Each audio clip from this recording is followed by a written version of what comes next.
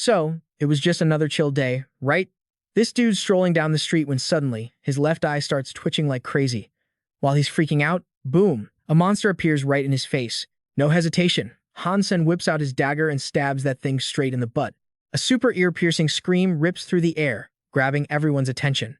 Then, things get weird, the beast starts morphing into a woman. And yup, Han Sen's blade is still stuck right in her rear end. Talk about a cringe fest. Wait, isn't that Qin Xuan? Can't believe she just got stabbed in the butt in broad daylight. This kid's got some serious guts, messing with Qin Xuan like that. Who even is he? Does he seriously not know that was a beast's soul transformation? Looks like we've got a show. Hearing the crowd whisper, Han Sen starts shaking in his boots. The person standing in front of him is literally Qin Xuan. She's like the most powerful boss lady in the steel armor shelter. I bet it's the first time she's ever been poked in the backside in public, so she is furious and totally humiliated. She's stuttering like, you, and can't even finish a sentence. Finally, she snaps. You got a death wish? You dare poke my butt? Being made a fool of in the middle of the street made Qin Xuan totally lose it. But before she can even throw hands, a bunch of buff dudes surround Han Sen. I mean, it makes sense. That girl is basically their goddess. Han Sen just violated their idol, so there's no way he's getting out of this in one piece. Han Sen gets forced to his knees, facing Qin Xuan's tsunami-level rage. She points right at his face and announces that from now on, anyone who hangs out with Han Sen or helps him is her enemy. Short, sweet, and brutal. She basically just canceled his whole future. Dude instantly panics. Han Sen has no clue how he just got to God's sanctuary and already messed up this bad. He's praying this is just a nightmare. But sadly, Qin Xuan's word is law, so he's stuck hunting solo. Since he's kinda weak right now, Han Sen can only take down low-level trash. He takes his anger out on these Black Beetles. Eating them gives random gene points from 0 to 10, but Han Sen's wolfed down like 30 of them in a row, and his gene points aren't budging. Right now, human genes are measured by 4 stats. You got ordinary, primitive, mutant, and sacred blood genes. Han Sen's ordinary gene score is at 79 out of 100, but the rest are straight zeros. If this keeps up, who knows how long it'll take to hit his first evolution and get a rank. For the next month, Han Sen keeps grinding low-level beasts and eating them, but still can't evolve. He even thought about hunting something a bit tougher. But when he ran into a copper-toothed beast, literally the weakest primitive creature, he got wrecked. He couldn't win and almost lost his life. He had to lay in bed for half a month just to recover. Honestly, if he could find a squad, hunting stronger beasts wouldn't be that hard. But since Qin Xuan blacklisted him, finding teammates is impossible. Just when he's feeling totally hopeless, Han Sen spots a golden light in the distance. It's another Black Beetle, but this one looks totally different from the ones he's been eating. His gut tells him this thing is special, so he grabs his dagger and charges. But that golden-winged Black Beetle seems just as eager to rush right at him. Han Sen doesn't wait around, he speeds up and stabs it right in the gut. The system pings immediately. You have slain a sacred blood Black Beetle. And he got a sacred blood beast soul. Han Sen reads the notification and is totally shook. Just so you know, beasts are ranked by rarity into 4 tiers. Ordinary, primitive, mutant, and sacred blood. Sacred blood is the rarest of the rare, and Han Sen actually lucked out and found one. As far as he knows, barely anyone in the steel armor shelter has a sacred blood beast soul. Guess the universe hasn't ditched him yet. Han Sen eats the meat and gains 7 sacred blood gene points. The beast soul he got from that beetle is an armor type. That is literally exactly what he needed right now. He summons the beast soul instantly. His body gets wrapped in this sick golden armor. Han Sen feels amazing and supercharged with energy in seconds. That's sacred blood power for you. Compared to the armor made from primitive beast souls, this thing is on a whole other level. It's a total blowout. Before, Han Sen used to be so jealous seeing other guys with just primitive armor. He never thought he'd be rocking sacred blood gear one day. Han Sen is hyped, so he picks a huge rock to test his strength. One punch, and the rock explodes. The power is insane, and he can't stop raving about it. After living like a loser for over a month, his time has finally come. With this massive win, Han Sen heads back to the steel armor shelter. Even though he ate some raw meat from that sacred blood beetle and got 7 points, he's still got some leftovers. Han Sen decides to make some soup. Drinking the whole pot should give him a few more points. But besides the meat and the beast's soul, he also found something else inside that beetle. It looks like a super shiny gem, definitely not a normal bug body part. While Han Sen is busy staring at the gem, the green-scaled beast locked in the cage nearby suddenly shoots out its long tongue and snatches it. Before Han Sen can even react, the beast swallows the gem whole. After eating it, the green-scaled beast freezes up, and Han Sen thinks it just croaked. But then, the beast starts mutating. Its body gets massive, smashes through the cage, and lunges straight for Han Sen's head. He whips out the dagger at his waist and lands a critical hit. Luckily, the green-scaled beast wasn't too strong. Han Sen got a scare, but he's safe. After the beast dies, the system pings him just like usual. But get this, that green-scaled beast started out as an ordinary-level monster. But after swallowing that gem, it turned into a primitive one. That crystal definitely forced it to evolve, just like that weird sacred blood beetle from before. Thinking fast, Han Sen cuts the beast open. The crystal is sitting there inside its stomach, totally untouched. A crazy idea pops into Han Sen's head. He's wondering, can this crystal help other creatures evolve all the way to sacred blood level 2? But if that's legit, he can milk it for all it's worth. Won't be long before he's a whole new person. While Han Sen was vibing with his new loot, back home, his mom Luo Sulan was getting a headache from these so-called family members. Han Sen's dad had passed away, and his brothers immediately swarmed the house to bully the widow Luo Sulan, trying to take back the property. Their excuse was that this old house belonged to Han Sen's grandparents, and they didn't want Luo Sulan to hog it all to herself. You've lived here for over 20 years. You've already scored a huge bargain. It's time to split up the family assets. Han Sen's second uncle, Han Lei, said with a super condescending tone. Second brother is right. Han Sen's uncle-in-law chimed in. This old house is worth up to 3 million. If you give each of our families 1 million, then the house is yours. Otherwise, sell it right now. Then it was Han Sen's second aunt's turn to speak up. Luo Sulan was in a totally tight spot. Her husband just died, money was tight, and she had no clue where to dig up 2 million to split among them. But if she sold the house, they'd have nowhere to live. She wanted to ask for some time to figure things out, but Han Lei started yelling and cursing loudly. You think your family is the only one struggling? Han Sen and Han Yan only go to public school. Our Han Hao goes to a private school. The tuition alone every year is enough to turn my hair gray. Then, the guy took it upon himself to give Luo Sulan a 1-month deadline. 1 month later, she either has to give each family 1 million or sell the house and split the cash evenly. If not, see you in court. After Han Lei's crew left, Luo Sulan sat slumped on the floor, her face pale as a ghost. Just then, Han Sen came home for a visit. Even though these people were technically blood relatives, he couldn't see them as family at all. Back when they were over 10 million in debt, it was his dad who stepped up to help. Now, barely any time after he passed, they shamelessly dragged themselves over here to demand money. Starry Group wanted to swallow our company. If Dad hadn't stood up for everyone and argued with Starry Group, turning them into enemies, how could he have died under such shady circumstances? Han Sen said, grinding his teeth in rage. Luo Sulan cried silently in helplessness, constantly blaming herself for being useless, unable to even keep their old house. Seeing his mom like that, Han Sen felt like his heart was being ripped into tiny pieces. Mom, don't worry, I asked Uncle Jean. There's a solution. You just focus on taking care of Han Yan. Leave this to me. There's no way they're taking this house from us. In Luo Sulan's eyes, Han Sen was just a kid fresh out of high school, but after a month in the steel armor sanctuary, he seemed like a totally different person, way more reliable. Since Han Sen said that, she swallowed her tears and chose to trust her son. As for Han Sen, he wasn't planning to let those ungrateful jerks who bullied his mom and sister live easily. Afterward, Han Sen said goodbye to his mom and sister and headed to the teleport station, getting ready to go back to the steel armor sanctuary. At the teleport station, you could easily hear news about rising stars. Like the chairman of the group, Zhao Yalong, who finished his 3rd evolution, qualified to enter the 4th god's sanctuary and reach the demigod level. Or the genius Teen Lan Ge, who used 100 mutant gene points to enter the 2nd god's sanctuary. Before, concepts like evolvers, surpassers, and demigods were totally out of Han Sen's league. But now that he had that mysterious crystal, he could probably reach that level too. Right now, he had the sacred blood gene in his body, but getting 100 sacred blood gene points to evolve in a short time was still way too hard. For now, Han Sen just wanted to earn 100 primitive and mutant gene points. Thinking that, he headed straight for Zephyr Valley.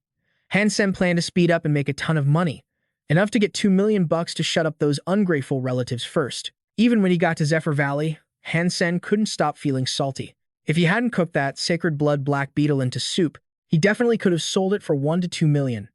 Who knew this mess would happen right after he ate it? On that hunting trip, the first target Han Sen met was a primitive-level swift mantis. This thing is known for its crazy speed and attacks with serrated, sickle-like front legs. Its fatal weakness is its waist. Han Sen had no reason to skip this primitive creature, so he quickly launched an attack. At first, he struggled a bit because the swift mantis's speed and attack power were actually terrifying. But with that sacred blood beast's soul armor, the swift mantis couldn't hurt him even a little bit. Han Sen still had the upper hand and finally took the opponent down. After that, swift mantis was destroyed. A whole swarm of them came out of nowhere and attacked Han Sen all at once. They seemed to have mobilized their entire force, but Han Sen didn't give a damn. The more he fought, the more hyped he got, and he eventually wiped them all out. Meanwhile, at the entrance of Zephyr Valley, another revolver showed up. It was Qin Xuan's subordinate, a rich kid named Su Xiaoqiao. Even though he was filthy rich, Su Xiaoqiao was just a massive simp. To get a compliment from Qin Xuan, he didn't mind getting his hands dirty hunting creatures. However, after entering the valley, Su Xiaoqiao realized something was off. There wasn't even a single swift mantis around. At first, he thought some squad had already swept through here, but looking around, it didn't look like a group had passed through. Then Su Xiaoqiao spotted some bloodstains, and going deeper, he saw patchy pools of blood. From the blood, it was clear a fierce battle had just happened. Out of curiosity, Su Xiaoqiao crept in deeper. There, swift mantis corpses were piled up in a heap, and Han Sen was standing on top of that pile, looking absolutely majestic. Su Xiaoqiao couldn't hide his shock. "Bro, did you really take down this whole swarm of swift mantises by yourself?" Han Sen didn't answer. Instead, he asked Su Xiaoqiao back. "Want these? 1,000 bucks a pop, no bargaining." Note that bucks is the common currency here. Actually, Han Sen was having a headache right now. Just because he accidentally wiped out this whole swarm of swift mantises, he couldn't eat them all, so he had to sell them. Who knew he'd run into a rich kid right away? Su Xiaoqiao's face lit up when he heard that, and he pulled out a thick wad of cash to give Han Sen. "I'll buy all the swift mantises here. Keep the change as a deposit. Later on, if you have good creatures, I'll come buy them at a high price." Han Sen was dead tired, but suddenly, he hit the jackpot, meeting a total whale. He decided to make the first move, asking for Su Xiaoqiao's name and room number so he could hit him up whenever he scored some top-tier loot. "I'm Su Xiaoqiao, room 1046 at Steel Armor Shelter. What about you, bro? Which room?" Poofed, like Han Sen was dumb enough to leak his info to a stranger, especially since he was basically public enemy number 1 at Steel Armor Shelter right now. Han Sen grabbed the cash and dipped, but not before promising to hit Su Xiaoqiao up when he found more good stuff. "Dollar? I only know about dollars," Han Sen quipped. Turns out Su Xiaoqiao was a total moron. Han Sen said he only cared about dollars, but this idiot took it literally and thought Han Sen's actual name was Dollar. Figuring he shouldn't just call a pro player by his real name, he decided to call him Brother Dollar. "Brother Dollar, bro, I'll be waiting for ya. You gotta come back, okay?" After ditching Su Xiaoqiao, Han Sen headed back to the Copper Tooth Beast territory to keep grinding. Just moments ago, he accidentally wiped out a whole pack of Gale wolves. Gotta learn from mistakes, right? He needed to keep one alive to feed it that crystal. Copper Tooth Beasts were primitive creatures too, so it fit the bill perfectly. Han Sen went on a rampage, dropping them one by one until bingo, he finally snagged a beast soul. Copper Tooth Beast souls were super trendy right now. Plus, it was a weapon type. Exactly what Han Sen was missing. Now he was rocking both armor and a weapon. His power level just shot way up. After a long day of grinding, Han Sen headed back to the Steel Armor Shelter base. Just as he reached the gate, he ran into a squad riding mounts heading out. Took a closer look, and yep, it was Son of Heaven's crew. That guy was the local tyrant and one of the simps chasing after Qin Xuan. The second Son of Heaven saw Han Sen. His face turned icy cold. Without a word, he whipped out a lightning lash and smacked Han Sen hard. It was a total sucker punch. Han Sen couldn't dodge in time and took a stinging hit. "Scumbag," Son of Heaven shouted. "Who had the guts to sell a primitive beast to you? Getting wit for no reason?" Han Sen was seriously pissed off. Even the rubberneckers could tell Son of Heaven was just salty about that time. Han Sen poked his mount right in the ass. Nobody in Steel Armor Shelter was crazy enough to cross him, so no one stepped up to help. "If I find out who sold that to you, both of you are going to pay the price." Son of Heaven kept running his mouth, clearly refusing to believe Han Sen could solo a copper-toothed beast. After dropping that threat, Son of Heaven kicked his mount and zoomed off. His lackey, Luo Tianyang, trailed behind, shooting Han Sen a glare that could kill. They were clearly in a rush to get somewhere. Otherwise, Son of Heaven wouldn't have let him off with just one whip. Han Sen rubbed the whip mark on his shoulder, silently cursing the bunch of scumbags. Looks like he needed to use that crystal as soon as possible to buff his stats so these losers couldn't look down on him anymore. Revenge is a dish best served cold. One day, he'd stomp these guys right into the dirt. 3 days later, back in Han Sen's room at Steel Armor Shelter, the copper-toothed beast he'd been feeding the crystal to finally started mutating. Once its whole body turned bronze like a statue, it would be a full-blown mutant copper-tooth beast. But even though this one's fur was already shimmering like bronze, it was still nowhere near a real mutant. Turns out, evolving from primitive to mutant was way harder than going from ordinary to primitive. Han Sen had no choice but to be patient. But man, just sitting around waiting felt like such a waste of time. While waiting, he figured he'd go hunt some primitive creatures to make some cash. Plus, eating the meat would boost his primitive geno points. Suddenly, there was a huge commotion outside. Han Sen pressed his ear to the crack in the door to eavesdrop. "Hurry up. Check out what's going down at Wind Valley.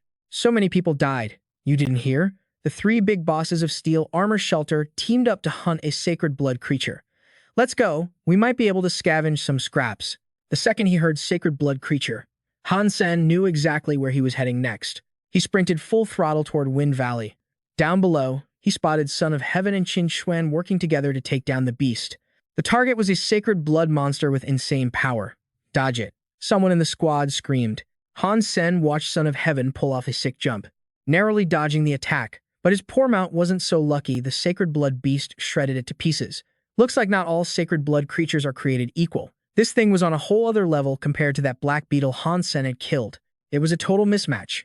Look at it, surrounded by Son of Heaven's entire army, and it didn't even have a scratch. But the beast seemed to know it couldn't drag this out, so it carved a bloody path and legged it. Son of Heaven had invested way too much into this fight, and his mount just got wrecked. No way he was letting that thing get away now. He whipped out his ultimate weapon, a green bow. Qin Xuan recognized it immediately, a sacred blood beast soul. The catch? It was a one-time use item. Looks like he was going all in on this one. "Hey monster, taste my rage." Son of Heaven drew the bow and let the arrow fly straight at the sacred blood beast. Bullseye! The beast collapsed instantly, hanging on by a thread. Gotta admit, Son of Heaven looked pretty badass just then. He was definitely trying to flex in front of Qin Xuan. But then plot twist. Han Sen dropped from the sky and stole the kill, finishing off the bloody slayer. And just like that, he snagged the beast's soul. It was a double-bladed axe, and man, it looked overpowered as hell. Son of Heaven's squad stood there, totally confused about what just happened. Only Su Xiaoqiao recognized him thanks to that Black Beetle armor. Son of Heaven wasn't letting this slide. He charged forward, and his whole army swarmed in to hunt Han Sen down. Han Sen ran for his life, but that beast's soul was heavy as a tank, dragging him down. That explains the chase scene at the start. Even with some sacred blood genas in his system, lugging that giant axe around was a nightmare. Walking was hard enough, let alone running. At this speed, Han Sen was going to get busted for sure. Son of Heaven was closing in fast. The axe weighed a ton, making it hard to even breathe. He just got the crystal. His future was looking bright. Was it seriously going to end in a disaster like this? Han Sen wasn't ready to give up, but he felt like his legs were going to fall off. I mean, snatching a monster from a massive army. Not exactly a shocker that things went south like this. "Mom," Han Yan. "I'm sorry, I'm tapped out."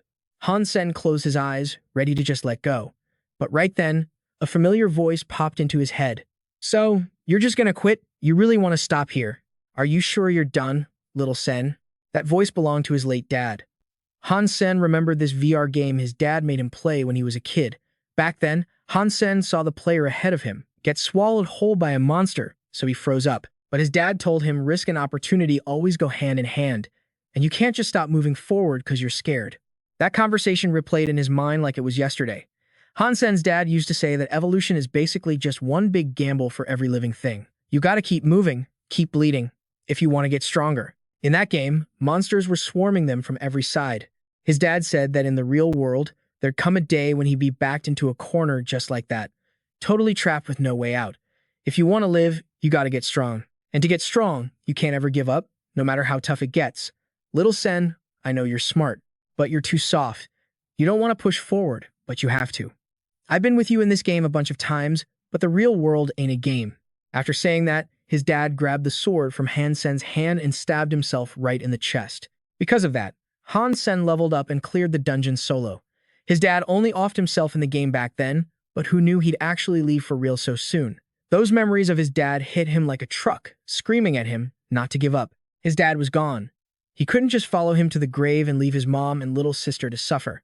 Han Sen cooked up a plan super risky, but if it worked, he wouldn't have to run anymore. Son of Heaven had already caught up, jumping off his mount and drawing his sword, ready to slice Han Sen in half. But right at that second, Han Sen combined the bloody butcher beast soul with the black beetle beast soul. Han Sen turned into this half-man, half-beast hybrid human on top, Black Beetle on the bottom. The weight was gone, and his speed skyrocketed. He dodged Son of Heaven's blade in a heartbeat. The guys behind him just stood there with their jaws on the floor, watching Han Sen fuse two beast souls. By the way, fusing two beast souls can literally kill you. They couldn't figure out why he pulled such a crazy stunt while running for his life. Dude must have lost his mind. But even then, Son of Heaven wasn't letting him go. He and his goons kept chasing. The fight they just had was watched by some other evolved ones from the high ground, and none of them liked Son of Heaven. They didn't know who Han Sen was, but they had to respect the guts it took to pull that off. Plus, seeing the Huang Fu jerk struggle was super satisfying. These mountains have, like, endless twists and turns. As long as Han Sen took the right path, Son of Heaven wouldn't find squat. He used his sacred blood beast's soul arrow and didn't even get a hair off that beast. Son of Heaven took a massive L this time. It's hilarious. Haha. That sacred blood golden axe beast soul would be worth a fortune if he sold it. Probably tons of cash. Money? You think money can just buy a sacred blood beast's soul? I wonder who that guy was, though. I think I heard someone call him Brother Dollar. That name is sick, straight to the point. While those guys were laughing about Son of Heaven getting played, Han Sen had already escaped. He found a quiet spot in the woods to chill. Different beast souls have different forms and effects. Looks like the Bloody Butcher's sacred blood beast soul has a time limit. With Han Sen's current stats, the transformation only lasts about 7 or 8 minutes. Good thing he didn't try to fight Son of Heaven's army. If he had, he would have been shredded the second those 8 minutes were up. He couldn't stash the axe in his storage like other beast souls. Han Sen bet the steel armor shelter gate was swarming with Son of Heaven's troops right now, so bringing the axe back was a no-go. Han Sen had to bury it in the woods for now. Once that was done, he headed back to the shelter late at night. Just as he thought, Son of Heaven's goons were camped out at the gate. Everyone trying to get in had to get searched, but they couldn't find a thing on Han Sen, so he walked right through. Inside steel armor shelter, everyone was gossiping about how Son of Heaven got clowned by some guy named Brother Dollar. He even wasted a one-time use sacred blood arrow and still lost the beast soul right in front of his face. Han Sen was loving every second of it. Son of Heaven whipped him that afternoon, but by nightfall, he paid him back tenfold. That night, Qin Xuan called Su Xiaoxiao to her room. It was because he slipped up and called Han Sen Brother Dollar. That made Son of Heaven think they were in cahoots. If Qin Xuan hadn't stepped in to save his butt, Su Xiaoxiao would have been toast. Spit it out, who is Dollar? Sister Xuan. I swear I don't know him. I just met him once in Windfall Valley. He sold me some swift wolves, and I even shared some meat with him. Su Xiaoxiao had no reason to lie, especially since he was such a simp for Qin Xuan. She stopped grilling him and told him to contact Dollar instead. She wanted to buy that sacred blood beast's soul for a high price.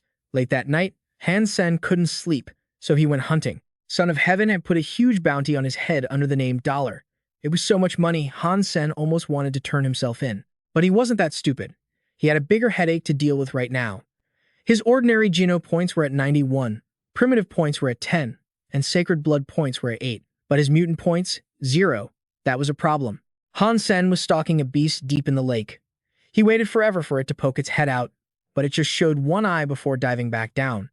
The reason it bailed was because something was moving in the woods. Han Sen perked his ears up, totally on guard. A moment later, a figure stepped out of the trees. But this dude's clothes were totally shredded, looking sketchy as hell. He spotted Han Sen pretty quick too. He asked where the heck he was, claiming he was from Glory's shelter. This is Steel Armor Shelter, north of the Christie Mountains. Never heard of your Glory place, man, Han Sen answered. The guy's face instantly went dark when he heard that. Steel Armor Shelter. Did I seriously wander all the way into a different god's shelter zone? Then he looked up and barked at Han Sen like a boss. Take me to your shelter.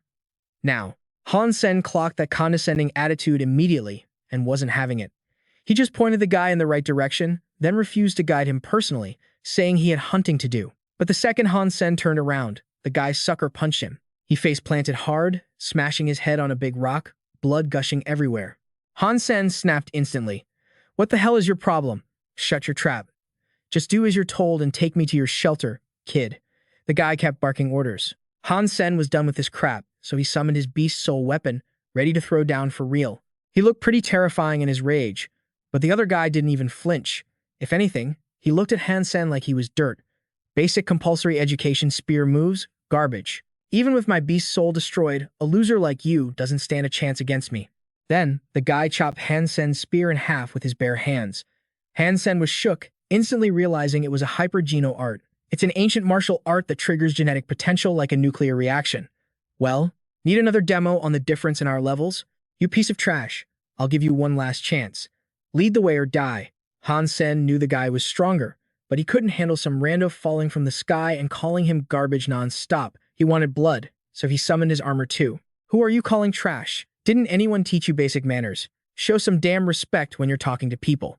With that, Han Sen charged in, but the guy was crazy fast. Han Sen couldn't land a hit and got blasted in the leg instead. It wasn't broken, but his sacred blood Black Beetle armor got dented. Han Sen was stunned. He'd faced tons of creatures in this armor, and nothing had ever scratched it. This guy's power was way off the charts. On the flip side, the dude looked surprised that Han Sen's armor actually withstood his jade skin art. He figured out it was sacred blood Black Beetle armor pretty fast. He just lost his own beast soul, so seeing Han Sen was like hitting the jackpot. He threatened, "Hand over that sacred blood armor right now, and I might let you live." Han Sen wasn't an idiot. This was a God-given opportunity. Why would he just hand it over? So, he launched another attack. This time he tried an axe kick from above, but the guy blocked it, grabbed his leg, and slammed him into the dirt hard. Trash is always trash. If you don't hand over that sacred blood armor, you're nothing but garbage. He kept talking smack while grabbing Han Sen by the neck and smashing his face into the ground repeatedly. Han Sen was in agony, but his fighting spirit was still burning hot. He threw a vicious elbow backward. The guy didn't dodge in time. Han Sen's elbow smashed into his chest, making him cough up blood. "I'm gonna cripple you today, you bastard," Han Sen roared. Then he fused with the bloody butcher beast soul. Before the guy could even see what was happening, Han Sen knocked him to the ground. Now he had the total advantage. Han Sen kept pounding on the guy, screaming with every punch, "Who's the trash now? Huh. Who's the trash?" The guy was getting absolutely pummeled, screaming for him to stop, but there was no way Han Sen was stopping now. By the time the bloody butcher beast's soul wore off, the guy was a bloody mess, too wrecked to even look at. Han Sen calmed down a bit, and then his body started shaking with fear. It was the first time he'd ever killed someone, but if he hadn't done it, he would have been the one dead today. That guy's hyper-geno art was terrifying. After composing himself, Han Sen searched the corpse. The body was completely mangled. He patted him down to see if there was any loot, and sure enough, Han Sen found something suspicious, a memory crystal. Those memory crystals aren't cheap. Once Han Sen got back to his room at Steel Armor Shelter, he checked it out. Surprise! Surprise, it contained the full version of Jade Skin, complete with super easy-to-understand holographic demos. Han Sen was grinning from ear to ear. Today was insanely lucky. By day, he snatched the bloody butcher beast soul from Son of Heaven, and by night, he scored a high-level hyper-geno art from that stranger. He was planning to buy one eventually, but now he just saved a ton of cash. So, Han Sen started learning Jade Skin immediately. The more he practiced, the more amazing it felt. About 3 days later, Han Sen felt his body getting colder, but way stronger, and his skin was even smoothing out. His body temp was now a full 2 degrees lower than a normal person's. That had to be a side effect of Jade Skin. Just then, his phone rang. It was Zhang Danfeng, Han Sen. "Long time no see. Man, come hang out. Han Hao and Sui Shi are gonna be there." Hearing Han Hao's name, Han Sen agreed instantly. Han Hao was Han Lei's son, his cousin. Even though Son of Heaven's crew was hunting him down, nobody knew Han Sen was actually Dollar, so sneaking out for a bit should be fine. Before long, Zhang Danfeng rolled up to pick Han Sen up.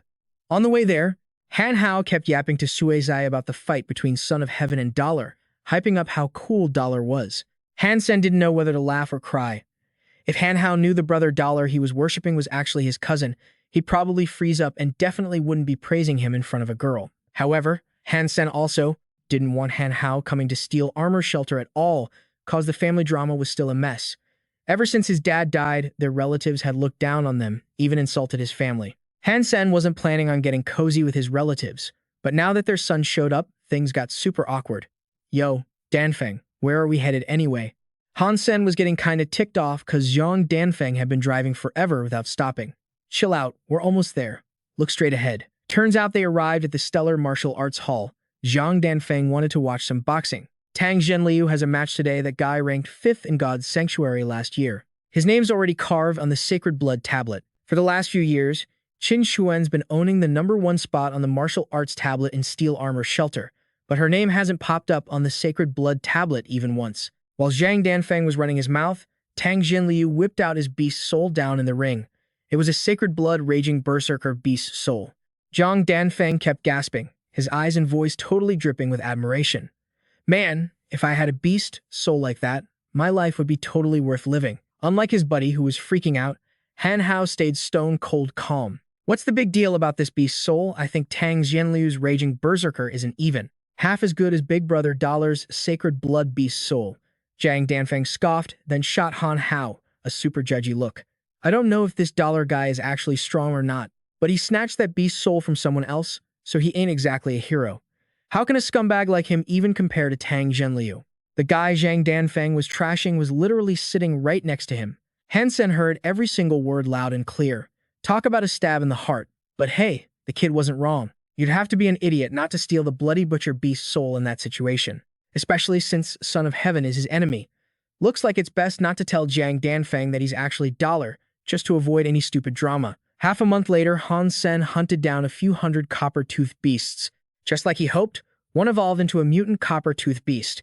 Even though he really wanted to eat it to boost his mutant geno points, he needed cash way more right now. So, Han Sen hit up Su Xiaoqiao. That night, the two of them met up at Fallen Wind Valley. Su Xiaoqiao dropped 2 million to buy the mutant copper-toothed beast meat. He used the chance to tell Han Sen that Qin Xuan wants to buy the bloody butcher beast's soul, and that double-bladed golden axe. Han Sen wasn't surprised at all. He just told Su Xiaoqiao to pass a message.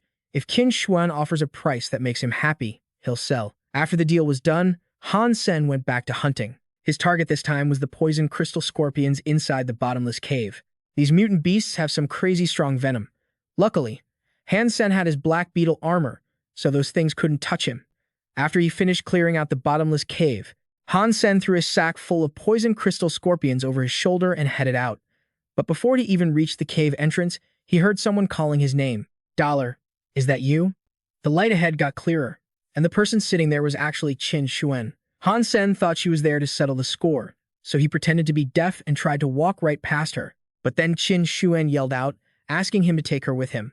That's when Han Sen finally noticed her ankle was messed up. He also realized Qin Xuan had zero clue that he was the dude who poked her butt not too long ago. With this full-body armor on, he didn't have to worry about getting busted. Since that's the case, Han Sen decided to seize the moment and score some good stuff for himself. He sat down next to her, acted like he was checking Qin Xuan's wound, and asked, "Looks like you got hit by poison crystal scorpion venom. How did that even happen? You're obviously super strong." A poison crystal scorpion sneaked up on me right when my dragon ambergris was running out. As Qin Xuan spoke, a dagger materialized in her hand. Han Sen recognized that weapon immediately. It was the sacred blood toxic butterfly beast soul. Don't even think about taking advantage of me. Your armor can't stop this thing. Han Sen was planning to mess with this lady a bit, but he didn't expect her to be so guarded or read his sketchy thoughts. Don't get it twisted. I don't mean any harm. Didn't you ask me to take you with me? Han Sen quickly waved his hands, acting like he was totally wrongly accused. Qin Xuan still didn't let her guard down. She proposed a deal. If Han Sen could get her safely out of the bottomless cave, she'd pay him a huge chunk of cash as a thank you. I mean, he was always trading with Su Xiaoqiao to make money, but Han Sen had already scraped together 2 million to pay off his mom's debt. He didn't desperately need cash anymore. It's true I love money, but I don't really need it right now. You mentioned a poison crystal scorpion. Is it still alive? I took it down. It's right behind me. Why? Is there a problem? Saying that, Qin Xuan finally looked Han Sen up and down. She was actually pretty shocked when she saw his armor. There wasn't even a single scratch on it, even though he'd just been fighting poison crystal scorpions. As for Han Sen, he agreed to carry Qin Xuan out without taking any cash. Instead, Han Sen wanted a mutant beast soul as payment, plus the poison crystal scorpion that Qin Xuan had just killed. They struck a deal fast, and Han Sen hoisted Qin Xuan onto his back. The whole way back, Qin Xuan couldn't stop thinking about how Han Sen had devoured those poison crystal scorpions earlier without leaving a single crumb. She was lost in thought for a while. Han Sen got Qin Xuan close to the steel armor shelter, but neither of them wanted to be seen by other people, so he just dropped her off near the entrance. Qin Xuan kept her word and handed Han Sen a mutant beast soul. She also took the chance to ask about the bloody butcher beast soul and that double-bladed axe. Qin Xuan really wanted to buy it, and the price she offered was 6 million. Han Sen was super happy with that and agreed immediately he couldn't use that heavy axe anyway. Cool, get the money ready. I'll let Su Xiaoqiao know the time and place. After taking off his armor, Han Sen brought his loot back to the steel armor shelter. As soon as he walked through the gate, he bumped into Han Hao. But the guy acted like he didn't even know his own cousin. After Han Hao's friends took off, he dragged Han Sen into a corner. Turns out, Han Hao's attitude was because he heard Han Sen had poked two massive fire ant nests, Qin Xuan and Son of Heaven. So, he didn't want anyone to know they were cousins. My journey is just getting started, and I don't want you dragging me down. Fine by me. I'll keep my mouth shut. We don't know each other inside this shelter.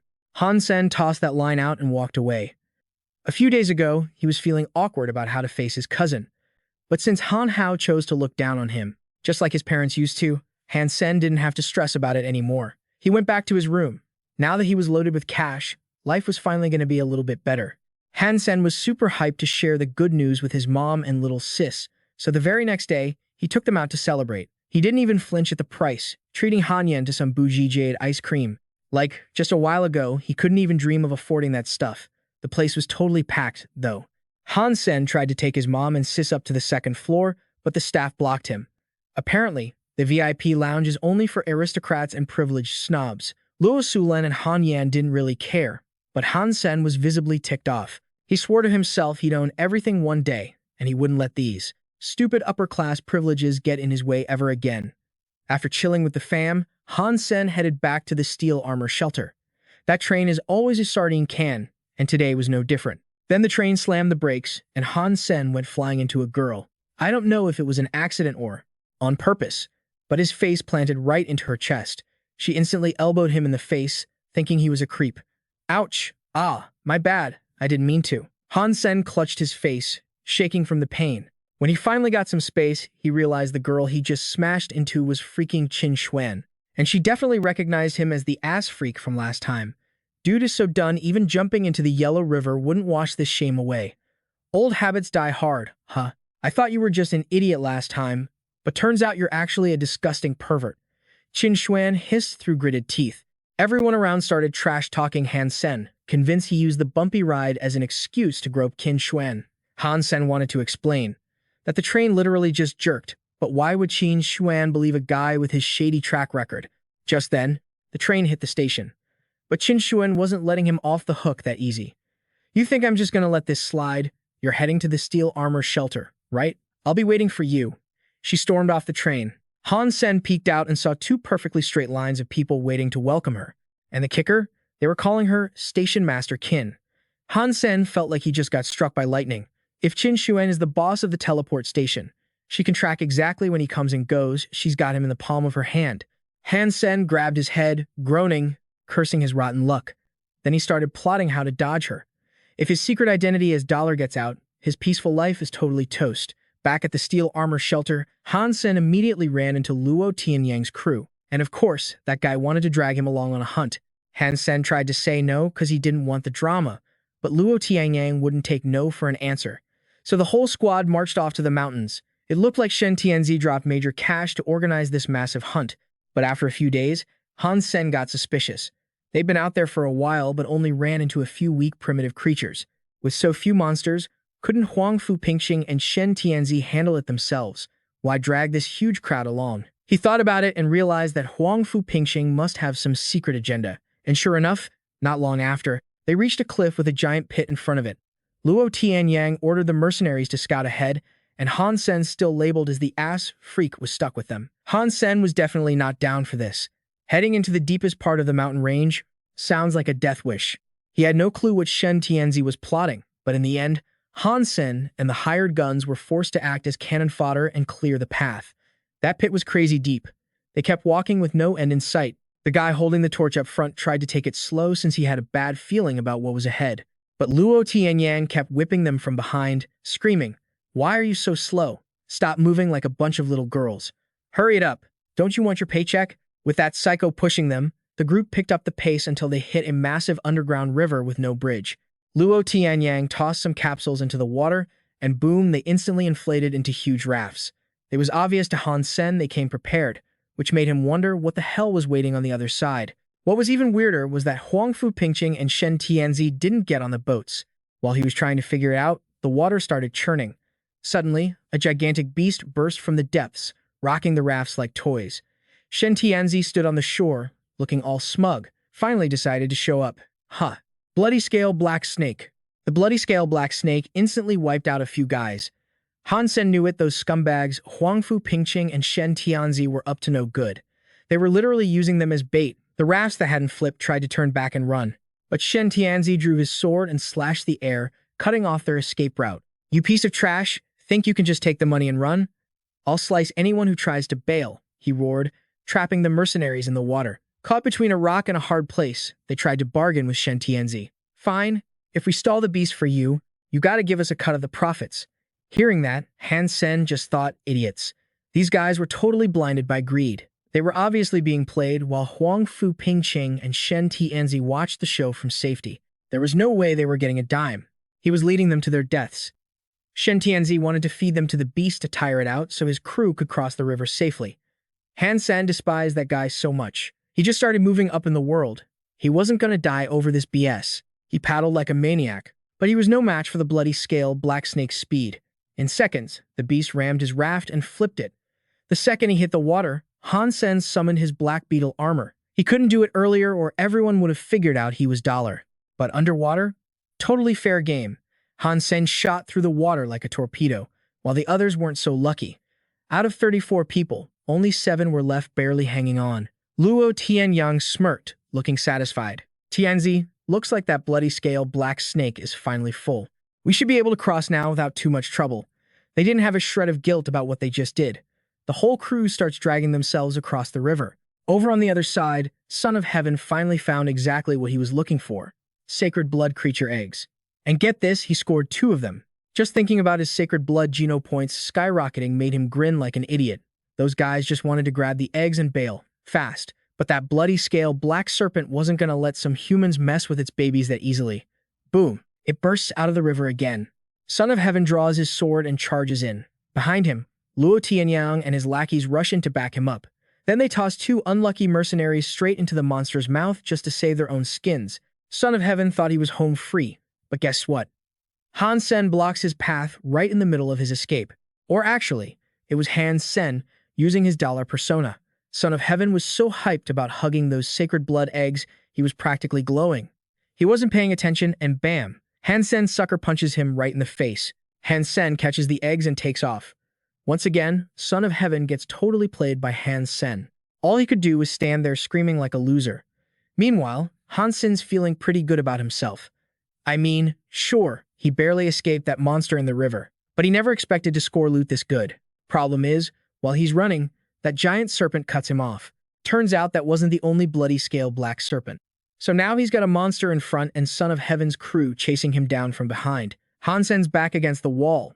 And suddenly, he gets this wicked idea. He crushes one of the eggs and chucks it straight at Son of Heaven. Catch. 1 for each of us. Let's drop the beef and team up against the snake. Son of Heaven just instinctively grabs the egg. But that guy didn't want to team up. He wanted Han Sen dead. He was so blinded by rage he didn't even notice the egg was busted open until Luo Tianyang yelled it out. But by then, the snake went psycho and lunged at him. Son of Heaven had to use everything he had just to stay alive.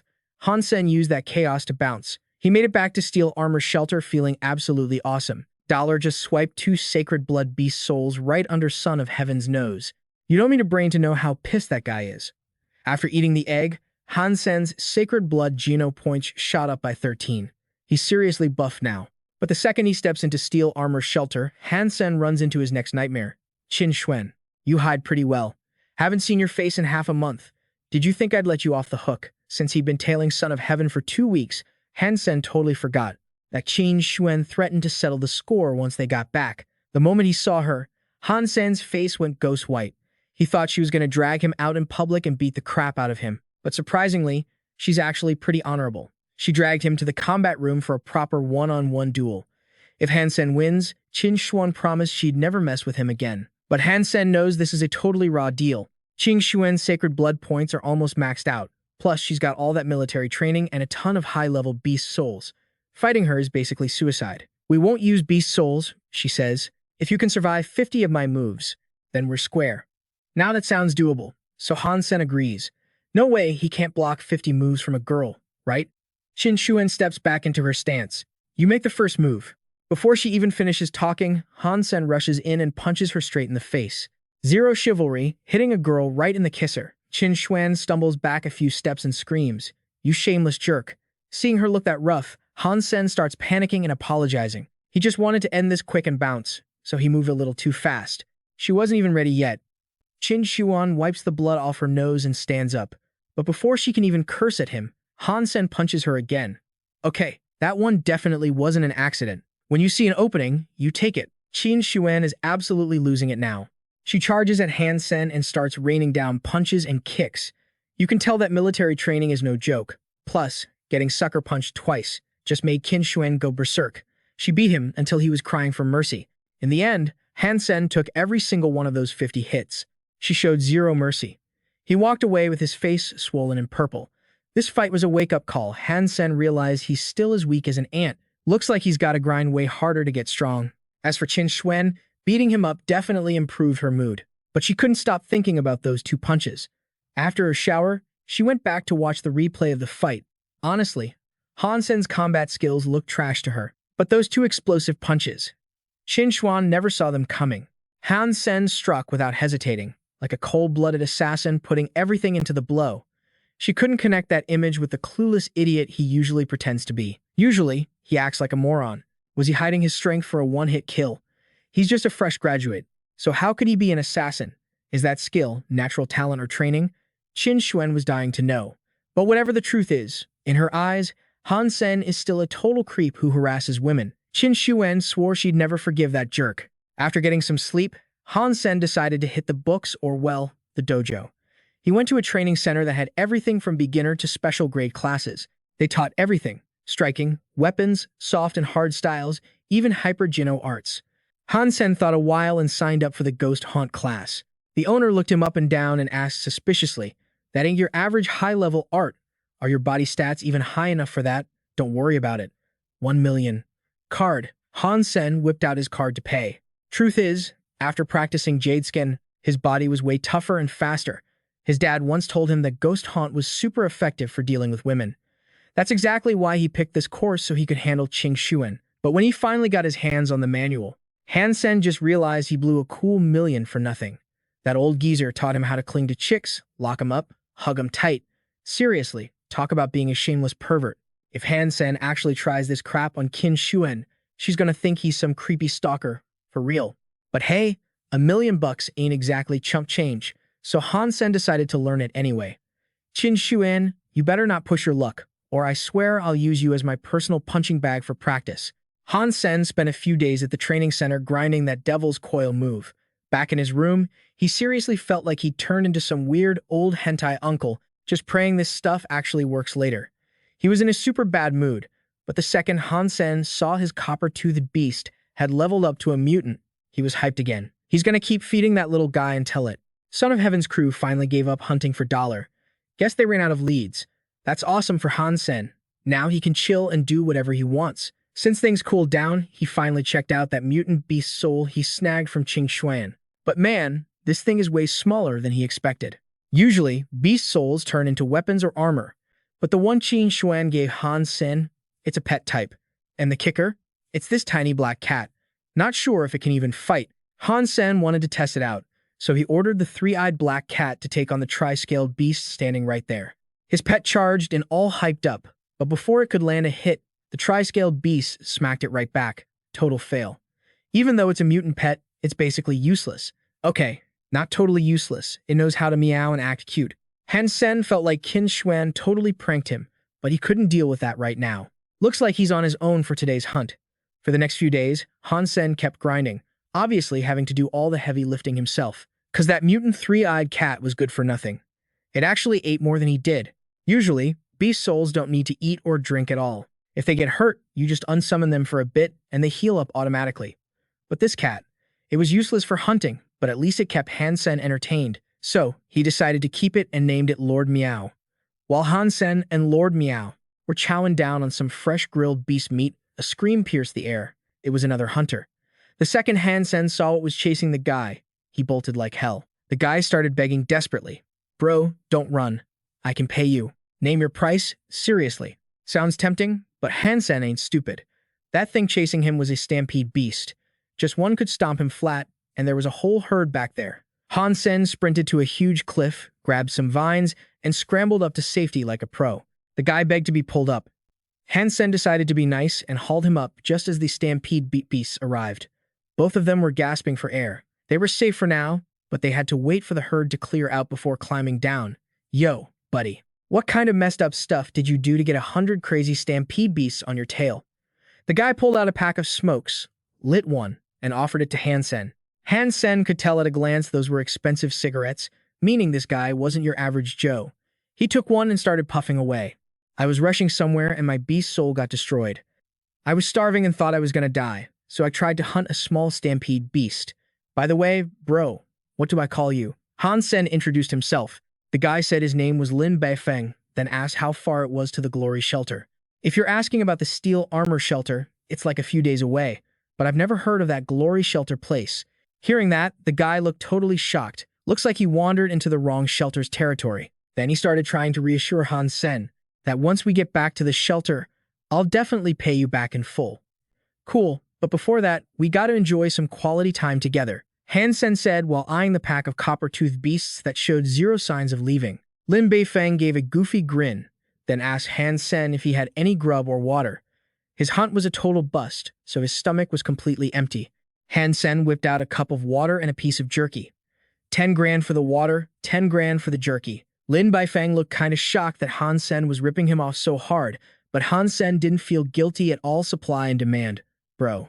So, Lin Beifeng sheepishly asked if he could put it on his tab. He promised to pay back quadruple once they got back to the shelter.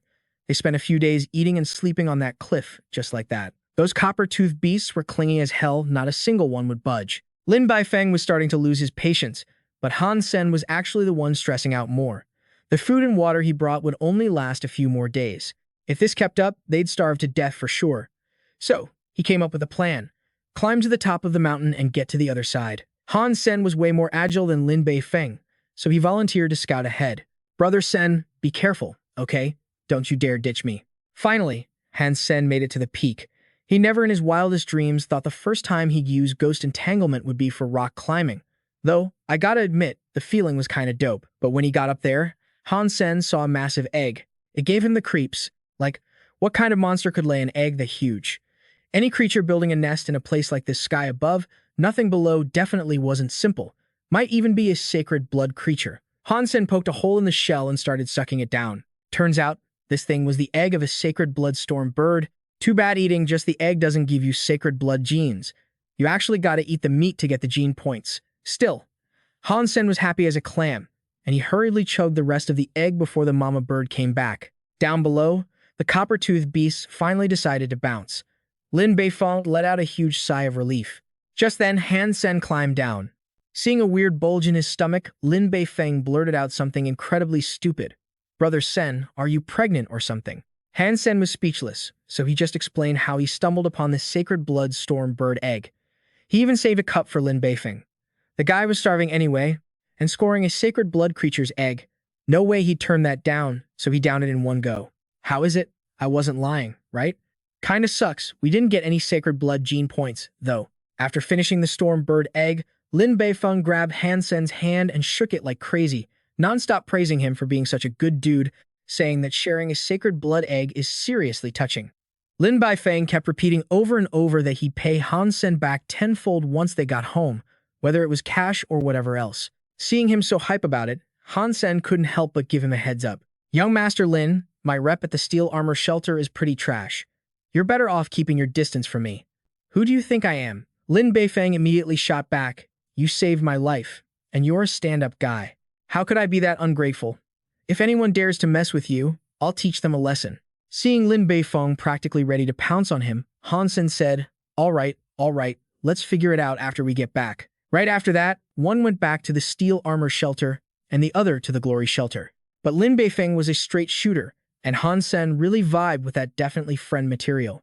Stepping out of the teleport station, he was still buzzing about his decent haul from the hunt when he bumped into Qing Xuan. Looked like she was waiting for him, but he decided to play dumb. Station Master Qin, what a coincidence, huh? Follow me, Qin Xuan ordered. After learning ghost entanglement, Han Sen wasn't really scared of this chick anymore, so he followed her. I mean, he's just an innocent scholar, right? They ended up at the combat room again. Even though he had no clue why this lady was tripping, Han Sen decided he'd put his $1 million ghost entanglement to good use. Qin Xuan threw a kick without even saying start. Luckily, Han Sen dodged it, but he was shook. Station Master Qin, why are you attacking without signaling first? Learned it from you. Don't you always attack people when they aren't ready? Looks like Qin Xuan was determined to beat Han Sen senseless this time, but he caught her next kick. Han Sen grabbed her thigh tight and slammed her onto the ground. Station Master Qin, does this count as my win? Han Sen asked, totally gloating. That ghost entanglement really is handy for dealing with girls. As expected, Qin Xuan flipped out, calling Han Sen a shameless scumbag. Her rage went off the charts, and she summoned her beast soul. It was a fire lion. No way Han Sen could fight that, so he booked it. That's against the rules. Didn't we agree no beast souls? But no matter how loud he screamed, Qin Xuan had zero intention of stopping. Her anger felt like it could blow the whole steel armor shelter away. No doubt about it, Han Sen took the L on this one. Even though Qin Xuan totally cheated, he still lost in physique, technique, close combat, and experience. Han Sen thought he had gotten a lot stronger, but against absolute power, he was still too weak. Qin Xuan's mood wasn't much better, though. The fact that Han Sen forced her to bring out her beast soul proved he was way stronger than before. So, for the next few days, Qin Xuan dragged Han Sen to the combat room every single day. Even though he didn't get why she was doing it, Han Sen actually enjoyed training with this beautiful lady. It worked out since he wanted to level up his combat skills anyway. Only thing was, his whole body was sore as hell after every session. Qin Xuan was gorgeous, sure, but her personality wasn't gentle at all. Brother Sen, long time no see. After leaving the combat room today, Han Sen ran into someone he knew, Shui Shi, the girl who hung out with him and Zhang Danfeng and Han Hao's crew. Last time, Su Eshi was old enough to join the shelter, so seeing her here was pretty normal. They hadn't even exchanged 3 sentences when suddenly, a supercar pulled up and a tall, super cool guy stepped out. Sis, didn't I already tell you? Only use the teleporter when you're at home. If you use it at the station, you're gonna get harassed by these losers. Realizing her brother thought Han Sen was bothering her, Shui Shi quickly jumped in to explain. Fourth brother, don't get it twisted. This is Han Sen. He's a friend of mine from back in the day. Han Sen saw the guy was Shui Shi's brother, so he politely said hi and reached out for a handshake. But the dude didn't just leave him hanging. He threw some serious trash talk right in his face. Trash like you ain't qualified to be friends with my sister. Quit creeping around her, or I'm gonna make you regret it. Shui Shi looked super awkward seeing her brother act like such a jerk, and Han Sen was definitely not vibing with being treated like a pest the second they met. You talking to me? Guess my words went in one ear and out the other. Ha. Shui Zai's brother sneered, then suddenly lunged at him. Han Sen realized the guy was trying to start a brawl, but Devil's Coil is basically the god-tier skill of close combat. Ever since he learned that move, even Qin Xuan wouldn't dare fight him up close anymore. Yet this dude just served himself up on a silver platter. Han Sen smoothly dodged the guy's kick, then charged in, grabbed him by the collar with both hands, and used all his strength to slam the guy's massive body into the ground. Suesi's brother couldn't help but let out a curse. Han Sen looked pretty smug about teaching the guy a lesson. Just a little hello between men. You're a big guy, you can take it, right? He didn't stick around after that. But before bouncing, Han Sen made sure to say bye to Shui Shi, telling her they should grab food sometime if they get the chance. It was obviously just a polite brush-off, but Shui Shi's brother actually took it to heart. Such a special greeting gift, it'd be rude not to return the favor. Shui Shi, invite your friend over for dinner in a few days. Meanwhile, Han Sen was already back in his room at the steel armor shelter. Lately, Qin Xuan wouldn't get off his back, so he had zero time to hunt, and his cash flow was pathetic. So, Han Sen started scrolling through the dark net looking for side hustles. It's not exactly an official site, but you can trade intel and gear there, so a ton of people use it. First thing that popped up was Lin Beifeng's name. Can't believe that guy's using his real name for deals. He was offering big bucks for beast souls and mutant meat, but that stuff is super rare, so Han Sen couldn't exactly help him out there. Then, he spotted another request, looking for someone who could solo 10 primitive creatures to act as a bodyguard. Basically, babysitting a bunch of noobs on a hunting trip. It wasn't hard, just a total pain in the ass. Han Sen wasn't thrilled, but for 10 grand a day, that's 150,000 for just half a month.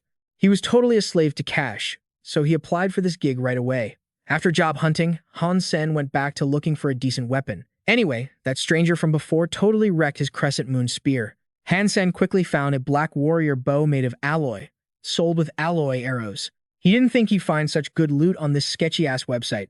The crazy part was this bow had insane damage stats. The listed price was at least 2 million, but had been sitting on the forum forever with no takers. This black warrior bow was the soul of Doomsday.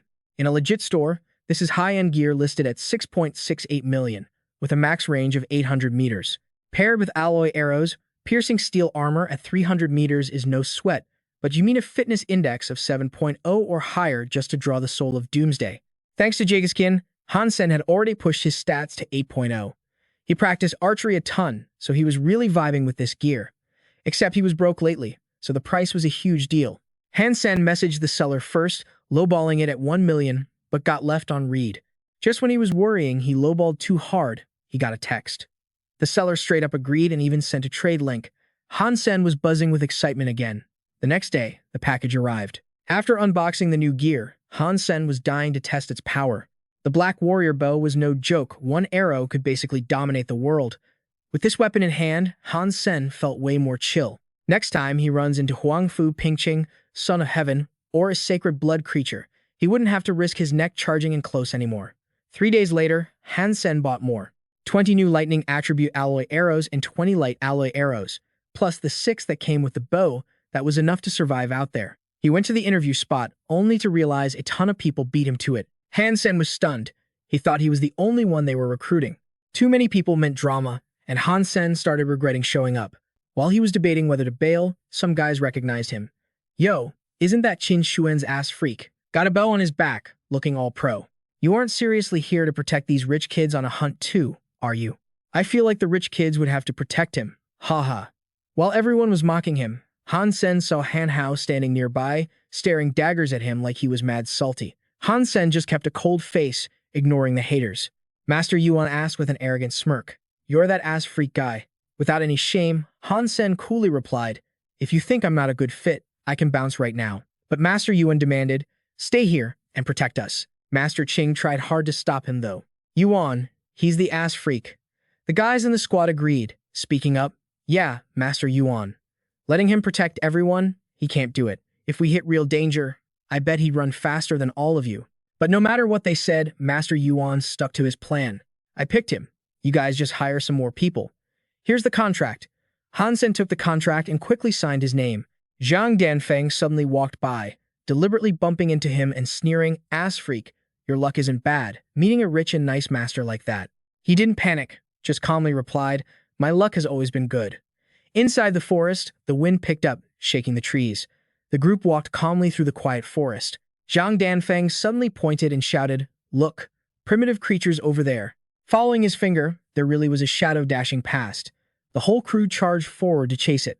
"Over here, hurry up and catch it. Protect the masters." A hand gently touched the arrows on his back, and Han Sen fired a shot without hesitation. The arrow stuck right into a tree, making everyone ask, "Hey you, what are you shooting at?" After firing that arrow, he muttered to himself, "Soul of Doomsday is really something, but I just need to put a little more muscle into it." Zhang Danfeng sauntered over and scoffed, "You forgot you can't even hit a target within 10 meters, and you dare to escort Master Yuan." He just replied, "I'm practicing." Hearing that, the guy looked disgusted. "With your skills, you're practicing here? Don't clown yourself like that." Han Hao stepped up and demanded of Han Sen, "Don't tell anyone you know me." A while later, the group was at a cave, facing monsters. Han Sen stood on high ground watching. Master Yuan looked at the monsters in front of him and seemed excited. "Nice. 3 primitive black-spotted beasts. You guys don't need to act. We'll handle it ourselves." The bodyguards replied, "Okay, be careful then." Without hesitation, he eagerly attacked the monsters. Han Sen watched from above, looking satisfied. These rich kids actually had potential. They just needed protection at the start because they lacked experience. After days of training, they improved a lot, easily handling the primitive creatures. A bit later, the primitive creatures were lying on the ground. A voice exclaimed, "People from the aristocratic academy are just built different. Starting point is way higher than us, folks who only finished basic education." On the other side, Master Qing looked at the monsters he took down and laughed arrogantly. "Done. This is our achievement." Suddenly, one of the monsters that wasn't dead opened its eyes. It quickly lunged at Master Qing. Han Hao, Zhang Danfeng, and another guy heard the noise and turned around in shock.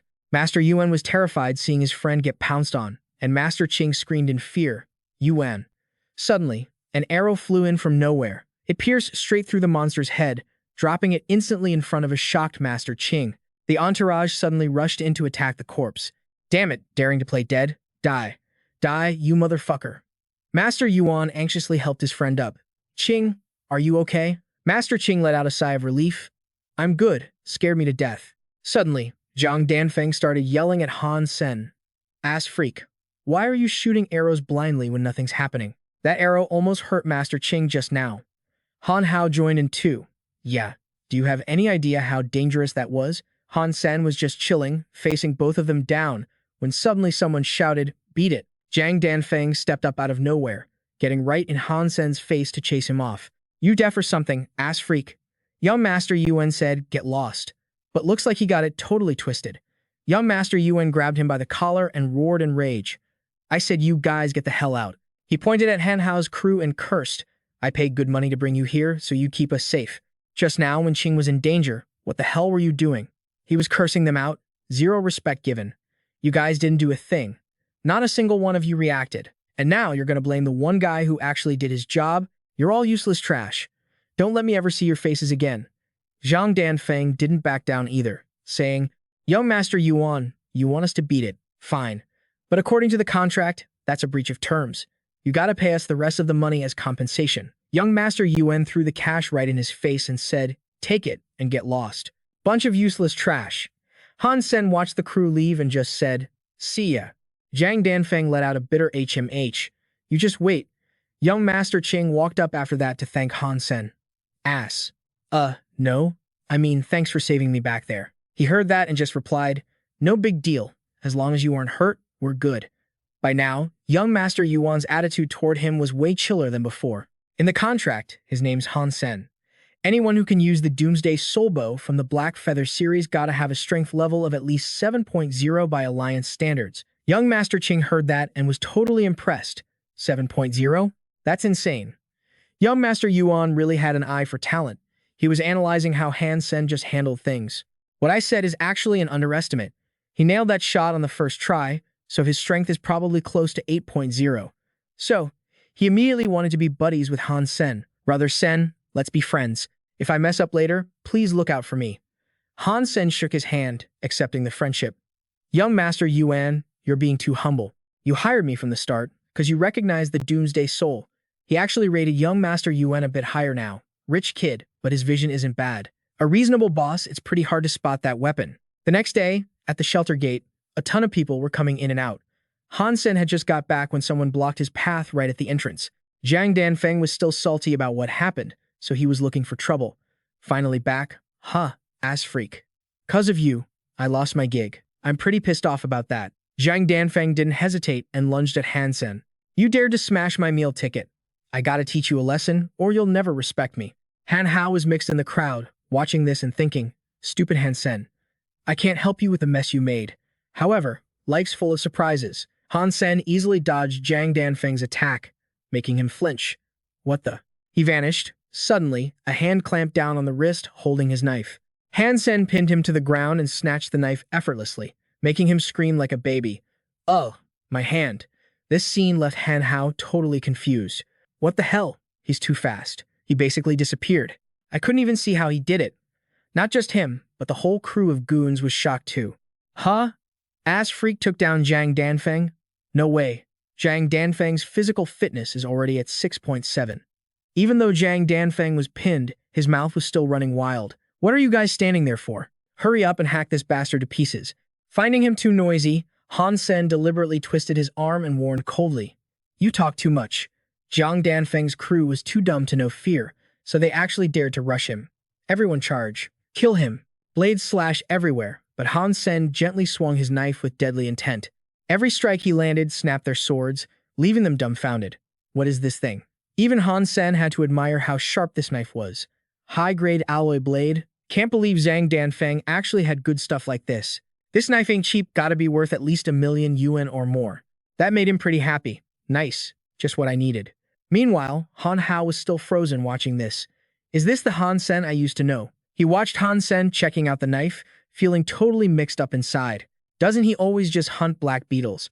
I thought he couldn't even kill primitive creatures. He's supposed to be weaker than me. Why? Back to Zhang Danfeng. Han Sen decided he was definitely keeping that knife. Zhang Danfeng, keeping good stuff like this with you is a total waste. so I'm gonna go ahead and take it. It's mine now.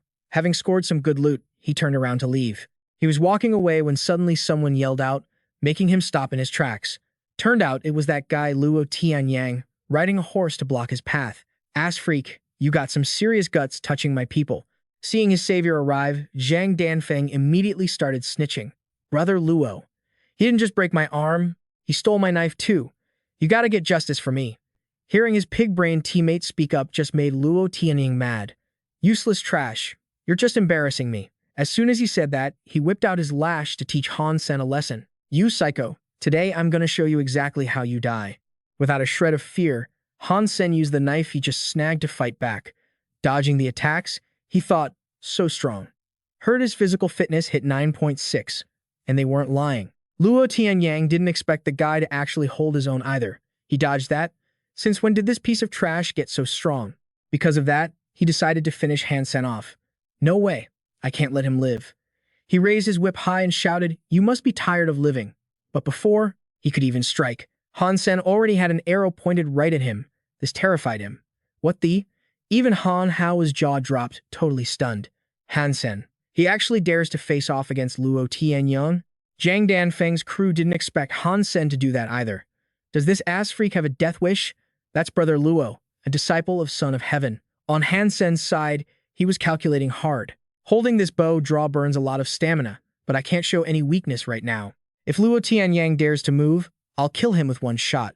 Suddenly, Qin Xuan appeared out of nowhere and ordered him, Han Sen, put down your arrow. Her showing up made him wonder, Qin Xuan, why is she here? Qin Xuan pointed furiously at Luo Tianyang and shouted, Luo Tianyang, you too. Put away the whip.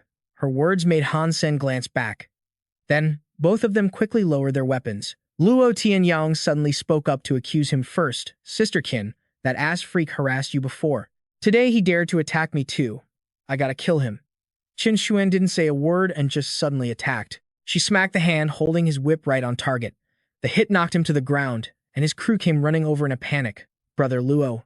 Brother Luo, you good. She turned to him and snapped, I'll discipline my own people. I don't need an outsider like you sticking your nose in. Then she barked at Han Sen. What are you standing there for? Let's go. He just mumbled, huh? Oh, right. They took off, leaving Luo Tianyang glaring daggers at them. His teammates started whispering. Qin Xuan said ass freak is her guy. She into that type or something. Maybe she's trying to fix him up because of, you know. Ignoring his crew's gossip, Luo Tianyang furiously swore, motherfucker, I ain't letting this slide. Just you wait. Han Sen just casually trailed behind Qin Xuan. After listening to her pitch, he shut it down immediately. Ha, you want me to join the archery squad? Hell no, I'm not going. But she argued that since he could use a beast soul, his stamina clearly wasn't trash. You pissed off Luo Tianyang today. Without me covering your back, do you really think he's gonna let you off the hook?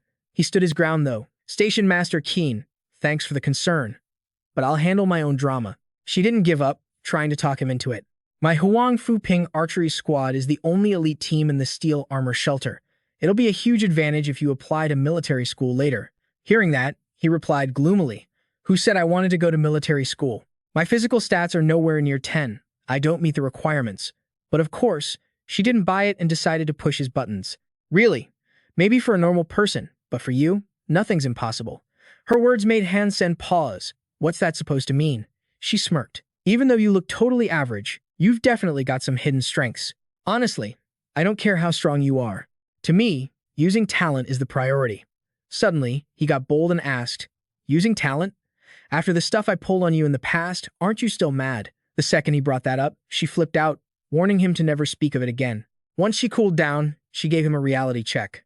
If you don't go to military school and don't have a noble title when you hit draft age, you'll just be a grunt, cannon fodder on the front lines. He grinned arrogantly and shot back, how do you know I can't get a high rank? Inside, he was already plotting. If I practice Jadeskin, I can use the crystals to max out my genes and get a high rank easily. I've got it all figured out. Suddenly, Qin Xuan grabbed Han Sen by the collar and shouted, I said you can't, so you can't. You want a beating? Seeing how intense she was, he just laughed it off and agreed. All right, I get it. I'll join the Huangfu Ping archery squad. He played nice on the outside, but inside he was cursing her out. Damn, this woman definitely has military connections. If she really wants to mess with me, I'm screwed. Later, He was back home, sprawling on his bed, realizing he hadn't had a break in days. I'm freaking exhausted. Why does Shin Xuan want me in her squad so bad anyway? She's definitely plotting something. Suddenly, there was a knock at the door. Han Sen opened it. Mom, what's up? Louis Sulan asked softly. Little Sen, I've got something to do tomorrow. Can you take Han Yan to school for me? He smiled. Han Yan is starting school. Which one? She replied gently. You've been so busy at the shelter. I didn't get a chance to tell you. With the money from before, I enrolled her in St. Hall. Knowing his sister was going to a top-tier school, he was stoked. For real? Aside from those stuck-up noble academies, St. Hall is the best school on planet Roka. You handle your business, Mom. I'll take her tomorrow. Seeing him agree, she didn't add anything else. All right, thank you. The next day, Han Sen walked Han Yan to school. He gently told her, Han Yan, I heard this place is awesome. Make sure you make some friends, okay? She replied bashfully, I can't. I'm too shy. He gently patted her head. It'll be fine. Just be yourself and you'll fit in eventually. And if anyone bullies you, just call your big bro. His support made her light up. Okay, a little later, at the gates of St. Hall Academy. While walking along, Han Yan accidentally spotted Han Lei's family. That's the cousin, and over there is second uncle, right? The little girl asked innocently. He's holding a kid. Is that the auntie next to him? Han Sen smirked slyly. I dunno, but this is gonna get interesting. Han Lei was taking his son to the academy when he bumped into the two siblings. What the hell are you two doing here? He replied sternly, dropping Han Yan off at school. Hearing that, the guy instantly got pissed off. Shoving the kid to the woman beside him, he raised his voice to lecture Han Sen. St. Hall's tuition is crazy expensive. It costs at least a few million. Your dad hogged the company for years. I bet he raked in a fortune from it. He pointed a threatening finger at Han Sen. Let me tell you something, punk. That money belongs to the Han family. You gotta cough it up and split it evenly, or else things are gonna get ugly. Han Sen wasn't scared at all. He just gave a dangerous smile and shot back. Hey, second uncle, didn't you read the contract? It's written crystal clear. 2 million was already paid off. Don't even dream of getting another dime from us. That really set him off. That was a scam. It doesn't count. I'm going straight to your mother. Han Sen calmly warned him. Second uncle, you really shouldn't do that. I have the legal right to beat you to death. Han Lei lost it. He lunged forward to attack Han Sen, screaming, You little brat, what did you just say? Han Yan panicked and screamed, Don't hit my brother. Totally calm, Han Sen easily caught the fist, then effortlessly flipped the guy onto the ground. Then, his voice turned ice cold. Second, uncle, if you've got a death wish, feel free to come by my house and try that again. Seeing how cool he was, Han Yan looked up at him with total admiration. You're so cool, big brother. The woman saw this and quickly scooped up her crying kid to leave. Don't be scared, son. Mommy's gonna take you to school. Then I'll call the cops to make him rot in jail. Suddenly, Han Sen crouched down and pulled out his mini camera. That lady looks pretty good, and the kid is cute too. If second aunt sees this, what do you think she's gonna do? Han Lei flinched in terror. You recorded everything. Panicked, he reached out to snatch the camera. You psycho. Delete that right now. But before he could do anything, Han Sen grabbed his hand. Then, he gave a sly threat. We're family, right? Let's make a deal. If second uncle gives me 2 million, I might consider deleting it. Even in this situation, the guy was still stubborn. In your dreams. Of course, Han Sen didn't give him a choice. He twisted the guy's arm and growled, Transfer the money right now. Do it. The guy had no other choice but to obey. All right, I got it. Not long after that, he received the 2 million. After getting the cash, Han Sen immediately took Han Yan to school and didn't forget to warn Han Lei. Second, uncle, I'll delete the video, but it depends on my mood. Also, don't come to my house causing trouble, or you'll pay the price. Once he'd been gone for a bit, the guy finally had the guts to get mad and curse him out. Han Sen, you bastard. Then he looked at his hand, that Han Sen had just twisted, panicking and wondering when the kid got so strong. Was he even the same person? Later, after dropping his sister off, Han Sen walked along, wondering to himself, because second uncle hassled us, Han Yan was late for school. Did I scare her? She started acting all quiet and cautious after that. Feeling guilty, he sighed and reminded himself to chill with the violence in front of Han Yan. She's still too young. As he was walking, he randomly stopped in front of a building and decided to hit up the physical testing center. I just practiced using the beast soul a few times. Don't know if my strength went up at all, but let's just go in and see. In the lobby of the testing center for the unevolved, someone was standing there waiting for his turn. That guy was Zhao Baoshan. He was nervously waiting for his turn. Not bad, but I didn't unleash my full potential. Gotta try again. I have to get an A rank evaluation. He kept pumping himself up. To become an interstellar warship captain, I gotta keep grinding. Let's go. But seeing the board show the room was occupied, he felt a bit let down. Someone's using it. I specifically picked a place with no people. So, to kill time while waiting, he decided to check out who hogged the room while he wasn't there. Looking at the person inside testing, he was shook. What the? Is that guy using a beast's soul to clear the robot tunnel? Then he started calculating. As an unevolved person, clearing 60 meters is passing. 70 meters is satisfactory. 80 meters is excellent. 90 meters is high grade. And clearing 100 meters is super grade.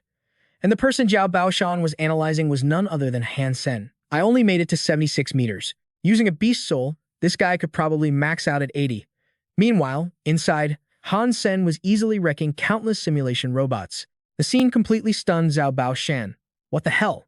Even crazier, the scoreboard showed the guy easily achieved an SSS composite ranking with a time of 7.88 seconds. It made him panic and question everything. No way. He cleared it in one go, and in such a short time? That's terrifying. Who is this guy? That was amazing. However, when he looked back into the training room to see who it was, he didn't see anyone inside.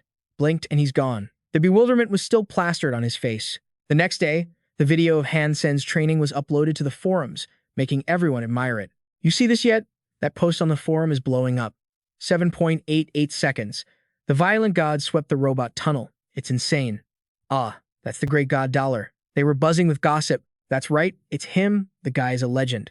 Speaking of, didn't he snatch Son of Heaven's beast soul? Without that beast soul, he ain't she. Guy's just lucky. If you're so tough, why don't you go snatch one then? Meanwhile, at a seaside villa, a voice called out from inside, Zhenliu, come check this out. Tang Zhenliu wiped his sweat and walked over, asking, Lin Feng? I was just training, about to shower. The moment he saw the video, he gasped in shock. Holy sheet. 7.88 seconds? SSS rank? What the hell is he? Lin Feng spoke up to clarify. The uploader didn't capture his face, but based on the analysis, aside from Sacred Blood Geno points, this person's gene stats are already maxed out. Plus, I think he's practicing a Hyper Geno art, and that armor on him, definitely a Sacred Blood Beast soul. Hearing this, Tang Zhenliu got curious. With gear like that, I want to know who he is right now. He declared bitterly, I've been waiting so hard for those freaks to enter the second god's sanctuary. If this bastard dares to block my path to becoming the first chosen, I'll take him out. Lin Feng gently reminded him, to achieve that much, his background can't be simple. He might be connected to the military. You think it's wise to offend him? Called out like that, Tang Zhenliu felt a bit awkward and cleared his throat. Ahem, wasn't I just letting the anger do the talking? Don't be so serious. Lin Feng ignored him, still hung up on the identity of the guy in the video. But I'm still curious about who he is. With that kind of power, he must have a huge influence on the sanctuary. 2 days later, at the teleport station, Han Sen, the guy from that viral video, was following a station staff member. As he walked, he grumbled silently. Only left for a few days and Qin Xuan already called me back. I'm a grown-ass man, but in front of her, I feel like a little kid. He remembered the day she called him back and tore him a new one. Don't run around like that all day. You belong to me now. I have the right to know your location, he argued back then. I wasn't running around, I had family stuff. Ignoring his explanation, she quickly demanded, save the excuses. Find Yang Manly and join the Divine Archers. Hearing that, he showed his resistance. Huh? Still gotta do that? Such a drag. Of course, she didn't care if he liked it or not, just warned him. I'm going to the Starry Group. You better have this done before I get back. Hearing her say that, he looked puzzled. Starry Group. Son of Heaven's rich boy club? He wondered to himself, and Dad's death is connected to them. Why is Qin Xuan working with them? Qin Xuan didn't answer Han Sen's question, just turned back to remind him. You get it? I want you in the Divine Archers, right? Under my wing, he wouldn't dare touch you. Hearing that, he just grinned and said, Station Chief Qin, you're really nice. Thanks. Back in the present, when he thought about what Qin Xuan did for him, he confidently assumed she was protecting him. Does she have a crush on me or something? Well, I do have a sacred blood creature, Hyper Geno arts, and a fitness index of 9.1. Just then, the guide opened the door and invited him in. We're here. The moment he stepped inside, Han Sen spoke up to say hello. Hello. Station Chief Qin told me to report to you. Yang Manly saw him and immediately asked, So, you're Han Sen? She said coldly, You're 10 seconds late. Han Sen stammered an explanation. I didn't mean to. Station Chief Chin just found me and scolded me for a while. Yang Manli heard that and asked, "You're saying you're late because of Qin Xuan?" Obviously, she didn't buy his lame excuse. Being late and blaming others, he deserved a beating. Then she slaps a contract in front of him. Fill this out. He doesn't hesitate, just answers. Okay. But while he's writing, he's asking himself, what is up with this lady? It's like she hates my guts, and I don't even know who the hell she is. Suddenly, Yang Manli throws some shade. You must be something special if she accepted you and thinks you're actually useful. But Han Sen, he ain't listening to that.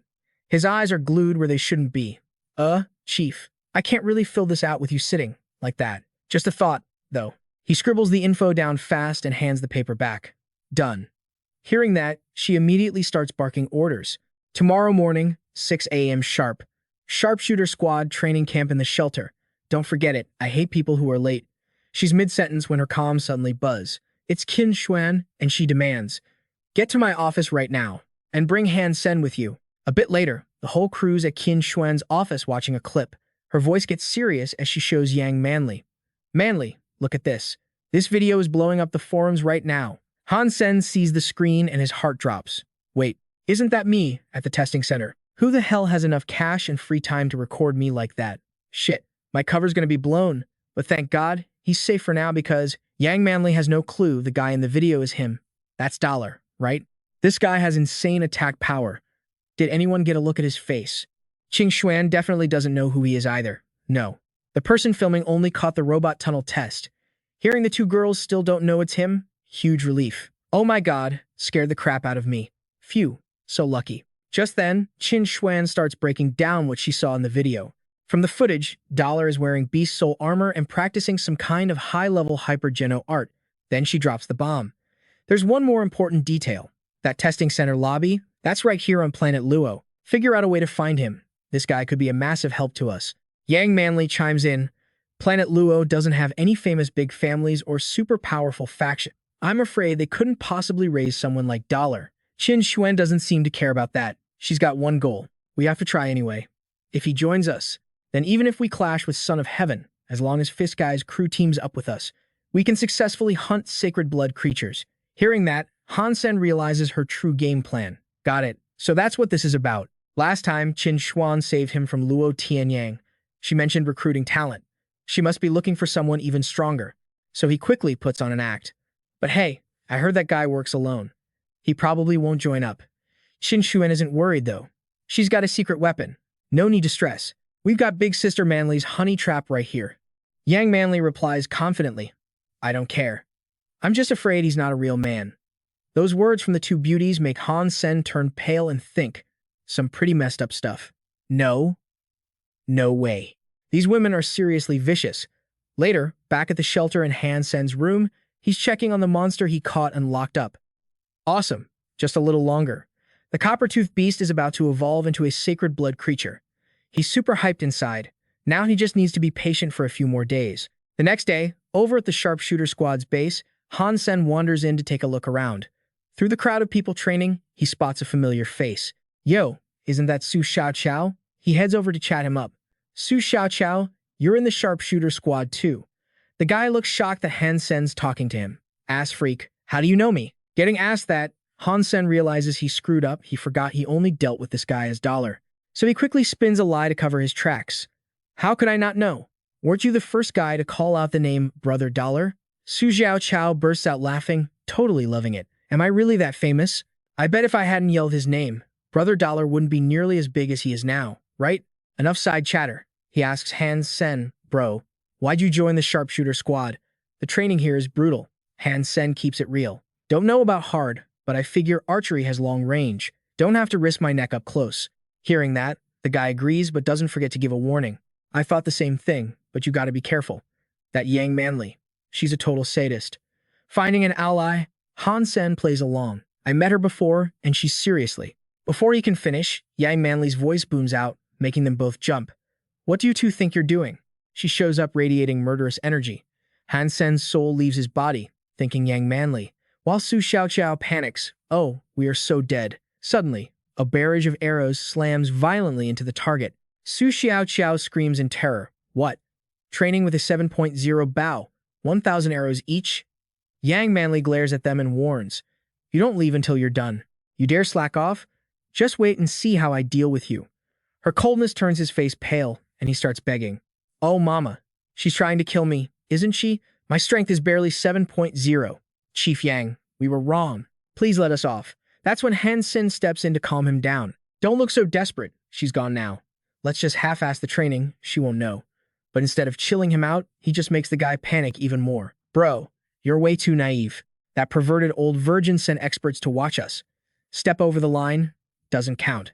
Miss the target, doesn't count. We can't miss a single one of those 1,000 arrows." Han Sen just grins and says, Guess we gotta shoot then. Ain't no time limit, right?" He slaps a hand on the guy's shoulder to hype him up. Remember, stamina is everything for a man. Han Sen actually has faith in Su Xiaoqiao. And with his own strength at 9.1, a 7.0 workout is a piece of cake. Su Xiaoqiao might not believe it, but if he pushes himself, he'll get way stronger. A bit later, while the two of them are still training, everyone else has already packed up to leave. They don't forget to talk trash on the way out. "Xiaoqiao, ass freak, train hard, losers. We gotta hunt a sacred blood creature tomorrow. You two don't stand a chance." Su Xiaoqiao hears that and asks, confused, "Sacred blood creature? Why don't I know about this?" One of the guys smirks. "Son of Heaven's crew found it. They called us in to help hunt it down." Hearing that, Han Sen whispers to himself, "Son of Heaven, did Qin Xuan cut a deal with him about this?" Suddenly, Liu Hongdao appears out of nowhere and barks, "Enough with the crap talk. Get back to training." The second he saw him, Su Xiaoqiao ran over to beg, flashing a little cash. Yo, Vice Captain Liu, put in a good word for me with Captain Yang, yeah? Let me tag along tomorrow. But of course, the guy shot him down cold. "You think this is a wet market or something? Quit trying to haggle." Then, he turned around to pick a fight with Han Sen. "And you? Don't think just because you rode Qin Xuan's coattails in here, you can act all wild in the archery squad. We don't take in trash." Before bouncing, he dropped a warning for both of them. Captain Yang said, 1,000 arrows. Don't even think about leaving until you're done. Missing even one is not an option. Han Sen was pretty ticked off by the insult, but he just went back to training. Can't slack off when the archery squad's rules are this strict. Su Xiaoqiao wasn't having it and snapped, "Strict my ass. That Liu guy usually takes plenty of bribes from us. He's just putting on a show." Then he turned to warn him, "Bro, that guy's definitely got beef with you." That confused Han Sen a bit. "Beef with me? Why?" He lowered his voice to spill the tea he picked up. "Liu Hongdao's got a thing for Captain Yang, looks like. He's always trying to suck up to her. He probably knows Captain Yang's not your biggest fan, so he's messing with you on purpose." Hearing that, Han Sen was totally done. "He's treating me like this just because of that? Freaking psycho." Han Sen didn't say another word and just grabbed his bow. While aiming, he reassured him, "Su Xiaoqiao, I dragged you into this mess, but don't sweat it." He let an arrow fly. The second it smacked the bullseye, he made a solid promise. "We are definitely going to hunt that sacred blood creature tomorrow." Seeing the arrow hit dead center, Su Xiaoqiao screamed, "Holy crap, 150 meters? That is insane."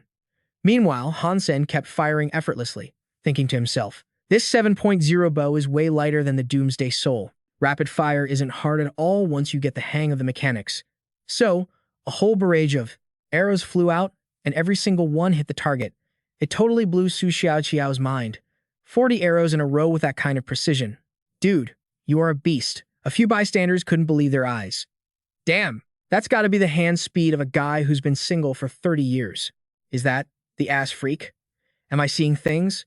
They immediately crowded around, buzzing with gossip. "He seems to be using only his right hand. He hasn't switched even once, and his power isn't dropping at all. Yeah, he's not getting weaker. This guy must have some secret technique. I'm actually impressed." But then, some hater just had to ruin the vibe. Nothing to hype about. He's not going anywhere anyway. Ignoring him, Han Sen called out to his buddy, "Su Xiaoqiao, lock in. We gotta speed this up." Hearing that, Su immediately got into the zone and drew his bow, but he couldn't help adding, "Bro, if we actually pull this off, you're gonna be my hero forever." Han Sen laughed with pure confidence. "Trust me." Inside, he started calculating. "At this pace, we can finish by midnight.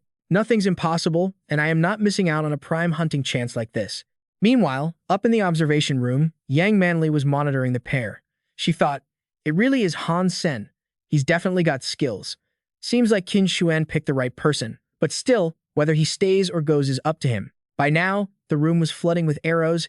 Some were buried deep in the targets, while others lay scattered and lonely on the floor.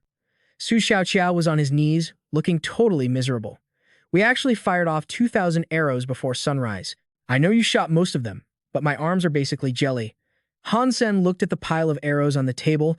He massaged his shoulder and told Su Xiaoqiao, "Go put some meds on that. Don't let it mess up the hunt tomorrow."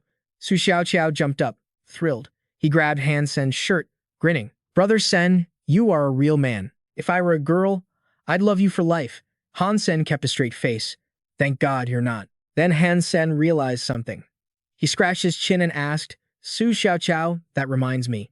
Did you find out what kind of sacred blood creature we're hunting tomorrow? And what should we prep?"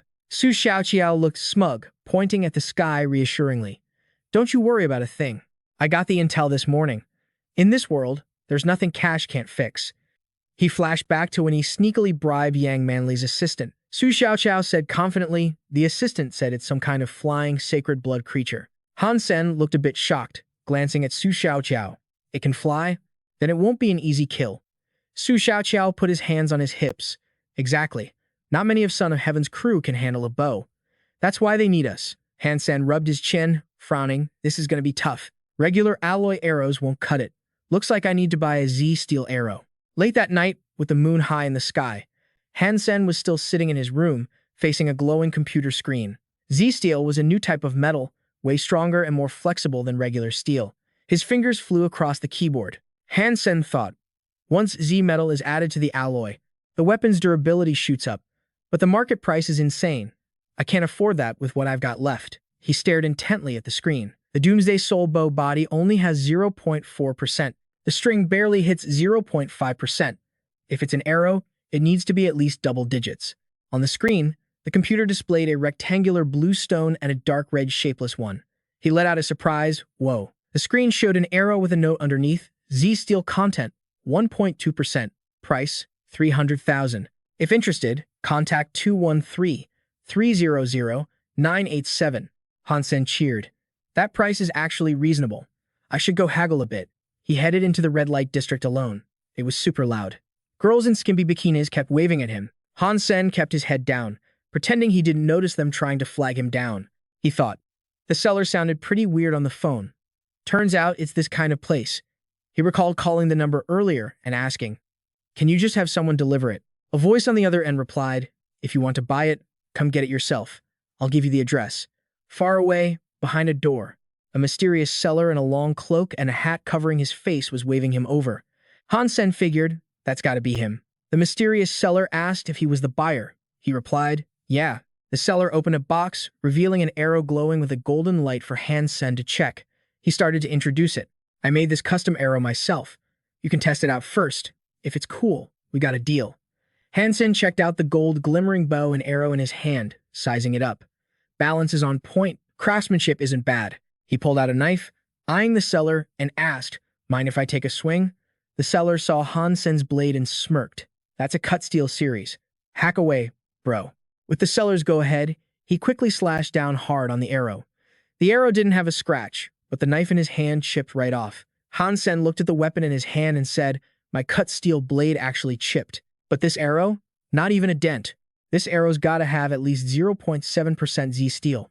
Good stuff. I'll take it." Hearing that, the seller put on a super smug face to brag. He said, "Made from the bearing steel of a planetary warship. Standard Z-steel content is 1.2%. Plus, my skills blow that machine-made trash out of the water." Han Sen handed the cash to the seller and said, "I was skeptical at first, but I'm not worried now. Thanks, boss." The seller stuffed the money into his shirt. He told him, "Next time you need something, hit me up." The next day, at the entrance to the shelter world, a massive crowd was standing outside, making a hell of a racket. Luo Tianyang saw someone and immediately said, "Son of Heaven, look, that lunatic actually showed up." Hearing that, Son of Heaven glanced at Luo Tianyang, thinking, he dares to tag along with Qin Xuan, watch me kill his ass. Leading the pack was Qin Xuan, followed by Han Sen, Su Xiaoqiao, and Yang Manli. Son of Heaven stepped up to shake hands with Qin Xuan.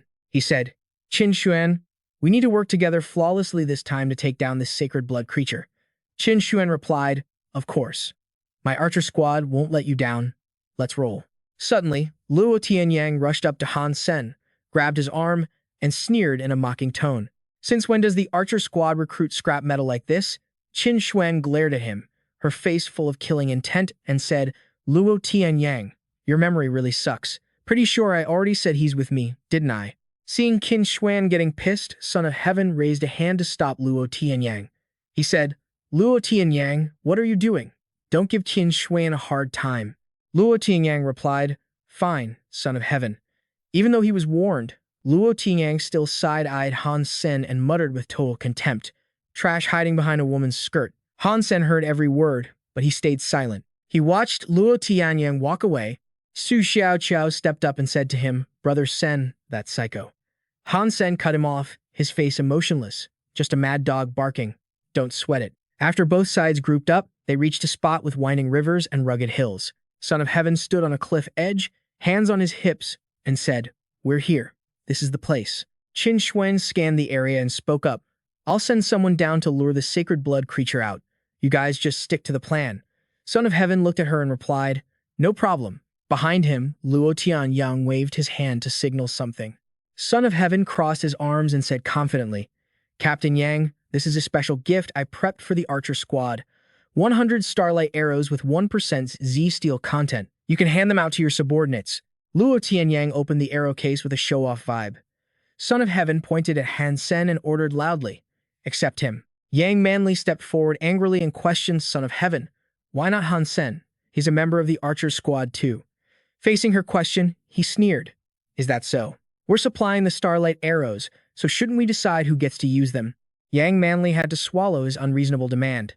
Obviously, since he was the one leading this operation, we'll follow your lead then. She ordered, Lu Hongdao, come grab these and split them among the top 5 from the last test. 20 arrows each. As for you, don't feel bad about it. Our arrows aren't any worse than these starlight ones. No need to rely on their gear. Yang Manly thought with a look of disdain. Seems like Son of Heaven is targeting Han Sen no matter what. He doesn't even give me any face. That bastard's expression is so gross, I want to beat him to death. Luo Tianyang shouted to everyone, Don't just stand there like idiots. Move it. Stick to the plan. Get ready to ambush.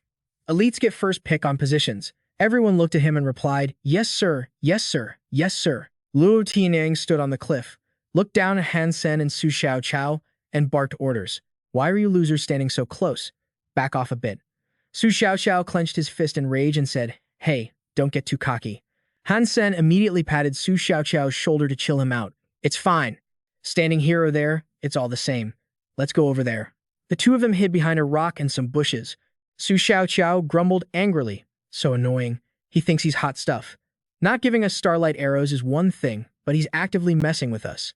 Han Sen stared ahead, his face blank, and spoke calmly. Normal stuff. Son of Heaven just hates my guts. Hearing that, Su Xiaoqiao turned and asked, Brother Sen, aren't you pissed? I'm super ticked off. I want to punch that guy's lights out. Han Sen replied with determination. Of course I am, but don't let feelings mess up your head. If you want to teach them a lesson, you gotta act. Otherwise, we're just a joke to them. He continued, Just wait. Maybe I'll kill the sacred blood creature. What if I get lucky and snag the beast's soul? I want to see the look on his face then. He'd probably go insane. Su Xiaoqiao worriedly reminded him. No way, man. Everyone on that cliff works for Son of Heaven. Once that sacred blood creature flies up, they're gonna rain starlight arrows on it. He twirled the arrow in his hand, depressed. We won't even get a chance to get close, right? Suddenly, a massive roar echoed from the distance. Su Xiaoqiao asked in fear, What's that sound? That's terrifying. From the rocky cliffs, a huge purple dragon soared up. Someone screamed in shock. Station Chief Qin and the others lured it out. Holy crap! It's the purple-feathered dragon. Yang Manly pointed at the dragon and shouted the order. Everyone, shoot to kill. Dozens of archers stood everywhere. Scattered across the cliffs, they heard the command, raised their bows at the purple-feathered dragon, and yelled, Copy that, copy that, copy that. Hundreds of arrows flew from all directions toward the dragon flying high above. They thought it'd be an easy takedown, but it just swiped all the arrows away with its tail. The arrows hitting its body just bounced right off. Su Xiaoqiao gasped, The starlight arrows aren't working. Its scales are harder than steel. Han Sen reached back and grabbed his custom-made arrow. He muttered, Just gotta hit the eye. Starlight arrows are useless here. Han Sen drew his bow and aimed straight at the purple-feathered dragon. Han Sen thought, This arrow's got 1.2% Z steel content. It's gonna vanish right after I shoot, so I gotta take that thing down in one shot. Su Xiaoqiao heard him say that and totally freaked out. Useless. Oh, so that's why Son of Heaven brought a whole army? That monster changed direction. Before he could even finish, Son of Heaven leaped off the cliff edge. He aimed his bow right at the purple feathered scaled dragon, sounding super cocky. Sacred blood creature, you're all mine. His arrow flew at the dragon with crazy speed, glowing with this golden light as it ripped right through the beast's wing. The dragon let out a painful scream. Han Sen watched and thought, nah, not yet. Its defense hasn't been broken. Gotta wait a little longer. The dragon flew up high, dragging its torn wing. Yang Manly wasn't backing down either. She pulled out an arrow glowing silver and said, Son of Heaven, I'm not letting you steal this kill. She drew her bow and fired at the dragon. That arrow moved like a freaking missile. Boom! The dragon's other wing got ripped apart by Yang Manly's shot. Everyone started hyping it up. Son of Heaven and Yang Manly's beast soul arrows can be used again. Son of Heaven, riding a huge leopard, barked orders. Both its wings are trash now. It can't fly far. After it, everyone hopped on their mounts, yelling, Roger that. Chase it down, don't let it get away. Han Sen and Su Xiaoqiao took off running after them too. He thought, we don't have beast soul arrows or mounts. They're gonna kill it before we get there. Su Xiaoqiao ran alongside Han Sen, totally stressing out, and asked, Brother Sen, what the hell are we doing? We can't catch them on foot. Suddenly, Qin Xuan shouted, Han Sen. Han Sen looked back, shocked. Qin Xuan, she came up from the cliff. She reached out to him. Hurry up, grab my hand. Han Sen jumped and reached for her, thinking, perfect timing. Qin Xuan grabbed his hand like it was nothing and pulled him up. Su Xiaoqiao saw that and yelled, Station Chief Qin, what about me? Han Sen wrapped his arm around Qin Xuan's waist, making a total pervert face as he thought, pretty slim waist, and her mount is freaking special too. Qin Xuan turned back, looking at him with pure disgust. Hey, watch your hands. I'm only letting you ride along because Manly said your aim isn't trash and you might actually be useful. Han Sen pouted and said, got it, Station Chief Qin. But deep down he was thinking, yeah, right. You totally like me, don't you? Like I care. The crowd below stared up at the cliff, chattering nonstop. That's super high. How do we climb that? What are we supposed to do? Unless someone's got a flying beast soul. Qin Xuan and Han Sen rolled up to Yang Manly. Manly, what's the situation? Son of Heaven glared at Han Sen, looking super salty as he thought, that bastard dared to ride on Qin Xuan's mount. Yang Manly walked up to Qin Xuan. Qin Xuan, perfect timing. That sacred blood creature flew over the mountain. Even with beast soul arrows, we can't take it out. So, what's the plan? Qin Xuan looked up, sounding dead serious. We gotta find a way up there to kill it, or lure the thing down. Otherwise, our chances of winning are garbage. Son of Heaven gritted his teeth, clenching his fists in rage. Send someone to climb up and lure it down. We'll wait here and ambush it. Everyone looked up at the mountain, feeling hopeless. Who could pull that off? That mountain is way too steep. You'd fall and die before reaching the top. And even if you made it, that beast would just wreck you. Son of Heaven shouted, totally pissed off. We made it this far, and you guys want to quit. Who's got the guts to step up? The reward will be insane. Hearing Son of Heaven say that, everyone started agreeing. Son of Heaven's got a point. Sounds legit. If we eat more beast souls, our Geno points will go way up. Hell yeah. Han Sen stood in the back, watching everything. He thought, just like when we hunted the black-scaled cobra, he only knows how to sacrifice other people's lives to get what he wants. Qin Xuan rubbed her wrist and said, we're doing this fast. Anyone who wants a big cut, follow me up there. Son of Heaven got worried and tried to stop her. Qin Xuan, you don't need to go up there yourself. Just order someone else to do it. Qin Xuan ignored his advice, kept walking forward and said, order them for what? I'm done waiting. Realizing he couldn't stop her, Son of Heaven shoved Han Sen's shoulder and barked, you, get your ass up there and protect Qin Xuan. He glared at Han Sen with pure murder in his eyes, thinking, you're gonna die when you reach the top. Han Sen looked back, confused, thinking, what's this psycho plotting now? Groups of people started climbing the vines. Qin Xuan climbed in the lead, with Han Sen right behind her. Up above, the purple-feathered scaled dragon was going crazy, flapping its wings and kicking up a massive dust storm. It let out a huge roar to scare off the group approaching it. It savagely bit one of the attackers right in half. But instead of freaking out, everyone got even more hyped and charged at it harder. Qin Xuan looked up at the massive dragon in front of her and screamed, everyone, take cover. Shoot the purple-feathered scaled dragon. Everyone shouted, find cover. Quick, get ready to fire. The dragon easily wiped out a bunch of people with a swipe of its tail. Han Sen stood on a rock far away, aiming his bow at the beast. He thought, this thing's pretty banged up with so many people blasting it. He pulled back his bowstring, getting ready to shoot, figuring it would die soon. Just gotta wait for the right moment to finish it with the Z-steel arrow. Suddenly, Son of Heaven jumped up from behind him, surrounded by a dark green aura. Son of Heaven transformed into a sacred blood beast and attacked Han Sen from behind. Han Sen cried out in pain. The guy laughed like a maniac. I warned you. You're gonna die right here today. Han Sen fell from the peak, desperately trying to grab the vine in his hand. He clutched the rope with both hands, his body slamming hard against the cliffside. Han Sen gritted his teeth, frowning. Ugh, that hurts like hell. Finally, he stopped sliding down. He secretly rejoiced. Lucky my fitness stats went up, or my bones would be totally crushed. Then he thought, Son of Heaven is such a scumbag. Using a powerful sacred blood beast soul just to kill me? Han Sen managed to climb back to the top, thinking, you want me dead, but I'm too tough to kill. The purple-feathered scaled dragon was surrounded by Qin Xuan and Son of Heaven on both sides. Everyone hiding behind the rocks whispered, it's surrounded now. Hurry up, form a circle around it. Don't let it escape. Han Sen wiped the sweat off his face. Qin Xuan used her beast soul to turn into the golden lion. Even though my bloody dagger is strong, this terrain totally sucks for it. His eyes looked determined. Just gotta wait. Now's not the time. Qin Xuan, in her massive golden lion form, charged in and bit the dragon's leg, causing it to scream in agony. Meanwhile, Son of Heaven used all his strength to punch it repeatedly in the head. The dragon thrashed around, breaking free from both of their attacks. Qin Xuan shifted back to her normal form and charged in, yelling, it's almost dead. Attack. Shen Tianzi turned back into a human too. Gripping his sword, he rushed forward. Fine by me. This beast is gonna die by my blade. They flanked the purple-feathered scaled dragon, stabbing it from both sides. They thought they had it in the bag, but the thing roared and sent them flying. The force slammed Qin Xuan right into a boulder. She grimaced, gritting her teeth against the pain. Han Sen, hiding in the bushes, watched anxiously. The dragon looked toward the other side. Someone screamed, damn it, this thing's too strong. It's trying to fly across the cliff. No way I'm letting it get away, Han Sen thought, scrambling after it. If that thing made it across, nobody would stand a chance of killing it. Han Sen stared down the dragon, eyes full of determination. He whipped out his golden bow. Shen Tianzi summoned an arrow too. Gritting his teeth, Shen Tianzi snarled, like hell, I'm letting my prey escape. Chew on this. He let a green arrow fly. Damn, sacred blood beast. You belong to me. Die. Just as the dragon was about to take off, Han Sen made his move. He fired the golden arrow instantly. Even though he shot second, his arrow was way faster than Shen Tianzi's.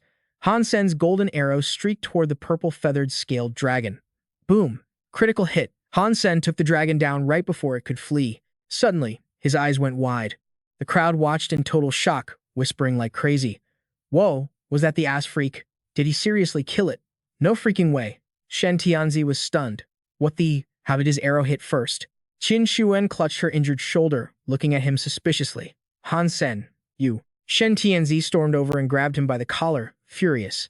How the hell do you have a mutant beast soul? Han Sen stayed cool. I just wanted to help hunt. But my luck? He smirked. I didn't get a damn thing. Qin Xuan stared at him. Han Sen, did you get the beast soul? It belongs to the one who lands the killing blow.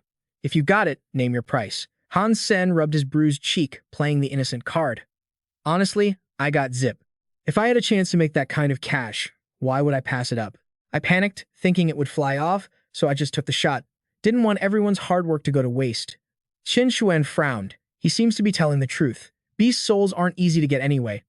Qin Xuan looked him dead in the eye. Fine, forget it. Just lay low for a few weeks. Don't go wandering off. Or Shen Tianzi might just kill you when nobody's looking. Don't say I didn't warn you. Han Sen grinned. You got it. Understood, Station Master Qin. He thought back to the confrontation if she hadn't stepped in. Shen Tianzi had punched him, screaming, you piece of trash. You did that on purpose, didn't you? I'm gonna cripple you right here.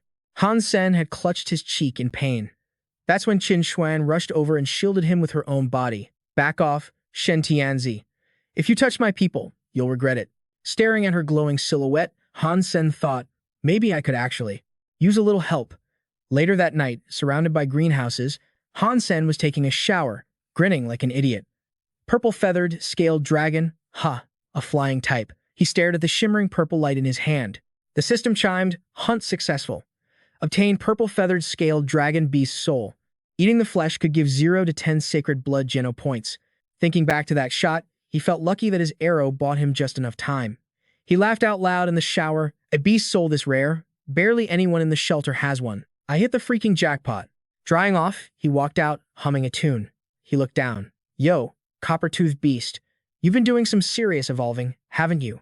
He grabbed the cage bars, ecstatic. Holy crap, sacred blood. It actually evolved into a sacred blood creature.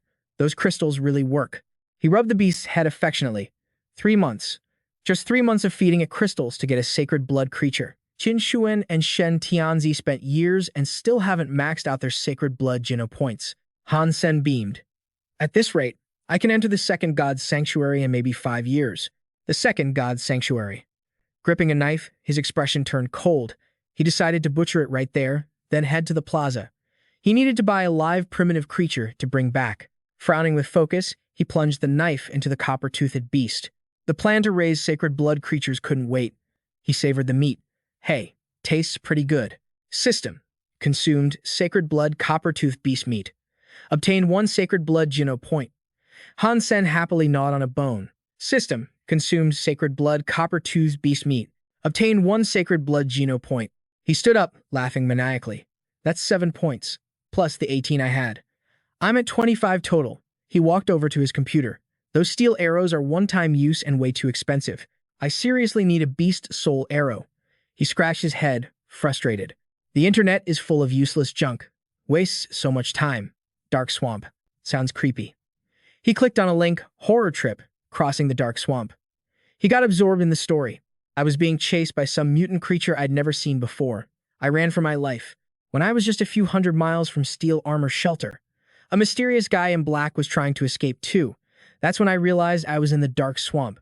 The place was crawling with freaks. I fought a black stinger for my life. Luck was on my side. I got its beast soul, a flying arrow type. But just as I was about to leave, What the hell is that? I screamed and bolted. If I had hesitated even a second, I would have been lunch.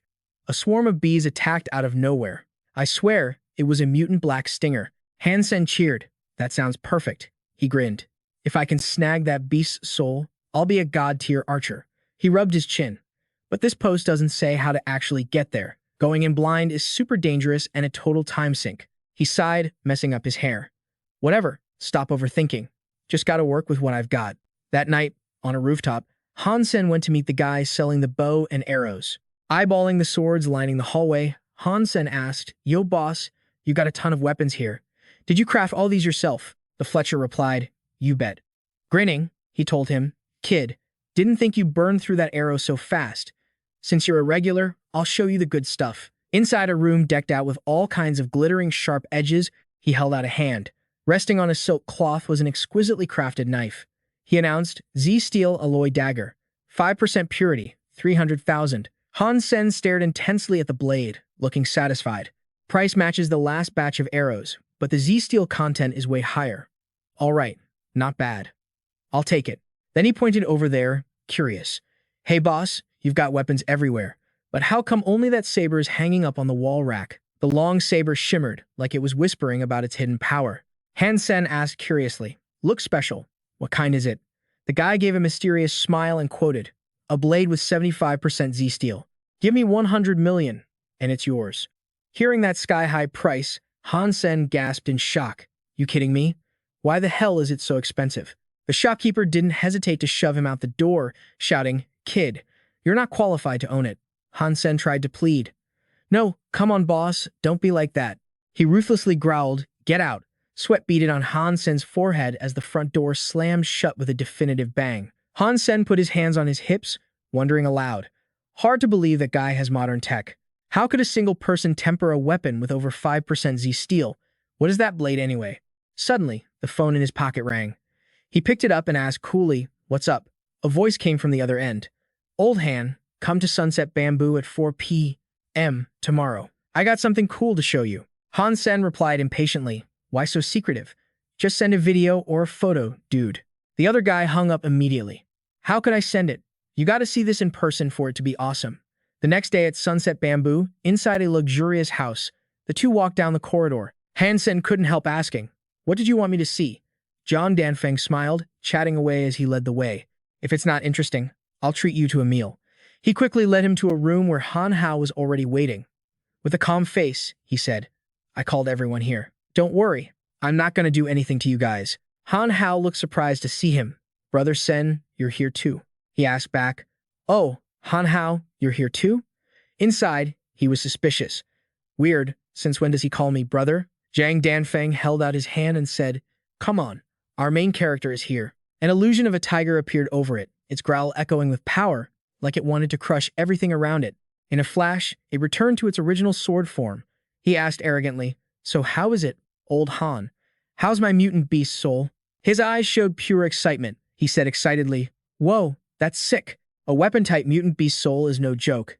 Zhang Danfeng threw an arm around his shoulder, grinning. Obviously, it's even got a name. Snow Tiger Saber. Han Sen didn't hold back his praise. Not bad.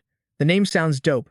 Outside, he was smiling, but inside he was groaning. Damn, even this crazy guy has a mutant beast's soul. Shit, I'm dying of jealousy. Then, Zhang Danfeng opened another box. Han Sen's eyes lit up as they landed on the cold, sharp saber lying quietly inside. Since I've got the Snow Tiger Saber, I don't need these other blades anymore. Old Han, if you don't mind, just take it. Han Sen was stunned. That's the Iron Slasher. It ain't cheap.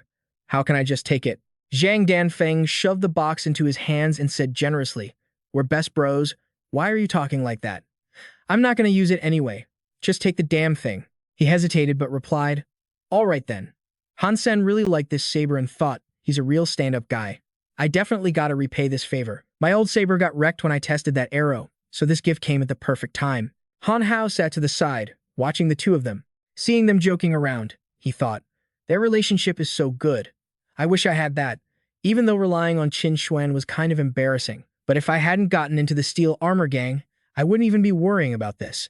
Han Hao walked over, holding something, smiling. Brother Sen, I've got some stuff. Before he could finish, a scream echoed from outside. Han Hao, you stinking brat. Han Hao's mom stormed in, fuming with rage. I told you to go to President Hu's banquet. You didn't go. Said you had important business, and you came here just to hang out with this crowd? She immediately dragged him away, yelling. President Hu invited his friends and his son. This is your chance to network with the upper class. You need to make friends with them, son. Han Hao tried to explain. Mom, wait. She spun around and screamed, Shut your mouth. Today's banquet has the eldest son, Lin Beifeng, from the Senchong group. I heard he's also in the shelter. Go there now. Hearing that, Han Hao thought, Senchong group?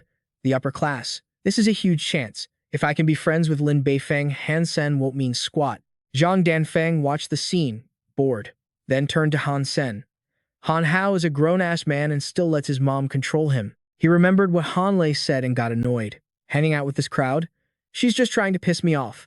Han Sen scratched his cheek, thinking, Lin Beifeng, swear I've heard that name somewhere. At the banquet, inside a lavish room, people were chatting in groups.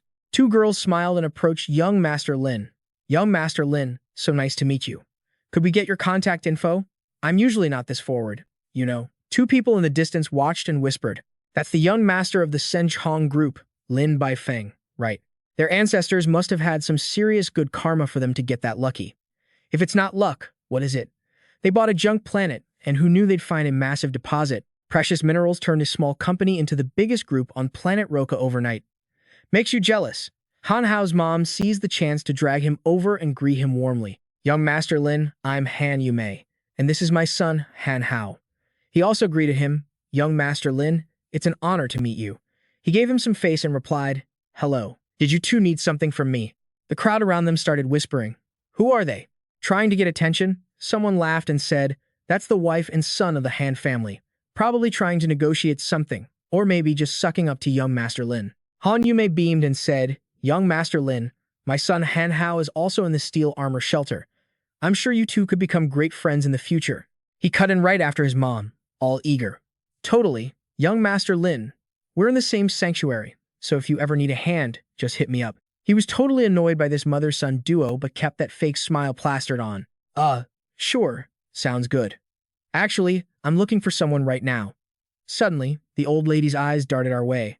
Han Sen was strolling along, vibing with the food. Man, the hot pot here is legit. Zhang Danfeng walked ahead, looking all smug. Duh, they've got famous chefs cooking here. Han Yumei glared at him with those evil eyes and called out, Han Sen. Then she shoved Han Hao forward, trying to be smooth. If you're looking for someone, I know exactly who can help. Han Hao is a pro at this. You two chat, I gotta handle something. Then she stomped over, grabbed his arm aggressively, and hissed, Hey, who do you think you are showing up here? I heard all about your crap from Han Hao. Get lost, seriously. Your reputation is trash everywhere, so don't you dare ruin my son's future. Han Sen and Zhang Danfeng just stayed silent, but she kept spewing venom. Don't think just because you got into the sanctuary, you can rub shoulders with whoever you want. Han Yumei pointed right in his face, looking down on him. You think you're worthy? Han Sen finally ran out of patience with her yapping and clapped back. Where I hang out is none of your business, all right. I'm done with you people. Hearing that, she totally flipped. Oh, you little punk. I'm warning you, my son is Han Hao. The shouting caught young Master Lin's attention. What's with all the drama over there? Wait, that guy. Seeing a familiar silhouette, he realized it was Brother Sen. Suddenly, young Master Lin literally jumped up and hugged him, screaming, Brother Sen. It's really you. I finally found you, man. I miss you so much. Han Sen got hug-attacked and froze. Huh? Whoa! Who's this guy? Young Master Lin's eyes were practically sparkling.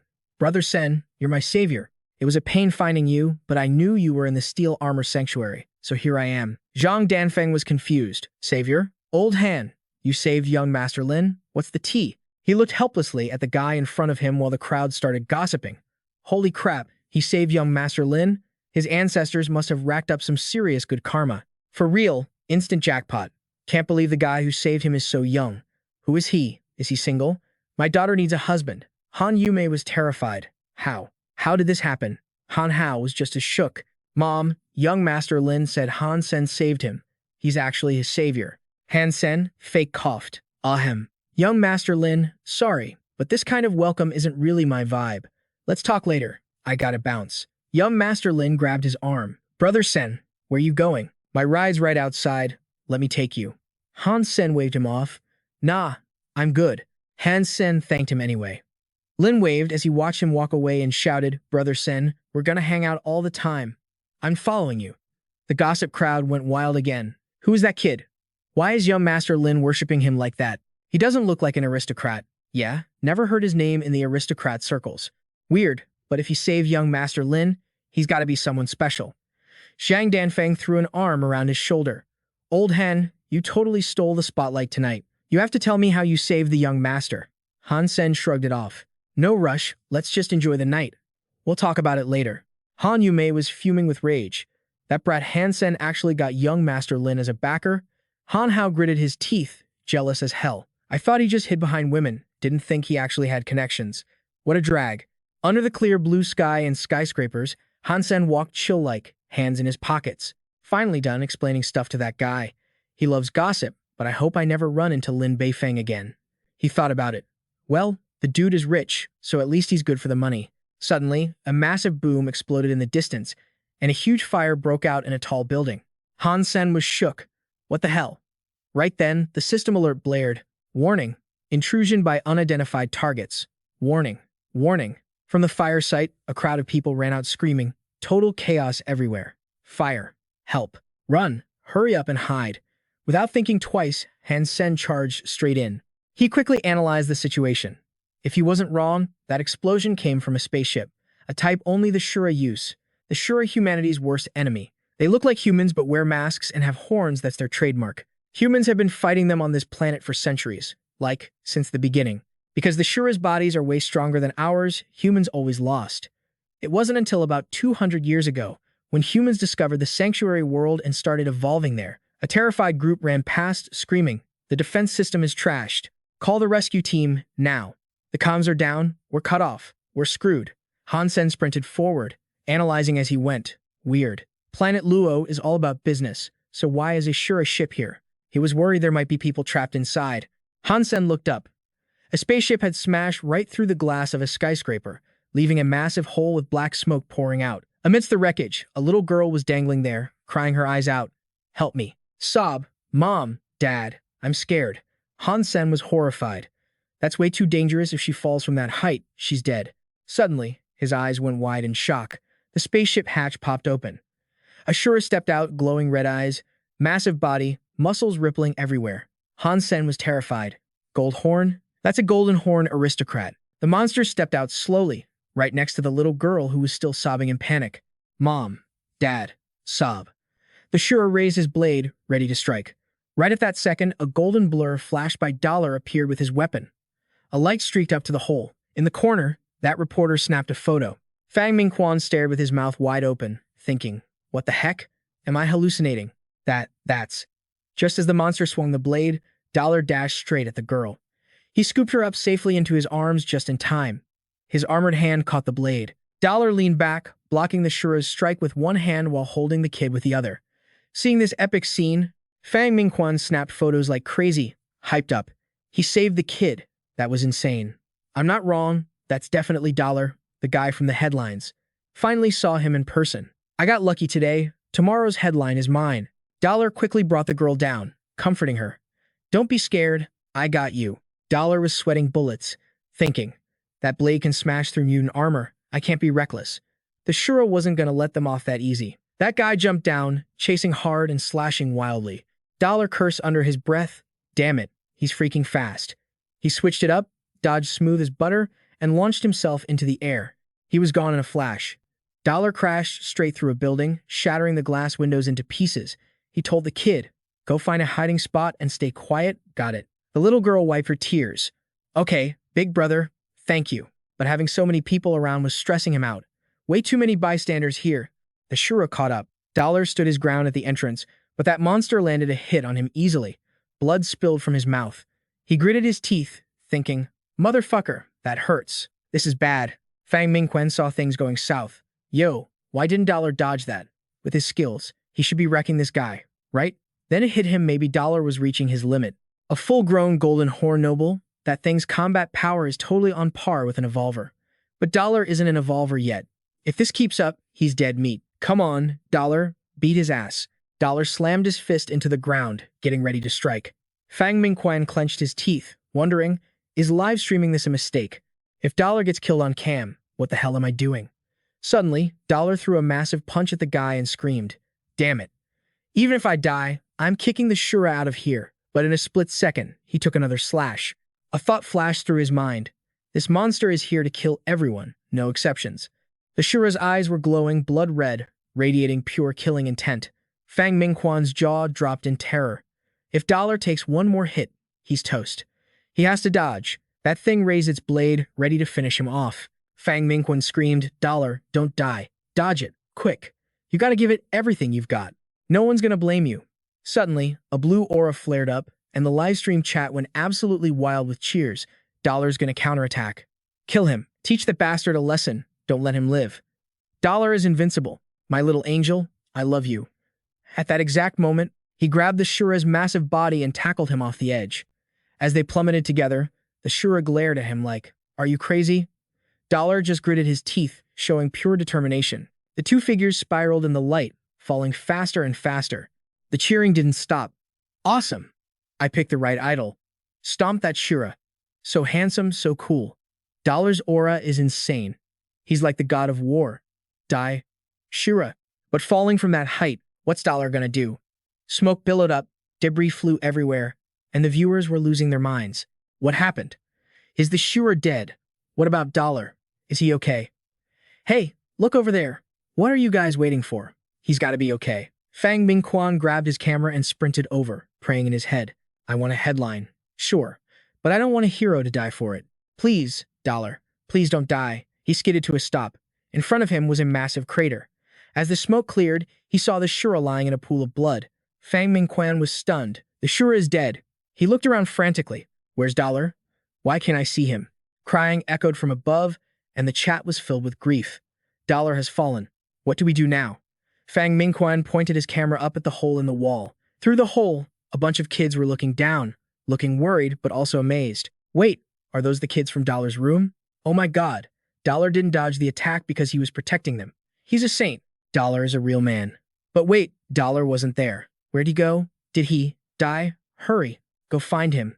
Under the bright moonlight, the modern city skyline glowed with yellow lights. TV screens everywhere were replaying the clip of Dollar saving everyone. People couldn't stop hyping him up. Dollar? Huang Fu Pingqing is amazing. Dollar. Huang Fu Pingqing is so strong. Respect. Meanwhile, Han Sen had already made it back to his room. He was bandaging a chest wound, deep in thought. That Shura was crazy strong. I almost lost. Lucky Huang Fu Pingqing helped out, or I wouldn't have gotten away with just light injuries. He watched the screen, worried. I didn't think anyone recorded the fight. As soon as I took that guy down, I bailed immediately. My identity should be safe. Han Sen picked up the blade, lost in thought. I ran as soon as I dropped him. Identity's safe. Good thing that Shura was already hurt, or I wouldn't have been able to kill him. Honestly, I could have died, or I would have had to run away all banged up and wouldn't have gotten this loot. He inspected the blade closely. The Shura are way ahead of us with alloys.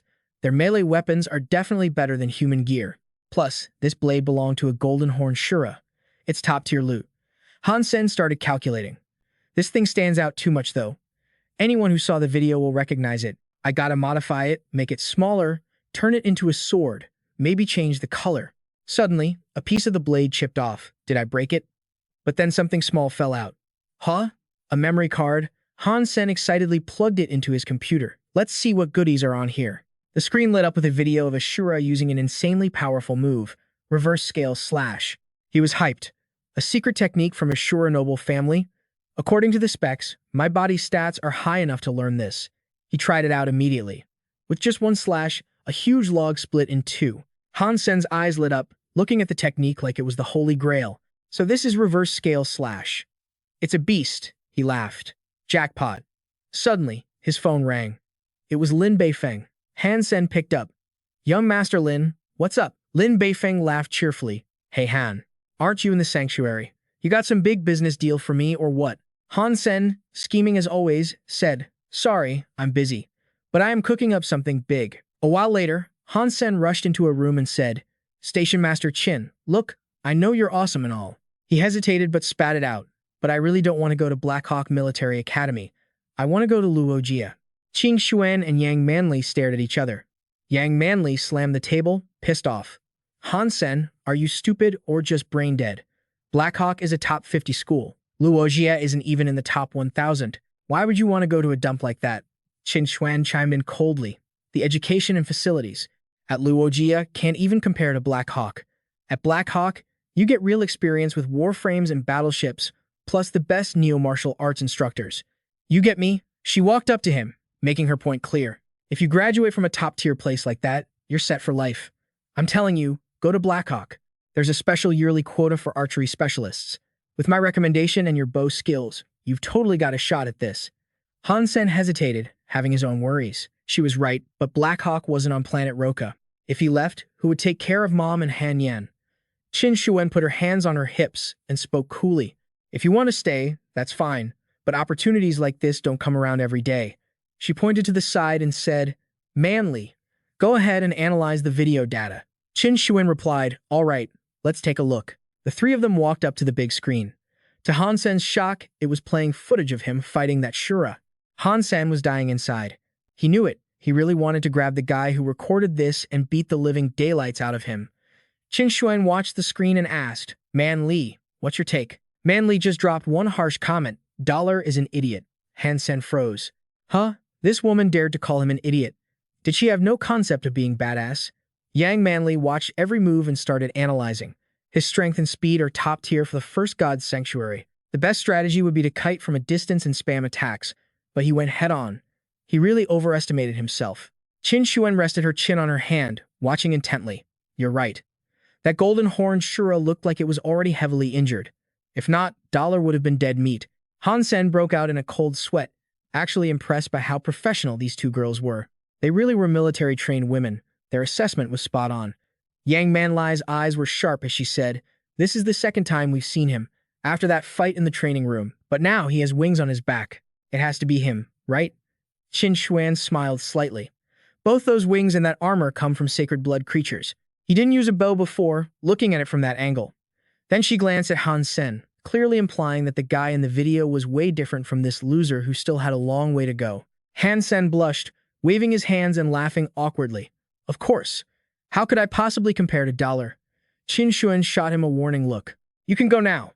Think carefully about enrolling in Blackhawk. Don't let me down. Outside, the sky was clear blue over the street corner. Han Sen walked slowly down the street, lost in thought. Qin Xuan seemed really keen on getting him into Black Hawk. What a drag. I'm not even 20 yet. I shouldn't have to worry about military service. Still, he couldn't help but plan ahead. If I do get sent to Black Hawk, I gotta make sure I leave enough money for mom and sis so they don't have to worry about surviving. Han Sen then made a phone call. Yo, young Master Lin. Those two Z5 steel arrows from last time. Have someone send them over. Lin Beifeng replied, Brother Sen, do you really only need two? My family works with the Z Steel Group. Getting this stuff is basically free for me. You should take more. And Brother Sen, won't you reconsider letting me tag along? He sounded sincere. I can actually help. I promise I won't be dead weight. Han Sen scratched his head, still refusing. It's too dangerous there. With your status, how could I risk taking you with me? I just need the two arrows. If I get lucky, I'll bring back a mutant creature as a souvenir for you. Deep in the dense forest, a crescent moon shone brightly overhead. Han Sen hiked along calmly, carrying his gear. His solitary figure moved through the desolate path, surrounded by nothing but wild mountains. He reached the riverside, a peaceful spot filled with jagged rocks and small bushes. 2 days later, Han Sen stood on a cliff edge while two flying beasts soared nearby. He spoke in a low voice. Finally, the dark swamp. In the gloomy woods, a swarm of mutant black stingers buzzed around their hive. He nodded firmly. This is it. The place with the arrow beast's soul. It's hiding right here. Han Sen told himself with grim determination. No matter how dangerous it is, nothing's going to stop me from getting stronger. The ferocious mutant black stinger, with its razor-sharp stinger, looked like it could kill anyone who even stepped near the perimeter. Along the gloomy riverbank, all sorts of dangerous beasts circled in the air. He wasn't afraid, though, thinking to himself, no surprise here. Getting into the dark swamp was never going to be a walk in the park. The mutant creatures here are way bigger and nastier. Too bad I can't just wipe them all out at once. I gotta find the right one to hunt. Scan the area. Under the hazy moonlight, the water reflected the long shadows of a snake pack zooming past. Dollar hovered in the air, aiming his bow at the prey. He scoffed, Hey, snake face, you're my first catch. Instantly, the arrow dove down, packed with raw power. He did the math in his head, only 2 arrows left. Gotta lure him and hit him, then retrieve. Can't waste a shot. Bam. The giant beast underwater got skewered. He commanded, Get back here. A mutant beast surfaced, and another arrow punched straight through its head, making its long body launch out of the water. Just then, a notification popped up. Hunt successful. Killed Ghost Tooth Viper King. No beast soul gained. Eating the meat gives 0 to 10 mutant gene points. Hearing that, Dollar shouted, Sick. Meanwhile, deep underwater, schools of mutant fish were swimming around, totally clueless that danger was coming for them. Bubbles everywhere. The arrow tore through the water, chasing the fish. One got hit instantly. Then, 2 golden fish got skewered at the exact same time. The others scattered in a panic. He grinned, controlling the string. Oh, my sweet prey. The more you struggle, the more I like it. Dollar used his wings to glide over the water, dragging the line, all hyped up. Hey babe, you're next on the list. Come to Papa. He yanked the arrow up with one hand. As soon as the fish surfaced, his other hand slashed it in half. The notification popped up again. Hunt successful. Hunted mutant blood saw. Beast soul obtained. Eating meat gives 1 to 10 mutant gene points. Dollar's eyes lit up. Say what? He punched the air, laughing like a maniac. Hell yeah, I actually got a beast soul. And a mutant one at that. Dark Swamp is literally paradise. The result of this hunting spree was a pot full of steaming, delicious meat. Right then, the system spammed notifications. Consumed meat. Gained 1 mutant gene point. System notification. Consumed meat. Gained 1 mutant gene point. The alerts kept popping up. System notification. Consumed meat. Gained 1 mutant gene point. He ate until he was stuffed, even tossing a piece to the little creature nearby. System notification. Consumed meat. Gained 1 mutant gene point. Dollar rubbed the little guy's head, bragging, Meow Master, it's only been a few days. Since I got here, my mutant points went up by 31. Then he stood up to check out the spear.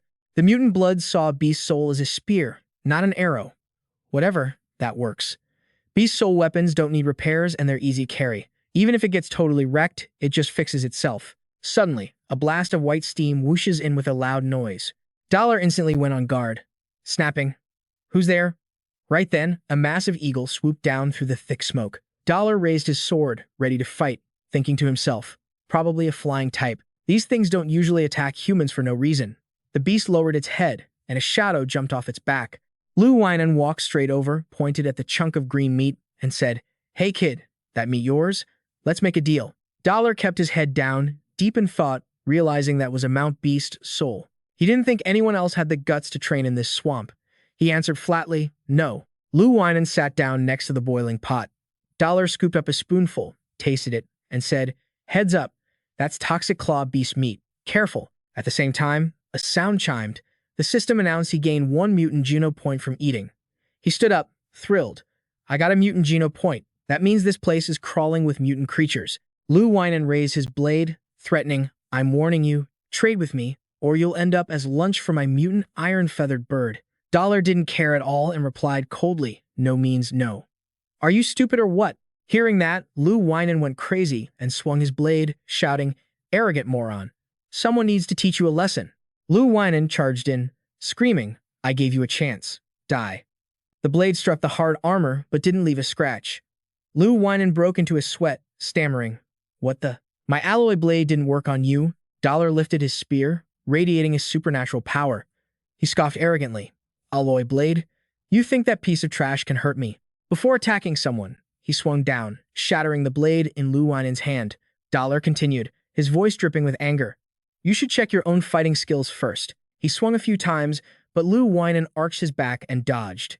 He skidded to a stop, then touched a small scratch on his cheek in disbelief and screamed, "My face.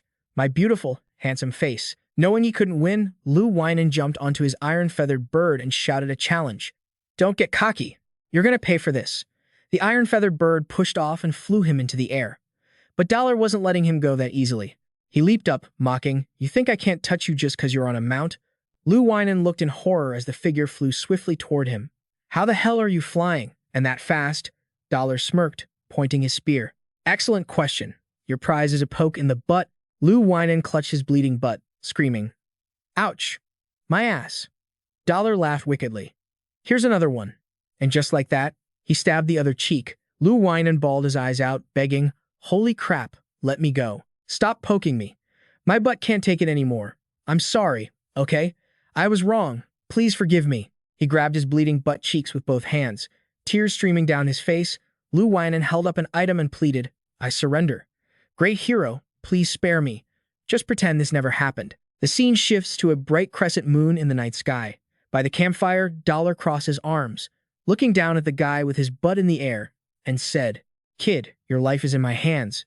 Give me some useful info, like where the black sting bees are." Hearing that, Lu Winan looked up and asked, "Black sting bees? Those things are super dangerous. I'm not going." In a desolate forest, Han Sen and Lu Winan flew in. Lu Winan hesitated. "These are all black sting bees. Isn't there a queen too? You really want to go?" Han Sen draped his arm around him, threateningly. "Lu Winan, if you care about your butt, be a good boy, and I'll give you some mutant beast meat." Lu Winan replied in fear, "Got it." Then he rode his iron-feathered bird down for a landing. As he flew, he grumbled, "Who is that guy? I came to the sanctuary just to train, and I run into this perv." Finally, the mount touched the ground, but the moment it landed, the ground exploded. Lu Winan ran for his life, screaming, "Too many black sting bees. Iron-feathered bird, fly. Get higher." Han Sen shouted excitedly, "It's showtime." He immediately spread his wings and dove down. Han Sen slaughtered the black sting bees with brute force. Every time he killed one, the system announced, "Hunting successful. No beast soul gained. Eat the meat to gain 0 to 10 primitive geno points." The more bees he killed, the more hyped Han Sen got. The system kept pinging, "Hunting successful. No beast soul gained. Eat the meat to gain 1 to 10 primitive geno points." More and more bees were slaughtered. The system notifications were endless, "Hunting successful. No beast soul gained. Eat the meat to gain 0 to 10 primitive geno points. Hunting successful. No beast soul gained. Eat the meat to gain 0 to 10 primitive geno points." Han Sen cheered. "Finally got a black sting bee beast soul. Now I've got an arrow-type beast soul too. That is awesome. So freaking cool." The next morning, while walking around, Han Sen happily thought back on things.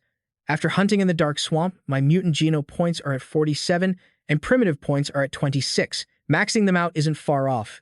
Suddenly, the crowd started rushing around. "Quick! The martial arts tournament is starting. Registration ends today. Hurry up." The event had everyone buzzing. Overhearing them, Han Sen realized, "The martial arts tournament. I've been gone a few days and completely forgot about it. If I make the top 10, I can get a random beast soul. Can't miss a prize like that. At the arena, Han Sen registered, and the system gave him the number 8,888. Han Sen whispered, I'm number 8888. This year sounds intense. Don't know who I'm fighting, but I'm hyped. At the tournament grounds, everyone was talking excitedly. This year's going to be interesting. Twice as many participants as last year. Whoever does well will definitely be the strongest in our sanctuary. Their status will be huge. On the stage, everyone was pumped up. Hit him. Die. I'm going to take all of you down today. I'll be the last one standing. Han Sen observed quietly. Same rules as last year. 100 people per round. A chaotic battle royale. Basically 1 versus 100. Current groups are 51 to 55. He calculated mentally. Since they're in the 50s, my turn should be around the 80s. I don't need to fight today. I'll find a good spot to watch. As he turned around, he bumped into Son of Heaven. The guy smirked. Hey, ass freak, tell me your number. What if we're in the same group? Han Sen smiled. Sorry to disappoint you. I'm not planning to join. Luo Tianyang furiously grabbed his collar and barked, You absolute coward. How are you even a man? Watch your back, or I'll kill you. Suddenly, Qin Xuan walked up and asked, Son of Heaven, you're up next, bro. You not ready or something? Son of Heaven replied arrogantly, Of course I'm still crushing it. Definitely getting that high-level cert, he said confidently. It's my time to shine. Qin Xuan, you better watch my match. As soon as he left, Qin Xuan turned to ask Han Sen, You scared of Son of Heaven? Han Sen replied straight up, Yup. She asked why. He said, Dude's strong, plus he's the young master of Starry Group. How could a nobody like me have the guts to mess with him? Yang Manly shot back. But when you killed the purple dragon in front of him, you seemed pretty brave then. Qin Xuan probed seriously. Han Sen, are you protecting your family? You scared they'll get dragged into your beef with that guy, so you're trying to dodge him whenever possible. Qin Xuan's sharp intuition surprised Han Sen. Is she reading my mind? Yeah. I don't care how they look at me. What matters is my fam, mom, and Yan. I gotta protect them, no matter the cost. Starry Group is definitely linked to Dad's death, but now isn't the time. Seeing his face, Qin Xuan knew she guessed right. She continued, You're a really good son. Always looking out for your family. About that Black Hawk deal last time. You should consider it. Han Sen asked, Why? Qin Xuan said, Once you join Black Hawk, I'll get you into the Special Ops Squad. Members are protected by the military. No one dares touch them, not even Son of Heaven. Han Sen asked curiously, Sounds high tier. What does that squad do? Qin Xuan gave a vague answer. Join and you'll find out. A while later, outside the arena, Han Sen was deep in thought. Maybe I should join Black Hawk. Could be useful if Son of Heaven ever targets Mom and Han Yan. Nah, that'll never happen. The next day at the ring, everyone was pissed. Which jerk is the last one? Where's his face? Scared and ran away. Someone cursed angrily. Damn it, 99 people waiting for one guy. Doesn't he know who's who? He should just quit, or I'm gonna be the first to punch him. Suddenly, a voice rang out. Sorry, kept you guys waiting. When they saw the last person walk in, everyone looked terrified. It's really him. Isn't that the guy who killed the Golden Horn Asura? Dollar. Dollar is competing. Han Sen smirked to himself. Han Sen didn't show up, so let's swap in Dollar. Dollar is stealing the spotlight tonight. As soon as the match started, Han Sen went hard, taking people out one by one in seconds. The guys Han Sen hit just collapsed in pain. They were lying all over the ring, groaning. My hand. My stomach. It hurts. Dollar is too strong. He's bullying the weak. Nobody here can take him down. Han Sen taunted arrogantly. Anyone else? Come at me all at once. Everyone laughed nervously and gave up, living up to the name Dollar. We're all beat. Let's just surrender. Yeah. Surrender. Look at us. We're too weak. Fighting Dollar is just asking for pain. Let's end it here. Let us go. Hearing that, Han Sen laughed. Thanks for the match. He shouted happily, I won. Thanks for the help. The audience clapped in admiration. Winning that easily. Only Dollar could pull that off. Dollar really didn't let us down. That victory was undisputed. After leaving the ring, Qin Xuan, Son of Heaven, and Fist Guy walked up to him. Dollar, can we talk? Han Sen got nervous inside. It's the three of them. Why are they hanging out together? When he turned back, Qin Xuan spoke up. Dollar, I want to invite you to join the Steel Armor Gang. Han Sen laughed. The big three want to recruit me? What an honor. Son of Heaven warned him angrily. You stole 2 of my sacred blood creatures. I'm swallowing my pride to come find you. Make the right choice. Qin Xuan asked, In this shelter, our force is the strongest. We're allies. You're strong, you should pick opponents on your level. Han Sen turned them down. No rivals, no allies. I just want to be alone. Just me. Then he turned around and walked away. Fist immediately stepped in to block him. Hold up, Dollar. You can turn us down, but with strength like yours, you gotta have some special sacred blood creature. Come on, let us in on the secret. Han Sen chuckled to himself. Bro, you nailed it. Too bad I can't tell you I used the crystals to feed it. He replied, ain't no secret trick. Just got lucky, that's all. But I do have a few extra mutant creatures lying around if you're interested. Fist couldn't hide his hype. For real? Name your price. I'm buying the whole lot. Qin Xuan snapped back, annoyed. What do you mean you want them all? Do I look invisible to you? Son of Heaven jumped in, looking for a fight. Want to see whose wallet is fatter? You think you can outbid me? 1.5 million a pop. I'll take 'em all. Han Sen watched them bicker, totally amused. So these are supposed to be allies, ready to stab each other in the back just like that. Some friends they are. Didn't think the black stingers I dragged from the dark swamp would come in handy this fast. He spoke up. Chill out. I'm not looking to sell these for cash. He added, unless. We're talking about shopping access to the S-Class St. Hall. Son of Heaven gasped. What? Fist stammered, caught off guard. You want high-tier hyper-geno arts? But Qin Xuan got serious. The S-Class St. Hall has restrictions on high-level gear.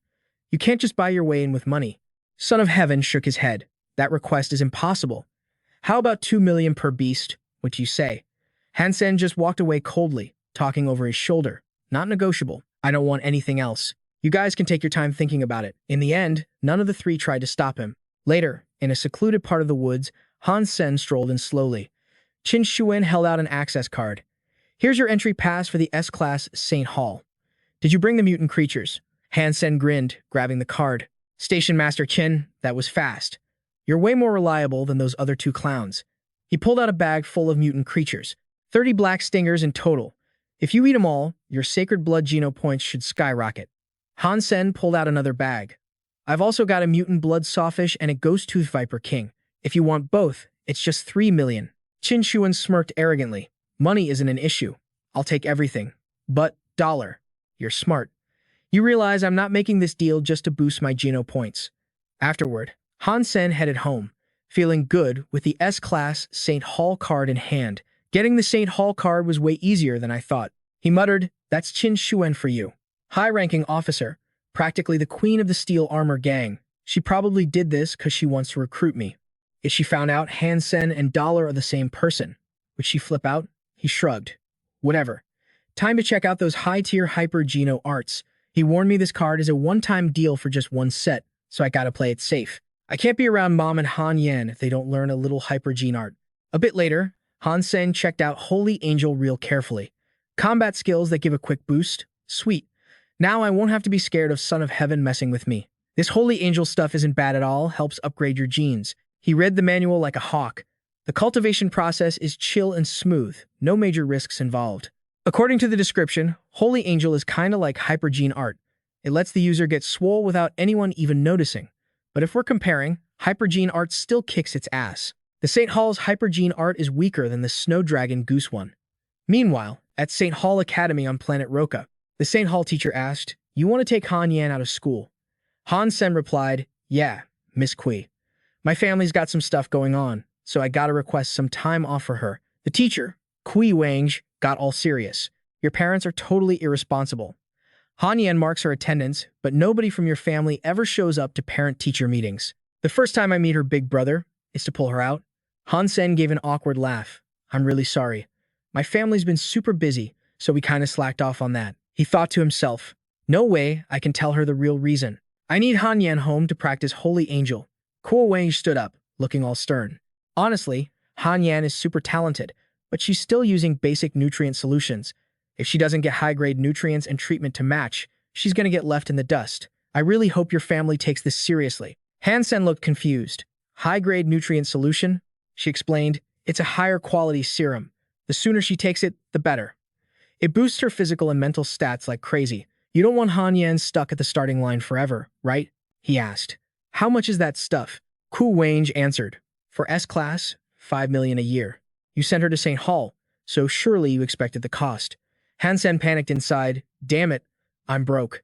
Can't ask Mom for it either. Fastest way is to use the crystals to raise mutant creatures, then sell them off. Back at Han Sen's place on planet Roka, Han Yan was glued to the TV, copying the moves. Han Sen grinned, thinking, Han Yan's got real potential. She picked up the technique so fast. Having a talented little sis like her? Yeah, I'm proud. He called out, awesome job, Han Yan. When mom gets back, teach her Holy Angel too. The little girl beamed, really? I can do that? Han Sen patted her head. Of course. But don't tell anyone you're practicing Holy Angel. That's our family's little secret. Once we get that S-class nutrient solution, you'll get even better. Han Yan cheered, yay. Big brother is the best. I want to get stronger too. That night at Qin Xuan's place, Yang Manli asked seriously, is Qin Xuan really going to do this? Qin Xuan stayed calm. Don't worry, it's not a big deal. Yang Manli snapped. It's been forever, and that kid hasn't given me an answer. My patience is zero. I really want to see what kind of person he is. Yang Manli finally took out a pill. That guy isn't simple. If you're insisting, fine. I won't say anything else. Han Sen met Qin Xuan at the combat hall as planned. Qin Xuan went crazy, rushing in to attack Han Sen. He thought, annoyed, what is this woman freaking out about now? Qin Xuan straight up kicked him in the face. What the hell? Such brutal attacks. Did she eat something wrong? She walked over coldly. You've been improving way too slow lately. Guess I need to pay more attention to you. Drink some water and rest. We'll continue later. Han Sen nodded. Okay. Seeing Qin Xuan chug her water, Han Sen thought happily. You're tired too, huh? Forcing me to fight that hard. He cracked open his bottle and took a sip. Right after, the scene in front of him freaked him out. Qin Xuan stood there looking sexy and asked, Han Sen, am I cute? Just then, Jade Skin kicked in automatically, purging the toxins. Han Sen collapsed weakly. Jade Skin was working, but something was definitely in that water. What is Qin Xuan trying to pull? Qin Xuan walked over softly. Han Sen, is my body nice? Han Sen was furious inside. Motherfucker. Why is she hitting on me? I can't let her hypnotize me. Gotta trick her first. He mumbled dreamily. Boobs. Look at those boobs. Qin Xuan asked, how are they? Han Sen replied, big, round, and white. Men are all the same. Bunch of perverts. She bent down. I'll let you touch them. Han Sen raised a trembling hand, but she smacked it away immediately. Obedient like that, he's totally hypnotized. Good. Qin Xuan asked seriously, Han Sen, are you dollar? He answered honestly, no. She kept grilling him. Why do you keep hesitating to join Blackhawk? He answered, Blackhawk is too far from home. If I go, I can't take care of my mom and little sister. I don't feel right being that far away from them. Qin Xuan was totally surprised. So that's the reason. He really cares about his family that much. Suddenly, she asked, Han Sen, deep down, what do you think of me? Han Sen mumbled, Miss. Qin Xuan, you. Then he said tiredly, Qin Xuan, you're the most beautiful woman I've ever met. The cutest person in this whole sanctuary. Qin Xuan got super embarrassed and immediately slapped him across the face. Han Sen jumped up. Station Master Qin, what are you doing? He looked around confused. I only remember drinking the water you gave me. Qin Xuan cut him off coldly. Nothing. We just trained too hard. You got tired and passed out. I hit you to wake you up? She thought annoyedly. What was I even worried about? I'll let him speak the truth later. Han Sen smirked to himself, having achieved his goal. Qin Xuan is just a girl after all. Tease her a bit and she can't handle it. She won't suspect me anymore. With her cover, everyone will think I'm strong because she's helping me. Then I can slowly level up my combat skills. One day, I'll be able to completely erase the existence of Dollar. That night in a desolate forest, Han Sen handed a bag of mutant creatures to Master Lin. Hey Master Lin, here's the stuff I promised. I waited specifically until now to give you these two. I don't want attention, so don't tell anyone. Master Lin opened it and looked inside, totally shocked. Mutant sawfish. Brother Sen, you really keep your word. Legit. Han Sen said confidently, of course. I do what I say. Suddenly, Son of Heaven walked up, speaking in a sinister voice. Isn't this Master Lin? Why are you hanging out with this idiot? Trailing behind Son of Heaven was Luo Tianyang. Master Lin quickly stepped in front of Han Sen and shot back. Son of Heaven, what a coincidence. Let me tell you, Brother Sen is my homie. You guys probably just got some beef, but do me a solid and drop it. Luo Tianyang snapped back. No way in hell. I ain't letting that ass freak off the hook. Son of Heaven raised a hand to stop him, walking off like an ice block. Tianyang, let's bounce. Don't waste time on this trash. You've got that match with Dollar next, so get your head in the game. Han Sen heard that and smirked to himself. So round 2 is against Luo Tianyang? Perfect chance for some payback. The next morning, the martial hall was going absolutely nuts with people. Yo, this fight's gonna be sick. Luo Tianyang is tough, but against God Dollar, anything could happen. Luo Tianyang versus God Dollar, total mismatch. Tianyang is Son of Heaven's boy. I don't care how strong Dollar is, he wouldn't have the guts to cross Son of Heaven, right? Su Xiaoqiao called it with total confidence. Dollar's taking the win, guaranteed. Liu Hongdao piped up to warn him. Don't be so sure, man. Luo Tianyang has Son of Heaven backing him up. You really think Dollar can go against him? The two of them hustled over to their seats in the stands. Spotting a guy bundled up next to him, Su Xiaoqiao asked, Yo bro, aren't you burning up in that? What are you, cosplaying or something? Liu Hongdao whispered, Dollar snatched Son of Heaven's sacred blood creature, remember? Who knows, maybe Son of Heaven lent Luo Tianyang a beast soul just to get revenge right here. Su Xiaoqiao scoffed, Pff, isn't that just some gorilla beast soul?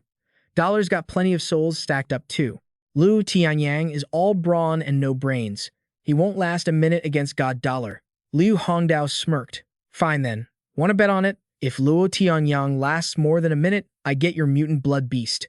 If he doesn't, you get my mutant night wolf. He hesitated. Huh? Your mutant night wolf? Yang Manly sighed from the row in front of them. You guys are so annoying. This fight has nothing to do with you. Stop betting your beast souls like idiots.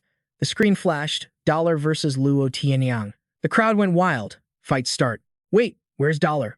Where is he? Suddenly, the guy in the black cloak next to Su Xiaoqiao stood up. He threw off the cloak, revealing Dollar underneath. Su Xiaoqiao screamed, Dollar. Holy crap, he was sitting right next to us. Yang Manly was shook. I didn't even sense his presence. This guy. He really loves being dramatic. Su Xiaoqiao yelled like a maniac, Dollar.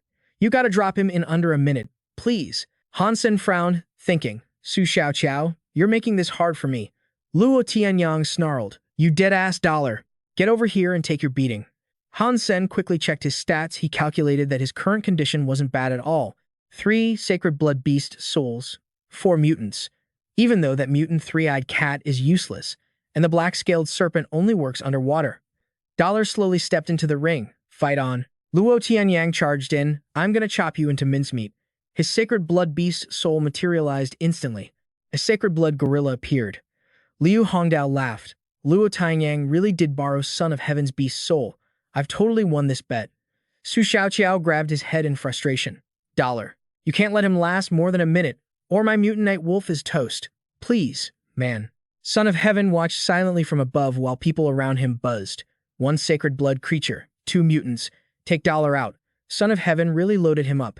Dollar is in deep trouble. Son of Heaven frowned. Dollar, you can't take him down alone. Everything you took from me. I'll let Luo Tianyang make you pay it back, bit by bit. Han Sen walked forward, radiating murderous energy. Luo Tianyang, who gave you the guts to stand in front of me, saying that, his legs transformed with a burst of power, launching him forward. He slammed right into that gorilla beast's soul. The gorilla roared in pain and punched Han Sen's sword away. Liu Hongdao cheered. Nice. Son of Heaven smirked. Is that it? Tianyang, kill him now. The gorilla beast's soul howled in rage and charged at Han Sen. Han Sen just walked forward calmly. He pulled out a fresh blade and slashed through the gorilla cold-bloodedly. The beast coughed up a massive spray of blood and collapsed on the arena floor. The crowd went into panic mode. What is happening? What just went down? Liu Hongdao stammered, terrified. No way. Yang Manly asked in shock. 1 move, instant kill. Su Xiaoqiao couldn't believe his eyes. Dollar 1. The clock read 9 seconds. It only took him 9 seconds to destroy Luo Tianyang. Su Xiaoqiao was ecstatic. Dollar 1 in under 10 seconds. That's insane. He really is the fastest. Son of Heaven was stunned. My sacred blood and mutant souls. Impossible. He screamed in rage. Luo Tianyang, you useless trash. Get up right now. But the gorilla form was already fading, revealing Luo Tianyang lying in a pool of blood, totally out cold. The crowd went wild, chanting, Dollar. Han Sen grinned. Poor guy. Son of Heaven, you're not on my level. Son of Heaven swore furiously. Bastard. Just you wait. I swear I'll make you suffer a fate worse than death. Later, outside the arena, Su Xiaoqiao was happily riding his beast mount. Hey, look, my new beast. Cool, right? 2 guys nearby looked on with envy. So lucky, Xiaoqiao. That bet was totally worth it. If I knew it'd go like that, I wouldn't have bet against Vice Captain Liu. He holds a grudge, though. He's definitely going to come after you for revenge. Watching this, Han Sen felt a sting of jealousy. I beat Luo Tianyang and pissed off Son of Heaven, but Su Xiaoqiao is the one who got rich. I didn't even get a single beast soul. Su Xiaoqiao wrote over. Brother Sen, Captain Yang was just looking for you. Seems super important. Han Sen wondered aloud. What does she want? I didn't do anything wrong. Su Xiaoqiao grinned. Want to ride on my beast? It's super fast. Han Sen replied coldly. No thanks. He thought bitterly. Don't get cocky. I'll get a beast soul soon enough. A bit later, Han Sen knocked on Yang Manly's door. He walked in. Captain Yang, you looking for me? Yang Manly said, Station Chief Qin just told me to put you in special training. You should know why, right? Right? Han Sen thought, just as I thought. After Qin Xuan hypnotized me, she stopped doubting me. Now I can officially join the military squad. He nodded. Correct. Yang Manly continued. Starting today, you need to teleport to the station's military testing hall for training. Station Master Qin has high hopes for you, so don't screw this up. Suddenly, her tone got serious.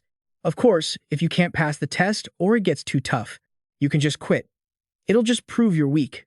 At the military testing hall, Han Sen walked out, looking exhausted. Team leader Yang, I'm done. So, what do you think? Yang Manly stared at the stats on the screen, deep in thought. None of the data stats go over 10. Pretty disappointing. It was just a standard test, and you look wiped out. Han Sen wiped the sweat from his forehead. My overall stats were definitely over 10 before. If I showed my full power, would you guys even believe it? Hiding my real strength was actually the hardest part of this whole test. Han Sen said, I'll work harder. Yang Manly walked away coldly. Don't waste my time. Follow me to the next task. She led the group into the military testing room. She announced, watch closely. I'm only doing this once, so don't come crying that I didn't warn you. Everyone watched her step in, totally confused. What's so special about this machine? She's just showing off basic skills. Doesn't look that hard. The chubby guy next to him whispered, it ain't as easy as you think. That's a grav trainer. Interstellar spaceships and battleships all have these gravity control systems. Training with this thing gave it the nickname the Devil. He continued, Team Leader Yang makes it look easy because her physical stats are insane. If your stats aren't at least a 10, you collapse just trying to walk in there. A moment later, Yang Manly stepped out and called for Han Sen. Get in there. Repeat every move I just did, then report back when you're done. She smirked internally. Without stats over 10, let's see how miserable you look after this workout. Gonna make it way easier for me to boss you around in the future, right? The chubby guy leaned in and whispered, Yo, the setting team leader Yang put on. With your skills, you're gonna get crushed. Want some tips? Just trade me some info on resources next time you come by. Han Sen looked suspicious. You for real? Then he stepped into the military testing room to start. As Han Sen walked inside, he felt the gravity shift and cursed. My body feels like lead.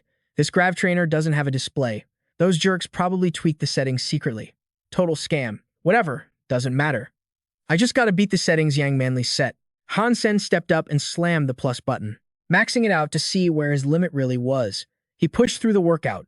Who knows? Maybe I can keep improving, keep rising, get even stronger. By afternoon, Yang Manly looked at the report and slammed her hand on the table. Wham! She shouted. Han Sen, spit it out. You cheated, didn't you? Han Sen replied calmly. No way. I just did the test exactly how you told me. Team leader Yang. The whole thing was recorded on video and the background data tracked it. That proves I didn't cheat. He chuckled internally. Yeah, I changed the settings. But that ain't cheating. Reducing the difficulty, if I knew how, I would have made the results look even worse. Yang Manly's face darkened. The machine is fine, but your physical stats are suspicious. There's no way you should have finished that fast. Han Sen shouted back with conviction. It is possible. That grav trainer unlocked my hidden potential. Team leader Yang, thank you so much for your help. Yang Manly stammered, speechless. She scolded him, flustered, You've got a sharp tongue. Don't think I'm letting you off the hook that easily. I'm gonna keep cranking up the difficulty for you, bit by bit. Now get out. Han Sen left the room, grinning. Yang Manly really is a sucker for flattery. Good to know. Moments later, the arena was buzzing with gossip. Did you hear? Huang Fu Pingxing's next opponent is Qin Xuan. They're fighting for the top spot. Qin Xuan's got the best combat skills in the whole steel armor shelter. You think Huang Fu can handle her? Honestly, I'd rather see Dollar fight Qin Xuan. Now that would be a bloodbath. Someone else sighed, disappointed. Too bad Huang Fu Pingxing is going to lose to Qin Xuan. What a drag. Han Sen took out an item and handed it to the chubby guy. Yo, brought the stuff you needed. Thanks for the gravity device. He happily took it and said, no sweat, pure quality, the real deal. Didn't think you'd be that fast. Guess I don't gotta worry about it rotting anymore. To show I'm for real, let me show you something. Saying that, he suddenly swung a dagger right at his neck. Han Sen was totally freaked out. Suddenly, the dagger vanished. Han Sen asked in shock, the dagger disappeared and then just popped back up. He was completely dumbfounded. It's back. Since when? The man spun the knife and laughed. How's the sleeve blade look? Wanna learn it? Later at the testing hall, Han Sen was practicing all hyped up. I didn't think that guy's sleeve blade was actually a hidden sleeve skill. He said excitedly, this is interesting. It's actually designed around arm muscles and joints. You can only pull this off if you use your muscles and joints perfectly. After practicing for a while, Han Sen started shaking. The point of this drill is flexible reaction speed, but it's too hard. My success rate isn't even 20%. Suddenly, Qin Xuan walked over and asked if Han Sen was practicing sleeve blade. The chubby guy panicked and called out Station Chief Qin. She looked at the level board and asked, newbie level? Unless you learn this from childhood, it takes 7 to 8 years to master it. She thought suspiciously, plus with the newbie level, this thing is split into 3 levels, newbie, evolver, and demigod. Each level has 10 difficulties. Isn't it way too late for him to be learning at this age? Whatever, if he can boost his combat skills, it'll be easier to move up in the military. At the arena, everyone was cheering happily.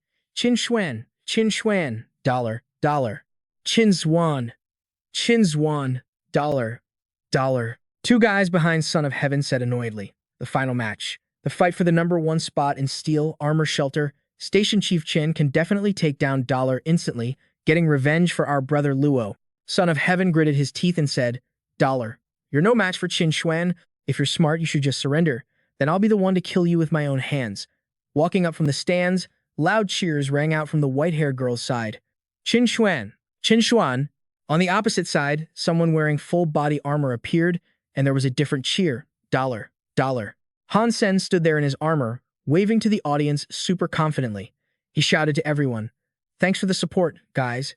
I'm gonna fight with everything I've got. He looked chill on the outside, but inside, Han Sen was sweating bullets. He scratched his head and thought, holy crap, so much pressure. I'm facing the Queen of Steel Armor Shelter, Qin Xuan.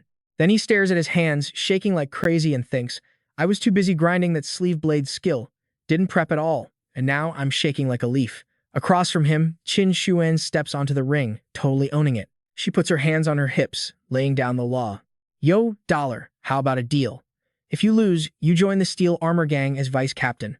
Once I ascend to the second world, you take over as the big boss.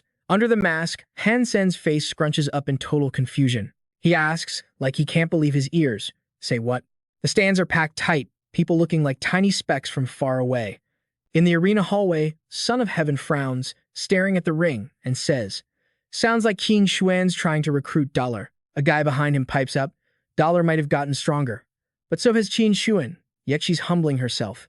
Over in the stands, Su Xiaoqiao gets totally hyped after hearing Qin Xuan's offer.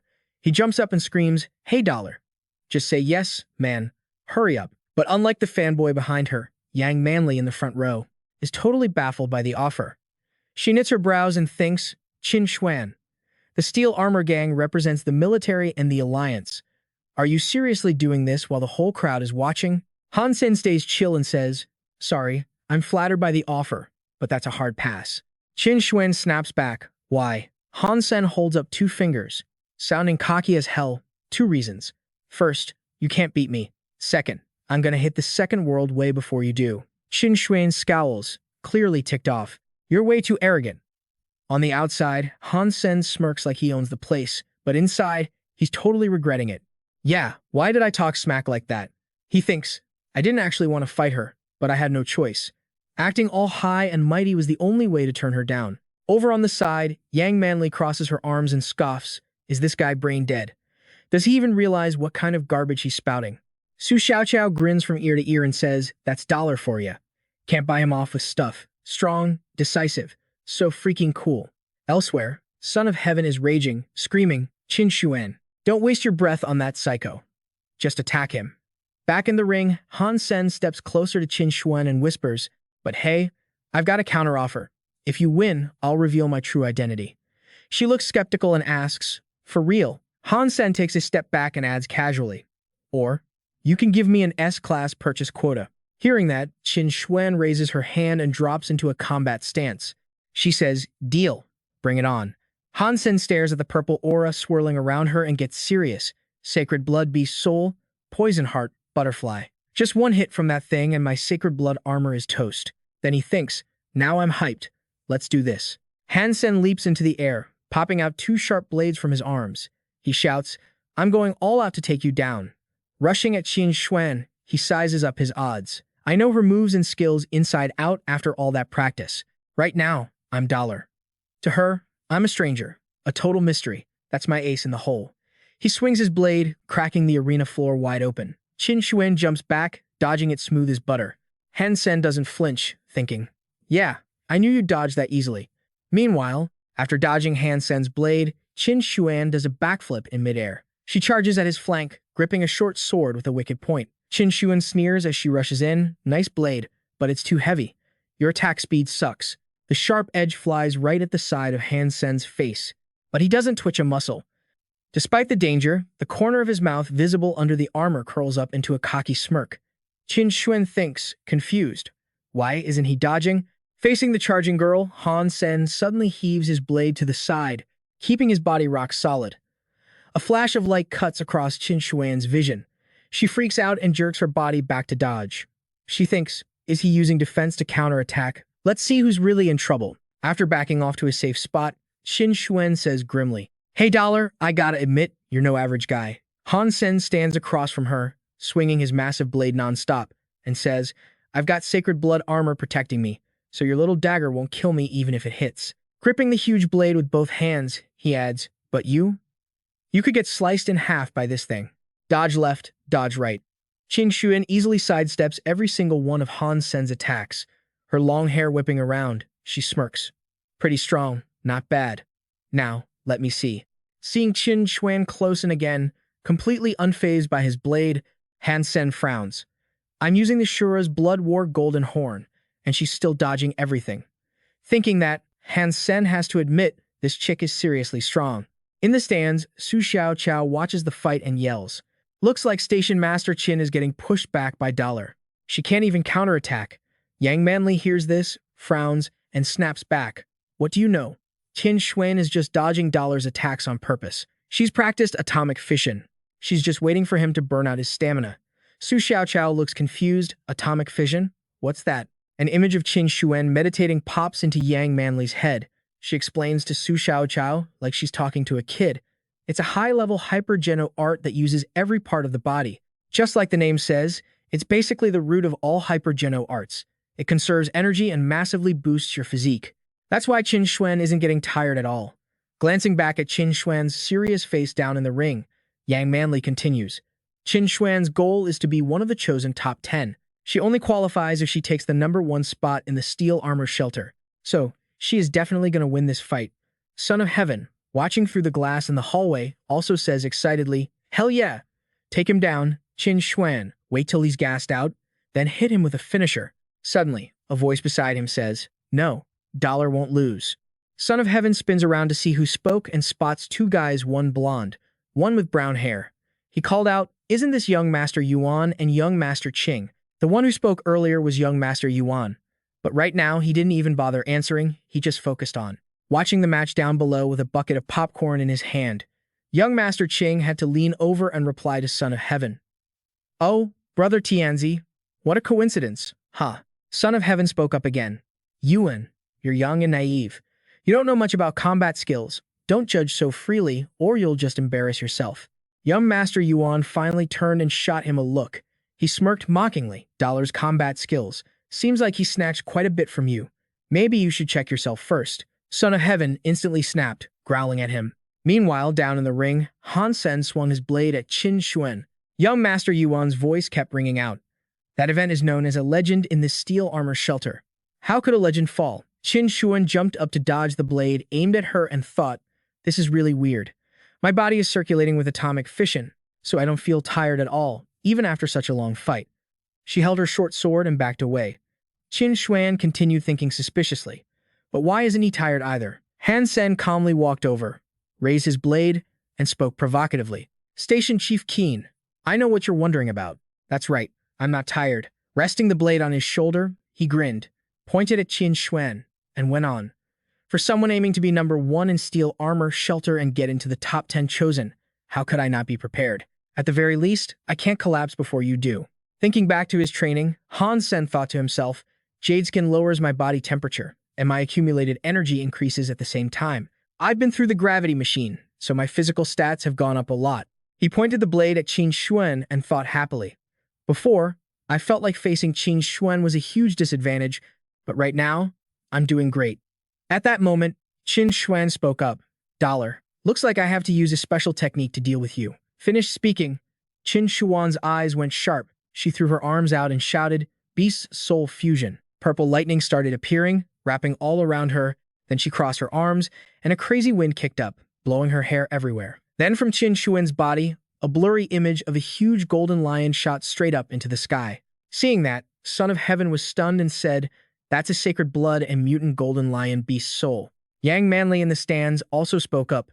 This is the first time I've seen Qin Xuan use this. Su Xiaoqiao, sitting behind them, also leaned forward and added, I heard this sacred blood beast soul can be used as armor to defend against opponents' attacks. It's gonna be tough for Dollar now. On the ring right now, Qin Xuan in her lion form knocked Han Sen's blade away with just one swipe. Facing this sudden change made him super uneasy, thinking. Her power went up, not just doubled. Before he could even finish thinking, Qin Xuan immediately jumped up to pounce on Han Sen. He backed off, dodging the hit, trying to figure out what to do. Under the protection of that sacred blood beast soul, attacking is useless.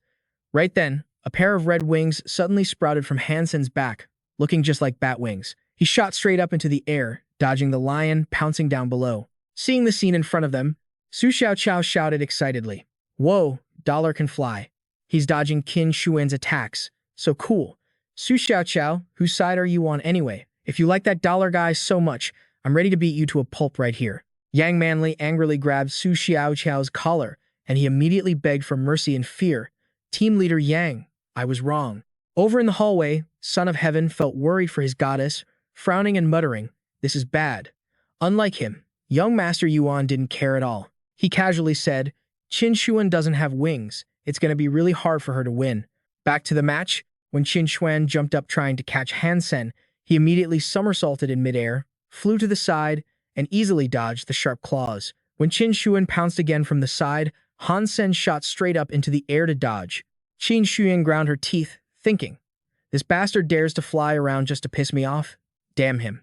The crowd below exploded into chaos. One guy shouted, Dollar is taking this way too far. How can he do that? Another chimed in, Yeah, there's no way Qin Xuan can beat him now. He's totally bullying her, someone else added. First, he stole Son of Heaven's sacred blood beast soul, and now he's toying with my goddess. I seriously want to kill that guy. Another person scoffed, I don't get why so many people like him. By now, Qin Xuan was absolutely fuming. She screamed, Dollar, is this how you want to fight? If you're a man, then act like one. Hearing that, Han Sen stopped dodging. Hovering midair, he looked down casually at the lion below and said, Qin Xuan, as a soldier, you should know that winning is the only thing that matters, right? If you take first place and fight against other shelters, what if they have flight abilities too? He paused, then added, Are you going to ask them to stop flying too? Just come down so you can kill them. Stunned into silence, Qin Xuan could only stammer, You. Watching from the sidelines, young Master Yuan nodded. Makes sense. You can't force others to fight on your level. Winners are kings. Losers are nothing. Simple as that. He turned to leave, telling the guy next to him, Qing, let's go. This match is over. But standing nearby, Son of Heaven refused to accept it. Gritting his teeth in rage, he spat, Bullshit excuses. He's just embarrassed. Slippery bastard. Qin Xuan's face went dark with resentment. She thought, He's right. I can't even touch him right now. Suddenly, she morphed back into her human form. Qin Xuan kept her cool but shouted, Dollar, I forfeit. No point in fighting anymore. Hearing that, Yang Manley and Son of Heaven were totally stunned. Both of them yelled out in confusion at the same time. Qin Xuan. The crowd below was just as shocked, buzzing with gossip. Did she seriously just give up like that? No way. But someone else fired back. What else is she supposed to do? Keep being a clown for Dollar. Dollar played it perfect, used everything he had to win. Finally, Han Sen threw his hands up, looked at the sky, and smirked, soaking up his victory. Right then, the the system announcement blared out. First place has been decided. Congratulations to Dollar. He will represent Steel Armor Shelter in the Gods' War, taking place in 10 days. Su Xiaoqiao was totally hyped, whistling and cheering. Whoa, my idol won. That was dope. He's absolute beast mode. Meanwhile, Qin Xuan Icy walked up to Han Sen right as he landed and said, "If you want access to buy stuff at the S-Class St. Hall, come find me at the Steel Armor Shelter." In the middle of the huge plaza, a massive scoreboard was set up. Everyone was buzzing. The martial arts tournament was over. The top 100 would get their names carved on the martial arts stele. Such a flex. If I grind hard enough, maybe one day my name will be up there too. Looking at the board, 2 new slots popped up. Number 1, Dollar. Number 2, Qin Xuan. People were joking around saying calling him God. Dollar has basically become a habit now. They totally forgot Dollar isn't even his real name. Once Son of Heaven figures out who he really is, we'll all know the truth. But thinking Son of Heaven can take down Dollar, he should just drop it. Sooner or later, that guy's gonna lose all his beast souls anyway. Han Sen was standing there too, staring at the board, lost in thought. Qin Xuan was definitely salty about not snagging first place. Steel Armor Shelter is her turf. If I show up there as Dollar, I might be walking straight into a trap. But he didn't waste too much time stressing over it. He just relaxed his hands and walked off in a different direction. Han Sen made up his mind. Whatever. Screw it. Gotta prep for the gods' battle first. If I can snag a random sacred blood beast soul, that's way better than shopping rights at the S-Class St. Hall. Somewhere else, Su Xiaoqiao was drawing a huge bow, aiming for a shot. Han Sen was right next to him, pulling back another bow. Su Xiaoqiao fired off a round and wiped the sweat off his forehead. He turned to Han Sen. "Brother Sen, your archery skills are already insane. Why are you training so hard? You don't need to grind like this. Just chill while doing Captain Yang's tasks." Han Sen released the string, and the arrow screamed forward. Hearing that, he shot back. "How could I just slack off? A real man is never satisfied with just good enough." Outside the empty training area, 3 guys were standing in front of the gym door. One of them said, "Han Sen is at the gravity machine again. Dude works way too hard." The guy next to him replied, "He probably pissed off Captain Yang, so he's being punished with this stuff. Gambling debt or something." The older guy stood there silently, thinking, "Seems like nobody noticed I tweaked the settings. He finished it way too easily." Then he started worrying. He's been in there forever? Is he addicted to the pain or something? Inside, Han Sen was spinning midair. He frowned, thinking. After bumping up the stats, the difficulty spiked like crazy. Lucky my body can still handle it. Landing and swinging his sword again, he thought. Everyone in the gods' battle is a champ from different shelters.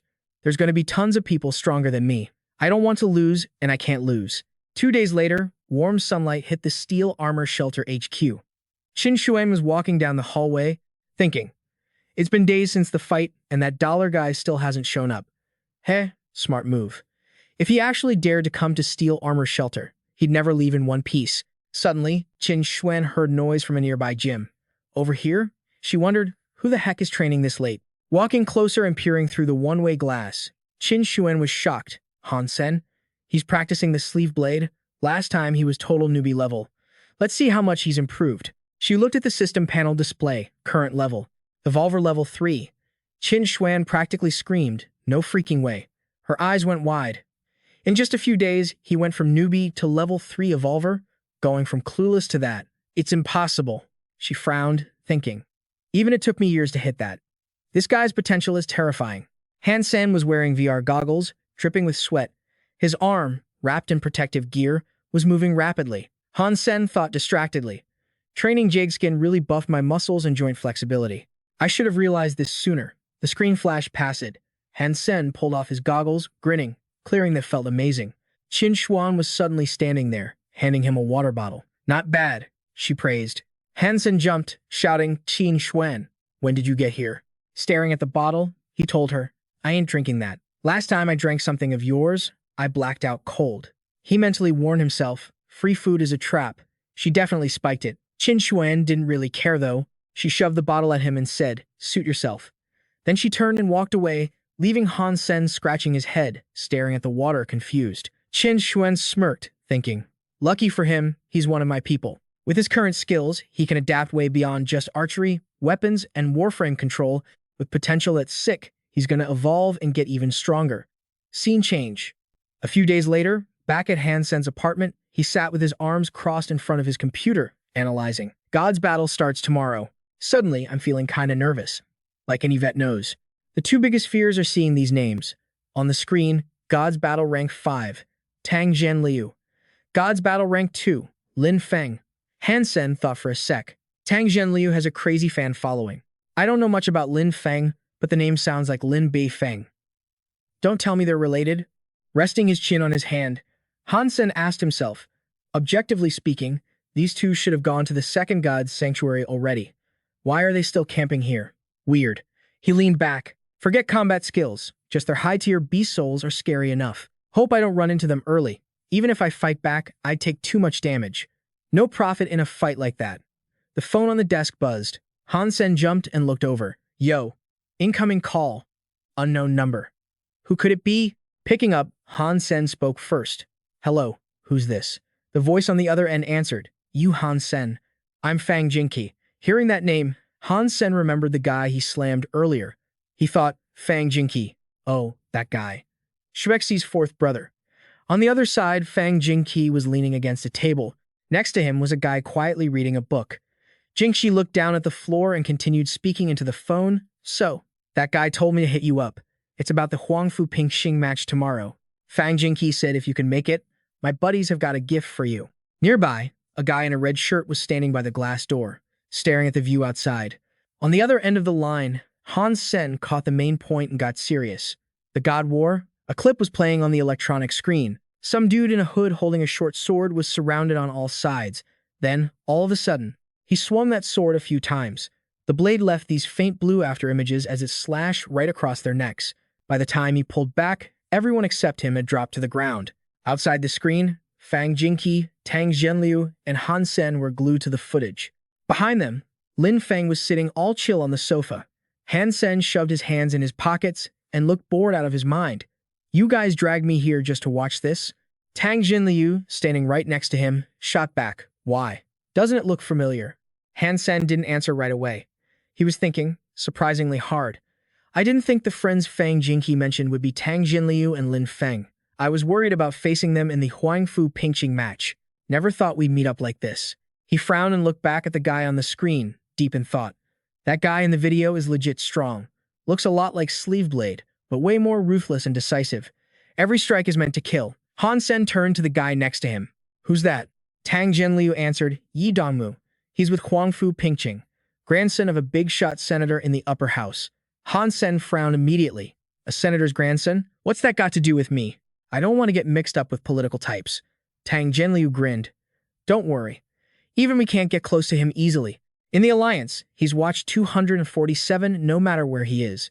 We invited you here to mimic Yi Dongmu's style and tactics, and spar with us to prep for the Huangfu Pingxing match.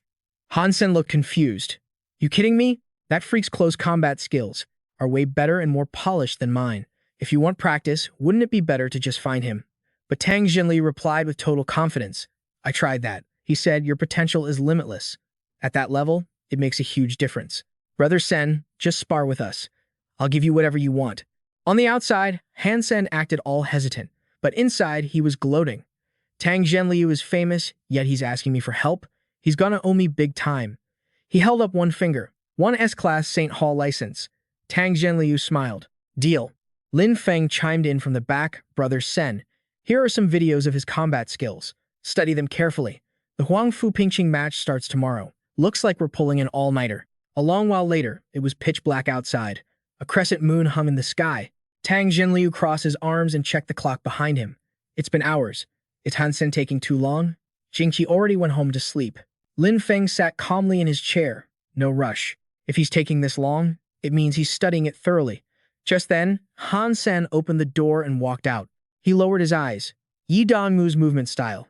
I think I got it. Let's start. Tang Zhenliu looked skeptical. You sound pretty confident. Han Sen ignored that. He picked up a small dagger. This thing isn't sharpened. It's too late. Lin Feng walked over, hands in his pockets. He spoke slowly. I'm not sure you can beat us, but being careful is better. The God War is important. Tang Zhenliu cut in directly.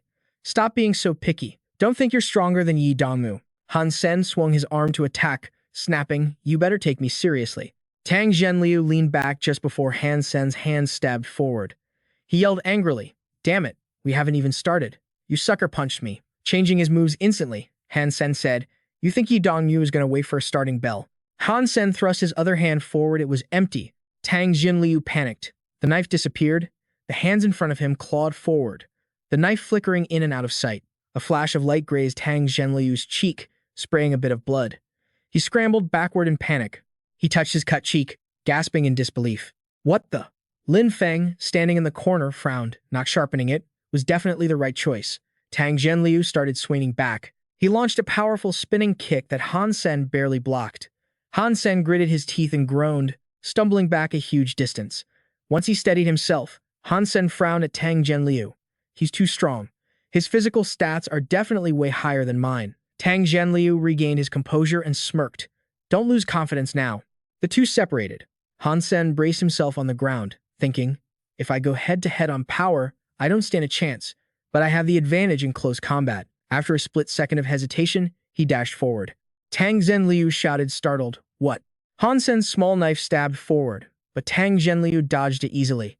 He countered with a swing, laughing, kid, you're still too green. But Han Sen replied, did you really see my path? He grabbed Tang Jinliu's swinging wrist. Tang Jinliu's eyes went wide. Han Sen's other hand moved up, hooking under the arm he was holding, and shot straight toward Tang Jinliu's chin.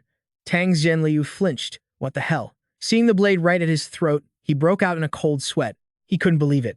The knife was just in his right hand. How is it in his left now? Lin Feng clapped his hands, interrupting the fight. He said, not bad. Finding Brother Sen was the right move. Compared to Yi Dongmu, he's actually much better. Back at the Tang estate, the city lights were glittering in the dark. Holding the gold card with the S on it, Han Sen looked satisfied. Finally mine. Grinding all night wasn't a waste after all. He tapped the card against his cheek, analyzing the fight. Beating Tang Jinliu felt pretty good.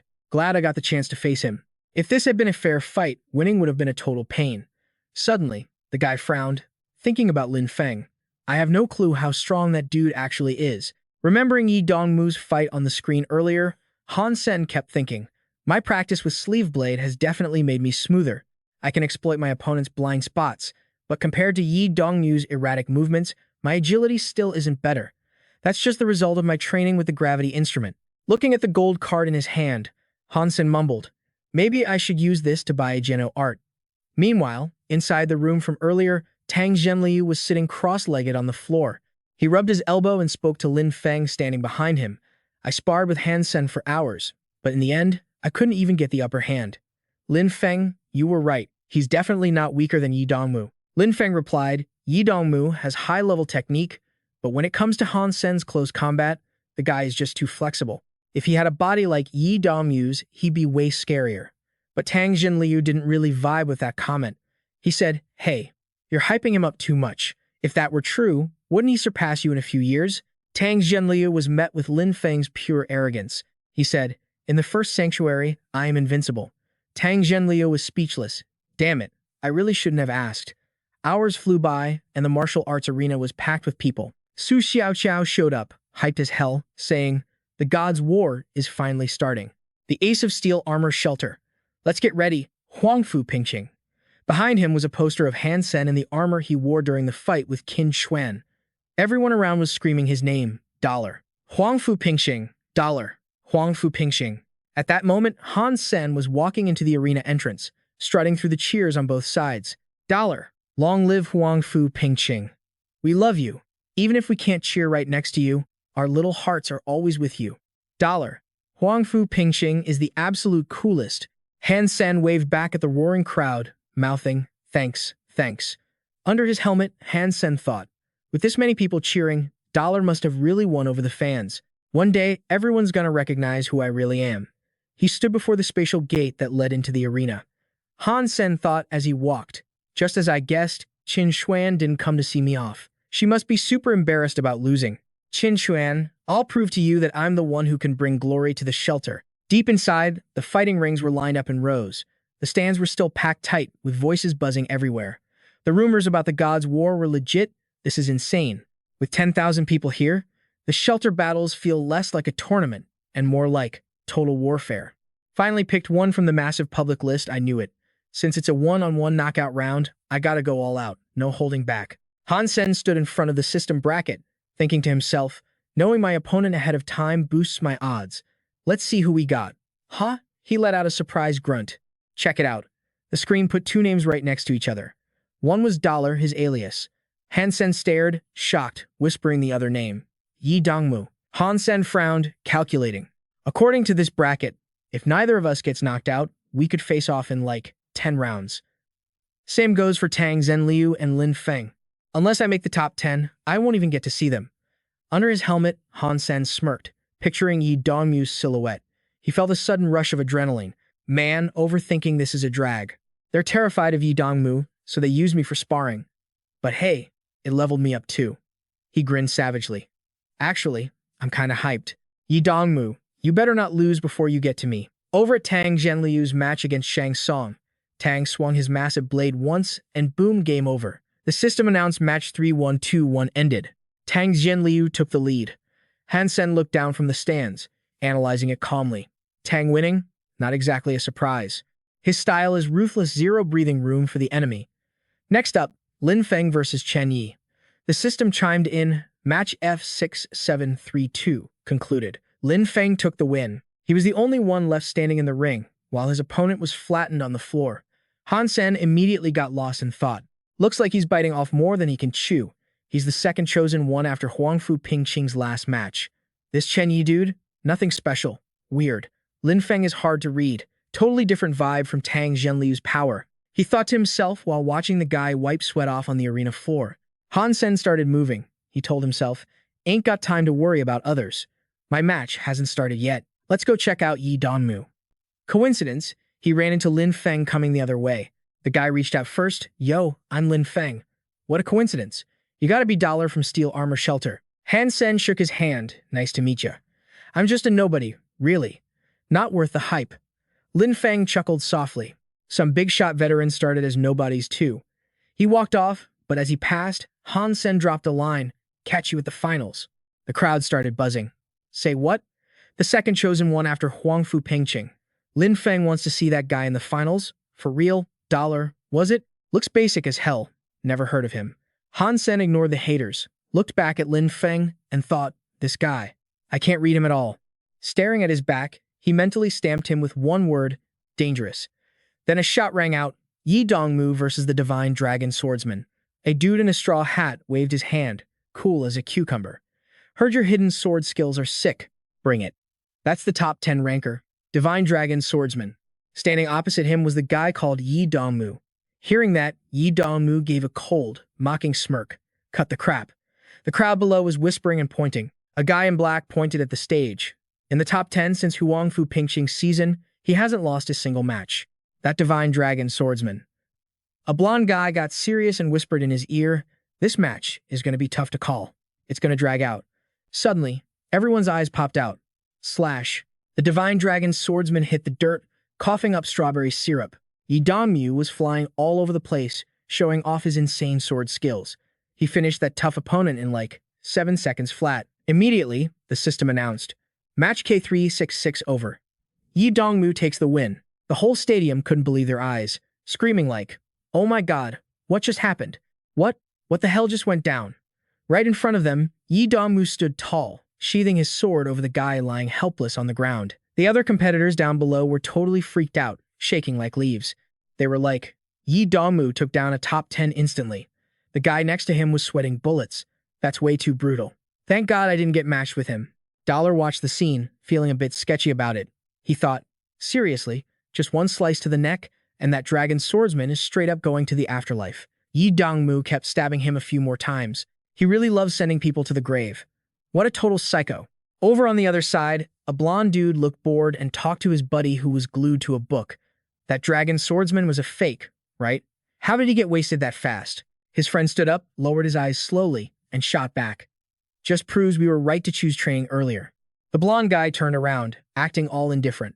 Why'd you even come here if you're just gonna read? The next few matches are gonna be lame anyway. Let's go get a drink. His friend got all hyped up. Nah, there's still one match we shouldn't miss. The big one, Dollar versus Lei Ban. An image of Lei Ban fighting hard popped up. He shouted aggressively. Heard this is your first match in the Divinity's bout. You're gonna get wrecked. Dollar eyed the arrow aimed at him, thinking carefully. Man, nobody here is weak. Those two beast soul arrows are just like the black stinger be poisonous. Suddenly, whoosh. Two toxic arrows flew straight at him. He flinched and spun around to dodge, shouting back at Lei Ban, who was attacking. Sacred Blood Beast Soul arrows? Interesting. Zap. A green poison arrow shot at him again. Damn, that's fast. It's tracking me automatically. The blonde guy in the stands scratched his head and yelled, Lin Feng, don't tell me you mean dollar. He looks totally confused out there. Elsewhere in the stands, a row of veteran spectators were gossiping. I specifically looked him up. He goes by the nickname God Dollar. Rumor has it he's a legend in the steel armor shelter. A legend? You kidding me? He's so weak. Good thing the Divinities bout isn't live-streamed, or everyone back there would die of embarrassment. Suddenly, boom, golden energy exploded upwards. The scoreboard cut off the chatter with the result. Match P1228 ended.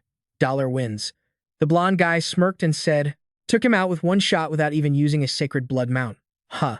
That sacred blood beast soul didn't look that strong. Why does Lin Feng care about him so much? At the transit station 2 days later, a voice rang out. Qin Xuan, look at this. The internet is blowing up. Yang Manli stared at the computer and spoke to the blue-haired girl. There's a discussion about Dollar versus Lei Ban. It's more like an analysis than a recap. Just then, an article popped up on the screen titled, The Epic Battle Psalm of the Legend, God Dollar. It said, he is one of the legends of steel armor shelter, fighting alone against the golden horned Shura. He defeated Qin Xuan right before the Divinities bout. Basically, it was a hype post claiming he could take first place this season. Lin Feng thought for a sec and said, Dollar fights so weak, this fake news must be from his fan club. Right below the post, a ton of hate comments and mockery started flooding in. These keyboard warriors are so toxic. Yang Manli looked at the screen and added, it's not just Lei Ban. God Dollar hasn't had a single spectacular win. His next opponent is top 10 Yi Dongmu. You think he can win? Lin Feng replied, from the moment he stole my spot, I won't allow him to lose to anyone. If he does, he's not a man. Yang Manli pointed at the screen. There's another video everyone's watching. CCTV caught it. On the screen, Lin Feng stood next to Dollar and said, see you in the final match. Qin Xuan asked suspiciously, Lin Feng, why did you say that? What's going on? Yang Manli gave a cold laugh. Everyone is mocking these two. One loser with 0 skills and one guy who's forever second place. This is going to be fun. On day 2 of the Divinities bout, Yi Dongmu, the top 10 ranker, walked up the stadium stairs alone. Dollar was going to be his next opponent. Pointing his finger arrogantly, Yi Dongmu taunted, Dollar, I'm sending you straight to heaven in this match. As soon as he said that, it was clear this battle would decide who gets into the top 10. The audience below freaked out and started screaming. Dollar wants to go melee with Yi Dongmu? Is he insane? Yi Dongmu is a close combat pro. If he wants to die, he doesn't need to rush. Dollar thought seriously. Yi Dongmu, I've got you figured out. To me, you're just a puppet. Whoosh! Dollar got back in the zone and threw a super smart attack, making Yi Dongmu feel threatened. He forced a laugh. This attack style. It's dangerous. Dollar surged forward fast, swinging a powerful claw. Inside his beast form, Yi Dongmu was sweating bullets. The camera panned back to the stands. Tang Zhenliu said to Lin Feng, this is. Lin Feng cut him off with a smug smile. Sleeve blade isn't bad. He really didn't let me down. The winner is decided.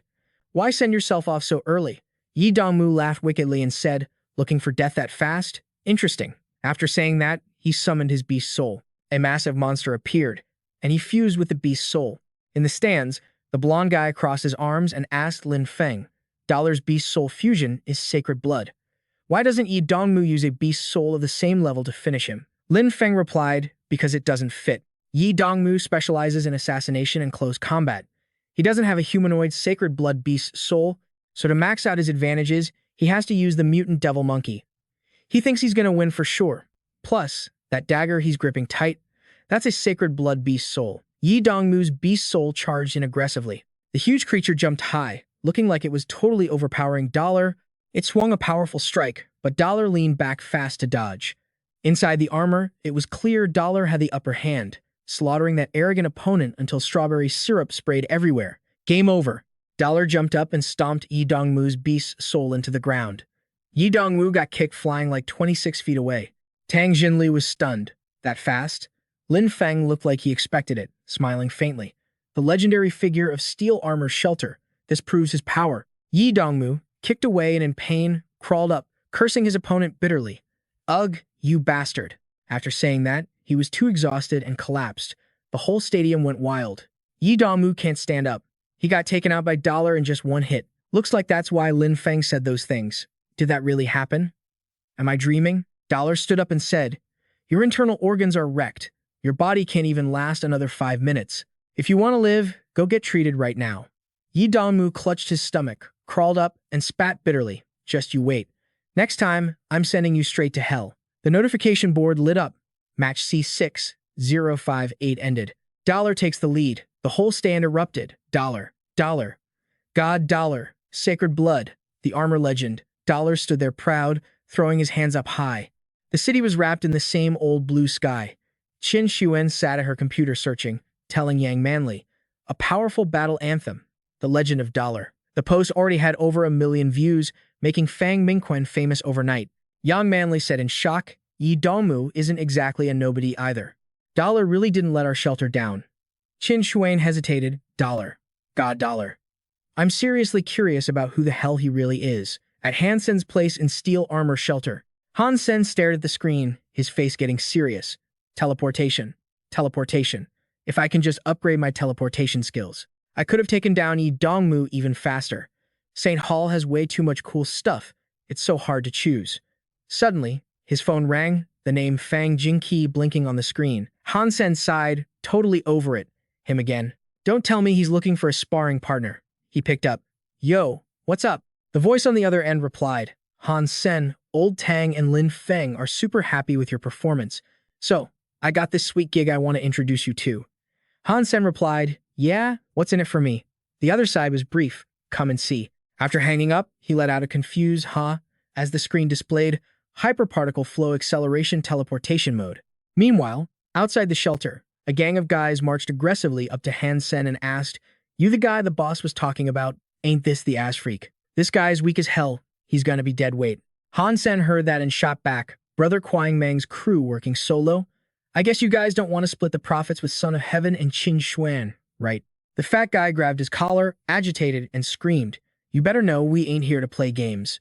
This hunt determines if the boys get sacred blood genes to go to the second world. After saying that, Fatty turned to the crowd behind him. Forget it. He's sketchy. Let's just go. The big guy waved his hand. Nah. Boss said he knows Lin Feng and Tang Jianliu. Let's give the kid a shot. The big guy continued, stick to the plan. We'll keep you safe. After this trip's over, I'll toss you some mutant meat as a reward. Then someone else chimed in, hey ass freak, how about you prove to us right now that you aren't just a cosmic joke? Han Sen replied, fine by me. Looking up at the distant, rolling mountains, the group was riding strange beasts down the slopes. They shouted, this place is far from the shelter. It's gonna take 3 days. Han Sen sat behind the big guy, smirking to himself.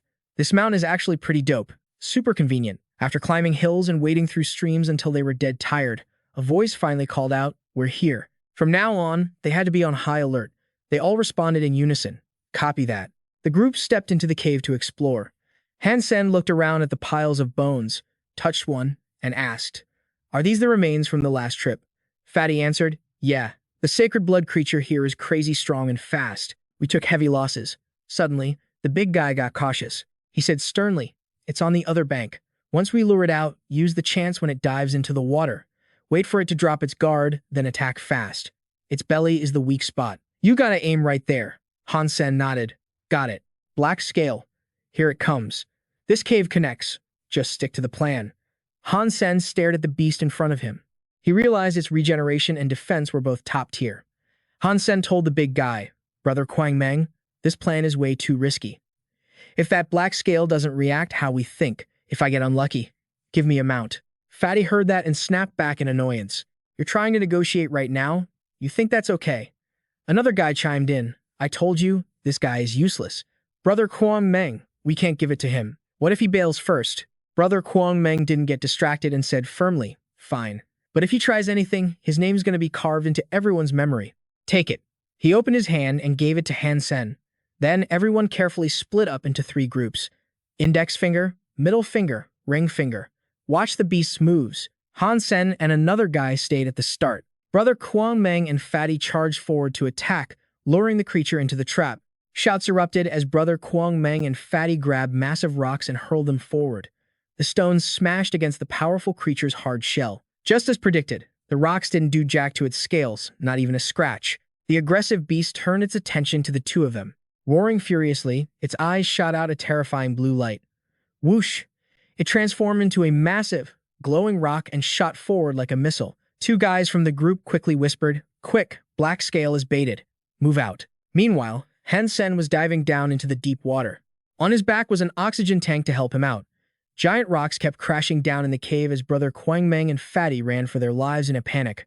"Run! This place is gonna collapse." Elsewhere, three people stood on a high rock and yelled, "Now! Lure it over here!" Boom! The black scale turned into a boulder and rolled around wildly. Then it spotted them. Terrified, they ran screaming, "Damn it! It's rolling this way. Run!" "Aish, move faster!" Han Sen calculated the timing. It had been a while. They must have pulled it off. My turn. Over there, the black scale reverted to its original form, creeping toward the riverbank looking for something. Seeing the black scale getting closer, Han Sen locked onto its body. Right there, the only soft spot on its body. He swung his arm, grabbing his weapon.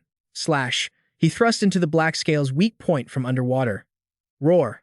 The black scale threw its head back in agony. It whipped its tail to dodge. Han Sen got clipped and was sent flying. In pain, the black scale jumped into the water. The group quickly realized what happened and shouted, "It's running! Chase it down! Hurry! Follow me!" Han Sen surfaced, exhausted and gasping for air. He checked the nasty wound on his chest and cursed. Damn it, that wasn't worth it. The group watched the black scale, still giving chase. Panic rose in their voices. That thing can still run that fast after getting hit. Did that guy miss the weak spot? Another guy replied, "Must have. It's rolling like a wheel like nothing happened." Han Sen clutched his wound, grimacing. No way. The attack definitely hit. Unless it's immune, it should be paralyzed or dead. One guy pointed and ordered, "Chase it. If you want it, stop wasting time here." Walking through the deep-ass cave, they kept warning their allies to stay sharp. This place is like a never-ending hell, so don't split up. Suddenly, a notification popped up saying the hunt was successful. Hunting black scale successful. Received sacred blood beast soul. Eating its meat grants 0 to 10 sacred blood geno points. Han Sen couldn't hide the shock on his face. Kwang Meng noticed and asked, "Yo, what's wrong?" Han Sen replied, "The black scale kicked the bucket." Just then, a weird noise came from the distant mountain. Kwang Meng asked, "What the heck is that sound?" Two guys on the rock screamed, "Whoa, that thing is humongous." Fatty got impatient and asked, "What's going on?" Han Sen and Kwang Meng sprinted over there immediately. Han Sen's face went pale again. A massive beast with white fur touched down, roaring like a maniac to show off its power. This freaked the group out so bad they started screaming. "Split up and run. We're toast. Why did we have to run into this monster? Mommy, save me. Run, quick." Unlike the panic around him, Han Sen stood there chill, eyeing the massive beast all by himself. He thought to himself, that monster is definitely a sacred blood creature. This is definitely its turf. Kwang Meng and the crew won't make it out. I gotta do something. He shouted right at the beast. "Hey, monster, over here." At the same time, he raised his bow and aimed without hesitating for a second. The arrow zipped right past the huge white bird. It didn't even scratch it. The bird spread its wings and took off, the force knocking Han Sen back. He bolted through the ravine with the monster furiously chasing his tail. Han Sen took a physical hit and grunted in pain. The harder he tried to run, the more aggressive that beast's soul got. Fatty watched Han Sen's moves and said, totally surprised, "That guy's luring it away. Does he have a death wish?" Kwang Meng added, "He's got guts." "Kwang Meng, I owe you one. I admit, you're no joke." By now, Han Sen had transformed and was running at full speed. He cursed under his breath. "This crazy bird is clinging like a leech.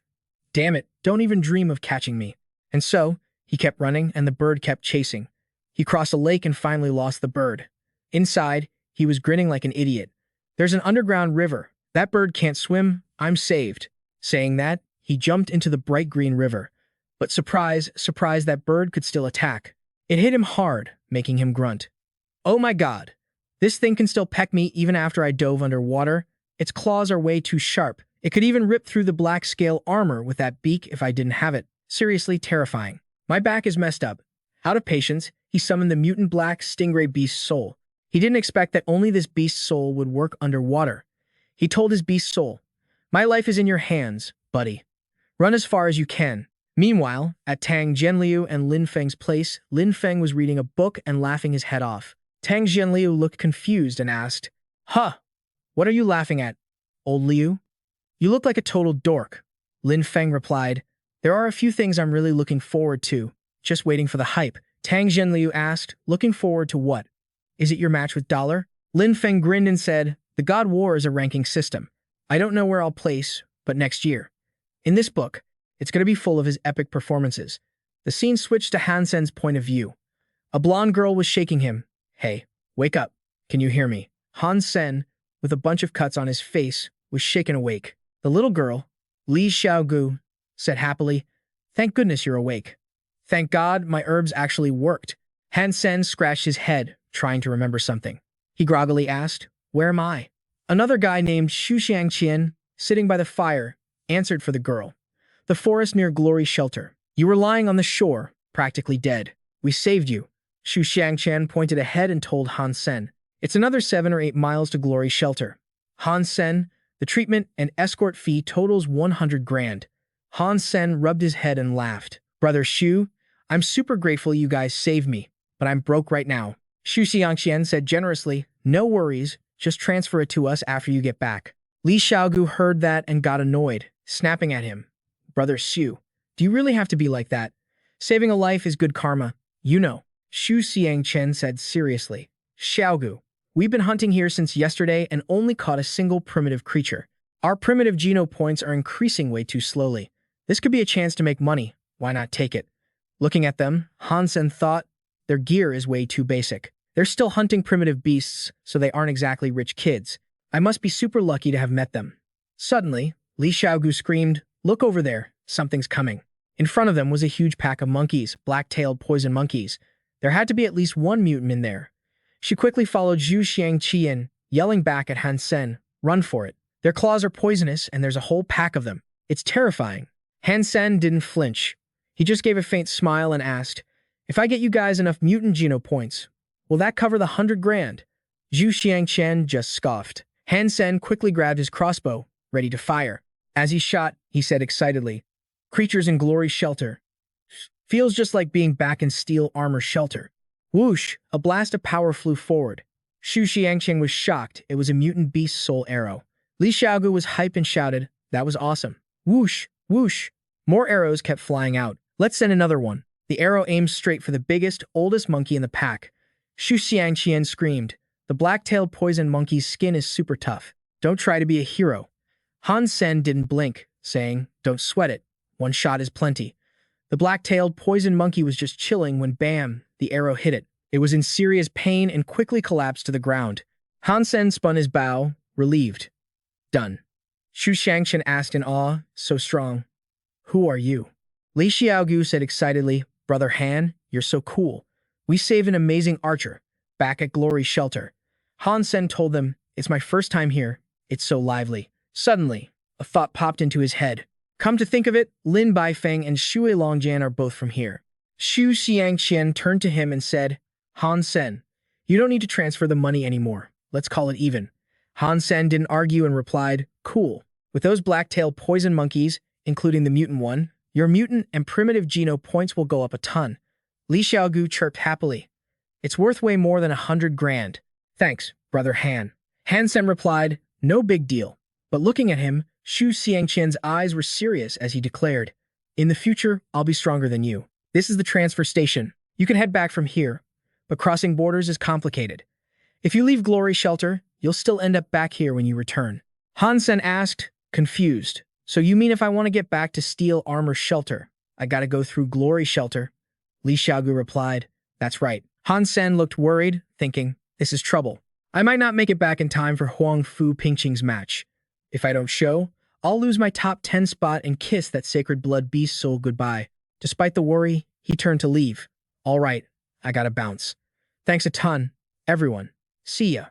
Li Xiaogu waved, Brother Han, we should be the ones thanking you. Stay safe. Hope we meet again.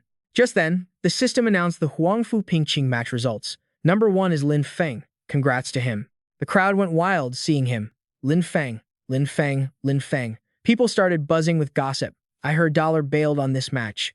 Didn't Lin Feng challenge him? He must be scared stiff. Tesk, going up against a guy like that, anyone would chicken out. Reporters mobbed the guy walking down the red carpet.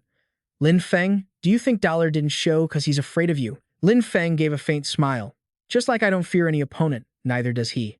Reporter Ming Kwang Meng shoved a mic forward. Lin Feng, are you confident you beat him? Lin Feng replied, Dollar has to actually show up before we can answer that.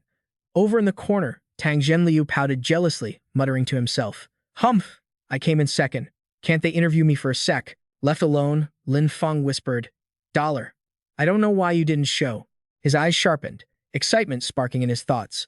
But right now, I'm hyped just imagining a match between us. On planet Roka, Han Sen, bandage on his chest, walked casually with hands in his pockets. A voice rang out, You've got 9 lives, man. Lucky that bird didn't turn you into dinner. He spoke into the phone, Fang Jingqi, tell brother Kwang Meng I'll hand over the beast's soul next time we meet. Fang Jingqi stirred his cup with one hand. Holding the phone, he replied, No need. Even though the black-scaled beast got killed by that bird, he ate the scraps. His mutant gene points are maxed out now. He's getting ready for the second god's sanctuary. He asked me to thank you for the help. He really appreciates it. Han Sen scratched his head. It's nothing, no biggie. If I had a bow and arrow beast's soul, I would have taken that bird out too. Fang Jingqi sipped his drink, smiling. Pretty cocky, huh? Brother Kwang Meng actually has a sacred blood bow beast's soul, but he didn't dare use it. He's planning to sell it. Han Sen lit up. For real? He's seriously gonna sell it. Fang Jingqi asked, Han Sen, I've helped you twice now. Give it to me straight. Did you get the breastplate from that bird beast's soul? Remembering the shield, Han Sen replied, Yeah, got it. It's a tough shield, covered in sharp spikes. Fang Jingqi set his cup down. Nice. He might need that. Keep it safe. I'll set things up and get back to you. Han Sen put his hand in his pocket, walking and talking. Cool. I'll wait for your call. Fang Jingqi, why do you sound like such a hustler? Hanging with Tang Zhenliu's crew. You get a cut too, right? A voice snapped from the other end. Shut it. None of your business. Suddenly, someone called his name. Han Sen. He jumped, thinking, crap, why is Qin Xuan here? I just got back. Just my luck. Qin Xuan grilled him. It's been days. Where the hell have you been? You know Blackhawk enrollment ends in 3 days, right? He gave an awkward laugh. Qin Xuan handed him a ticket. I just picked this up from the school. Go to the interstellar port. In 3 days, this ship takes you straight to Blackhawk. She grabbed him by the collar, threatening, You dare bail like Dollar did, and I'll show you what happens when I lose my cool. Han Sen thought nervously. She's mad about that. I wanted to go. Seriously. Who knew I'd run into such bad luck? Back at Han Sen's simple wooden house, his mom asked, Little Sen, is that your final decision? Yeah, he replied. Sitting next to his little sister, he told his mom, Station Master Qin expects a lot from me. I want to join Blackhawk. The training there is way better. It's a rare shot. Once I'm in the military, you and Sis will be safe under their protection. His sister asked anxiously, Are you going to be gone for a long time? Han Sen patted her head. The military is super strict. After official enrollment, I can only visit on holidays. Han Yan, you gotta study hard. And remember to practice Holy Angel often.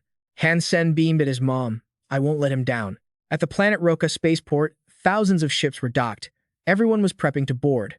Han Sen handed over his ticket. The system beeped. Identity confirmed. Welcome aboard. Have a safe flight. He walked straight to the entrance guarded by 2 security guards, thinking, First time here. This place is massive. Looking at the giant spaceship, he felt a rush of excitement. A dream for kids like me. Han Sen checked his ticket and found his seat across from a young girl. He grinned. Here we go. Window seat. Not bad. Han Sen sat down, glancing at the girl across from him. She was wearing a Blackhawk uniform, eyes glued to a screen. He guessed. Looks like she's playing Hand of God, the new PvP mode. The other hand is controlled by someone else. Han Sen rested his chin on his hand, bored. I've only ground solo mode, never tried PvP. The girl cheered, yes, 10-game win streak, too easy. These opponents are trash. Only then did she notice Han Sen sitting there. She snapped, hey, staring at people is rude, you know. Han Sen scratched his head, my bad. I was watching the game. That PvP mode came out late. You're not bad. Ji Yanran crossed her arms, annoyed. He was totally staring at me and used the game as an excuse. I hate guys like this. Han Sen started chatting. Hey, miss. You a Blackhawk student? I'm heading there for enrollment. Didn't expect to run into a student here. She blinked. Huh? So you are a freshman? He replied, yeah, if I pass the test. I looked up the entrance exam. Looks pretty easy. Ji Yanran slammed her hand on the table. Listen here, rookie, aren't you a bit too cocky? Want me to school you? Han Sen asked, surprised. Huh. Say what? He thought, why does she look so pissed? Ji Yanran held up her phone, challenging him. Hand of God, PvP mode. If you beat me, I'll be your girlfriend. The spaceship soared through space. Han Sen asked, Senior, do you realize what you're saying? If I win, you're really going to be my girlfriend? Ji Yanran replied seriously. Of course, Ji Yanran, always keep my word. He replied, I've only played solo before, never tried PvP. She happily offered, I'll spar 5 rounds with you. Black Hawk Academy handpicks their people carefully, even if they use weird guns or armor. After 3 tries, you better have it down. And I'm not talking about playing games. Han Sen forced a smile, thinking, she's super competitive, like she wants to teach me a lesson or something. Did I piss her off? Ji Yanran is interesting. He whipped out his phone. Forget the practice runs. I know how to play this. As a future Black Hawk member, I can't be looking weak. He tapped some dots on the screen. He added, let me just get used to this tablet. Give me a minute. Ji Yanran's eyes went wide. You serious? Don't tell me you're going to go easy on me just because I'm a girl. He shot back. Nope. The point of this game is speed. Who I'm playing against doesn't matter. He said his ID and announced, signed up. Let's roll. Ji Yanran shot him a nasty look. You're not using that name for a reason, are you? He replied casually, no. Didn't you say you'd be my girlfriend? Ji Yanran stretched her arms, getting ready. You think you can beat me? I'm the president of the Hand of God Club, you know. Treating me like a buddy just to open a room? We're doing hard mode. She stared at the screen, thinking. Just watch how I school you. Han Sen pursed his lips, getting serious. First time PvP, this is kinda hype. System announced the match start. Immediately, the account WinAndGF scored 3 points. 3 white dots popped up. Han Sen tapped all 3 with 3 fingers. Ji Yanran's hand froze up in front of her screen. Han Sen was zoned in. Ji Yanran gasped. Huh? 2 dots appeared. Han Sen tapped them both. Screen flashed. WinAndGF, plus 2 points.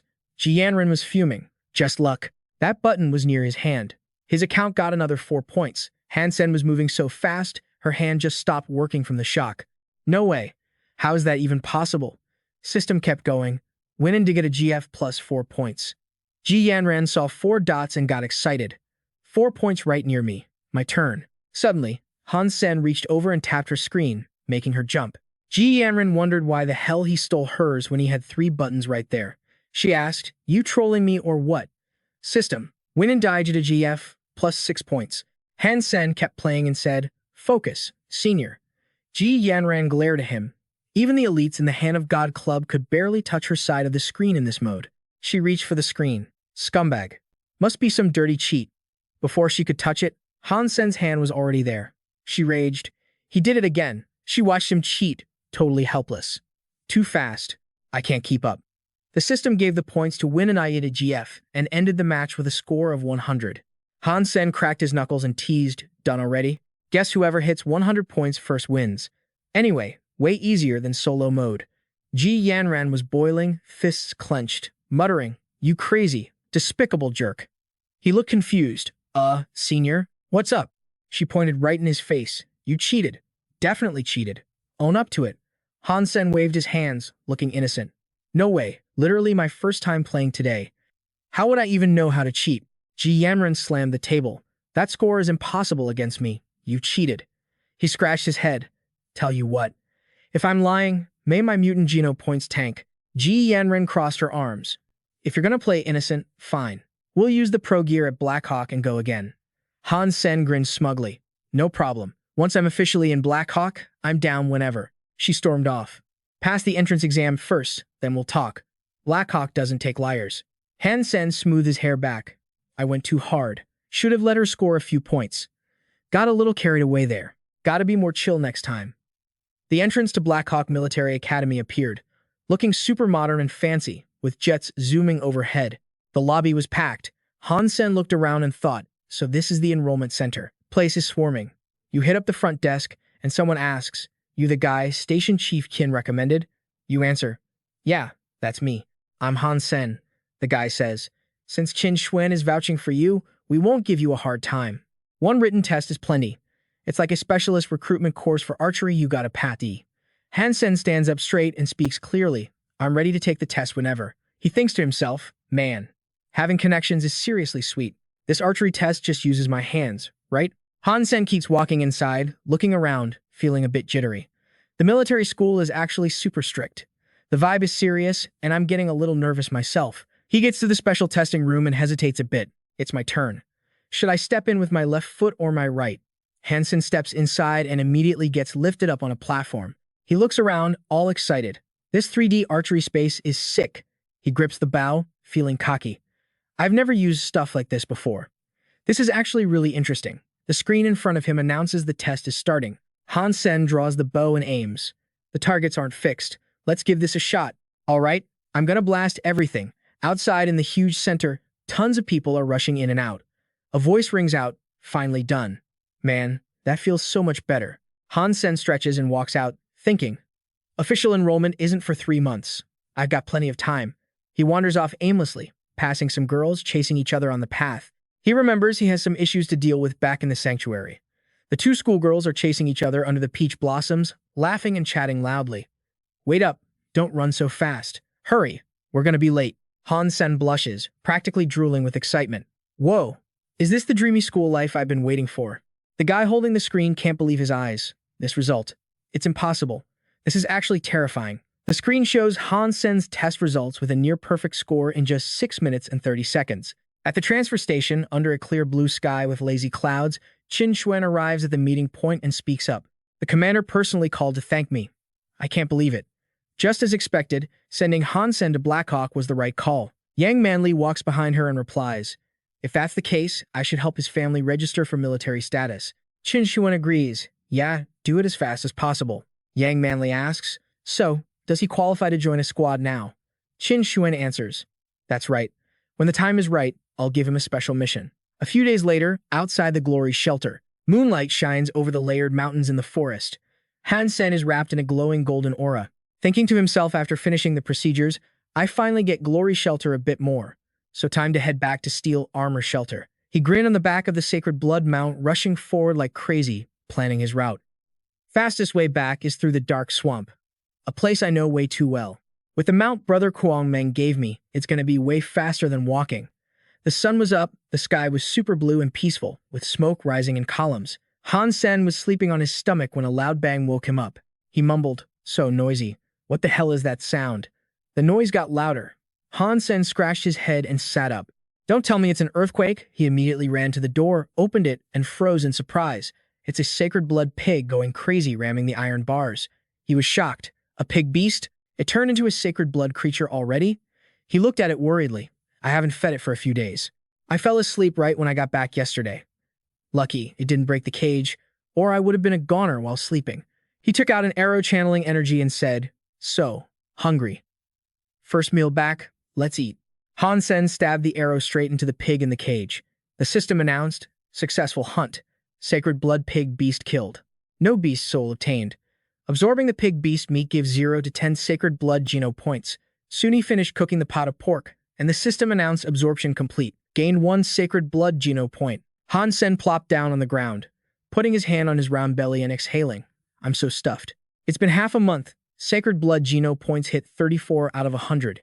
He looked at the stats panel with satisfaction. Last time after eating the black-tailed poison monkey, my mutant Geno points hit 52 as well. Han Sen looked at the green crystal in his hand, thinking, if I keep this up, I'll get stronger without anyone knowing. Then everyone's gonna have the shock of their lives. Which creature should be next? If I'm lucky and get a beast soul, that'd be great.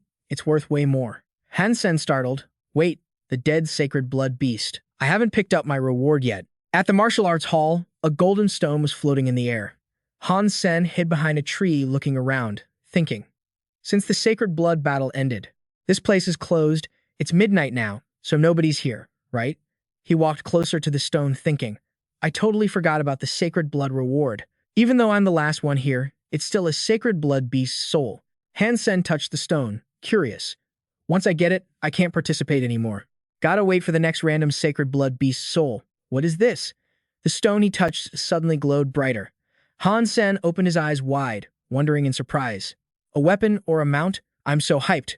A flame surrounded a golden gem in his palm, and a voice spoke up, Master.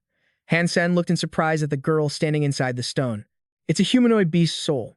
The flame in his hand flew in front of his eyes. System announced, obtained Sacred Blood beast soul, Fairy Queen. The flame surrounded Han Sen's body, and he exclaimed, is this a transformation? He looked at the armor on his body and praised, Looks so cool.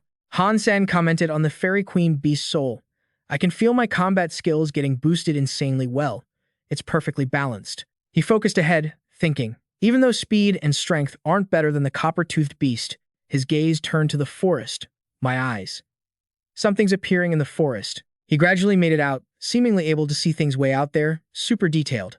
A white bird standing on a branch, or even a bug flying past, I can see it too. Han Sen remarked that moving beasts looked like they were in slow motion in his eyes. Han Sen smiled, smugly putting his hand on his head, thinking, this is the Fairy Queen's ability. Why no special magic wings though? Whatever. Shouldn't get too greedy. This is good enough. He kept the transformation active and left the place, secretly happy. The important thing is, I can totally use the Fairy Queen Beast Soul as Han Sen. Dollar cannot be known to have this beast soul. A few days later, at the boys' dorm, in room 304, three guys were sitting around arguing. The guy in the military green shirt slammed his hand on the table, saying, it's decided then. The red-haired guy clenched his fist, saying, why don't we just fight it out? The guy with glasses crossed his arms, asking, huh? Who do you think you are? Han Sen pushed the door open and walked in, introducing himself. Name's Han Sen. All three threw annoyed looks at him. Han Sen asked worriedly, why are you guys looking at me like that? The guy in military green immediately pulled him into the room, saying, finally, you're here. You're super late. Get in here. Han Sen got dragged and just mumbled, okay. The door slammed shut, followed by a scream, what are you guys doing? Don't. A gold badge lay on the table. Han Sen asked timidly, you guys are like this because of this thing? The military green shirt guy was Shi Jikang. He pointed at himself and said, the room head position is super important. It represents our image and spirit. I'm the oldest in this room, got way more experience than you kids, so I'm perfect for room head. The guy with glasses was Lu Meng. He pushed up his frames looking all dangerous and spoke, only smart people can become leaders. My IQ is literally 167. The red-haired guy was Zhang Yang. He rotated his wrists, looking ready to fight, and asked, hey newbie, what do you think? How about we use strength to prove it? Han Sen gave an awkward laugh. Just for this? You guys decide among yourselves. I'm cool with whatever. He thought to himself, I thought they hated each other or something. Turns out it's just for this. So childish and boring. Zhang Yang held the badge in his hand and suggested, how about this? We're all in the archery department. Let's use that to prove it. 100 arrows. Whoever hits the bullseye the most becomes room head. Shi Jikang and Lu Meng looked at each other for a sec, then both agreed, their faces full of seriousness. Han Sen chimed in, sounds good. I don't mind. Zhang Yang grabbed his jacket and headed to the door, grinning triumphantly. Let's go. Battle for the room head spot. Shi Jikang pointed at him. Who said you could go first? Don't act all superior like that. Lu Meng grabbed his arm. It's fine. He's just a bit too hyped. Han Sen scratched his head awkwardly. Why do I feel like these three are bad news? My future's gonna have zero peace and quiet. At the shooting range, after battling it out, the fight for room 304 had ended. Shi Jikang clutched his head, crying, why? How is my score the lowest? This can't be happening. First place, Zhang Yang, defaulted to becoming the head of room 304. He patted Shi Jikang's shoulder, acting all comforting. Fourth brother, you should start putting time into improving. Work harder. Second place was Lu Meng, the second brother. He stared deeply at his hands. Weird. I clearly did great, so why am I only second? Does this prove I didn't focus enough? Third place. Han Sen didn't want to be second brother, nor did he want to be the little third brother. You comfort Shi Jikang. Chill out. It's just a game, bro. You're the oldest, so you're still the boss. He grabs your hand, all happy about it. Third bro. If you need anything, just holler, he says. Han Sen forces a smile. Sure. The four of them walk out of the gym. Han Sen thinks Zhang Yang's shooting skills are definitely a cut above the other two. Guy was born to shine. If he becomes the dorm head, I can't really complain. I'll just let him have it. Zhang Yang looks over, curious. Yo, why is it so crowded over there? A huge line of people is waiting to get in. Outside, there's a massive poster of Ji Yanran recruiting for the Hand of God Club. Han Sen surprised. She looks kind of familiar. Shi Jikang points excitedly. Look, the Hand of God Club is recruiting members. And it's Ji Yanran herself doing the recruiting. Han Sen rubs his chin, remembering the girl on the airship the other day. Ji Yanran, you ask. That girl is Ji Yanran. Is she famous or something? Shi Jikang stares blankly. Huh? You seriously don't know? Han Sen scratches his head awkwardly. Nope, no clue. His eyes sparkle as he talks about her. Ji Yanran, president of the Hand of God Society. She's basically the beauty icon of our school. She's on par with Huang Fu Pingqing. Great background, smarts, looks, she's got the whole package. No wonder everyone who confesses gets shot down. Lu Meng pushes up his glasses to chime in. Fourth bro, wipe your drool. Stop thirsting so hard and focus on archery practice. Shi Jikang squints at him. Don't insult me like that. Zhang Yang rolls up his sleeves, all fired up. Let's all sign up. I'm gonna beat Ji Yanran and become the president of that club. Shi Jikang side-eyes him. Is that really his goal? He's gonna be single forever. Lu Meng grabs Shi Jikang's shirt and drags Zhang Yang back. Stop it. You're embarrassing us. The line is huge. You want to wait all day. We're archery department guys. Let's not waste time on some random gaming club. Shi Jikang yells, no, I can actually win. Let me go. Zhang Yang isn't happy about leaving either. Han Sen walks away. He thinks, Ji Yanran, seems she's super popular here. As for me beating her, yeah, better keep that a secret. A few days later at Blackhawk Academy. In the lecture hall, the professor speaks. Human civilization has advanced due to complex factors, bringing genetic evolution to a new level. Male and female genes have certain differences. Han Sen takes notes, thinking, I already learned these basics. I'll use this time to catch up on what I missed. In the archery range, the instructor corrects his stance. Straighten your arm. Don't drop your elbow. Focus. Han Sen comments, that's Blackhawk for you. Military school is on another level. Awesome. In another class, the instructor says, next up, robot combat. Han Sen, get over here. He shouts loud and clear, yes, sir. Then comes a cockpit simulation class. The instructor guides him. This is the control zone, set within the green light area. Han Sen is hyped. I actually get to touch this stuff. Am I dreaming? In the future, I could fly this thing around the universe? That's dope. Night falls. The other three are asleep, but Han Sen's bed is empty. He's still studying. This week's load is heavy. I can't keep up. Next week, it doubles. If I don't review, I'm gonna get left in the dust. Suddenly, his phone buzzes with a call. Han Sen checks it. Fang Jingqi, why so many missed calls? A while later, at the edge of the forest in the steel armor shelter, it's dead quiet. The guy meeting him says, hey, why couldn't I reach you? You still want to trade that beast's soul for sacred blood? Han Sen scratches his head, embarrassed. Sorry, I was busy and didn't touch my phone. The guy smiles, summoning a bow and arrow in his hand. Heard you got into Blackhawk. Future's looking bright. As the bow takes shape, he continues, you made the right call saving us last time. This devil horn snake bow should suit a future military sniper like you. Han Sen takes it, speaking humbly. Here's what you wanted. Hope you can lead your team to even greater heights. Transaction done, they split up. Han Sen thinks, with this beast soul bow, I'm way stronger now. Room 309, boys' dorm. Two students are walking together, while someone stands by the desk inside. Han Sen puts a hand on the door to push it open, but hears a voice from inside. You think you're tough? You just hired an assassin to help you get revenge on me, didn't you? What? I could if I wanted to, but too bad you're so stupid. He wonders, is that a girl's voice? He enters and asks Shi Jikang, who's holding a game console, fourth bro, who are you talking to? Sounds intense. The voice rings out again, you weak idiot. He yells right into the comms. Don't be so arrogant. People like you just ruin the game. Shi Jikang looks up at Han Sen. Third bro, do you know how to play Hand of God PvP mode? Help me teach this trash couple a lesson. Han Sen looks at the screen. Hand of God? I just play for fun. In the match, there are 3 IDs. Pillar of Heaven, Little Bird Clinging to Man, and Huang Fu Pingqing's lover. All mics are on. Little Bird says, that guy is trash. Only garbage like you gets ignored by girls. Huang Fu Pingqing's lover chimes in, noobs trying to get back up? Probably just another noob anyway. Han Sen speaks into the game. Hey, it's just a game. Stop being so toxic. Huang Fu Pingqing's lover taunts back, lecturing me.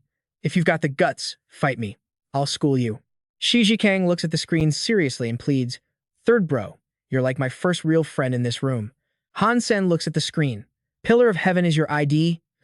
Suits you. He hands over the device. Here, log into the school network first, then register. Han Sen replies, I have an old account. Whatever, I'll just make a new one. Next to Pillar of Heaven, a new ID appears. My girlfriend is Ji Yanran. Shi Jikang hesitates. Third bro, your ID. Little Bird bursts out laughing. My girlfriend is Ji Yanran? Look how stupid that is. Interesting. Huang Fu Pingqing's lover mocks him too. Nice one, buddy. Your ancestors must be ashamed. Shi Jikang nervously tells the calm Han Sen, "Third bro, wait. With that ID, aren't you scared the whole school's gonna jump you?" Han Sen asks seriously, "Are we playing or what? I've only got half an hour." Wang Fu Pingqing's lover says, "Fine. I won't humiliate you too bad. If you call me daddy." Little Bird threatens, "I'll let the whole school know a toad like you is trying to eat swan meat." System announces, "Game start." Han Sen raises his hand high. His fingers fly across the screen. System announces, "My girlfriend is Ji Yanran plus 3 points." Shi Jikang was totally shook. What the hell? I couldn't even track that speed. Later on, Han Sen's score just kept climbing. He stared blankly, totally helpless. No way. I didn't get a single one. His chick clung to him and asked, "Long, you okay? Hurry up, you're too slow. That one there, are you brain dead? There. Are you actually stupid? Why didn't you grab the close one?" She kept nagging. "Faster. Can't you go any faster?" Wang Long snapped, "Shut your trap." The girl clung to him, pouting. "You're yelling at me now?" Students gathered in the hallway, gossiping loudly. "Did you hear? Wang Long got owned by a newbie. That guy's a total hand of God prodigy. He's so arrogant, though. Look at his ID. My girlfriend is Ji Yanran. Do you know who he is? No clue. Maybe it's a Smurf account of a pro." A student told the crowd. "I heard Wang Long begged Liu Ke and Li Zhe for help, but they still got crushed by that newbie. 180. That score is unreal. Those guys stopped at exactly 80. He's too strong." A girl covered her mouth in surprise. "No way. Liu Ke and Li Zi are my idols. They must be totally shook." Another added, "In the last Hand of God tournament, they ranked 11th and 7th. How is this even possible?" People walked back and forth around the lecture hall. Ku Lily ran up to Ji Yanran, shouting, "Yanran! Yanran!" She turned around, confused. "What's up? Why are you running like the devil's after you?" Q Lily squinted. "Fishing for info. Spit it out. Who's your boyfriend?" Ji Yanran stared blankly at the phone her friend was holding up. "Boyfriend? What are you talking about?" Q Lily explained, still denying it. "The whole school forum is going crazy over you." She snatched the phone. "Huh. What the hell is this? I don't even know who this ID belongs to." Q Lily grinned. "Oh, don't play dumb. He took down Liu Ke and Li Zi, so he's got to be strong. Introduce me to him." Ji Yanran shoved the phone back, turning away angrily. "Stop wasting time on this garbage. I told you, I don't have a boyfriend." "You don't." Q Lily looked confused. "Yanran, you guys really don't know each other." Meanwhile, 4 guys from room 304 were arms around each other, chatting excitedly. Zhang Yang told Han Sen, "Third brother, didn't know you were a hidden pro. You're viral in school now. Gotta treat us to a meal, right?" He replied humbly. "I just know how to play. Nothing special." Shi Jikang said firmly, "If third bro hadn't stopped me, I would have posted it on the school site already. Views would have skyrocketed." Lu Meng cut in. "He's smart. Keeping a low profile avoids trouble." The 2 girls and 4 guys walked past each other. Ji Yanran thought to herself, "If I find him, he's dead meat. Damn it." Just as Han Sen walked by at the Roka transfer station a few days later, Qin Xuan pushed the papers toward Han Sen. "This is combat season. This is your first mission. Do a good job. I already submitted your leave request." Han Sen reminded her, "Station Chief Qin, you didn't tell me what this squad does." "What am I supposed to do?" She replied, "Babysitter." Han Sen worriedly said, "Babysitter? But I'm a guy." Qin Xuan leaned on the table, explaining seriously, "You need to protect the kids. People with special identities like Young Master Yuan and Young Master Qing. They're the ones we need to protect. If you do well, you'll get a rare reward. For example, an S-Class St. Hall license." Han Sen picked up the paper. "Sounds good. So where's the mission?" Qin Xuan replied. "White Devil Desert," he asked. "Seriously taking kids there? I'm not sure I can bring this little girl back alive." The profile listed a girl named Wang Mengmeng, 16 years old, secret identity, student at Black Hawk Military Academy Special Class, has been in the steel armor shelter for a month. Qin Xuan told him, "If you can't complete the mission, forget the reward. You'll be kicked off the squad and get an earful." "Somewhere out in the White Devil Desert," someone spoke up. "Senior Han, what's your major at school?" "Station Chief Keen sent you to protect us, so you must be strong." Han Sen thought for a second. "Archery. Just call me Han Sen." Immediately, Wang Mengmeng hugged his arm. "Got it, senior." Her action made Han Sen pretty awkward. Walking along, he analyzed the situation. Didn't think Qin Xuan would call Su Xiaoqiao and that other guy too. This trip must be important. Lots of beast souls here. Hope nothing goes wrong. I definitely need that S-Class license. Everyone here has mutant gear and weapons. Lin Beifeng probably isn't average either. Her identity might be aristocratic or higher. He glanced around, calculating. The gap is too huge. A regular guy like me needs to risk his life for high-tier genes if I want to break into high society. Whatever. One day, I'll make mom and my sister aristocrats. Suddenly, Gambler pointed and yelled, "Look, that's a mutant creature." On the high cliff stood a fox, radiating blue energy. Someone shouted excitedly, "A pack of foxes. We're lucky, running into such big prey." Wang Mengmeng raised her weapon and charged, yelling, "I want to test my skills." "You guys stay back." Han Sen shouted orders. "You two, flank her and protect Wang Mengmeng." Gambler and Su Xiaoqiao obeyed and ran after her. Ahead, Wang Mengmeng threw a knife, shouting, "Die." The orange fox dodged and growled angrily. Wang Mengmeng launched another attack, cursing. Damn it, fast reactions. She summoned a white mount and charged at the fox on the cliff, yelling, "Get back here. Don't even think about running." With the white bear, Wang Mengmeng ordered, "Chase it. Don't let it escape." Seeing that, Su Xiaoqiao asked in shock, "Isn't that a sacred blood beast soul?" Gambler replied, stunned, "Large size, white fur." "Yeah, that's a sacred blood beast's soul." Over there, Wang Mengmeng galloped on the white bear. Behind her, Han Sen ordered, "Summon your mounts. Don't lose her." He hopped on a three-eyed red bull. Su Xiaoqiao chased on a white unicorn, calling out, "Hey, wait for us." Gambler, riding a wolf, looked worried. Wang Mengmeng, "Stop chasing. It's too dangerous." By now, Wang Mengmeng was right below the fox. She pointed at it smugly. "Little fox, you can't run anymore. Just give up. Thanks for the Geno points in advance." Suddenly, the fox's eyes flashed with blue fire. It bared its teeth, growling. Then, a pack of gray foxes appeared on the peaks, flanking the orange fox. Wang Mengmeng was terrified. That's a whole pack of primitive foxes. There's so many. She finally realized, did it lure me here on purpose? It's a trap. This is bad. How am I supposed to handle all of them? So, Wang Mengmeng orders Great White to spin around. Great White books it, like, full speed. Meanwhile, a whole pack of foxes is hot on her heels. Freaking out, Wang Mengmeng screams at him to go faster, and Great White pushes it to the limit. But then this gray fox leaps up and chomps down on Great White's hind leg, making him roar in total agony. Up on his back, Wang Mengmeng calls out his name, totally panicked. Then she watches in horror as, like, dozens of those gray foxes pile onto her mount to take him down. Suddenly, two gray foxes lunge from behind, ready to snap at Wang Mengmeng. But then whoosh, 3 iron arrows fly in out of nowhere. They nail the foxes right behind her, perfect aim. Han Sen is literally flying through the air, bow in hand, barking orders. "Su Xiaoqiao, help me waste these guys." "Gambler, get Wang Mengmeng out of here, now." Seeing him, Wang Mengmeng cheers, "Senior brother." Meanwhile, Su Xiaoqiao is blasting gray foxes with his bow and yells, "Lady, you scared the hell out of us." Gambler is just using his bare hands to conjure weapons, slicing those foxes into ribbons. He shouts, "Wang Mengmeng, get over here." Seeing the immediate threat is gone, Wang Mengmeng comforts Great White. "Hang in there, buddy, just a little longer." As she rushes past Han Sen, she looks back. "I'm so sorry. I shouldn't have chased after it." He snaps back, "Save the apologies, just run." Suddenly, the ground explodes behind Su Xiaoqiao, making him whip his head around, totally confused. What was that? Then this massive, long monster with a mouth like a bottomless pit and jagged teeth bursts out of the ground.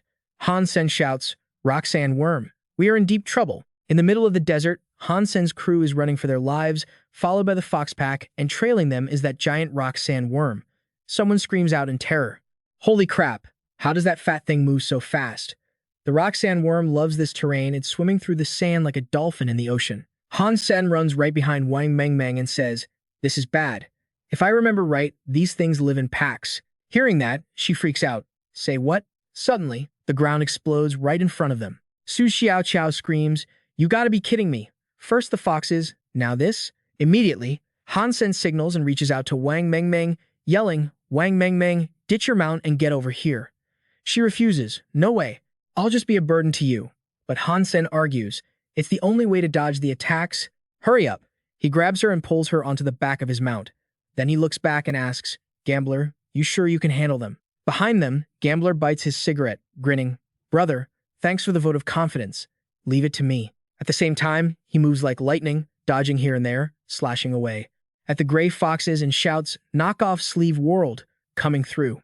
"I'll clear a path." Gambler runs ahead on foot, wrecking the foxes, while Han Sen rides behind with Wang Meng Meng, firing arrows and shouting orders. Stick close to Gambler. If you fall off, you're dead meat. Mutant, three-eyed beast, don't you dare stop. Sitting behind Han Sen, Wang Meng Meng is sobbing and whining. This is all my fault. I put everyone in danger. I'm so sorry. He keeps fighting and tells her, it's our job to protect you.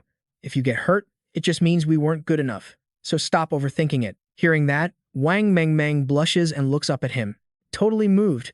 Even right now, you're so gentle with me. Senior brother, you're really the best. Meanwhile, Gambler is going ham, firing off dozens of yellow energy blades into the swarm of foxes, while Han Sen watches him, sizing up the situation. Gambler's melee skills are just as good as his, but there are way too many foxes. He can't keep this up forever. I'm out of regular arrows. Only got the mutant black Stinger B Beast Soul arrow left. Suddenly, the orange fox tilts its head back and lets out a long howl. Hearing it, Han Sen jumps, glancing over in confusion. Is that? Damn it. Right then, the orange fox starts glowing with green energy covering its whole body. At the same time, the creature info pops up. Sacred Blood Creature, Blood Fox King. Rank, Sacred Blood. Detailed info, unknown. Looking up from the desert at the foxes on the rocky mountain, Gambler shouts, a sacred blood creature, the Blood Fox King. And it brought a massive entourage too. Wang Meng Meng starts crying in terror. Just leave me here and run. Don't worry about me. I need to pay for my mistakes. Let them eat me. Just go. Suddenly, she feels Han Sen helping her down from the mount, and she looks at him, confused. Senior brother, he tells her, way too early to give up. Give me your 2 daggers. Then, with a cold look in his eyes facing forward, he asks, ever been piggybacked before? It's going to be fun. He adjusts the belt, making her scream in panic. Iye, what are you doing? Next thing, Han Sen transforms golden hair, red armor, and straps Wang Meng Meng to his back. He warns her, if you're scared, just close your eyes. Then he barks at his team, Gambler, watch my back. I'm clearing the path. Su Xiao Xiao, keep supporting. Then Han Sen flies forward, glowing with multicolored energy, while Gambler shouts, brother, I got your back. Just focus on attacking. Meanwhile, Su Xiao Qiao is focused on the wrong thing, Brother Sen. Holy crap, that armor is so dope. When did you get that? As Han Sen slaughters the gray foxes, the system pings. Hunt successful. Primitive creature fox killed. No beast soul gained. Consuming flesh may gain 0 to 10 primitive geno points. It happens over and over. A bit later, even though he's blasting the gray foxes to bits, Han Sen complains to himself. Too slow. They're all just following the Fox King's lead. These foxes are moving in slow motion. I just need to kill more. With his eyes flashing red, Han Sen figures it out. The Fox King is nearby, stalling for at least 10 minutes, so we need to get out of here before this is over. Hugging his neck, Wang Meng Meng ignores the deadly situation, blushing and thinking, Senior brother is so cool. Suddenly, up on the rocky peak, the Fox King lets out another long howl, and a bunch of foxes start retreating. Seeing that, Gambler grits his teeth. This Fox King is sneaky as hell, swapping out the mutant foxes to retreat and save energy while draining ours. Meanwhile, behind Su Xiao Qiao, the rock sand worms are still thundering after them. He looks back and yells, what do we do? I'm out of arrows. We're gonna die. The rock sand worms are catching up. Hearing that, Han Sen makes a call. This Fox King is too smart. If we run out of stamina, we're all dead. I have to kill it first. Clinging to his back, Wang Meng Meng asks, can you really do it, Senior? It's like hundreds of miles away. But Han Sen raises his bow, totally steady, and says, I have to end this. You gotta enter the tiger's den to catch the tiger. This arrow decides our fate. Flying across the vast desert, littered with gray fox bodies, the arrow trails golden energy, heading straight for the Fox King. The Fox King glows with green energy, eyes fierce, sitting there without even flinching. Su Xiao Qiao is confused. It's just sitting there. Gambler fights off a gray fox and curses. Damn it, this beast is way too cocky. It's actually daring Han Sen to hit it. On the flip side, that iron arrow zooms straight for the Fox King's mug. Seeing that, Wang Meng Meng peeked over Han Sen's shoulder, totally freaking out. Brother. Just as the arrow smacked the fox demon right in the gut, it flinched, stood up on 2 legs, and looked down, jaw-dropping in pure horror. The whole scene left Wang Meng Meng completely shook, mouth wide open like an O. He hit it. Brother actually killed it. Meanwhile, Gambler was stunned, like he couldn't believe his eyes. What the hell? His aim was actually dead on? Meanwhile, Su Xiao Qiao's jaw hit the floor as he cheered. That was sick. Serves you right for being so cocky. Even the gray foxes turned their heads to look back at the rocky peak. Someone shouted, "Nice work." The fox pack is totally losing it without their queen. To the side, Su Xiao turned around to report. The Roxanne has stopped moving too. But Han Sen wasn't chilling yet. He sprinted ahead and yelled, "Run, hurry." A sec later, he told Wang Mengmeng, "Summon your mount, now." She instantly cast her spell and replied, "You got it." As the two of them rode Dabai out of there, suddenly, the ground in front of them exploded.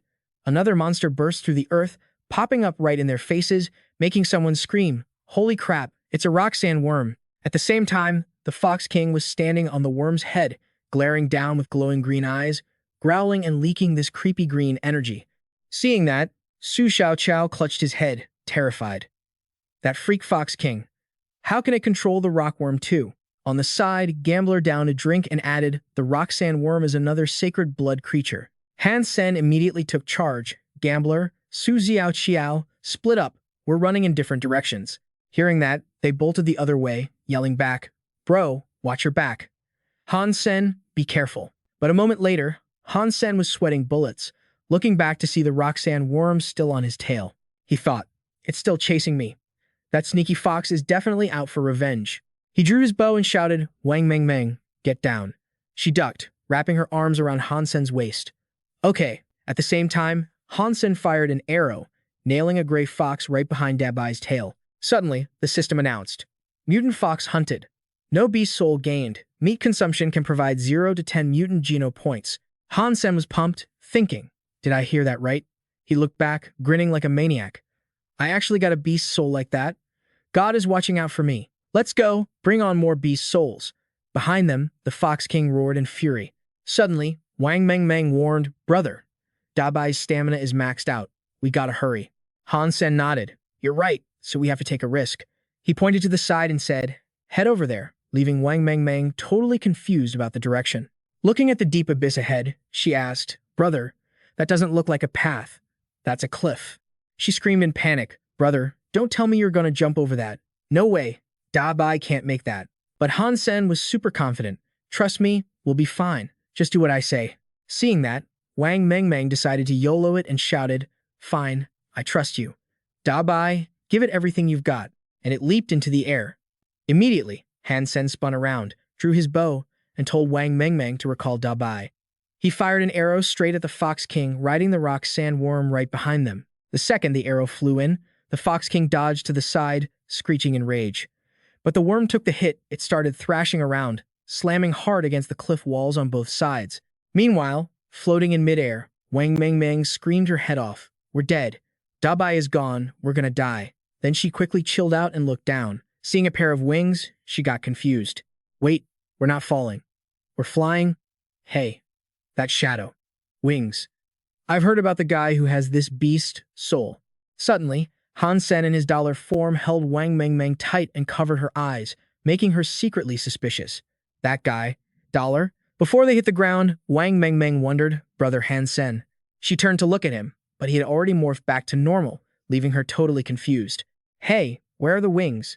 I swear, I just saw them." Han Sen scratched his head, acting clueless. "Wings? Oh, you mean the reflection from when we were falling? I saw it too." The wings were definitely just shaped by the clouds, but Wang Mengmeng wasn't buying it. How could that be clouds? Suddenly, she looked up at the cliff and saw the monster sliding down. She screamed, "Roxanne worm."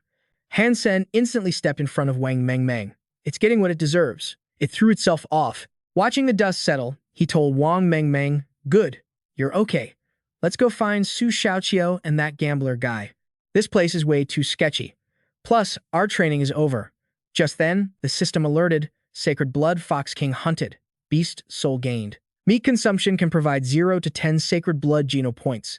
Han Sen was ecstatic, laughing internally. "I finally got the beast soul I deserve."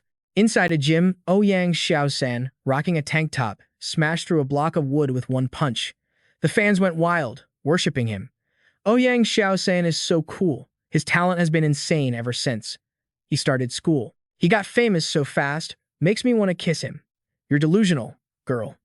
I don't think he's into girls at all. If not, why doesn't he look over here? We're totally stacked, right? Suddenly, behind them, Li Yufeng, looking gloomy, snapped, "Get out of the way, you basic chicks. You're blocking my path." One girl shouted back, "Hey, this crazy guy dares call us." But before she could finish, her friend covered her mouth. Sorry, we're leaving right now, she kindly explained to her friend. That's Li Yufeng, top one in Hand of God. He's a major player at our school. Is he here to duel Ouyang Shaosen? Li Yufeng walked past but still side-eyed them, listening to their gossip. There's a rumor that Ouyang Shaosen is actually stronger than him but didn't join the school comp, so he isn't ranked. This is going to be interesting. Li Yufeng is super hot, but he only likes Ji Yanren. Such a waste. Watching him go, the three girls judged him hard. Is he seriously like that? He must be blind to call us ugly. He's just Ji Yanren's lapdog anyway. Scared me to death. Aren't they here to meet each other? Then what's he doing here? Keep your voice down. He's gonna hear you. Standing behind Ouyang Shaosan, Li Yufeng asked, My girlfriend is Ji Yanren.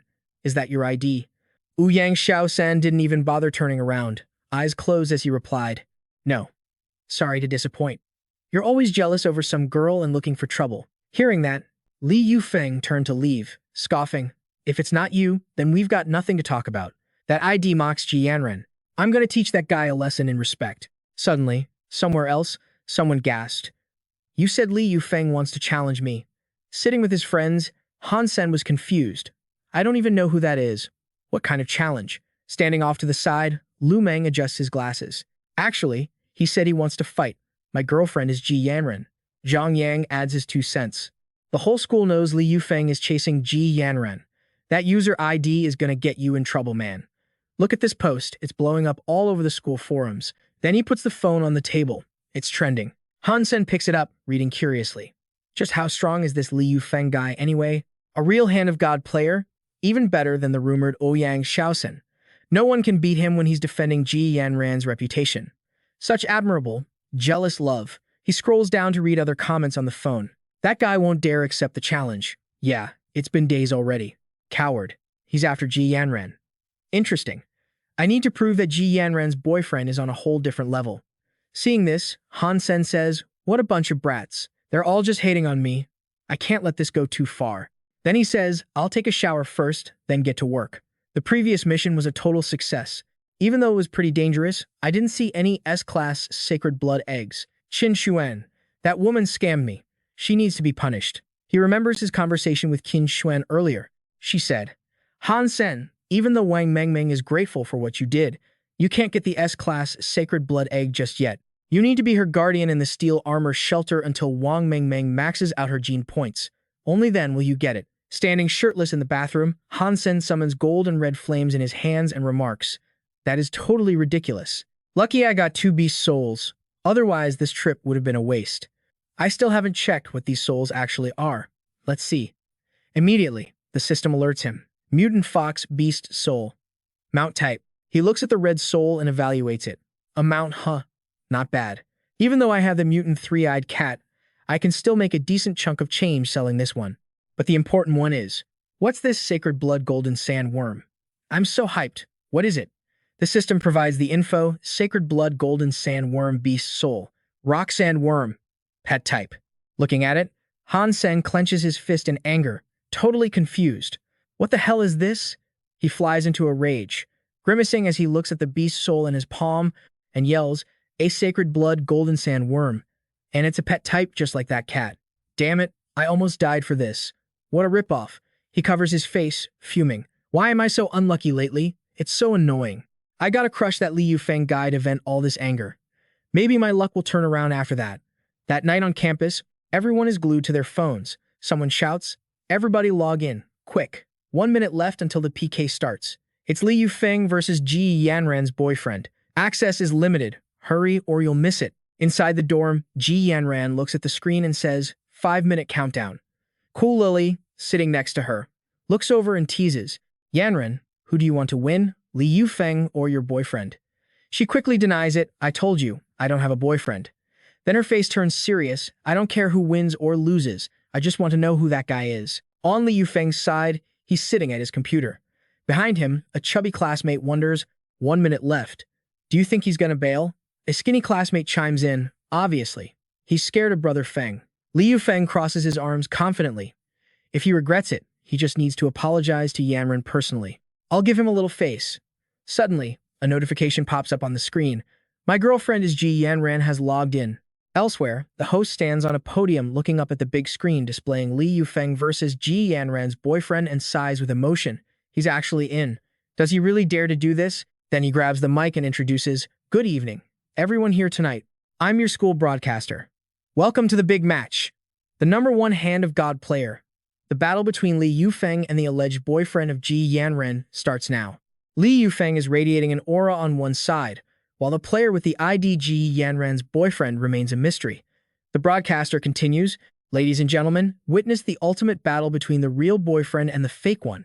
At the same time, the screen displays the top-ranked match. Seeing this, the broadcaster shouts, "Y'all probably know Li Yufeng, the #1 Hand of God player, a totally terrifying presence, and the other guy calls himself Ji Yanran's boyfriend, stepping up to face him in this match.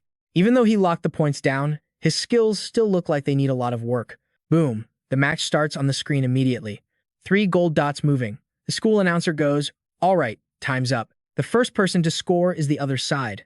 Li Yufeng focuses hard, 3 fingers moving fast on the screen. The announcer praises him. Li Yufeng's speed is invisible. You can't even see it. Truly #1, giving the opponent 0 time to react. The gap is massive. Over here, Han Sen is chillin', drinking water and watching the 3 gold dots on the screen. While the announcer is loud as hell, Li Yufeng gets another 5 points. Legendary. His opponent is still stuck. He ain't moving. Did he quit? Or did those god-tier skills crush his spirit? He sees it too and gets cocky. Total rookie. How dare you be so arrogant using that ID? Today, I'm gonna make sure you can't even lift your head. In the hall watching the big screen, the announcer updates. Another 8 points. Li Yufeng is at 40, opponent still trailing. Crowd below is cheering. Li Yufeng dominates. Did that guy auto-quit? Because he was too scared of the skills. Didn't get a single point. Too scary. #1 rules. They're even dissing the ID Ji Yanran's boyfriend. Just quit school. If you're real, why not face him yourself? Meanwhile, the announcer throws both hands up cheering, "Yeah. If this was just a normal match, it wouldn't be interesting at all. Too strong, no chance to fight back. This isn't a match, it's a joke." Elsewhere, Cool Lily rests her chin looking bored. "Yanran, your boyfriend went brain dead after getting spooked. Useless. Waste of time." Next to her, Ji Yanran is confused. "I don't get it either. I looked up his matches, he wasn't this bad." Over here, standing behind Han Sen, Lu Meng is confused. "Third brother, what's up? You really scared and quitting. Do something." Zhang Yang reminds him, "Third brother, you're getting humiliated." While those two are freaking out, Han Sen looks calm, eyes sharp. He mocks, "Too slow. This is way too slow. This is the time to show everyone what speed really is." On the scoreboard, it shows Li Yufeng 74. "My girlfriend is Ji Yanran 0. Announcer excitedly comments, "Point gap is getting bigger. I think we're about to say goodbye to my girlfriend is Ji Yanran." Then the announcer totally freaks out, yelling that 6 new targets just popped up. Li Yufeng goes on the attack again. He's seriously trying to massacre his opponent, bringing his score up to 80. Right now, Li Yufeng is super focused, his hands flying across the screen. Suddenly, a message pops up on the arena display. "My girlfriend is Ji Yanran," says, "Sorry about that. I just had to hit the restroom, but I'm starting now." The campus announcer is totally confused, going, "A," while the students in the crowd start jeering. What is this guy even saying? It's such a huge match, and he went to the bathroom? He probably couldn't handle the embarrassment and just made up a random excuse. That is the lamest excuse ever. It's actually hilarious. Suddenly, Han Sen's hands move like a hurricane on the screen. It feels like the dude has 6 arms. Instantly, the screen announces, "My girlfriend is Ji Yanran, plus 9 points." Seeing this, the announcer's jaw hits the floor. This. Someone else starts cursing, "Holy crap, 9 points with 2 hands. What kind of hand speed is that? What the hell?" This guy actually scored. Someone else can't believe their eyes and shouts, "Is this a glitch? Is he hacking? Can an unevolved person even pull off a click that hard?" Even Ouyang Xiaosen probably couldn't do that. Li Yufeng just frowns in shock. "Humph." In the hall, the announcer comments, "What am I seeing right now? My girlfriend is Ji Yanran actually just scored 9 points using both hands." Meanwhile, Li Yufeng couldn't even make a move. Others start yelling, "Damn, that's a sneak attack. That guy sent the message on purpose to distract Li Yufeng from fighting Huangfu Pingqing. It made him lose 9 points. That is so shameless, using dirty tricks to break the momentum. Have some dignity." But the announcer is sweating bullets, analyzing the situation silently. "Wait, no, that's not a sneak attack. That message was broadcast on the public game screen. Li Yufeng is in the middle of a match. he wouldn't even see it, which means those 9 points were won purely on skill. And it was overwhelming speed, too, ensuring the opponent didn't get a single point. Watching the screens for both players, the audience goes wild in the comments. Holy crap, Li Yufeng's points got stolen again. What is happening? My eyes can't even keep up. Damn, is this guy hacking? Come on, Li Yufeng, take it back. You're the number one chasing Huang Fu Pingqing. Ji Yanran is shocked and confused. This, and Qiyu Lili gasps. What is going on? It's like he turned into a totally different person. His hand speed is freaking insane. On Han Sen's side, Lu Meng cheers happily. Holy cow, third brother is amazing. How did he do that? Zhang Yang is hyped up. Damn, damn, damn. Third brother's hand speed is terrifying. Are you sure you're not an evolver? While playing, Han Sen raises an eyebrow and explains internally, I'm just jealous of Huang Fu Pingqing right now. So my blood pressure is up, making my physical strength explode. In my eyes, that guy's speed looks like a crawling turtle. You're Ji Yanran's suitor, right? Go chase a ball instead. Finally, the screen displays the score, 80 to 100. The winner is My Girlfriend is Ji Yanran. This makes everyone watching in the hall freeze in disbelief. Ji Yanran covers her mouth in shock, 100 against 80. Looking at the score, Li Yufeng clenches his fist in rage and curses furiously. Impossible. Absolutely impossible. How could I lose? How could I lose? Later, at a drinking table, Han Sen and the other three gather. Shi Jikang laughs happily, raising a wine bottle high and yelling. That felt good. Tonight, we are definitely cleaning out the cafeteria on Third Brother's tab. He's so excited he's practically drooling as he shouts. Now the whole school is talking about Li Yufeng losing by 20 points.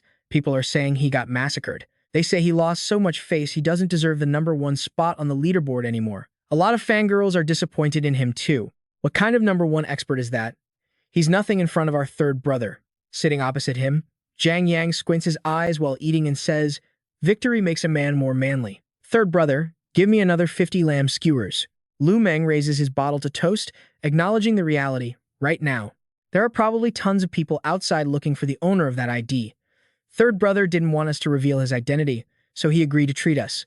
This is called hush money. Shi Jikang turns to Han Sen and says, Hey, I ate your food, so my lips are sealed.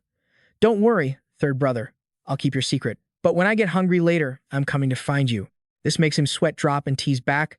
I seriously suspect you guys just want to leech off me. Suddenly, a girl walks up and speaks. Han Sen, is it really you? Wang Mengmeng waves at them, leading two friends. I didn't expect to run into you guys getting a late-night snack. What a coincidence. The girl with pigtails next to her says cheerfully, Hi, Senior. I'm Li Zhenjian. The girl with short blue hair squints and says, Senior, I've heard Meng Meng mention you. My name is Wang Chun. Seeing them, Han Sen sweats and gives a stiff, awkward smile. Hello, ladies. Meng Meng, we meet again. Suddenly, Shi Jikang puts him in a headlock and demands, Third brother, confess honestly. When did you get to know these beautiful junior girls? Did you do something naughty behind our backs? In pain, Han Sen coughs, cough, cough. What nonsense are you spouting? Let me go. Beside them, Lu Meng adjusts his glasses and analyzes, with third brother's skills, picking up 3 girls at once shouldn't be a problem. Zhang Yang raises 2 fists in praise. A legendary time management master. Impressive. Han Sen waves his hands to deny it. It's not what you guys think. Suddenly, Wang Mengmeng says, Since we ran into you seniors here, I actually have a favor to ask. Hearing this, Shi Jikang flexes his muscles and replies, Junior, just say the word. We will definitely do our best to help. His words make her incredibly happy. Really? That's great. Then Wang Mengmeng puts her hands over her chest and explains, Our team is currently very short on people. If you seniors haven't joined another team yet, could you come join our heavy warframe team? Immediately, Zhang Yang, Lu Meng, and Shi Jikang's jaws drop to their chests in shock, blurting out, What? 3 cute, soft juniors like you? They imagine the girls sitting inside giant warframes and gasp, are in the heavy warframe team. The next day, on a beautiful morning, standing in front of the training area, someone asks in surprise, What? All 4 of you are from the archery department? Zhang Yang stands with his 3 friends and Wang Mengmeng in front of 2 men in blue shirts, asking annoyedly, So what if we're from archery? Why are you making that disgusted face? Behind him, Shi Jikang isn't happy either. Exactly. If the 3 juniors hadn't kindly invited us, we wouldn't even be here. Hearing that, the captain of the heavy warframe team, Liu Pan, replies arrogantly, Archery students are all special admissions. Your physical fitness requirements are lower than normal students. Before he can even finish, a heavy Warframe member on the side awkwardly chimes in, "It's not that we're being difficult, but if your fitness stats don't reach 11, it might not work out." Wang Mingming immediately grabbed Han Sen's arm and said, "Aw, come on, Captain, don't stress out." Han Sen and the guys, they definitely won't let anyone down. "Come on, I'll take you guys to check out the training spot." Seeing that, everyone else just stared at them, totally shocked. Later, at Warehouse 7, Jiang Yang looked around and gasped, "Holy crap, am I seeing things? Is this a hallucination?" Even Han Sen was stunned. "I feel like the heavy Warframe team is way too loaded, actually using real heavy mechs for training." Staring at the three giant Warframes standing there, someone introduced them. "These three are our team's training machines, the TZ T1, the Hauler RS, and the Architect." Standing next to the blue Warframe, Wang Mengmeng explained, "That one, the Architect, is a multifunctional heavy mech. It has the hardest controls out of the three, so newbies definitely shouldn't pick it to start with. There's also a simulation room right next door. You guys can come train whenever you want." Hearing that, Shi Jikang sighed, "Man, this is the first time I've ever seen such flashy Warframes." Zhang Yang was fanboying. "These three look way more high-end than the junk machines at school." Lu Meng pushed up his glasses and shot his shot. "Junior Mengmeng, if I come here to train every day, you won't get annoyed with me, right?" Wang Mengmeng stuck out her tongue cutely and replied, "Of course not. You're totally welcome. Plus, the Alliance is holding a big Warframe tournament later on." Meanwhile, Han Sen looked at the Warframe, secretly hyped. "This is sick. I always have to wait in line at the school gym. It's such a waste of time." He figured coming here meant he could train however he wanted. Joining the heavy Warframe team was definitely the right move. At the same time, somewhere else, Luo Xiangyang was seriously trying to talk someone out of it. "Principal, isn't this reckless? How can you just hand over the Warehouse 7 training ground to those kids? And those 3 heavy mechs? Can normal students even handle them?" But the middle-aged bald principal explained, "Old Luo, come on. They are all top-tier talented students, and they have so much passion for heavy Warframes. The school is just giving them what they need. What's wrong with that? Man, you really need to fix that attitude of yours." Hearing that, Luo Xiangyang turned away, clearly pissed, and scoffed. "Top-tier talent. More like top-tier rich parents. The school is way too soft on them. Whatever. I can let them have Warehouse 7, but I'm not letting them trash those 3 heavy Warframes. I'm definitely taking them back." Opening the door to Warehouse 7, Luo Xiangyang was already complaining before he even stepped in. "The Starry Cup is about to start. Training schedule is tight, the pressure is heavy, and we're short on Warframes. I'm taking those 3 heavy mechs back today, no matter what. I don't give a damn if I offend those rich kids' parents." But when he got inside, he froze, surprised to see a blue Warframe actually training. He whispered, "Huh. Someone is piloting the Architect." Watching for a bit, Luo Xiangyang guessed, "Is that the heavy Warframe team's new coach? Those moves are pretty smooth. To reach that level, he's got to be at least an evolver." If that's the case, he climbed into the red Warframe and said, "Then let's see what you got. I'm going to test if you're worthy of that machine." Meanwhile, inside the blue Warframe's cockpit, Han Sen was vibing, thinking, "Man, this humanoid Architect mech is sick. Took me a few days, but I finally got the basics down." Suddenly, an alert popped up on the screen, confusing him. "Eh? What's that? Warning, a sneak attack. Who is this guy?" The red Warframe threw a punch at the Architect, but Han Sen raised his weapon to block it. Inside the red cockpit, Luo Xiangyang was impressed. "Damn. He's using that heavy mech like it's a combat suit, and he actually blocked my attack. Not bad reactions. Looks like this new coach is actually stronger than the last one." Finally, the heavy Warframe team is looking respectable. "All right, let's see what you're really made of." Meanwhile, Han Sen frowned, analyzing his opponent. The Hauler RS isn't built for combat, but this guy's moves are insane. Is that Captain Fatty Liu? Or maybe Monkey? Are those two seriously this strong? Suddenly, the red mech whipped out a buzzsaw. Han Sen freaked out, shouting, "Whoa, we're just sparring here. No need to get so violent, bro." He grabbed an iron pipe to block, but the Hauler RS showed no mercy and sliced that thing right in half. Inside the cockpit, Han Sen was sweating bullets. "That power is terrifying. If I don't dodge, this mech is going to get chopped." He immediately pulled the blue mech back, dodging Luo Xiangyang's saw attack. Seeing his opponent dodge so easily, Luo was loving it. "It's been way too long since I've had a fight this good. Really takes me back to the golden age. I'm getting hyped now. Come on, show me everything you've got." Then, Luo Xiangyang popped out 2 shoulder weapons and transformed his other hand into a giant iron hook. Seeing that loadout, Han Sen's jaw dropped. "Holy crap, he's serious. Captain Fatty Liu, Monkey, who the hell is this? I don't have beef with you guys. Why are you going so hard? But despite the danger, he started getting pumped up, saying, screw it. As long as my hands are fast enough, the architect can react. I'm not some sitting duck you can just tear apart. Han Sen's hands flew across the controls as he yelled, let's go, architect. Get in there and wreck that hauler RS. Luo Xiangyang frowned, analyzing the move. Damn, this new coach is savage. Pushing the mech to the limit like that, I didn't expect this. But then he grinned, even more excited. No way.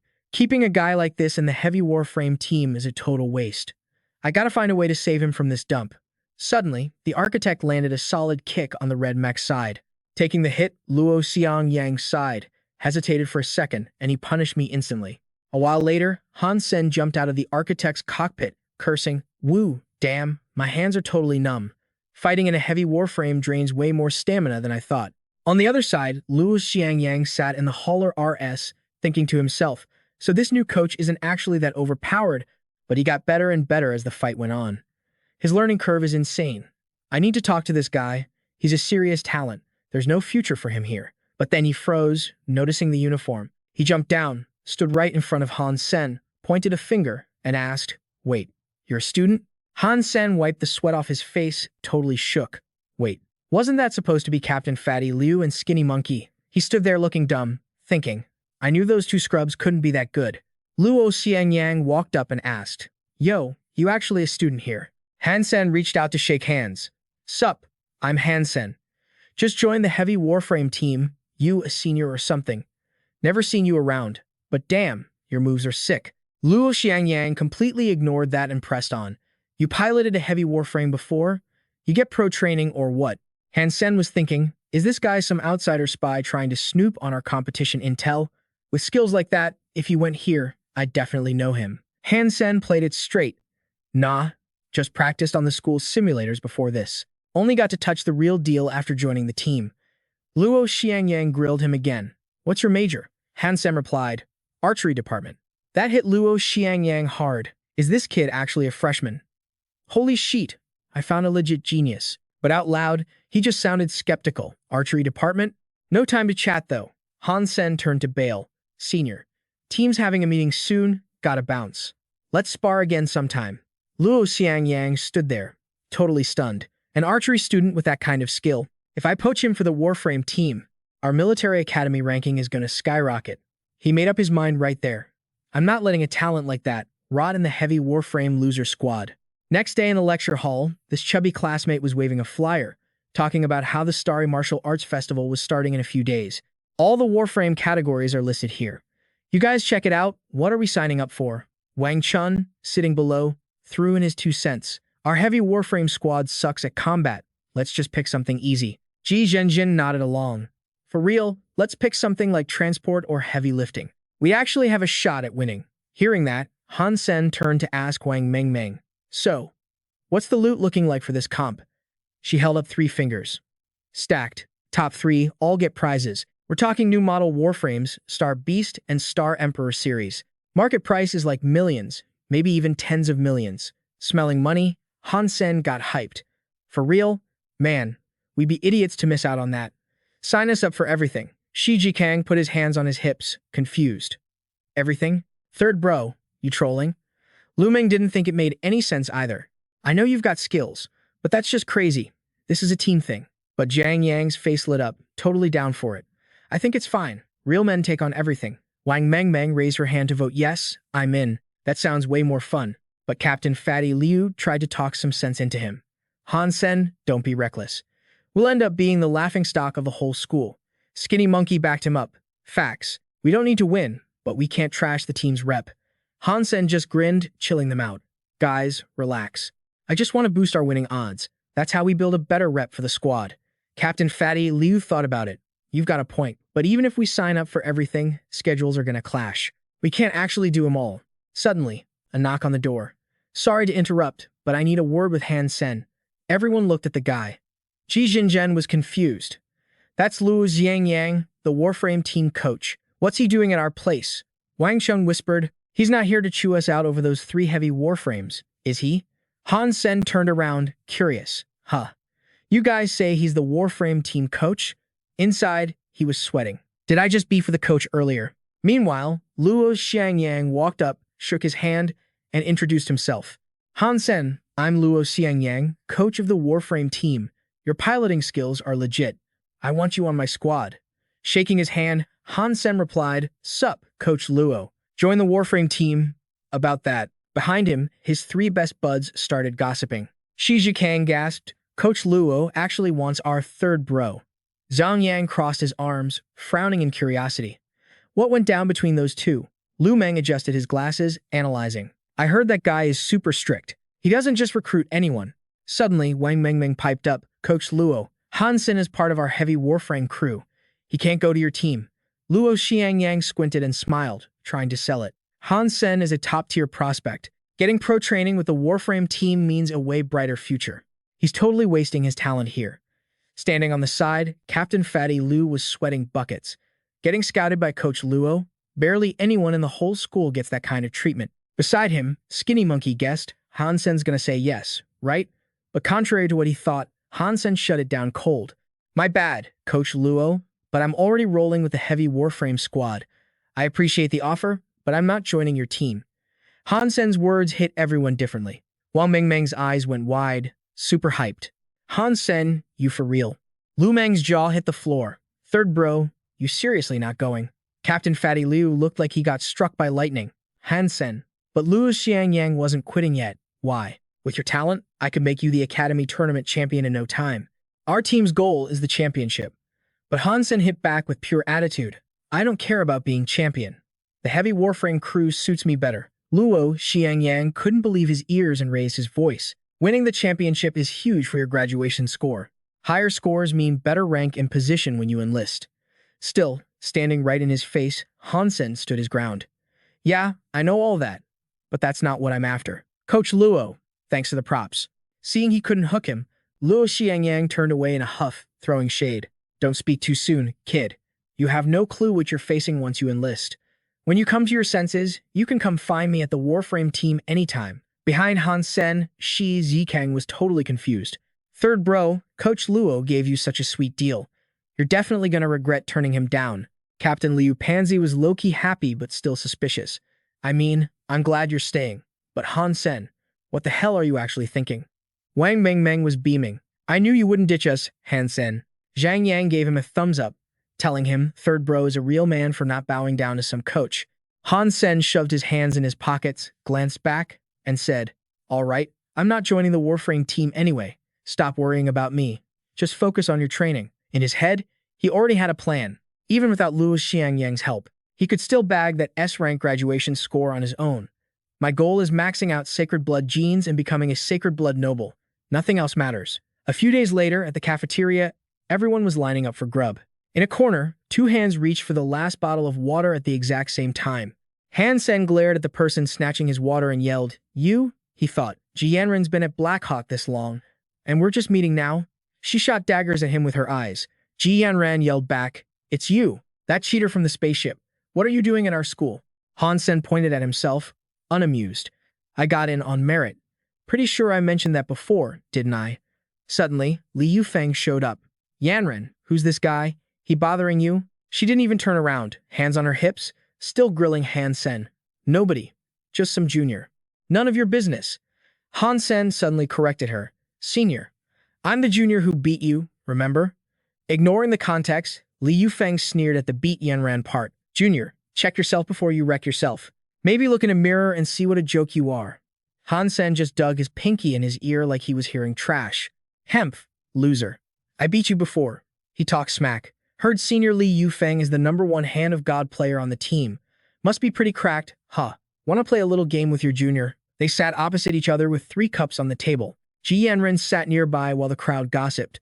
This newbie doesn't know his place. Daring to challenge Li Yufeng? Is he brain dead? What's he playing at? Doesn't matter. Li Yufeng won't lose. I dunno. Didn't he lose to Ji Yanren's boyfriend before? Lost 20 points too. This is gonna be good. Han Sen picked up a small ball. Senior, don't blink.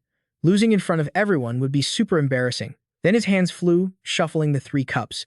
Seeing this, Li Yufeng scoffed, You're showing off with this? Junior, if you lose, stay away from Yanren, or I'll make your life here hell. Ji Yanren frowned instantly. Why are you threatening people? I told you a million times, stay out of my business. She looked at Han Sen, confused. And you? Are you serious with this kid's game? So childish. Han Sen narrowed his eyes, grinning. Senior, if I win, will you go on a date with me? She snapped immediately. What kind of nonsense are you spouting? Li Yufeng roared. Brat, don't push your luck. A moment later, Han Sen gestured to the cups. All right, senior. Guess which cup the paper ball is in? Li Yufeng closed his eyes for a sec, then flicked over the two outer cups. Not in these two. He pointed at the middle one. So, it's right here. But when he lifted it, nothing. What? Ji Yanran and everyone else couldn't believe their eyes. All three were empty. Where'd the ball go? It vanished. I was watching the whole time. It was in the middle. Does this kid know magic? How is that possible? I was watching closely. It was definitely in the middle cup. Han Sen smirked, holding the ball between his fingers. Senior, looks like your eyes aren't that great. I slipped the ball out and you missed it. So, Ji Yanran, you owe me a date. Deep in the mountains outside steel armor, shelter, blue skies and white clouds. Perfect for hunting. Lin Beifeng grinned at Han Sen. Brother Sen, I found a mutant creature nest. It's super hidden, nobody knows about it. If we wipe them out, we'll rack up tons of mutant genes. We can sell the leftovers. Han Sen sighed, impressed. Young Master Lin, you're a real one. Always thinking of me when there's good loot. Inside, Han Sen thought it was perfect timing. Good to lay low for a few days. If I stayed at school, Ji Yanran would definitely be gunning for me. He remembered earlier when he asked Ji Yanran, Senior, about our day, but before he could finish, she slapped him and yelled, Who wants to date you? You're dreaming if you think you're in my league. Thinking about it, Han Sen rubbed his cheek, sweating. Standing on a peak, Lin Beifeng pointed down. Right there. Look at that crack in the cliff. Below, a swarm of blue ants was crawling around. Lin Beifeng laughed, looking smug. Mutant ghost ants. Told you there were a ton. They headed down. Han Sen scouted a hiding spot. Their shells are tough, so no melee. I'll handle them with my bow. Lin Beifeng agreed. Got it. Holding his bow, Han Sen calculated. There's so many. Gotta be careful. Getting spotted would be a pain. Suddenly, a gold arrow slammed into an ant's head. Han Sen startled. People? A volley of arrows rained down on the ants. 3 guys ran down the cliff. The green-haired one barked, switched to starlight, alloy arrows. Keep firing. I'm taking all this good loot today. The other 2 chimed in. Yeah. Kill 'em all. Shoot now. Shoot. They stood on a rock near the river, firing at the ants across the water. One guy said, These things want to eat us? Too bad, they're terrified of water. Lin Beifeng was pissed. Damn it. How did those bastards find this place? They're stealing our loot. Han Sen crouched low, watching. Chill. They don't know we're here yet. Since we're in the same business, let's give them a little surprise. He drew his bow, snickering to himself.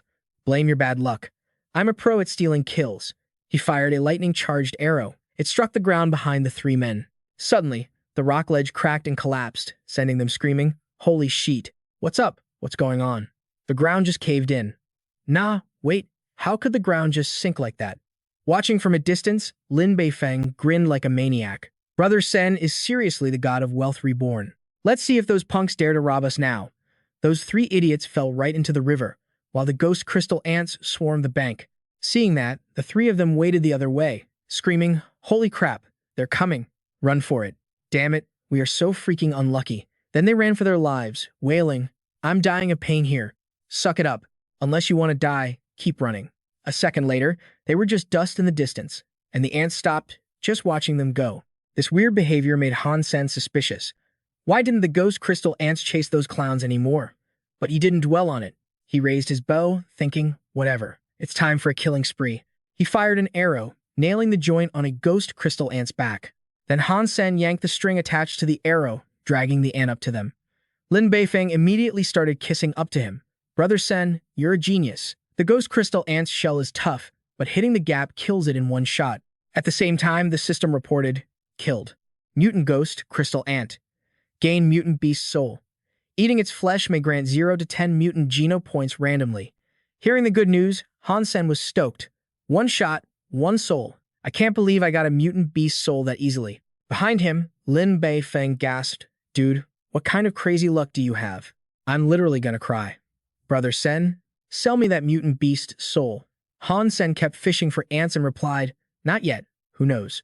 Might get more later. Let's finish the job first. A while later, The two sat down to eat the blue ant meat.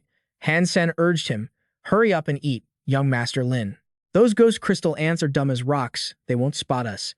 Let's fill up, then handle the rest." While eating, he commented, "First time I've eaten this many mutant creatures in one go. Feels like a dream." Suddenly, the system popped up.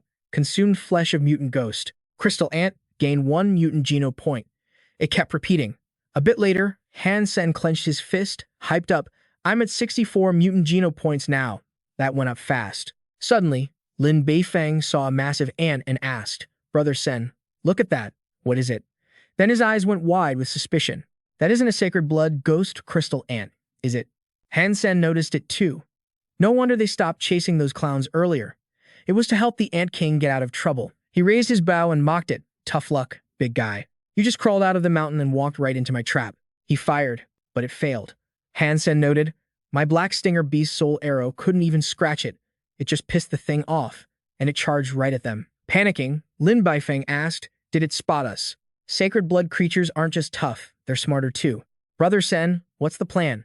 Han Sen leaped into the air and said, "You go first. Hide somewhere safe while I deal with this beast." Hearing that, Lin Beifeng bolted, shouting back, "Be careful, Brother Sen." But before he finished, Han Sen had already flown off, transforming into a warrior in red armor. After training with the super particle flow accelerator, "I'm definitely faster." Suddenly, Lin Beifeng screamed from somewhere, too close, "Brother Sen, its mandibles are going to shred you. Run." But as the Ant King lunged, he jumped, dodging its pincers. Han Sen's eyes went cold as he raised his bow, thinking, "Too slow. In my eyes, it's moving like a scene from a slow-motion movie." Then he fired an arrow right into its mouth, piercing straight through the Ant King's massive body. The system announced, "Killed Sacred Blood Ghost Crystal Ant. Gains Sacred Blood Geno Point. Eating its flesh may grant 0 to 10 Sacred Blood Geno Points randomly." Lin Beifeng's eyes sparkled as he grabbed Han Sen's hands, begging, "Brother Sen, are you dating Lady Luck or something? You even got the Sacred Blood Beast Soul. Sell it to me, please." But Han Sen scratched his head and refused. "Sorry, young Master Lin. I really need Sacred Blood Beast Souls and Geno Points right now." Suddenly, Lin Beifeng's face went serious. "I'll trade you a super biological warframe for it. It's totally worth it." Han Sen was intrigued. Super biological warframe? Lin Beifeng closed his eyes, pointing a finger up to lecture him. "It's the latest armor developed using cutting-edge tech. Right now, only military labs have a few finished units. My company supplies metal to the military, so I managed to snag a prototype." Han Sen put his hands on his hips, skeptical. "A prototype? Isn't that just unfinished junk?" Lin Beifeng explained, "No, it's called a prototype because it lacks a weapon system, but its other functions totally outclass normal bio-warframes." He thought of the black briefcase with the mysterious cross logo and said, "Except for the fact that you can't use it in the sanctuary, the super biological warframe has almost no flaws. It's made with bioparticle recombination tech. It's lightweight, fits in a briefcase, and you just open it to suit up. The prototype doesn't have weapons, but the engine is a beast. It blows the Starry Group's Star Emperor series out of the water." Hearing Lin Beifeng brag, Han Sen sweated, not buying it. Armor in a briefcase. Sounds magical. Beside him, Lin Beifeng gave a thumbs up, grinning provocatively. "Tempted yet? So, want to trade?" But Han Sen stood firm. "Sorry, young Master Lin. I really need Sacred Blood items. No way can I trade." Han Sen pulled out 2 beast souls to bargain. "If you don't mind, take these 2 mutant beast souls instead. One is a mutant unicorn sand fox mount, and the other is that mutant ghost crystal ant armor." Taking the souls, Lin Beifeng replied happily, 2 mutant beast souls. "Yeah, that actually sounds like a fair deal. Brother Sen, you're a real one. It's a deal. I'll give you the super biological warframe when we get back."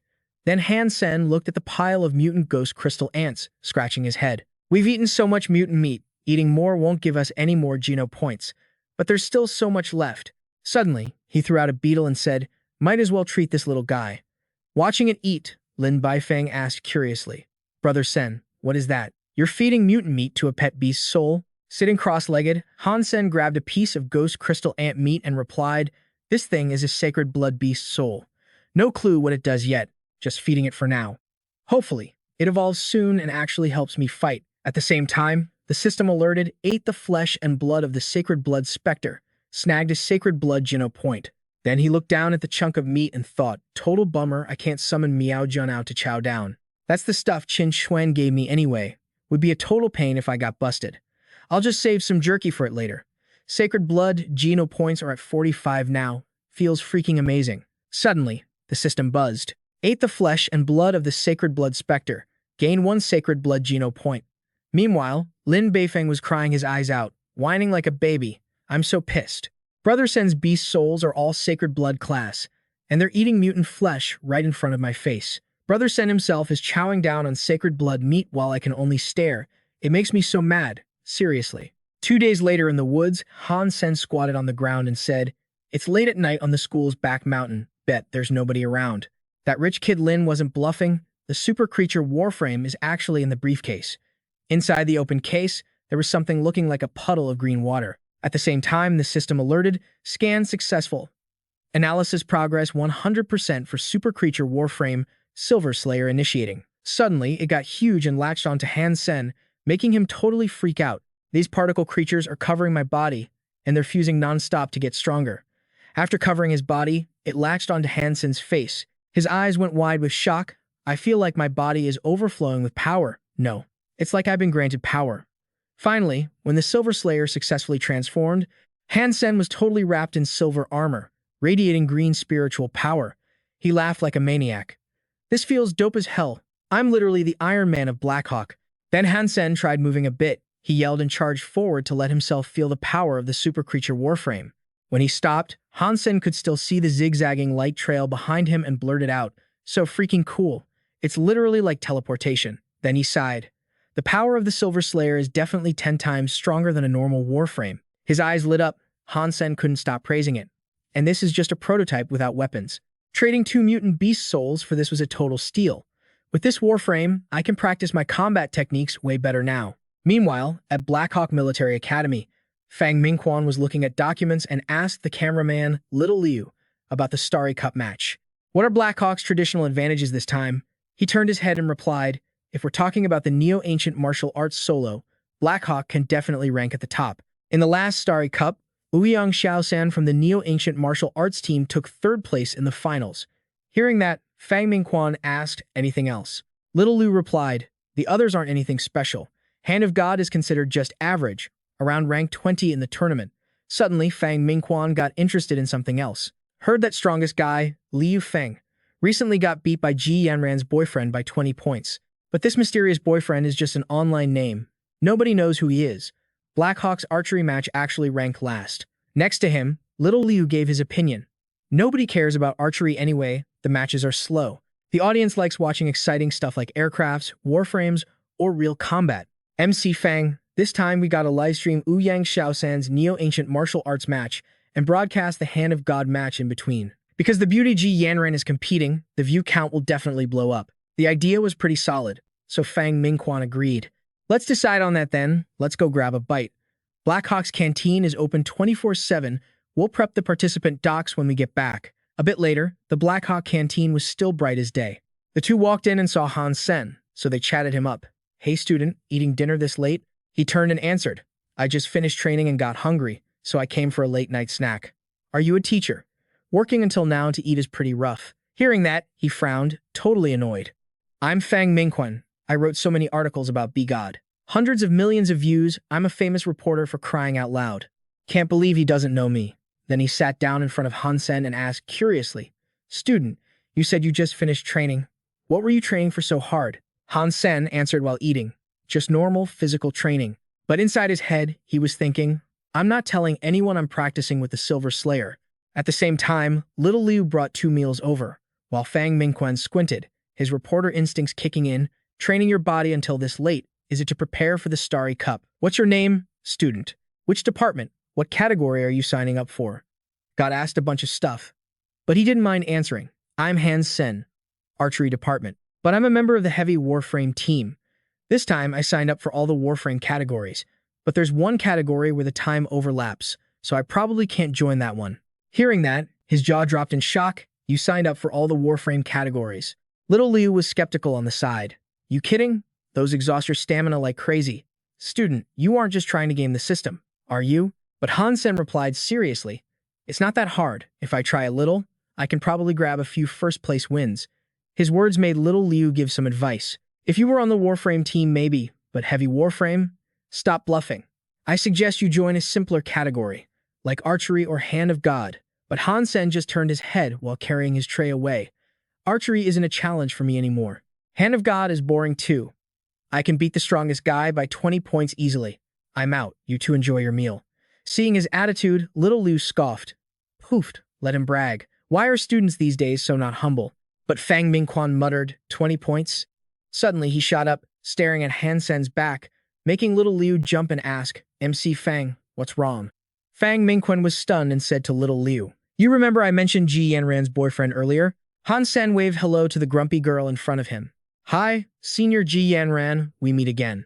But she didn't even reply, frowning as she walked past thinking, so unlucky, why is it this brat? Seeing that, Han Sen grabbed her arm and questioned, why does Senior have no manners? You slapped me last time and still haven't apologized. Being pulled, Ji Yanran scolded him in annoyance. Hey, let go of me. She judged him silently, always getting touchy-feely. Definitely not a good guy. Then she warned him. Last time you decided the dating thing on your own, I never agreed. Isn't that just using cheap tricks to fool everyone? What's the big deal? Quit making a scene later. Han Sen snaps back. What do you mean I'm making trouble for you? You're my girlfriend, remember? This makes Ji Yanran furious. Keep talking trash and I won't be polite. Suddenly, Han Sen gets cheeky. So, if I can prove my skills, at the Starry Cup, you'll admit you're my girlfriend and give me a loving kiss? Hearing that, Ji Yanran points a finger at the sky, totally mocking him. What do you think the Starry Cup is? Some game where cheap tricks work? If you can snag 5 first-place titles in the competition, I'll agree to your terms. But if you lose, you have to be my slave and do whatever I say. Inside, she's scorning him, thinking he's just all talk. Do you dare to agree? Han Sen stays on guard. Just saying it doesn't count. What if you bail on me later? You never keep your word, and you don't trust me, so I don't feel safe. Ji Yanran pulls up a doc on her device and says, fine, then let's sign a contract. This is a legally binding personal contract. We just need to scan our optical codes and it's a done deal. She silently curses. You annoying jerk. Let's see if you dare mess with me after this. Seeing that, Han Sen happily scans his info and laughs. All right, now I can rest easy. He grins, thinking, Ji Yanran, let's see how you try to cheat this time. Meanwhile, she's confident too, thinking, this guy definitely can't bag 5 first-place wins. Just wait until I teach him a lesson. Time passes. Day 1 of the Starry Cup at the Warframe Arena. The announcer broadcasts, Dear audience and media friends, our competition is about to start. Please follow the rules and watch in a civilized manner. In a room somewhere, little Liu asks MC Fang Mingquan, did you say earlier that Han Sen guy we met at the cafeteria might be Ji Yanran's boyfriend? I feel like that's impossible. Us coming here to live stream the Warframe match just for him is a bit much. But Fang Mingquan steps up to adjust the lens and replies, Ji Yanran's boyfriend beat Li Yufeng by 20 points. That matches exactly what Han Sen said. If he actually performs well in the Warframe competition, we can prove he's really Ji Yanran's boyfriend. Then our show is going to be totally lit. Let's start the live stream. Then he grabs the mic and hosts. Hello to everyone watching. It's me, Fang Mingquan, your familiar reporter. Starting today, I'll be live streaming the entire process of the Black Hawk Military Academy's Starry Cup Warframe competition. Somewhere else, watching him on the big screen, a few students are confused. What's up with that?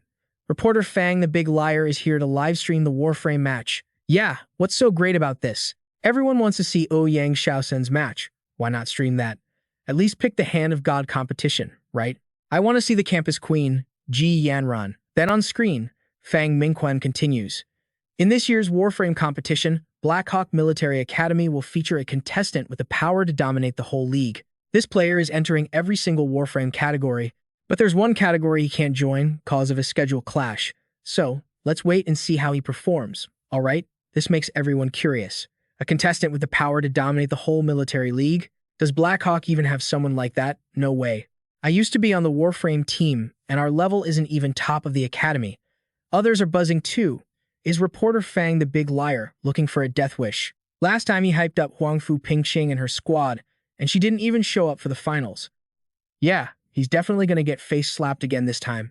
Meanwhile, Fang Mingquan hints that this player is a freshman in the archery department at Blackhawk, joining the heavy Warframe team.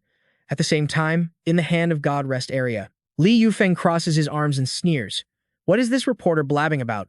Trying to scam viewers like that? Sitting aside looking at data, Ji Yanran says, our match starts in 30 minutes. Stop caring about this irrelevant stuff. On the screen, the Warframes are ready at the starting line. Fang Mingquen announces, "All right, viewers, the Warframe competition is starting right now. Let's cheer for them."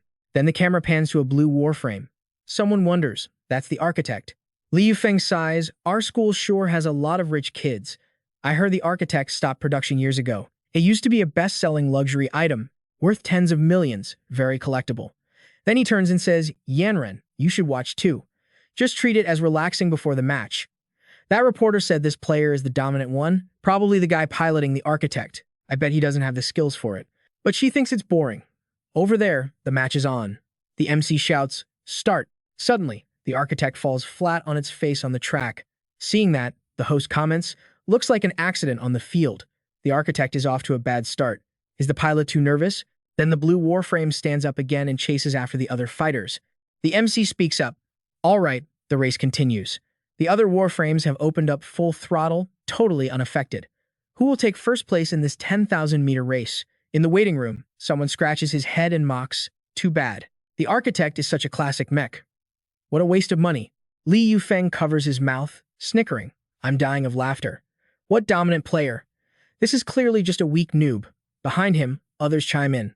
"Exactly. Did that reporter get paid off? Blowing smoke like that when it's just total fabrication."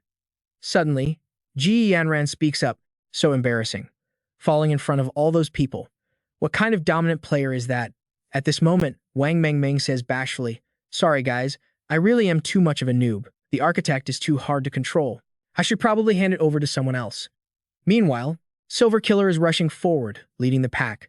Han Sen laughs and says, "It's okay, Wang Mengmeng. You just withdraw from this round and go prep for the next match." Team Captain Fatty Liu encourages her too. "Don't worry, you still got us here." Skinny Monkey laughs confidently, "I'm about to snag first place."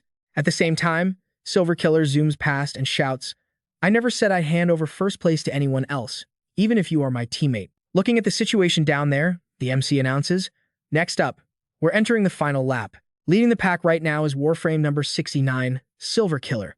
Is this thing going to be the Dark Horse champion, snatching first place in the Starry Cup on day one?" Back in the lounge, Li Feng is totally confused, like, what the heck is this Silver Killer frame? Isn't this something the Starry Group whipped up in R&D? Ji Yanran stands up to get a better look, asking, "Never seen it on the market. Judging by the specs, it's definitely top-tier tech. Who's driving that thing?" A sec later, the MC announces the winner. "Let's make some noise for Warframe number 69, Silver Killer." Han Sen throws his hands up, hyping the crowd. "I won. Thanks for having my back, guys. I've got way more sick matches coming up. Don't you dare miss him." Then the MC drops the info. The pilot is from the Heavy Warframe team, Han Sen, a player with total dominating power. Hearing that, Ji Yanran freezes, thinking, Han Sen actually took first place? Wait, what about our deal? No way. Definitely no way. Next to her, Li Yufeng is sweating bullets, totally shook. How can it be him? That's impossible. Meanwhile, Fang Mingquen is vibing, thinking, Han Sen, you weren't just talking trash. You're even more insane than I thought. Are you seriously not Ji Yanran's boyfriend? Are you really just some average student? Wang Mengmeng gives a big thumbs up, beaming, "Senior, I knew you'd snatch that first place. Congrats." Shou Ho chimes in with praise. "Han Sen, you got real skills, man. Losing to you? I ain't even mad." Liu Pangzi rubs his head and says, "Our Heavy Warframe team finally got its first champ. You're making us look good, bro." Han Sen raises his arm, grinning like a maniac. "I've got total confidence in Silver Killer's burst and speed. Racing is my playground. Let's kill it in the next match too, everyone." But in the background, some haters start talking smack. He's just relying on Silver Killer's specs. What's he so smug about? For real, those losers got humiliated that bad, and they still show their faces? We need to make them cry like babies in the obstacle course.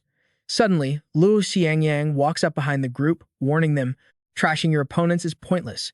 Go get ready for the next round." Seeing him, they start sweating. "Why, yes, coach." Left alone, Luo Xiangyang thinks, "Han Sen, compared to you, my team is pretty basic. But if you can teach these punks a lesson, then my faith in you wasn't wasted." A bit later, Fang Mingquen pops up on the screen announcing the second match. The circular obstacle race is starting now. After Han Sen bagged first place, the tension and the smell of gunpowder in the arena just got way more intense. The Heavy Warframe team is rolling up their sleeves. It's going to be an all-out war. Hearing that, Ji Yanran starts feeling nervous.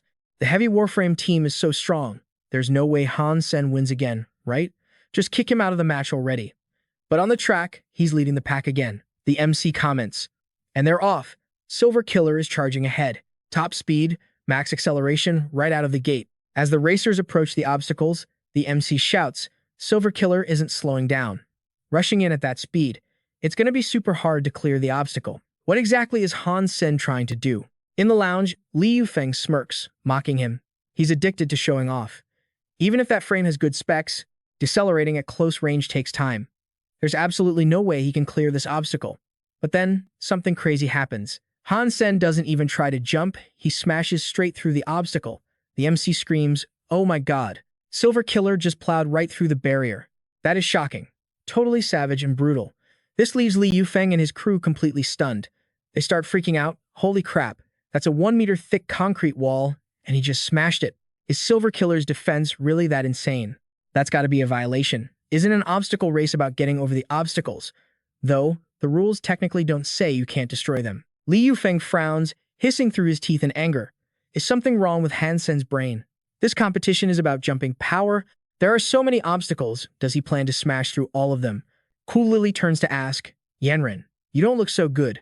Are you feeling sick? She replies, I'm fine. But inside, she's fuming. I'm begging you, don't let Han Sen take first place again. Someone catch up to him already. But by now, he's already smashed through a whole row of obstacles. Even the MC is hyped, shouting, Silver Killer still isn't slowing down. It's crushing everything in its path like a beast. Finally, Han Sen easily clears the last hurdle, and the MC announces the winner. Let's give it up for Silver Killer, Han Sen. Seeing this, Li Yufeng shakes with rage, cursing, that damn brat. What the hell is he? Ji Yanren's jaw hits the floor and she screams, what are you doing? Those other Warframe team members are totally useless. She gets serious, ranting. So many experienced pilots can't even beat a newbie student? What a bunch of losers. They should all just quit right now. Just kick them off the team. They've completely embarrassed themselves. Seeing her like this, Ku Lili asks in surprise, Yanren, why are you so mad? Li Yufeng is also confused. Yanren suddenly points away and yells, stop watching. We still have our own matches. Get to the arena with me, now. The group immediately replies, yes, Captain. Over here, Liu Pangzi pats Han Sen on the shoulder. That's my boy, Han Sen. Silver Killer's specs are god tier. I'm so jealous I could die. Wang Mingmeng sighs. Han Sen won again. So handsome, so strong. Next to her, Xiao Hu gives him a massive thumbs up. He laughs. Look at all these people. Heard they all came to watch you. You're famous now, dude. Han Sen just glances over, acting cool. All right, settle down, settle down. It's only 2 first-place wins, right? I can get way more. But in his head, he's thinking, Ji Yanren, 5 wins are right around the corner.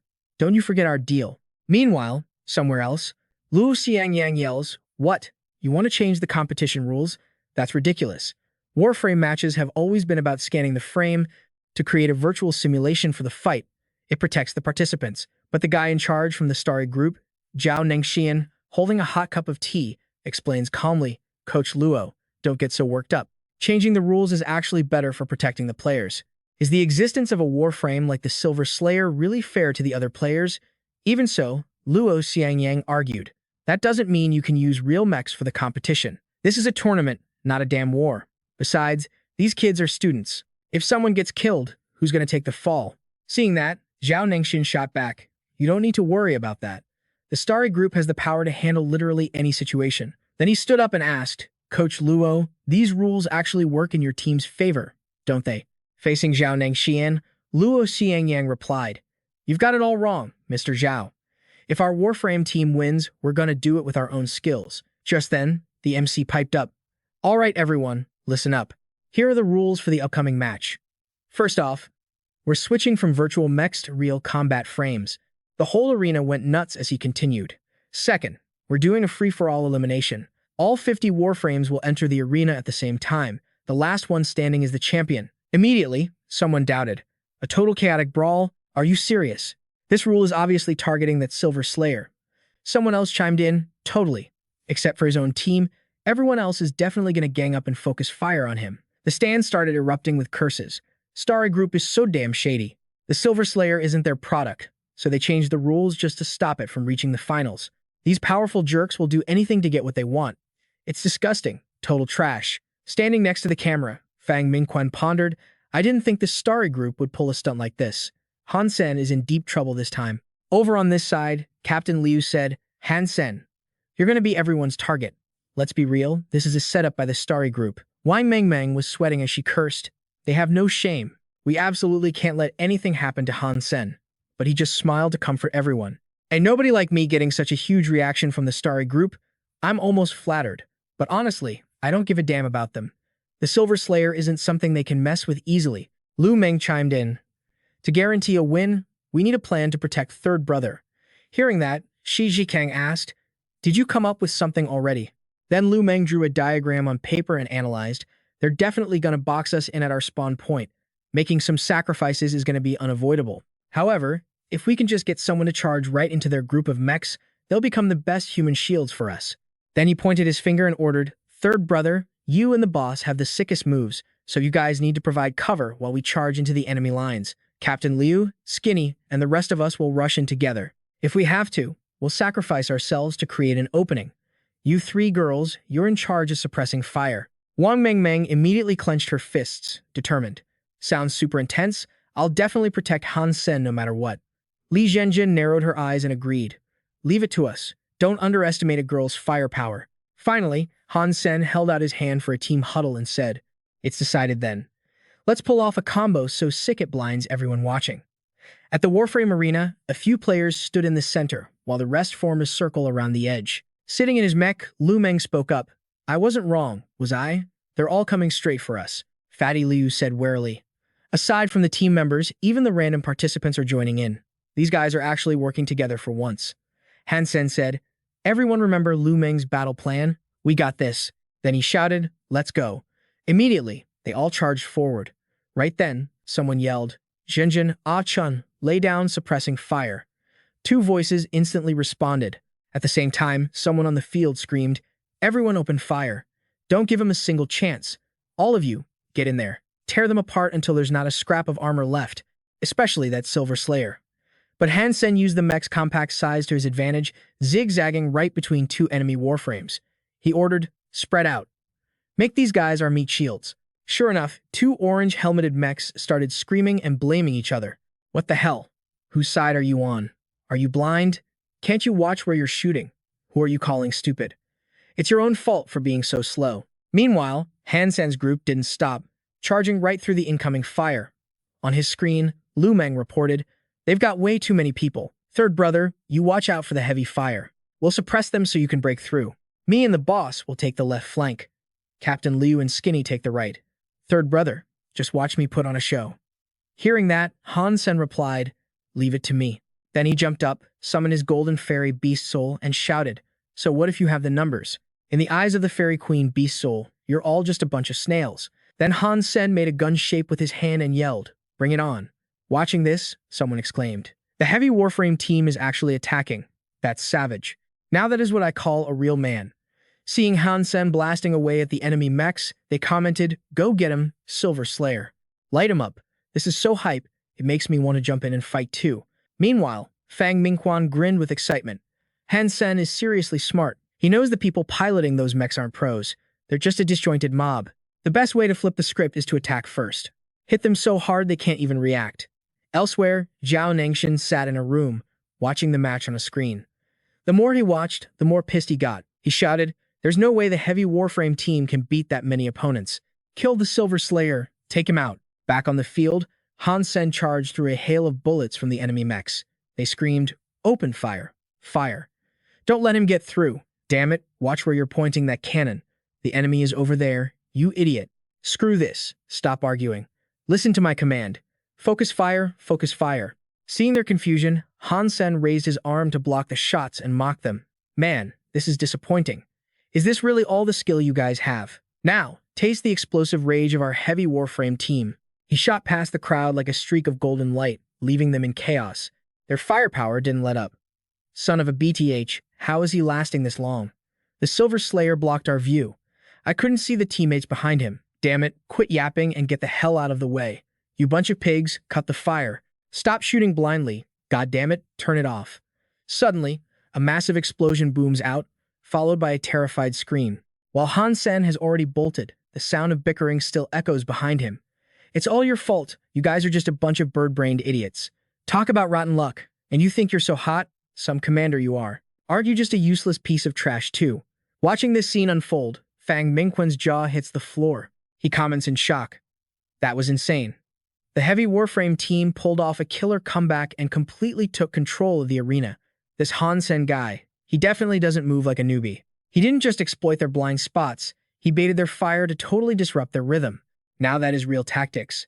Inside the Silver Killer, Han Sen activates the Fairy Queen Beast's soul. With a determined look, he thinks, dealing with a bunch of reckless morons who only know how to charge straight in. This little trick is plenty.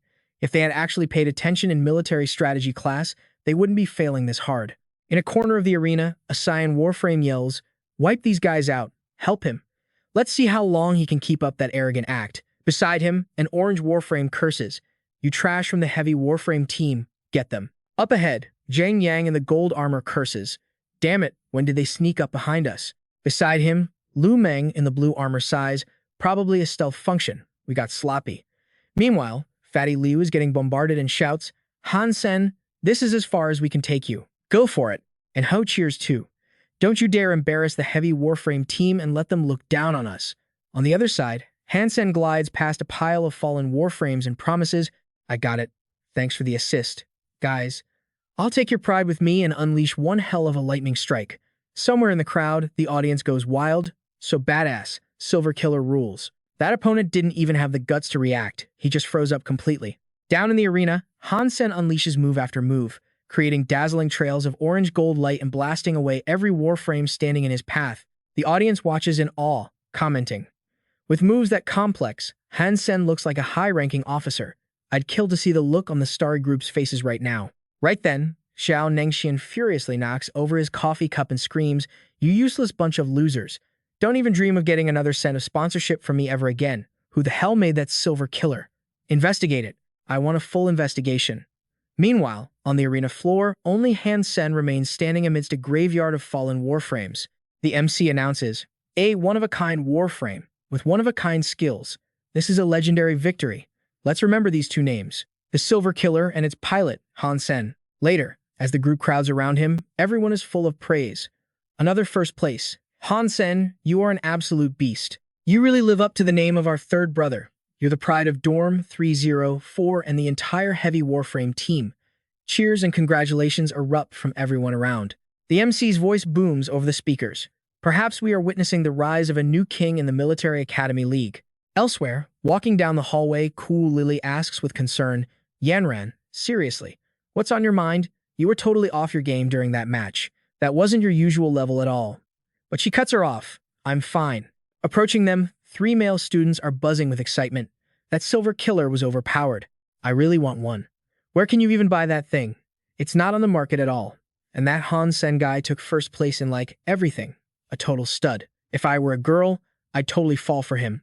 Who doesn't like a winner? Suddenly, Ji Yanran punches the wall in frustration. Seeing this, Cool Lily asks in shock, "Yanran, something is definitely wrong with you today. Who pissed you off? Yanran, talk to me. You're actually scaring me right now." With a face like a demon but a voice trying to stay calm, she replies, "Lily, I'm fine. Let's go eat. I'm starving." Her friend turns pale with fear. Then Cool Lily snaps, "Bullshit, you're fine. You're acting weird as hell, and it's creepy." The next day, in an office at the military factory, 2 men watch the footage of Han Sen's match and remark, with Professor Tang's confirmation, there's no mistake. That is definitely the T9 prototype from our lab. The head of Warframe R&D, Tang Mingxiu, says, "The pilot operating this prototype is a freshman at Black Hawk Military Academy. His name is Han Sen. He's an unevolved. In this Warframe competition, he swept first place in almost every single category." Beside him, the factory manager Liu Changming asks skeptically, "An unevolved can handle a Warframe like that and take first place? That's impossible." But Tang Mingxiu shoots him a look and confirms, "We were shocked too, but the evidence is right there." Furthermore, from what I know, Han Sen is part of Qin Shuen's trusted circle. So, we've decided to make him the face of our new 10 product line to help us expand the market. Ji Yanran is bundled up like a private investigator, sneaking somewhere and thinking, "Damn it, that bastard Han Sen. He actually managed to win 5 championships at Starry Group. Unbelievable. He's actually that strong. And to think he'd make a demand like that. 8 hours ago, fresh out of the shower with just a towel wrapped around her, Ji Yanran got a call. On the other end, Han Sen said, "I'm really looking forward to it. Let's meet at 12 midnight, right at the cafeteria entrance. Be there." Irritated, she questioned him. "Why the cafeteria entrance? There's gonna be tons of people getting late-night snacks." "Hello? Hello?" But Han Sen had already hung up. That's why Ji Yanran is all bundled up in a hat, muttering to herself, "That bastard definitely did this on purpose. After tonight, I am never seeing him again." Suddenly, a voice pipes up. "Whoa, you're pretty early."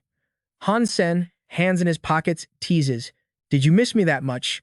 Couldn't wait to see me, huh? But why are you dressed like that? Scared your classmates will recognize you?" Senior Ji Yanran. She immediately claps a hand over his mouth and hisses, "Shut up. Say one more word and I'll rip your mouth off." But Han Sen just teases, "Throwing yourself into my arms already?" She quickly lets go and demands, "Let me ask you, do you have an account on the school network? What's the ID?" Han Sen replies, "Of course I do. My girlfriend is Ji Yanran. That's my ID." This just annoys her even more. "It really is you. I knew it. Who else would use an ID like that?" Han Sen cuts in, "Senior, it's time to pay up on your bet. Let's do this." Blushing, she replies, "I know, I'm not a sore loser." But in her head, she's panicking. "Do I really have to kiss this jerk? I'll just peck him and run for it." She stepped up, mentally plotting how she'd scrub her mouth out later, gonna chew gum all damn day to kill the taste. Closing her eyes, she leaned in close to Han Sen and thought, "No way in hell am I letting this guy's scent stick to me." Then her lips touched his. But suddenly, Han Sen grabbed Ji Yanran and kissed her for real. She freaked out, mumbling, "What the hell are you doing? Let go." Right then, 3 girls walked up, pointed, and shouted, "Hey, you 2 classmates, if you want to get nasty, go find some bushes or something. Seriously, doing this in public? Have some shame. Are you guys that thirsty? You're embarrassing the whole school." Han Sen pinned Ji Yanran against the wall and teased, "Hey senior, isn't one of them your bestie? Should we go say hi?" Her face was totally burning up. She panicked inside. "Oh my god, it's Li Li. She absolutely cannot see me." A bit later, the 3 girls turned around, grumbling as they walked away. "Ugh, seriously. I'm reporting this to the student council. My eyes are bleeding." Back at the wall, Han Sen teased, "Aw, you're my girlfriend now. Why are you running away?" Ji Yanran was furious, screaming, "You stinking pervert. You're the worst. Get off me." A while later, Han Sen opened the door to his room, muttering to himself, "Man, Yanran is still way too shy. Gotta hang out with her, more to break that shell." Suddenly, the 3-eyed cat let out a loud yowl. The system popped up, obtained Sacred Blood 3-eyed cat beast soul, super evolved pet type, combat ready. Seeing it, he jumped. "Woo, it's just General Meow." He grabbed its head, totally confused. "Yo, what's the deal? You evolved into a Sacred Blood beast. Is it 'cause you pigged out on those mutant ghost crystals?" He checked the stats and it finally clicked. So that's how it is. Beast soul pets can super evolve too. I heard some nerds raise a ton of pets just to research this, leveling them up from ordinary to primitive. Han Sen squished the cat's cheeks, grinning like an idiot. "This is sick. Super evolution feels way more valuable than just hunting mutant creatures. I still got that Sacred Blood Golden Sandworm King. I wonder what kind of monster that thing will turn into." "General Meow, you look 10,000 times cooler now. Let's go out and wreck some stuff." A while later, in the White Devil Desert, Han Sen, geared up in his dollar armor, rode on General Meow's back. "Damn, this speed is way faster than a mutant mount. Wonder how strong you are in a fight." Spotting a purple snake nearby, he commanded, "General Meow, target spotted. Get him." The black cat instantly chomped down on the purple snake. The system chimed, "Killed primitive purple snake. Obtained primitive beast soul. Eating its flesh may grant 0 to 10 primitive Geno points." Han Sen was pumped, hugging the black cat's neck. "I knew it. You can attack on your own. That's a huge power boost. A Sacred Blood combat pet is seriously the ultimate wingman for surviving out here. Good boy. Now, let's go hunt down that Sacred Blood Fox King. Gonna teach that beast a lesson about messing with me. Payback time." He looked around, totally confused. That's weird. Last time, this place was crawling with rock sand worms and unicorn foxes. Why is it totally dead now? Han Sen found a dead sandworm and frowned. These rock sandworms are all toast. Who the hell came through here and wiped them out? He recalled the black cat. "Come back, General Meow. You're too big. You'll blow my cover. I gotta go stealth mode and figure out what's going on. Han Sen followed the blood trail. Curious. The blood leads right here. And I hear unicorn foxes over there. Son of Heaven held up a gray fox, smirking. Luck is on my side today, boys. Not only did we crush those sandworms, but we also found a pack of unicorn foxes. Behind him, his crew yelled while fighting, hell yeah. Kill him and eat him. We're gonna score some sweet primitive and mutant geno points. Watching this, Han Sen realized it was Son of Heaven's gang. Wait, who's the meathead? He spotted a massive guy in a tank top fighting a gray fox and whispered, holy crap, that dude is jacked. That hammer has got to be a sacred blood weapon, right? Since when did Son of Heaven recruit a beast like that? Son of Heaven walked over, patting the big guy on the shoulder. Brother Gu, you're a natural-born monster. I'm seriously impressed this time. The guy named Gu turned around, acting humble. You flatter me, Son of Heaven. I just got lucky scoring this sacred blood hammer. Then Son of Heaven looked at the Fox King and the two gray foxes, sneering. You trash can't escape. Just die quietly by my hand, and I'll make it quick. He raised his sword, grinning greedily. It's so rare to find a sacred blood creature. I'm keeping this all for myself. Watching from the side, Han Sen was confused. I remember that sacred blood Fox King being pretty smart. It's super cunning. Would it really let Son of Heaven corner it that easily? Suddenly, the Fox King snarled, collapsed, and scrambled into a rock crevice. Son of Heaven screamed, damn it, they're trying to bail. After them, he raised his sword and cursed. Motherfucker, these animals planned this. Don't let them get away. Capture that sacred blood Fox King alive for me. His crew shouted, yes, sir. Having seen enough, Han Sen smirked. I knew that old Fox wouldn't go down that easy. Son of Heaven, let's see how you handle this mess. Suddenly, the ground shook. Someone screamed, what the hell? The canyon is shaking. What's happening? What do we do? Son of Heaven immediately shouted, everyone pull back. Now. Then, a swarm of what looked like yellow sand rushed in, surrounding them. They gasped in horror. Look, what is that sand stuff? Crap, it's heading right for us. Hiding in the corner, Han Sen scoffed, morons. That's not sand. Watching the golden mass flow down the slope, he explained. Those are golden devourer ants. They eat freaking everything. Son of Heaven, you guys are just going to be snake snacks. Just then, one of the guys got swarmed by the ants. Son of Heaven ran for his life, screaming, you idiots. Get up. Run if you want to live. Motherfucker, this was definitely that sacred blood Fox King's trap. Wait till I get out of here. I'm gonna skin it alive. Nearby, Brother Goose swung his hammer and roared, these ants are weak as hell. Don't be scared. Follow me, we're busting out. Seeing that, the crew behind him cheered while he fought. If we make it out, we're buying Brother Gu a huge feast. Damn, he's strong. Brother Gu is like a human sacred blood beast. Watching the scene, Han Sen was shocked. Holy shit, that musclehead is like a machine. He's too strong. Even with all these golden devour ants, Son of Heaven still isn't dead yet. Damn it. A bit later, the group stood safely by a rock. Son of Heaven said, Brother Gu, lucky we had you this time. We would have been dead meat without you. Thanks a ton. Hearing that, the guy scratched his head and said, come on, no need to be so polite. Tianzi, we're brothers, aren't we? Don't mention it. Suddenly, Son of Heaven's lackeys grabbed Brother Gu, leaving him totally stunned. Then they pinned him down, forcing him to his knees while he hollered in pain. Tianzi, you, what the hell are you doing? One of the goons spat, Pa. A piece of trash like you thinks he's worthy of calling our brother Tianzi a brother. You only got this far because you got lucky with that sacred blood beast's soul hammer. Their actions made Han Sen freeze. He sighed, stabbing him in the back. Huh. These scumbags aren't even human. And that big guy. All brawn and no brains. Can't believe he actually trusted Son of Heaven. The guy just smirked and threatened. Brother Gu, since you did save me once, hand over the sacred blood beast's soul hammer, and maybe I'll let you live. But Brother Gu snapped back. Bullshit. You two-faced snake. I'd rather die than give it to you. Son of Heaven immediately slapped him, refusing the easy way. Looks like you want to do this the hard way. Come on then. Teach him a lesson. The lackeys responded, you got it, Brother Tianzi, as they pinned him down and stomped on Brother Gu's back. Watching him get crushed like that, Han Sen felt sick. That's just too cruel. Bunch of animals. I've got to figure out a way to save this big guy. Otherwise, Son of Heaven is going to torture him to death. Suddenly, a cry from the nearby peak made Son of Heaven look over in confusion. A mutant creature?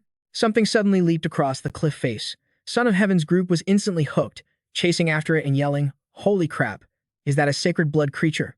Look at the size of that thing. Dowsy, too easy. You two stay here and watch Gu Ming. Everyone else, follow me. Don't let it get away. The two holding brother Gu nodded. Got it, brother Tianzi. Then Daozi and Tuizi stomped on Gu Ming's back, sneering, Hey, brother Gu, how come you're looking so weak right now? Thought you were strong as an ox? I'm telling you, just be a good boy and hand over that sacred blood beast's soul hammer. Save yourself a world of hurt. Suddenly, Han Sen flew overhead, sword raised high, shouting, doing something so shady. What kind of men are you?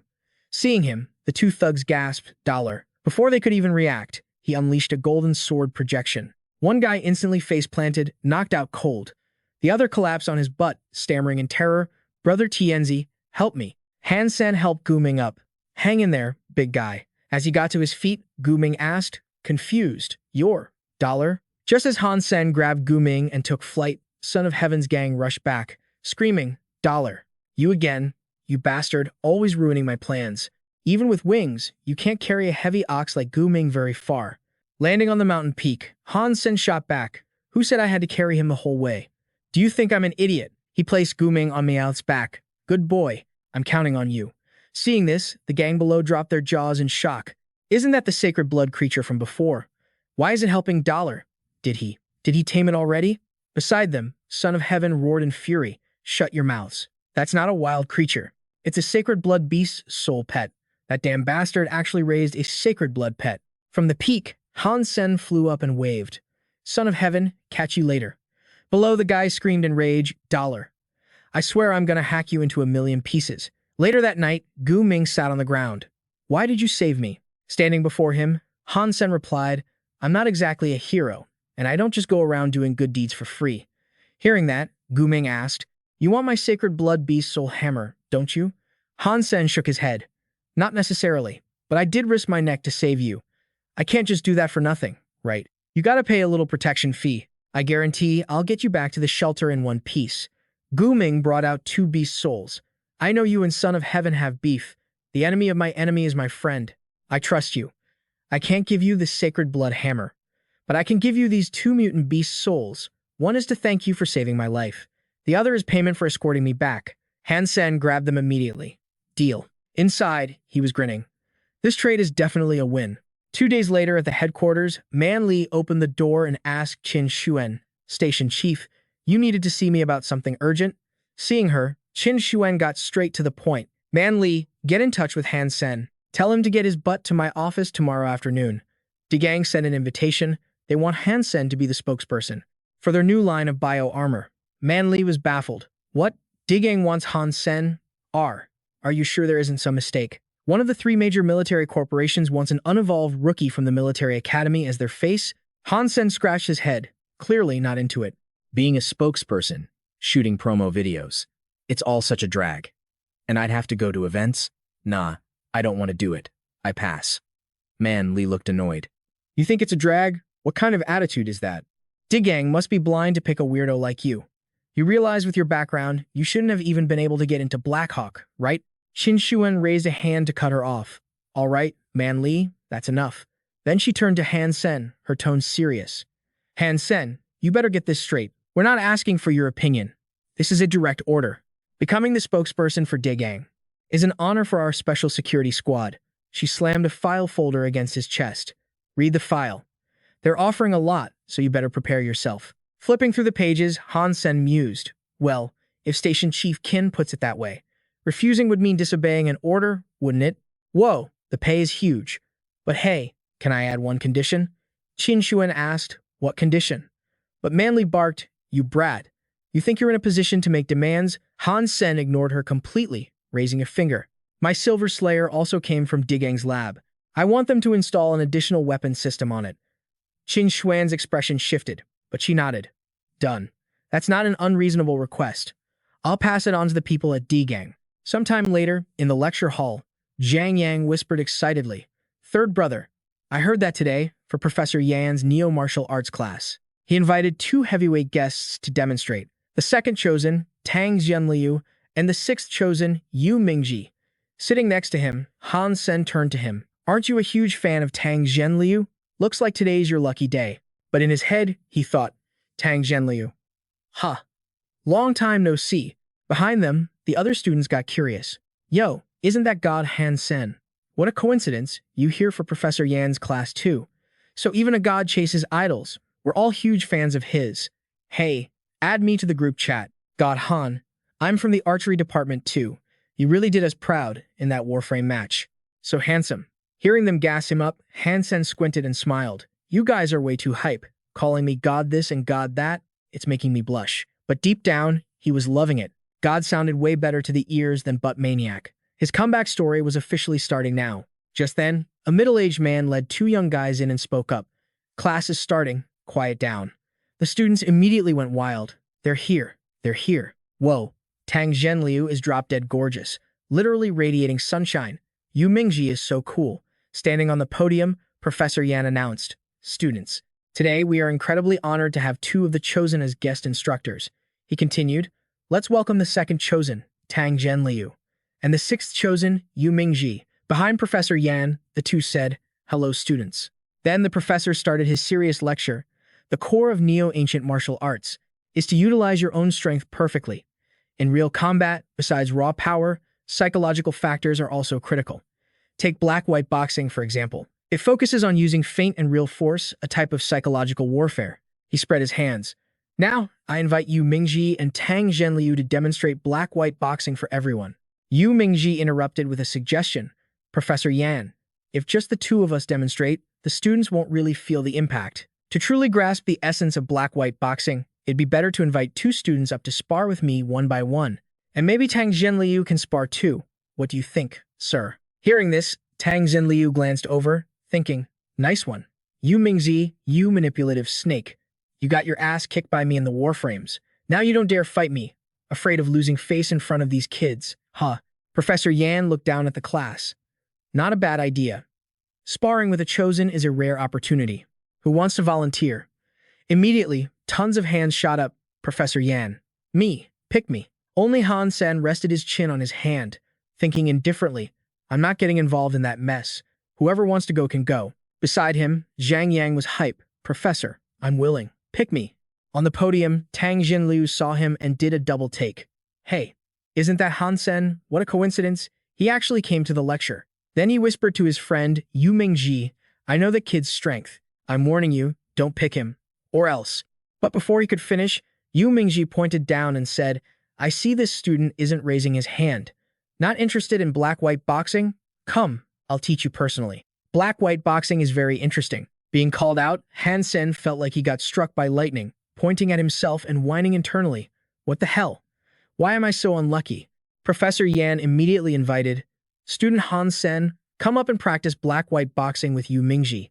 Seeing him walk up, the others shouted, Go for it, God. You got this. We support you. Whoa, God V's. The chosen. This is gonna be lit. Yu Mingji spoke up. Seems you're top-tier popular among the students. My eyes didn't fail me. Meanwhile, Tang Zhenliu was secretly amused. Indeed, not bad. Yu Mingji. Let's see how you dig your own grave. Professor Yan stood on the podium explaining. Sparring in black-white boxing is training to judge feint, force, and real force. One person attacks. The other defends. The attacker delivers a punch using force in two different ways. Black fist and white fist. Black fist is real force. White fist is feint force. The defender must judge accurately and react instantly. You must dodge the black fist, but for the white fist, you block or stay still. After speaking, Yu Mingji beckoned. Student Han Sen.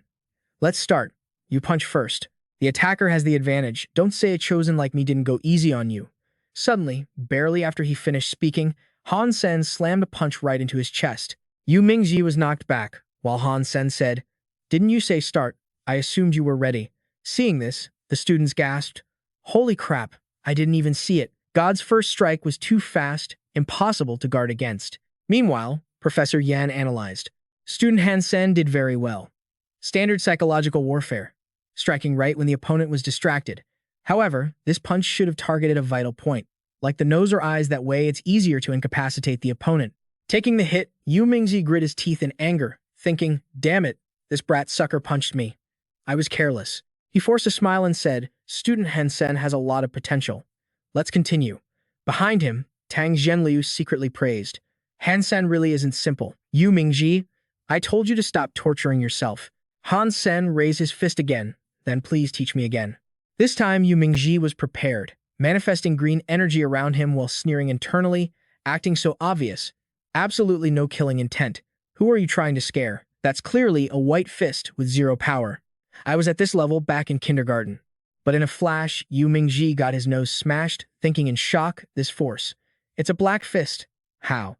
Han Sen gently threw another move, reminding him. Professor Yan said black-white boxing is about psychological warfare. Seems the Chosen's mental game is weak, he thought. You dare step on me to show off? Your Chosen attitude? Punk, I won't let you get your way. Yu Mingji crosses arms, guessing, no momentum, no force, no threat at all. This time, it's definitely a white fist, no mistake. Then bam, he got slammed onto the floor by Han Sen. The students commented, it's black fist. Another black fist. God is so strong, completely hiding the real and faint force. Yeah, not a single flaw. Worthy of our god Blackhawk, insanely cool. Beaten without landing a single counter, Yu Mingzi hissed through his teeth. Amazing, amazing. Student Han Sen has a bright future. Seems I underestimated you. Now, I'll be the one attacking. He gathered all his strength, calculating.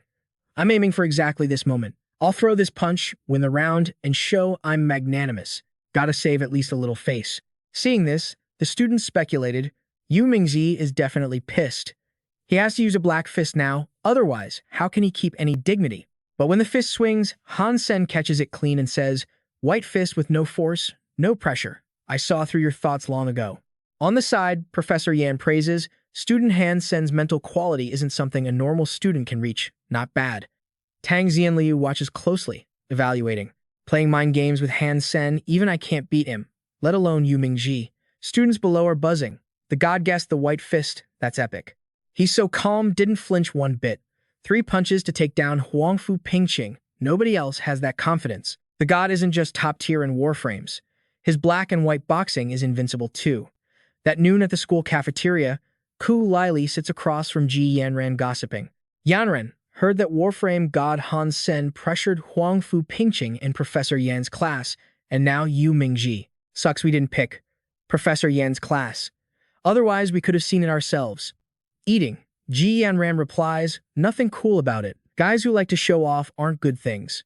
And she thinks that smelly guy Han Sen completely vanished after kissing her, never came to find her once. Pervert, rotten thug, damn cheater. At the same time in the cafeteria hall, someone speaks up. The god is eating here. I'm buying today. God, tell us the secret to beating Yu Mingji. We want to be awesome like you. Suddenly, Han Sen looks up, confused at Yanran, while she looks over and sighs inside. Smelly guy, actually meeting him here, so unlucky. Zhang Yang sees Kuai Lai Li sitting with another girl, waves and shouts. Isn't that the super beauty Ji Yanran? Meeting at lunch too, what a coincidence. Han Sen walks behind him smiling, greeting, 2 senior sisters, mind if we sit here? Ku Lili sees them and stands up, smiling, of course, sit down, god. You 2 juniors, don't be shy. Guys around see that and start whispering. The god voluntarily sat with Ji Yanran. Is there something going on? The other guy denies it. Probably not. Heard they knew each other. Ji Yanran turns away, annoyed, grumbling. You guys are annoying. Cafeteria has plenty of seats. Why sit right here? Unlike Ji Yanran, Ku Lili is smiling, holding Han Sen's hand, introducing, God, your story is spreading all over school. Let's get to know each other. I'm Ku Lili, commander from the warship department. This is my best friend, Ji Yanran, the Blackhawk beauty. You probably know her, right? Han Sen doesn't hesitate, flashes a bright smile. Hi, I'm Han Sen, archery department. I'm Ji Yanran's boyfriend. Hearing Han Sen say that, Ku Lili turns to her best friend. You're Ji Yanran's boyfriend. Why didn't I know? Ji Yanran hears this and sprays her water out. 2 guys at the next table whisper. Y'all hear that? The god said he's Ji Yanran's boyfriend. The other guy adds, I said they definitely had something. When did they start dating? Kept it a secret real good. A guy named Li Yufeng stands in front of Han Sen and says, to be Ji Yanran's boyfriend, you gotta beat me first. Han Sen looks at him with disdain. Beat the hand of God guy. Li Yufeng, you already lost miserably. Li Yufeng grabs Han Sen's collar in a rage. If you don't dare to compare, then say it. Stop acting. Han Sen gives him a challenging look. Lost by 20 points. What do you have left to compare with me? You're just a loser I defeated. The guy is so angry he can't speak. Ku Lili suddenly shouts, oh my god, are you, my girlfriend is Ji Yanran. The students hear that and start gossiping. My girlfriend is Ji Yanran, isn't that the ID on the school intranet? Another student says, think that's real. The one who drove Huang Fu Pingqing crazy, Li Yufeng, the Warframe god, swept the Starry Sky Cup, the pro who wrecked Huang Fu Pingqing at black and white boxing, the monster who took 20 points from Li Yufeng's hand of God, the boyfriend of the beauty, Ji Yanran. Turns out it's all the same person, our Black Hawk god Han Sen. Ji Yanran hears the gossip, stands up, grabs Han Sen's hand, and drags him away. Seriously, just come outside with me already. Don't disturb people eating. Han Sen looked at her. Yanran, what's the rush? But Ku Lily spread her arms, blocking their path. Wait a sec. Are you the legendary Han Sen? I feel like I've seen you somewhere before, and not at the Starry Cup or the school cafeteria. Ji Yanran panicked. Lily, you've got it wrong. But then it clicked for Q Lily. She remembered seeing Han Sen and Yanran hugging. She shrieked. I remember now. It was that time. Q Lily threw her arm around Ji Yanran, grinning like a Cheshire cat. Yanran, spill the tea. When did you start dating the big shot? You always said you were single. You hit it so well. Ji Yanran tried to play it cool. It's not what you think. I can't just explain it in 2 seconds. Suddenly, Han Sen grabbed Ji Yanran's hand, pulled her in by the waist, and looked her dead in the eye. What's there to explain? Now everyone knows. Ji Yanran is Han Sen's girlfriend. Straight facts. Ji Yanran's face turned bright red. Hey, let go of me. Everyone is staring. The crowd started buzzing. Oh my god, shut up. They are literally perfect together. Right. The school beauty and the prodigy match made in heaven. It's so romantic I could die. Zhang Yang gave Han Sen a big thumbs up and hollered. Way to go, third brother. The hero gets the girl. I'm rooting for you, man. Ku Lily's eyes went wide, totally starstruck. It's like a fairy tale romance. I want to find my soulmate too. Meanwhile, back in the dorm, Zhang Yang and the guys were in the middle of a heated debate. Lu Meng spoke up. The Starry group is way out of line. I can't believe they canceled third brother's qualification for the next tournament. Shi Jikong jumped in. Unfair. Those scumbags are just bullying people with their power. Total trash. Zhang Yang crossed his arms, talking trash about the Silver Killer being an illegal warframe. They couldn't even provide accurate data. Let's be real, they're terrified. Third brother will keep winning and steal the spotlight from their own warframes. Losers. Han Sen walked out of the bathroom, drying his hair with a towel. He was chill. Whatever. It's not like I haven't won enough championships already. The Starry Group is the sponsor. What they say, goes. Lu Meng pushed up his glasses and looked at Han Sen. The finals are on the 10th of next month. The Starry Cup is a big deal. Since you aren't going, third brother, the internet is blowing up. Tons of people are threatening to boycott the match. Of course, there are plenty of bootlickers supporting the Starry Group too. Han Sen draped the towel around his neck. Let him fight. I'm over the Starry Cup anyway. I've got something way more interesting lined up. At Digging's dedicated film and TV base, 2 voices argued inside the corporate office. Director Liu, look, I know I'm good enough. As the lead in this promo video, I am confident I can crush this shoot. Then, the other voice cut in. But why is some random student the main character this time? I want an explanation, sir. Inside the room, a guy and a girl were facing off. Liu Changming stood there, hands in his pockets, talking to her. Ji Yanran, look, you're the female lead. Han Sen is the male lead. You're both protagonists. There's no difference. Ji Yanran kept a poker face. Director Liu, do I look like a kid to you? I read the script. In this shoot, I don't even have any scenes piloting a warframe. How does that make me a main character? I'm basically just eye candy. Liu Changming closed his eyes, keeping his cool. Miss Ji Yanran, you are an elite student at the Alliance Military Academy. You're a member of the Special Warframe Forces. You're also a superstar. You need to trust that your acting skills can own any role. Ji Yanran hesitated. Yeah, but...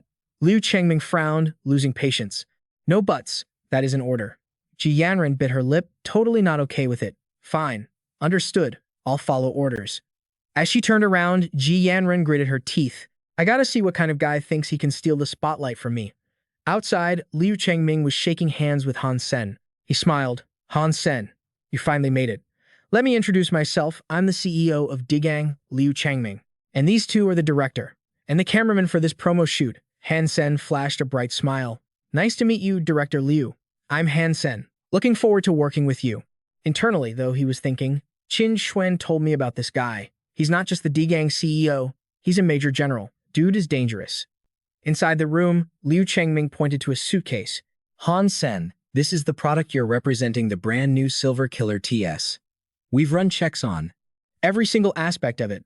Why don't you hit the training room and get a feel for it? Han Sen nodded. That's exactly what I wanted. Thanks, Director Liu. Grabbing the case, Han Sen thought, this gear feels just as heavy-duty as the original Silver Killer. He popped the latch and spoke up. Director Liu said since this is the civilian model, the combat specs of the Silver Killer TS have been nerfed a bit. Guess I'll see how it handles. Fresh off merging with the Silver Killer TS, Han Sen was chatting away. The sync process feels way comfier, and the gravity load, way lighter. This thing is legally a beast. The latest bio armor dropped by D-Gang, it's sick.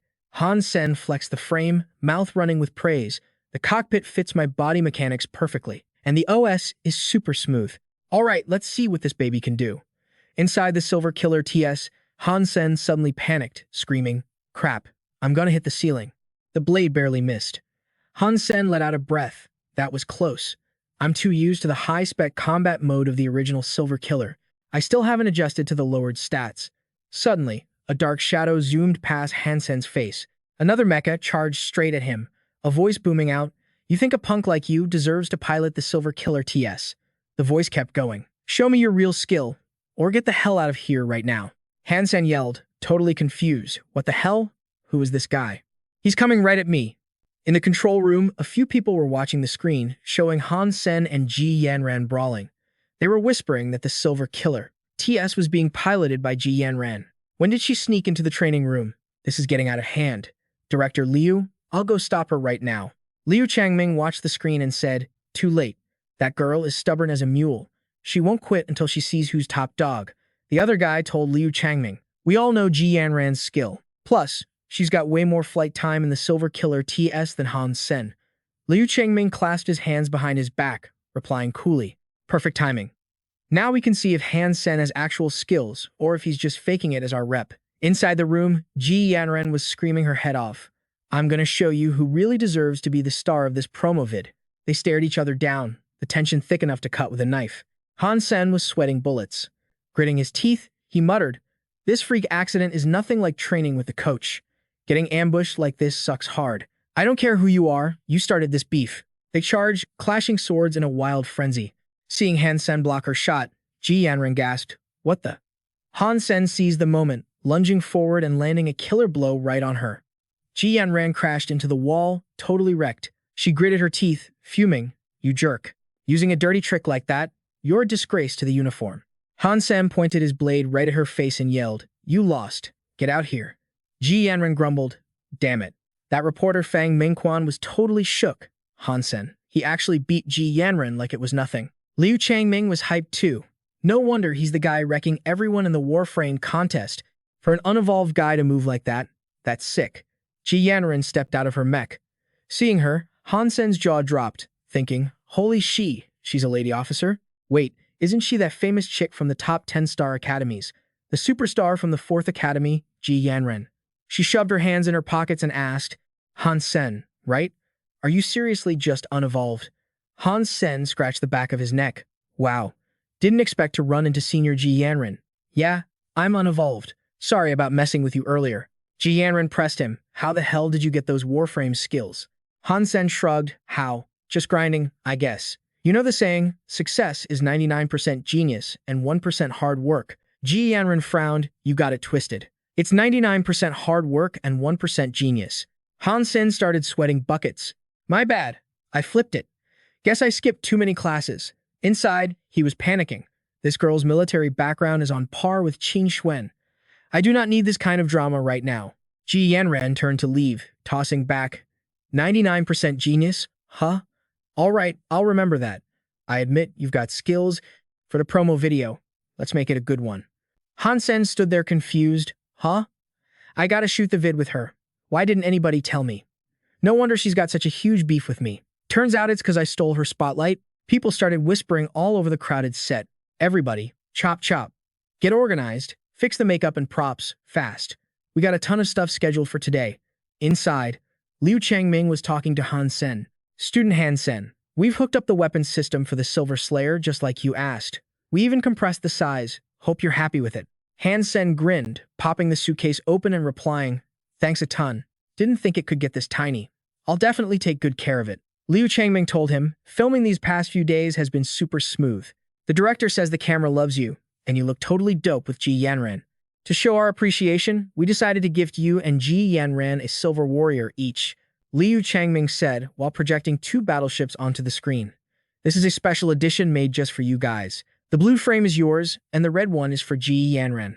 It's got the D-Gang badge and comes with free lifetime service. On the outside, Han Sen smiled and thanked him. President Liu, you're way too generous.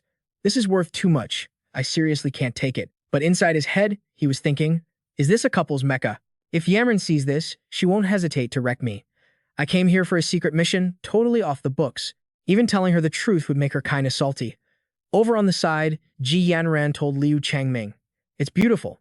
I really like it. President Liu, looks like your R&D level has leveled up quite a bit, huh? He bragged back, that's right, technology is always moving forward. However, the machines we're releasing to the public are just the standard silver models. Ji Yanran turned to Han Sen and said, after we wrap up filming today, let's take these new models out for a spin on the streets. Han Sen quickly turned her down. Senior, let's not. He thought, this chick is so clingy, I gotta figure out a way to bail, fast. A man walked in and spoke to Han Sen and Ji Yanran. We're about to switch to the outdoor shoot, go get ready. Han Sen replied, got it. Ji Yanran also agreed, okay, coming right now. Han Sen and Ji Yanran walked out together. Watching their backs, Liu Changming said, not bad at all. A power couple, for real. I'm starting to look forward to the launch news on September 1st.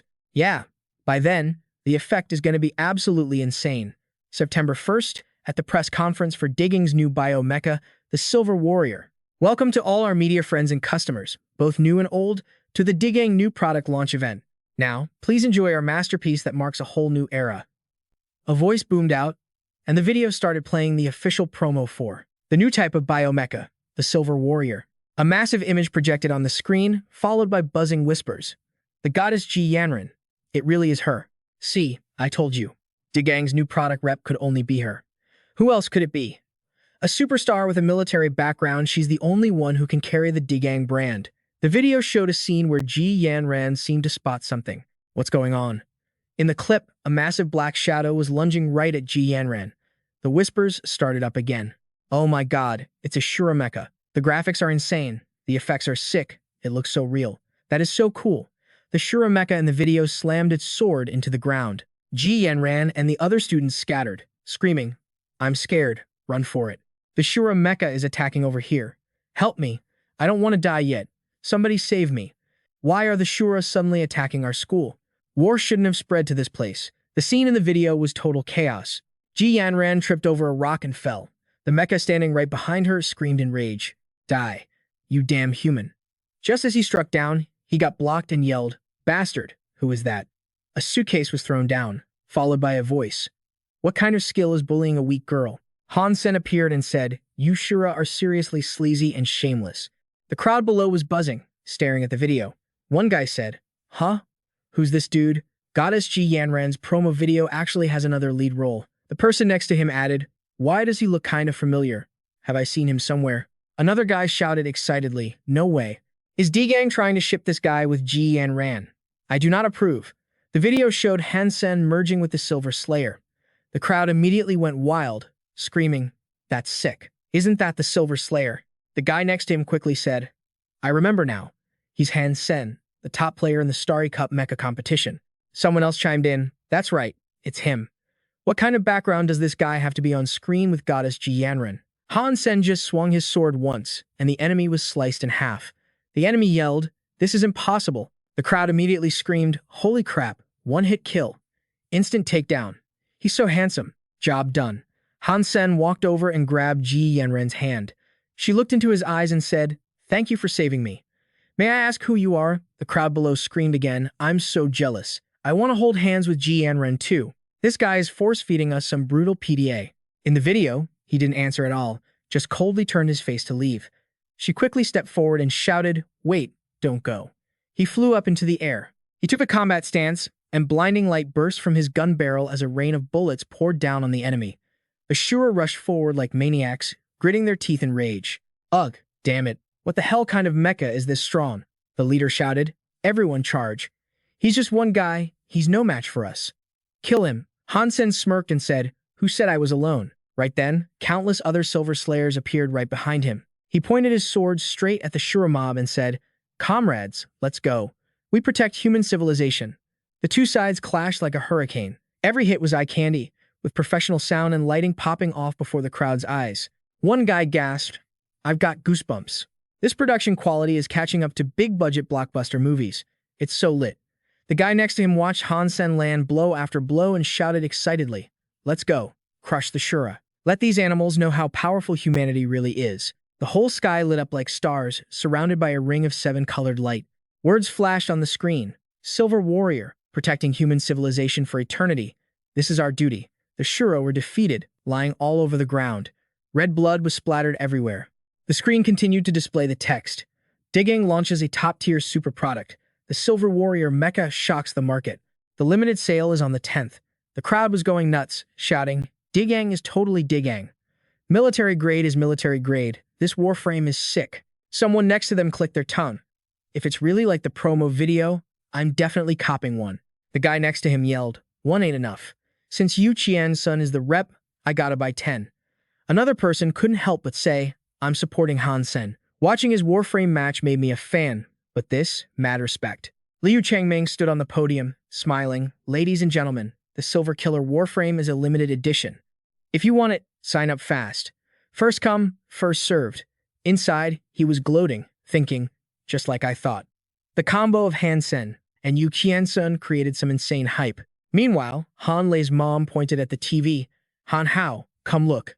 Doesn't this guy look exactly like Han Sen?" The guy behind her replied, "Just a lookalike. That superstar is Yu Qiansun. You think he's worthy of her?" Han Hao gritted his teeth, frowning. "What do you mean lookalike? That is Han Sen. Just look at the cast list at the end." She sat on the sofa. She frowned, acting all high and mighty. What kind of damn luck does this brat have? Gets into military school and meets a superstar. Han Hao crossed his arms, thinking bitterly. Damn it, he just keeps climbing up. Why doesn't this good stuff ever happen to me? So annoying. At school, everyone was gossiping. Did you hear? Han Sen's Warframe ad with Huangfu Pingqing and Yu Qiangzun. It's already got over 500 million views. Someone else added, Digang's management is totally shipping them. The whole script is set up for that couple vibe. One person asked curiously, but wait, isn't he the campus belle's boyfriend? What's the deal now? Did the belle get cheated on? Ku Lili leaned in and whispered to Ji Yanran. Yanran, what's actually going on with you and the great god? The rumors are everywhere. Ji Yanran stood in the middle of the school and screamed furiously. That bastard hasn't contacted me in 2 weeks. He's probably dead. Han Sen, when you get back to school, you better come see me immediately, or else I'm going to tear you into 8 pieces. A day later, Ji Yanran stood before him, hands on hips. Oh wow, finally decided to come back. My superstar Han Sen, your love life is looking pretty lively, huh? You and Yu Qiang-soon are basically the national couple now. There are like a dozen fan clubs. Han Sen smiled nervously. Yanran, it's not what you think. The shoot was actually a mission. Digang had a confidentiality agreement, so I couldn't explain it to you before it happened. Ji Yanran pointed at her head. You're still giving me these lame excuses. My head is practically glowing green from you cheating. What kind of girlfriend does that make me? Don't I have any pride? He quickly explained. Where are you getting these ideas? How could I ever do something to hurt you? We're the couple the whole school watches. Besides, can Yu Qiansun's looks even compare to yours? She grabbed his shoulders, shaking him and screaming. I don't care. I don't care. I don't care. You damn player. You embarrass me to death. I want to break up with you right now. His eyes spun as he yelled, help. Domestic violence. Suddenly, he grabbed her hand, pulled her close, and planted a kiss on her lips, whispering, You can't just say things like that. She hit him. Ah, you jerk, sneak, attacking me again. He smiled. Don't be mad anymore. I was wrong this time. Once the contract ends, I won't work with Digang again. A few days later, he stood before Qin Xuan. Qin Xuan looked at him sternly. You want to turn down future collabs with Digang. Why?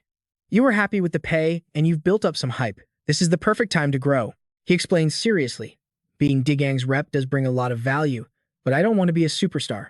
All that stuff takes up too much of my time. I want to use my energy and ability to develop my genes. Captain, please explain it to them for me. Qin Xuan held her cup, smiling. You really are an ambitious guy. All right, I'll talk to them. You've really given it your all lately. The sales of the Silver Killer Warframe have surpassed the Star Emperor series from the Starry Group.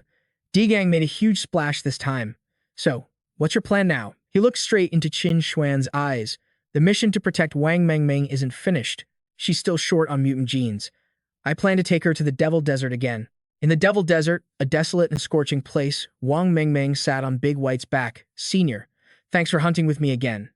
I feel way safer with you here. He rode his sacred blood mount and replied, I heard that a while ago, other members of our special security team took you out for training. How was it? She smiled. We actually killed a lot of primitive creatures, but mutant ones were rare. I hope we find more mutant creatures this time. A sacred blood, one would be even better. She laughed. Suddenly, huge dark shadows swept across the sky. Wang Mengmeng looked up, seeing creatures with black wings and glowing green eyes flying overhead. She screamed, so many black feather beasts. Han Sen watched the sky, thinking grimly, why are these black feather beasts staring at us but not attacking? It's like they're patrolling. Wang Mengmeng whispered, Senior, sounds like fighting over there. He quickly ran forward. Let's check it out. It was a brutal battlefield. Humans and black feather beasts were tearing each other apart, casualties on both sides. The two surrounded by the beasts were Huangfu Pingqing and Wang Dongling. Pingqing shouted, Wang Dongling, hold on. Kill these animals. Dongling knelt on one knee, gritting his teeth. Don't worry, Pingqing, I'll protect you. Hiding behind a large rock, Meng Meng whispered. Isn't that Huangfu Pingqing? Why is she here? He looked at her. You know her? Meng Meng replied quietly, the Huangfu family and my family do a lot of business together. Sister Pingqing is 2 years older than me. He looked over there. Doesn't sound like you're close friends. In that case, we'd better not help. She asked, why? Han Sen explained, the beasts aren't attacking us because they haven't figured out if we're on the same side as those two. If we jump in to help, they're definitely going to attack. I can't let you face that kind of danger. He looks ahead. Wang Dongling sprouts a pair of wings and says, those black feather beasts look weak as hell. If we jump in, they'll just think we're trying to steal their mobs. Wang Mengmeng stares at Wang Dongling's wings, totally shook. Beast soul wings? That guy is insanely strong. Wang Dongling flies up, spitting his weapon and slashing through a bunch of black feather beasts. Han Sen smirks. Compared to that dude, your sister Pingqing is way more badass. She looks at him and asks, why do you say that? Over by Huangfu Pingqing, she's firing arrow after arrow at the black feather beasts. He explains, her archery stance is textbook perfect. She's got enough power, but the key is she only targets the ones getting close. She hits every shot, super decisive. Wang Mengmeng looks over at Pingqing. Senior's right. Sister Pingqing is brave and fierce. The Huangfu family totally spoils her. She's always carrying a ton of useful beast souls. She doesn't even care about mutant black feather beasts. Suddenly, Huangfu Pingqing whips around. What was that noise? Flocks of black feather beasts scramble to fly away. She watches them, confused. Why do they all just bail? Wang Dongling lands and says, they definitely saw us and ran for their lives. At least those animals know their place. Huangfu Pingqing's eyes turn cold. Whoever's hiding over there, come out. Wang Dongling jumps. What? Someone's there? Wang Mengmeng and Han Sen step out looking awkward. She blushes and waves. So embarrassing. Sister Pingqing, we didn't want you to think we were stealing, so we didn't help. He silently thinks, damn. She spotted us ages ago. This woman really knows how to act. Pingqing looks at Wang Mengmeng. Oh, it's Mengmeng. What a coincidence. It's fine. We can handle these black feather beasts. The four of them get closer. Pingqing looks at him. Aren't you the rep for Silver Killer? The rookie turning the military academy upside down. Han Sen smiles. Miss Pingqing, the pleasure is mine. I'm just here to protect Mengmeng while she trains. Huangfu Pingqing curls her lips slightly. Rumor has it, you're a big deal if you can be Mengmeng's bodyguard. Guess the rumors are true. Staying out of the fight was your idea, wasn't it, Han? He forces a laugh. I was just thinking about Mengmeng's safety. Miss Pingqing has got mad skills. Obviously, you can turn danger into safety. He thinks to himself, this woman acts all polite, but her words are sharp. I can't read her at all. Better keep my distance. Wang Mengmeng looks at Huangfu Pingqing. Miss Pingqing, aren't you usually at the Zealot shelter? What are you doing here? She puts on a serious face. We have some business at Steel Armor Shelter, so we cut straight through the White Devil Desert, just killing some mutant creatures on the way. Right? You two must know this area well. Can you guide us back to Steel Armor Shelter? He pulls out a map. Smiling, he says, Miss Huangfu, we're super close to Steel Armor Shelter. You guys can just follow the map. Mengmeng still needs to train, so we aren't going back yet. Mengmeng turns to him. Hey, senior, that's not cool. Sister Pingqing doesn't know the area. Huangfu Pingqing stares at him. She frowns, thinking, this cautious guy won't get rid of me that easily. She smiles.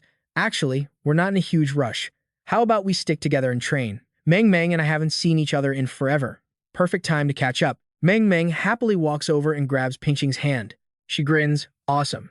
Let's go hunt some mutant creatures together. He thinks helplessly. She's clinging on like a leech. What is this woman planning? Finally, the four of them move out together. Huangfu Pingqing looks at him. I heard your archery and warframe skills are top tier, Han. Your new ancient martial arts scores must be excellent too, right? He replies, I'm just average in that department, nothing worth bragging about. He turns away, frowning. This woman is constantly probing my background. She's up to no good. Wang Dongling scoffs, annoyed. No one can be good at everything. Pingqing, you're overestimating this guy. If you want to talk about new ancient martial arts experts at Blackhawk, there's a guy named Ouyang Xiao San who's pretty famous. Suddenly, Han Sen stops cold. Guys, we better not go any further. Something is flying this way from a distance. Huangfu Pingqing asks, more black feather beasts? Wang Dongling sneers, what's there to be scared of? We just slaughtered them without leaving a scratch. Han Sen doesn't say a word. He quickly changes direction. Meng Meng, head back now. She responds instantly. Okay. She looks back. Sister Pingqing, Brother Wang, let's go. Pingqing replies, all right, let's move. But that arrogant Wang Dongling says, you're making a mountain out of a molehill. I could wipe them out by myself. Wang Meng Meng runs and looks back. Why can't I see the sun in the middle of the day? Pingqing grits her teeth. So that's why Han told us to run. Lucky he saw this coming. From the distance, thousands upon thousands of black feather beasts are swarming in. Meng Meng screams, ah, those black feather beasts are blocking out the sky. There's too many to kill. He says, I'm guessing they're here for revenge on you too. Wang Dongling grits his teeth, looking back as he runs. Ha, these animals actually have the guts? I'll kill as many as they send. Han Sen yells, don't be an idiot. There's at least hundreds of them, and there's something totally different in the middle of the pack. Right in the center of the swarm is a red-colored black feather beast. He says, that's a sacred blood black feather beast king. Wang Dongling, totally overestimating himself, transforms and flies up. Sacred blood? So what? Killing it will just get Pingqing more sacred blood Jino points. Huangfu Pingqing turns and screams, Wang Dongling, get back here. You're no match for it. Han Sen grits his teeth watching Wang Dongling fly toward the swarm like a moron, thinking, playing the hero now? What a total idiot. Han Sen jumps onto Big White's back, and his sacred blood Meowth instantly transforms into a bow. He tells Meng Meng, run toward the broken cliffs in the south. Don't stop. Meng Meng steers Big White. Got it, senior. His hands move in a blur, shooting the black feather beasts with perfect accuracy. Huangfu Pingqing draws her bow, glancing at him in thought. 1 arrow, 2 kills. This guy's aim is insane. So, what do you do when things suddenly go south? His gut instinct was spot on. We gotta bail, right now. This dude, he's definitely not your average Joe. The three of them picked up the pace, sprinting like crazy. Huangfu Pingqing let an arrow fly, straight through a black feather beast's skull. She kept pushing her mount, screaming back at the guy trailing behind. Wang Dongling, get your ass back here unless you want to die. We can't save you if you keep this up. But Wang Dongling, he acted like he was deaf. The idiot just charged straight into the middle of the pack, swinging his weapon like a maniac, slashing away and screaming at the top of his lungs. You motherless freaks! I'm gonna kill every last one of you. I'll tear you apart and feast on your blood. Suddenly, a massive claw dug right into his back. He let out a long, agonizing scream. Ah! Wang Dongling nosedived, trying to get some distance, but those black feather beasts were relentless, chasing him down like heat-seeking missiles. He thought to himself, damn it, there's too many of them. I can't even get close to the sacred blood beast king with this swarm in the way. From behind, the beasts swarmed him, latching onto his body. Panic took over, and his mind screamed just one thing. Run. Run for your life. Over on Han Sen's side, the trio reached a high cliff. He shouted, hold up. Stop here. Those things are too fast. We can't outrun them. If we stand our ground here, at least we won't get jumped from behind. They quickly jumped down to a ledge. Han Sen and Huangfu Pingqing stood guard in front of Wang Meng Meng. Han Sen narrowed his eyes, staring dead ahead, and said, Meng Meng, stay put. Don't fight. I won't let anything happen to you. Then he turned to the other girl. Sister Pingqing, looks like we got a team up for this one. You cool with that? She replied instantly. Not at all. Han Sen raised his sword, and it glowed with a brilliant golden light. He thought, that sacred blood beast's soul weapon Guming gave me last time. The horse slayer glaive. Perfect timing. Since we're outnumbered, a heavy blade is way more useful. He launched himself into the air, hacking away at the black feather beasts one by one. The system notification popped up. Primitive black feather beast killed. No beast soul gained. Eat the flesh to gain 0 to 10 primitive geno points randomly. He took down a second one, and the log flashed again. Primitive black feather beast killed. No beast soul gained. Eat the flesh to gain 0 to 10 primitive geno points randomly. Just like that, an endless stream of notifications flooded his vision. Primitive black feather beast killed. No beast soul gained. Eat the flesh to gain 0 to 10 primitive geno points randomly. Meanwhile, Huang Fu Pingqing was tearing it up too, slashing and finishing off beast after beast. She thought, I'm still a bit suspicious of Han Sen, but damn, the guy is strong. And right now, if we don't work together, we're literally dead meat. The system chimed in again. Primitive black feather beast killed. No beast soul gained. Eat the flesh to gain 0 to 10 primitive geno points randomly. Boom, another one bites the dust. Suddenly, Huang Fu Pingqing stared behind them, totally freaked out. Han Sen followed her gaze, his eyes going wide with shock. In the distance, a massive pillar of light shot up from the ground, piercing the sky. A lonely figure lay on the dirt, and it looked headless. It was definitely Wang Dongling. Meng Meng covered her mouth and screamed, "That's horrifying." Han Sen's eyes bugged out, his jaw practically hitting the floor. Huang Fu Pingqing was even more shaken, saying his name in her head. Wang Dongling. The sacred blood black feather beast grabbed Wang Dongling's severed head, lifted it up, and grinned like a total psycho. Huang Fu Pingqing couldn't help but curse. Damn it. These animals are mocking us. She gripped her blade tight, standing amidst a pile of beast corpses, looking around and thinking, there's too many dead bodies piling up. Neither of us has a flying beast soul. If this keeps up, we won't even be able to move, let alone fight. She glanced at Han Sen. He was gritting his teeth, muttering, this is a mess. Never thought we'd get pushed this far. A huge question mark popped up in her mind. Han Sen pulled out this weird, long creature with sharp teeth. Huang Fu Pingqing asked, stunned, what the heck is that? He just replied, cool, as a cucumber, my sacred blood pet beast soul. Time for it to have a feast and clear the battlefield for us. The creature zoomed toward the black feather beasts, opening its maw and swallowing them whole by the dozen. Huang Fu Pingqing was still in shock. You seriously have a sacred blood pet? And its shell? It's incredibly tough. He ignored her, turning straight to Meng Meng. Meng Meng, listen. The second I lure these beasts away, you run. Don't look back. Don't worry about anything. Just go. Get out of the devil desert and head back. Meng Meng looked at him, worried sick. But senior, it's too dangerous for you to be alone. He summoned his set of armor onto her and said, don't worry about me. This sacred blood ghost crystal ant armor will keep you safe. Just do as I say. Huang Fu Pingqing watched in disbelief as he handed over the armor. She thought, he's actually giving a sacred blood armor to Meng Meng. If he's staying to fight, wouldn't he need that protection way more than her? He spun around, drawing his bow, and shouted, that sacred blood king is dead set on killing us. If we drag this out any longer, we're screwed. In a flash, he summoned his own armor and launched himself at the swarm. Rising into the air, he yelled, we gotta end this fast. He dove into the flock, tearing them apart. The system pinged, primitive black feather beast killed. No beast soul gained. Eat the flesh to gain 0 to 10 primitive geno points randomly. He thought, this mutant beast soul dagger Gu Ming gave me, absolutely perfect for getting up close and personal. Slash. Another one down.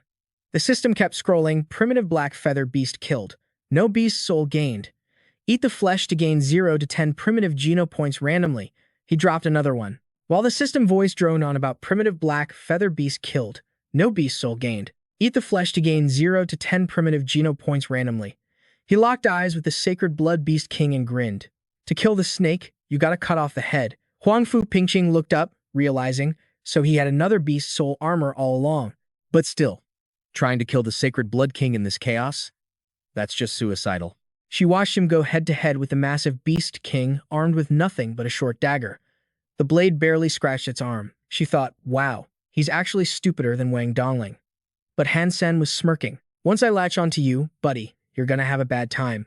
He dashed toward the king, thinking with pure disdain, can't believe I have to use my turtle twist technique on an ugly freak like you. If I had any other choice, I wouldn't touch you with a 10-foot pole.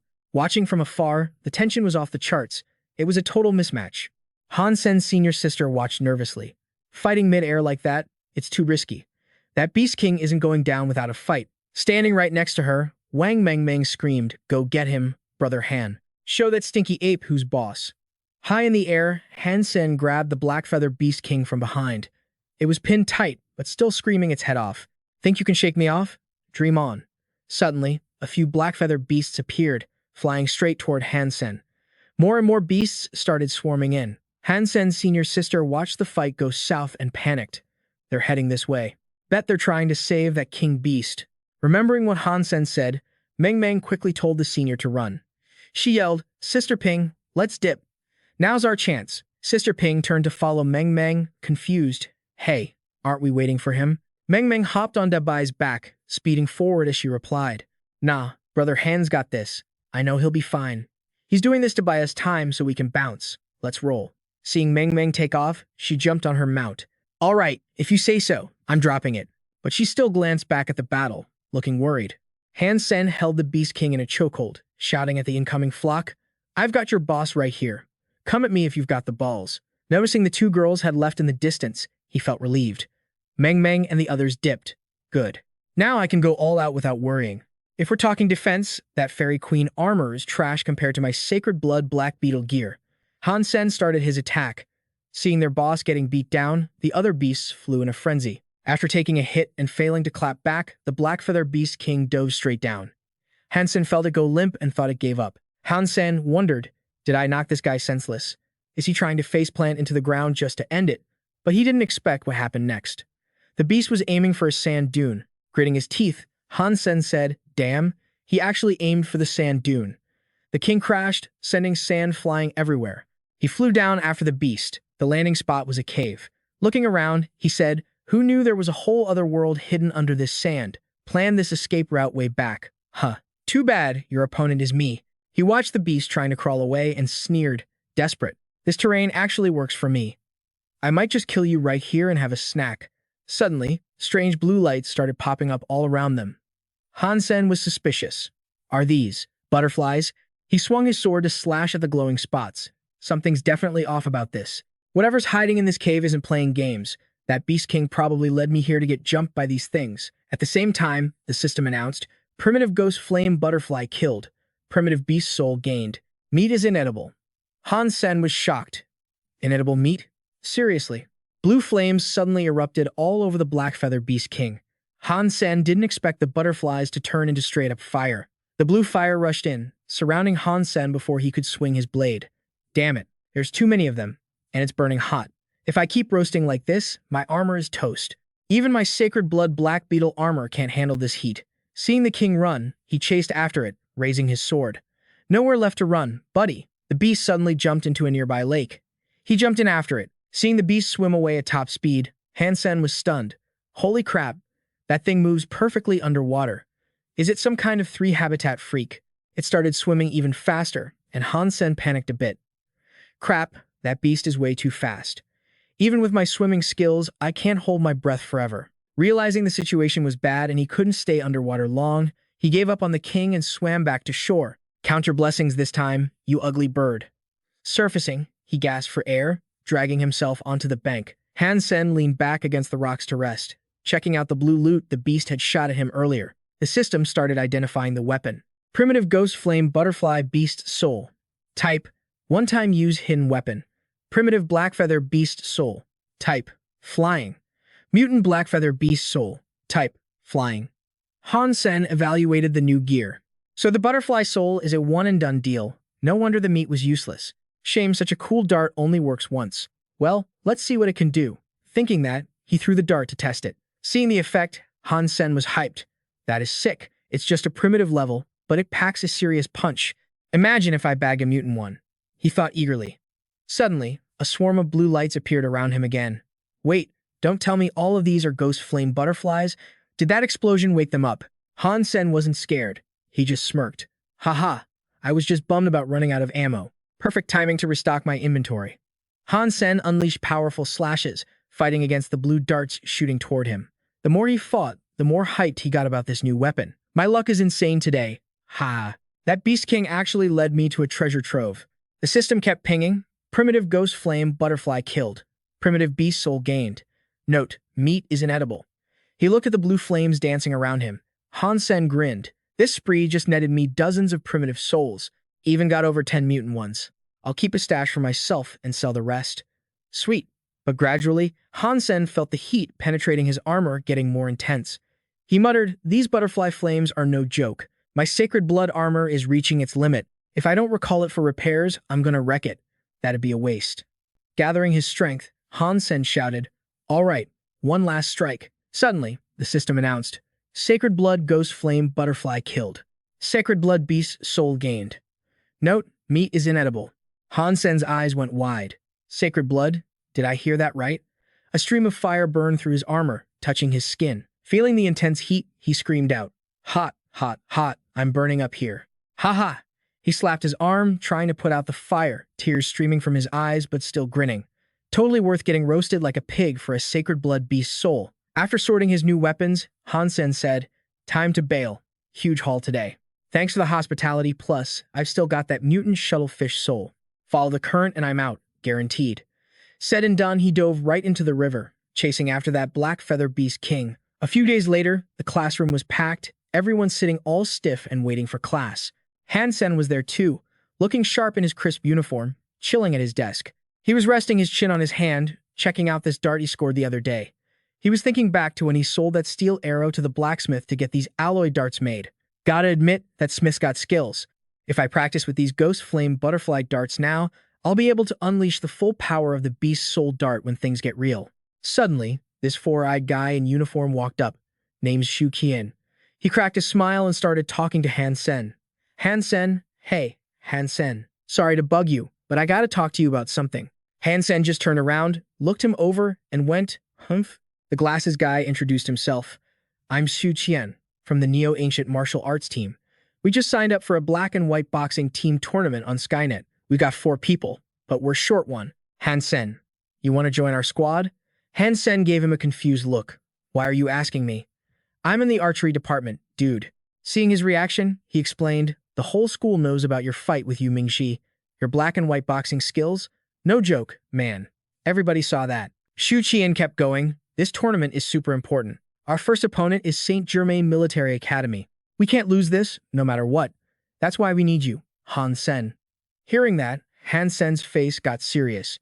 He asked suspiciously, "Saint Germain? Huh." His hand scribbled 4 bold words on the paper. "Black Boxing Emperor." After class, Han Sen changed into something more chill, a sweater and jeans. He hit the training room to check his stats. He tapped on the console and said, "Run a standard test. Strength, speed, and agility. Let's go." The test started. First, he wailed on the bronze sandbag, then crushed the sprint test, and finally, tested his agility. He moved like a blur, dodging lasers, shooting randomly from the wall slots. Test over. Han Sen grabbed a white towel to wipe off the sweat while checking the results. He grinned. Average score is nearly 16. Damn, am I really this strong now? Pretty pleased with himself, he muttered. With maxed out ordinary genes but not enough mutant ones, barely anyone hits a 15 in fitness. Out of nowhere, Ouyang Xiaosen showed up and told Han Sen, "I'm not joining that competition." He smirked and added, "I saw your fight with Yu Mingji. Not bad, I guess. You want to join the Neo-Ancient Martial Arts team?" Han Sen shot back, "Sure. If you can beat me at black and white boxing, I'm in." Inside a massive arena, the crowd was going wild. The announcer was hyping up the guy on stage, Ouyang Xiaosen. He's the star of Black Hawk Military Academy's Neo-Ancient Martial Arts team, ranked number 1 in black and white boxing at school, and even competed in the Alliance tournament. He made it to the top 20. The crowd was buzzing about him. People were saying it's the best record in Black Hawk's history.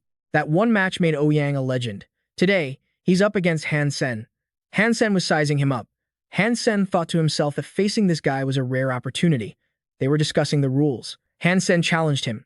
"Best of 9? You scared?" Ouyang Xiaosan didn't even hesitate. "If anyone else asked, I'd say no way. But since it's you, I'm down to play." Han Sen smirked. "Sweet. Let's flip a coin to see who attacks first, heads or tails." He tossed the coin high in the air. Ouyang called heads. It landed heads up. Han Sen didn't flinch. "Lucky guess, Ouyang. Go ahead, take the first shot." The second he stopped talking, Ouyang lunged forward, throwing a massive punch right at him. Han Sen's eyes narrowed instantly. He watched closely. The move was pro-level fast, with serious wind behind the punch. But for all that power, there was zero killing intent. "He's totally underestimating me." Seeing Han Sen wasn't scared at all, Ouyang was surprised. "You didn't even try to block or blink. You got guts, I'll give you that." He countered the first hit. White boxing. Seems like Ouyang wants to play nice before getting dirty. Ouyang Xiaosan played it cool. A loss is a loss, no excuses. Your turn to attack, but inside, he was thinking, I don't need black boxing to handle this guy. It's beneath me. You just got lucky this round. Han Sen smiled mysteriously. Hey, do you know what my tournament ID is? Ouyang Xiaosan frowned, confused. What's that got to do with me? Han Sen threw a punch and shouted arrogantly. It has everything to do with you. My ID is Black Boxing Emperor. So this punch, it's going to be a black fist, guaranteed. He kept going. Don't try to be cool like me, you better actually block this time. Ouyang Xiaosan didn't expect that. His eyes tightened. Trash talk won't work on me. I only trust my own gut. Acting tough is just a mask for being weak. I see right through you. As soon as the words left his mouth, Han Sen slapped him. Hard. His head snapped back, blood spraying from his nose. That was no love tap. He scrambled to cover his nose as blood gushed out. Ouyang Xiaosan was shook. No way. That was actually a black fist? He never thought Han Sen would throw a dirty shot right from the get-go. Han Sen nicely handed him a towel for the blood. I told you, man. I said you should block. Why didn't you listen? Ouyang glared at him, eyes like daggers. He slapped the towel away. Bring it. Inside, he was kicking himself. Careless. But then he thought, actually, this is good. Not many people can force me to get serious. Time to play for real. This Han Sen guy was tougher than he looked. Han Sen clenched his fist, ready for the next round. He taunted Ouyang Xiaosan. Don't listen to me? See what happens. That's 2 points for me. You might want to drop the attitude. Ouyang Xiaosan watched Han Sen like a hawk. He analyzed. Anyone throwing a black fist has to commit with real power. They tense their muscles, show some killing intent. But this guy, his arm muscles aren't twitching at all. I can feel the killing intent too. The vibe in this match is getting crazy intense. He's crossing his arms in front of his face, trying to predict my next move. This punch is definitely a white fist. Even though he made a guess, after eating that black fist opener earlier, he's a bit shaky. But he's snapping back into fight mode fast. He's thinking, no way I'm gonna look like a clown again. Han Sen instantly throws a haymaker, and Ouyang Xiaosan didn't expect another black fist. Seeing his opponent still standing strong, Han Sen's actually a bit surprised. Damn, didn't knock you back? Your fitness isn't trash. Gotta be at least 13 points, huh? The more he talks, the more fired up Ouyang gets. He screams in rage, shut your trap, let's go. Han Sen just calmly asks back, you sure you want to keep going? Don't need a breather. He ain't backing down, shouting even louder, keep going. The fight drags on, and this guy refuses to quit. Goading Han Sen to attack, he yells, come at me. After trading blows for a while, Ouyang Xiaosan starts doubting how anyone can switch between fake and real force like a freaking god. 0 openings. He's still salty about it, thinking, the way this guy exerts force, there's literally no tell. Can't use normal logic or experience to predict this stuff. Han Sen, not even breaking a sweat, casually drops the score. I already got 5 points. Deal's a deal. You gotta join the black and white boxing competition. Hearing that, with his massive ego, how could he just roll over? He screams his head off again. If my reads in your attacks are totally opposite, I'll just do the reverse. Hearing that stubborn nonsense, Han Sen just facepalms and gives a dry laugh. You really think black and white boxing is that basic? Then you're dead wrong. Proving his point, Han Sen launches a punch straight at Ouyang Xiaosan. He's talking trash right while punching him, brows furrowed. Ouyang Xiaosan is racking his brain. That power is insane. Is he trying to mess with my head again? He focuses everything on predicting. I kept guessing white fist before, so now I'll guess black fist. Gotta dodge, fast. But he guessed wrong. Han Sen didn't throw a black fist. He's getting more confused by the second. White fist? No way. No freaking way. That aggressive wind-up. How'd he kill the momentum in a split second? Looking at it from every angle, he feels totally outplayed. Whether it's power or mind games, I'm completely under his spell. Ouyang Xiaosan is shook by that last hit. Finally, Han Sen pulls back and explains, black and white boxing has 3 levels. Level 1 reads the person. Level 2 reads the heart. Level 3 reads the body. He continues, you got tons of combat experience, sure, but you're stuck on reading the body. I'm barely scraping by at reading the heart. Han Sen turns to leave, tossing a reminder to the frowning Ouyang Xiaosan. I'm out. Don't forget to sign up for the match. Internally, he's thinking, I can only read the heart because I practice Jadeskin. How to trick an opponent, how to use force. Ouyang Xiaosan, I know this game way better than you. Duel over. Result was obvious, Han Sen takes the win. Over at the martial arts team's training ground, Everyone's training like crazy. Inside, the coach, Chen Ling, is looking at the roster with a worried look. Even with Han Sen joining us, our overall team strength is still lacking a bit. I gotta figure out how to convince Ouyang to join the competition. Just as she says that, Ouyang Xiaosan shows up at the door. He walks in, and everyone starts whispering, surprised to see his face. It's Ouyang Xiaosan. Why's he here? Someone wonders. Didn't he say he wasn't doing the training? He walks straight up to the coach and says, "Give me the sign-up sheet. I want to fight against St. German." The coach is so stunned she freezes, just gasping in surprise. The whole room is buzzing about Ouyang Xiaosan showing up. Meanwhile, on the big campus full of greenery, Han Sen is walking around in his school uniform. Suddenly, a voice calls out, "Hey, Han Sen, you're still alive?" Confused, he looks toward where the sound came from. It's a girl sitting on a wooden bench. He asks, in surprise, "Huangfu Pingqing, what are you doing at our school?" Seeing her dress all hot and sexy on campus, he blushes a bit. Inner thoughts go wild. Damn. Last time I was too busy watching my back, I didn't notice she was stacked like that. She answers immediately. "I'm an exchange student here at Black Hawk now. Gonna be here for the next 2 years. So from now on, you better call me senior." Hearing that, he politely greets her. "Hello, senior." Seeing him being all proper, she decides to mess with him. "What's wrong? You don't seem very happy to see your senior." She's making him blush even more. He thinks, "Oh my god, she shouldn't be called Huangfu Pingqing. She should be called Huangfu Milk Jugs." Han Sen tries to act cool, coughs to clear his throat, and asks, So, Senior Huangfu, did you need something?" She looks amused, teasing him, smiling as she says, "You're a big shot at Black Hawk, Jr. If I'm looking for you, obviously it's important." Hand on her hip, looking fresh, she continues, "In 2 days, I'm going to the steel armor shelter for a beast soul auction. I figured you'd be interested." Han Sen is shocked. He asks seriously, "A beast soul auction? For real? What kind of beast souls?" Then he pauses, something feels off. "Wait a sec. Why bring a sweet deal like this to me?" Huangfu Pingqing holds out a piece of paper. "Escaping the sacred blood Blackfeather Beast King in the White Devil Desert. That proves you've got real skills." His strength successfully caught her eye. She adds, "I just like making friends with capable people. Simple as that. Here's the catalog. Take a look." He grabs the paper and skims it. "So many mutant beast souls. Even a sacred blood one? You're generous, senior." Han Sen is stunned to see the holy light divine bird on the list. A sacred blood flying beast soul. These wings look majestic and beautiful. He gasps, "Sick. These are even higher class than my purple feathered scaled dragon wings." But something else surprises him even more. The silver blood three-bladed trident. A sacred blood weapon, beast soul. He really likes this weapon. I need this way more than the holy light divine bird. Looking at the list, Han Sen gets super hyped and asks, "Senior Huang Fu, how much for this silver blood three-bladed trident?" Huangfu Pingqing replied instantly, "Not bad. You got good eyes. This sacred blood beast soul weapon is top-tier stuff. I can hook you up with an insider price." Then she dropped the number, 230 million. Han Sen's jaw hit the floor. Holy crap.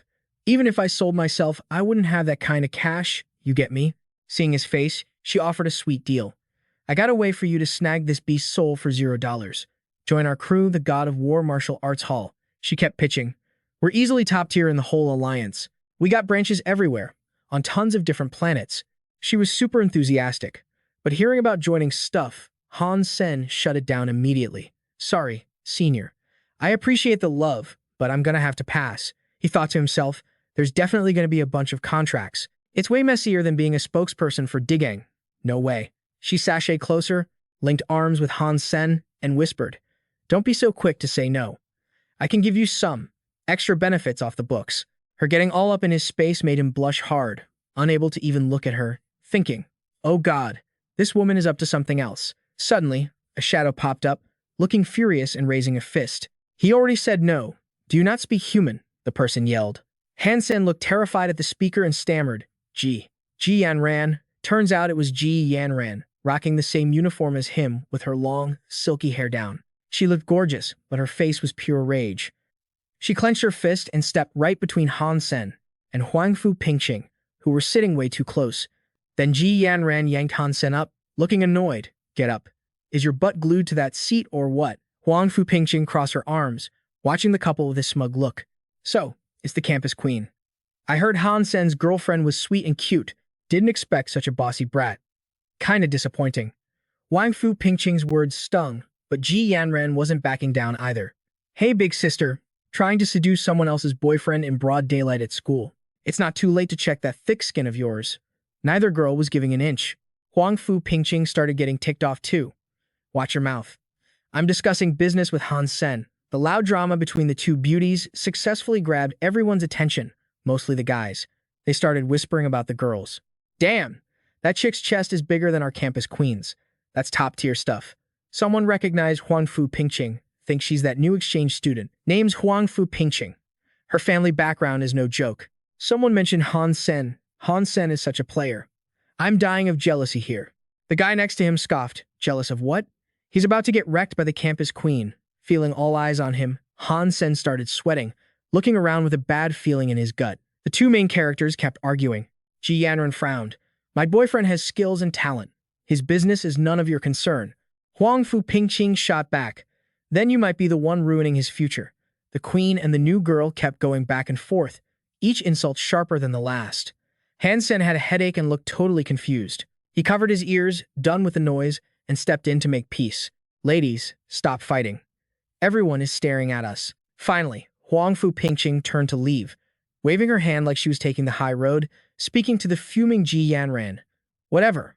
I won't waste time on a little sister. Han Sen, let's chat next time. Ji Yanran screamed in frustration. Next time?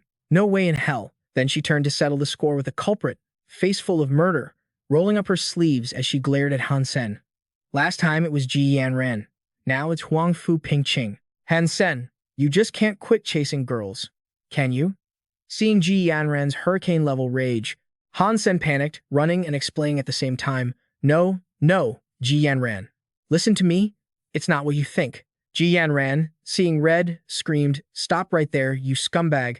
The guys standing around watched the couple fight, loving the drama and laughing their heads off. One guy laughed loud and told his buddy, Check it out, domestic violence in action. Someone pretended to pity Han Sen, poor lady Huang Fu Pingqing. A few days later, at a massive arena decked out to look epic, technicians were setting up recording gear. A female reporter was standing in the room, looking annoyed. Seriously, that big shot reporter Fang Mingquan sent me to interview a low-tier school like Black Hawk.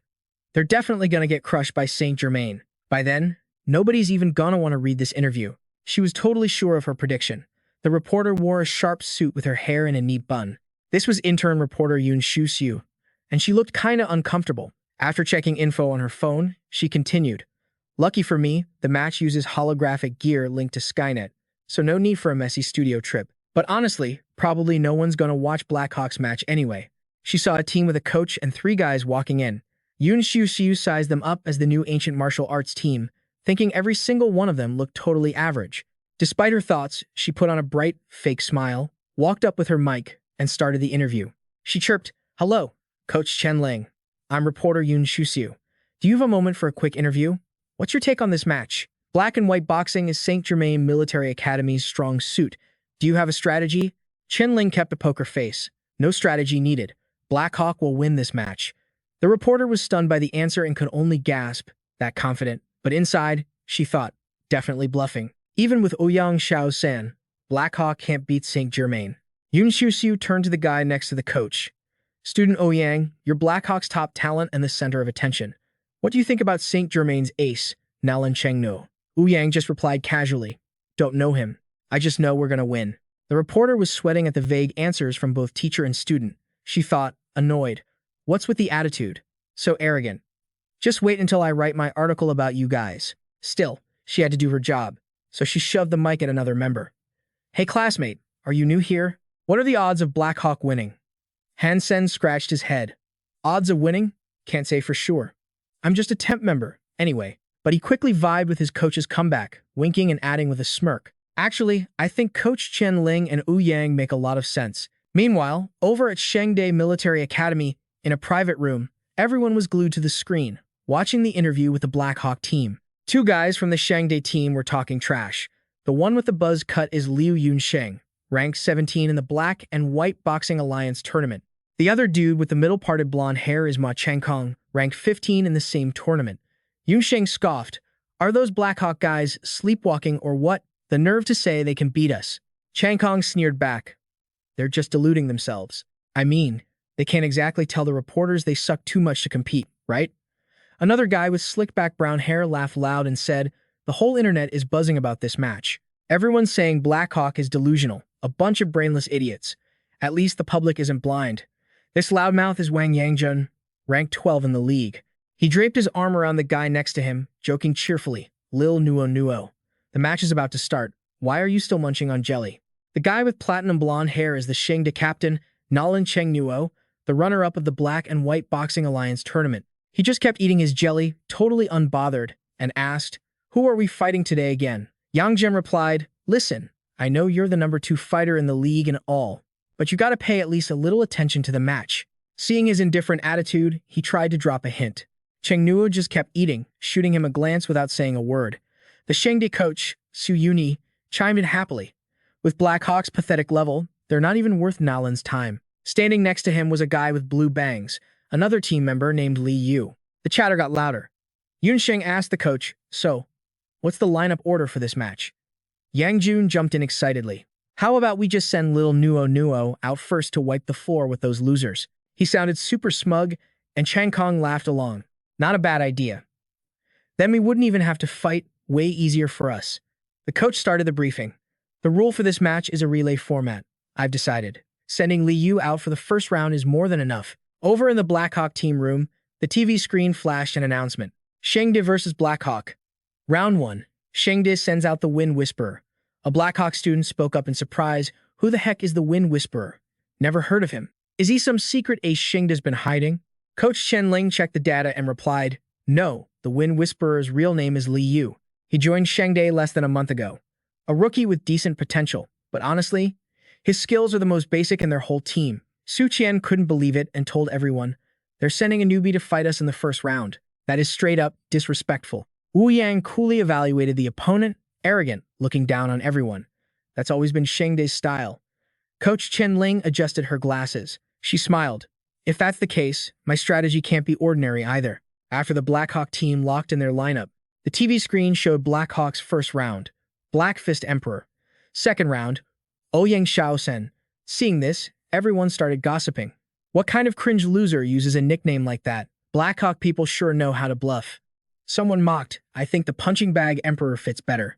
Just wait till the Wind Whisperer beats his ass. The reporter started recording, introducing the Black Fist Emperor as a Blackhawk reserve. Real name Han Sen, 18 years old, a freshman in the archery department. His past record in black and white boxing is a big fat 0.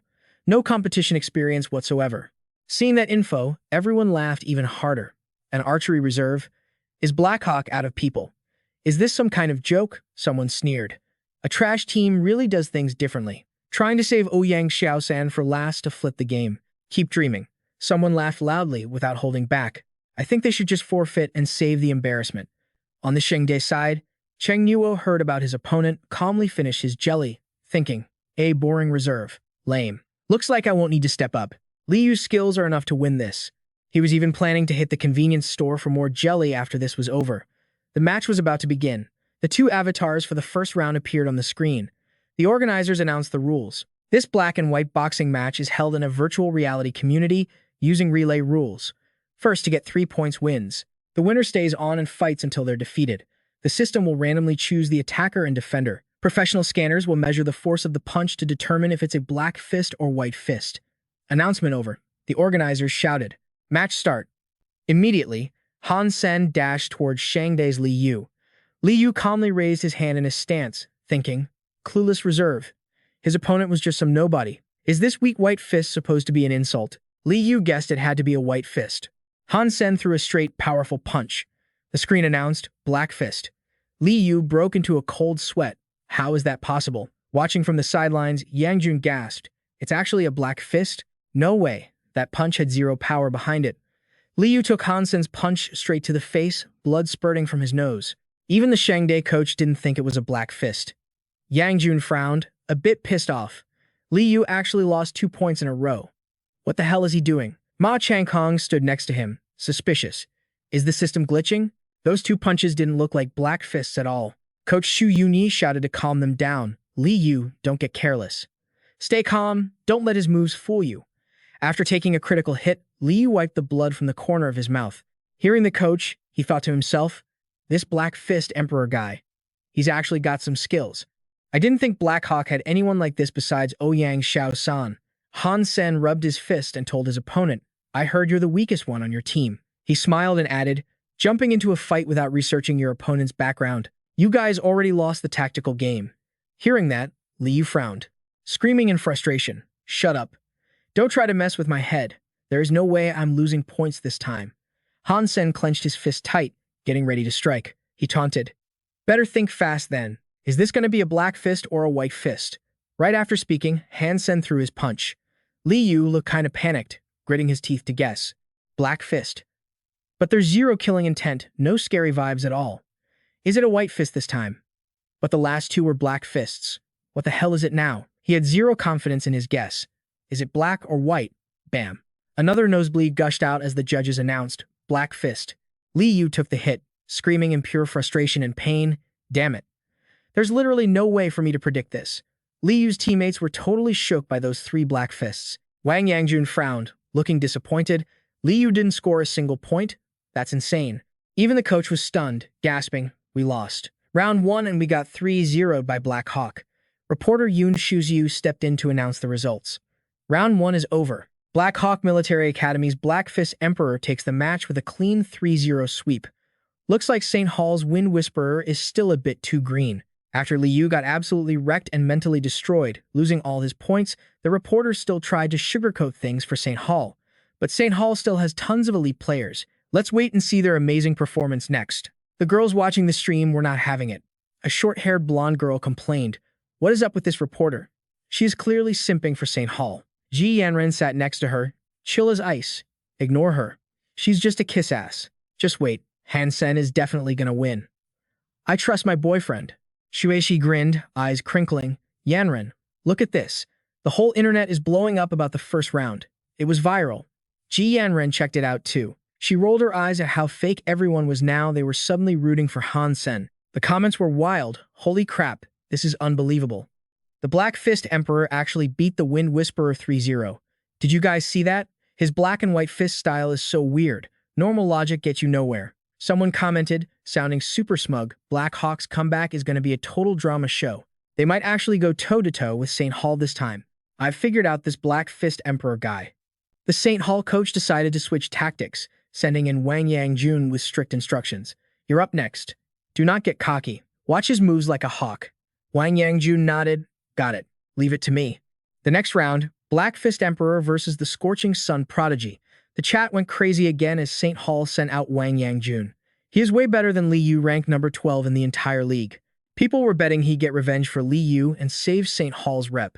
But others were like, the Black Fist Emperor was holding back. It's anyone's game. Everyone had an opinion. Wang Yangjun clenched his fists tight. He frowned, gritting his teeth, thinking, nice try, Black Fist Emperor. You've had your moment. Now I'm going to serve you a perfect 3-0 defeat so you know not to mess with St. Hall. Wang Yangjun shot a glare at Han Sen. For a Black Hawk sub, you did okay. But now I'm going to send you packing. The two stood face-to-face on stage. The announcer boomed, round 2 participants, the Scorching Sun Prodigy versus the Black Fist Emperor. Han Sen calmly clapped back. Bragging isn't a good look, buddy. He attacked instantly, his face dead serious as he told the St. Hall rival, unless you've actually got the skills to back it up. Wang Yangjun got into his stance, thinking about how those 3 black fists wrecked Li Yu. He kicked him right off the stage. He's called the Black Fist Emperor for a reason. He sensed the fierce power of the incoming punch, definitely a black fist. He made up his mind. If I dodge this, I get the point. Han Sen struck hard, but Wang Yangjun managed to dodge. Suddenly, the system announced, White Fist. Wang Yangjun couldn't believe it. It was a white fist? No way. How could he kill that much momentum in a split second? Han Sen smirked. To be honest, you and that Wind Whisperer guy are on the exact same level. No surprise there. He continued calmly.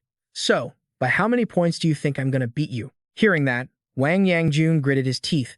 Don't celebrate too early, punk. The St. Hall coach saw his student losing his cool. He immediately yelled, Wang Yangjun, ignore him. He's trying to tilt you. Just focus on the match. Trust your gut and watch his fist. Han Sen got ready to attack again, taunting. Here comes the second one. Watch closely. By now, Wang Yangjun was totally rattled. He was terrified of getting 3-0'd like Li Yu. That would be humiliating. His mind was a mess, thoughts spinning. How do I guess this? Black fist? White fist? Which one is it? The tension on the screen was insane. Wu Yang, drawing from his own fights with Han Sen, commented, "The scariest thing about Han Sen is how he controls his power and plays mind games. Under that kind of pressure and tactics, the opponent gets totally lost. They can't make a correct call to save their lives." And just like that, Wang Yangjun got launched into the air by Han Sen's attack. The crowd went wild, screaming, "It's over. Victory for Black Hawk," while Wang Yangjun from St. Hall face-planted on the floor. Round 2 ended, and reporter Yoon Shushu was back on the mic. "I can't believe it. The Black Fist Emperor wins with another 3-0 score. This is a huge upset. St. Hall has never lost 2 rounds in a row like this." The St. Hall coach blew a fuse, screaming at his team. "What the hell are you guys doing? You let a Black Hawk sub beat you that easily. Do you even deserve to be on the St. Hall team?" Unlike the tense vibes at St. Hall, the Black Hawk squad was hyped. Wu Yang crossed his arms and smirked. "Looks like today is humiliation day for St. Hall.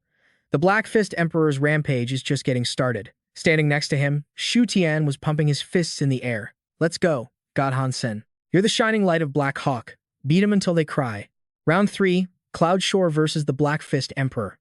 Another 0-3 smackdown. The crowd roared as the Black Fist Emperor kept his winning streak alive. Soloing the third guy from St. Hall, easy. No shocker that the Black Fist Emperor snatched up 3 points in the 4th round, too. That Yi Changkong dude from St. Hall got a big fat 0. The Black Hawk squad is hyped. Shu Tian's like, "Hell yeah, we're crushing St. Hall 4-0. The guy next to him chimes in, "Swapping in Han Sen for Huangfu Pingqing was the right move, bro. Totally redeemed us." Even the coach is puffing his chest out with pride. She laughs out loud. "Bet the St. Hall crew is looking gloomy as hell right now. What a massacre. Love to see it." Over on Ji Yamran's side, the excitement is just as wild. She beams at her bestie. "I knew Han Sen had this in the bag. He's the guy I picked. After all, no way he'd ever let me down." Shui Shi sees her vibing and teases. All right. We know your man is a beast. But for real, it ain't just that reporter chick. The whole internet is worshipping him right now. The comment section is blowing up with everyone hyping Han Sen to the moon. Some people even figured out who he really is. That's the dude who modeled those warframes with Ji Yanran. Talk about having looks and power. Meanwhile, the St. Hall coach huddles his team up, trying to stop them from losing their cool. "It ain't over yet. Get your heads in the game. When we get back, you guys better learn from this mess. We need a full debrief." Hearing that, the whole team chants, "Sorry, coach." Then, the coach turns to Nalan, who's just chilling there snacking on a jelly bar. "You're up, kid. This is the final round. If we lose, we get knocked out like chumps. You know what needs to be done, right?" Nalan immediately tosses his jelly in the trash and replies, "Obviously." The final round, round 5, is officially on. It's the Black Fist Emperor versus Golden Promise. The 2 main stars step into the ring. The announcer booms, "Ladies and gentlemen, the final round of the black and white boxing match is about to go down. Who's going to take the W? The Black Fist Emperor or Golden Promise?" Reporter Yoon Shuzhu fixes her collar, pouting as she thinks to herself, "Can't believe big shot Fang Mingquan sent me to cover Blackhawk. But seeing this miracle match, I think I'm starting to get it. No wonder he's always hyped about Blackhawk. There's a reason." Meanwhile, way out on another planet in deep space, a mysterious figure is secretly watching the Blackhawk versus St. Hall showdown. Standing in front of the screen, an old dude with gray hair mutters, "Han Sen versus Nalan Chengnuo. Didn't think I'd get to see a matchup like this." This guy is the St. Hall professor and honorary elder of the Transcenders, Bai Yi Shan. He rests his chin on his hand, looking totally chill, and continues, "Nalan Chengnuo. I've had my eye on that kid for a while. His eyes are crystal clear, and his heart is as pure as a Buddhist disciple. No desires, no greed. No joy, no worries. He's the perfect candidate to master the great yin-yang magnetic blaster." He starts explaining, "Every hypergene art that gets created has to go through tons of testing. Otherwise, you can't sell it in the St. Hall, and definitely can't let regular people use it. I've been researching this yin-yang blaster for over 10 years. The basic concept is just like black and white boxing. It's about the 2 sides of power, yin and yang, soft and hard, fake and real." Thinking back on his history, he says, "I picked 2 volunteers from the military to try it. One died, the other got hurt. Neither of them could hack it. I originally had my sights on Chengnuo, but I never expected Han Sen to show up." Back in the ring, the 2 fighters shake hands and introduce themselves. "Hey, I'm Nalan Chengnuo. Sup, I'm the Black Fist Emperor. But if that's too long for you, just call me Emperor." Talk about an arrogant intro. Hearing Han Sen's flex, Cheng Nuo replies coldly, "Names don't matter. I won't remember yours anyway. Let's not waste time." Han Sen gets ready to throw down, smirking. "Then let's get it started." But inside, he's thinking, "Wait, this guy's eyes are totally clear. It's like he can see right through people. I hope he can actually give me a real challenge." The St. Hall coach starts bragging about his star player. "Nalan is our ace for black and white boxing. He's been training in the immovable King Mantra hypergene art since he was a little kid." He adds, "His mind is like a polished mirror. Even a speck of dust shows up. He understands everything. Any ambition or dirty thoughts in someone else's heart, he can see right through them." That Blackhawk substitute has zero secrets left in front of Nalan. But nobody knows Nalan is actually freaking out inside. His eyes go wide, staring at Han Sen. He's confused. Why can't I see any ambition on this guy's face? I can't read his mind. Nalan tries to calm himself down. "It's fine, even if I can't see what makes you tick. Your muscles can't lie when you throw a punch." Watching Han Sen's every move, Nalan analyzes the vibration in the air. "The wind pressure isn't changing. You can't fool me." Nalan makes his final call. "White fist, you're a worthy opponent, so I'll actually bother to block this." He crosses his arms to block, but then bam, Han Sen throws a black fist. Nalan's eyes pop out of his head. "Black fist? Did I guess wrong?" Seeing that, Nalan's teammates scream in shock. "Nalan, Nuo." Coach Shu Yundi is just as stunned. He blurts out, "That's impossible. Except for that monster from the Central Military Academy, nobody has ever scored on Nalan in black and white boxing." Chen Ling, Xu Tian, and Ouyang are going crazy. They're yelling over each other. Han Sen scored. That was so fast. He subbed in for Huangfu Pingqing and just wrecked St. Hall's ace. "Take that, Nalan Cheng Nuo. Looks like we won't even need to fight the rest of the matches." Ji Yanran is cheering her heart out. "See, Han Sen is way better than that Nalan guy. He grabbed a point like it was nothing." Cool Lily laughs loudly. Subbing in for Huangfu Pingqing really shut those St. Hall idiots up. Nalan realizes he got played. He gets serious, wipes his mouth, and says, "All right, I admit it. You're strong. With skills like that, no wonder you beat the rest of my team." Han Sen ignores the backhanded compliment and gets ready for the next round. "Thanks for the hype. Let's keep going." Nalan's face hardens as he calculates. There's that smile again. When he throws a punch, the corner of his mouth twitches just a tiny bit. Nobody else would notice something that small, but it can't hide from my eyes. His eyes track Han Sen's every move, analyzing. That arc right there shows he's totally chill and confident. That's White Fist style. Before he could even finish the thought, Nalan got smashed in the face, totally caught off guard. Boom, Black Fist. The fake out left Nalan stunned. Xu Tian threw his hands up, shouting, 2 points. The god is insane. Nalan looks like a total idiot right now. Ouyang closed his eyes, acting all humble. Calling it a feint isn't even an exaggeration. Comments started blowing up the screen. Nalan lost 2 points in a row. Am I dreaming? Blackhawk is up this time. They're gonna wipe the floor with Saint Germain. The championship is in the bag. True, Central Military isn't playing anyway. Blackhawks got this. No wonder their squad and coach are so cocky. With an ace like that, Emperor Guy, of course, they're cocky. Bai Yishan crossed his legs, intrigued. Interesting. One guy has flawless observation, like a judging angel from heaven. The other has insane control but fights like a cunning demon crawling out of hell. Watching this intense clash of opposites, he declared, the battle between black and white, the winner is already clear. Another Black Fist strike. The big screen flashed 3-0 for Han Sen. Reporter Yoon Shu Xiu grabbed the mic, totally hyped. It's over. We have a champion. Give it up for Blackhawk Military Academy.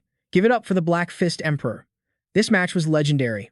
Black and White Fist just entered a golden era. The Black Fist Emperor totally KO'd Saint Germain. Oh my god, if I didn't see it myself, I wouldn't believe it. Han Sen, you're a god. I'll stain you forever. Keep crushing it. Amidst the screaming fans, Bai Yishan smirked, rubbing his chin. He was fixated on one guy. Han Sen, huh. You'd be perfect for my yin-yang blast technique. Night fell, and the moon hung high over a quiet forest. Han Sen and Ji Yanran were meeting up in a super sketchy spot. Ji Yanran made the first move. Close your eyes. Han Sen teased her, acting all innocent.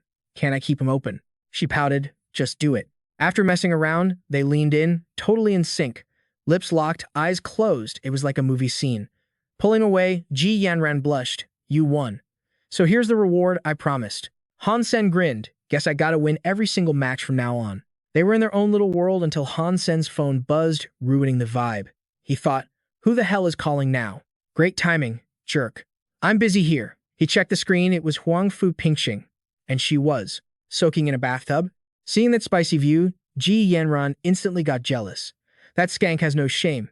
Han Sen frowned, stammering, Senior Huang Fu, what are you? Pingxing didn't care, giggling behind her hand. Did I interrupt something? Steam was practically rising off her skin on the screen. She acted like being naked was nothing. Oops, my bad. Didn't mean to pry, just needed to tell Han Sen something. The auction at the steel armor shelter is in 3 days. Don't forget. Han Sen face-palmed. Did you really need to video call me naked to tell me that? Couldn't you just text? He peeked behind him. The shy Ji Yanran was gone, replaced by a raging beast, eyes spitting fire. You scumbag. Explain this right now. The romantic forest vibe was dead, filled with Ji Yanran screaming. She was fuming, scratching at him like a wild cat. I'm gonna kill you, you bastard. Han Sen covered his head, begging for mercy. Fresh scratch marks all over his face. No, wait, Yanran. It's a misunderstanding. Ah, you're murdering your husband. Watching them kill each other, Pingxing smirked, adding fuel to the fire. Calling now wasn't exactly an accident. I have eyes everywhere at Blackhawk. Han Sen, my junior, you can't slip through my fingers. 3 days later at the auction, a massive crowd was hyping it up in front of a skyscraper. That's the young miss of the Huang Fu family for you. All those beast souls are top-tier rare goods, super hard to find.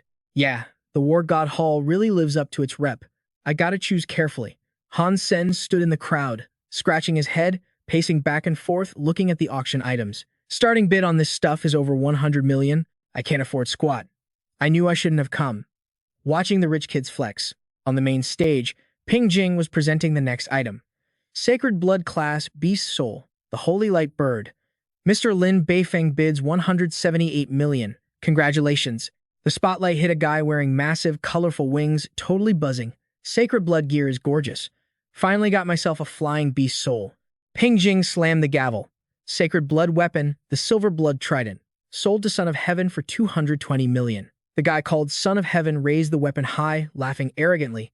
This is insane. With this bad boy, I can basically play God in the steel armor shelter. Han Sen quietly slipped out of the mob, whispering to himself, let's bounce, let's bounce.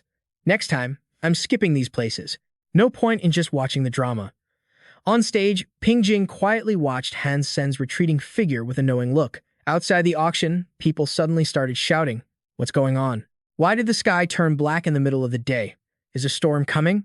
Suddenly, someone pointed and yelled, hey everyone, look at that. What is that thing? Han Sen followed the finger, involuntarily muttering, that's. Everyone on the street recognized the strange glowing object hovering in the sky. Holy crap, it's Mystery Island. Mystery Island appeared. Han Sen lit up like he just found a gold mine, grinning ear to ear. It's really Mystery Island. The odds of a floating island showing up are crazy low. And I actually ran into one. The small island floated above, surrounded by a protective halo, looking absolutely majestic while people chattered below. Word is, every Mystery Island is guarded by a sacred blood creature. Chop its head off, and you snag a sacred blood beast soul. Plus, those beast souls are usually super rare. Han Sen didn't think twice, sprinting toward the island. Only catch is, climbing a Mystery Island 10,000 meters up ain't exactly a walk in the park. You need sacred blood wings just to get up there. That's the bare minimum entry requirement. Thinking about those wings, Han Sen couldn't help but feel like he owned the whole steel armor shelter. Like, right now, there are only 2 sacred blood flight beast souls known to exist. My purple feathered dragon and that holy angel young Master Lin just bought. Thinking back to Pingxing's regretful face, he snickered to himself. Bet Senior Huang Fu is eating her heart out right now. If she kept it, the price of those sacred blood wings would have definitely doubled. That scumbag Son of Heaven couldn't win the bid, so he's gonna regret missing out on the holy angel big time. Han Sen pushed his hands against the ground, body ready to transform. Now, watch God Be show you how it's done. Equipping those sacred blood wings, Han Sen shot toward the island, screaming, Mystery Island, here I come. But while he was heading there, he suddenly saw that holy angel gear flying right in front of him. He guessed immediately, is that Lin Beifeng? Dude moves fast. He literally just won that auction, and now he's already flying up to Mystery Island. He whispered to himself, calculating, sacred blood creatures up there won't be easy to handle. Maybe I should team up with young Master Lin for a bit. Just as he thought that, the guy flying ahead yelled out, dollar. Han Sen realized who it was instantly. What the hell? Why is it Son of Heaven? It all happened in a split second. Son of Heaven charged at Han Sen, ready to throw hands. You scumbag. Don't even think about touching that sacred blood creature. I'm gonna kill you right now. He said that, but as he dove down, the head of his armor started freezing up. He gritted his teeth.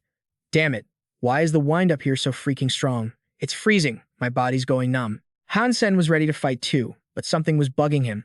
That holy angel beast soul was definitely won by young Master Lin, so why does Son of Heaven have it? Whatever, can't worry about that right now. His armor isn't as good as my sacred blood gear, so he can't handle these high winds. Thinking that, he immediately shot toward him, seizing the chance.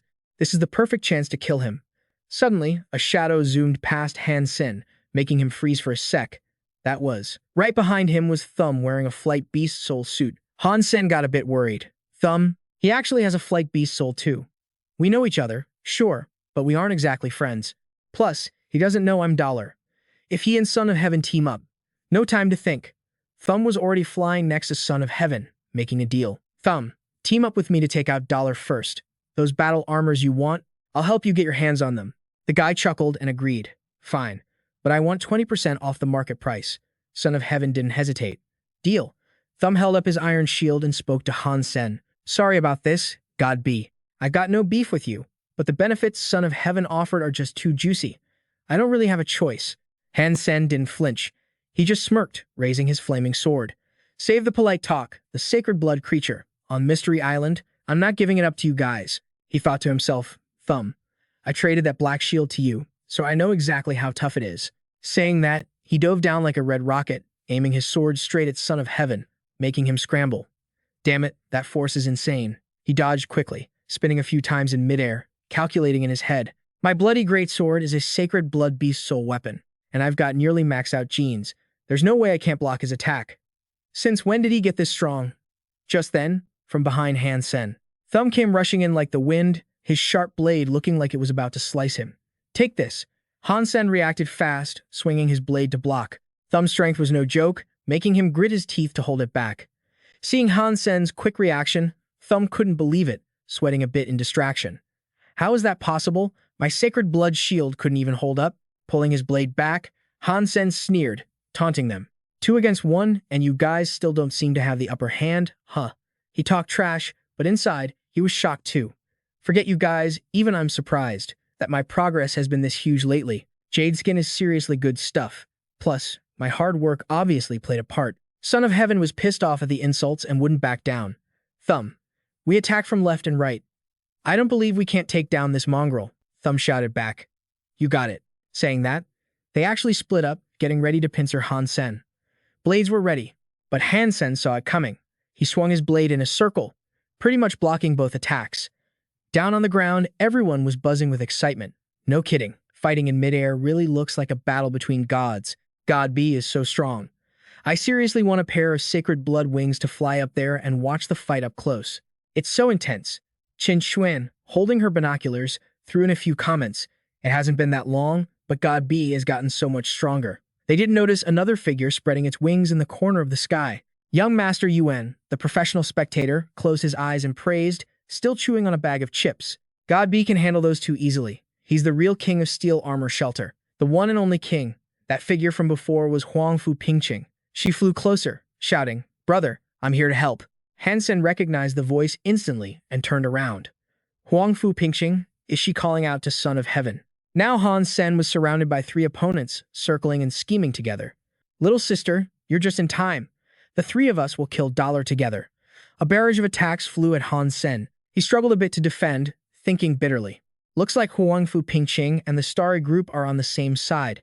I didn't notice before. This woman hides it really well. Down below, Qin Xuan was getting anxious too. Dollar's strength has definitely improved a lot since last time, but dealing with all 3 of them is pushing it. Standing next to her, Yang Manly agreed. Son of Heaven and his crew are shameless. I'm rooting for God B this time. Hearing that, everyone around them chimed in too. I'm with God B too. Go God B, kill them. Han Sen was scrambling to defend against all 3, and it was seriously tough. While blocking Thumb's shield, he got a little distracted. Damn it, 3 people taking turns attacking and ambushing him. He didn't even notice the scream. Take this.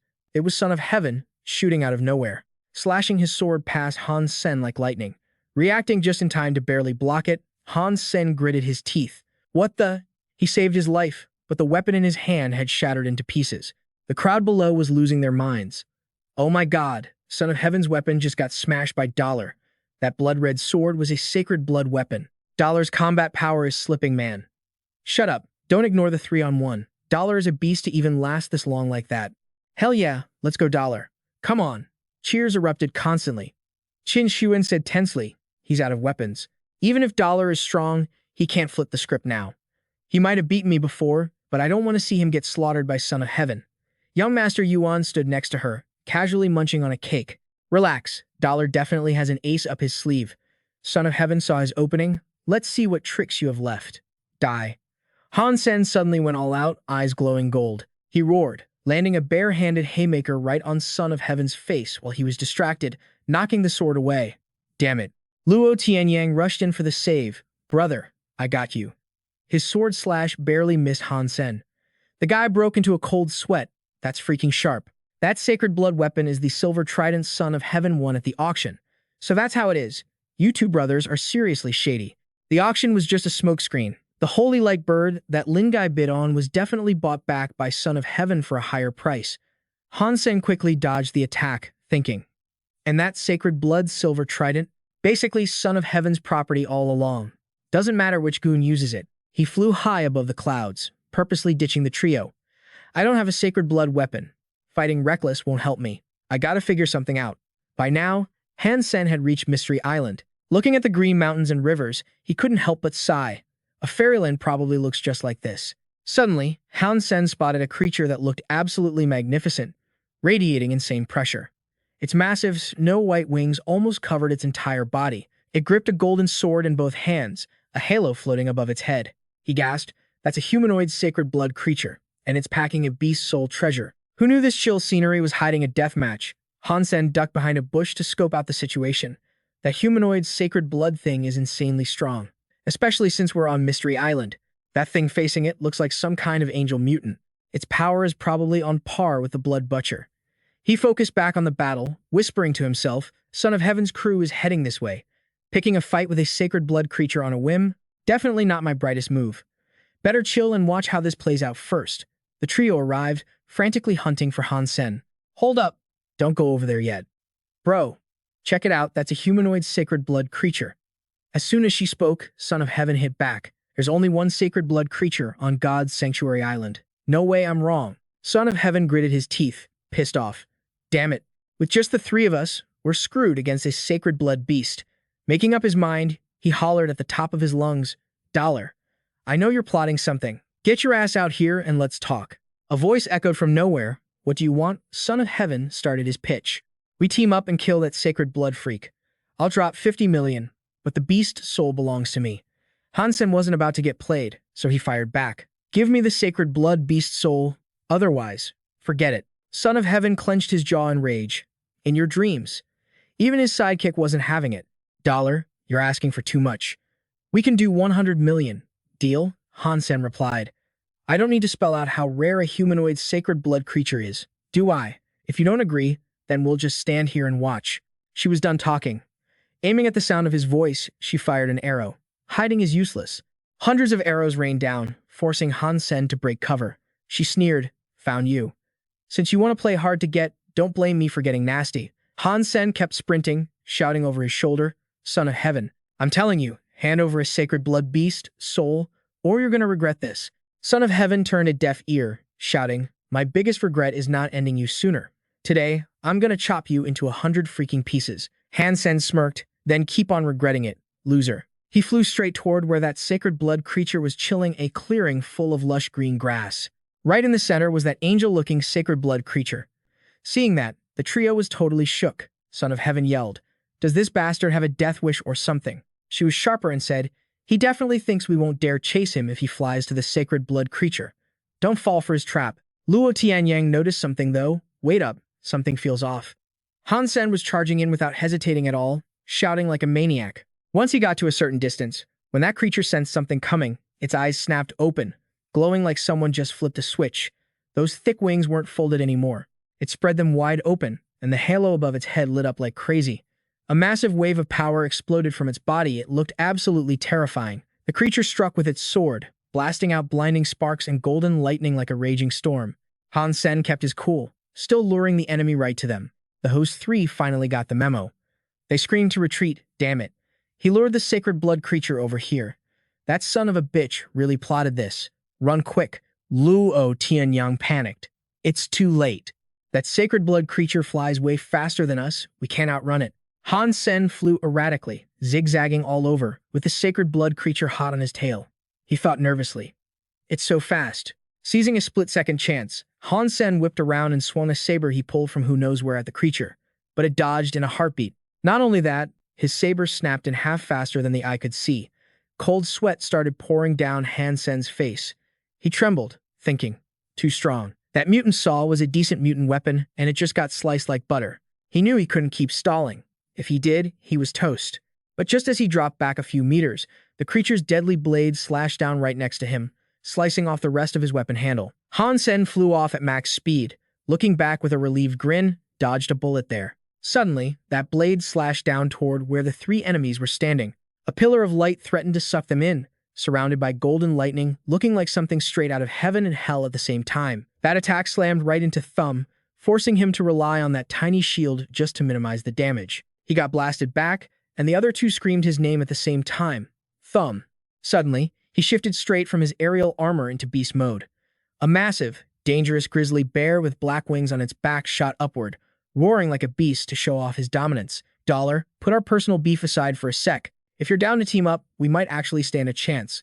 Otherwise, none of us are making it off God's sanctuary island alive today. Han Sen seemed to vibe with that, so he swooped down to the ground, yelling as he dove, "Get to the ground. We can't take this thing in the air." Thumb, now in his sacred blood transformation, deployed a massive shield to block the heavy hit coming down. He screamed, "You guys, get down there. My sacred blood form plus the shield can barely hold it off for a second." Son of Heaven had no choice but to fly down, gritting his teeth and sneering at Han Sen. Real funny. Good things never happen when you're around.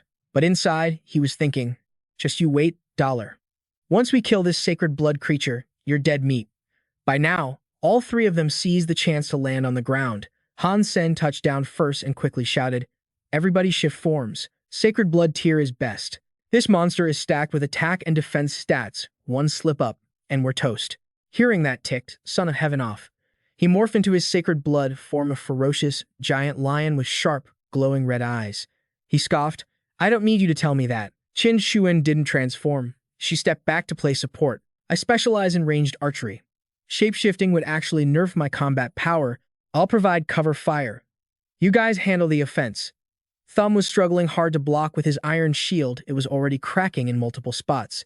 "I'm going in. You guys look for an opening to strike." Spotting a tiny gap, Thumb swung the sword in his other hand hard, trying to slash the beast.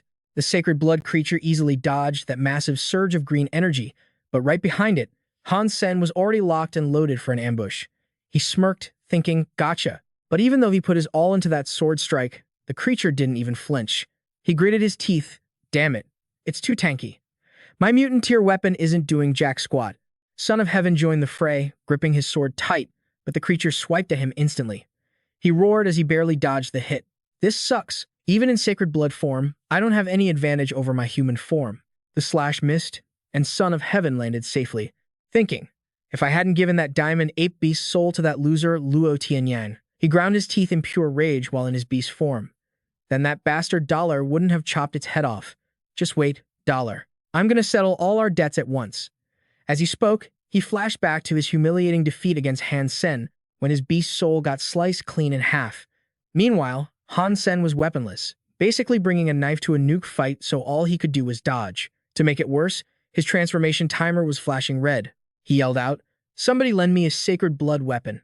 Hurry up, my morph time is ticking away. I can't hold this form much longer." Qin Shuang shouted back, "Hand you a sacred blood weapon?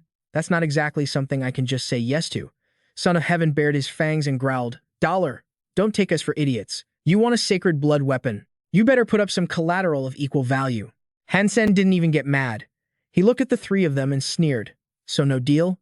Fine, screw it then. Let's scatter. Good luck getting the gear and beast soul from this thing. 'Cause none of you are taking it home." With that, he zoomed off, leaving them staring at his back.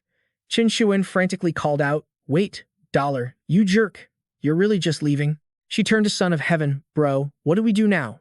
We're down a man. We have zero advantage here. He scowled, not caring one bit. We never should have trusted that scumbag. Total waste of our time. By now, the sacred blood creature had caught up to them. Thumb stepped up with an idea. I say we head back too. As long as we don't aggro it, looks like that sacred blood monster won't attack us either. Son of Heaven was out of options. He furrowed his brow and growled, that's our only move. We retreat and rethink. Before God's sanctuary island vanishes, we'll hit it one more time. A sacred blood beast soul is too valuable. I'm absolutely not letting it slide. Hours later, God's sanctuary island was still floating in the sky, glowing with a blinding light. Hidden in a dense bush, Han Sen crouched low, scouting the area. Son of Heaven and his crew would never dream that I'd have the guts to come back here solo. If I don't kill this sacred blood beast, then my Shura combat art and my broken mutant dagger were all for nothing. He slowly crept closer to the powerful creature while it was recovering its stamina. Speaking of sacred blood weapons, I actually do have one left, the sacred blood ghost butterfly dart, but it's a one-time use beast soul weapon. Unless I'm 100% sure, I can't risk firing it. Decision made, Han Sen activated the weapon. A blazing red mecha suit and a massive bow materialized. He clenched his fist, determined, I've only got one shot at this. If I miss, even running away is going to be a major problem. He raised the bow, arm steady as he drew the string taut, calculating. Long-range sniping isn't an issue. The key is suppressing my killing intent and scent, becoming a silent hunter in the dark. Suddenly, the sacred blood creature snapped its glowing eyes open. Sensing an enemy nearby, it moved, raising its sword to strike. Han Sen panicked a bit. Crap, it spotted me. Its senses are even sharper in the dark. Sweating bullets, he gritted his teeth and switched plans. I can't shoot now. If this arrow misses, my mutant black stinger arrow is definitely going to snap. I can't afford to lose another mutant weapon. As the creature brought its weapon down, he burst out of the bushes, standing right in front of it and yelling, My Fairy Queen Beast Soul's double vision plus the super particle flow acceleration, it's the perfect combo. He focused and dodged the attacks with lightning speed. Bet you didn't think I'd get up close and personal. Quick as a flash, he flew right up to its face, waiting for the moment. For this exact split second, a silver-blue dart appeared in Han Sen's hand, the one-time use weapon. He curved the throw around the creature's body, screaming, Go! The dart flew like it had a mind of its own, relentlessly attacking and forcing the beast to block with its sword. He was banking on the ghost butterfly dart's unpredictable flight path. Within a certain range, it reacts to the environment to change course. I've been grinding for so long, just to unleash unimaginable power at the perfect moment. The dart buzzed like a microchip, circling the creature's sword. He spun around and drove straight into its armor. Han Sen shouted excitedly, Gotcha! A green flame blazed up inside the creature's body. It twisted and let out an ear-piercing scream that freaked Han Sen out. What the hell? The creature wasn't pure white anymore. It was being consumed by massive power, charging uncontrollably at Han Sen. Standing right in front of him, it looked like a demon crawling out of hell, opening its mouth to roar like it wanted to swallow him whole. But in a split second, the creature dissolved into beams of light, leaving Han Sen stunned. The system announced, Sacred Blood Holy Angel killed. Obtained Sacred Blood Holy Angel Beast Soul. Flesh and blood cannot be eaten. Han Sen's face went pale, and his jaw dropped. I get that mutant creatures on Mystery Island are inedible, sure. But this. Screw me. After Han Sen's stuttering fit, we see that the defeated sacred blood creature had turned into a cute girl with long black hair, shimmering with light. He totally collapsed. Why a pet beast soul? And a Lolita at that. Oh my god. Looking at the quiet, adorable girl in front of him, Han Sen held his head, face turning green with sheer disappointment. It wasn't easy finding Mystery Island, and it definitely wasn't easy beating that holy angel. Why did it have to end up like this? Now I gotta figure out how to raise her to evolve. God knows how long that'll take. Han Sen hugged the creature's sword, crying tears of imaginary blood for comfort. Thank God I got this weapon, or I would have literally jumped off Mystery Island. Having calmed down, he smirked and swung the sword a few times, saying, Even though it's a gear I can only use in the sanctuary and can't be stored, its destructive power is insane. Thumb's sacred blood shield would get wrecked by this thing, but Son of Heaven and his crew saw it, so I can only use it when I'm dollar. Perfect timing to replace the wrecked Shura war body. Scene shifts to the next morning. Han Sen, wearing his uniform, walked to school yawning his head off, muttering, Fighting all night killed me. Gotta go back to the dorm and crash. Just then, his phone buzzed. He pulled it out, looked at the screen, and frowned in annoyance. Huangfu Pingqing, her again. Last time I was making out with Ji Yanran, she interrupted us too. Just thinking about it pisses me off. The screen showed a video call, Pingxing was sitting in a bathtub, waving, just like last time. Han Sen, Jr., am I disturbing you? Han Sen said bluntly, helpless. Can I ask you to pick a normal time to video call me? She scooped up some bath foam and blew it playfully, trying to look seductive. Senior had to find you urgently for something important. Mystery Island appeared at Steel Armor Shelter. Did you hear? Han Sen kept a straight face, totally faking it. Heard about it. But what's that got to do with me? I don't have sacred blood wings, so I can't fly up there. Pingxing leaned closer to the screen, starting her pitch. I can lend you sacred blood wings to get up there. Name your price, but once you're up, you have to help Son of Heaven and Thumb secure the beast's soul. Han Sen squatted in a corner, scratching his head in feigned confusion. A normal student like me? What right do I have to team up with two veterans like them? Pingxing insisted, I admit your archery is better than mine. You're the most suitable candidate I can think of. For a split second, Han Sen glanced away, smirking internally. I already took down the Holy Angel, but Huangfu Pingxing and Son of Heaven don't know who I am. Might as well play dumb, do her a favor, and squeeze some benefits out of this. He flashed a bright smile at the screen. Since Senior thinks so highly of me, I'm flattered. Helping out isn't a problem. As for my request, well, lately, I've really wanted a sacred blood beast soul weapon. Do you have one, Senior? Pingxing rubbed her chin, thinking, to be honest, I still have the silver trident. If you want it, the lowest price is 150 million. That's the absolute floor, otherwise, I can't justify it to the company. Hearing that, Han Sen made a quick decision. That's actually a really good deal. I've saved up over 60 million. If I sell the Silver Slayer Beast Soul from the tournament, plus the Beast Soul Wings from the Mutant Blackfeather Beast, scraping together 150 mil should be enough. Thinking that, he grinned at the screen, gave a thumbs up, and said, no problem, sold. Then he thought to himself, looks like I'm gonna be broke overnight, back to square one. Whatever, out with the old, in with the new. At the outskirts of the Steel Armor Shelter, Han Sen, Son of Heaven, and Thumb were huddled up. Son of Heaven pointed his finger right at Han Sen's face and barked, you little punk. If my cousin didn't hype you up, I wouldn't even look at you. Listen up, don't go rogue like you did with the purple feathered dragon. You do exactly what I say. Got it. On the outside, he put on a fake humble smile. Don't worry, bro. I promised Senior Huangfu I'd play nice, so I'll follow your lead. But in his head, he switched into actor mode instantly. Right now, I'm literally Oscar-worthy. Thumb asked. Son of Heaven, we've been away from Spirit Island for a while. You think everything's still chill up there? That dollar guy isn't someone to mess with. Son of Heaven turned around with a cocky grin. Relax. Dollar can't handle that sacred blood creature solo unless he has a death wish. I borrowed a humanoid sacred blood shape-shifting beast soul from Qin Xuan. We're gonna crush it, guaranteed. Saying that, the two of them shot up into the sky. Let's bounce. We gotta kill that sacred blood beast before Spirit Island vanishes. Thumb followed close behind. The two guys in front didn't notice Han Sen's smug grin in the back. He was thinking, Son of Heaven is so prepared.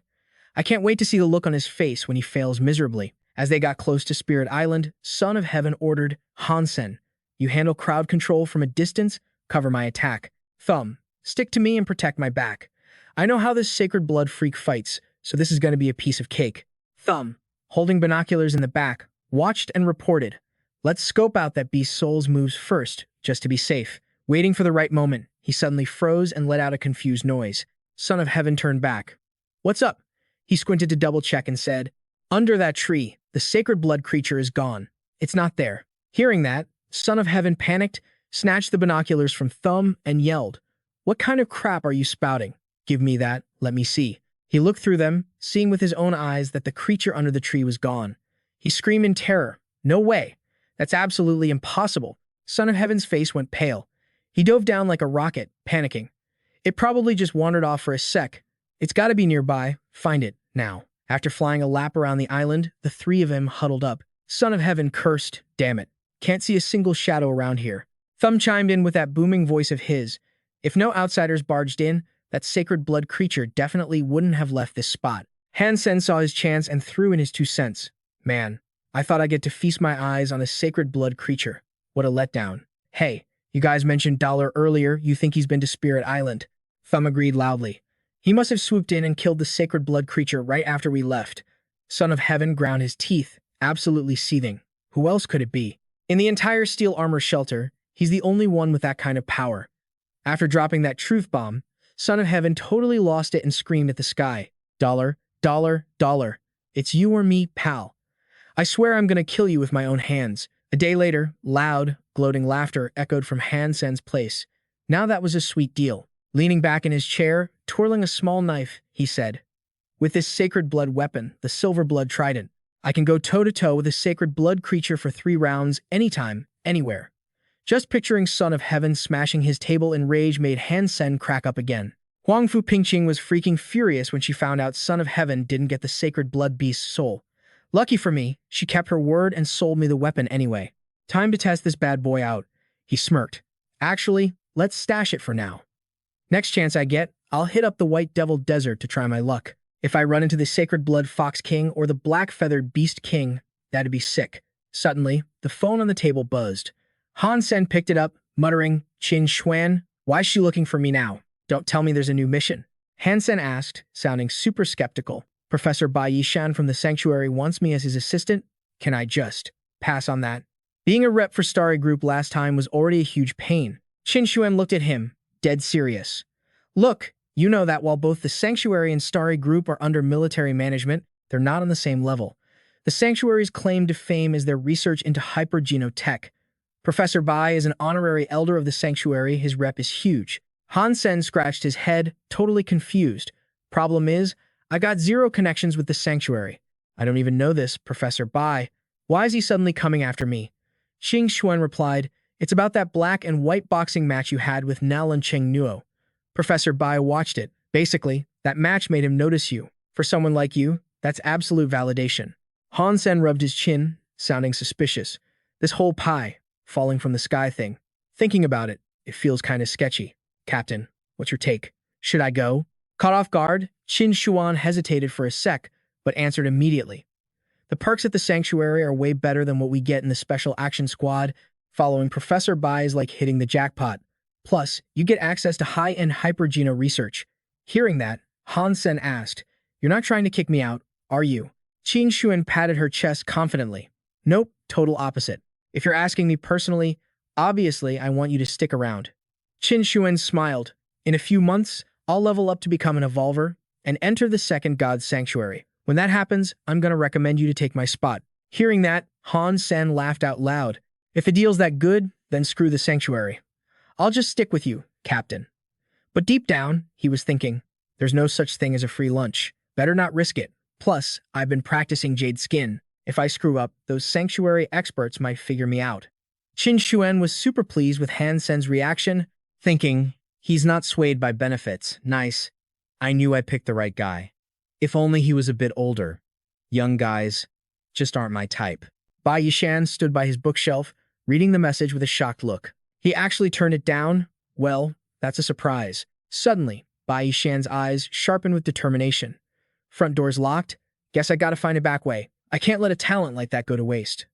I'm definitely gonna get Han Sen to practice my yin-yang blast." Meanwhile, Ji Yanren's hands were flying across her gaming console, frowning, totally pissed. Ugh, damn it. He scored again. This guy's actually good. Han Sen stood outside, knocking on the glass to tease Ji Yanren. "Yo, beautiful. School's out and you're still playing Hand of God? Not gonna grab some food?" She didn't even glance at him, glued to the game, and snapped back. "I'm too pissed to eat. Just get in here and help me teach this jerk a lesson." Han Sen immediately vaulted through the window to where Ji Yanran was sitting. Who's got the guts to do that? Daring to piss off our Yanran? Did his parents not raise him right? Ji Yanran grabbed his arm, sounding totally aggrieved. "Some random I met online. He's beat me 3 times in a row. Something's up with him. Quick, use my account and play, don't let him log off." Han Sen sat down at the console and pulled Ji Yanran down next to him. "No sweat, watch and learn." She was totally shocked by his move. "What are you doing?" she asked. Han Sen wrapped his arms around her, giving her a flirty look. "This way you get the best view. Don't blink for even a second, okay?" Ji Yanran blushed bright red, scolding him shyly. "You pervert. How can you play like this? What if it messes up your game?" Han Sen just focused on the screen. "This is the unevolved zone. I could win this in my sleep. Sending challenge now." The opponent's ID popped up on the screen. God's third hand. The guy turned on his mic. "You're Ji Yanran from Black Hawk Military Academy, right?" Han Sen said, "He knows you?" "The ID is cocky as hell." Ji Yanran immediately denied it. "Nope, don't know him. It was a random match. Never seen that ID before." The voice on the other end continued, I'm Liu Beitao, the three-handed heavenly king from the Central Military Academy's Hand of God team. You surely heard of me? Can I add you as a friend? Ji Yanren asked, confused. The three-handed heavenly king from Central Military Academy, top 10 player in the military league. How does he know this is my account? Han Sen frowned, looking annoyed. He's definitely into you. Probably been stalking around for info. He scoffed coldly. Daring to hit on my girlfriend? He clearly hasn't thought about the consequences. Meanwhile, in a guy's dorm at Central Military Academy, Liu Bidao was playing with his phone, grinning. Ji Yanran, I've had my eye on you for a while. Too bad Blackhawk's skills can't keep up with us at Central. Otherwise, she'd be my girlfriend by now. Liang Yiming saw Liu Botao texting and giggling, so he walked over. Yo, Botao, why are you grinning like an idiot over there? Liu Botao immediately bragged to Liang Yiming. Yiming, guess who I just matched with in Hand of God? Ji Yanran from Blackhawk. Liang Yiming got super hyped. Holy crap, your dream girl. Last time you saw her in that Blackhawk promo video, you were totally drooling. Liang Yiming teased Liu Botao, don't destroy her too hard. With a hottie like that, you gotta show off your skills, but still be a gentleman. Liu Botao laughed. Treat the lady with care. I got it. The match started. Han Sen's eyes were full of killer intent. 4 spots. I'm taking them all. Sure enough, he snagged all 4 spots instantly. Liu Botao gasped. Damn, that was fast. The beauty G is actually getting serious. Liu Botao got serious too. Can't slack off. If I want to go easy on her, I gotta score some points first. Liu Botao started trying to score, but then he yelled in shock. What the hell? This speed is on a whole other level compared to before. Ji Yanren isn't weak, but she shouldn't be this strong. Liang Yiming, standing next to him, sighed. Yo Botao, you're letting her win too much. She's gonna think you're a loser. Liu Botao was sweating bullets. I'm not letting her win.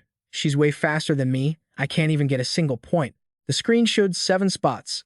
Liang Yiming gasped. Damn, she took them again. Is that really Ji Yanran? Even at our Central Military Academy, barely anyone has that kind of speed. Liang Yiming thought, how is this even possible? Botao isn't the top dog at our school, but he's definitely better than anyone at Blackhawk. But right now, he's getting crushed. The screen showed 0 points for the third hand. Liu Botao's eyes bugged out, sweat pouring down. He thought in shock, 0 respect, man. Later, the crew went to the Hypergeno art shop. Li walked in front, giggling. According to the rules, us third years can buy 2 copies of B-Class Hypergeno arts and 4 C-Class ones. Yanran, Pingqing, Jr., what do you guys think I should get? Ji Yanran, walking behind, replied happily, Lily, I think you should pick based on your body type and strengths. Han Sen nodded in agreement. Totally. The best Hypergeno art is one that syncs up with your body perfectly. Suddenly, Bai Yishen popped up behind them and spoke. Hey there, young lady. Have you tried kinetic acceleration and wind sprint? Li turned around, looking skeptical. How do you know those fit me? Who are you, anyway? He replied seriously. You're currently training in the Primal Warrior Force Hypergeno art, right? It focuses on body flexibility and explosive power. Lily didn't expect this guy to be such a pro. You can tell just by looking, are you a professor in the ancient martial arts department? Bai Yishen smiled. Your linear acceleration is probably around 13, and your muscle flexibility is hitting 12.5. Training kinetic acceleration and wind sprint will give you double the results with half the effort. Lily beamed at the advice. Professor, you're spot on.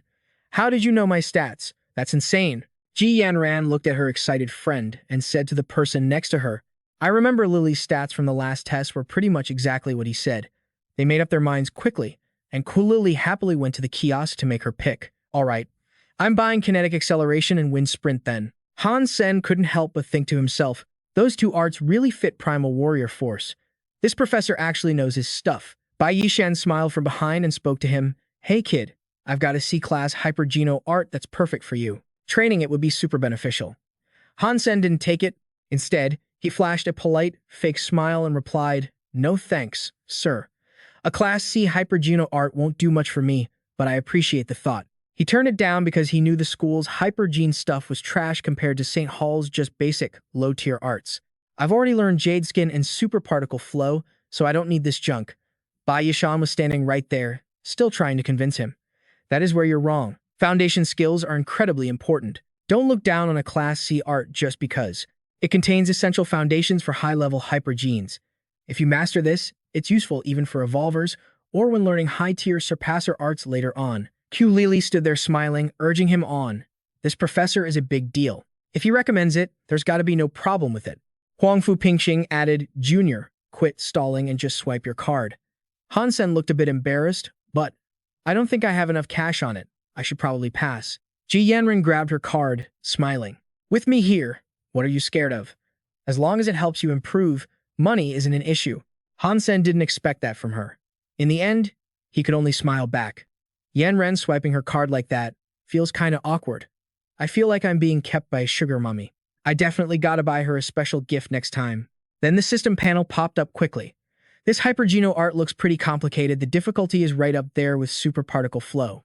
Why is it like that? Han Sen held the Geno solution in his hand, intrigued. The makeup of this solution looks basic, but once you cultivate with it, the results won't be average. Even though I'm interested in this art, something feels weird about it. But in the end, he ignored it and turned to leave. Forget it, I'm not training it. Since I've got free time, might as well go hunt mutant creatures in the sanctuary. The screen in the background changed. Bai Yishan was sitting in the surveillance room, deep in thought. Lucky that my relationship with the principal of Black Hawk is solid, so I can come and go as I please. Even luckier that I got Han Sen to learn my great yin-yang magnetic blast so easily. He lifted his teacup. You better hurry up, kid. St. Hall might recall this hyper-Geno art in the future. As long as he uses the Geno solution and masters it, it proves my research is a breakthrough. But then, he realized something was wrong. He quickly tossed his coffee aside and ran out. Is that Han Sen? Why doesn't his face look different? Did he not learn the great yin-yang magnetic blast? Wait, isn't he heading to crap if he goes into the sanctuary world? There won't be enough time. He quickly caught up to Han Sen, who was about to enter the teleport station, and shouted loudly, Student Han Sen. Wait a minute, Han Sen obviously remembered him. You're the professor who recommended that hypergene genetics thing, right? Bai Yishan ignored the chatter and asked, Han Sen, why didn't you practice that magnetic blast? Han Sen smiled cheerfully. Sorry, Teach. I haven't had time lately. Let's talk about this later. Bai Yishan wouldn't accept that. No. You have to finish training it within these 2 days, or St. Hall will recall it, and everything goes down the drain. Han Sen got serious when he heard that. St. Hall? Professor, who exactly are you? Bai Yishan had to introduce himself. Let me introduce myself. I'm Bai Yishan, a professor at St. Hall. That magnetic blast is actually the Great Yin-Yang Magnetic Blast, my latest research in hypergene genetics. And out of everyone I've seen, you are the most suitable person to learn it. St. Hall plans to recall everything listed as forbidden technology. But this art isn't dangerous, it just lacks a few notes. So I hope you can learn it immediately, don't waste my hard work. Han Sen fell into thought when he heard the name. Bai Yishan, that's the Professor Bai that Qin Xuan mentioned before. Didn't think he'd rate me this highly. To use a trick like this just to make me learn a hypergeno art. After thinking it over, Han Sen asked, Professor Bai, why am I the best fit for this hypergene art? Wouldn't an evolver or a surpasser be a better choice? Bai Yishan started explaining, the Great Yin-Yang Magnetic Blast is modified from a fragment of the Yin-Yang Sutra. Those who practice the Yin-Yang Sutra must be under 20 years old, that's a mandatory condition. If you're over 20, progress is insanely slow, and there's not much room to level up.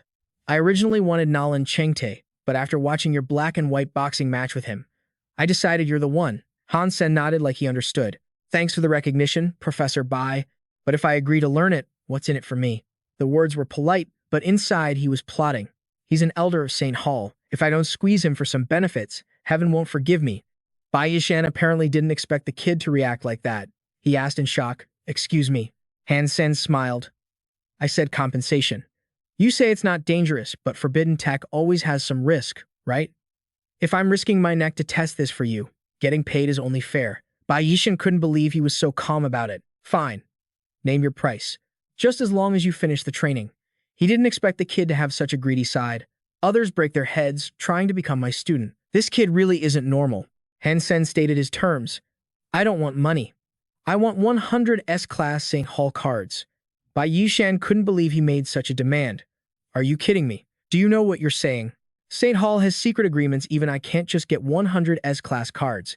Even if I could, without the matching Geno solution, it's a waste of effort anyway. Han Sen just smiled and turned to leave. Well, hate to break it to ya, Professor Bai, but I can't help you with this one. You can go hire some other hotshot. Asking for 100 licenses is seriously pushing it, but if I didn't say that, how would I get him to bite? Bai Yishan totally walked right into my trap. Hold up, the sanctuary gives me 2 S-Class licenses every year. I've used a few, so I've got 5 left right now. I can hand him all over to you, including the matching gene fluids. That work for you? Han Sen obviously nailed his plan. Deal. Just to play it safe, let's sign a contract. I won't screw you over. Man, I seriously scored big time on this one. Then he headed back to the shelter with a huge grin on his face.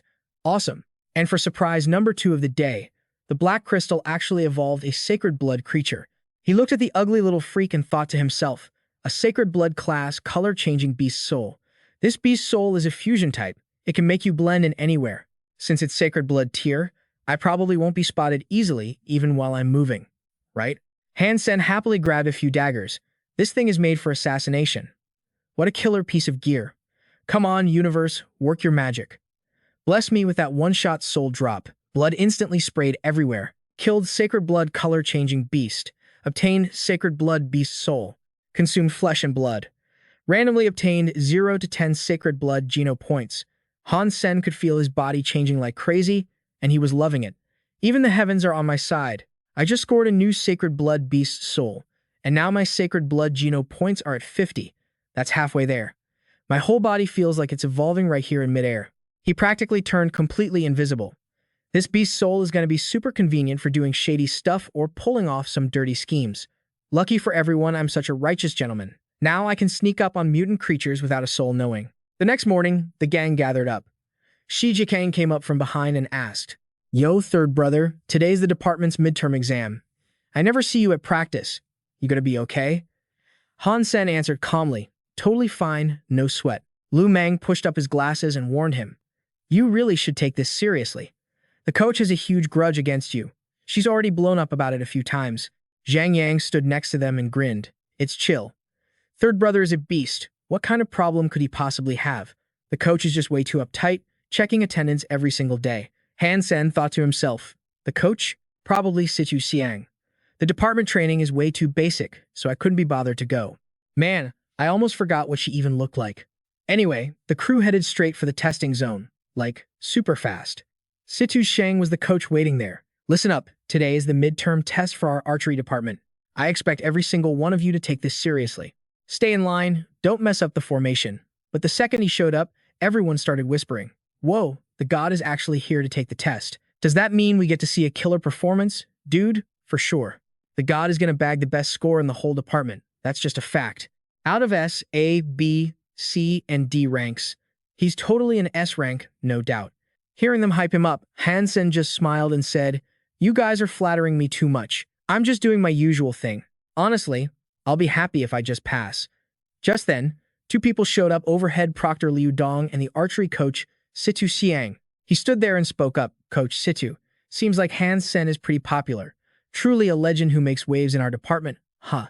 But she just shot back. What's the point of being popular? Getting good scores is the only thing that actually matters. Situ Xiang couldn't help but think to herself, Han Sen. His attendance sucks, he barely practices. Instead, he's off doing what? Some Warframe commercial contest? If he gets a single D rank or fails anything, I'm asking the principal to kick him out. Today is crucial for raising the whole department's physical standard. I won't let a slacker like him stick around. Then, they started the roll call. Han Sen, Zhang Yang, Bai Hao, Zhang Chengyi. Everyone was present down there. Then, they jumped straight into the first test. Fixed target shooting. Han Sen grabbed the bow, looking sharp. He fired those arrows with crazy precision. Bam. The arrow flew straight into the bullseye over there. That was sick. God. Straight up S rank. You're making me look bad. Liu Dong watched the scene, totally delighted. Coach Situ, looks like student Han Sen is shocking everyone again. Has he joined the school team yet? We can't let a talent like that slip away. We gotta groom him properly. Situ Xiang, on the other hand, wasn't impressed. It's just a stationary target. Don't freak out yet. Let's see how he handles the other tests first. But guess what? He crushed every single test after that. Easy peasy, totally perfect. The guys watching from the sidelines were losing their minds. Is he even human? Moving targets, irregular positions, combo targets. The god hit the bullseye on literally everything. You think the god is normal? Nah, a god is a god. Of course he can do it. Liu Dong was shouting with excitement now. Coach Situ. Han Sen is the most talented student I've ever seen. Look, straight S ranks across the board. You really need to judge him objectively now. Situ Xiang didn't see that coming. That brat. She couldn't help but think to herself, Han Sen, you're this good, So why won't you join the archery team? You could be our ace player. But no, you don't give a damn about the department's honor, do you? Once it was all over, she whipped out her phone and dialed a number real quick. A man's voice came through. Little Xiang, you haven't visited your old man in a while. School, keeping you busy? Situ Xiang answered all sweet like, Dad, actually, I have a little favor to ask.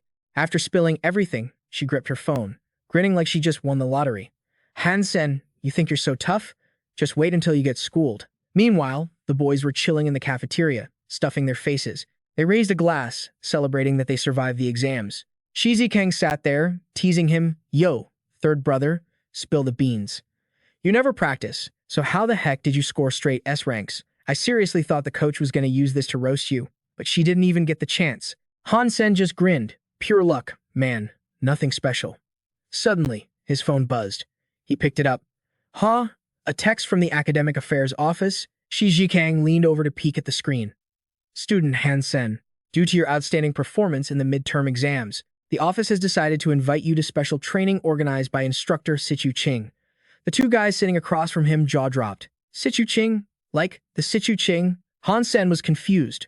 Who? You guys are overreacting way too much. Zhang Yang's eyes lit up like crazy. He's the honorary principal of Black Hawk. He used to be an archery instructor in the military. His nickname is the Smiling Yama. Lu Meng sat there, looking dead serious.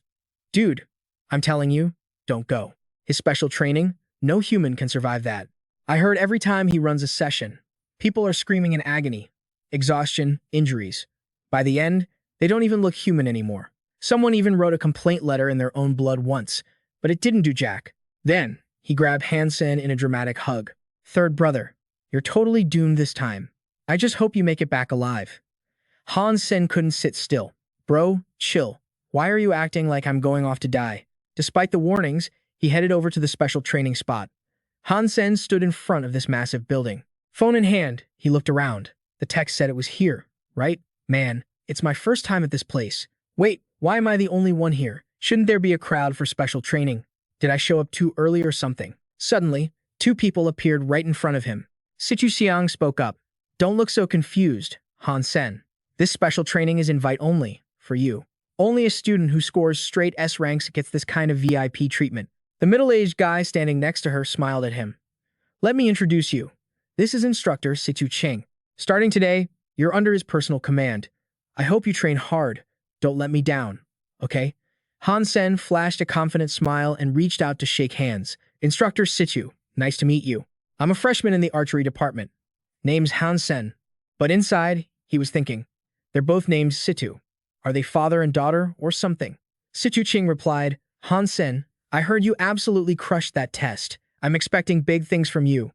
Situ Ching turned to leave. Special training starts now. I got stuff to do. The real show's starting now. Han Sen, give it a few days and you'll be on your knees begging me to get you out of here.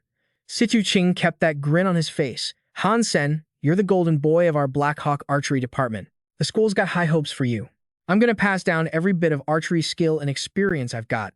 He reached out, clutching some kind of jade stone in his hand. Take this as a little welcome gift. You recognize it, right? It's the alloy palm stuff only evolvers can handle. Pretty sick, huh? Han Sen eyed the jade with a bit of suspicion. Using hypergene arts to rewrite your own life particles, turning flesh and blood into solid alloy. When am I going to be on that level? He snatched the gift up fast. Thanks for the special present, Coach Situ. He calls it a gift, but he's really just trying to flex on me. I'll admit, the old man's stronger than me, but I didn't come here empty-handed either. He just stood there barking orders. Special training starts now. Drop into a horse stance and hold it. 3 hours later, Han Sen got into position and spoke up. Coach Situ, I got a small favor to ask. I don't usually have many hobbies, but I love playing black and white boxing. When we're done here, can we go around? Situ Ching perked up. You talking about black and white boxing? Sure. I heard you beat Nalan Cheng Nuo back in the day. He didn't even wait for an answer before throwing a punch straight at him. Why wait until training's over? Let's settle this right now. Han Sen blocked it instantly. Black fist, huh? Situ Ching saw the block and actually looked impressed. Not bad. Sharp reflexes, good judgment. Looks like we got some time to kill today. You're too kind. I actually looked you up online beforehand. Situ Ching was obsessed with black and white boxing back in his prime, loved challenging people. Han Sen called out. All right, my turn to attack. Coach, take a guess. Black fist or white fist? Hook, line, and sinker. This old guy is basically a big kid at heart. Situ Ching stood his ground. Your punch has zero power behind it. No killing intent, no ambition on your face. Obviously, it's a white fist. But before he could even finish his sentence, Han Sen slammed a heavy fist right into him. Situ Ching clutched his face, stumbling up slowly. How the hell was that a black fist? Right then, the door swung open. Situ Xiang walked in and her jaw basically hit the floor. Dad, no, Coach Situ. How? What is this? Situ Xiang rushed over to help him up. What on earth are you two doing? Why is the coach on the floor? Situ Ching waved her off. Chill out, don't look so shocked. We were just sparring a little black and white boxing. He stood up, grinning at Han Sen. Your skills are legit. How'd you get that good? Han Sen grinned back. I'm not that great. I just focus on hiding how I exert force. The key to black and white boxing is mixing the fake with the real. Different force makes your muscles twitch differently. But keeping your opponent from seeing that twitch, that's the real trick. Situ Ching laughed and threw an arm around his shoulder. Come here, tell me more about that. Han Sen asked. Coach Situ, aren't we supposed to be doing special training? You know, archery practice.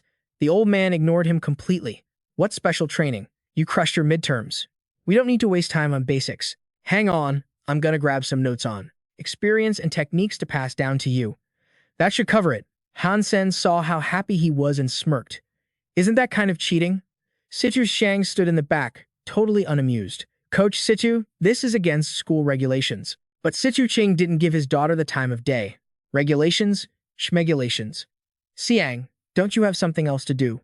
Go do your job. Situ Xiang was fuming. Seriously. How did Han Sen wrap my dad around his finger like that? Is he actually good enough that even dad respects him? 10 days flew by just like that. Han Sen got called back to Situ Xiang's office. Han Sen, your special training is ending early. I'm putting your name in for the school archery team. Your foundation is solid, but you need more practice. We're going to a tournament. Han Sen scratched his head, looking annoyed. Coach, when's this tournament? Station Master Keen might have a mission for me. What a pain. Didn't even ask if I wanted to join. Situ Xiang kept it professional. The archery tournament is short. It's at the end of the semester, so you have a few months to prep. Fine. I get it. Han Sen grabbed his phone and walked out, checking his messages. His communicator had been buzzing the whole time in the office. It was Huang Fu Pingqing. She found a sacred blood creature in the White Devil Desert Valley. The next day, he tracked down Huang Fu Pingqing to check it out. Han Sen rolled up riding his big bull mount and asked, Senior Huang Fu, what's the deal with this sacred blood creature? You're tough and you've got a whole crew, so how come you haven't caught it yet? Huang Fu Pingqing looked back at him. If I'm right, it's one of those inable sacred blood types.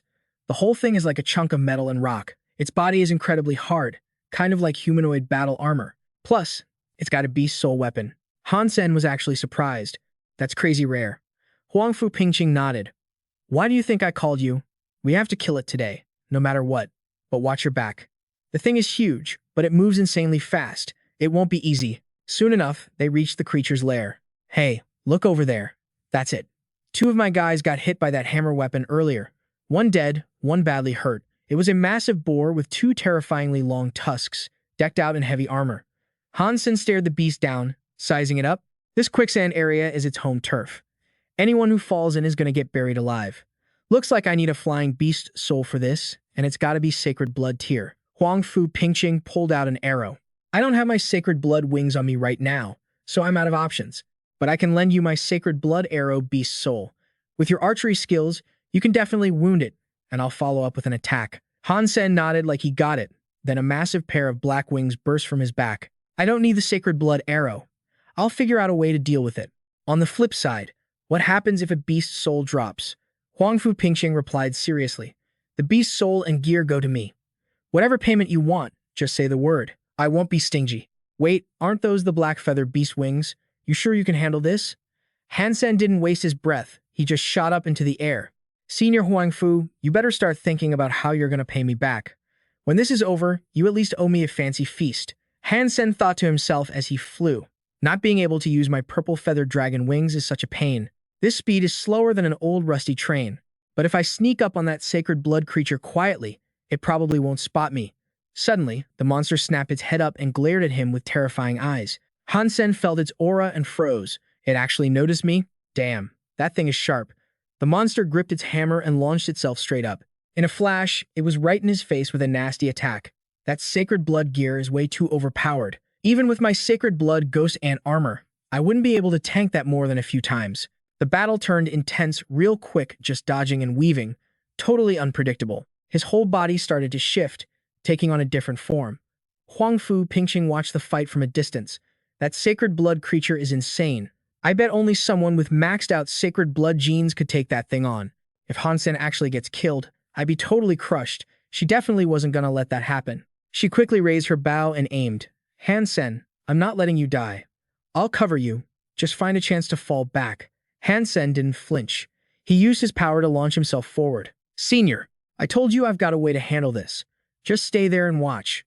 He leaped up again, completely clearing the quicksand danger zone. Suddenly, a monster burst out from beneath the sand. It was terrifying and ferocious. Han Sen gripped his weapon, rode on the monster's head, and commanded, Super Particle Flow Acceleration. Combat operation successful. The sacred blood beast over there charged and attacked, putting its whole body into the strike. Let's see who's tougher. Han Sen dove down from above, heading straight for the pig-shaped sacred blood creature. Everyone else stared at the battle, totally shocked. What the hell? Han Sen used his power to completely wreck the monster behind him. Done. The beast over there collapsed. Han Sen grabbed the hammer and spun around to face them. Senior Huang Fu, mission accomplished. But man, this sacred blood hammer is seriously heavy. My arm's about to fall off. He was exhausted, flying towards them with the weapon, then just tossed it down, sounding a bit annoyed. This gear is so heavy, a normal person couldn't even use it. Probably only worth selling for a few million, honestly. Huang Fu Pingqing ignored his complaints and spoke up. Junior, I'm seriously impressed. Tell me, did you get the beast's soul? Han Sen just shook his head. Too bad, didn't get the beast's soul. And the sacred blood creature's body got swallowed by the quicksand, so we can't even eat it. Overall, the haul today wasn't great. Really didn't get it. Is she suspicious of me? Huang Fu Pingqing, on the other hand, walked up to him looking super happy.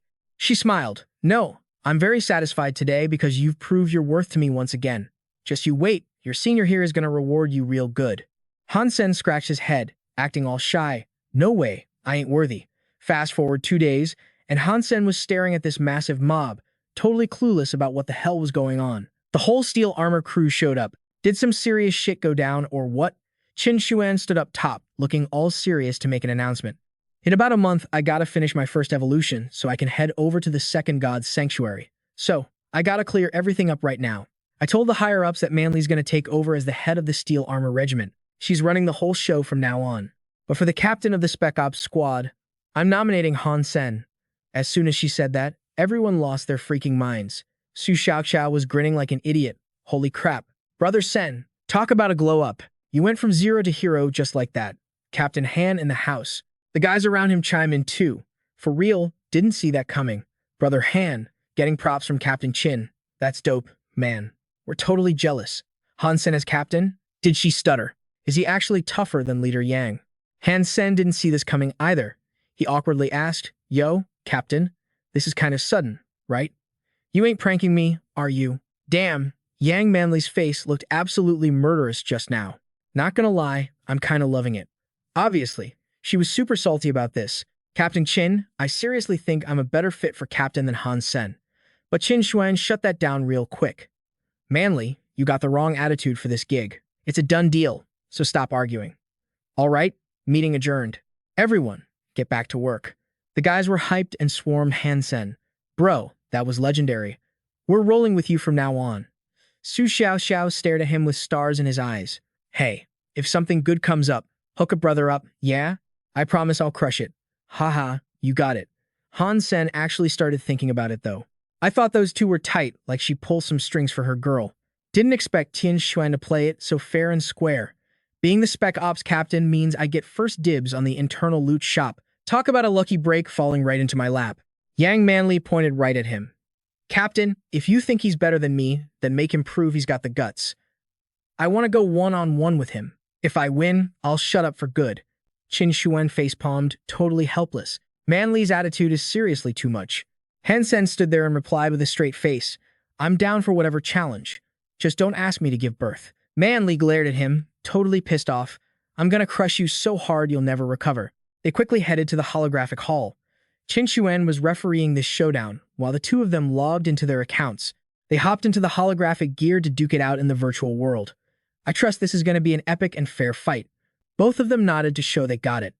Su Xiaoqiao quickly stepped out of the VR rig. Holy crap, VR training here is literal hell. My back and shoulders are killing me. Suddenly, he noticed something. Captain Qin, Chief Yang, and even Han Sen.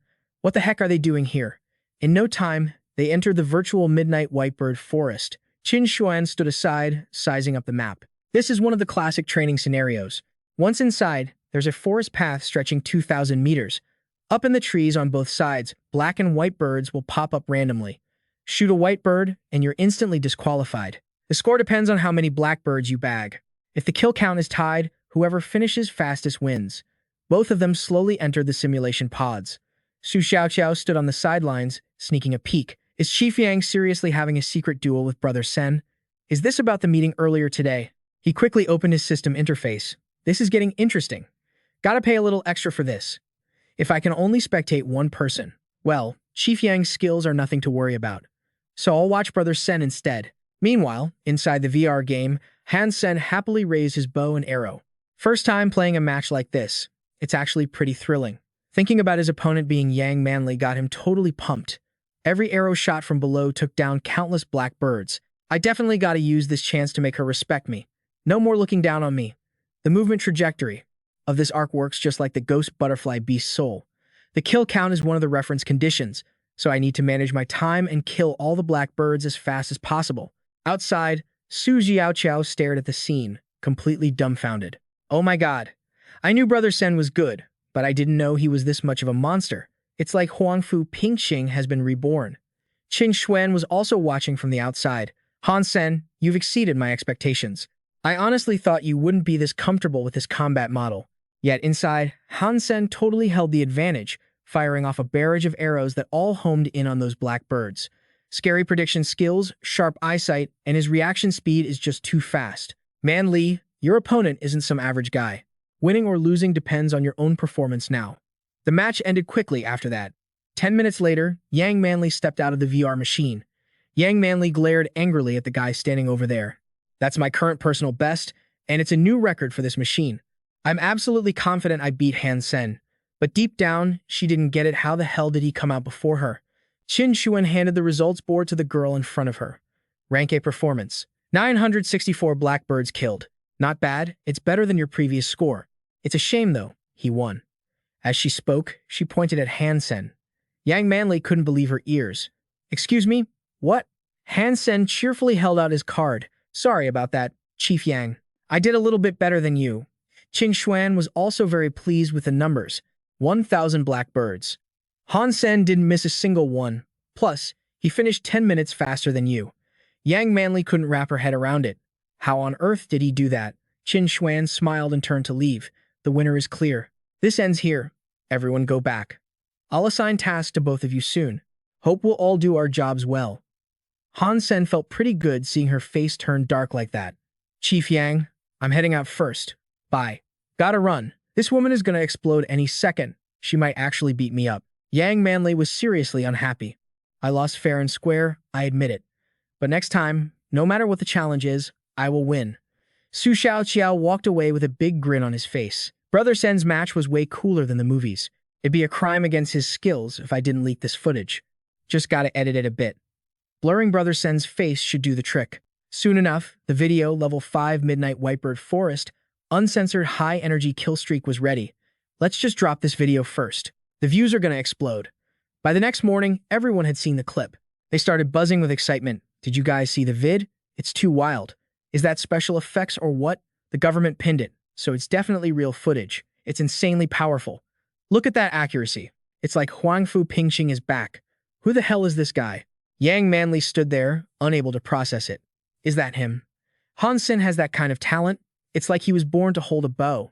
No wonder I lost. Meanwhile, at the Black Hawk Military Academy training grounds, Shi Jikang greeted him cheerfully. Third brother, turns out you made the school team too. Han Sen shrugged, looking a bit helpless. No choice, man. I'm in the archery department after all. Suddenly, Situ Shang called out for everyone to assemble. I gathered you all here today to show you some archery footage. This is a match featuring a student from a military academy. He's going to be your opponent this year. Everyone stare in shock as they recognize the person. What the hell? Isn't that the archery team captain from the Central Military Academy, Jing Jiwoo? Yeah, I heard his physical stats are almost catching up to an evolver.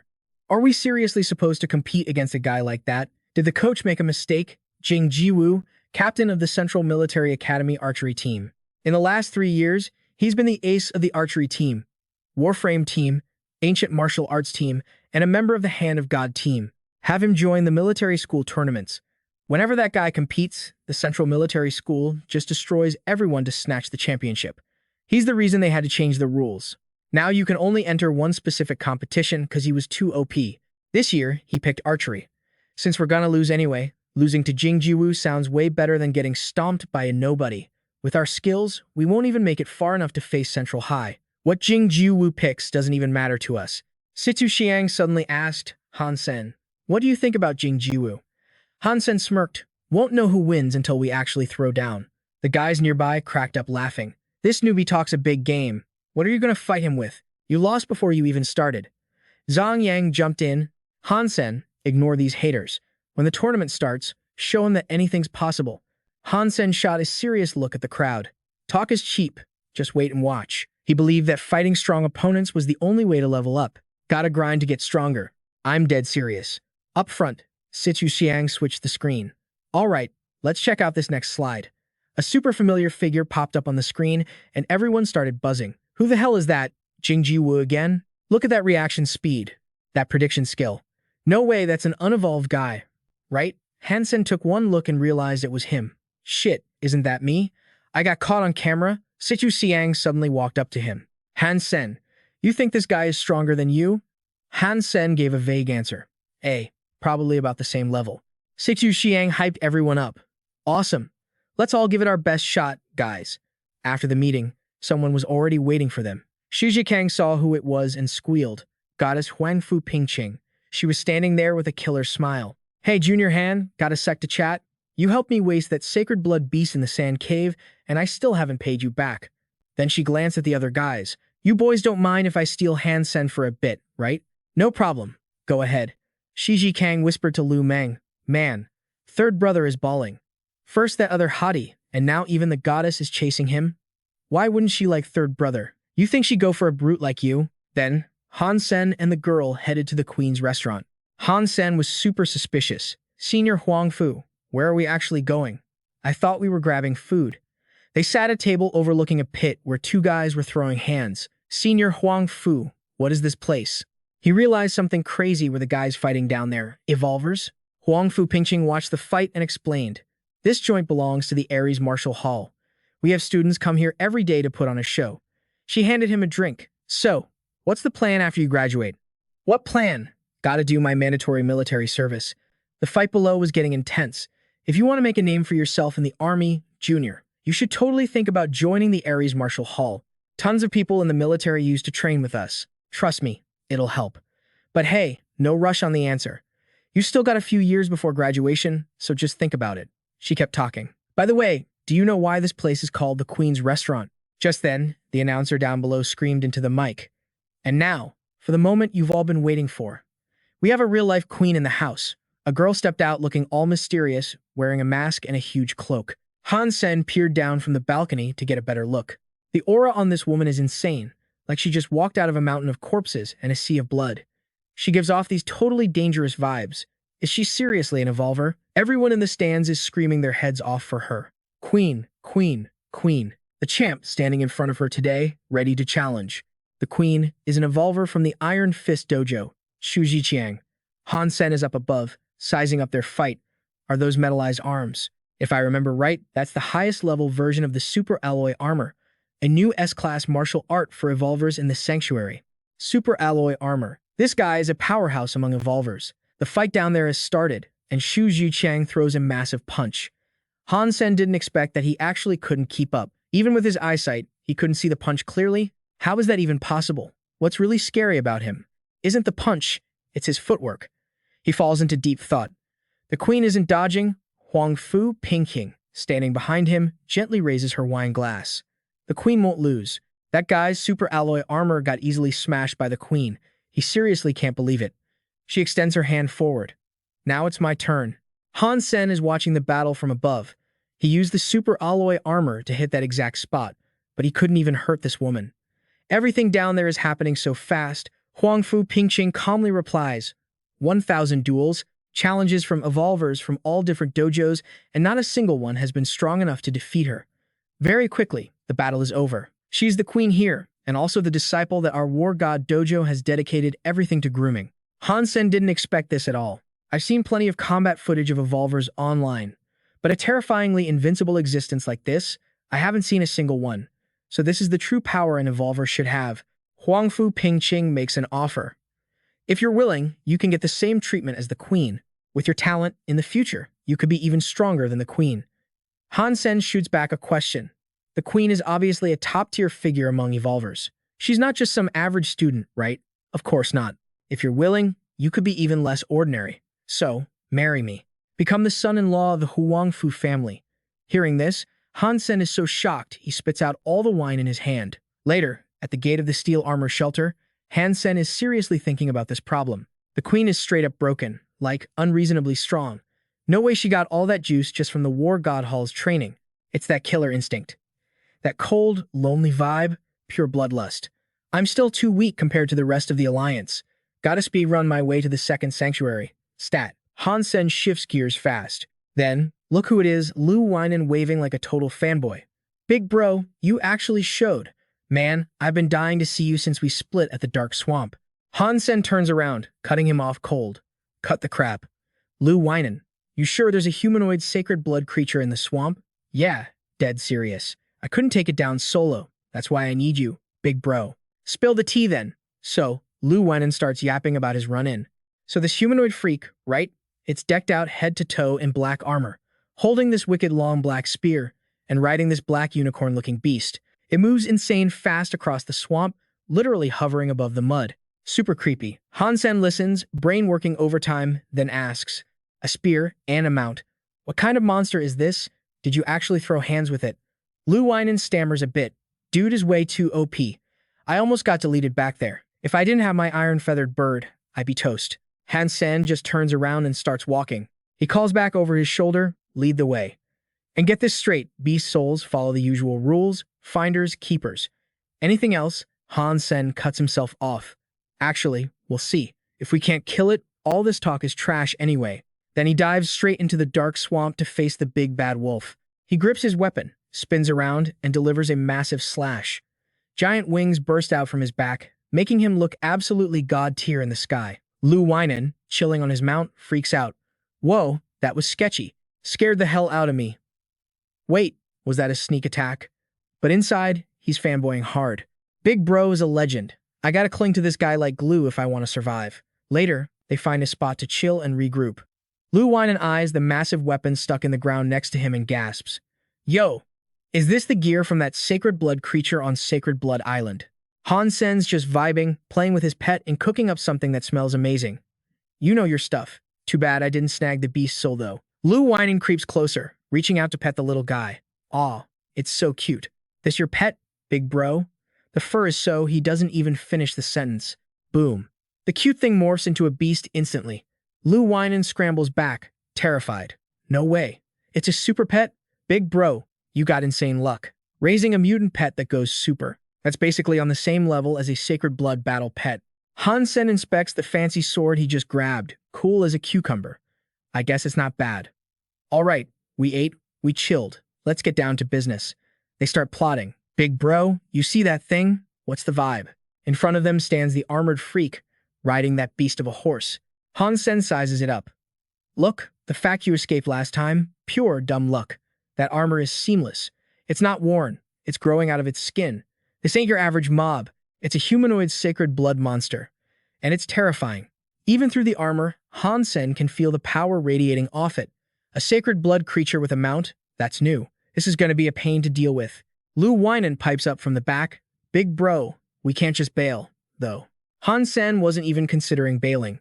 Quitting isn't my style. But the original plan? Yeah, we gotta scrap that. Lu Weinen is all in.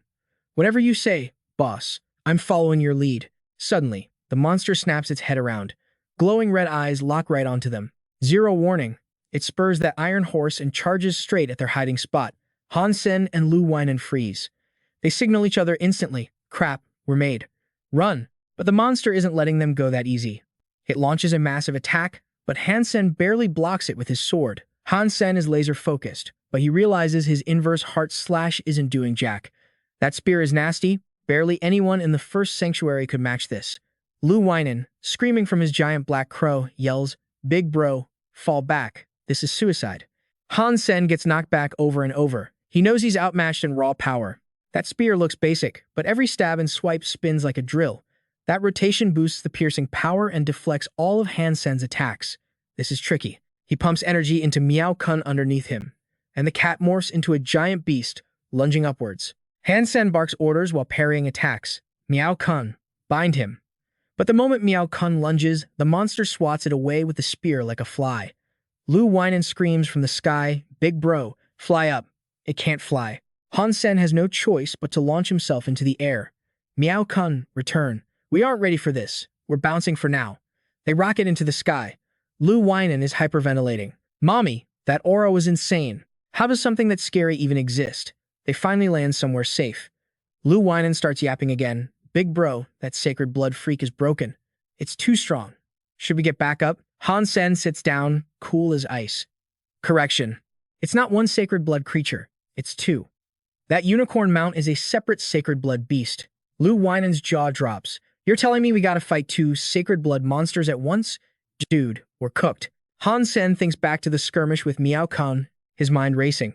If I ride Miao Kun, I can't transform into the bloody slayer. I also can't use the super particle flow acceleration.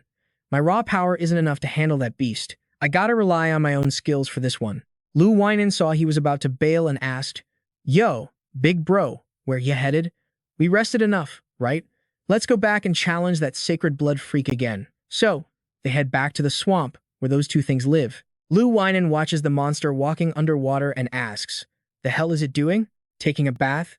Does it have OCD or something? Han Sen doesn't give a damn though. He grabs his weapon and signals Miao Jun to get ready. Miao Jun rushes into attack, but that thing blocks the hit instantly with its lance. The more Han Sen fights, the freakier it gets. It's like, it knows exactly where I'm aiming. How does it predict my moves every single time? Then it hits him. Could this be some kind of special ability? The monster swings that massive lance for a kill shot. Lu Weinen, hiding on the side, frowns in disbelief. Man, even Huang Fuping Qing couldn't handle this guy. What the hell is this thing? Han Sen has to bail for now. He spins around, flies up, and decides to come back later. Can't kill you once? Fine. I'll try 10 times. 10 fails. I'll go for 100.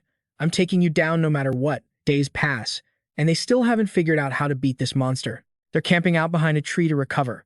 Lu Weinen asks, concerned, Hey big bro, you keep nagging this thing every day, but it's not really working, is it? Maybe we should get some backup. Han Sen grinds his teeth. He refuses to take the L like that. He thinks back to the attack. Chill. Let me try one more time. I think I figured out the pattern behind that guy's lance. That sacred blood freak's lance. It doesn't just spin. It spins clockwise and counterclockwise. Clockwise pushes the force outward, and counterclockwise pulls the force in towards it. It predicts my attack, and in that split second, it chooses which way to spin. It hasn't messed up once in all these days.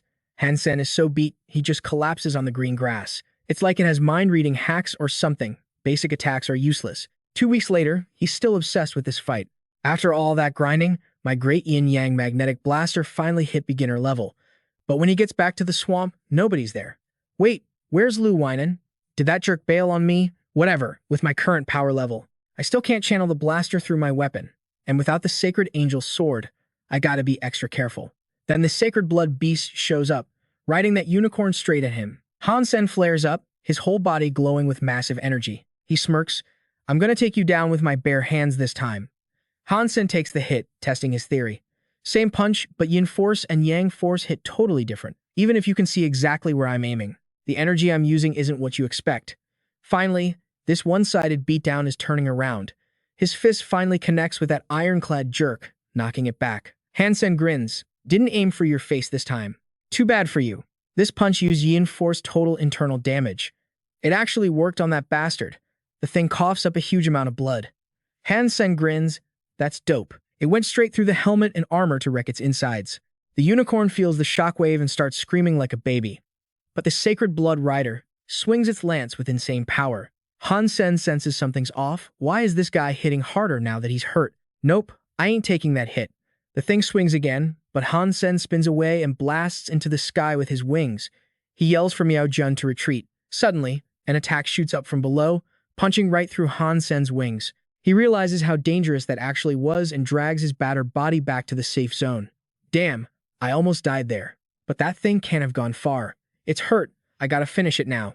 Next day, Han Sen's back in his favorite bush. Watching it bathe again, he sighs. It's just a monster, dude.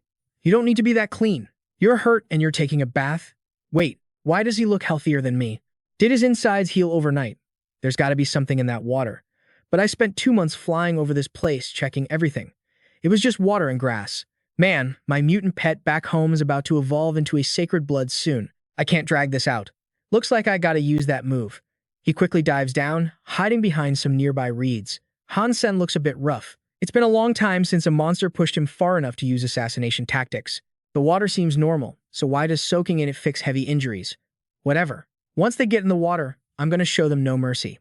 In a flash, he dives under. All that assassin training wasn't for nothing. He masked his scent and killing intent perfectly. Neither of the sacred blood beasts notice him. Han Sen finally unleashes his ultimate assassin move, launching a fatal strike right into the unicorn's gut from below. A scream rips through the air. Han Sen bursts out of the water in new armor. Without that horse, you're basically half useless. The sacred blood monster is shocked, but it still swings a massive attack his way. Han Sen doesn't flinch. On land, that unicorn kept me away. But now, you're swinging a heavy weapon while an assassin is right in your face. You're toast. As he closes in, he can't help but give credit. You're actually pretty good, I'll give you that. You can switch your spear's stance that fast, even at this range. Not bad. But too bad for you, you've got zero clue how hard this punch is gonna hit. Han Sen launched himself off that freak again, diving straight into the water while the monster just stood there looking stupid. The second it swung, he was already right next to it, wearing this cocky grin. Oh, changing directions because you're losing? Tough luck, pal. Bam. He drove a fist straight into that thing's gut. I'm using Yang force on this one. You trying to pull back is just going to make my hit way faster and way harder. Thanks for the boost. Han Sen powered up and vaulted into the air, leaving that sacred blood creep face planting into the mud below. Die already. One clean finisher, and he drove his weapon straight through the monster. Finally took down that sacred blood beetle knight. Scored its beast soul too. And obviously, that unicorn-looking thing wasn't safe either. He wasted the sacred blood, black-horned horse. Han Sen stood there grinning like an idiot. Jackpot. 2 sacred blood kills, a beast soul, and a pile of meat. I'm freaking rich. He dragged the loot back and cooked up a massive feast immediately. Little Angel popped up and started chowing down like she hadn't eaten in weeks. She seriously doesn't know the meaning of holding back. You ignore the mutant meat like it's trash, but go crazy for the sacred blood stuff. Feeding you sacred blood meat. Man, I'm spoiling you way too much. The kid just side-eyed him without saying a word, looking like she was still starving. She locked eyes on the bubbling pot like a hawk. Han Sen threw his hands up, totally defeated. Fine, whatever. Leaving leftovers is a waste anyway. Eat as much as you want. Suddenly, he felt something was off. Wait, did her chest get bigger? Am I seeing things? If eating this meat makes your boobs grow, girls would literally kill each other to get a bite of this stuff. Han Sen checked his inventory and realized he couldn't eat or even summon this beast's soul. What the hell is this substitute-type beast soul anyway? Bummer that this cloud beast didn't drop a soul. Whatever, I'll just raise another one. I'm gonna grind until I get that beast soul no matter what. Meanwhile, Situ Xiang was stressing out looking for him. Still no news on Han Sen. It's been 3 freaking months. He hasn't come back to the sanctuary yet. The archery tournament is about to start. Suddenly, someone outside yelled at the top of their lungs. Update. Han Sen just showed up. Situ Xiang whipped her head around. That brat. He really knows how to give me a heart attack. She sprinted off to find him. She stood right in his face, clearly pissed off. The archery tournament is basically here. You've been in the sanctuary forever. You master the bow yet? Or were you just napping? Come with me. Han Sen looked surprised but managed to hey, Coach Situ. Truth was, he totally forgot the tournament was even a thing. Next thing he knew, he was dragged somewhere else. Coach Situ, we don't need a private boot camp, do we? Just let me vibe with the team for a few days. Situ Xiang shut that down immediately. Train with the team? Yeah, right. 10 arrows, moving targets. If you can beat me, I'll let you skip the boot camp. Han Sen gave a fake frown. Coach, aren't you bullying a poor student? But he didn't look scared at all. In fact, he had this super arrogant smirk on his face. You're an evolver. Your stats are way higher than mine. If I actually beat you, wouldn't that be, like, super embarrassing for you? Situ Xiang ignored his trash talk and raised her bow. If you can actually beat me, I'd be thrilled, kid. Less talking, more shooting. But don't think taking me down is going to be a walk in the park. Han Sen raised his bow too, ready to rumble. He looked like he already had this in the bag. Coach Situ, we won't know till we try. The targets were the random pop-up kind, appearing from nowhere. First one to hit the kill zone gets the point. No bullseyes or rings, just hit or miss. Hit the wrong spot, you get 0. You ready?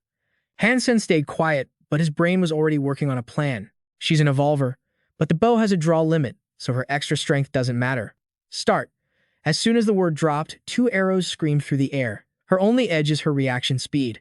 The scoreboard flashed 1-0. Point goes to Situ Jiang. She shot him a smug look.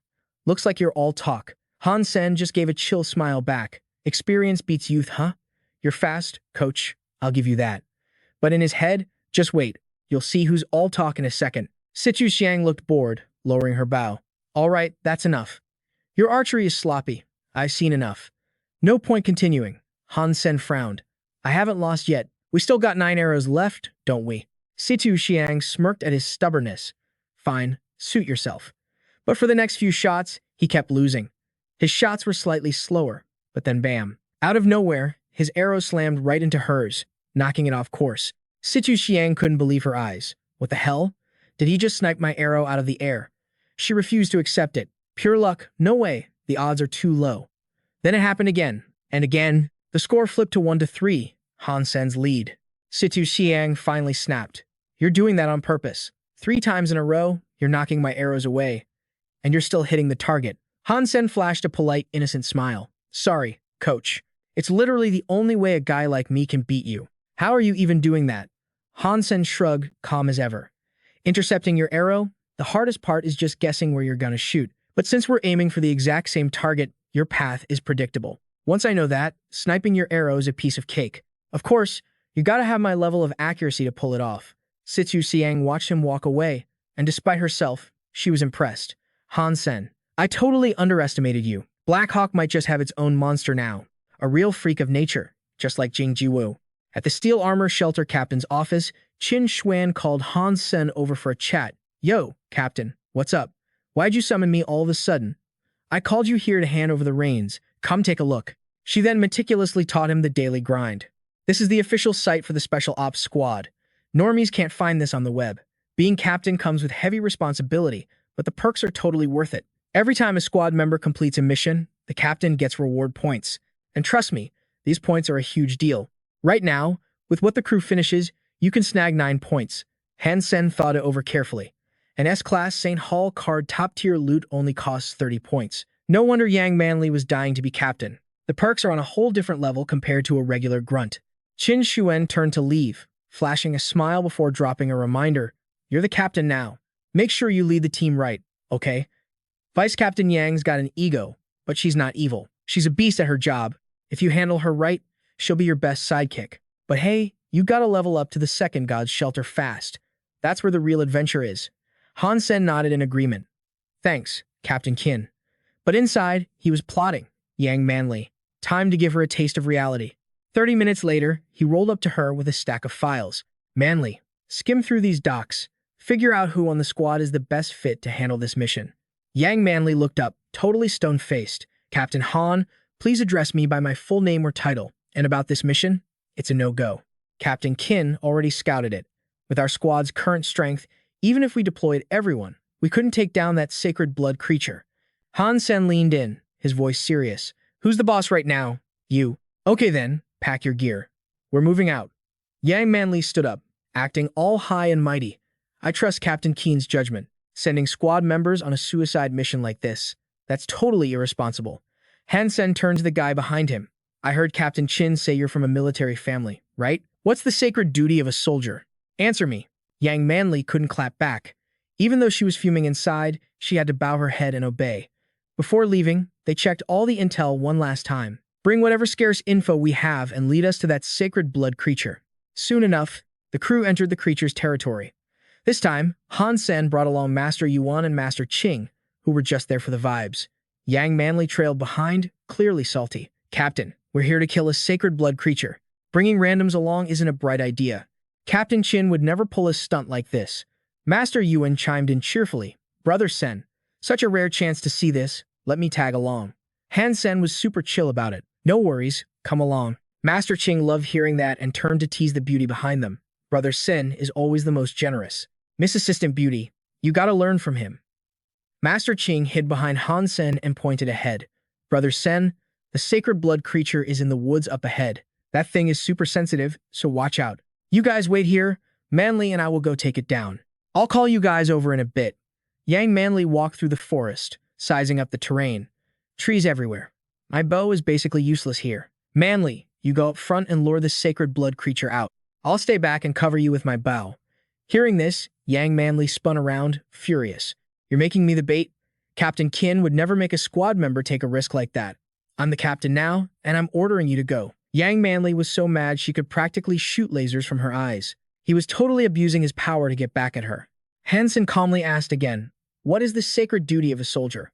Yang Manly was fuming, but she had no choice but to turn and march off. If I make it out of here alive, I'm definitely requesting a transfer out of the Steel Armor Squad. As long as you're in the Steel Armor Squad, I'm your captain. Yang Manly walked ahead, totally rebellious. Qin Xuan, you seriously bet on the wrong horse. The moment she leaves, he starts abusing power. Suddenly, a massive monkey shape appeared behind a tree. It had hawk claws. It lunged straight at her. Yang Manly didn't see it coming. She was screwed. Its massive claws were lightning fast, giving her zero chance to defend herself. Just then, Han Sen swooped in to save her, not forgetting to drop a snarky comment. Is this really the best you can do, Vice Captain Yang? Yang Manly sat on the ground, glaring. Weren't you trying to use your rank to settle a grudge? Where the heck did you come from? Han Sen replied calmly, I told you I'd cover you. He reached out a hand to help her up. As a soldier, you should trust your teammates, but clearly, you have zero faith in me. Vice Captain Yang, your performance today sucks. It's totally unprofessional. With your skills, you shouldn't look this pathetic. Yang Manly realized she messed up and could only bow her head in apology. Later, back at the Steel Armor Shelter captain's office, the TV host was blabbering about the news. The Black Hawk Military Academy archery team, with Han Sen's help, was basically the dark horse of this tournament. But who would have guessed? This dark horse ran straight into the Central Military Academy in the second round. Suddenly, a knock echoed from the door. Han Sen called out, come in. Yang Manly walked in, carrying a cup of tea. Han Sen asked, Vice Captain Yang, finish writing that transfer request yet? Yang Manly carefully set the tea down. Finally, she had to admit defeat. Captain, I'm here to apologize. Captain Qin was right. Whether it's skill or ambition, you're way ahead of me. You're the one who can actually lead the Steel Armor Squad. Han Sen didn't give her a hard time. He took the tea and said, as long as you learn from your mistakes, it's all good. Just don't let it happen again. I promise, there won't be a next time. Everyone in the strategists at Black Hawk Academy were still fixated on the Thorn Formation. If Nalan Changnuo is the big brain who knows it all, then Jing Jiwu is basically the god-tier overlord of the whole universe. Seriously, among the unevolved, nobody's even on his level. Good luck to Black Hawk and Han Sen getting any decent results against Central Military Academy. Sichu Xiang is sitting there totally depressed, like, why is my luck so trash? Out of all the groups, she had to pull Central. Seriously. Meanwhile, Ji Yanran and Han Sen are just chilling and eating. So, round 2 of archery, you guys are facing Jing Jiwu, huh? Han Sen's totally chill. Looks like it. Why? Ji Yanran remembers some bad history and basically wants to cry on the inside. Last year I led the squad in the Hand of God tournament, and we were this close to hitting the top 16. That was our best run ever. But then Jing Jiwu and his central crew wiped us out. We seriously gotta get revenge for that. Ji Yanran hypes him up real quick. Han Sen, if you beat Jing Jiwu, we're doing a couple's trip to the Aegean Sea. 4 days, 3 nights, luxury presidential suite, my treat. Hearing that, Han Sen's eyes practically glow in the dark. 4 days, 3 nights. Presidential suite. Just the 2 of them. Oh, it is on. He keeps eating but starts taking his next opponent seriously. This Jing Jiwu guy is actually legit terrifying. After watching tons of matches, the guy hasn't shown a single weakness. Beating him head-on, basically impossible. Suddenly, his comms buzz. It's Tang Jianliu and Lin Feng. He picks up, and they're like, dude, are you for real about facing Central in archery? Han Sen stays cool. I'm in the archery department and on the school team. Of course, I'm playing. Tang Jianliu warns him, bro, this match is going to be brutal. You know how strong Lin Feng is, right?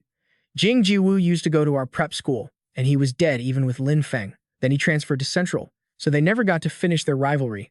Now he's maxed out his genes but hasn't gone to the second sanctuary yet just so he can finally settle the score with Lin Feng. You feeling nervous yet? Han Sen answers with a total lack of respect. I never plan on losing, so why stress? Lin Feng chimes in, don't get cocky. Jing Jiwoo is the most talented and the hardest working guy I've ever met. Han Sen actually thinks about that. How scary does a guy have to be to make Lin Feng talk like that? Number 1 military student sounds like a pretty sick title. Definitely beats being called Huangfu Pingqing's boyfriend. Meanwhile, at Central, Jing Jiwoo is studying a video on his screen. Someone walks in and calls out, Ah Wu. It's footage of Han Sen from Black Hawk. Qin Xuan hands him a drink. Heard he beat Nalan Chengnuo in black and white boxing. Now he's on the Black Hawk archery team. She asks carefully, what do you think of Han Sen? Jing Jiwoo just says one word, strong.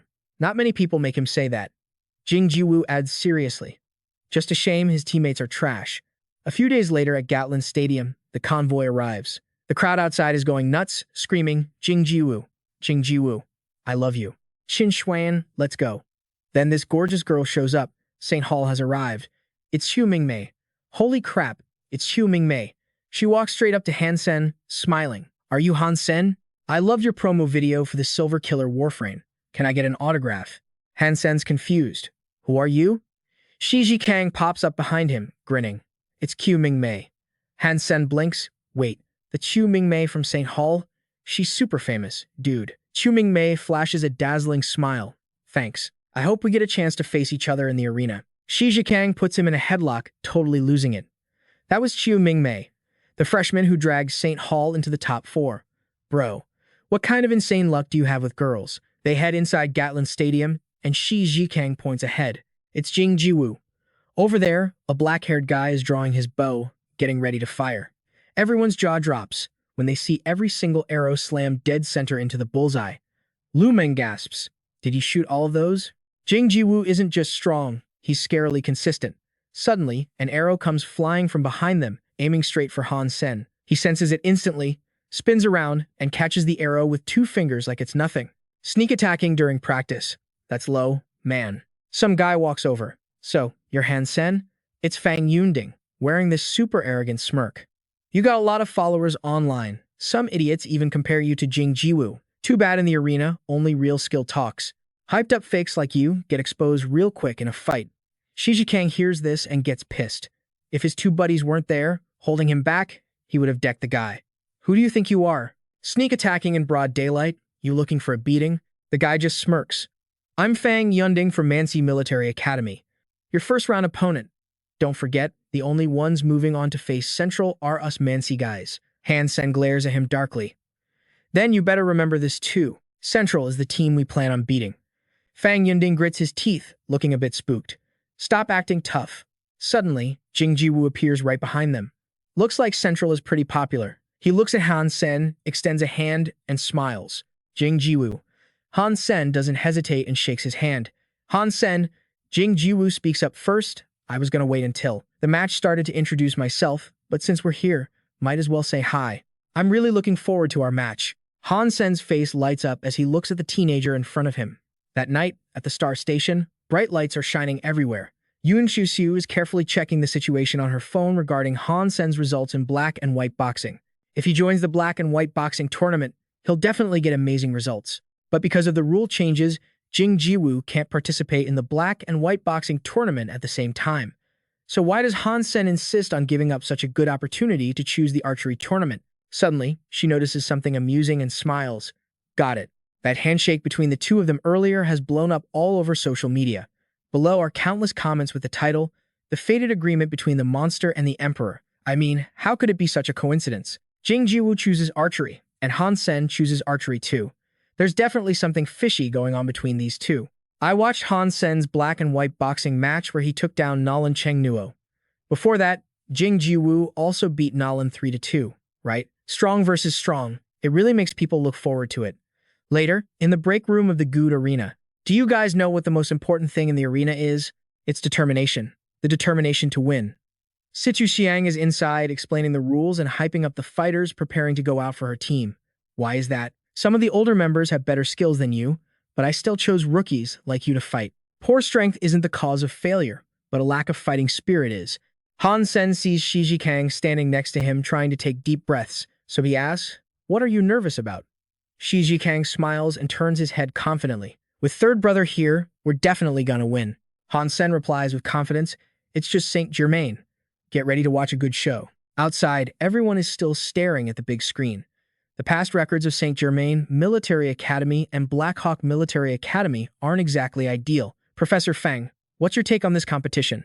Feng Julun stands to the side and answers, 4-6. Yun Shushu asks back, Professor Feng, you feel Black Hawk only has a 60% chance of winning?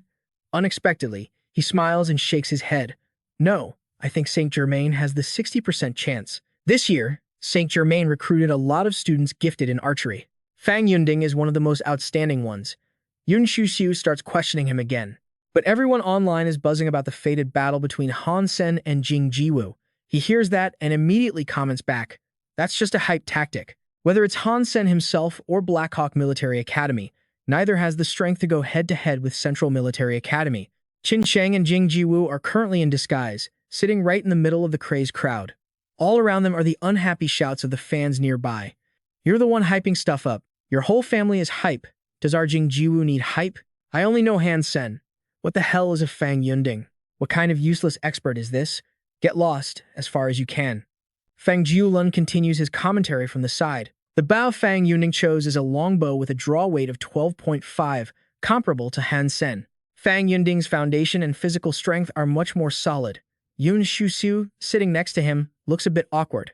Does Professor Feng mean that Fang Yunding's archery skills are stronger than Han Sen's? He continues, sounding a bit dissatisfied. Anyone who understands archery competitions has probably heard the names Fang Hua and Fang Yumai, right? Naturally, those two are professional archers among the evolvers.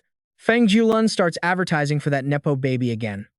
Fang Yunding is their son, so you could say it's in his blood. Moreover, Fang Yunding has excellent aptitude. He's truly a rising star among the military academy cadets. As for an ordinary student like Han Sen, he can't possibly be his opponent.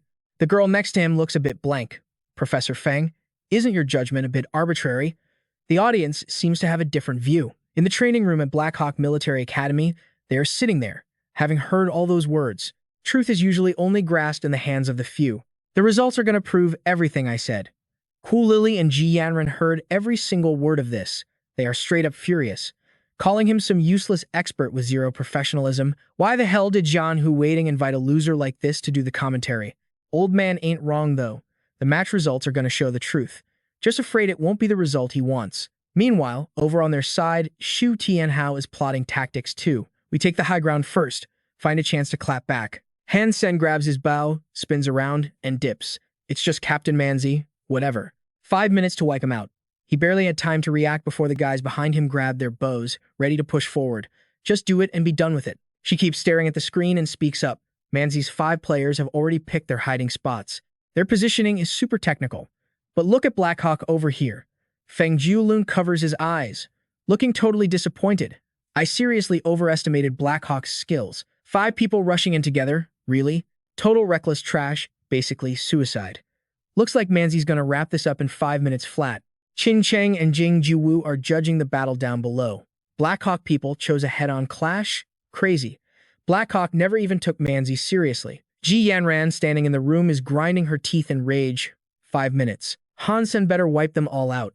Manzi's side is still trying to dodge. Stay hidden. Keep the best shooting angles. Wait for my signal to fire. Wait till they hit that broken wood area and enter everyone's range.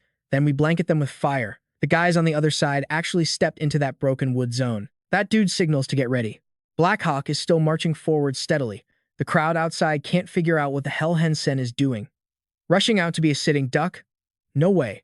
Han Sen losing like that? What happened to the Emperor versus Monster showdown? Black Hawk is toast this time. But Situ Xiang inside is acting super chill. Han Sen and his crew all walked into Manzi's range, which means Manzi's people are also in Han Sen's range now. His eyes are blazing, looking forward. In front of an assassin who specializes in stealth, all hiding spots are useless. Over there, Fang Yunding signals to fire, but Han Sen is one step ahead. He instantly rapid fires 5 shots all over the place. I can handle this match solo. No matter where they tried to hide, that arrow found him. Fang Yunding was totally lost. How the hell did he figure out our position? The two hosts outside were freaking out. Fang Jiulun couldn't believe his eyes. The match just started, and Mance already lost 2 members without firing a single shot. How did Han Sen know where Mance was hiding? And how could he fire off 5 shots in a row that fast? Over here, Qin Xuan and Jing Jiwu stopped watching and turned to leave. Let's go. Nothing left to see. Han Sen is a beast. I keep wondering, if I were down there, what would I do? Qin Xuan got lost in thought as she walked away. His speed, his path, his timing. Every choice Han Sen made was exactly what I would have done. Meanwhile, the match was wrapping up fast. They all got eliminated. Oh my god, is that Huang Fu Pingqing? She didn't even know where the 5 Mance guys were hiding, and Mance didn't even get a chance to fight back. Is this hacking or something? On the way out, Jing Jiwu chatted with his friend. Looks like you're even more thirsty to fight Han Sen than I am. I actually hope his teammates get a bit stronger. That's the only way to have a real, satisfying fight. Up in the stands, everyone was cheering like crazy. Emperor Han Sen. Emperor Han Sen. Pretty soon, hot topics started popping up online. The Emperor's 5 arrows conquered the world. 5 arrows rule the earth. The Emperor's wrath. From the black and white boxing tournament to archery, Emperor Han Sen is eternal. Situ Xiang was super happy in the break room with everyone. You guys did great. Next up is the Central Military Academy. Get your heads in the game, but don't stress too much. If we can take out 2 or 3 of them this match, that's not bad. Han Sen stood in front of her and asked seriously, Coach, is that really all you expect from us? Just taking out 2 or 3 guys? Lu Meng chimed in from the side. Han Sen, come on, it's the Central Military Academy. Han Sen ignored that, turning to face them. If you guys already decided we're gonna lose, then there's really no hope. Jiang Yang couldn't hold back. Central and Mance aren't the same, man. They've got Jing Jiwu, and every single one of them is way out of our league. Han Sen didn't want that trash talk messing with their heads. He spoke up to Situ Xiang right there. Coach, what did you say when you recruited me? You said you hoped the school team could win the championship, right? Situ Xiang hesitated a bit. Right. Han Sen looked totally fired up. Then tell me how to win. I want to win. Situ Xiang saw how determined he was. If you really want to win, there's only one way, and the key to pulling it off is you, Han Sen. Situ Xiang led the team out. Skill-wise, you guys can't win in a head-to-head at any position. Central is way stronger than us. And their teamwork, you guys aren't even in the same league. But that doesn't mean you have 0 chance. If we try this, you've got a 1% shot at winning, and a 99% chance of getting crushed. Right after that, the match kicked off. Both schools started at opposite ends of the map. Han Sen was locked in.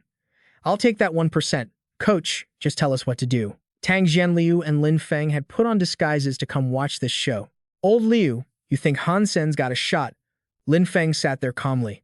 Looking at the whole team's strength, Han Sen doesn't stand a chance. But Han Sen's specialty is assassination and stealth. Taking one head doesn't mean you have to smash the whole team. The Black Hawk crew started their move.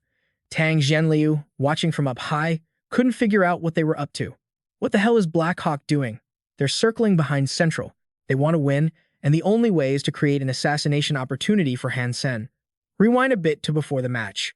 Situ Xiang held a quick meeting with them. Every team tries to grab 1 or 2 high points nearby first.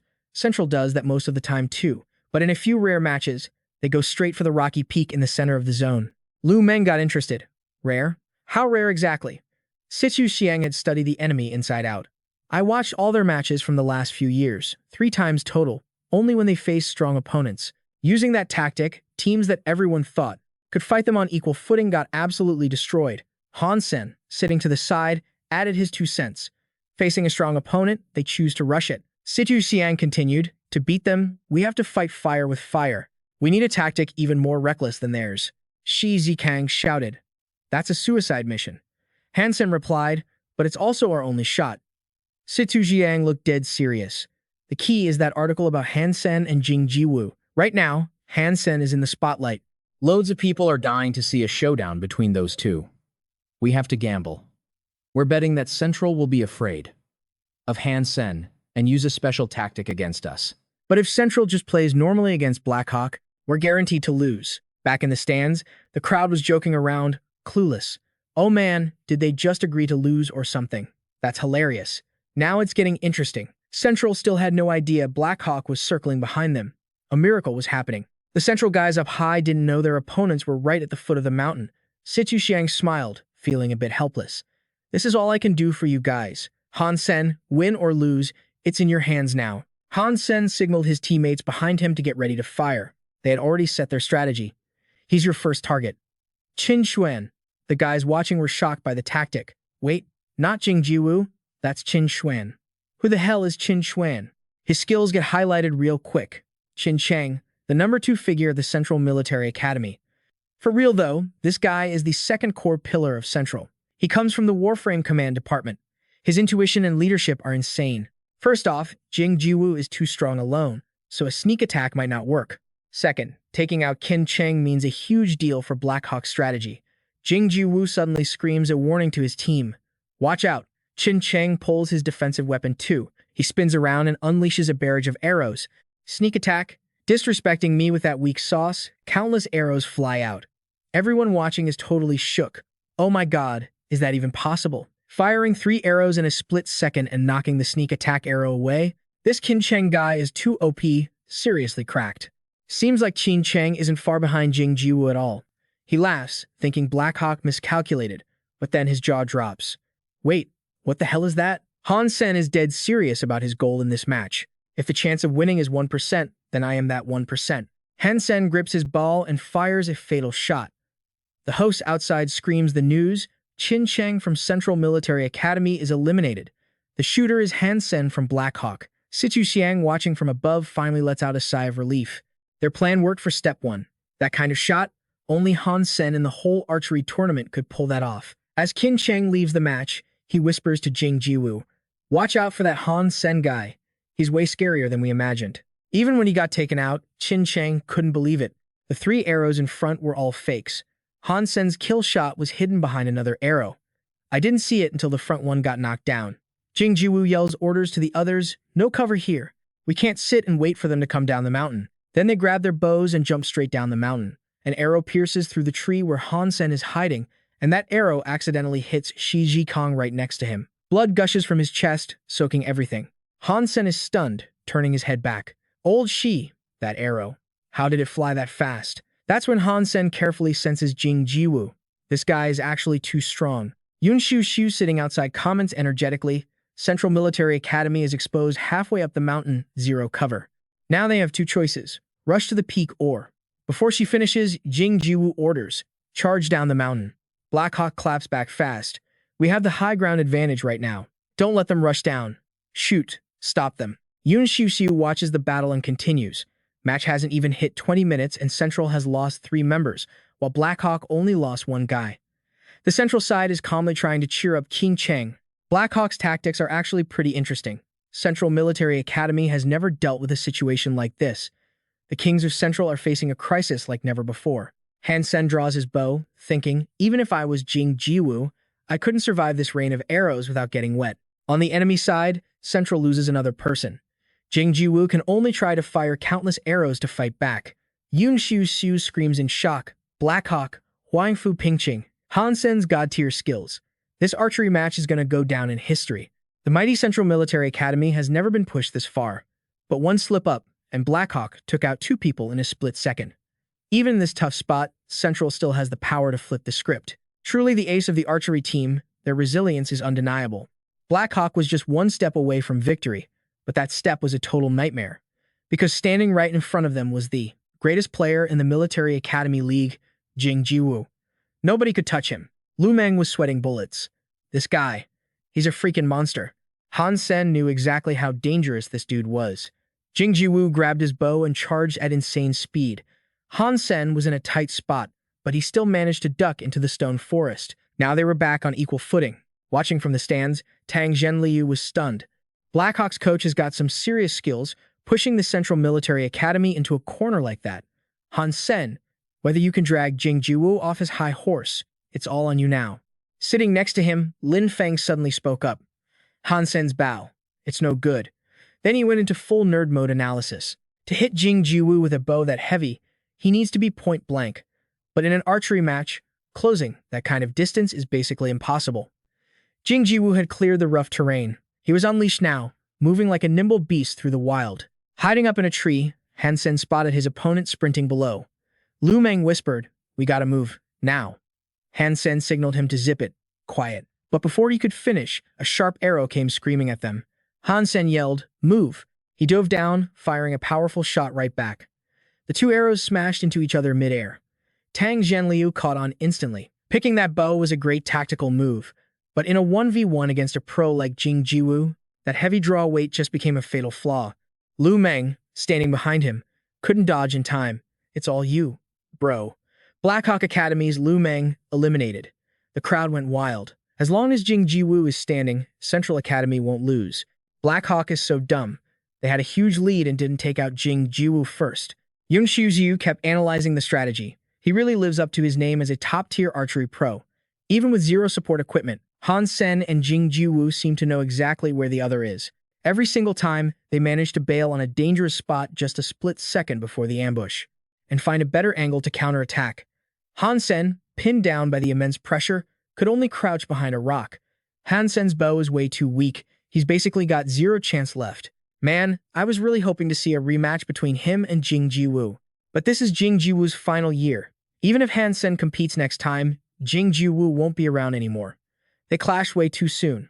The finals should have been their stage. Fate is such a cruel joke. This fight is insanely intense. I don't want either of them to lose. Xu Mingmei watched from the sidelines, totally in awe. Insane. Actually insane. This might be the greatest showdown in the military games in the last 10 years. No matter who wins or loses, neither of them is a failure. Half an hour has passed, and this battle still isn't over. Neither of them has fired a single arrow yet. It's like two masters playing blind chess, unable to even see each other. But they're using this arena to play mind games. Han Sen knows what's up once he enters the timber area. It's going to be a head-on collision.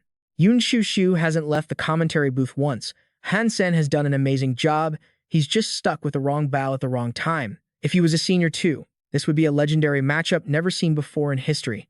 The Blackhawks side has gone totally silent. They can't take the suspense anymore. No, I don't want to lose again. We fought so hard to get this far. Why? Why does the opponent always have to be Jing Jiwoo? Lu Meng spoke up from behind to comfort him. Captain, next year, we. But the truth is, they don't have a next year. I'm about to graduate. There is no next year. Sichu Xiang was helpless too. Their captain was on the verge of losing it. Even if it cost me 10 years of my life. Please, just let a miracle happen for him this one time. Inside the arena, Han Sen started to move. He knew there was no cover left, so keeping on the run was pointless. Jing Jiwoo looked down from high above. You're not bad. It's a shame I don't have a next time. I have to end this right here, today. Han Sen wasn't scared at all, facing him head on. Why wait for next time? Right now is good enough. It was a total clash of kings. The tension was tighter than a bowstring, and the intense aura coming off both of them was actually terrifying. Who's gonna win this fight? Tang Zhenliu hasn't taken his eyes off the battle for a second. A head-on duel in a flat zone with zero cover. An 11.0 bow versus a 16.0. Han Sen doesn't stand a chance. Lin Feng, looks like Jing Jiwoo is someone only you can defeat. As they faced off, they both fired powerful shots instantly. Lin Feng, sitting next to him, replied, "Not necessarily. That guy hasn't given up yet. I haven't seen a single trace of hesitation in his eyes. In this world, raw power doesn't decide everything." Countless arrows flew through the air, and the small hill behind them was getting absolutely demolished. One high, one low, the battle was insanely fierce. With the way these two are going, unless one gets eliminated, there's no way to call a winner. Jing Jiwoo's arrow sped toward him again at max velocity. The guys from the Central Military Academy were still watching with serious faces. 3 shots from 200 meters and all of them missed. Is Ah Wu just unlucky, or is that guy insanely lucky? Qin Qing stood nearby and answered. It's not that Ah Wu is unlucky, and it's not that the guy is lucky, either. It's his deceptive presence. It's too strong. The other person asked, confused, deceptive presence? What are you talking about? I'm talking about Han Sen's movement trajectory. Do you guys really think that swaying back and forth is just him moving at random? He tricks people into thinking he's heading one way, but as soon as he steps, you realize he's going in a totally different direction. Han Sen's movements are full of deceptive illusions, causing Ah Wu's judgment to be off. Han Sen had continuously dodged countless arrows aimed right at him. Qin Qing commented again. Although Han Sen is more impressive than I thought, his bow is way too weak. If the distance between them closes to within 100 meters, he's definitely going to lose. Their team leader replied, 100 meters down to 50 is hell for Han Sen. With Ah Wu's ability, he can fire 6 arrows in that range. Victory is guaranteed. Situ Xiang kept praying, break through it. The rest of them really couldn't understand why the danger zone was specifically 50 to 100 meters, because within 50 meters, Han Sen's bow actually becomes a threat to Ah Wu. The distance between them had closed to 150 meters.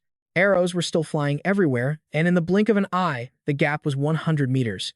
Right at that moment, Han Sen suddenly leaped to the side. No one could believe what they were seeing. What is he trying to do? Yun Shushu couldn't understand it either. Han Sen is way too impatient. 100-meter distance for an 11.0 bow is pushing it.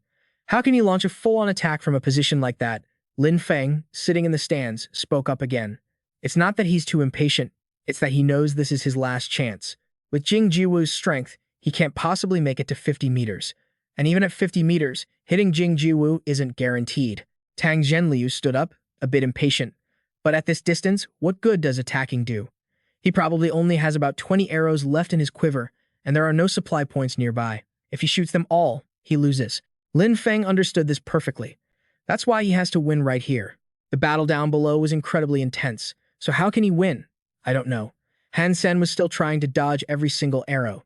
75 meters. Damn it, even rubber arrows can do this much damage. Han Sen backed up, trying to fire off one more shot. Jing Jiwu continued to observe the match with cold eyes. This is it. It's over, my worthy opponent. The arrow fired by Jing Jiwu was incredibly powerful. Situ Xiang cried out anxiously, Han Sen. She was truly heartbroken. If only he had a powerful bow. If only he had a chance to truly duel Jing Jiwu. He wouldn't have to lose a match like this. But it's all too late. Both Lin Feng and Tang Zhenliu looked down in total shock. Is it over? Yun Xiushu finally spoke up. The Emperor couldn't defeat the monster after all. But it wasn't over yet. Han Sen quickly reached out and grabbed his arrow, preparing to fire another shot, screaming internally. It's not over yet. Jing Jiwu spun around to dodge the shot. Why are you still struggling at this point? But suddenly, even he realized something was wrong. He definitely should have been hit by my arrow. How did he get over here? The Black Hawk crew couldn't believe their eyes. Did he mess up? Back in the lounge, Qin Shuan gasped. No way. Jiwu doesn't make mistakes. Even though Jing Jiwu was feeling a spike of fear, his gaze remained ice cold as he stared ahead. Too close. I can't shoot. Left with no choice, he grabbed the arrow and threw it like a javelin. Hiding below, Han Sen cracked a confident grin. Game over, my worthy opponent. His arrow spun with a weird, twisted force. I spent 3 months fighting that freak of a monster to master this move. Didn't think I'd have to use it here. It was a mashup of the spinning night charge and the great yin-yang magnetic cannon. The spinning arrow slammed into the thrown one, but Han Sen's shot just knocked the other aside and kept going, straight for a shocked Jing Jiwu. Jing Jiwu, Central Military Academy, eliminated. Winner, Han Sen, Black Hawk Academy. The crowd erupted in total disbelief. What the hell? How is that even possible? Yun Xiu couldn't wrap her head around it. Jing Jiwu actually got hit? The Black Hawk team rushed onto the field, cheering like crazy. Holy she, am I seeing things? We won. We actually won. Old 3 nailed Jing Jiwu. Old 3 is a legend. The rest of them were still in shock. Coach, did we really win? Yeah, we won. The stands were in chaos. Jing Jiwu. He actually lost? Han Sen is a beast.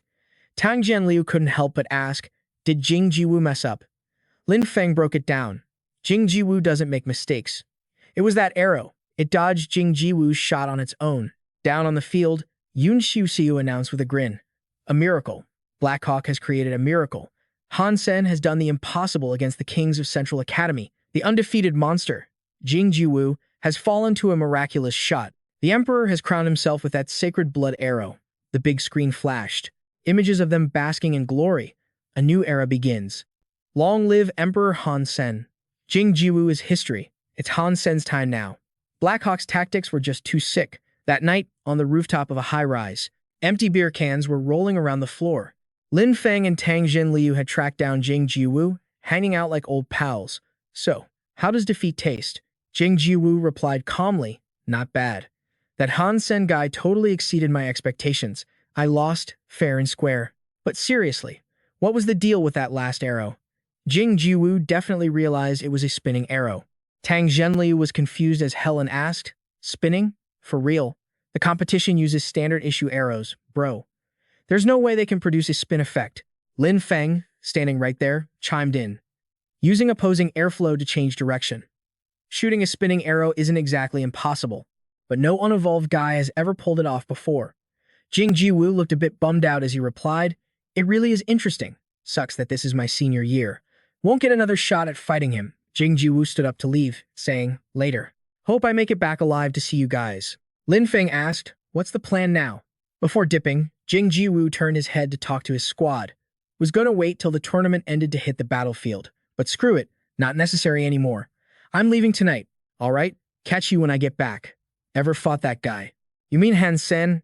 Tang Zhenliu watched Jing Jiwoo walk away, totally lost. The hell does he mean?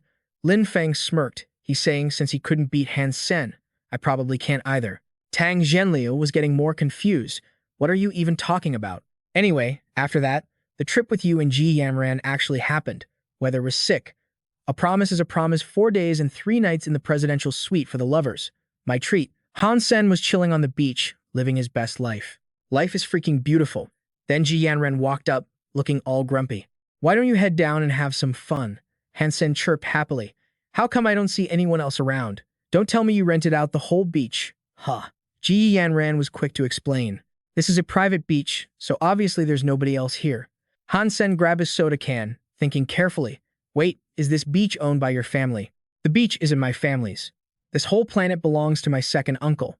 Han Sen instantly spat out the mouthful of water he just took. He was totally shook. Then, super hyped, he hugged her and started sucking up. This is awesome. I'm gonna ride my rich wifey's coattails. I'm set for life, baby. Ji Yanran seriously wanted to shove this guy off her. You have a death wish or something? Just then, a voice suddenly piped up from behind. Yanran, took you long enough to finally remember your third brother? Huh. Third brother? A man stepped out from a nearby spaceship. It was Ji Lingfeng. He smiled and greeted them. You made a new friend and didn't bother introducing him to me. Ji Yanran quickly ran up, hugging his arm and introducing him happily. Well, haven't I been busy studying at school? Third bro, this is my boyfriend, Han Sen. Han Sen also tried to score some brownie points, stepping forward with a smile. Hey, third brother. Ji Lingfeng naturally didn't object to his little sister dating young. He smiled and greeted him. So you're that Han Sen guy, the one who beat Jing Jiwoo in that archery tournament. I've been seeing a ton of news about you lately. A true young hero. The group sat on the spaceship, touring around the sea in high spirits. Han Sen, do you know how to play Mora? I know a little. Yanran chimed in. Let me tell you, even though you beat Jing Jiwoo in archery, there's no guarantee you can beat my third brother at Mora. Oh wow, clearly looking down on your hubby here. You brat, who's your wife? Don't run. Let me get a kiss. Later, Han Sen returned to the spot where he was raising his little cloud beast. He was super eager for it to grow up. Waiting for you to reach sacred blood level is going to take over a month. That's way too slow. I gotta improve faster than everyone else. Need to figure something out. He quickly opened his computer to check the current situation. Jade Dragon Mountains? Huh. It's a gathering spot for high-level alien creatures. Rumor has it that bloodthirsty killers and tons of sacred blood creatures usually come from these Jade Dragon Mountains. There was once a 30-person squad that spotted a sacred blood creature on the border of the Jade Dragon Mountains. But apparently, only 2 of them made it out alive. Han Sen jumped up, totally pumped, a hotspot for sacred blood creatures. I'm there. Soon enough, he arrived at the Jade Dragon Mountains. It was a massive mountain range, a hub for high-level alien creatures. Rumor has it this place is the home of sacred blood creatures and bloodthirsty freaks. Han Sen transformed his body standing in front of that massive mountain range. And man, it really is weird. The data clearly stated that outside the Jade Dragon Mountain range, there are tons of sacred blood creatures. So why the heck haven't I seen a single one since I got inside? That herbal liquid I swapped points for is actually useful. It smells totally like herbs, so maybe it can fool those creatures with sharp noses. Just then, the ground beneath his feet suddenly started shaking like crazy. An earthquake? Nah, that's not right. Something is definitely running this way. Han Sen quickly whipped his head around to check out the situation. A giant mammoth appeared out of nowhere, blocking the way behind him. Damn, this thing is freaking huge. And just like that, a high-speed chase with that massive elephant kicked off. Han Sen was totally exhausted. No wonder there aren't any other creatures here. This thing probably scared them all away. As long as I trail behind it, the other monsters around here won't dare to get close to me. So Han Sen decided to quickly run after it. Hey bro, wait for me. But who would have thought a lion would suddenly show up in a place like this? This thing is like 100 times bigger than that elephant. It clamped its jaws down on the elephant in a split second. Han Sen literally couldn't even react to what just happened. What the hell is going on? Each monster is bigger than the last. A smart guy knows when to fold, so time to bail. But he never in a million years expected what happened next. A whole swarm of other creatures was charging straight in this direction from behind. I definitely shouldn't have said there were few monsters here. Now it's turned into a whole freaking parade of monsters. So that lion stood there facing the horde of monsters coming this way. Han Sen had to use his power to make a move. Lucky for me, I've got the sacred blood, color-changing beast soul. He quickly jumped straight up. There's a beast in front and a chasing mob behind. If I don't want to get trampled to death, the only way to go is up. But surprise, surprise, there were birds circling everywhere overhead too. So even going up isn't an option. Han Sen was basically cornered and had to desperately find a way to escape. What is up with these birds? Even my color-changing ability couldn't fool them.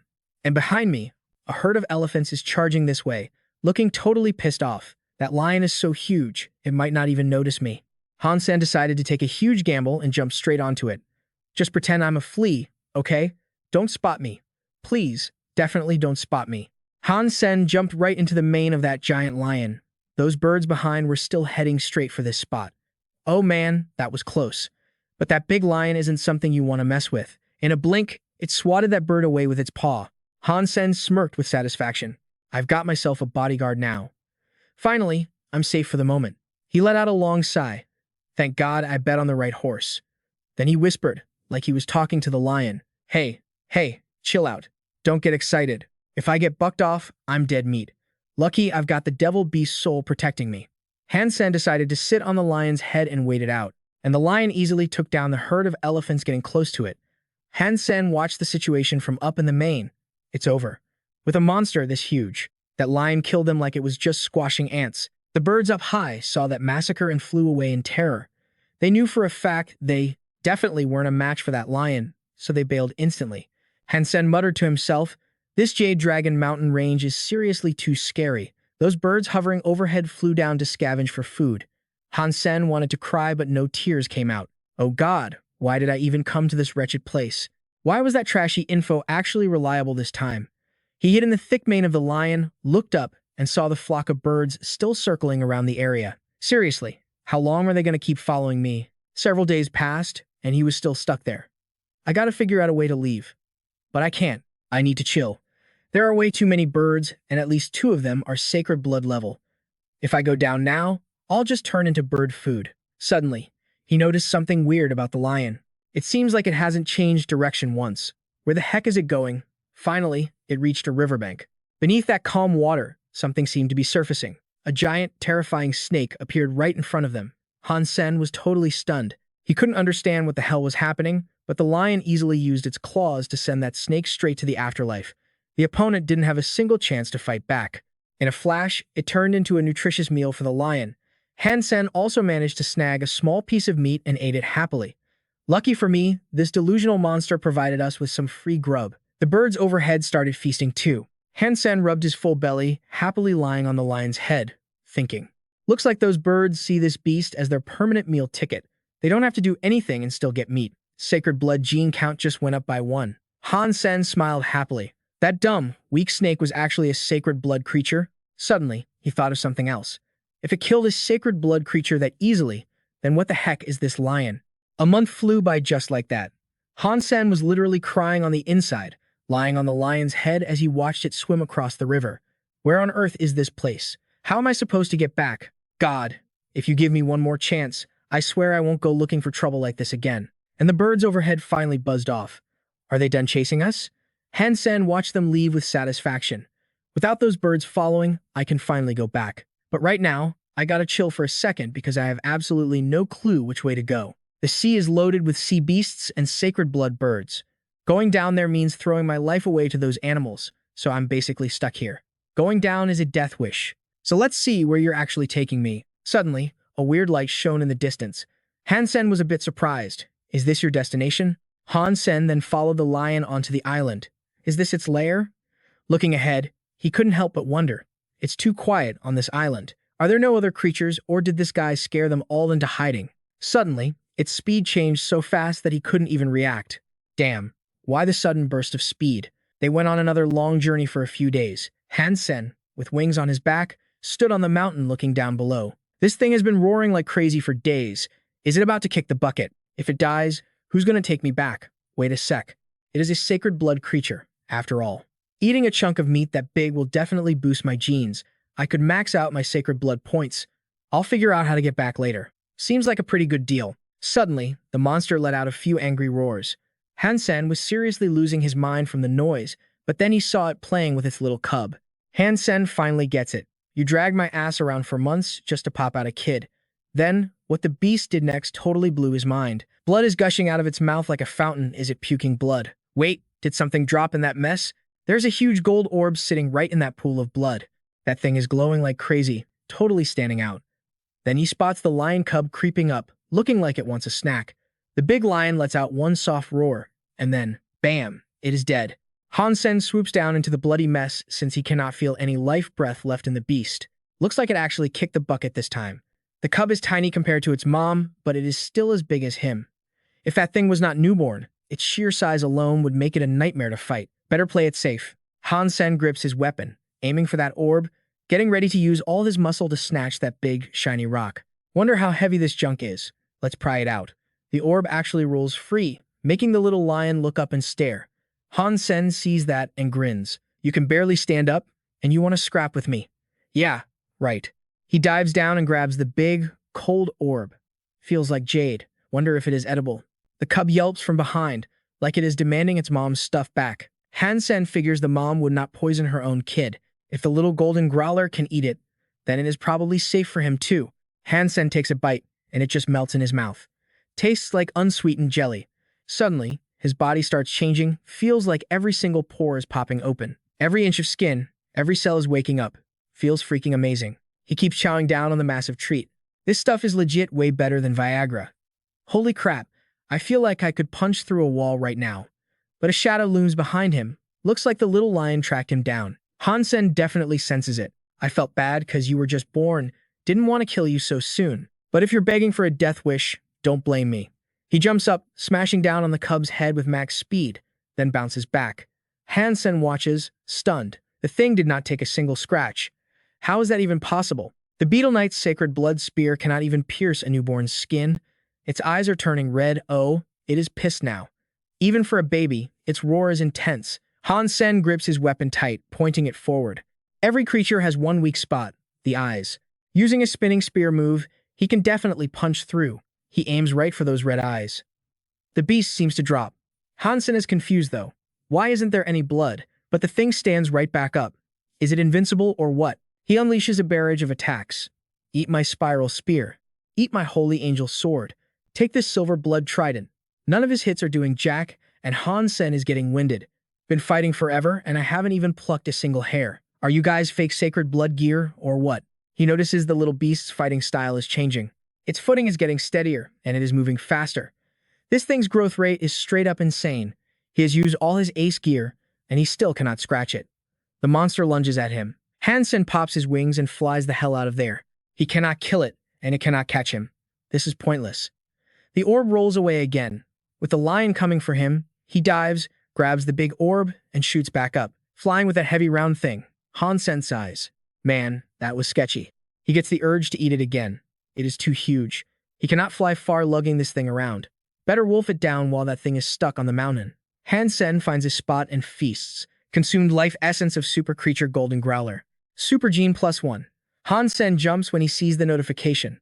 Super gene. He opens his stats panel, grinning like an idiot. He wants to jump for joy. Super gene. Super gene. Turns out there is a level even higher than sacred blood. The sky is bright blue, and the sea below is teeming with fish. Han Sen turns into a happy little fisherman. Dinner is served. Mutant genes, 86. Super genes, 10. He happily chows down on a big fish. I gotta eat the whole sacred blood creature to get the full 10 points. But just eating the golden growler's essence gave him 10 super gene points instantly. Super creatures are definitely built different. He thinks back to that big orb inside the spider he fought, and the black crystal he got from the black beetle. Don't tell me those were super creature life essences too. Full and satisfied, he starts brainstorming. Nah, that doesn't add up. Eating just a bit of the golden growler's essence worked. If those other things were essence, they were so small I would have finished them ages ago. Just then, he hears a roar from the mountaintop. Han Sen spins around. What the hell? That lion cub is all grown up now. This place isn't safe anymore. The little golden growler is growing way too fast. Give it a few days, and it will come hunting for revenge. Such a pain. How did early humans even kill sacred blood creatures? Peach blossom petals float in the air. Man, I wish I had Skynet access right now. Han Sen flops down on the pink grass. I have no clue where I am. Leaving this island is basically suicide. But if I stay and wait for that golden growler to grow up, I'm dead meat anyway. I gotta run, even if the odds suck. 2 days later, he is back at it, trying to find a way off. Gliding through the clear blue sky, he spots something. Is that a boat? Am I seeing things? That's a human boat. Below him is a huge ship. Looks like it got wrecked by a storm and drifted here. The ship looks old and beat up. It's only been 2 days. Am I seriously this lucky? Han Sen stops overthinking and dives down. If there's a boat, there's people. Maybe even a shelter. I can finally go home. He has been gone for months. Yan Ran must be worried sick. So much for the midterm exam. Han Sen stepped onto Purple Wind Island. Not a single building in sight. This place doesn't look like a shelter at all, let alone somewhere people actually live. A sudden noise came from behind. Han Sen spun around instantly on guard. Who's there? A pretty blonde girl spoke up. It's me. Her name was Shu Ruian. The moment she saw him, her face lit up with pure joy. Oh my god, you're finally here. Han Sen had no clue who she was. Shu Ruian asked, blankly, You aren't here to rescue us? Did you come from Green Island? The rest of her group finally gathered around. Han Sen quickly explained, Sorry to disappoint, but I'm not from Green Island. I'm from the Steel Armor Shelter. I got into an accident and ended up here by mistake. Can you tell me where this is? The men with her slumped in disappointment and turned to leave, totally losing hope. Forget it. No point waiting. We're just stuck here waiting to die. Han Sen was totally lost, so he asked the girl, Hold on, beautiful. What exactly is going on here? Xu Ruyan replied with a heavy heart. Drifting here is basically a life sentence. From now on, time is the only thing you'll have plenty of. You'll find out soon enough. Then she turned and walked away. Han Sen was getting more confused by the second. At least tell me where we are first. Afterward, he was led to a cave. The guy in front handed him a small can. Use this to catch water. Han Sen glanced around the cave. It was obvious these people had their survival routine down pat. You guys have been here for a while, haven't you? One of the men replied, I'm Fu Shan. Since you're new, if you want to stay, you follow our rules. Do as you're told. We don't have enough food to feed freeloaders. Han Sen decided to use this chance to get some info. I saw plenty of primitive creatures in the water around here. There must be plenty on the island too. Food shouldn't be something you guys need to worry about. Fu Shan stepped forward and gave a warning. We're all in the same boat here, so don't say I didn't warn you. Purple Wind Island is crawling with danger. It's best not to wander off. If you lose your life, don't blame anyone else. Danger? Like what? Liu Ji, standing behind him, chimed in, Let me tell you. There's a sacred blood creature on this island. You think you've got the skills to handle that? Han Sen replied calmly. It's just a sacred blood creature. Liu Ji let out a mocking laugh. Hey kid, watch who you're bragging to. Do you even know who we are? Ever heard of the Special Safety Action Group? Han Sen peeked up at the name. You guys are with the Special Safety Action Group. What a coincidence. So am I. Which squad are you from? Curiosity got the better of them. You're in the Special Safety Action Group too. You look like you're barely 20 years old. Which squad would recruit a snot-nosed brat like you? Han Sen reached out a hand to show goodwill and introduced himself. I'm Han Sen, squad leader of the Steel Armor Unit, Special Safety Action Group. Liu Ji couldn't believe his ears. A kid like you is a captain. Hey kid, open your eyes and look closely. This is what a real Special Safety Action Group leader looks like. Our boss, Vice Captain Fu Shan. Xu Ruyan stood to the side and asked with interest, Did you just say the Steel Armor Unit? Fu Shan, of course, had heard of them. Last I checked, the captain of the Steel Armor Shelter is Qin Xuan, and the vice captain is Yang Manli. There is no male captain, and I've certainly never heard of anyone named Han Sen. Han Sen realized these guys had been cut off from civilization for so long they were basically cavemen. Vice Captain, I'm guessing you've been stuck on this island for at least 6 months, right? No wonder you don't know that Captain Qin has already ascended to the second god sanctuary. The current captain of the Steel Armor Unit is me, Han Sen. Liu Zi stepped up to challenge him. So what? Just because you say so makes it true. Where's your proof? Han Sen shrugged. I don't have any proof on me. If you don't believe me, there's nothing I can do. It's not like I get anything out of lying to you guys anyway. Shu Ruyan suddenly suggested. Well, if you're real, Surely you know what's behind Qin Shuan's left ear. Han Sen thought back seriously to his fight with her. If I remember correctly, there's absolutely nothing behind her left ear. But behind Captain Qin's right ear, there's a red mark about the size of a bean. Xu Ruyan smiled with satisfaction. I don't know if you're really the captain, but you are definitely close with Qin Shuan. She really does have a bean-sized red mole behind her right ear. She usually covers it with her hair, so most people would never know. Han Sen chuckled softly. So, are you part of the Special Safety Action Group too? She began to introduce herself. I'm Xu Ruyan of the Starry Group. I'm the one who hired the Special Action Group for this mission. Hearing the name Starry Group caught Han Sen's interest, and the image of a certain man flashed in his mind. They sat together in the cave and swapped stories. About a year ago, we were attacked by a massive sacred blood creature mid-flight. We crashed down here after that. So, where exactly is this place? Where's the nearest human settlement? How far out are we? Being gone a year explains why they don't know me.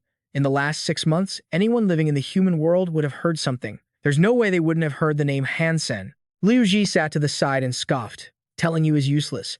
Even if you could fly, you wouldn't make it there. Fu Shan sat up front and explained. It's true, there are no aerial creatures here, but a massive sacred blood sea beast patrols the nearby waters. Because of that, we can't hunt in the sea. For the past year, we've been surviving on weeds and mushrooms. Han Sen listened with a hint of skepticism. Is it really that terrifying? There are plenty of creatures on the island. Even if you can't go into the sea, surely you didn't have to go vegetarian. Xu Ruyan hugged her own body, trembling with fear. Have you ever seen a ghost eye bear? A ghost eye bear? What's that? The girl recalled the terrifying image of a massive black bear. Its purple eyes and gaping maw were absolutely vicious.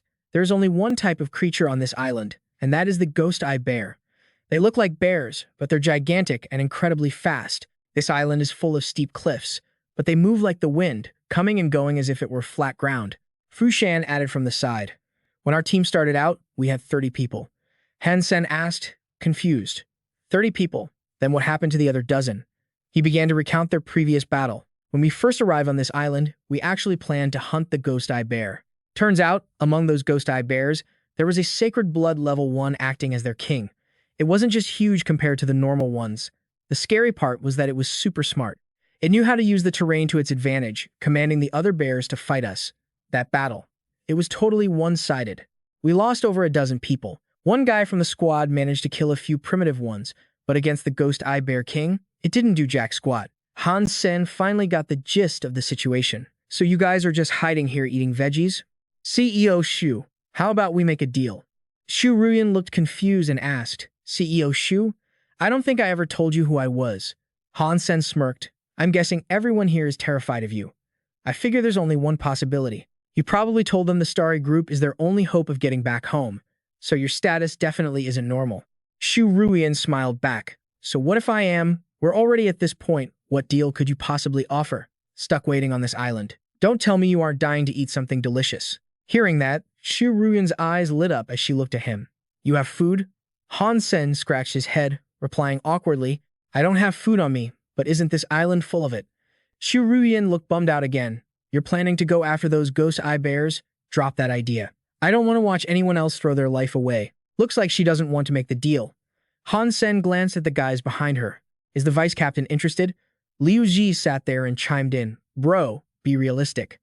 Apologize to the vice captain now and we might still let you scavenge for scraps. Surprisingly, Fu Shan actually seemed to want to make the deal. Liu Ji couldn't believe it and shouted, Captain, don't listen to this guy's nonsense. If this guy wants to die, let him go alone. Don't drag our squad into it. Han Sen grinned, walked over, and patted his shoulder. For the sake of us all being from the Special Security Action Team, let's hunt the Ghost Eye Bears together. The meat from the Sacred Blood Ghost Eye Bear is mine. The rest, we split 50-50. What do you say? Liu Ji sat on the side, yelling in anger. You brat, you are way too arrogant. You haven't even seen the shadow of a Sacred Blood Ghost Eye Bear yet, and you're already dividing up the meat. You want our squad to go die with you. Keep dreaming. Fu Shan sat there quietly and replied, I won't risk my team members' lives. The next day, Han Sen left all by himself.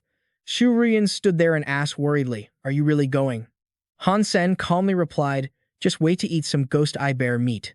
Before I get back, CEO Xu, you can think about how to price it. She spoke up very seriously, I hope you don't die in those mountains.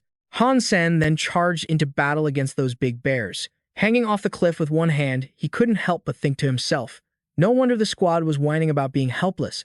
This terrain is seriously dangerous. Suddenly, a massive bear appeared in front of him, a ghost-eye bear with terrifying purple eyes staring right at him.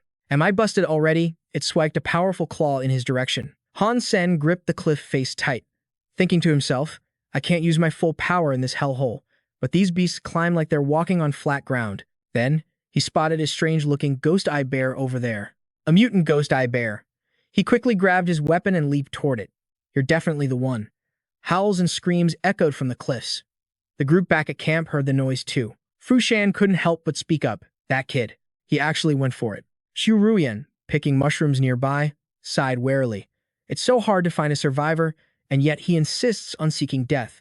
Suddenly, someone from their side shouted, Ghost Eye Bear. Everyone went into defensive mode. A massive Ghost Eye Bear appeared right in front of them. Run. The Ghost Eye Bear is here. Fu Shan immediately calmed them down. Chill out.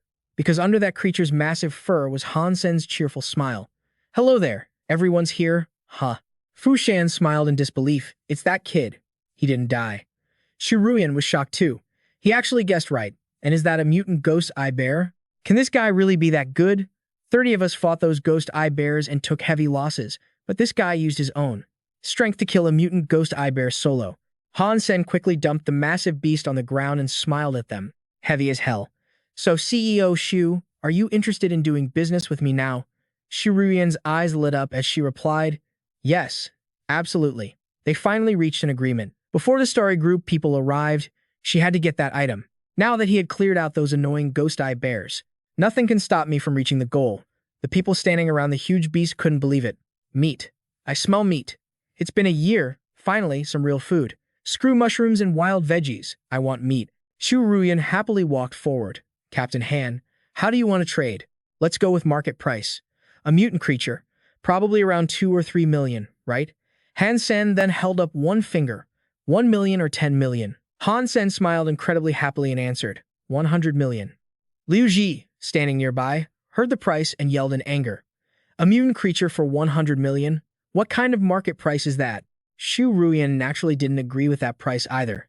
Captain Han, on the market, the meat of a rare mutant creature is only 2 or 3 million. Even if you mark it up 10 times, it's only 20 or 30 million. Isn't 100 million a bit excessive? Han Sen stood on top of the beast he just hunted, smiling cheerfully. Different location, different price. The situation here dictates that it's 100 million a pop. If you think it's too expensive, that's fine. I'll keep it for myself. Xu Ruyan glanced at the guy next to her. Vice Captain Fu and his team are your people. Are you selling to them for 100 million too? Han Sen continued. If I say yes, you guys will think I'm being a jerk. But if I say no, you'll ask Fu Shan to buy it cheap and then use your connection to get a cut of the meat, right? Xu Ruyan, having her plan exposed, naturally couldn't say anything. Han Sen spoke up to Fu Shan in front of him. But Vice Captain, don't forget, I offered to team up from the start, and you gave up that chance. It's fine, though. Han Sen smiled and continued, so my answer is, anyone who wants to buy pays the same price. Xu Ruyan started negotiating again.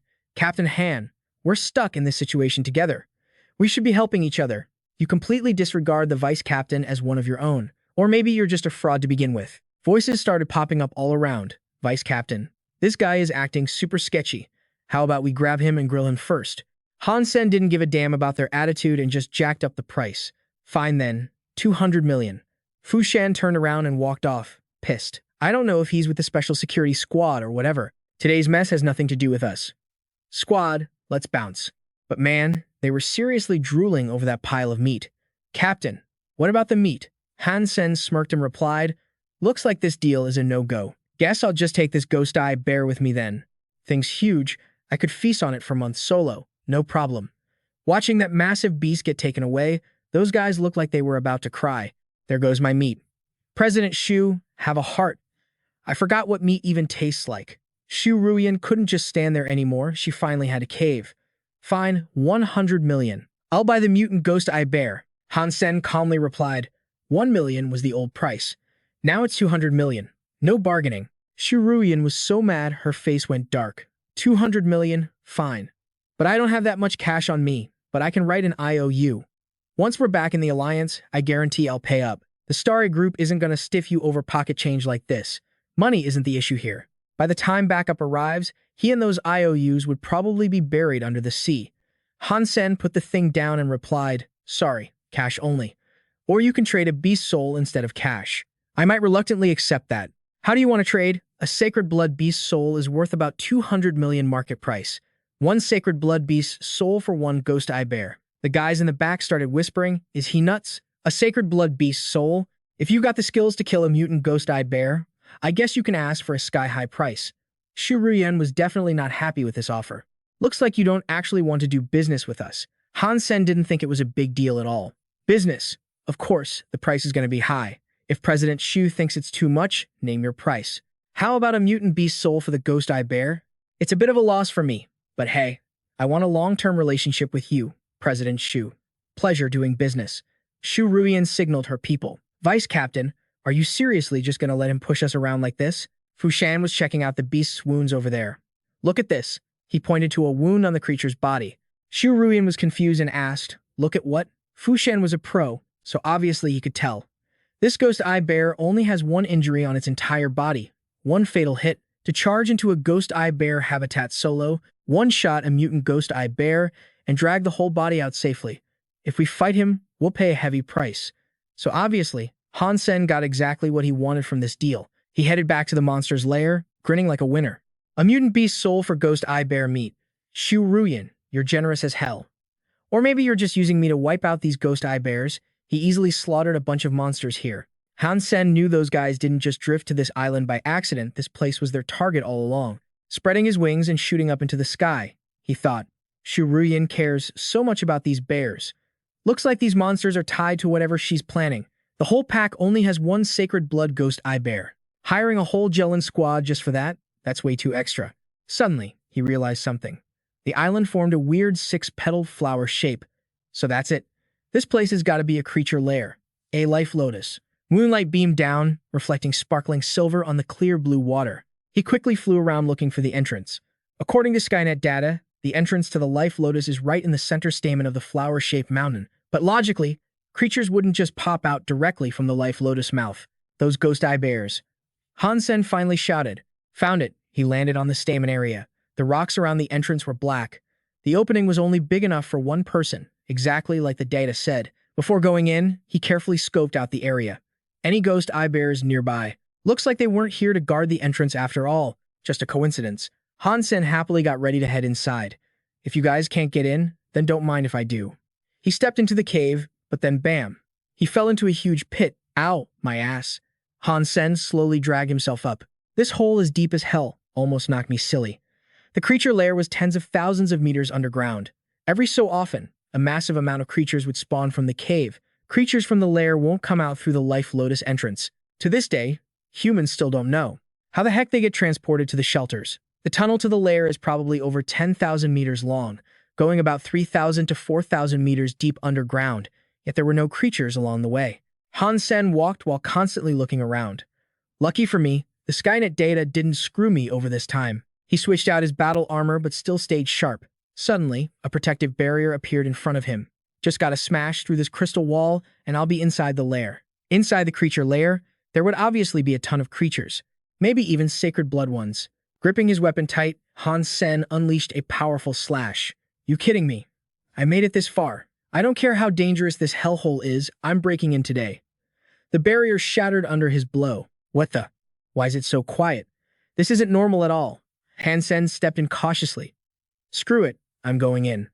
Suddenly, he was stunned by the scene.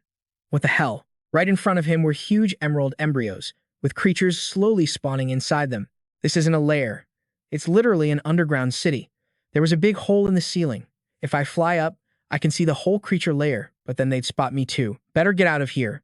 His hands gripping the weapon were actually shaking, rare for him at the sight of something this massive. Abracadabra, fingers crossed. "I'm just here to grab that kid, okay? Please, for the love of God, don't let me run into some weirdo blood-free creature like Huang Fu Pingqing. Better step carefully past those green orbs. I'd be totally fine with just running into a few primitive creatures, you know?" I take a peek inside this shell, and seriously, it's totally empty inside. Looks like the creature already bailed. Why is everything hollowed out? Is this nest seriously just a big empty dud? No way, right? The data said every creature's den is supposed to have some super weird egg inside. As long as the egg's there, it keeps spawning monsters. And the entrance was sealed tight, which proves nobody's been in here before. The egg has to be here. So why is it so clean inside? This makes no sense. I take one step forward and suddenly hear a noise right next to me. I whip out my sword just in time to block the attack. Here we go. It's actually a humanoid creature. It moves like a dried-up skeleton, coming straight at me. Han Sen grips his sword, staring it down, totally on guard. That thing looks freaking weird. Looks like I'm in for some trouble this time. And wait, it can use gear? It's dual-wielding daggers. That gear of yours isn't half bad. I think I'll take it. Their attacks smash into each other, making a deafening screech. Han Sen sees the thing dodge his attack with his own eyes and can't believe it. What the hell? How did it dodge that? Its claws come crashing down on his armor. No way. The other hand can summon a different weapon. He quickly uses his whole body to knock the skeleton away. Get off me. But the thing spins around with crazy agility. The joints on its body shift in a split second. Han Sen is so shocked by this attack style, he actually swears. Is that even allowed? Its daggers are way too sharp, even the Huangfu pinching blood armor got ripped up. That thing is insanely flexible, constantly changing spots, and its attacks are razor sharp. No, this isn't working. It's messing up my rhythm completely. I have zero clue what it's gonna do next. Han Sen can only try to block everything with his sword, but his armor is getting trashed. It feels like a music expert, listening to a song that's totally offbeat. It's Han Sen's first time fighting a monster like this. The judgment skills I'm usually so proud of are totally useless right now. Han Sen has to force himself to back off. This skeleton is a total freak. Finally, he has no choice but to summon Meowth to save his butt. A huge cat suddenly pops up behind the skeleton to back him up. Even that creature didn't expect a beast like this to show up behind it. Then Meowth chases it around, making it run wild. Han Sen grabs his weapon and gets out of there fast. Meowth, hold it off. I'm bailing. Meowth is inside facing down that big skeleton, totally stressed out. After Han Sen leaves the shield barrier, he turns back and yells, Meowth, get back here. Meowth gets recalled instantly, but the skeleton isn't letting them off the hook, it's chasing them. Han Sen smiles, looking satisfied. You bastard, come get some if you've got the guts. And the thing actually chased him all the way out of the protective barrier. His grin gets even wider. You know how to teleport? Let's see how you dodge in a tight space like this. Then he spins his spear, unleashing his signature move. Die. 1 inch longer, 1 inch stronger. This spear is mixed with the power of the yin-yang magnetic cannon. The more you back up, the deeper it stabs. Han Sen lets out a fierce scream. Die. That thing actually gets hit. This is even freakier than the super particle flow acceleration movement. Han Sen's a bit annoyed as he grabs his weapon. Just my luck. Of course, there's a monster this strong in the den. Better head back first and figure this out later. Gone for so long. Xu Ruyan is definitely going to be suspicious, and Xu Ruyan's crew already noticed the little trail of smoke rising from the mountain peak over there. Fu Shan starts wondering, is this kid roasting meat every day just to get our attention? Is he trying to lure us in or just mess with us? She decides she's done waiting. Let's go say hi to Han Sen. You can find all the info on the Life Lotus on the net anyway. That brat hangs out at the center of the flower all day. What if he finds something important? Meanwhile, he's just happily grilling meat and enjoying a good meal, then calls out to the group hiding in the bushes. Come on out. What are you guys sneaking around for? They quickly surround him. Captain Han, what are you grilling? We could smell it from a mile away. Han Sen replies cheerfully. Bear paw, want a bite? Ask CEO Xu to buy it for you. Xu Ruyan stands to the side and says, we came looking for you because we were worried about your safety. Talk about ungrateful. Han Sen answers like he couldn't care less. Worried about me? Well, thanks a lot, CEO Xu. She leans in and continues, seeing Captain Han here puts my mind at ease. Now, Captain Han, let's talk about trading for the ghost eye bear meat. After a satisfying meal, Han Sen happily replies, CEO Xu. It's not going to be that easy. I went out today and ran into a primitive ghost eye bear. A primitive ghost eye bear? How much are you paying? Well, what's your asking price, Captain Han? Han Sen grins, same as before. 1 beast soul for 1 ghost eye bear. Xu Ruyan replies, Captain Han, that's pretty shady of you. The people behind her start complaining about the price too. A mutant ghost eye bear costs 1 beast soul, and now you want a beast soul for a primitive one too. Seriously, do you think our CEO Xu is an idiot, you greedy brat? Careful you don't choke on all that appetite. Xu Ruyan signals the guy behind her. Wang Junfeng, you're up. The guy steps forward with a smirk. Captain Han, the beast soul is right here. Want to play for it? Han Sen asks, intrigued. Oh, you want to play? Wang Junfeng gives a cheerful smile. One-on-one, if Captain Han wins, you get the mutant beast soul. If you lose, just give me a ghost eye bear. But Han Sen grabs his hand instantly, leaving him squealing in pain. Han Sen smiles, but it's cold. The word lose isn't in my dictionary. If I win, you live. If I lose, I die. You got the guts to play? Step up. If not, get back in your corner. Su Ruyan speaks up immediately. Captain Han, we were just joking. No need to get so serious. Han Sen gave a cocky reply. I only deal in killing. You want to play? I'm down whenever. Su Ruyan just stood there watching them walk away, totally seething with rage. Han Sen, I swear. This island's gonna be your grave. Fu Shan ended up having to cough up a beast's soul just to trade for a single ghost-eyed bat. Han Sen grabbed it, grinning like a Cheshire cat. No sweat. Just give me half a day, Vice Captain. I'll have it over to you first thing tomorrow morning. Fu Shan actually spoke up for once. Look, I don't know who you are, but if you want to stay here and actually make it out alive, your only shot is the rescue team from Starry Group. So quit messing with Su Ruyan. Han Sen didn't even flinch. I didn't lay a finger on her. I only held back because she's your boss, and I didn't want you having a hard time explaining things later. Fu Shan continued, I can tell your strength is insane, but we represent the top combat power in the entire Shulin shelter. You really want to go to war with us? Han Sen just took a bite of his meat and asked, so if Su Ruyan and I throw down, you're definitely going to side with her? Huh? Fu Shan got serious. I brought my brothers out here, and it's my job to bring them back in one piece, even if we already lost one. The conversation died there, and Fu Shan stood up to leave. If you need anything, find me. I can help smooth things over between you and Shu Ruyan. Once rescue gets here, I'll make sure you leave with us. Han Sen's face darkened, clearly annoyed. I appreciate the thought, Vice Captain, but bowing down, yeah, that's never been my style. If I don't give Shu Ruyan a warm welcome, how could I ever repay Son of Heaven and Starry Group for all the care they've shown me? Time flew by, and 3 months passed just like that. That skeleton was still sitting inside the barrier, waiting. Suddenly, it looked up, sensing something coming. Han Sen showed up again, decked out in his armor. Die. He unleashed some heavy hits. Turns out, chaotic footwork and blade moves have their own kind of rhythm, a unique rhythm. As long as I figure it out, I can predict its every move like it's in the palm of my hand. Han Sen finally smirked. I got your rhythm down cold. If you've got no new tricks, let's wrap up this boring fight. He landed a fatal slash. The Sacred Blood Skeleton King was finally down after months of grinding. But no meat and no beast soul. But hey, these bone blades are pretty sick loot. Han Sen immediately tested out his new toys. These things are way smoother than that Sacred Blood Trident, perfect for a top-tier assassin like me. He slowly headed deeper inside. You can always find some weird eggs in a creature's nest. Creature eggs usually aren't dangerous, and smashing one open guarantees a beast's soul. Finally, he spotted an egg with some crazy colors. The purple glow coming off it was seriously beautiful. Beast souls from these eggs have a high chance of being sacred blood. This is exactly what Shu Ruyan was after.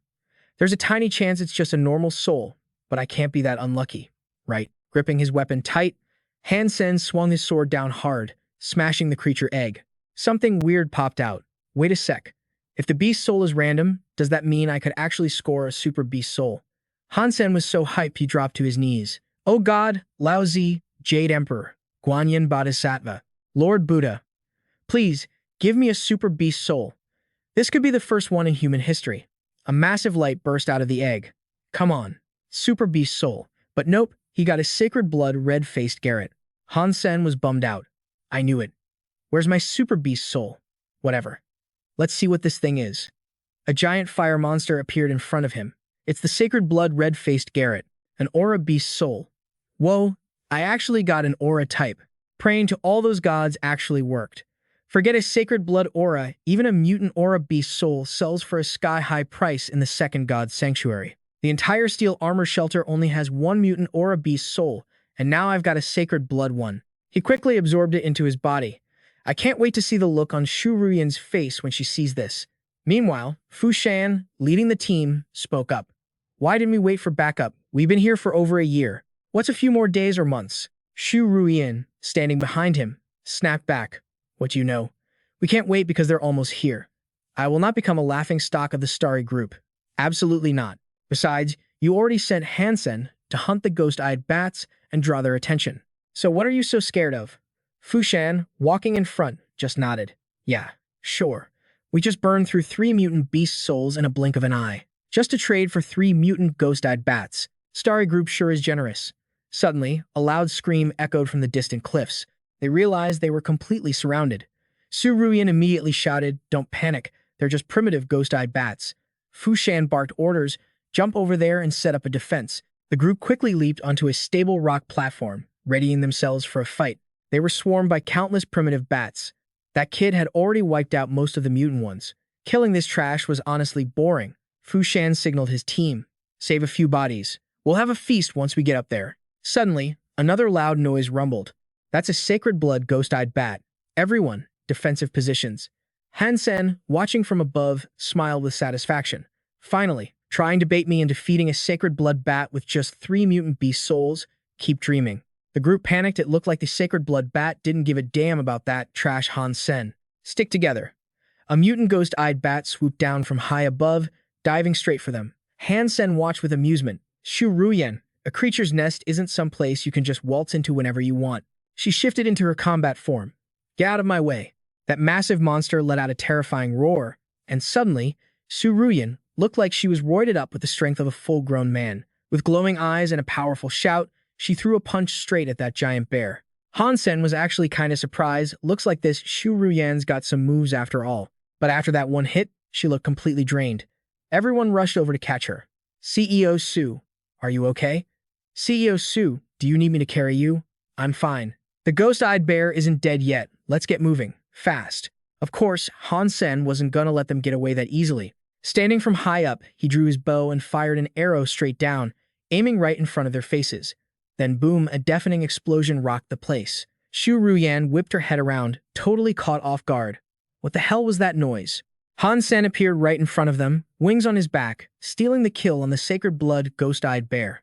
Sacred Blood Ghost-Eyed Bear, Beast Soul. CEO Shu, your luck isn't half bad, huh? Would have been even better if that beast soul was actually yours, though. Su Ruyan stood down there, grinding her teeth in pure rage. Han Sen, you again? But she didn't have time to stand there and rage. Forget it, we're wasting time. Getting into the nest is more important. But when they finally got inside, Shu Ruyan went ballistic again, and the guys with her couldn't help but curse. Han Sen, I'm gonna tear you to shreds. What's wrong? Everything inside the nest. Someone cleared it all out? That bastard. We risked our lives for this? And that guy took everything? Half a month later, Han Sen was chilling alone on a big rock when he noticed something. In the distance, a boat was heading his way, searching. A boat. Seeing those ships appear, Han Sen was so hyped he almost cried. Daddy's finally going home. Before leaving, Fushan carefully looked back one last time. Hey, what are you looking at? They got picked up by the rescue boat and brought to shore. Look at this place. We were stuck here for 2 years. I never want to see this dump again. Shu Ruyan saw his attitude and knew exactly what was up. Are you worried about Han Sen? Fushan just calmly replied, we searched the whole island and didn't find him. He's definitely not here anymore. CEO Shu, hurry up and get on. Su Ruyan probably wouldn't forget how that brat played her for the rest of her life. Meanwhile, Han Sen was using the heavy fog to fly high above them, heading in the same direction with a big grin on his face. As long as I've got the direction, nothing's stopping me from going home. Finally, he made it back to the Shulin shelter. Han Sen was seriously ready to tear up. It felt freaking amazing to be back in the human world.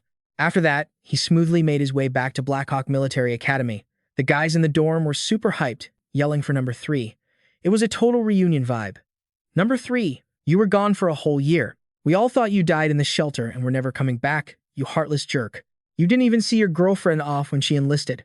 Han Sen caught that immediately. Wait, what? Ji Yanran joined the army? Shi Zhikang answered calmly. She's a senior now. Isn't it time for an internship? You didn't know. Ji Yanran lost a ton of weight worrying about you. Lu Meng, standing next to him, chimed in too.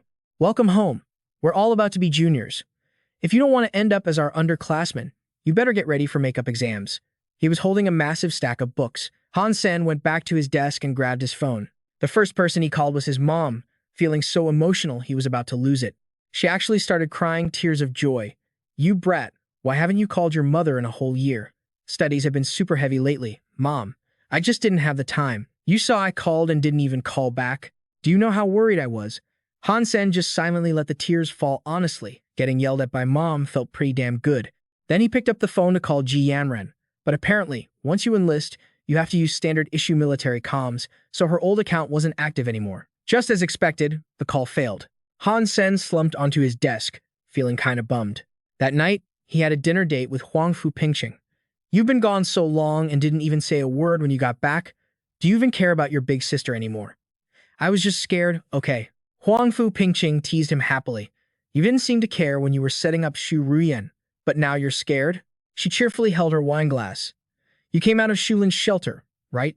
You teleport back to where you came from, so you can't find your way back to Steel Armor's shelter, can you? Want to go back? Han Sen replied happily. Of course I do. You got away, sis? She thought for a second and said, if my cousin, son of heaven, was still at Steel Armor shelter, I'd tell you to stay away forever. But he's already ascended to the second god's sanctuary. Han Sen asked, a bit shocked. Son of heaven evolve already? Is it that surprising? His progress was practically neck and neck with Qin Xuan anyway, and Qin Xuan maxed out her genes half a year before him. Getting from Shulin's shelter to Steel Armor shelter means crossing at least 5 other shelters. It's not just a long trip, it's insanely dangerous.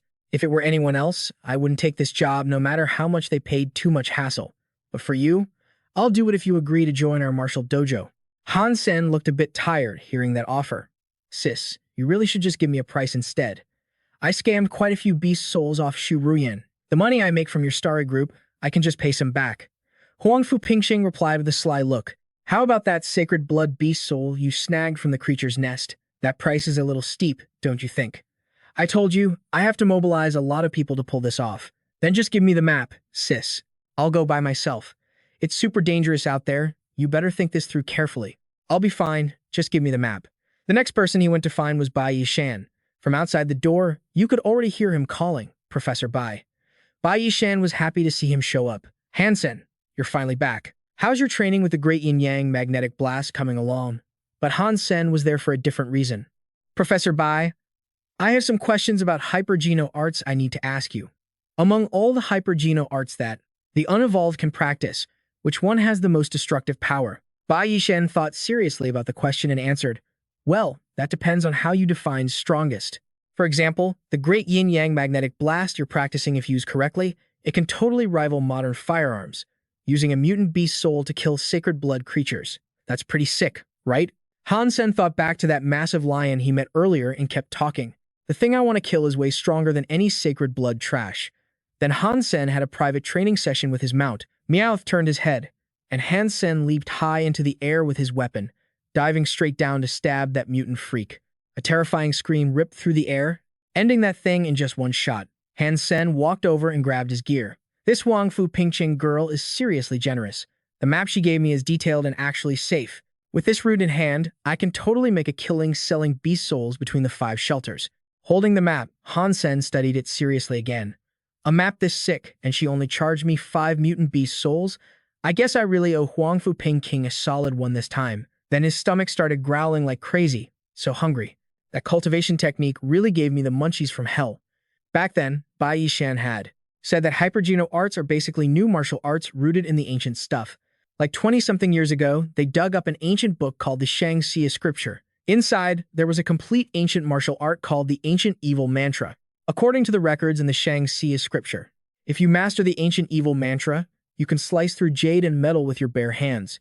Han Sen got hyped hearing that and asked, is this Ancient Evil Mantra in the St. Hall's S-Class section? Bai Yishan calmly replied, nope. A bunch of top-tier professors jumped in to research this Ancient Evil Mantra, hoping to revamp it into a new hypergeno art. Hearing the professor hesitate, Han Sen figured out the vibe. Did it flop? Is the Ancient Evil Mantra not as OP as they say? The old man turned and answered, it's not that. The volunteers who cultivated the Ancient Evil Mantra did see a massive boost in their physical stats, but depending on how strong they got, some weird stuff started happening to their bodies. Everyone who tried the Ancient Evil Mantra got incredibly hungry. No matter how much food they stuffed in their faces, they still felt starving. None of the volunteers could handle the hunger. They all quit before even finishing the first level. Meanwhile, Han Sen and Meowth were vibing after devouring a huge beast. It wasn't just his stomach growling. It felt like every cell in his body was screaming for food. This feeling was straight-up torture. Seeing Meowth chow down like that, Han Sen was practically drooling. No, I can't eat anymore. I'll explode. But damn, I feel terrible. It was an extreme mental battle. Bai Yishan mentioned a professor theorized this happens because the first level of the ancient evil mantra has a ton of true mantras, which need massive energy to upgrade the genetic blood circulation to the heart. So, all the energy gets sucked there. That leaves the rest of the body running on empty, causing that starvation feeling. Basically, the whole body's energy is being hijacked for the heart's circulation. So if I use jade skin to slow down the energy flow, wouldn't that chill out the hunger pangs? Professor Bai said the hidden true mantra is the foundation for buffing the heart, blood vessels, and genetic meridians in the ancient evil mantra. If you don't nail this by the third mantra, the user's heart won't handle the pressure and will literally explode. After calming down, he actually felt his heartbeat getting way punchier. His power was leveling up fast. Han Sen jumped up, all hype. Meowth, let's roll. Half a year later, a skinny, skeletal Han Sen showed up at the shelter. Captain. Everyone was shook seeing him. The captain's back. It's really him. Yang Manli quickly showed up to meet him too. Han Sen greeted her. Vice Captain Yang, long time no see. Dude lost like 30 kilos, way more effective than any diet pills. Now Han Sen could seriously check out his body. Cultivating the hidden true mantra was a total pain in the ass. The second level, Break Void Mantra, was way easier. The hunger's gone too, and my body feels like it's powering up, especially my heart functions. My blood circulation to the heart is way beyond what normal people can reach now. I've even surpassed Qin Xuan, and she finished the atomic fission technique, but I spent 3 years finishing level 1 and 2, and I've been grinding on level 3, the longevity mantra, until now. This progress is way too slow. At this rate, when will I finish the ancient evil mantra and go slay super creatures? I gotta bulk up first, or my mom's gonna freak when she sees me. Then he looked seriously at the thing in the cage. The little cloud beast seemed off. He squinted at it, and saw 2 distinct crystals next to it. Wait, did he just bag a super creature little cloud beast? Han Sen grabbed the 2 gems, totally stoked. This black crystal can raise super creatures, which means I can get super beast souls. Maybe I don't even need to wait to finish the ancient evil mantra to start wrecking super creatures. He consumed the life essence of the super little cloud beast, getting insanely hype. I, Han Sen, am about to be the first human to go beyond the evolver level. If sacred blood genes make you a noble, then having super genes makes me royalty among evolvers. At the Hand of God Arena, the president of the Hand of God Club finally took the L against a newbie, Jingji. He started thinking. As expected of the Hand of God Club president, the guy with the most skills at Black Hawk Military Academy. But, he thought, except for me and Han Sen, people started crowding around him. He beat the president by 20 points. That new kid Jingji is a beast. After the archery comp, Han Sen vanished, didn't even show for finals. God Hand fell off. Looks like Black Hawk belongs to Jingji now. Suddenly, someone ran in with news. Yo, Jingji, did you hear? Han Sen is back. The guy immediately bolted. What? Where is he? Take me to him right now. Han Sen was walking alone on campus, thinking to himself, I've got 19 sacred blood points now. To max out super genas, I need like 10 more super creatures. I was gone for a year and a half, and the little cloud beast finally matured into a super creature. Raising one of these bad boys takes at least 9 months to a year. That's taking way too long. I gotta rely on myself, tune my body to peak condition, so I don't have any glaring weak spots. Foundations. Yeah, I need to level up my base stats. The Sanctuary's Universal Nature Martial Arts outline is basically the new Bible for combat basics. Suddenly, a voice pops up from behind me. Hey, are you Han Sen? I turned around and saw Jingji standing there. I'm Han Sen. Who are you? I'm Jingji, a freshman in the archery department. I was hoping I could get some pointers from you, senior. So, when are you free? The crowd started whispering immediately. Is that the new kid, Jingji? Is he trying to challenge Han Sen? I rate Jingji pretty high. Even though he's a freshie, he already wrecked the top guys in archery, the top Warframe pilot, and the best Hand of God player. Han Sen didn't seem annoyed, though. He just gave a chill smile. Sorry, Junior. I'm way too busy lately, got no time to tutor you. Suddenly, the kid cuts in. Jingji Wu is my big brother. The crowd went nuts at that. Jingji Wu? The guy who won the archery finals with just a single arrow? No way, that's a scam. How could Jingji Wu's brother be at our school? No wonder he's so cracked. Is he here for revenge? He asked again. Can we settle this now? My brother isn't weaker than you, and I'm gonna prove it for him. He only lost because of the coach's tactics and bad luck, but Han Sen's got no time for this childish drama. Boring. I'm out. Say hi to Jingji Wu for me. Tell him I miss him. Jing Ji called out from behind. You can't say no to me. Han Sen, you can't run. I'm definitely gonna beat you, then tell you you're not even worth a speck of dirt compared to us brothers. The crowd started buzzing again. For real, even Huang Fu Ping Ching wouldn't dare accept the challenge. Guess he's scared. Losing to a junior would be totally embarrassing, right? Meanwhile, Han Sen walked to the info hall, holding a card, super hyped to test it out. Wanted to see how good this S-Class Universal Nature card the Saint uses really is.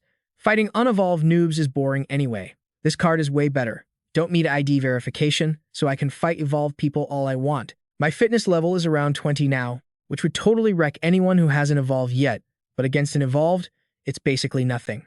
Han Sen finally picked a match he liked. Twin Blades Rule the World. Sounds pretty badass. He quickly logged into the virtual combat arena to face the gladiators. This fight is all about dual blades. The Universal Nature Scroll has so much stuff in it. If I want to master it, I gotta learn from my opponent's moves and experience. Perfect timing. I haven't used dual blades in ages. Time to practice. My opponent is some dude in an iron mask, and instead of his main weapon, he picked dual blades like me. He rushed forward instantly. Kid, you're gonna pay for being so cocky. Han Sen blocked the attacks with his blades, but wait, one hand forward, one hand back. What the hell kind of sword style is that? It's legit dangerous. Han Sen stepped back, dodging the strike. This guy's stats aren't that much higher than mine, maybe 25, but I've never seen this style before. He's throwing out some flashy, weird combos. This is sick. Exactly the kind of opponent I wanted. The Iron Mask guy was thinking the same thing. What the hell is this sword style? I'm clearly stronger, and my technique is cleaner, but I just can't overpower him. This Han Sen guy is super fluid, gripping his weapons, dodging and striking with perfect flow. No matter how fancy the sword style, it has to follow a rhythm. But the chaotic dual blade style I learned from that white jade skeleton can totally break that rhythm. Iron Mask paused to think. Probably the first time he's dealt with such a weird fighting style. All the gladiators are strong, but for a guy with 4 wins and 1,000 losses to have such scary sword skills, looks like I gotta go all out. He unleashed his 13 backflow blades. It was like a tornado generated from his own power. In a split second, his whole body spun, turning into a massive green cyclone. Han Sen could only try to block each heavy hit. He was losing ground, and his damage counter hit 27%. But he wasn't scared at all. He just smirked. 27% ain't bad. I can still fight. He used his last bit of energy to dodge. His opponent was confused. Damn it. Han Sen smirked arrogantly. This is why I came to the arena. You threw 13 slashes and only did 27% damage. The guy backed off. If 13 slashes didn't kill you, I'll just do it again. But Han Sen had already memorized the rhythm of the first 9 slashes. You won't get another chance. Han Sen stood his ground and took the 13 slashes, but the damage dropped to 11%. The other guy couldn't believe it. I hit him with those 9 slashes before. Why was it so weak this time? Only 11% damage, but so what? I'll just feed you another 13 backflow blades and kick you out of the arena. Han Sen did his best to block with his swords. He wasn't scared though. He had that confident smile on his face again. This is exactly why I'm here. This is the opponent I've been waiting for. If they're too strong, I don't learn anything. And his blade technique comes from the Universal Nature too. 13 slashes that feel like 1. If you get hit once, the rest of the combo is unstoppable. Every other slash will land. The guy used 13 backflow blades again. Only this time, Han Sen dodged every single one. The guy was finally exhausted. Impossible. You still had 5 points damage left. Over 10 strikes of the reverse 13 slashes, and he didn't get hit once. Han Sen gripped his weapon, grinning. All right, my turn now. The way he held his blade shifted instantly. Then the guy laughed like a maniac, totally thrilled. Lucky me, this sword art finally taught me the meaning of flow. This is how you use it. He couldn't believe Han Sen could actually pull off the reverse 13 slashes. The dude's eyes popped out of his head. Is that the first move of the reverse 13 slashes? The masked guy, Huang Yulei, was in total disbelief. No freaking way. I've been training blades since I was a kid. I started learning the basics of the Sky Tyrant style from my dad at 10, and I only qualified to learn the reverse 13 slashes at 16. That's when I finally started training it. Even with 6 years of basics, it still took me over a month to master the reverse 13 slashes. But this guy right in front of him, he was already unleashing those familiar, deadly vortexes. He watched it, a dozen times. And in just one short hour, he copied the whole damn style. Impossible. No freaking way. Another guy had chatted with him before. That was Shu Zhu. Yo, Yulei, you little punk, you finally evolved? Why didn't you invite the boys out to celebrate? Huan Yulei just smirked. Brother Zhu, let's save the party for later. Is Big Sis around? She went over to the Empress's show. You usually hide from her like a mouse from a cat. Why are you looking for her now? You in trouble or something? Back in Han Sen's room, his phone started buzzing on the table. Oh, who the hell is bugging me in the middle of the night? Han Sen woke up all groggy but heard the message loud and clear. Captain, we found a creature nest near the mountains. He shot up out of bed instantly and headed straight there. Even Huang Fu Pingqing wasn't going to miss out on this action. Popping out those big wings on his back, Han Sen slowly flew into that rocky terrain. It was the Lotus of Life terrain, the entrance to the creature's nest. A massive crowd was already waiting there, including the Steel Armor Gang, Huang Fu Pingqing's crew, and the Fist Gang. The big three forces of the Steel Armor Shelter were all present. Yang Manly spotted him from the side. Captain's here. Seeing him touch down with those wings, young Master Qing and young Master Yuan were already waiting. Brother Sen, you interested in this nest too? Standing around like this sucks. How about a gentleman's agreement? Han Sen stood there, grinning as he asked. Sure, what kind of agreement? Young Master Yuan smiled back. We'll draw lots to see which crew goes into the nest first. All down to luck. Young Master Qing chimed in. Captain Han, young Master Yuan, I'll let you guys go for it. Han Sen pulled his stick, looking totally resigned to his fate. Fine. Guess my luck sucks today. Looks like my Huang Fu Pingqing crew has to wait. Half an hour later, they saw guys sprinting out of the cave in a panic. Little Thumb, what the hell happened? The guy was covered in cuts, struggling to speak. A whole swarm of mutants and sacred blood creatures. They're blocking the entrance. Who knows how many more are behind them? The tunnel's so narrow, even a ghost couldn't squeeze through. Young Master Yuan, we tried to go down and check. You guys gotta be careful. Han Sen, standing outside, saw the two of them retreat after just 30 minutes and asked, Yuan, Qing, how'd you guys bail faster than Little Thumb? Once they stepped inside, they realized the deal. Little Thumb wasn't exaggerating one bit. It's a death trap down there. My Huang Fu Pingqing crew isn't throwing our lives away for nothing. Han Sen turned to Yang Manly standing behind him. Let's go check it out. Captain, be careful. It's dangerous. Chill out, Vice Captain Yang. You hold down the fort here. Then he turned and asked the crew around him, Squad, anyone want to roll with me? Come on. With loot this good, why not take a gamble? They quickly grabbed their flashlights, heading inside, their beams cutting through the gloomy cave. This path is tight. If anything pops out, don't sweat it. I'll take the lead. Captain, you're a beast. Then they saw something weird as hell. Something impaled with wooden spikes through its body. What the hell is that? Looked like some creepy spiders were crawling around it. One of the guys stepped up to check it out. The place was swarming with mutant creatures. Who knows how many? Seeing why Little Thumb and Yuan were too scared to go in, he turned back to Han Sen. Old Han, there's no way we're getting past this. Maybe we should bail for now. Wait for those freaks to come out, kill them one by one, then rush in. Han Sen definitely wasn't going to let his crew walk into a meat grinder. Tell you what, you guys head back. I'll go in solo and scope it out. The guys behind him tried to stop their captain, but he'd already made up his mind. He summoned his badass armor, transforming instantly, giving them zero chance to argue. High risk means high reward, like snagging a creature egg. Once those monsters rush out, everyone outside is going to be fighting to get in. Then we might miss out on the egg entirely. You guys fall back to the entrance. I'm going to take a peek. If it gets hairy, I'll bail. Old Ghost piped up from the back. It's too dangerous, Old Han. Let me roll with you. Han Sen shut that down immediately. Nah, too many monsters in there. I'm just going to go smash the egg. Ah, so that was the plan. They had no choice but to listen. All right, we'll wait here and keep the exit clear for you. Cool. He signaled the others to back off so he could work. In no time, he smashed right through the emerald protective barrier in front of him, revealing a swarm of terrifying monsters. Seriously, there were tons of them. Is Captain Han going to be okay? Inside, Han Sen shouted orders. Don't just stand there gaping. Hold the entrance. They snapped to attention. Don't worry, Old Han is a tank. They had total faith in their captain. If he had the guts to go in, he'd pull it off. Inside, Han Sen was already wiping the floor with those monsters. Suddenly, a massive two-headed dog appeared from the shadows, jaws wide open and terrifying. Someone from the back screamed, Captain Han, watch out. But before the words even landed, he'd already taken the beast down. They couldn't believe that insane power. Brother Ghost, has the captain always been this overpowered? How do I put this? I actually taught him some sword moves back in the day. The two of them heard that and were totally confused.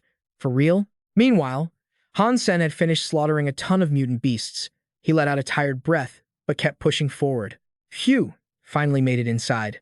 There were so many alien beasts, I'm exhausted from killing them all. Suddenly, a large purple egg glowing with brilliant light appeared right in front of him. Super Beast Soul, please, give me a Super Beast Soul. He unleashed a powerful slash, easily smashing the eggshell to pieces. Han Sen absorbed all the power that surged out, obtaining the Sacred Blood Evil Sword Beast Soul. The power felt absolutely insane, even he couldn't believe it. This was a beast soul infused into a sword. Using a sacred blood weapon to kill super sacred blood creatures protected by the sword's spirit would make it a bit stronger than your average sacred blood weapon. Meanwhile, Xu Zhu was happily waving over his buddy. Yu Lei, that battleship noob is online. Come watch this match, quick. They quickly found the arena. An acquaintance? Huang Yulei saw his old friend had already arrived early, so he spoke up. Why is he here too? Did Xu Zhu invite you? The other guy replied, looking a bit annoyed. Is Yu Zhu the one fighting that battleship noob? He finally explained. It's not about Xu Zhu. I'm friends with the battleship guy. I saw him enter a match, so I came in to watch. He smiled cheerfully while watching the match between Xu Zhu and Han Sen. How do you know him? We fought a few times and it was pretty interesting, so we added each other. Xu Zhu had actually researched his opponent thoroughly, so not seeing him use his twin blades was a bit strange. Strange? Why isn't he using his twin blades? Does he want to use grappling techniques against my grappling techniques? He's literally asking for a death wish. Outside, the two spectators were discussing the fight as they watched. You said he watched you like 10 times and learned your countercurrent 13 slashes? You can't learn countercurrent 13 slashes just by watching. I suspect he's from a dojo, so it makes sense if he already knew the moves. Xu Zhu blocked a few strikes from Han Sen, but a confident smirk still played on his lips. There are plenty of people in the dojo who specialize in grappling, but none of them are a match for me. That's because I don't just specialize in locking joints. I also know how to leverage the opponent's own force against them. Han Sen finally sensed that something was off.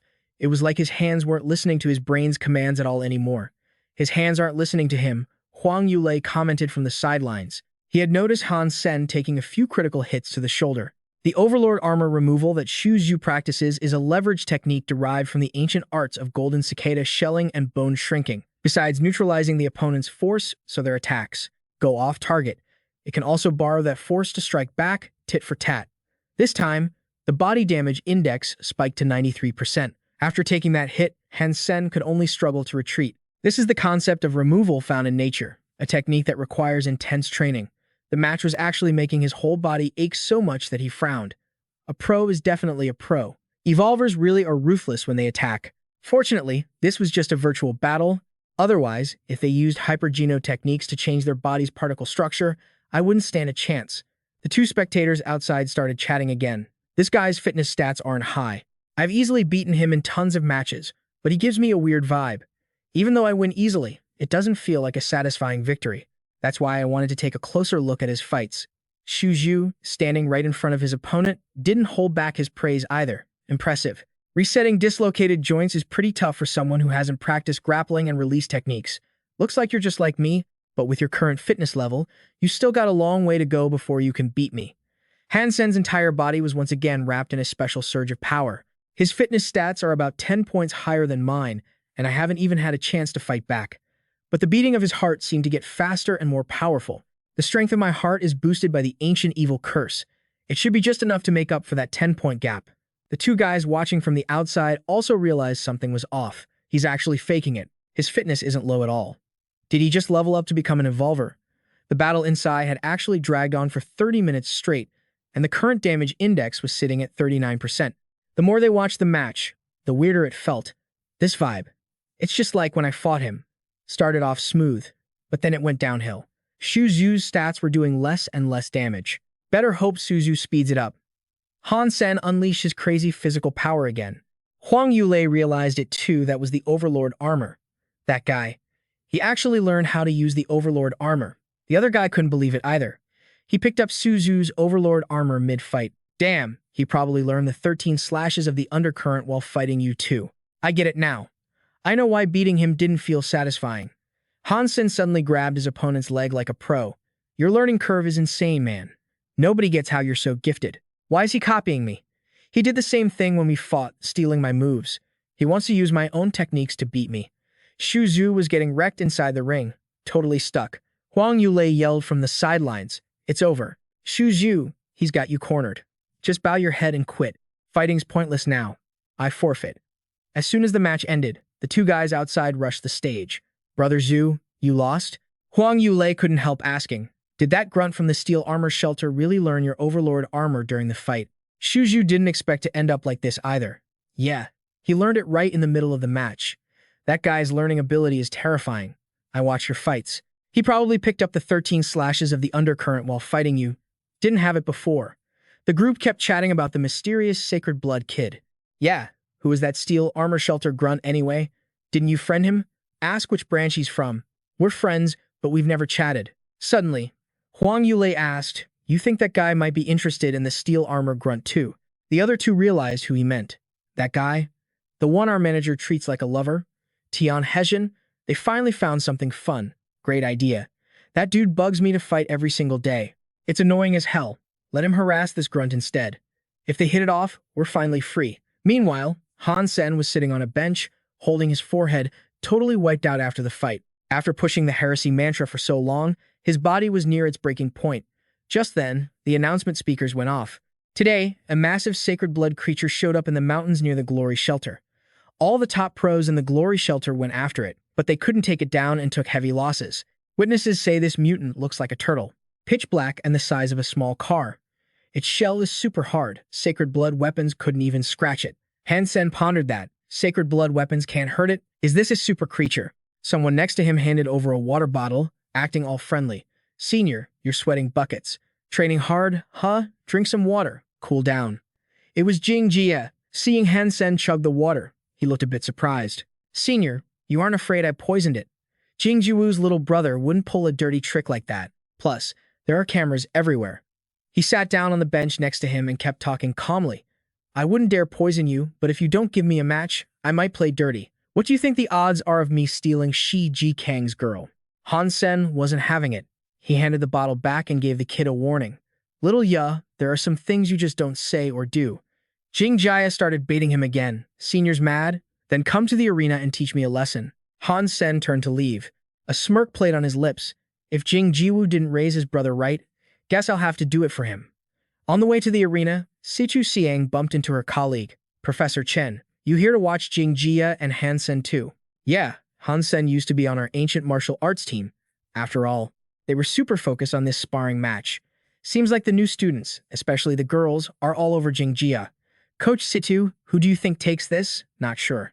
I've seen Jing Jia's skills. He might actually be stronger than Jing Jiwu was back then. The two of them walked out to the roar of the crowd. Here they come, so handsome. Go little Ya. Go little Ya. You're the best, God tier. Jing Jia held up an arrow and spoke up. Senior, got some news for you before we start. Spit it out. Then he draws his bow, aiming straight ahead. Watch this, Senior. Everyone's freaking out. Even the two coaches up top can't believe their eyes. 10 arrows following the exact same path. How's that even possible? He's definitely stronger than Jing Jiwu. Way stronger. But you think he's done? No way. Situ Xiang notices the arrows shifting again, and boom, every single one nails the target. The trajectory changed. That's Han Sen's technique. Since when does Jing Ji Ya know the spinning arrow? What a monster. He's even scarier than Jing Ji Wu was back in the day. Jing Ji Ya looks over at Han Sen, totally full of himself. Senior, how's my spinning arrow look? Han Sen grabs his own bow, tossing out some compliments while he's at it. Not bad, little Ya. Mastering the spinning arrow at your age? That's legit. But it looks like the senior's got something even crazier up his sleeve. Why don't you show me what you got? Nah, let's just wrap this up. Then he notices Han Sen reaching for the Type 11 bow, and he gets serious. Senior Hadai, you really gonna use that Type 11? Is that a problem? Nope. Up top, the coaches are breaking down the fight again. The power on a Type 11 is trash compared to the Type 16 Jing Ji Ya is using. Right, Coach Situ? So why'd Han Sen pick that bow? If that's his choice, maybe it's because he wrecked Jing Ji Wu with a Type 11 back in the day, and he wants to run it back, beat Jing Ji Ya with the same gear. Jing Ji Ya is super confident in his skills, though, asking all cocky, Senior Han, want to settle this right here? Up to you. Jing Ji Ya loads another arrow, waiting for the ref to blow the whistle. Han Sen, just like you beat my brother, I'm gonna take you down. I practice this spiral arrow shot every single day just for this moment. Using your own moves to crush you. That's the only way to wipe away the shame for my big bro. A barrage of powerful arrows launches with max spin. The crowd can't help but trash talk. So strong, impossible to dodge. The great god's era is over. Han Sen grabs his weapon without flinching and replies seriously. The strength of a spiral arrow isn't about raw power or speed. It's about the inherent spinning force of the arrow itself. Just one arrow fired, but its power is on a totally different level compared to that guy's. That kind of spin is still way too weak. Everyone's eyes pop out seeing that. Little Ye's arrow flies out, but God's arrow doesn't just block it. It actually gets faster. Is this God's real strength? He wasn't scared of fighting Jing Ji Ye, he just thought it wasn't worth his time. Jing Ji Ye sees that arrow coming his way and just stands there, totally dumbfounded. The arrows he shot got completely destroyed.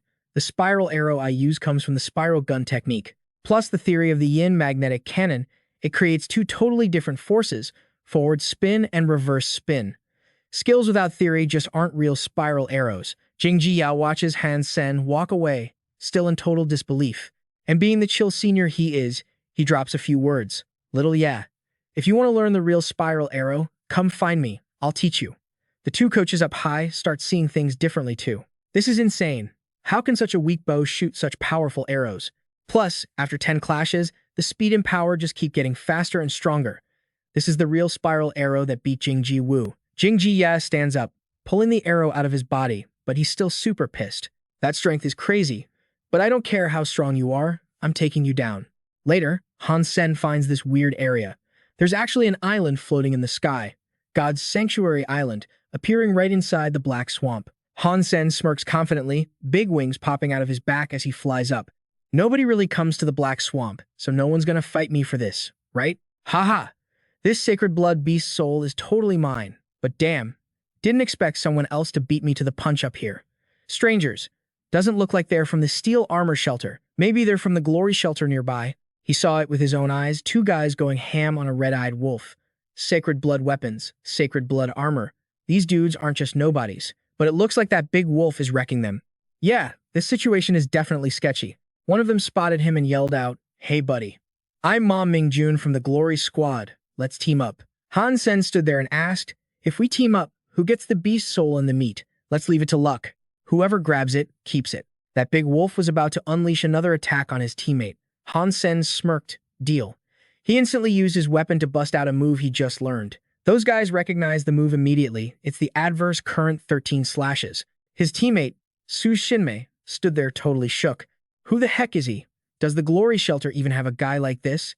He's got to be from the Steel Armor Shelter. With just one hit, Han Sen easily took down the Sacred Blood Wind Wolf, scored the beast's soul, and even snagged some Sacred Blood genes. Mission accomplished, he grinned like a winner. A mount-type beast soul, oh my god. This is my first ever Sacred Blood mount. The two of them quickly came over, chatting and smiling. Hey man, you selling that meat and the beast's soul? We can negotiate the price, I promise you won't lose out. I'm not interested in money. Han Sen obviously wasn't gonna give in easily. But, if you guys have a Sacred Blood beast soul from the second god's sanctuary, I might consider a trade. Su Shinmei got ticked off when she heard that. You're asking for too much. A primitive beast soul from the second god's sanctuary is worth way more than a Sacred Blood beast soul from the first god's sanctuary. Han Sen didn't have time for their whining, so he grabbed the wolf and started walking away. Forget it then. Su Shinmei shouted angrily from behind, "Hey." She glared at the guy next to her. You're just gonna let him go like that? But Ma Mingjun was already thinking it through. This guy isn't simple. His blade skills are from the secret Heavenly Flight Overlord style of the War God Hall. Not many people know how to use that. He's got to be a top-tier disciple of the War God Hall. He walked toward the cliff and shouted, "Hey buddy, where are you headed? Let's go together." And just like that, the three of them traveled together across the Copper Mountain Range. My guys ran into a sacred blood turtle right in this valley. Man, this place is a maze. Without your directions, I'd never find it. Suddenly, they spotted a group of people heading their way. Why are they here? Who are they? The three stopped on the high cliff. Captain Ma, you came to Copper Mountain. Interested in that sacred blood turtle too? No way, no way. Our glory squad took a beating last time. How could we even think about fighting it? A bald guy down below spoke up. That's good then. I don't want any beef with Captain Ma. He looked super annoyed, giving Han Sen a creepy smile. This friend of yours looks unfamiliar, Captain Ma. Never seen him before, right? Is he here for the sacred blood turtle? Ma Mingjun laughed awkwardly. He's just curious. Came to watch. Hearing that, Han Sen just turned to leave. Captain Ma, thanks for the ride. I'll catch you guys later. The The guy down below gave a cold laugh and warned, Captain Ma, he better only be watching. Otherwise, don't blame me for not showing you any respect.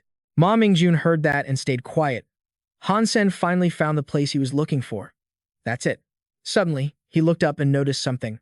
What the heck is that fruit? Did this old turtle leave the ocean just to eat it? A massive turtle appeared up there, looking absolutely terrifying. But that bald guy from earlier had already caught up. Hey kid, do you want to live or die? Han Sen wasn't scared at all and asked back, what if I choose death?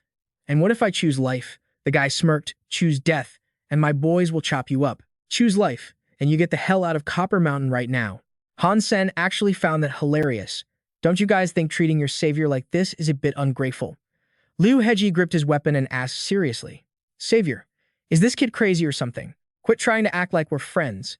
We only have enemies here, no saviors. Han Sen prepared to draw his sword with a chilling look on his face, because not killing you is the favor. The guy saw his cocky attitude and raged. You're asking for death, kid. Han Sen instantly launched himself forward with a powerful strike. I don't have time to waste here. If you guys want to die so bad, I'll make it happen. Those guys were obviously no match for him. They turned to run in terror. Damn it, run. Every man for himself. But Han Sen wasn't going to let them escape that easily. With his spinning spear technique, he dropped them like flies. Time flew by, and a few days later, that giant turtle was slowly crawling across the desert. Mountains on 3 sides. Perfect spot to make my move. This is it. Han Sen had been tailing this turtle for days. That golden growler was scary enough as a baby. This thing is a fully grown adult. I can't get cocky. His body started radiating intense power. Beast Soul Fusion with the Devil Sword. This is the good stuff. With the boost from the Devil Sword Fusion, sharpness and flexibility are up by 30%. Plus, the power boost from the Red Flame Tyrant Dragon and the Ancient Evil Curse. All right, old turtle, I've got enough juice to handle you now. He got pumped up, gripped his weapon, and leaped forward to smash that turtle. You better be a super creature. Don't let my last few days go to waste, die. But to his surprise, the thing easily caught his massive sword in its mouth. How is it so fast? Han Sen couldn't believe it. That was his best slash at peak performance. And just like that, his precious sword was crunched into pieces. Han Sen held the hilt, feeling like he just took a massive punch to the gut. A super creature.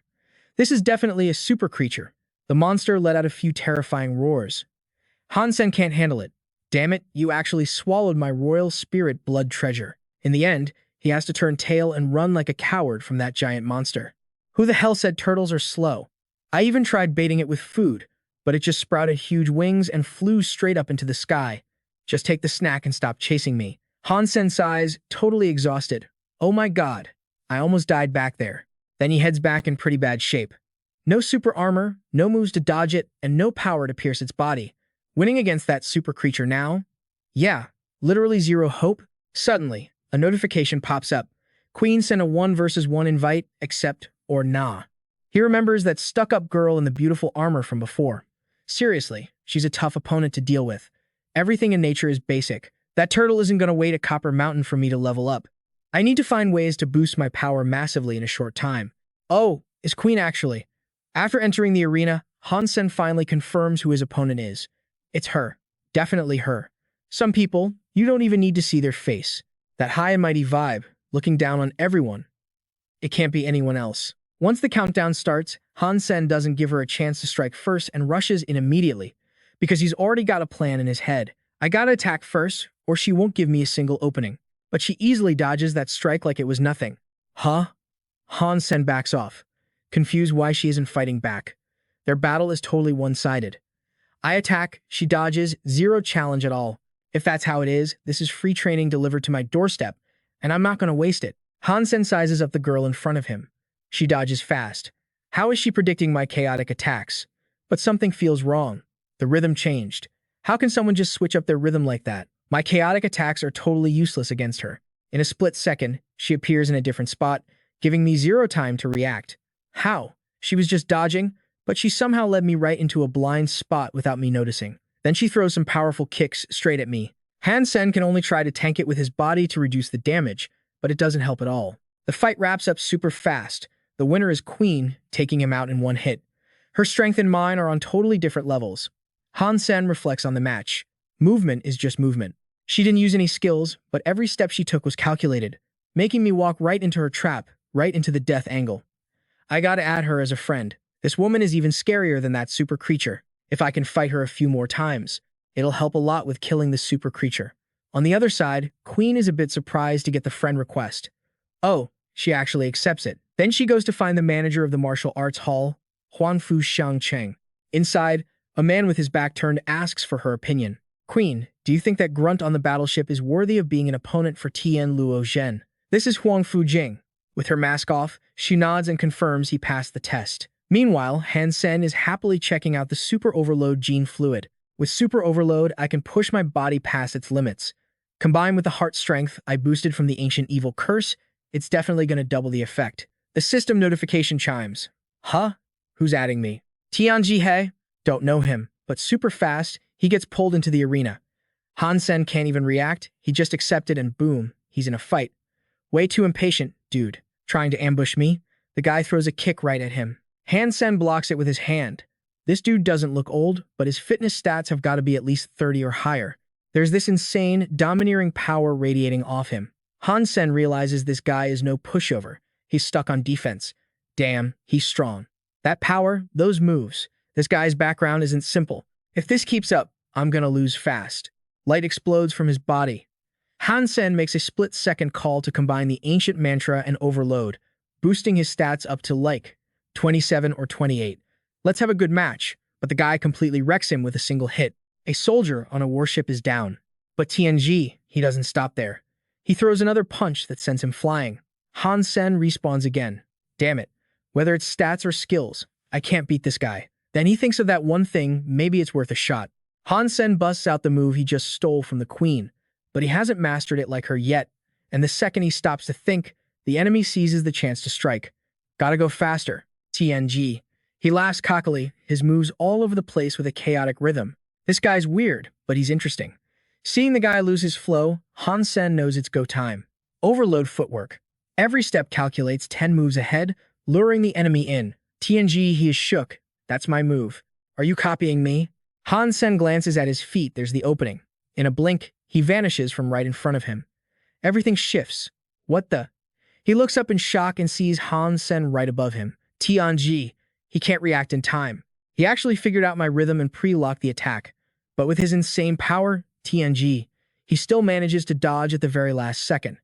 Han Sen gives him a cold glare. Damn it, still a split second too slow. He forced himself to break the rhythm. His stamina is unreal. TNG, he finally changes his tune. This guy's a freak. He actually got close to me. I have to rely on raw stats to suppress him. No one of the Queen accepted you. All right, let's actually spar for real. Meanwhile, at Warehouse 7 of Black Hawk Military Academy, Jingji stood up top, looking down at that figure flickering in and out below. He couldn't help but think, fast. Way too fast. Even my big bro wasn't this quick before he evolved. But Han Sen down there, he still felt it was too slow. Not nearly fast enough. Even at this speed, I still can't dodge that fake turtle's attacks. While taking a breather, he spotted Jingji up above, looking for him. Yo, what's up? That kid actually came down to chat. You said you'd teach me spiral archery. For real. Duh. As long as you cough up the tuition fee. Jingji heard that and grinned. Aren't you scared? I'll learn it and kick your ass. Han Sen obviously didn't give a damn about petty stuff like that. If it's something I want to learn, I'm gonna be the best at it. No one's topping me. So even if I teach you, you're never gonna beat me. A few days later, the shelter put out word about a new mission. Captain Han sent down orders he wants us to work as bodyguards. He checked the mission details like a hawk. He even dug into the background of the guy they were protecting, Sun Minghao. Spent over 50 years studying plants in the shelter. That guy's a beast. Since he's done so much research on the local flora, maybe he knows what the hell that turtle's been eating. Later at Glory's shelter, he went to meet the crew. Sun Minghao spoke up first. So, you're Han Sen? Han Sen didn't expect the guy to look so young it didn't match the intel at all. Professor Sun, the files say, you're, like, over 70. Sun Minghao laughed. Ha, you can thank the meat the Alliance government supplied me with for that. Maxed out all 4 gene types, so naturally I look young. But honestly, my fighting days are over. I'm counting on you to look after this old man. Han Sen replied seriously. No need to be polite, sir. It's my job. Jin Riji stood there and suddenly let out a cough. Ahem. Han Sen side-eyed him and flashed a reassuring smile. Don't worry, Captain Jin. Until we hit steel armor shelter, I'll follow every order. Won't cause you guys any drama. They came to an agreement. Lu Mingda and Jin Mingli were in the back, also part of the security detail for this trip. All right, we're responsible for getting Professor Sun and Captain Han to steal armor shelter in one piece. The guys following the old man really couldn't wrap their heads around it, whispering behind his back. This old guy maxed out his genes ages ago. Why didn't he ascend to the second god's sanctuary? Just to do this stuff? I actually respect it. He could have gone to the second sanctuary, got a younger body, lived longer, but he ditched it all for his work. Meanwhile, Sun Minghao was hyped when he spotted what he was looking for. I've only seen this plant in my father's notes. This is the first time I've actually collected a real one. Han Sen was a bit confused. Professor Sun, why are you so obsessed with studying plants in the sanctuary? He gave a faint smile, thinking about the past.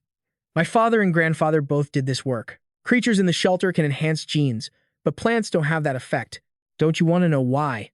A lot of the plants here are toxic to humans. However, in traditional medicine, herbs have different effects based on their environment. So, plants grown in the shelter might actually have healing properties. Han Sen suddenly thought of that massive turtle he ran into. Healing properties.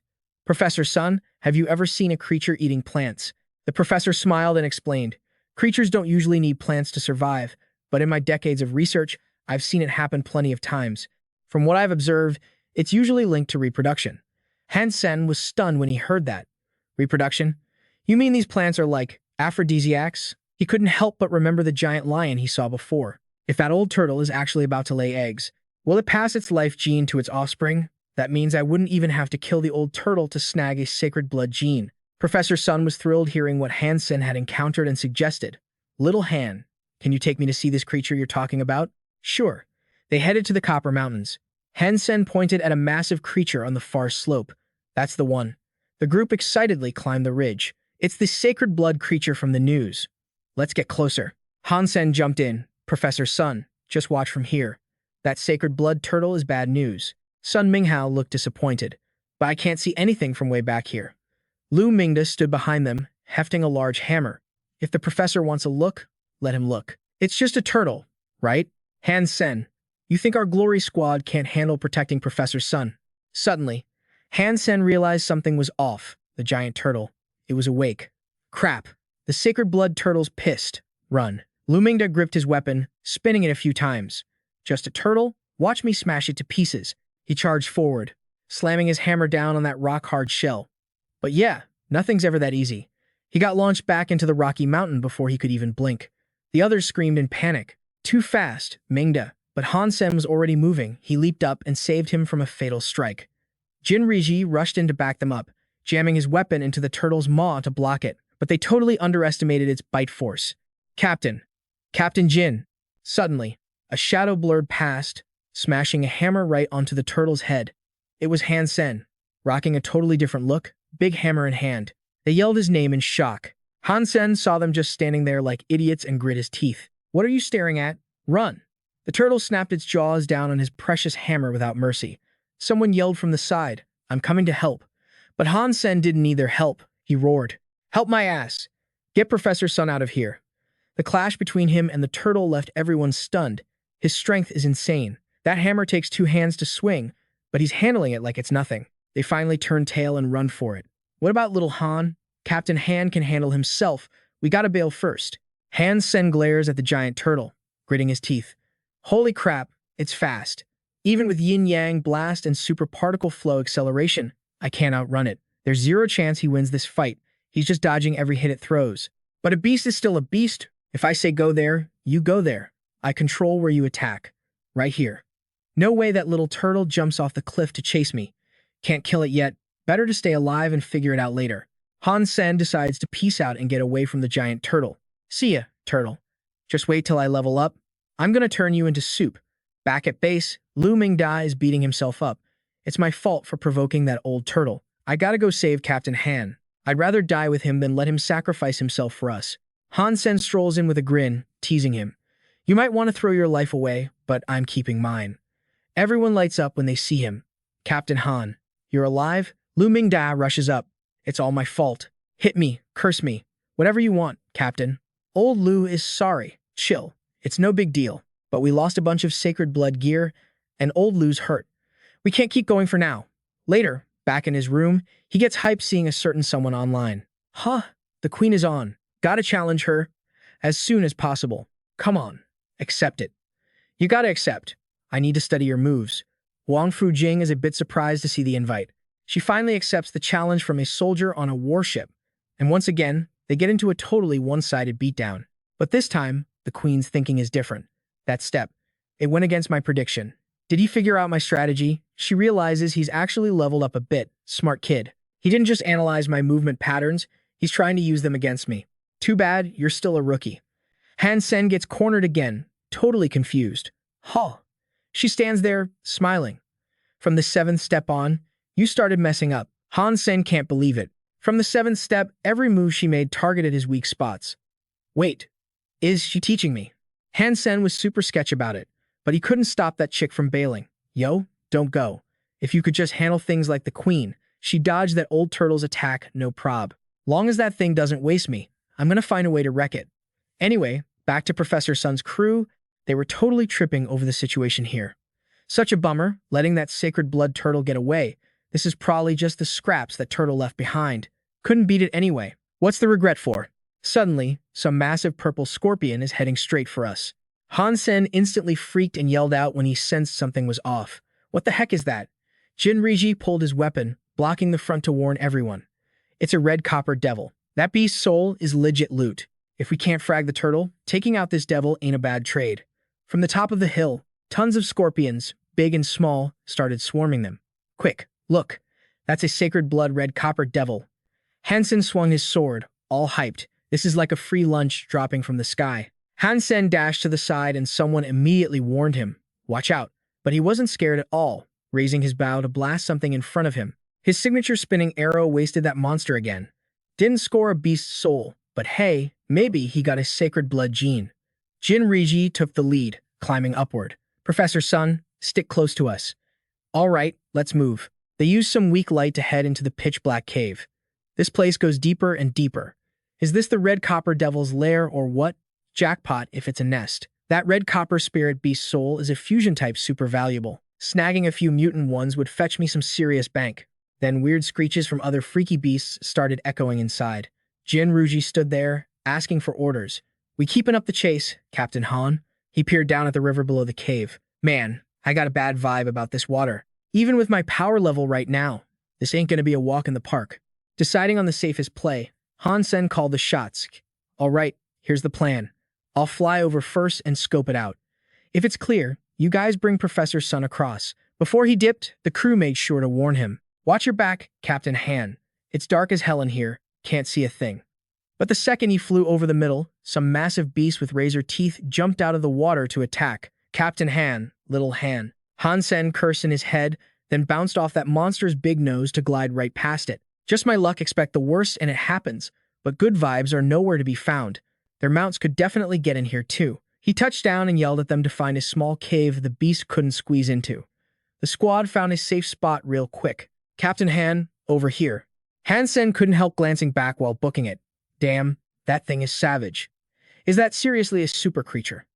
In the nick of time, he dove into the tiny cave they found. That was way too close. But this spot didn't look like it'd hold for long. It's busting in. Are you kidding me right now? Run. They scrambled deeper inside, only to realize this place was like a twisted maze with no way out. All these paths look the same. I can't tell them apart. Professor, which way? Sun Minghao crouched down, checking out the plants. Go left. The plants are growing better there, so fresh air must be coming through. They ended up finding a massive waterfall crashing down from above. Suddenly, everyone freaked out when they saw what was in the river. That old turtle. They had to hide and scope out the situation. Shoo, keep it down. That old turtle's probably looking for food. If we tail it, we might find the exit. No doubt, why didn't I think of that? The crew waited a bit until they finally saw it move. It started crawling, so they followed. But the further they went, the weirder things got. It's burning up in here. Why is it getting so hot? Everyone started thinking crazy thoughts. You don't think this turtle came here to off itself, do ya? Creatures ain't exactly geniuses, but they ain't suicidal either. Sun Minghao suddenly shouted, I got it, this is where it lays its eggs. Jin Ruji looked confused. Lay eggs? Won't the lava boil them alive? Sun Minghao laughed. Haha, lava is deadly to humans, but not necessarily for these beasts. Sea turtles live in the ocean. but they come to the beach to bury their eggs in the sand. Han Sen thought hard about that. If this turtle lays eggs in the lava, wouldn't the life geno essence get buried in there too? Damn it, even if I was made of steel, I couldn't dive into lava to get it. The magma down there was hot enough to roast anything. Jin Ruji heard something and asked, "You guys hear that?" Then he yelled a warning. "It's that beast from the Black River." They watched it, totally suspicious. "Is that thing a lava creature too? Where's it heading?" The thing let out a massive roar, looking like it was going to jump right into the magma. But then they saw it smashing its head against the solid rock wall instead. This beast is psycho. Is it trying to bash its brains out? Han Sen realized something fast. That wall was solid, but the thing was cracking it. That could be a super creature too. If it actually offs itself, I can just swoop in and loot it, right? He spoke his mind. Maybe this thing wants to flood the magma with water. Even Sun Minghao was shook hearing that. What if there's enough water? The lava will solidify and the turtle will be trapped down there. The beast slammed its head into the giant rocks again. Magma was splashing everywhere, falling fast. Han Sen yelled out, "Put on your gas masks. Watch out and back up." Han Sen figured out the beast was targeting that old turtle in the pool. Damn, is that old turtle toast? Is it getting buried alive? What kind of beef warrants that? Smoke and fire filled the air. Sun Minghao suddenly noticed something off. Wait, look at this. They didn't expect the turtle to survive that. They were totally stunned. It's still kicking. Super creatures really are next level. Then it was an all-out brawl between the two giant monsters. The snake got thrown back fast. But using its long tail as an advantage, the giant snake wrapped tight around the sturdy turtle. Jin Ruji shouted a warning. "This cave is going to collapse. Captain Han, pull back. It's dangerous." Han Sen geared up with his armor and weapon real quick. "You guys bounce first. I'm going to scope out the situation." His crew freaked out, looking super worried. "Captain Han, don't tell me you're staying to kill these two beasts. That's suicide. Just come back for the loot after they kill each other." But what Captain Han wanted wasn't the meat, it was the beast's soul. Just go. Han Sen knew exactly what was up. That smoke over there was a serious pain. Way too much smoke, can't see jack. Gotta use the Fairy Queen's vision. He transformed his body again. The old turtle wasn't even scratched, but the other one looked like it was on its last legs. Han Sen had to scheme. That thing was no match for the old turtle. He gripped his weapon tight, ready to strike. If I can land a shot right in that wound, it'll pierce through. No, wait. If I'm sloppy and that old turtle moves, I'm dead meat. He aimed the arrow forward. Patience. Gotta be patient. You only got one shot. Yeah, right now.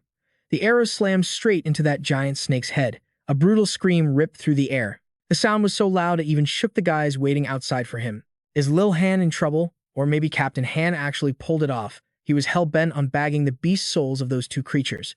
But damn, didn't expect that arrow to only go halfway in. Damn it, it's stuck. All I can do is pray that arrow gets a sudden power boost. Come on, drill deeper. Get in there. Finally, that thing spun right into that giant monster's mouth. Gross blood just exploded everywhere. Bullseye. It's in. Kill confirmed. A super beast soul, the crystal dragon. I actually scored a super beast soul. And right after that, the snake got totally wrecked too. Han Sen screamed, totally losing it. A super beast soul. I finally got my hands on a freaking super beast soul. Plus the weapon and the life geno essence from that super beast. That sacred blood gear dropped straight down. But wait, something sketchy. Crap, I'm screwed. With that old turtle camping down there, how am I supposed to grab the life geno essence? Whoa, didn't see that coming. The turtle actually swam upstream to find a way out. Is it gone? Yeah, it's gone. Han Sen swooped down, grabbed the weapon, and couldn't help but wonder. The crystal dragon. It's this massive as a baby? Imagine how terrifying a grown-up one would be. Then, he wasted no time feasting on the super gene he just found. The crew up top yelled down, "Yo, Captain Han, you good?" Han Sen grinned like a winner and shouted back, "I'm good." Both those freaks ran off. Finally, he found a way out. "Hey, there's light shining in over here. We can bail through this spot." Later, he got invited to the Wang family's bash. "Yo, did you hear? The shelter got hit by creatures yesterday. Tons of people died. Thank God I wasn't there." Inside the party, everyone was gossiping about all the crazy stuff lately. "I'm about to level up to the second god's sanctuary soon. I heard shady stuff happens there all the time.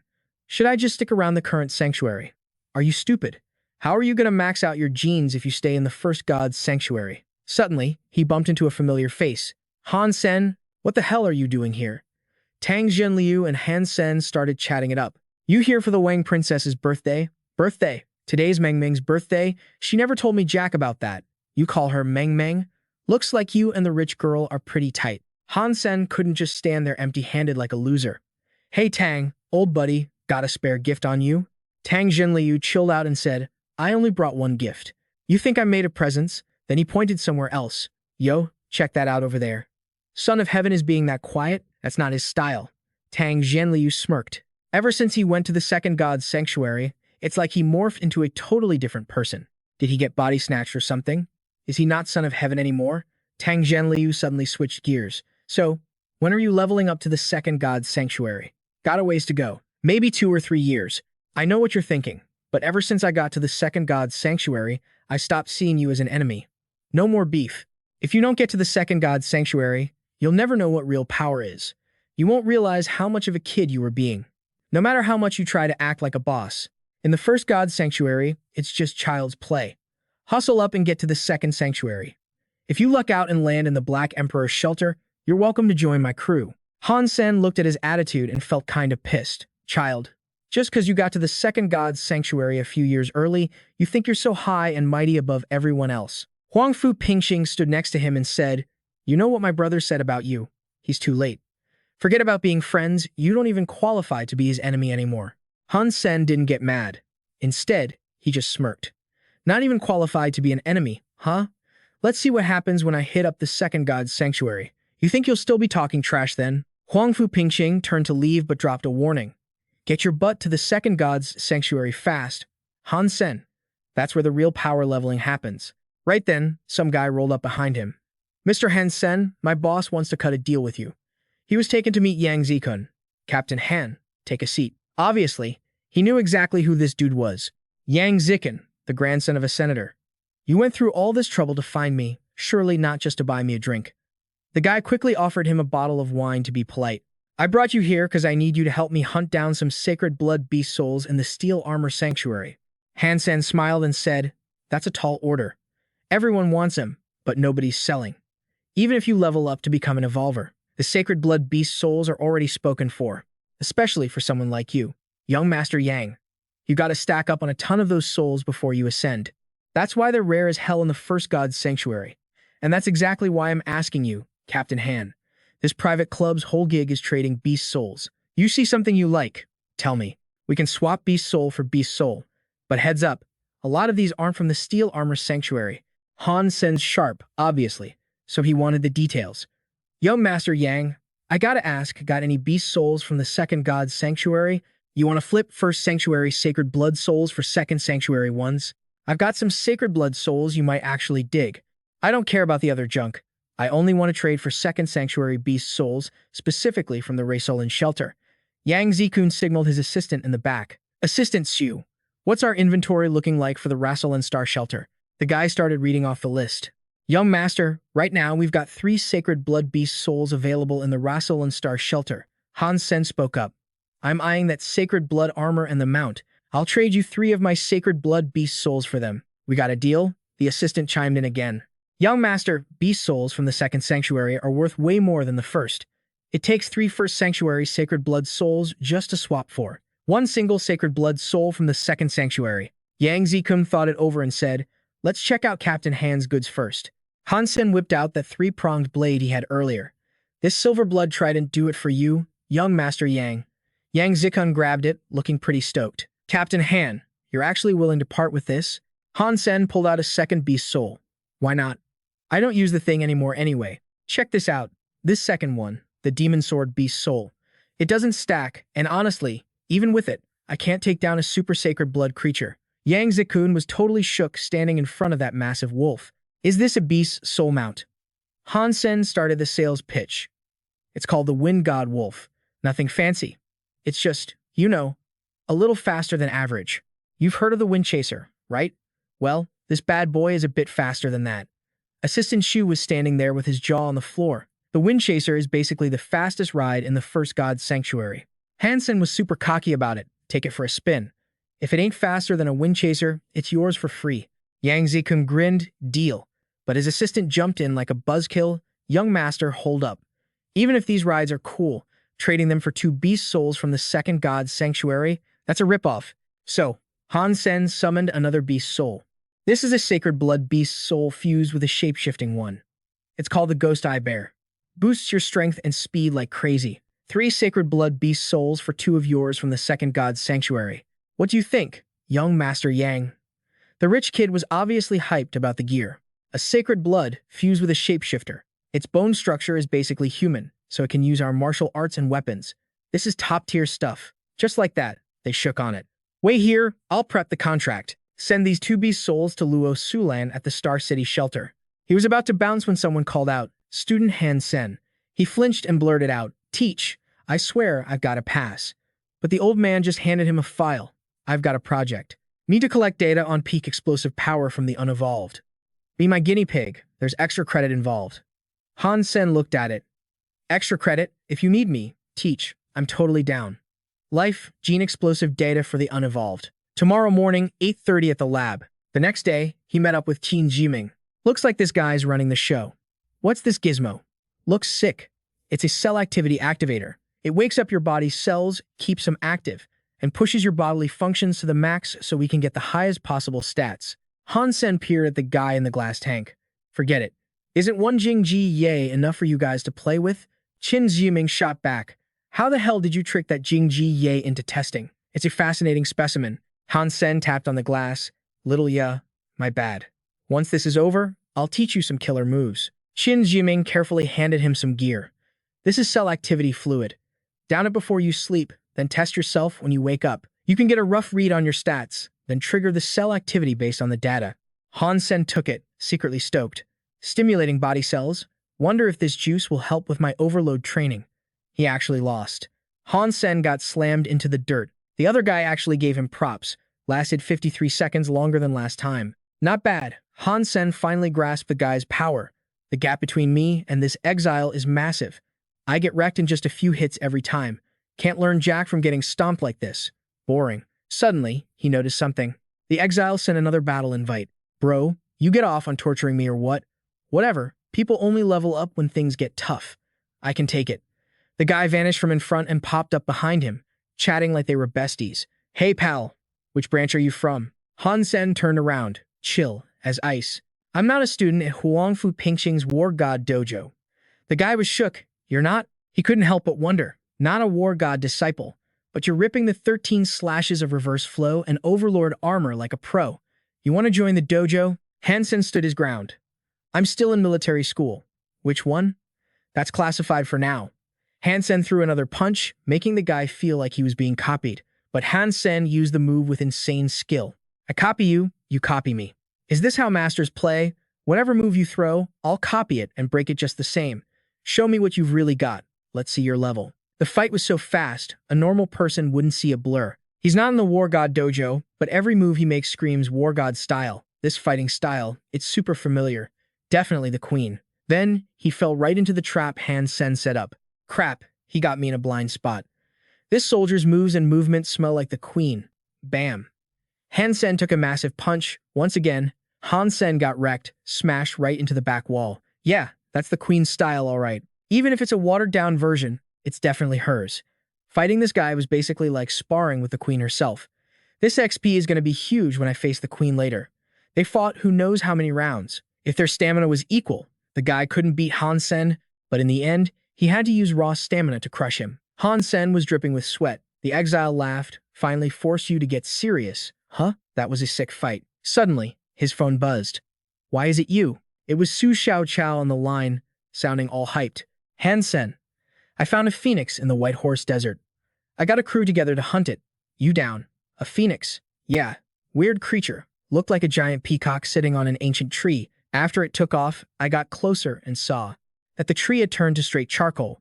Not a branch or leaf was broken, but the whole thing was burnt to a crisp."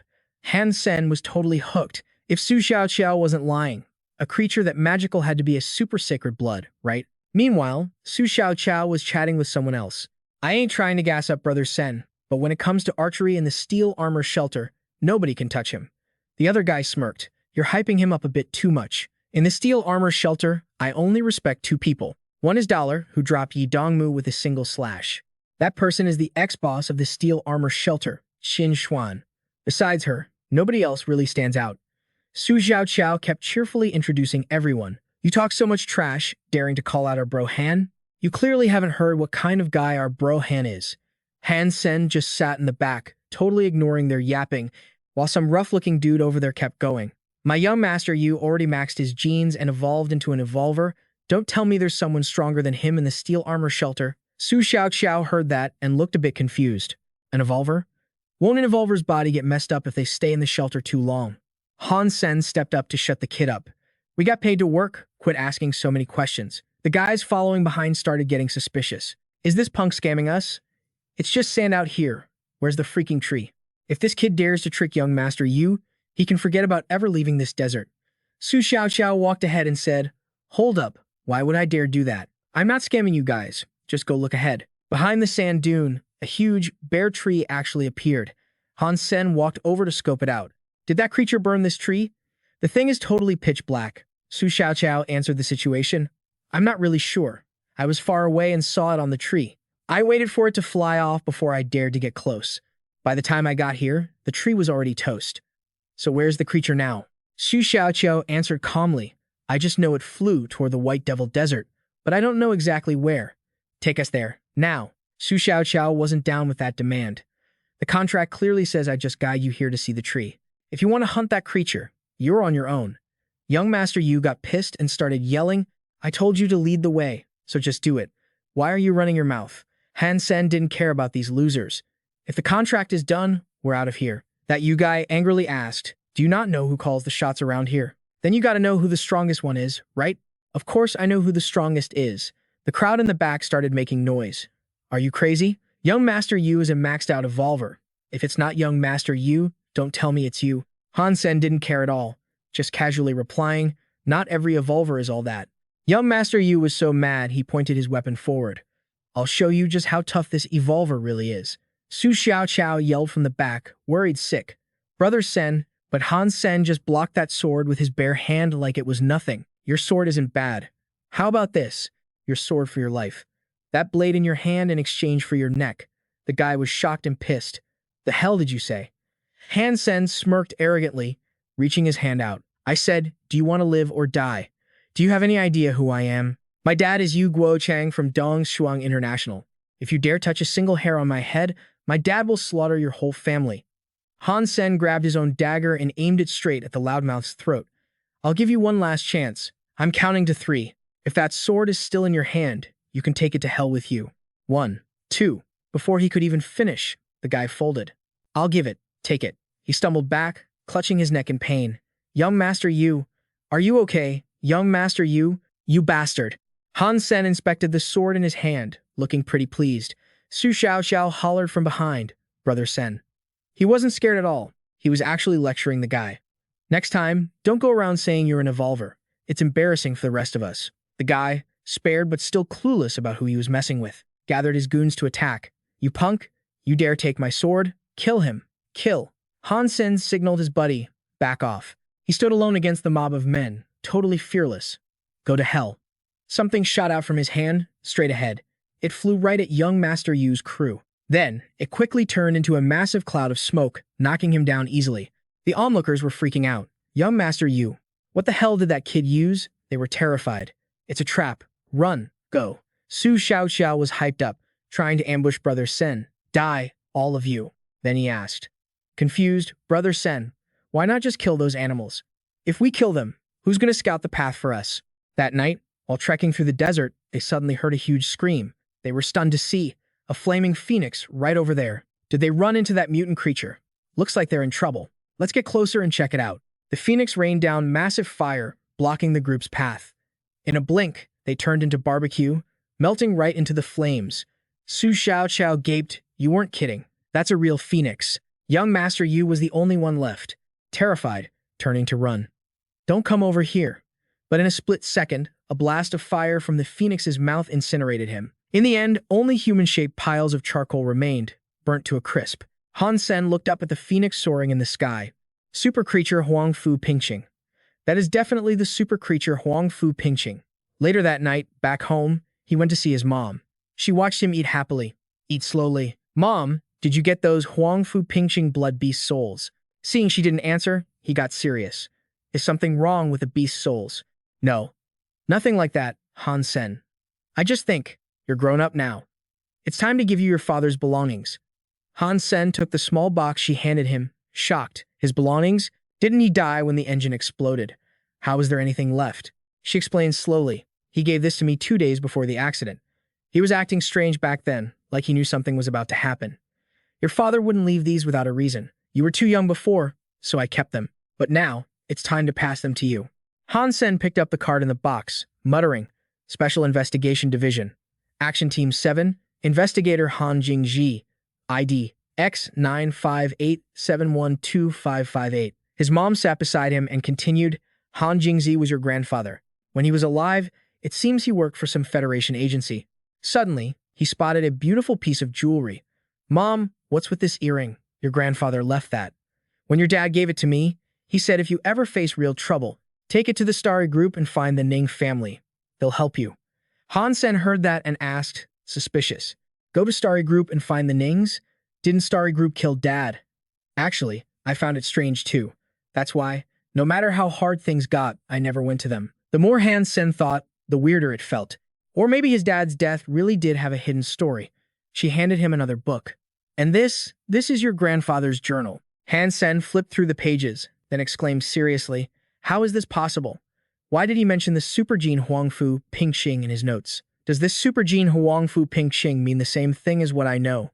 Then, there was nothing else. The rest was blank. The whole notebook just had those 5 words, but he noticed a red empty circle next to them. What does this question mark mean? Was he questioning if the super gene Huangfu Pingxing actually exists? His mom sat on the side and kept explaining. Your dad only said these things were left by your grandpa, Han Jingji. He didn't tell your dad anything else. This stuff is definitely connected to Dad's death. Mom, I promise I'll get the real answer for you and Dad. Later, he went to find Qin Jiming at the research lab. Jingji was jumping all over the place. What's that? It's a new test setup, called Extreme Limit. It checks the body's explosive power. See those white zones on the metal walls? The tester has to step on the white spots to get past the walls and reach the finish line. Everything outside the white zones is electrified. Touch it once, you get shocked and have to start over. Doesn't look too hard. Qin Jiming smiled. Don't look at Jingji and think it's easy. He only makes it look that way because he memorized the walls. Want to give it a shot? Han Sen naturally wanted to try this fun little toy. Ready? Start. The moment he stepped in, he hit a snag. Damn it. Qin Jiming and Jingji watched from above, amused. Go on, senior. I got shocked 8 times my first run. If you beat my number, I'm gonna lose face big time. Han Sen moved his body fast. I can't embarrass myself. The test ended, his body dripping with sweat. That was risky. A bit tougher than I thought. My time was probably slow. But when the results popped up, the 2 outside were stunned. One time, it's over after just 1 go. What the hell is this?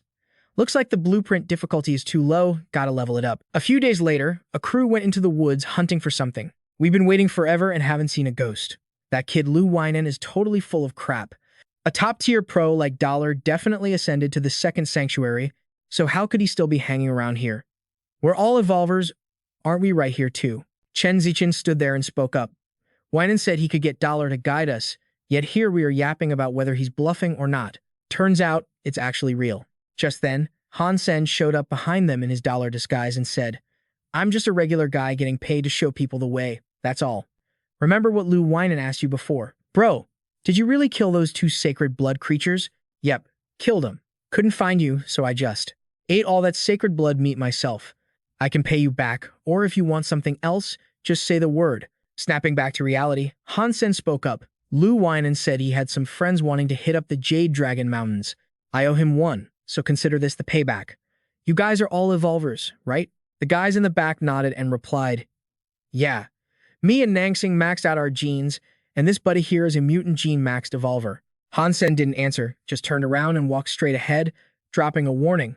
I'll tell you this once after we enter the Jade Dragon Mountains, stay on high alert at all times. There's a ton of dangerous creatures in there. Chen Nangsing stood behind him, smirking. No need to be scared. Dollar. Just charge in. If we catch some creatures, we'll just roast them for dinner. Then they rode their mounts into the mountains. Didn't they say the Jade Dragon Mountains were crawling with creatures? How come we haven't seen a single one yet? The Jade Dragon range is huge. We're just at the edge. You, go scout ahead carefully. Looks like this is as far as we go for now. Chen Nangsing jumped ahead to check it out. What the? No creatures up ahead and nothing weird going on. Why'd we stop? Chen Zichen asked coldly from behind. Dollar, if you spotted something, just spit it out. Don't be shy.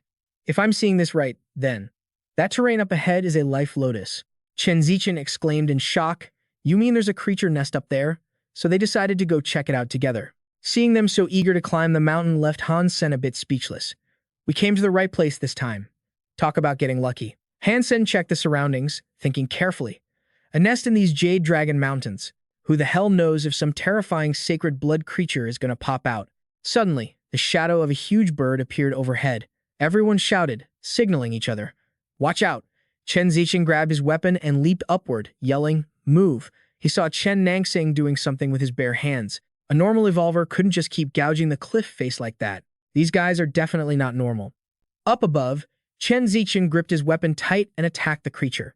His strikes were incredibly powerful and super decisive. There's basically nothing under his feet, so how's he using force in mid-air like that? You could see him chasing that bird like he was walking on flat ground. Totally zero leverage, but still insanely strong. There's no record of this weird movement technique in the natural world.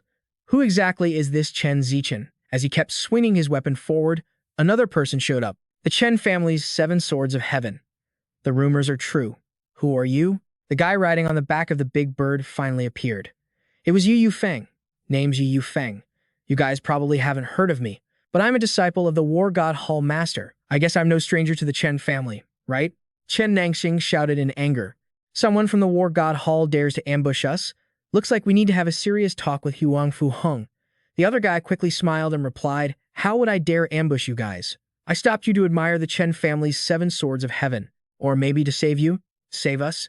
Yi Yufeng stood there and said, didn't expect the famous Dollar to be one of the Chen family's people. I just take the cash and show the way, got no ties to the Chen family. You guys are here for the creature nest, right? Not gonna lie, I already went down there to check it out. The creatures inside are super strong, but they completely ignored his words. We appreciate the concern, but the Chen family's business ain't for the War God Hall to worry about. Yi Yufeng saw him standing there and asked, puzzled. They all went down. You're not following them? Didn't you say it was dangerous in there? Am I not allowed to hang back? Or did you lure them in because you got some scheme? Oh boy, Dollar really is a weird guy. Then he leaned over and looked down. There's noise. They're coming out. They walked out covered in wounds. The 2 Chen masters are tougher than I thought. Staying down there that long and still breathing. Gotta give props where props are due. Chen Nangsing yelled furiously. You dare mock us? I'm seriously impressed. No sarcasm here at all. I went down for 10 seconds and almost died. You guys lasted 10 minutes and came back alive. That's legit impressive. Han Sen sat to the side, thinking seriously. But the others haven't come up yet. What the hell is down there that's so deadly? Yi Yufeng stood nearby and replied, don't know. I bet these 2 Chen masters didn't even see what the creature was. Maybe it's invisible?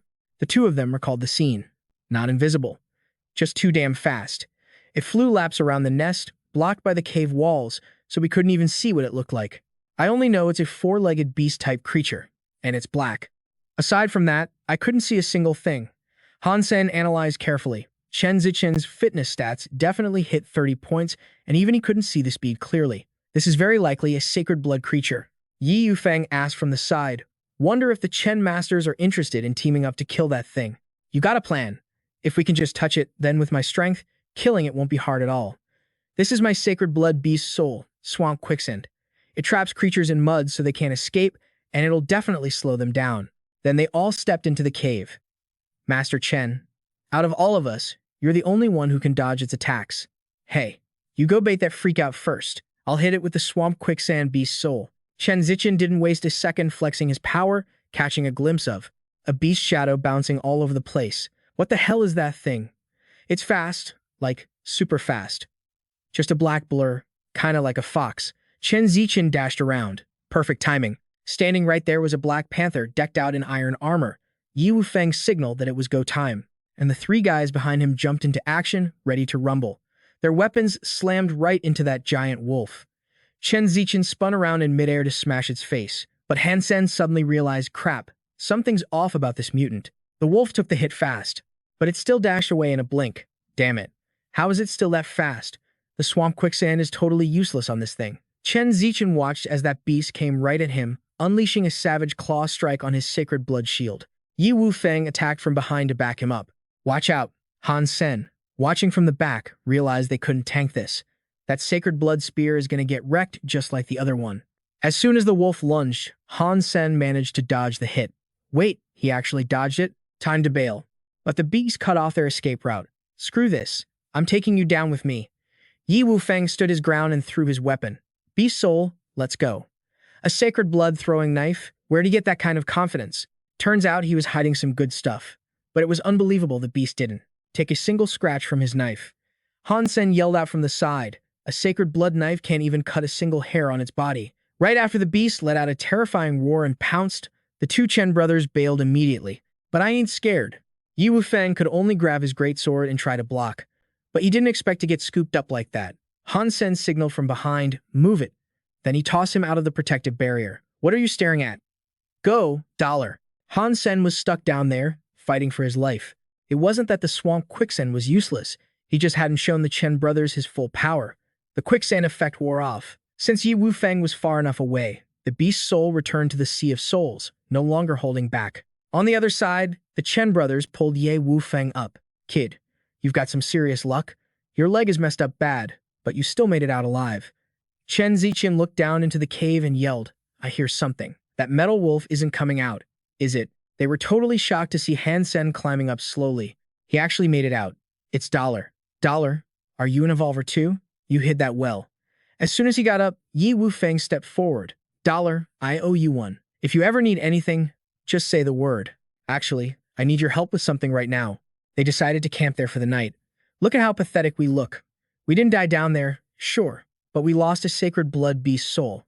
Going back down is just suicide, right? But Dollar saved my life, so I'm just paying him back. Han Sen thought for a second and replied, I'm asking you to go down because I'm sure we can do it.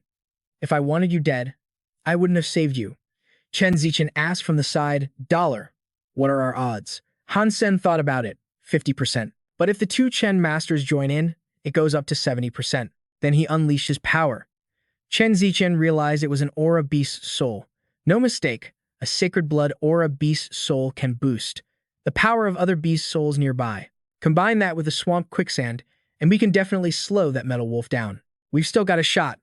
I get the meat, and for the beast soul, same old rules, whoever kills it keeps it. What do you think? The meat of a creature at this sacred blood level belongs to me. I can't miss out on the beast soul and life geno essences either. Down below, the silver wolf was chilling when it heard a noise and looked up. Chen Zichen grabbed his shield and weapon, creeping inside. They could only try to hold their ground against the giant wolf's attacks. He was really getting pushed to the limit and yelled, You guys, hurry up. Two powerful weapons thrust straight at the wolf, catching it off guard. Got him. Finally landed a hit.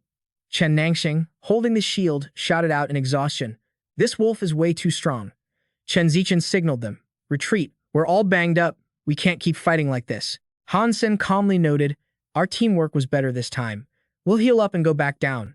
Chen Zichen sat there and suddenly said, That mutant is seriously strong. We can hit it now, sure, but sacred blood weapons can't even cut a single hair on its body. If we keep going like this. Dollar, maybe we should quit? Han Sen thought for a moment. Staying or leaving is up to you. Then he turned to look at Yi Wufeng standing behind him. What about you? If Dollar needs me, I'm in. Chen Zichen was out of options. Well, in that case, good luck to you too. But I gotta say this. If you're not an evolver, staying in the first sanctuary too long will cause permanent damage. Han Sen knew that, of course. He's right. But Yi Wufeng brushed it off. It's fine. I can hang on for a few more days. All right then. So the final battle came down to just the two of them, descending into that familiar cave once again. This is the last run. You don't need to fight. Wait for me to bait that metal wolf out, then find a chance to hit it with the swamp quicksand. Win or lose, you can go back after this. Don't worry, Dollar. Han Sen walked into the lair again. Yi Wufeng watched his limping gait, realizing, is Dollar hurt? The wolf lunged forward, but Yi Wufeng, standing outside, couldn't believe his eyes. It couldn't even catch up to Han Sen. Just as it leaped up with its massive jaws wide open, Han Sen shouted, Now! By then, he could totally keep up with the wolf. I see it. I can see every single move it makes. Yi Wufeng watched from the outside, unable to believe what he was seeing. Jinbai totally ghosted every single attack from that metal wolf. He was holding the beast back all on his own. He wasn't getting hurt, nah, that was just his signature flow. Is that seriously the ETN art? It's like a chess match, and we're just the pawns. We gotta play this out to see who's actually got the skills. Word on the street is the grand achievement. Yi art can hack your thoughts and control your moves. And supposedly, only the queen of the martial arts society can master that kind of power. Could Jinbai actually be her descendant? Meanwhile, Han Sen was still getting chased down by that wolf. For today, I spent who knows how many times simulating my own moves and your attack patterns. Every single move you make now. I've already calculated and set it up for you a million times. To take down an opponent way stronger than me, I gotta cut off my own escape routes and just fight for my life. The big wolf managed to jump clear of the attack. Han Sen signaled, "Do it now." Sacred blood weapons couldn't even scratch this thing. He had to find its weakest spot and end it in one hit. And after watching it fight over and over, he saw the weak spot was the throat. Han Sen gripped his blade tight and thrust it straight into its neck. Die already. Yi Wufeng couldn't even react. Jin Bai, watch out. The wolf took another fatal hit from him. It couldn't do a thing, just let out these painful shrieks. Finally, they successfully hunted the super sacred blood creature. Han Sen cheered as the light appeared. A super sacred blood beast soul. I got another super sacred blood beast soul. Yi Wufeng yelled out worriedly. Jin Bai, he rushed over. Jin Bai, thank God you're okay. Han Sen quickly hid the gem behind his back and grinned. I killed the metal wolf. Go find the creature's egg, hurry. Then they actually found an egg stuck to the wall, but it was totally smashed to pieces. How is that even possible? Did the Chen brothers smash the egg before they came down with us? No, that didn't add up. They were barely down here for any time at all. Han Sen had another thought. It was totally possible that Sacred Blood Wolf had hatched right from that egg. Later, he went back to the real world and checked out the fragment from the wolf. This is insane. A high-grade Z-Steel shield like this, and it got snapped in two with just one hit. Suddenly, his phone started blasting. Unknown number. Who the hell is this? He picked up, and the person on the other end spoke. Senior Han, right, it's me. Who's this?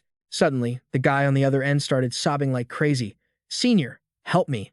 Han Sen had no choice but to hit up Huang Fu Pingqing. She smirked the second she saw him. Hey, Junior, you never call me first.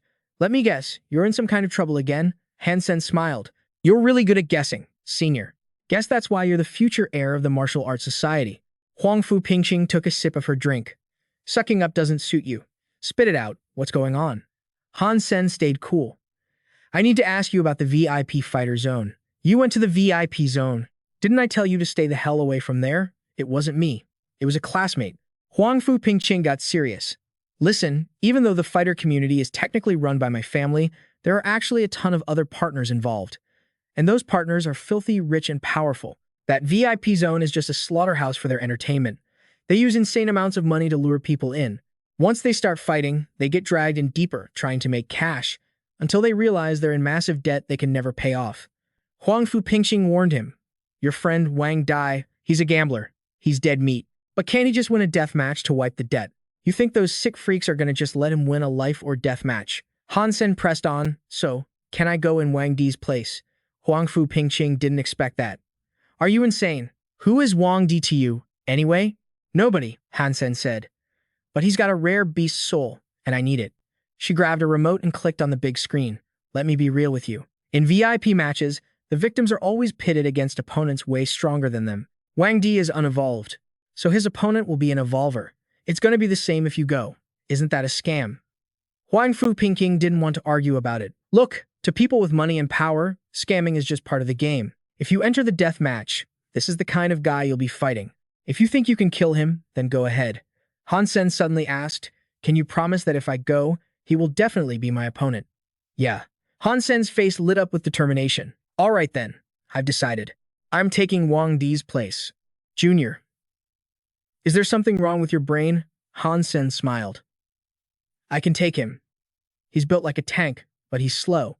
I've got a 100% chance of winning against him. Senior, are you absolutely sure this guy will be my opponent? Huang Fu Pingqing stared at his back. She hesitated a bit, seeing how confident he was. Fine. I'll set it up. Out in the arena, the crowd was going wild, chanting, Iron Crazy Demon, Iron Crazy Demon, rip his head off, tear him apart, mash him into a pulp. Han Sen had already appeared right behind him. His body transformed fast, equipping a different beast soul armor. The big guy yelled in pure hype, I'm gonna twist your head off. But Han Sen wasn't scared at all. One slash, and he cut right through the giant. Yet, the guy stayed calm and laughed. You little punk, you got some moves. Too bad I'm made of iron and steel. Your trash dagger can't even scratch me. Han Sen smirked arrogantly. You sure about that? Suddenly, a huge gash opened up across the guy's neck. Blood started spraying everywhere. The crowd cheered. Look at all that blood. It's Iron Crazy's blood. Haha. Up in the VIP box, someone was watching the whole show. Han Sen. That's the kid who messed with you, right? Captain of the Steel Armor Squad, and still unevolved. That is seriously interesting. Huang Fu Pingqing was standing behind him. Cousin. The guy calmly wiped his mouth with a handkerchief. Bring him to me. Huang Fu Pingqing found him and dropped the news. Han Sen, you're in big trouble. What kind of trouble? He was led to another room. Hey there, I'm Ning Yue. Ning means silence. Yue means moonlight. Whatever. Yo, Han Sen, you down to join the hunt for that mutant freak Starry Group is organizing?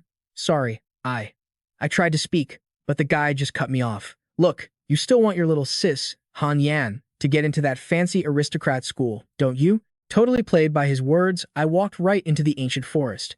And guess who was waiting? Yang Yongcheng, standing there like he owns the place. You with Starry Group? I asked. Pleasure. Then he turns to the guy behind him. Zhu Ting, stick to Han Sen. Make sure our young master here stays in one piece. If he dies, you're dead meat. If he lives, you live. And don't go trying to be a hero, got it? Safety first. The guy named Zhu Ting nodded, looking super serious. You got it, Brother Yang. I won't let anything happen to him. Let's roll. 2 days later, the squad arrived at this massive mountain. Yang Yongcheng pointed up. Target somewhere on this range. Han Sen, you camp here. We'll go up and bait it down. When you see your chance, just give it one good hit. I scoped out the area, feeling kinda sketchy. These guys are maxed out on genes, so what the heck could scare them this bad? Is this for real? Hours dragged on. I looked up. Nothing. Not a single soul. Hey, I whispered. What's the deal with this mutant beast anyway? Zhu Ting was chilling against a tree behind me. Doesn't matter if you know or not. You just gotta land one stab, okay?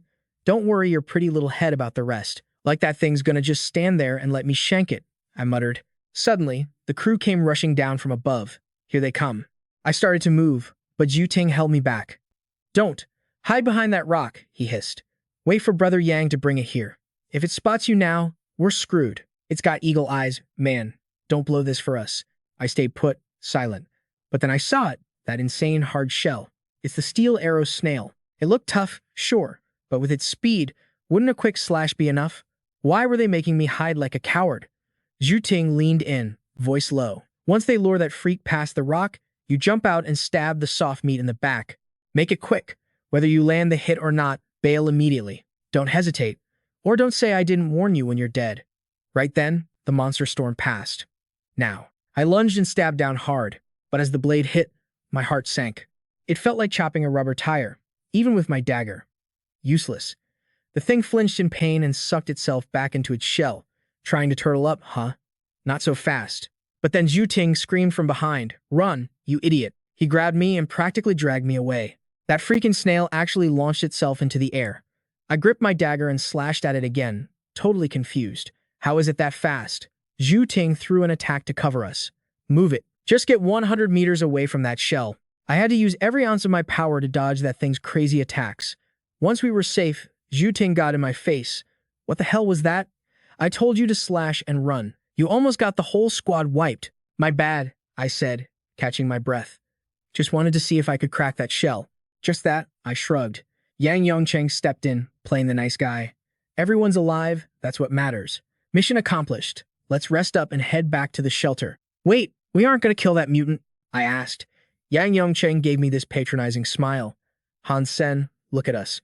We aren't strong enough to take that beast down. We gotta wait for young Master Ning Yue to handle it. As Zhu Ting walked away, I heard him sneer, so naive. Watching them leave, I couldn't shake the feeling. Ning Yue didn't want the beast dead. He just wanted to see if my dagger could scratch that snail's shell. That thing might be a super creature. Huang Fu Pingqing was right. The Ning family definitely knows something. No wonder they're wasting so many people on this. They're looking for the nest to hunt a super creature. Huang Fu Pingqing, you warned me. That night, the squad set up camp in the forest. Didn't know you could cook. Kid, someone said. Smells way better than my trash cooking. How'd a guy with skills like this end up under Ning Yue?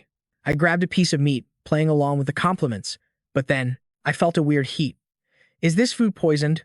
Ning Yue. Oh, Ning Yue. If you think a cheap trick like this is going to work on me, you're seriously underestimating Han Sen.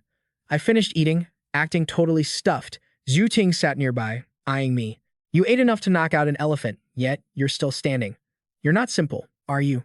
I looked around, everyone else was passed out, even Yang Yongcheng. You aren't with Starry Group, I said, glaring at him. Who the hell are you really? Zhu Ting just smirked. I'll give you two choices, he said. One hand over that beast soul dagger. Two, die. I'm a nice guy, so you pick. I laughed. You think I'm stupid? If I give you the dagger, I die even faster.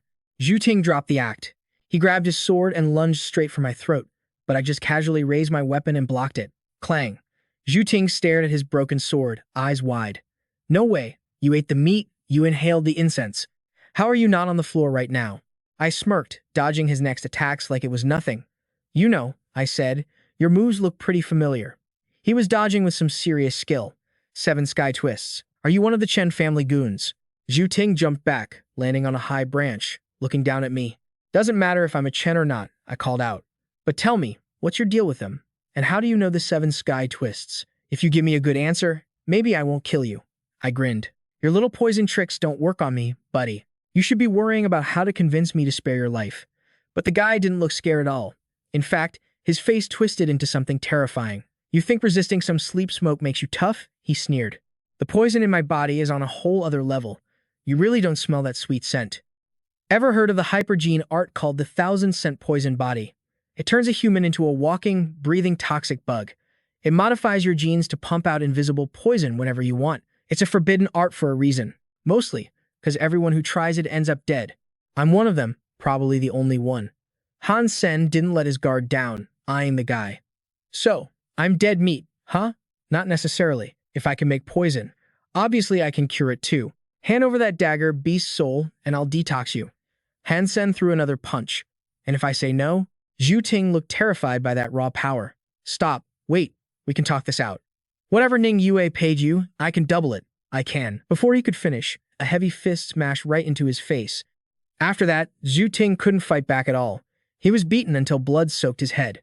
Stop. Please stop. Ask whatever you want, I'll tell you everything. Han Sen sat on top of him, gauging the situation. You actually don't know what kind of creature Ning Yue asked me to hunt, do you? It's not just a sacred blood creature, is it? Zhu Ting laughed out loud at that. Ha, you could call it a sacred blood creature, I guess. At least, up until now, nobody knows if it is actually sacred blood or not. The hell does that mean? Han Sen didn't get it, so he asked again. But the guy just asked something weird in return. Ever wonder why Ning Yue was willing to help a kid with no background get into a noble academy just for one sacred blood creature? No. Why is it that in the ancient forest, so many of us with maxed out genes can't touch it? Han Sen was getting annoyed, so he snapped the guy's arm. Cut the crap. Don't test me. Speak. Zhu Ting lay trembling on the ground. Listen, the elders in the Chen family said. Back when the shelters were first discovered, our ancestors found something inside the shelter world. They theorized there's a creature level even higher than sacred blood.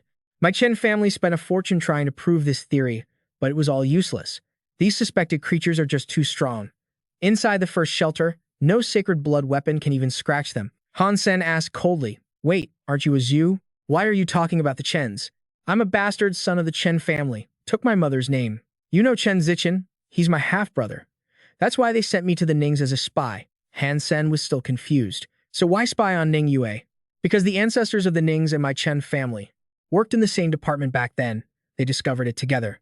So, the Ning family has been trying to confirm that theory ever since. Starry Group is massive, so we wanted to infiltrate and find more clues. Han Sen remembered the card he saw earlier. What was the name of that department? It was like some kind of special ops unit. Things were getting messy. Han Sen tried to connect the dots in his head. Seems like Ning's great-grandpa and the head of the Chen family were in the same unit. They must have found something in the shelter together. My great-grandpa left a note. Super sacred blood gene. Maybe the Nings and Chens left behind more info. Zhu Ting yelled from the ground. Master Han, I told you everything. Please, let me go. Han Sen pointed the dagger at him with a grin. Normally, your family drama isn't my business, but you attacked me, so now it's personal. I'm handing you over to Yang Yongcheng's crew. Whether you survive or not is up to you. Master Han, let's make a deal. I'll buy my life. Name your price 1 billion, 2 billion. Han Sen didn't care about the money. Hand over that arrow. Which one? Han Sen was done talking. He thrust the dagger forward, aiming right for his ear. Zhu Ting screamed, Take it, just take it all. Han Sen successfully killed the spiny fish, while Zhu Ting watched helplessly from the back. Master Han, I gave you the beast's soul. Can I go now? You bought your life. I never said I'd let you walk away. Go wake the others up. Zhu Ting wanted to cry but couldn't. Hey, we had a deal. I paid for my life. If I wake them up, they'll drag me to Ning Yue, and I'm dead anyway. Han Sen drew his bow and aimed right at him. That shut him up. Don't shoot, I'll do it. When Yang Yongcheng's crew woke up, they were furious. Zhu Ting, you little rat, you dare to trap us. Han Sen stepped in. He bought his life from me, so keep him alive for now. Besides, shouldn't we wait for Master Ning to question him first? Yang Yongcheng sighed. Fine, we'll do as Master Han says. Zhu Ting was tied up off to the side. Master Han, that dagger can kill super creatures. Don't show it to anyone and don't kill that creature. If you help Ning Yue get that super gene, the Ning family will have the power to hunt super creatures. You really think they'll let you live after that? The next morning, Han Sen woke up to a commotion outside his tent. Bad news. Zhu Ting escaped. The guard was beaten bloody. Yang Yongcheng was furious. Damn it, that bastard. Han Sen found it strange. Zhu Ting could have run any time, so why did he wait to tell him that stuff first? Later, Ning Yue approached him. Han Yan's enrollment is sorted. You can take her to school anytime, and thanks for getting Brother Yang and the team back safely. Someone walked in from outside. You finished evolving? Han Sen sat there, thinking. He purposely evolved before the trip to max out his stats. Looks like Ning Yue is determined to take down that creature this time. Let's move out. They reached a small stream near the ancient forest. Surprisingly, Ning Yue was physically weak. He coughed constantly along the way. Master Ning Yue, let's take it slow. Han Sen sat by the stream, thinking. Beetle Knight, a substitute beast soul. How exactly does that work? Night fell quickly. Ning Yue suddenly walked up behind him. Since the first time I saw you, I wondered if we could be friends. My great-grandfather had a friend named Han, too. He even saved my great-grandfather's life. Han Sen got serious. What was that friend's name? Maybe he really is my relative. Han Jingji. Wow, what a coincidence. My great-grandfather was named Han Jingji too. Are they the same person? Ning Yue looked up at the moon and answered, probably not. That friend of my great-grandfather was way older than yours. Plus, he had no wife or kids. Way older, huh? I couldn't help but think back to the stuff Chu Ting spouted the other night. I've heard the elders in my family say that when the sanctuary was first discovered, our ancestors found some things inside that world. They figure there had to be a creature level even higher than sacred blood. But something ain't right. When the sanctuary was first discovered, my great-grandfather wasn't even born yet. So how the hell did he get that work permit? Ning Yue sat to the side and kept talking. Back then, the sanctuary had just been found, and humans didn't even have the genes yet. Hypergene technology hadn't been developed, and that old man Han was a super famous Qigong master at the time. Hearing that, Han Sen asked, a bit puzzled. A Qigong master? The history books say Qigong masters back then were just guys playing God and Ghost. Total scammers. But Ning Yue replied with total certainty. Mr. Han practiced real Qigong. He was the instructor of the Alliance's most elite blue blood special forces back then, and he definitely wasn't a scammer. Han Sen carefully pictured the silhouette in his mind, someone who could be an instructor for the blue blood special forces. If he were around today, he'd be a demigod-level powerhouse. If my great-grandfather really was that Han Jingji, then why the hell did his descendants end up like this? Where did it go wrong? It feels like everything is connected, yet somehow not related at all. Afterward, the group kept moving. Yang Yongcheng led the way, while Ning Yue spoke up, trying to reassure him, Young Master Han, don't sweat it. Wang Ge and the guys will hold that creature back and keep you safe. Han Sen smiled politely and replied, Thanks, young Master Ning. Suddenly, he stopped and signaled for everyone behind him to shut up.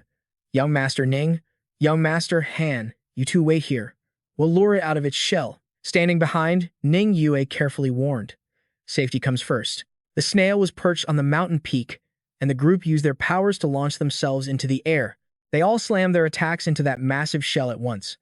Han Sen assessed the situation. A super sacred blood creature really wasn't something to mess with. Inside the forest, the snail panicked and ran for its life. Yang Yongcheng raised his sword, leading the charge with full intensity.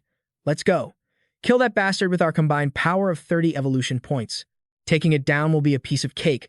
The beetle-armored knights kept chasing. Charge. Ram it. 3 swords stabbed into the snail's soft body at the same time, but then its flesh started splitting to wrap around the blades. Yang Yongcheng panicked and screamed, Something's wrong. Pull your weapons out, now. Right as he finished speaking, a bunch of tentacles shot out from the snail's body. Ning Yue's guards dodged while running for their lives. Damn it, this is a huge loss. Saving our skins is what matters. Shit, this beast ain't simple. Our weapons are trash now. A sharp tentacle sliced right through the silver-armored knight's leg, sending blood gushing from the wound as he screamed in pain. His leg was mangled. My leg is gone. Han Sen gripped his blade tight, hiding behind a rock to watch the fight. They're hurt. Going out now might be my chance. But Ning Yue grabbed his shoulder to stop him. Don't rush. It's not time yet. Han Sen asked, puzzled. Why aren't we going out? They're gonna die. Ning Yue answered while keeping his eyes on the situation. If we go out now, their risk will be for nothing, right? Wait for them to lure the creature out, then you take the chance to deal a fatal blow. Han Sen tensed up. He realized Ning Yue's goal was the creature, not saving people, or maybe he just thought like him. Ning Yue stood up and instructed, you wait here. Han Sen was confused. His eyes followed Ning Yue's retreating back. His sickness is that bad, and he hasn't even become an evolver yet. Why is he taking such a risk? I can't figure this guy out. Ning Yue leaped from behind the rock into the battle, quickly swinging his sword to slice through the snail's tentacles. Han Sen was shocked by Ning Yue's skills. He actually cut off the creature's tentacles, and his weapon didn't get sucked in. Yang Yongsheng laughed triumphantly. That's dope. As expected of young Master Ning, kill it. The furious snail shot more tentacles out, but Ning Yue effortlessly dodged the creature's attacks. Han Sen watched his moves in total shock. Ning Yue is a beast.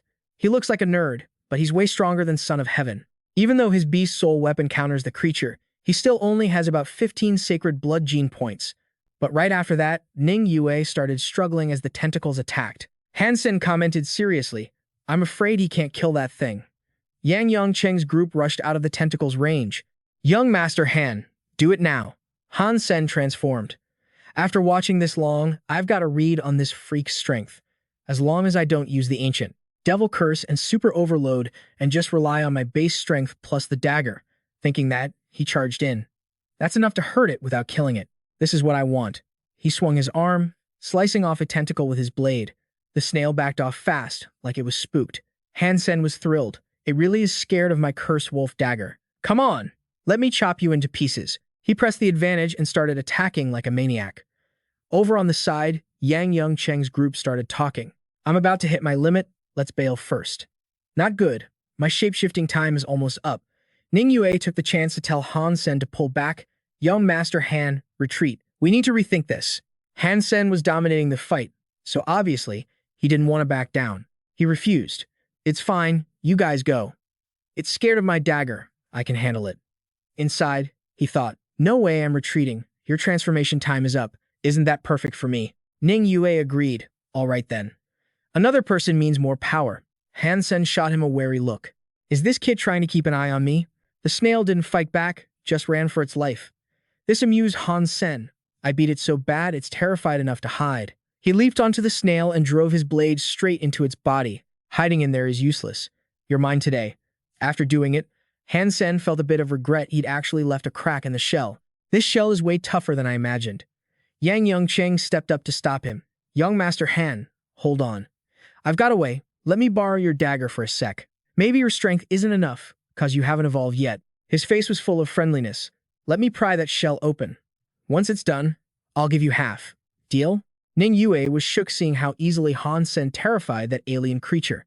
He hit him with, Young Master Han, I bet you can tell this thing is straight up special. But the second he shut his trap, that snail shot out a long tentacle and attacked the guy behind Ning Yu, making both of them jump out of their skins. After messing them up, the snail turned tail and bolted. But ain't no way Han Sen was gonna let it off that easy. He chased right after it, screaming, Don't you run. Seeing him gunning for the creature, Ning Yue was right on his heels, asking, Young Master Han, so what do you think about my offer from earlier? Han Sen heard him but just gave a chill reply. Sorry, dude, but my dagger isn't for rent, and it sure as hell ain't for sale. Ning Yue offered to trade 5 sacred blood beast souls for Han Sen's dagger. Plus, after we kill this thing, I'll split the meat with you 50-50. Realizing he got rejected, Ning Yue got nasty. He tried to stab Han Sen in the back, but got caught red-handed. Trying a sneak attack? Bro, you're not even in my league, Han Sen said, glancing back. Then he spun around and launched a counterattack on Ning Yue's crew. Seeing how thirsty they were for his dagger, he just laughed and said, Even if you kill me, you won't get the dagger. And honestly, I'd rather destroy it than let you freaks have it. After wrecking the small fry, Han Sen dashed over to Yongcheng and said, Too bad you got one thing twisted. Staring him down, Han Sen raised his dagger high, looked him dead in the eye, and asked, "Who's the real boss around here?" With that, Han Sen slashed Yang Cheng's throat in one go. Before he blacked out, the guy was still shocked, asking, "Wait, are you an evolver too?" "You found out way too late," Han Sen replied. With Yang Cheng dealt with, only Ning Yue was left. Realizing there was no escape, he gripped his sword tight and said, "In the shelter, there's a type of substitute beast soul. The guy standing in front of you isn't even real. It's just a dummy beast soul." Hearing that, Han Sen didn't say a word and just slashed down without hesitation. "I believe you." Then he jumped back, winding up to launch himself at that blood snail monster. He thought to himself, so that's how magical substitute beast souls are. Cutting that thought short, Han Sen sped towards the blood snail that was still hiding in its shell. He was aiming for that tough shell. He jammed the dagger in with full force, screaming, "I don't believe for a second that I can't pierce through you." The snail must have sensed the crazy danger Han Sen was bringing. It crawled out of its shell, tentacles lashing out to attack, but he wrecked them like it was nothing. Then the notification popped up, "Successfully killed super creature blood snail. Obtained super blood snail beast soul and life geno essence. Meat is inedible." Looking at the monster he beat so bad its own mama wouldn't recognize it, he realized he just scored a super beast soul and life geno essence at the same time. He felt pretty proud of himself, thinking, "Han Sen, you're the first human super evolver to get this kind of power." The next day, in front of the steel armor shelter, Ning Yu was blocking Han Sen's path. He was trying to buy the meat and beast soul of the creature Han Sen took down yesterday. Ning Yue said in a rush, "Young Master Han, don't go back in yet. Let's find a spot to talk properly. I'm ready to pay cash for that meat and beast soul, and the price is totally negotiable." Han Sen kept a poker face and said, "What is there to talk about?" "Second, young Master Ning, do you really think I could kill that creature?" Han Sen teased him, asking, "When I came back, did I have any meat on me?" "You already know the answer. Why do I gotta spell it out?" Young Master Han is no ordinary guy. Ning Yue kept insisting, even though Han Sen had already turned and walked away. A bit later, in the bathroom, Han Sen was washing his face when this huge guy walked in. Seeing him, the guy crossed his arms and laughed. "Yo, old third, you back and didn't even say hi to the boys." Ignoring the question, Han Sen was busy thinking about the beetle knight. Whenever it got hurt, it just needed to soak in water to heal. But checking the water showed nothing weird. Unless it wasn't soaking in it, but just looking at its own reflection in the water. Whatever, thinking about this is giving me a headache. Han Sen put his hand on the mirror in front of him and swore under his breath, "I've summoned it a bunch of times with zero response. Don't tell me it's used like this." After pumping some energy into the glass, the Beetle Knight's vision popped up right on the mirror. Han Sen was shocked. This is the Beetle Knight's point of view. I can control its body from this angle. That same afternoon, in the White Demon Desert, Han Sen was surfing on the back of a rock worm, kicking up a storm of sand and rocks. Seeing a ton of monster corpses ahead, he was a bit surprised. "Is there someone up there?" Han Sen wondered aloud. Moving forward a bit more, Han Sen looked down from a cliff at the chaotic battlefield below. He was kind of surprised to see Yuan and Qing commanding a squad to fight monsters. Han Sen couldn't help but be impressed by those two. These two losers actually grew up. Their commanding skills aren't half bad. Yuan heard Han Sen's voice, grinning ear to ear while his hands kept slashing away at the monsters. He yelled happily, "Brother Sen is here." Seeing him wave, it was obvious Han Sen came to hunt sacred blood creatures to max out his sacred blood genes as soon as possible. Qing didn't want to be left out and shouted excitedly, "Brother Sen, take us with you so we can learn a thing or two. We promise we won't try to steal your loot." Hearing that, Han Sen laughed, "Steal or not? It all depends on your skill. Besides, snatching a sacred blood creature from me isn't going to be easy." Watching Han Sen showing off on the back of the rockworm, a brown-haired guy down below got salty and said, "What's so great about that?" Half a day later, the group was trekking through the desert. Han Sen asked Qing, "What's the deal with Senator Hai Mingwei? Is the Hai family really a family that inherited ancient martial arts like the legends say?" Hearing Han Sen's question, he thought for a sec and replied, "Brother Sen, that brat Hai Yun is used to acting arrogant just 'cause his grandpa is Hai Mingwei, so don't sweat it." Then he explained, "Most senators in the upper house have some connection to ancient martial arts. They have a huge advantage when they first enter the shelter. How else could they become senators? The real powerhouses only rise up later, and they're basically all in the lower house, just like our families." Suddenly, Han Sen shouted, "Stop," making Yuan jump and yell, "What the heck?" Han Sen explained, "That's a pack of black feather beasts. The sacred blood Black Feather King is here too." Qing asked suspiciously, Where's this pack of black-furred beasts? You seeing things? Brother Sen. Ignoring Qing's doubt, Han Sen coolly pulled out his bow, ready to fire. The brown-haired guy saw that, made a sour face, and said, "What's he pulling a bow out for? Are we just gonna let him clown around?" Han Sen drew his bow, orange light vibing all over his arm as he fired, straight up hunting down that sacred blood black feather king. Boom! Scored the sacred blood black feather beast's soul. Watching Han Sen shoot without blinking and actually nailing the shot freaked rich boy Qing out. Like, jaws on the floor, totally shook. The brown-haired dude heard him but was like, "No way, Cap. Impossible to hit that. I'm checking it myself." Then he whipped his mount and bolted. Yuan yelled from the back, "Yo, quit running around." But looking past the herd, damn. Han Sen's arrow actually skewered the Black Feather King, making it smash right into a rock. The brown-haired squad pulled up, jaws practically unhinged. Like, how the hell do you snipe something from 1 or 2 kilometers away with a single shot? That's insane. Even Yuan was stunned. In the whole steel armor shelter, who could even mess with Brother Sen now? Han Sen walked up and yanked his arrow back, letting the beast face plant into the dirt. He played it cool, saying, "World's full of pros. I'm nobody special." Right then, the rockworm lunged out and chomp swallowed the Black Feather King whole. Qing was dying inside, like, "Brother Sen, what a waste." Yuan was basically crying a river right next to him. "If you're maxed out on sacred blood genes, sell the meat to me, bro." Han Sen just gave a dry laugh. "Fed it to my pet already. Catch you next time." He watched his beast munching away happily. Han Sen couldn't help smirking. It's really about to evolve into combat mode. Come on, baby, turn into a super sacred blood pet for daddy. With a super sacred blood pet plus sacred blood armor, there isn't a super creature alive I can't kill. The guys behind him waved and shouted. White Devil Desert. He turned back and waved. Got stuff to do. Catching y'all later. He walked a bit further. He pointed at Miao Jun, golden energy blasting from his hand. Miao Jun, suit up in that sacred blood armor and charge. Miao Jun shot forward like a rocket, slamming right into the waterfall. Cracks spread, and massive rocks crashed down. Han Sen watched, a smirk creeping onto his face, thinking to himself, 2 sacred blood beast souls, steel armor, super mount.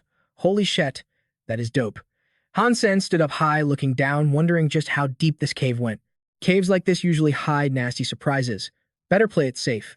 Miao Jun, scout ahead. The beast meowed back in response. Han Sen lit a torch, then tossed a stone down the waterfall, watching intently. Weird. It didn't even make a sound when it hit the bottom. Seriously, how deep is this thing? Suddenly, a creepy green light glowed from the depths. Han Sen jumped, totally freaked out, and yelled, "Who's there?" He drew his sword, ready to throw hands, red flames blazing around him. He was super suspicious. Wait, people don't glow like that. It turned out to be a skeleton sitting there, clutching something. Han Sen stood in front of it, thinking hard. Are those ancient clothes like in the movies? Did this guy have a cosplay fetish or something? Wearing a sneaky grin, he reached out to grab whatever the skeleton was holding. He quipped, "Yo, old-timer, you're dead anyway. Can't use this stuff now, right? Do a good deed and hook a living brother up." Han Sen unrolled the paper. What the heck? Is this that ancient interstellar script? Was this guy actually from ancient times? Suddenly, the skeleton started glowing. Green light burst out, and the clothes just disintegrated. Han Sen panicked. No. Chill. I didn't mean to wreck it.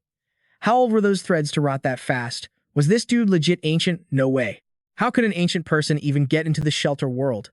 He sat down and piled rocks over the bones, muttering, "Rest here, buddy. Since you're dead, you probably don't need this scroll, so I'm gonna borrow it, Kay. If I find out who you were, I'll tell your fam to come collect your bones." Scene switched to the outskirts, where a dragon was evolving, radiating golden power. Han Sen stood there thinking, super evolution for a super mount. Ha ha ha. From now on, if a sacred blood beast blocks me, I kill it. If a god blocks me, I kill the god. Who's gonna stop me from maxing out super sacred blood genes and becoming an evolver now? Suddenly, a crowd in the distance ran in panic, screaming, "Help! Help! Run for it." Han Sen turned around, totally confused. Huh? He asked a blue-haired guy nearby, "Yo, what's going on?" The guy was panting. "Creature." A creature broke into the shelter. Sure enough, a lion was rampaging through, smashing every building in its path. Han Sen watched from above, eyeing the lion. Golden Roarer. That's definitely the little Golden Roarer. Han Sen transformed into the Fairy Queen, flanked by Miao Jun and his massive dragon. He smirked. "I finally got the power to wreck you, and you just deliver yourself to my doorstep. Everyone was teaming up to take down the vicious lion. Someone screamed, "Defend the shelter." Another voice yelled out, "Everyone charge. Get him." They rushed forward. The lion looked up at Han Sen, who was standing on the dragon's head like a total boss. Flames were raging around him as the lion opened its huge maw and launched itself at Han Sen. People down below freaked out and screamed, "Captain Han, look out!" He stared the lion down, cool as ice. "Want revenge? Then let's end this right here." Then the lion and Han Sen's dragon clashed, kicking up a massive cloud of dust. Seeing his chance, he raised his sword and shouted, "Watch me take your eye out this time." Then he drove the blade straight into the lion's eye. He laughed maniacally. "Haha, gotcha. Finally nailed it." The lion, blinded and in agony, collapsed and writhed on the ground, roaring in pain. The lion, Han Sen, and his dragon went back at it. This time, the dragon landed another hit, making the lion howl in misery. Han Sen raised his sword and violently stabbed the other eye. With no options left, the lion leaped over the wall and bolted. The crowd cheered for Han Sen. "Long live Captain Han. Kill it. Kill it." He jumped onto his dragon and ordered, "Don't let that thing get away." The lion was tearing through the black swamp with Han Sen hot on its tail. He muttered, "Keep running, go further. I can't let people see me slaughter you." After a bit, Han Sen told the dragon, "Right here. Golden Sandworm King, get him." The dragon surged forward toward the lion, which was whimpering from its blinded eyes. Han Sen didn't hesitate. He swung his weapon and slashed the lion clean, sending blood spraying everywhere. He shouted out, "Golden Roarer, Golden Roarer." When luck hits, nothing can stop it. The lion, covered in blood from tons of slashes, collapsed and died. Han Sen stood there thinking, "How the heck am I supposed to eat something this huge?" Then he took his sword and slit the lion's eye, making it shine like a yellow gem. Cut to the dark swamp right now. Boom. Han Sen was riding on Goldie's back, talking while they moved. Smooth as a private jet, and even at this speed, it's not bumpy at all. Hey, car sickness who? You call this bumpy? Han Sen pulled out a piece of meat, took a bite, and thought, "Can't believe it actually has meat. Eating this probably boosts super genies, right?" He bit down and thought, "What the hell is this? It's tougher than buffalo hide." After a bit, Han Sen hopped off, sounding totally annoyed. "Forget it. You eat it." As he spoke, he shot out a small beam of light toward Goldie's back, which had a blade stuck right through it. Holy crap, that super creature meat is no joke. It grew into a legit holy angel that fast. He sounded totally shocked watching the angel floating there, healing Goldie. Slash. The holy angel's hands and mouth were covered in Goldie's blood, but watching it lick that blood off. Han Sen was so stunned he couldn't even speak. Suddenly, the angel rushed him and just straight up kissed him. Han Sen immediately thought, "Damn it, I just got kissed by my pet." The system popped up, "Holy Angel Beast's soul, super pet, can evolve." Han Sen was kind of flustered by the whole thing and said, "What do you mean can evolve? What does a super pet even evolve into?" He was blushing as he looked at the angel. Flash. The holy angel started glowing and slowly shrank down into a little girl. Han Sen looked kinda annoyed at the scene and snapped, "Hey, who said you could change back without my permission?" Meanwhile, in another forest, Xiao Qiao was leading a pack of people chasing him. Running with his weapon, Xiao Qiao yelled, "Damn it! You dare try to steal a creature from your boy Xiao Qiao? You guys got a death wish or something?" Thump, thump. Footsteps kept chasing the creature ahead. Xiao Qiao froze, completely caught off guard. "Huh. Is that Dollar? Yo, Dollar, didn't you level up to the second god's sanctuary yet?" He glanced at the guy chilling against the tree. The guy replied, "Pretty soon. I need to sell some beast souls first, though. Auction these for me." Xiao Qiao checked the goods. Sacred Blood Black Beetle armor, and the Bloody Butcher beast soul, Meowth too. They both said it at the same time. Xiao Qiao added, "Hey, slow down. Aren't you scared I'll just swallow your stash?" A while later, they finished swapping info. The guy turned to walk away, saying, "No fear. Just get that S-Class St. Hall license auctioned, and I'll come find you." A follower behind Xiao Qiao asked, "Boss, was that really Dollar? Why'd he give the auction to you? You guys tight?" Too bad he covered his face after taking off the armor. Couldn't see squat. Meanwhile, at the evolution pool, a bowing man spoke up. "Young master, realistically, you didn't need to evolve earlier just for Han Sen. You'll have to leave the first god's sanctuary way too soon." The guy in the pool replied, "It's worth it, Uncle Shu. Did you find the 13 max gene evolvers?" The man answered, "Got 'em. They're the elite of Starry group, scattered across different shelters. They're on their way to Steel Armor Shelter. In Ningyue's office, second young master, Dollar's Beast Soul auction is tomorrow. Are we participating?" The man asked. Dollar. Han Sen, those two? Bring me all their files. As he handed over the stuff, Ning Yue asked, does the second young master suspect Han Sen is Dollar? The man just asked back, well, is he? Just go and you'll see, Ning Yue replied, totally chill. At the auction, sitting in the front row with Master Feng, Han Sen caught the sound of footsteps creeping up from behind. He shot a glance back, thinking, damn it, why the hell is Ning Yue here? 10-1, he's here to mess with me. Han Sen sighed, his mind racing. As Ning Yue and his crew rolled up, he knew he was spotted. Ning Yue, decked out in full armor, spoke up. No way. The second master is wearing a beast soul suit. If he recognized me, he wouldn't just sit there without reacting. The guy next to him replied in disbelief. So the disguise is pointless then. Ning Yue, sounding totally bored, switched back to his casual clothes, sat in the back row, and stared daggers at Han Sen up front. Han Sen sat up front, grinning to himself. He thinks I'm just using a beast's soul double, so Han Sen and Dollar can show up at the same time. That'll clear everyone's suspicion about my identity. Plus, the useful beast souls under Dollar's name will come right back to me through the auction. Easy. Han Sen, oh Han Sen, you are one smart cookie. The auction kicked off. Master Feng immediately jumped up and shouted, 8 cards. 8 S-class sanctuary cards. Sitting next to him, Han Sen whipped his head around, shocked. Huh? He grabbed Feng and hissed, Feng, are you out of your mind? A sacred blood armor beast soul isn't worth 8 S-class sanctuary cards. Hearing Han Sen ask that, Feng replied, Brother Sen, it's not about the armor, it's about the name. Dollar. While they were arguing, someone in the back stood up and yelled, 10 cards. Dollar is my idol. His beast soul isn't going to anyone else. Han Sen was even more shocked now. He looked at the guy and thought, how loaded is this dude? It's just Black Beetle armor. 10 S-class cards are way juicier. Little Kiao on stage heard the bid and announced, next up is the Bloody Slayer beast soul. Han Sen just sat there, feeling helpless and speechless. As soon as she finished, that same guy excitedly shouted, 15 cards. Nobody touches this. Little Chiao on stage quickly chimed in. Next is the Super Pet Beast soul, Meowth. Hearing that, Han Sen started, staring intensely at the auction stage. Master Feng looked at the guy next to him nervously. Master Yun, you already bought 2 of Dollar's beast souls. Leave the last one for me. The guy named Master Yun sneered. This is an auction. Whoever bids higher wins. If you want it, outbid me. 4 S-class sanctuary universal cards.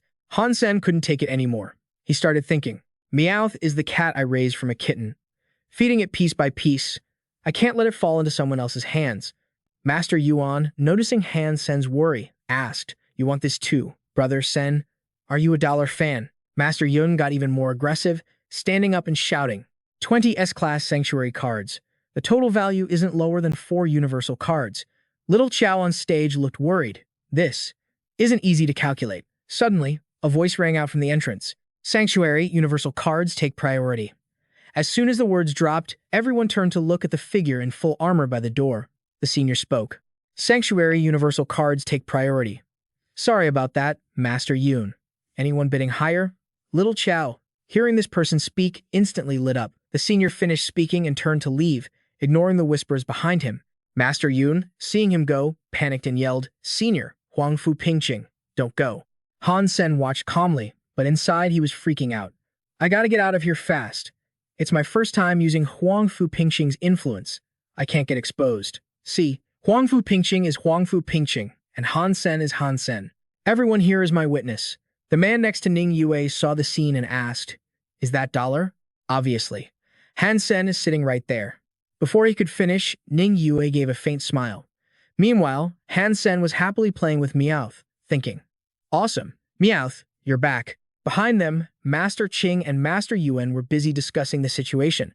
Master Qing said, If he wasn't afraid of offending the Hai family, how could Hai Yun buy all of Huang Fu Pingqing's beast souls? Master Yuan replied, Well, he had to get at least one. Master Yuan hadn't even finished his sentence when suddenly a group of men in black surrounded them from out of nowhere. Seeing this, Master Yuan and Master Qing yelled out in unison, Why are you surrounding us? The other guy said, You guys got a death wish? Ning Yue stepped out slowly and spoke softly, Master Qing, Master Yuan, this is a personal grudge between me and Han Sen. Once it's settled, I'll buy you a drink to apologize. Master Qing looked annoyed and said, Ning Yue, what kind of grudge could Brother Sen possibly have with you? He stole my mutant creature. Ning Yue said calmly. Master Qing lost his patience and snapped. It's just a mutant creature. Name your price, I'll pay on Brother Sen's behalf. Han Sen stayed silent, observing. The guys around Ning Yue are most likely evolved, probably with maxed out genes. Their fitness levels are all around 30. Fighting here isn't smart. It'll drag Master Qing, Master Yuan, and the Steel Armor gang into it. Han Sen spoke up. I'll go with you. Let's find somewhere else to talk properly. He turned and walked away decisively. Ning Yue smirked. You've got guts. Master Qing and Master Yuan shouted in unison, Brother Sen. By now, they were deep in the mountains. Han Sen was completely bound in iron chains. Ning Yue stood behind him and asked cheerfully, Aren't you afraid I'll kill you? Han Sen replied with an amused look. You won't do that until you get what you want. Inside, he scoffed. Kill me. Ha. With just these rusty chains, in the desolate forest, the odds were clearly uneven. Ming Quang Meng pressed a sharp blade against Han Sen's neck, hand over the dagger, and you might leave here alive. Han Sen stayed totally chill and said, Master Ning, do you think I'm an idiot? If I don't hand it over, I might not die. If I do, I'm definitely dead. Provoked by his words, Ming Quang Meng threw a hard punch straight into Han Sen's face, drawing bright red blood. You little punk, you want to die. Ning Yue, who had been watching from the side, finally spoke up. Enough. Take him to 107. The scene shifted to Valley 107, a gloomy and dark place. As they arrive at the Magma Valley, Han Sen scanned the surroundings, trying to figure out the terrain. What is place 107? Ning Yue just glanced back at him without explaining. Go in and you'll see. Then his voice softened, offering a deal. Hand over the dagger now, and you won't have to go in. But Han Sen wouldn't back down. His voice was rock hard. I don't want to give you the dagger, and I don't want to go in either. Since they couldn't reach a deal, they made the call. Well then, you could try killing us and breaking out. A second later, those chains that looked so. It definitely got ripped apart just because Han Sen tilted his head. Fine, I choose violence then. Everyone watching was totally shook by the scene. Lock him down. I can't lock him down. What the hell? The mob reacted instantly, surrounding Ning Yue in a protective circle and screaming, Protect Master Yue. But on the other side, Han Sen was already locked and loaded, pulling out a dagger wrapped in golden light. Die. Ming Quang Meng, still trying to be the loyal dog, barked out. You think having some fancy invincible dagger makes you a big shot? Your life is in my hands if I want you dead. You're dead. But Han Sen just casually dodged every single attack coming his way, not even breaking a sweat as he quipped, Well, that's a shame. His eyes were cold and mocking. I really didn't want to do this. Too bad. You guys literally asked for it. Right at that moment, Ning Yue seemed to sense the danger coming and screamed, Get back. Suddenly, a massive tornado formed from Han Sen's power. He stood on top like a boss, watching everyone get blown away by the blast. Ning Yue watched from the side, a creeping fear taking over as he muttered, Is that Huang Fu Pingqing's super pet power? That's terrifying. Seriously terrifying. Right then, Han Sen charged in through the chaotic screaming. He zeroed in on his target, Protect Master Yue. Before they could even finish the sentence, he was already right in front of Ning Yue, one hand glowing with purple energy, the other pressing a cold blade against Ning Yue's throat. What the hell is in this valley? He looked like he'd given up, just closing his eyes and accepting his fate. Just kill me, stop asking questions. Dying isn't that easy anyway. As soon as the words left his mouth, the light in Han Sen's hand shot forward, merging into his own body, which totally freaked Ning Yue out. What is that? A second later, a creature appeared on his back, clinging to his shoulder like it was part of him. Then the voice continued, Aqua Dragon, a symbiotic beast soul. Ning Yue struggled to stay standing, muttering, Symbiotic beast soul? Han Sen calmly explained the situation. It can parasitize any living creature and resonate with their life force, which basically means your life doesn't belong to you anymore. Ning Yue clenched his hands tight, trying to fight it. You trying to control me? No chance. Han Sen saw how stubborn he was and leaned in closer. Ning Yue, you're too weak. The Aqua Dragon can control your body like it's nothing. Now, every thought and move you make gets sent straight to me through it.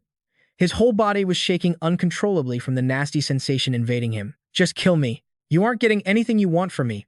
Suddenly, Han Sen held out a necklace with a pink gem dangling from it. Ning Yue recognized this. It was a gem with an incredibly detailed cat carving. Ning Yue's eyes went wide. 9 lives blood cat. How is it the 9 lives blood cat? He shook his head in disbelief. No way. I investigated your background. You can't be Instructor Han's descendant. But the guy standing in front of him overlapped perfectly with that familiar image from the past, forcing him to accept it. No. I'm not wrong. You are Instructor Han's descendant. It has to be true. Who else but his bloodline could have this kind of power? His last bit of resistance just vanished. The Ning family's rule was clear. If you meet Instructor Han's descendant, you treat them like a benefactor. If you just shown the 9 lives blood cat earlier, we wouldn't have ended up in this mess. Han Sen just looked at him with a mocking sneer. Benefactor, you killed my dad to steal our factory. Is that how your starry group treats a benefactor? The words hit Ning Yue like a lightning bolt. He was horrified. That absolutely did not happen. I know this sounds harsh, but if starry group wanted your factory, we have a million ways to get it. We wouldn't need to kill anyone that's too messy. And if the Ning family really murdered your father, my older brother would have killed you the first time he saw you at the first shelter. Why would he let someone with a blood feud live right next to him? Han Sen looked up, listening but staying silent as he calculated everything in his head. He's telling the truth. With the aqua dragon inside him, he wouldn't dare lie to me. The memory of that day was still fresh in his mind. His mom had carefully held the necklace before giving it to him. When your father gave this to me, he said that if we ever faced any trouble, take it to the Starry Group and ask the Ning family for help. They might be able to do something for us. Back then, he was clueless, so he actually asked, go to the Starry Group. Didn't they kill Dad? Thinking about it now, it really didn't add up. He ran his finger along the cold blade of his dagger. Did Dad really think the Ning family would help us over some old favor? But if the Ning family didn't do it, and Dad specifically told me to go to them, could it be that my family was actually enemies with the Nings, so the Nings would stand on my side? Stopping that train of thought, Han Sen pointed the dagger at Ning Yue again. You want to live? Ning Yue replied faintly. Do you have the guts to let me live?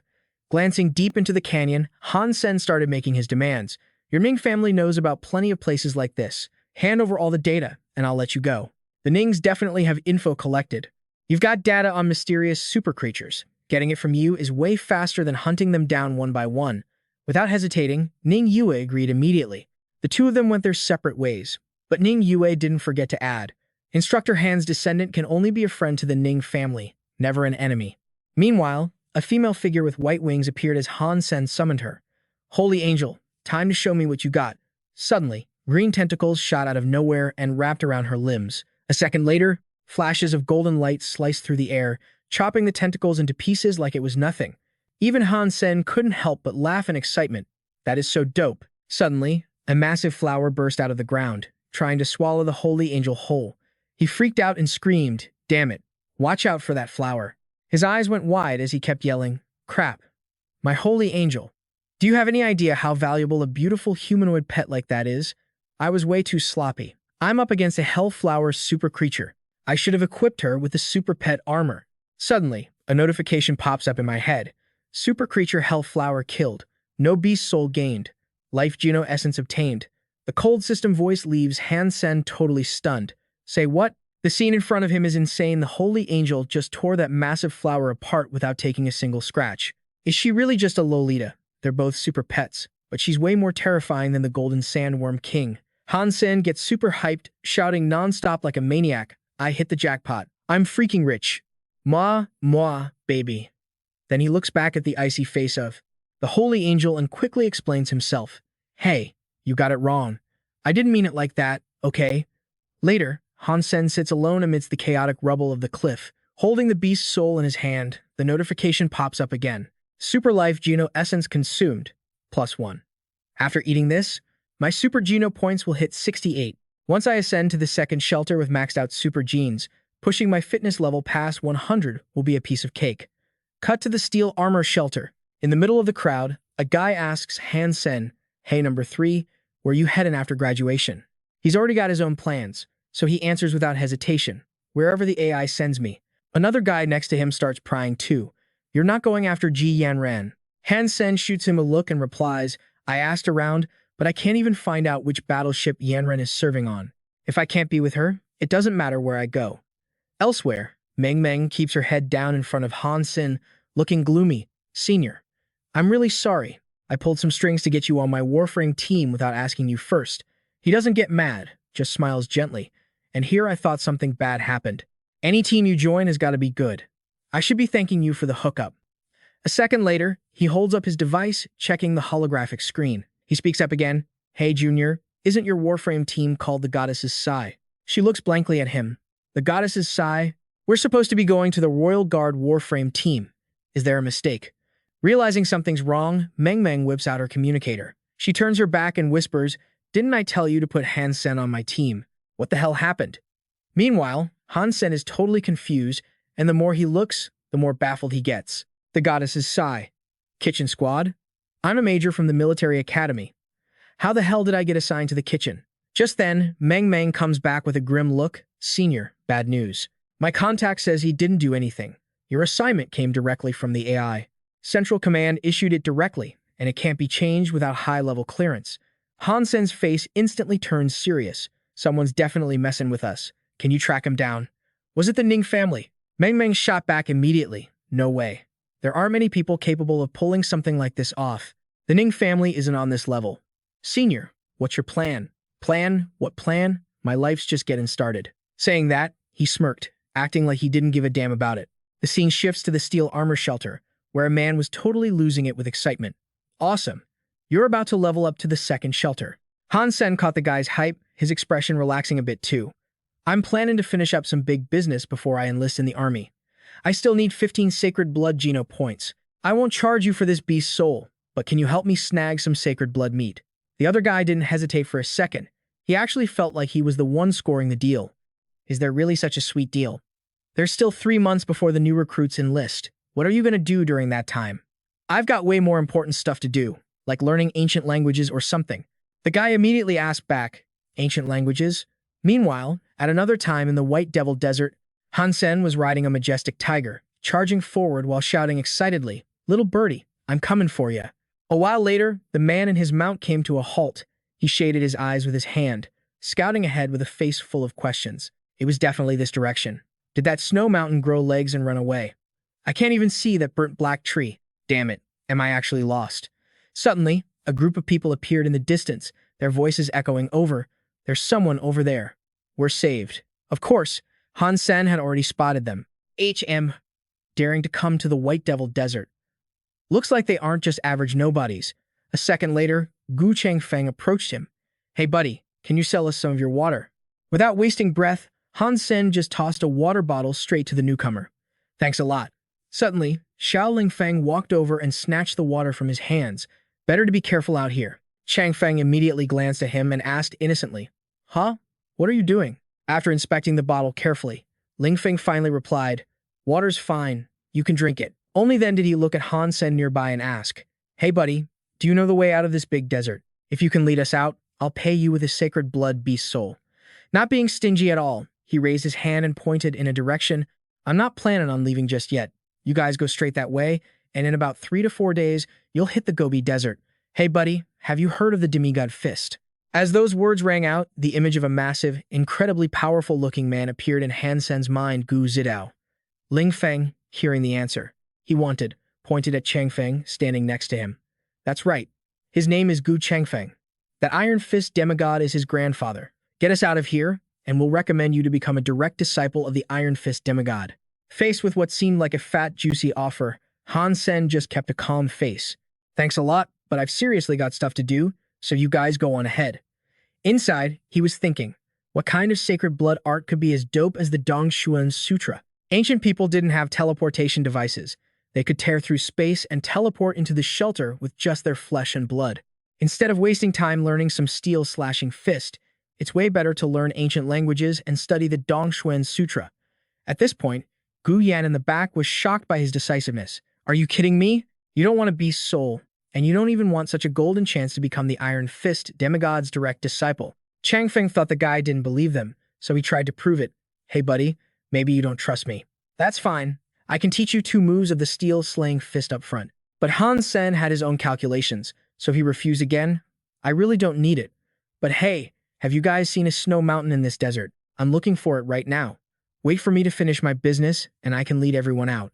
Hearing that, Xiao Wei, who hadn't spoken yet, finally piped up. "By Snow Mountain. Do you mean that hill covered in snow at the peak?" Not long after the group set off, they finally stopped in front of a massive snowy peak. "Look, it's right here." Han Sen observed for a while, then mumbled, "Doesn't look like it. That one looks more like a volcano, not tall or dangerous enough. What a total waste of a day." But Changfeng exhaled a cold breath and said, "We can't go any further. Ahead is the territory of the blood-bone demons." Hearing that name, he turned his head in surprise.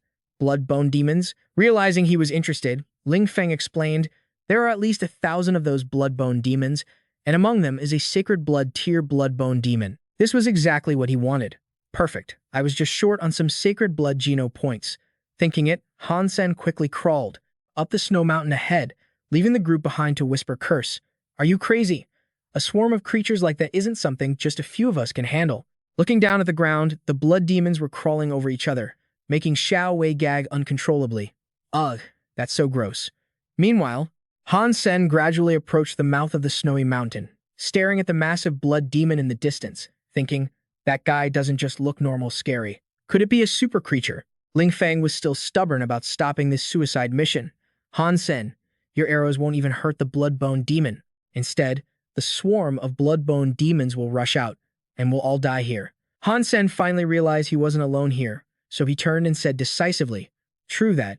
You guys get going. Wait for me to kill the blood-bone demon king, then I'll meet back up with you. You don't intend to kill that bone demon king all by yourself, do you? Han Sen, if you really want to kill them, we can discuss a strategy. Without waiting for him to finish, Han Sen glanced at them coolly and cut him off. Just go. I got this. Having said that, he took off. Outside, Ling Feng's group quickly covered their ears. He really started fighting. Gu Yan hesitated and asked her teammates. He did save us, after all. Are we really just going to ignore him? Xiao Wei's voice answered her. Let's wait here. He has a sacred blood mount, so he might be able to jump over, and we can provide some support. Inside, Han Sen was facing the massive, screaming creature all alone. He gathered power in one hand, laughing maniacally with pure excitement. A normal sacred blood creature wouldn't be able to handle this arrow of mine. This blood-bone demon king is definitely a super creature.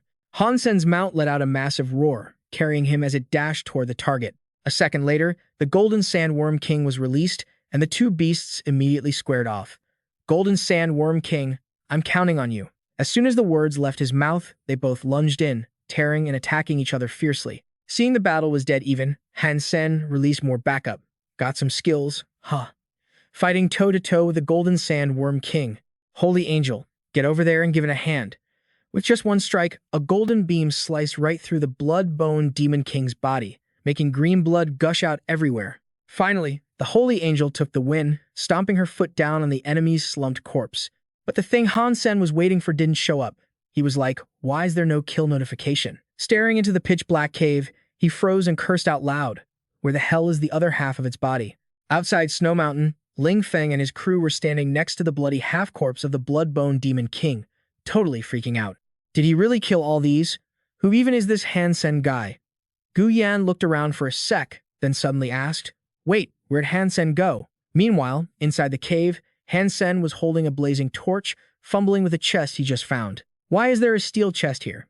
Did someone else actually manage to break through the blood-bone demon's defense and get in here? Playing it safe, he decided to order, Holy Angel, crack that thing open. Right away, that familiar figure appeared and approached the target. When it popped open, there were 3 tiny vials inside. One was smashed, leaking some creepy green liquid. Gene fluid. It doesn't even have a label. Is this poison or something? Suddenly, a loud noise made Han Sen jump, and he instinctively whipped his head around. He instantly went on high alert, his brain racing. The blood-bone demon. Gotta hide. That's when he spotted a tiny figure riding on the back of a rhino-like creature, slowly coming his way. The person whispered, "Who's there?" "Strange, I don't see any humans." The blood-bone king let out some weird, freaky noises.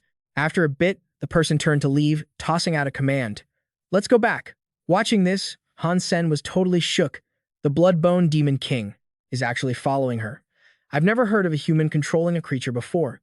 Who the heck is this chick? Is she human? She sounds like she doesn't think she's human at all. Finally making up his mind, he crouched behind a rock, staring into the deep, dark cave in the distance. I'm getting to the bottom of this today. After tailing them for a bit, the person stopped, started a fire, and began stirring something in a pot. The rhino stood by the stream drinking water, with a small tent pitched nearby. The smell coming from the pot made Han Sen drool. Damn, that smells good. Looking at the tiny, masked figure busy working, he started guessing. Shura royalty? Wait, doesn't the sanctuary naturally kick the Shura out? I thought the Shura couldn't survive in the sanctuary. Shura physical stats are way beyond humans, and the purple-horned Shura are the top-tier royalty with the strongest bodies. Even though she looks like she's only in her teens, Her fitness index must be over 100 to control a creature. Enemy or friend? I don't know yet. Better stay sharp. Suddenly, right after taking a sip from the pot, she clutched her stomach and collapsed. Her hand went limp, and the bowl smashed onto the ground. A second later, the kid went totally berserk, rushing over and smashing her head repeatedly against the nearby cliff, making these awful screeching sounds. Han Sen watched in horror. This Shura is losing it. She's bashing her own head in. Who knows how much time passed, but she finally stopped and slumped to the ground, totally out of it. Han Sen let out a sigh of relief. Finally, she stopped. She didn't just kill herself, did she? But then, the Bloodbone Demon King started crawling toward the kid, making his heart skip a beat. The Bloodbone Demon King wants to eat her. In a flash, the massive body of the sacred blood creature wrapped around her tiny frame, exposing her bleeding head. Han Sen was stunned. Where's the horn? Did I imagine it? Suddenly, the holy angel swooped in, blasting golden rays of light and knocking the Bloodbone Demon away, forcing it to drop its prey. He immediately barked another order, Golden Sand Worm King, kill it. As soon as he said it, a massive gust of wind roared as the beast charged forward. Han Sen rushed over, scooped up the tiny body to check her out, and muttered, "It's really not there. Was that horn I saw just some trendy jewelry for girls that I don't know about?" Finally, having had enough, he decided to handle it himself. He leaped up and slashed down, cutting clean through the Bloodbone Demon King in one smooth move.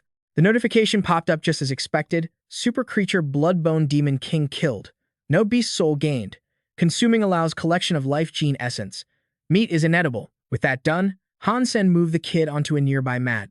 If you're gonna help, help all the way, right? Don't want her freezing to death. Glancing around, his eyes suddenly locked onto something, and he shouted in excitement, "Look at all this. Damn, I hit the jackpot. So much life gene essence. I'm freaking rich." His eyes practically glowed as he picked up the round red orbs, laughing his head off. 5 life gene essences. It's like a pie fell from the sky right into my mouth. Suddenly, a commotion in the distance caught his attention. The Golden Sandworm King and the Rhino were still going at it, biting and ramming each other. Suddenly sensing danger, Han Sen quickly glanced and saw the kid who was passed out standing right behind him. He started laughing awkwardly, ha ha ha, while wondering what the heck she was doing. What's she doing? What's she planning? Is she actually a Shura? No way, right? Seeing she wasn't moving, Han Sen held up the life gene essence to test the waters. Those 2 freaks were trying to eat you earlier, remember? I saved your life. You're not using this, so I'll just take it. Cool. Just then, the Golden Sandworm King totally wrecked the Rhino, making him panic. What are you doing? I didn't tell you to kill it, you stupid beast. But it was too late. The notification scrolled by. Super creature White Jade's 6-legged rhino killed. No beast soul gained. Life gene essence collected. Meat is inedible. Sensing danger closing in, he saw the kid dash toward the Golden Sandworm King, ready to attack. Han Sen screamed, "Run for it, Golden Sandworm King." Her tiny figure flickered in and out of sight, zooming everywhere. Fear crept up inside him. Fast. She's too freaking fast. Finally, she stopped right in front of him. Is she gonna hit me? She's not, right? Why'd she go after the Golden Sandworm King instead of me? After hesitating for a sec, Han Sen spoke up. "Hey kiddo, I'm Han Sen. What's your name?" "Zero," a voice answered. She reached out and wrote a character on the ground. Han Sen tilted his head. "That's your name, huh? So, what's your last name?" The kid looked up with these blank, innocent eyes. "Just Zero." Then Han Sen asked, "We're friends, right?" While plotting in his head. This Zero kid seems a bit slow, but she wrote in the Alliance language, so she probably isn't a Shura, right? A second later, Zero whispered her answer. "It's you, you're at it again. We're supposed to be friends so we don't fight, but this little chick is like a broken record, repeating, 'No fighting.'" Hearing exactly what he wanted, Han Sen quickly held up the life essence crystals to tempt her. "Besties, right? So I can take this stuff?" Of course, she totally agreed. Today's haul was way better than expected. Han Sen was vibing hard, getting ready to bounce, but didn't forget to say bye. "Thanks, pretty face. You're a real one." He turned to leave, but that shadow kept sneaking up behind him, freaking him out. What is she planning? Trying to jump me? Or maybe she's crushing on me. Cut to steel armor shelter. Han Sen sat in a corner deep in thought, arms crossed, staring at the tiny figure in front of him. Little Ling stood there with this innocent puppy dog look, telling someone, "I'm hungry." Inside the room at steel armor shelter, Han Sen crossed his arms and asked Little Ling, "Spill it, why are you stalking me?" Suddenly, she started taking off her shirt. Han Sen covered his eyes and waved his hands frantically. "Hey, whoa, chill. Listen to me, I ain't that kind of guy. I'm definitely not falling for your looks. Seeing she didn't say anything, he cracked one eye open to peek. By now, she had turned her back, revealing a red mark. He asked in shock, 9-life blood cat? Why do you have a 9-life blood cat on your back? After showing Han Sen, she walked over and reached for him. Han Sen blushed and instinctively backed up. Hey, stop that. I'll call for help. Anyone there? Suddenly, she reached out and grabbed his necklace. Han Sen immediately figured it out. You mean because of this pendant, we're connected through this? You know Han Jingji? Han Sen looked away, thinking anxiously, is it just a coincidence? Well, makes sense, who said only Grandpa had the 9-life blood cat. He walked to the door and gave instructions. Little Ling, I gotta head out. I'm about to level up to an evolver and leave the shelter. If you don't want to stay, you should go back on your own. Scene switches to the White Demon Desert. Han Sen rode his lion through the sand, complaining. Just a little more super gene points needed. Been walking for half a day and haven't seen a single super creature anywhere. Did I catch some bad luck or something? Suddenly, a phoenix flew up from the mountain ahead, trailing blazing red fires straight into the sky. Han Sen knew instantly it was a phoenix. Suddenly, the sacred blood holy angel shot up from Han Sen's side. Seeing that, he hyped up the holy angel. My last few super gene points are all on you. Seeing the angel coming, the phoenix got defensive and shot out a blast of fire. Han Sen got worried. That's too dangerous, if it wasn't a super armor beast. Tease. Then he glanced over at Little Ling. She's got crazy armor-piercing skills. Enough to handle that firebird, but I don't know if she'll help since she doesn't care about life essence. He spoke up. Little Ling, can you do me a solid? Hearing Han Sen, Little Ling didn't say a word and just used her spirit power to zoom straight up. Han Sen was shocked. Okay, that was fast as hell. She slammed her whole body right into the phoenix, making it screech in pain. After taking out the phoenix, Little Ling landed softly on the ground. She walked over to Han Sen and handed him the phoenix beast's soul. Han Sen was stunned. Is she even human? After grabbing the beast's soul, he slashed with his knife. The system board popped up instantly. Killed Super Fire Realm Bird. Obtained Beast Soul. Flesh edible for Super Gene Essence. Han Sen laughed. Fire Realm Bird Beast Soul. Aura type. An Aura type Beast Soul. After wrapping things up there, Han Sen hopped on his lion and moved forward. He didn't forget to call out to Little Ling. Little Ling, take point. There are plenty more super creatures waiting for us. In the Security Operation Group office, Zhang Jinhong frowned while on the phone. You're right, don't worry. Just leave this to the Special Security Operation Group. A guy walked into the office and started his report. Team leader, a squad captain wants to trade beast souls with us. Zhang Jinhong slammed the table and yelled furiously. Can't you see I've got stuff to deal with? Do I seriously have to teach you how to handle stuff like that? The guy handed over a file. Sir, just check the beast soul list. Zhang Zhenhong grabbed the tablet, read it, and rattled off a bunch of names to trade. He ordered, go get Han Sen. Whatever he asks for, say yes. Sign that contract. As soon as possible, we need this batch of beast souls. He added a condition the other side gave. He wants us to protect his little sister after she enters the shelter and collect 4 types of sacred blood, beast souls for her. Inside the evolution tank, someone was lying down. Turns out, it was Han Sen. He soaked there, thinking to himself, lots of people chase physical evolution cause it feels like being reborn, making a worn-out body feel young and fresh again. The system announced the evolution was a success, gained a lifespan of 200 years, obtained Spirit Emperor body. Hearing that, Han Sen stopped soaking and stepped right out. As he walked, he wondered, Spirit Emperor? Never heard that name before. The system dropped 2 phrases, rule the heavens, all spirits submit. Han Sen guessed curiously. Does all spirits just mean inside the steel armor shelter? Han Sen was checking out a pill in his hand. Beast souls are done, but I can't leave this treasure behind, but I can't take anything else out. Unless it's good for creatures, but toxic for humans like radiation or unstable energy. Thinking that, he boldly swallowed the pill. After swallowing it, Han Sen thought, confused. No reaction? I'm still alive, don't feel sick. Sweet, don't know what it is, gotta get to the second shelter and find a way to get it out. Arriving at the steel armor shelter teleport station, Han Sen immediately went into the pod for a full-body scan. When it scanned, he was shocked.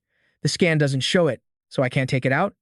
Han Sen's soul sea inside his body held hundreds of different spirits. Suddenly, there was this black thing in the middle. Han Sen wondered, why to crash my soul sea? Can I get it out? Seeing the pill near the lion, he kept cheering. Move! Come on, move. Ignoring my orders. Does this black crystal feed both creatures and beast souls? Copper-tooth beast, give it a shot. Holy angel, I didn't call you. Ever since eating that golden fur monster, she's been listening less and less. Suddenly, the system popped up. Evolvable. Han Sen relented. Fine, you can evolve. Let's see what you turn into. Right after he spoke, the angel instantly absorbed the pill.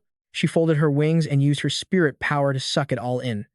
Han Sen saw that and said, if I knew beast souls could eat it, why'd I risk eating it myself? Outside the steel armor shelter teleport station, Han Sen looked back at little Ling walking out. The shelter wasn't teleported from anywhere. Why the hell is she using the same teleporter as me? Whatever. I'm about to ascend to the second god's sanctuary anyway. I'll be long gone by then. With that thought, he smirked and walked off. At the verification hall, a long line of people waited behind Han Sen. He slapped his papers down in front of the staff and said, process my certification for Sacred Blood Evolver, please. The guy standing right behind him heard that and gasped. A Sacred Blood aristocrat? A blonde guy behind him piped up. Wonder if he's got a girlfriend. Man, marrying him would be the dream. A redhead behind him muttered, he looks super young, like 25 tops. Meanwhile, the staff member behind the counter was reading off a long list of his info.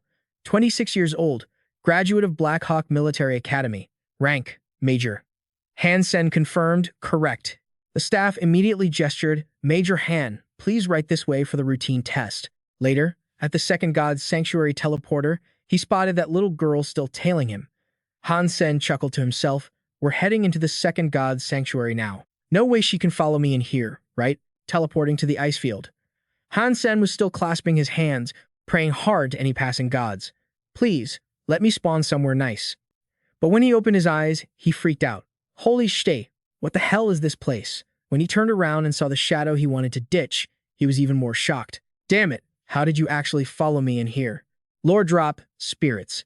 Intelligent creatures that can control lower-level beasts, they build spirit shelters. In the sanctuary world, there are 4 ranks: servant, knight, aristocrat, and royal. Han Sen and Zero walked outside, seeing nothing but ice and snow.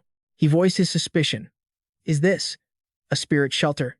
Suddenly, a voice echoed from a nearby cave. Hey, what are you standing there for? You want to die? Han Sen called out. Who's there? A purple-haired man stepped out and shook Han Sen's hand. Name's Su Yu. Been stuck in this hellhole a year longer than you, so I guess that makes me your senior. Ha ha, you guys have terrible luck.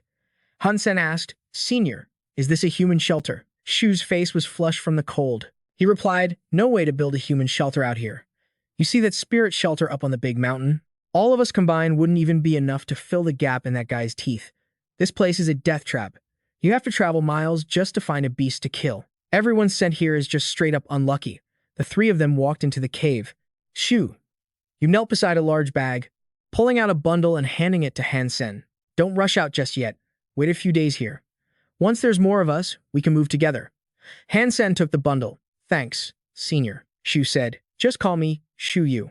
Scene shifts to a store. Han Sen and Zero were both carrying bags big and small. Han Sen walked ahead, glancing back. Looks like I can't shake you. Sticking with me is going to be rough, but I can't have people judging me for ditching you. At the testing hall entrance, Han Sen stopped abruptly. Zero couldn't stop in time and slammed into his back. Ouch. Inside, Han Sen told Zero, punch it with everything you've got. Zero threw a full-force punch at the testing pad. Han Sen looked at the number and smirked, thinking, not quite 100 yet, but that fitness level is enough to freak people out. As Zero stepped aside, Han Sen maxed out the energy in his arms. His first hit lit up the board with a 70. With a fitness of 70, those sacred blood creatures usually top out at 30. Super creatures are beasts, for real. According to Alliance data, normal creatures in the second god's sanctuary range from 0 to 20 fitness. Han Sen threw a few more punches, thinking, primitive creatures are 20 to 50, mutant creatures are 50 to 80, and sacred blood creatures are over 80. Let's try that again. Han Sen kept pounding away, even shifting forms. Once he hit a certain number, Han Sen stopped, satisfied. Fitness at 80. Add 0 to the mix, and I'm definitely going to bulldoze that aristocrat spirit shelter. Cut to Han Sen's new place. He and Zero sat on the sofa. He patiently showed her the ropes on the communicator. To send a message, press this. To surf the web, press this. To order takeout, press this. Got it? Zero nodded. Mo. Han Sen looked at her and added, I'm heading to the military soon. You just chill here. If anything happens, use the communicator to call me, okay? Zero whispered, okay. At the news hall, Han Sen stood by a terminal, grumbling. Boring. How long has it been since Queen was online? Suddenly, the blue screen flashed an invite from a user with a Paper Crane avatar. Paper Crane sent a 1v1 invite. Except, Han Sen smirked. Paper Crane, you still think you can take me? Cut to the ancient Roman arena. Seeing the familiar teleport beam, the guy next to Lu Bin spoke up. The grunt from the ironclad is here. Suddenly, he charged out, unleashing a barrage on Lu Bin's friend, forcing him to just block. From the first hit, I can't even counterattack? How did he get this good, this fast? Lu Bin watched from the side and called out, "Give it up. You're no match for him." The guy refused to quit. Again, go again. Lu Bin sighed, walked over, and tapped his shoulder. Can't you feel it? He's holding back just to spar with you. The gap in your fitness levels is massive. The guy gasped in disbelief. No, that's impossible. Lu Bin said, let me show you. Back in the news hall, Han Sen watched the screen. Confused. Who's this guy? Back in the arena, voices buzzed from the stands. Who's important enough to get Captain Lu to fight personally? Haven't seen Captain Lu's infinite death kick in ages. Wonder if we'll get lucky today? I bet 1,000 credits that kid won't last 7 kicks. Han Sen glanced at the stands. Quite a crowd. Lu Bin stood opposite him. Hey buddy, which squad you with? Han Sen replied, sorry. Military secret. Then they clashed. Lu Bin launched a kick at Han Sen, making him dodge in surprise. Captain Lu's actually fighting for real. Damn, did I learn a knockoff version of the infinite death kick or something? 5 consecutive kicks in midair? That's insane, a bystander exclaimed. Lu Bin is unleashing a storm of kicks all around Han Sen. Some random passerby's like, Captain Lu is the real deal. Man, his kung fu? Totally legit. That kid actually blocked a combo from Coach Lu? No way. Lu Bin jumps back, thinking to himself, if you want to kill someone, you gotta have the guts to actually do it. Resolve exposes your killing intent. If you try to hide it, you'll get suppressed, and your moves won't be as cutthroat or decisive. This guy attacks hard, but I can't feel a drop of bloodlust. That's a skill you only pick up when you're dancing between life and death. Lu Bin flashes back to Han Sen, blocking his kicks, seeing a blurry shadow behind the kid. I've only seen that kind of power on 2 people before. One is me. The other was in the craziest battle of my life.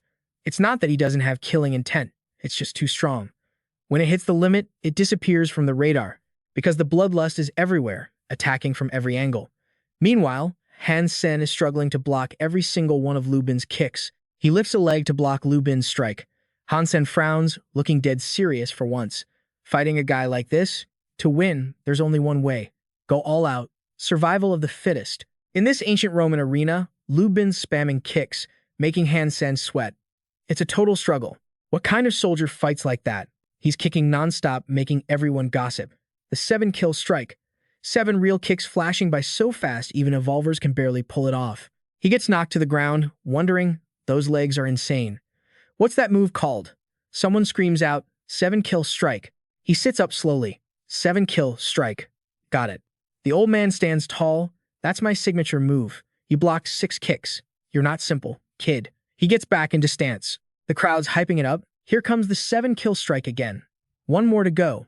The old man raises his leg high. He rushes in, stomping down on the kid's back. The crowd's confused. Wait, it's an afterimage? Suddenly, the kid counters with a kick.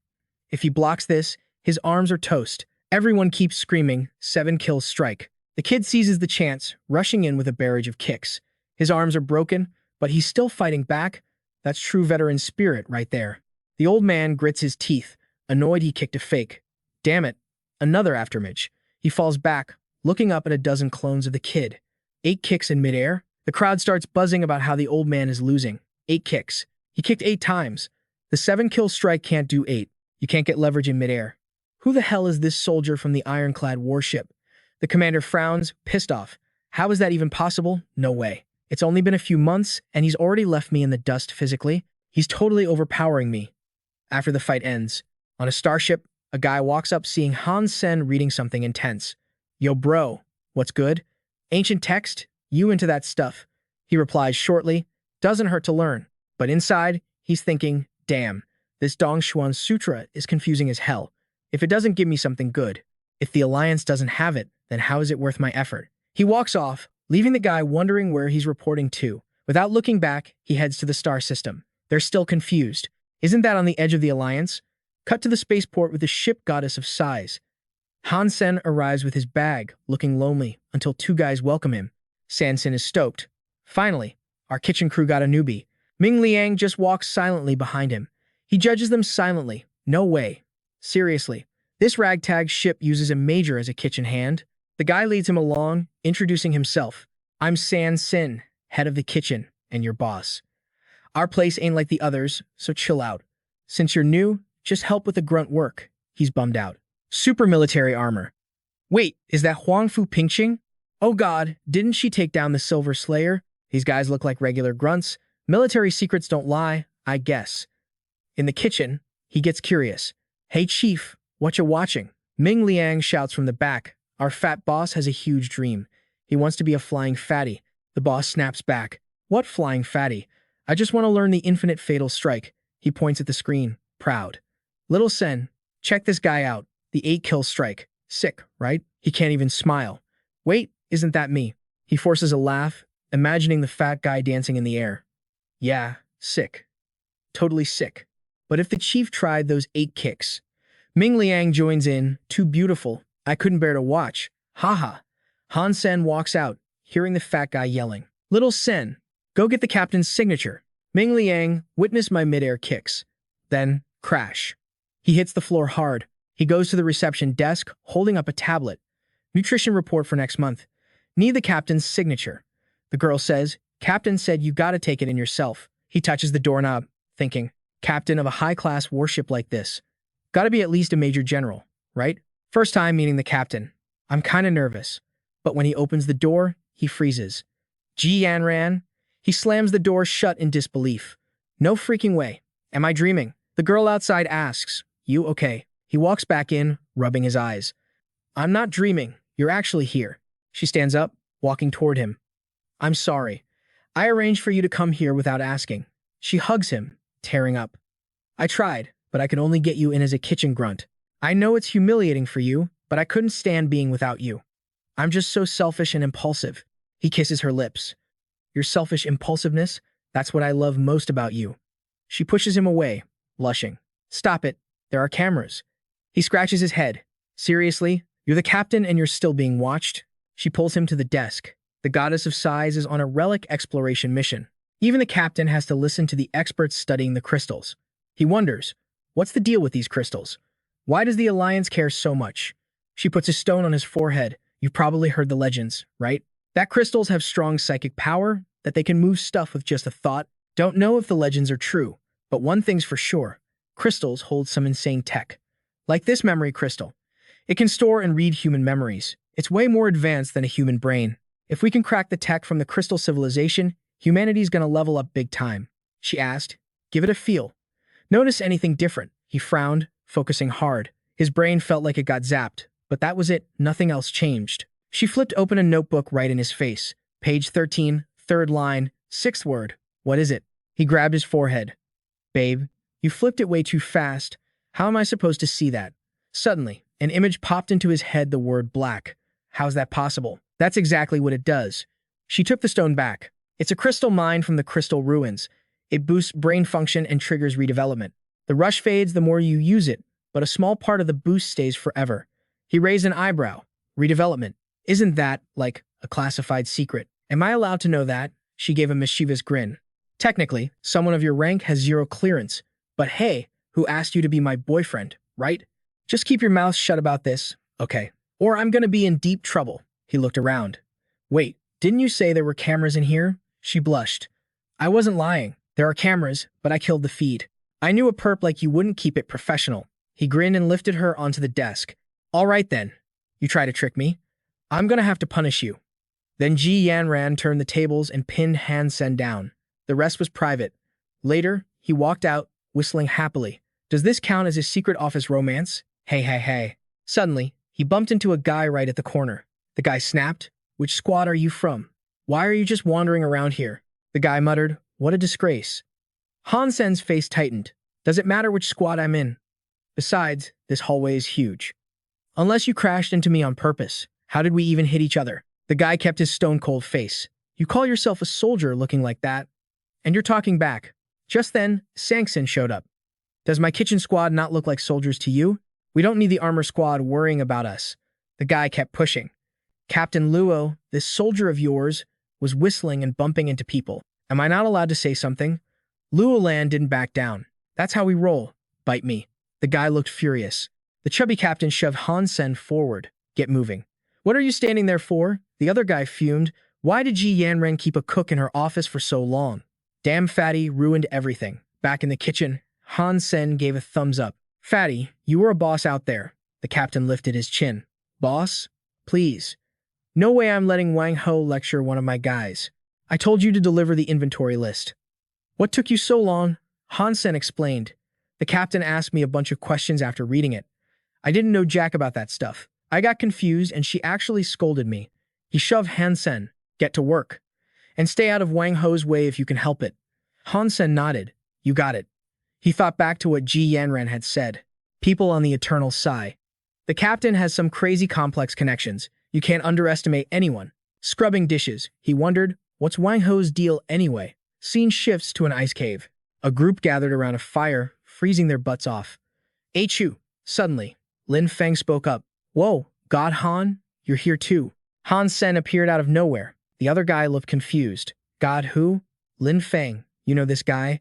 Han Sen breathed out a cloud of frost and asked, You know way too much about my school days. You from Black Hawk Military Academy too? The guy introduced himself, name's Lin Feng. Average grades, nothing special. It makes sense that God Han wouldn't know me. The other guy stepped up and clapped a hand on Han Sen's shoulder. Didn't think you'd be a top student from a fancy school. Making major while still in the academy? Your future was set. Too bad you ended up here, promotions are gonna be tough. Han Sen shrugged. Ain't necessarily true. We just gotta team up and smash that spirit shelter, then we're golden. An older guy finally chimed in.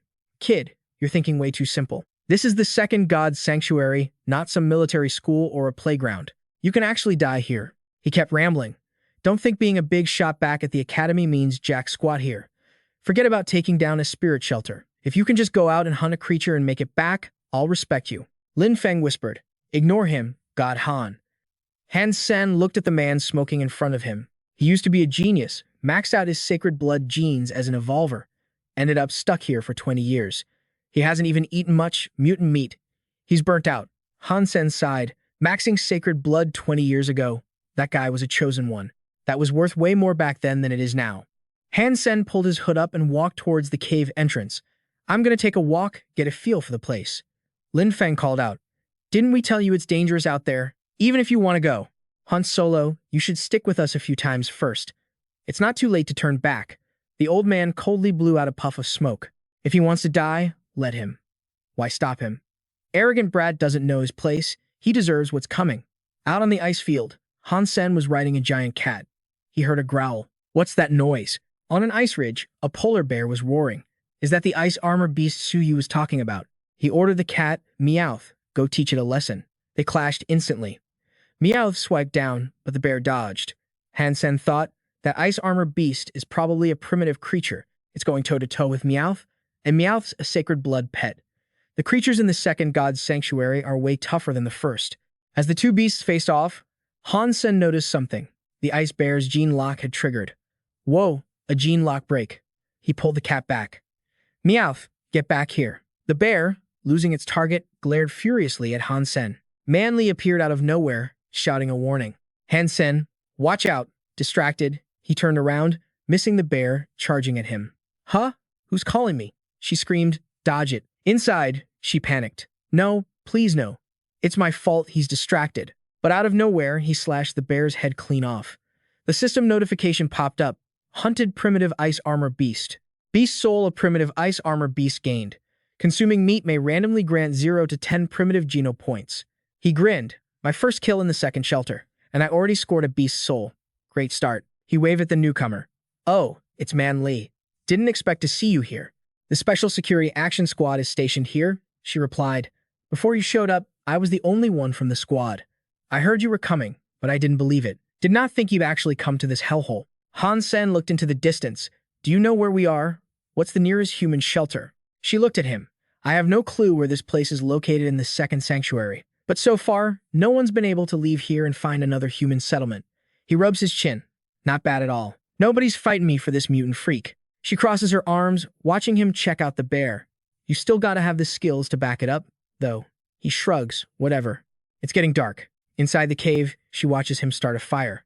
Look, I've got enough sacred blood genes and all. But against an ice-armored beast like that, forget one punch, I couldn't kill it with 100. Suddenly, he speaks up. You ever hear of a guy named Han Jingzi? She looks confused. Which Han Jingji? How do you know that name? He stares into the fire. Instructor Han Jingji. Used to be in the Blue Blood Special Ops. The guy they call the Qigong Grandmaster. He grins. My great-grandpa's name was Han Jingzi too. She freezes, totally stunned. No way. She stands up, shaking her head. There is absolutely no way it's the same guy. He looks puzzled. Whoa, why are you freaking out? I just said my grandpa had the same name. I didn't say he was the instructor Han Jingzi from Blue Blood. Inside the cave, Manly quietly stares at Han Sen, a thought racing through her mind. If Han Sen actually is Han Jingji's descendant, then his insane strength makes total sense.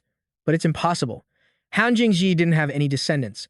The silence stretches on, broken only by the crackling fire. After a while, she breaks the silence. What's your game plan? Han Sen just smiles. I just want you to work for me. Help me handle some stuff, tag along. I can't promise much else, but I swear you won't ever have to worry about food. Hearing that, she looks down, staring at the meat in his hand, and whispers, but what can I even do? Ever since I got dragged to this hellhole, I can't even take down a single mutant creature. Han Sen acts like he can read her mind, speaking casually. There's plenty you can do. Within a month, I'm gonna take over the spirit shelter, and I want you to run it for me. She whips around, shocked. A month? Look, I admit you're strong, but do you have any clue what's in there? There's at least a dozen mutant creatures with fitness scores over 50, plus a high-level noble spirit with actual intelligence. The firelight flickers in the cave. He stares into the empty space, his voice low but dead serious. You're right, but I don't have that kind of time. I have to take that shelter in a month. Suddenly, Han Sen points behind him, acting all chill. Take the rest of this ice armor beast meat back to base first. Manly frowns, confused. I take the meat back. What about you? He turns his head slightly, looking at her with a smirk. Unless you want to come with me to the spirit shelter right now. Manly shivers, looking down silently, stuttering. But a heavy thought weighs on her heart. I've just become a total nuisance to him now. I'm just a useless burden. He sees it in her eyes and doesn't want to make it awkward, so he keeps it short. Wait for me. I'll come find you. Han Sen's figure fades into the darkness. Manly watches him go, her mind a mess. I definitely got into the second shelter way before he did, but he just keeps leveling up, while I'm stuck being his follower, just watching his back. Outside the cave, he thinks to himself as he walks, if she saw my real power, there's no way I could explain that mess.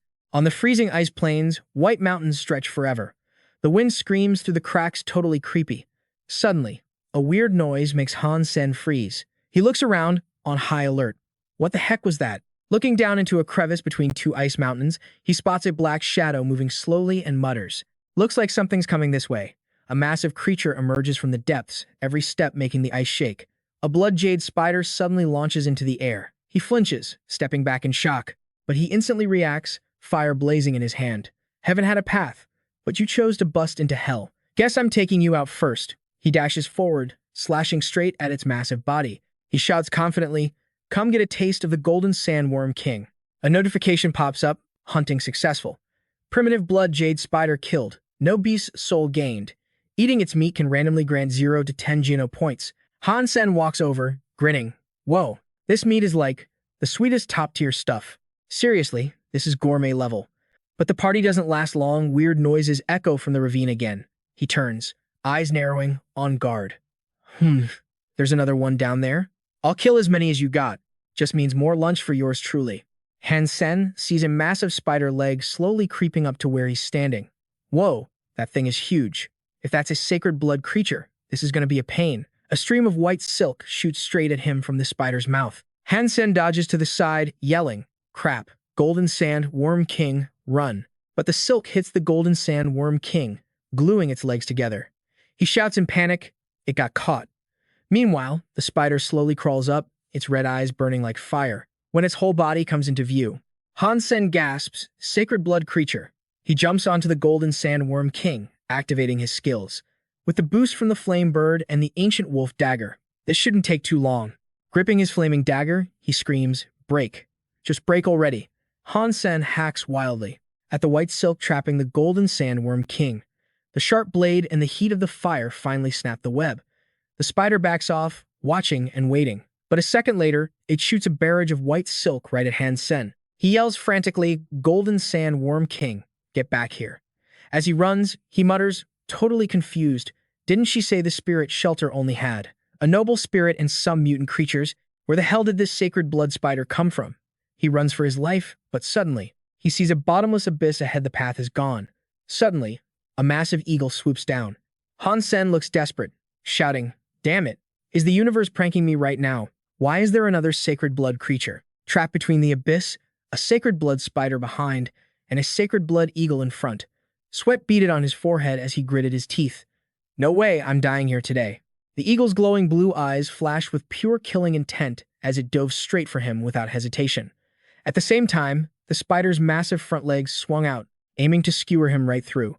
Han Sen used his quick wits to dodge both deadly attacks by just a hair's breadth. Not missing a beat, the eagle flapped its wings like sharp blades, slicing through the air straight at him. Han Sen rolled away to escape, thinking to himself, "My fitness score seriously can't compete with you freaks, but humans don't just rely on muscles. We've got brains and skills." He quickly sketched out a core battle plan in his head. This is how humanity flips the script from underdog to boss. Watching the situation, when the spider shot white silk toward him, Han Sen instantly sidestepped. The silk missed him and wrapped right around the eagle's legs instead. He dodged with crazy speed, a smirk curling on his lips. "Check out my footwork. Even the Empress might have to ask me for a few tips." The two sacred blood creatures were now tearing into each other, launching fatal attacks without holding back. Standing on the sidelines, Han Sen let out a sigh of relief. "Serves you right for chasing me. Now you're all tangled up. Go on, fight. Take each other out so I can chill for a sec. Even though it's a bit of a headache, I won't have to worry about finding food for days." The sacred blood spider and the APH-7 sacred blood eagle weren't giving an inch. The battle hit its peak when both giant creatures slammed into each other and fell into the abyss together. Han Sen saw this, his jaw dropping in regret. Did they seriously just fall all the way down? I had the prize right in front of my face and lost it. He knelt to check the situation below, whispering softly, "It's been falling for so long, but I haven't heard a crash. What the heck is going on down there?" After thinking it over, Han Sen jumped onto the body of the Golden Sandworm King, eyes sharp, gripping his dagger tight as he made a decision. The bold die full, the cowards die hungry. For two sacred blood creatures, I gotta risk it. With my skills, even if I can't kill them, I won't die trying. At the bottom of the ice cliff, Han Sen dove down from above and saw yet another sacred blood creature. Looks like it wants to gobble up the other two sacred blood creatures in one go. He silently hid behind a rock, peeking his head out. 3 sacred bloods at once? This ice field is way scarier than I imagined. Hands tightening around his sword, he knew he couldn't take out this mob all at once. But if he just saw an opening, maybe, just maybe, I could snag a sacred blood beast soul. Suddenly, a noise shook the ground and rocks. Han Sen spun around nervously.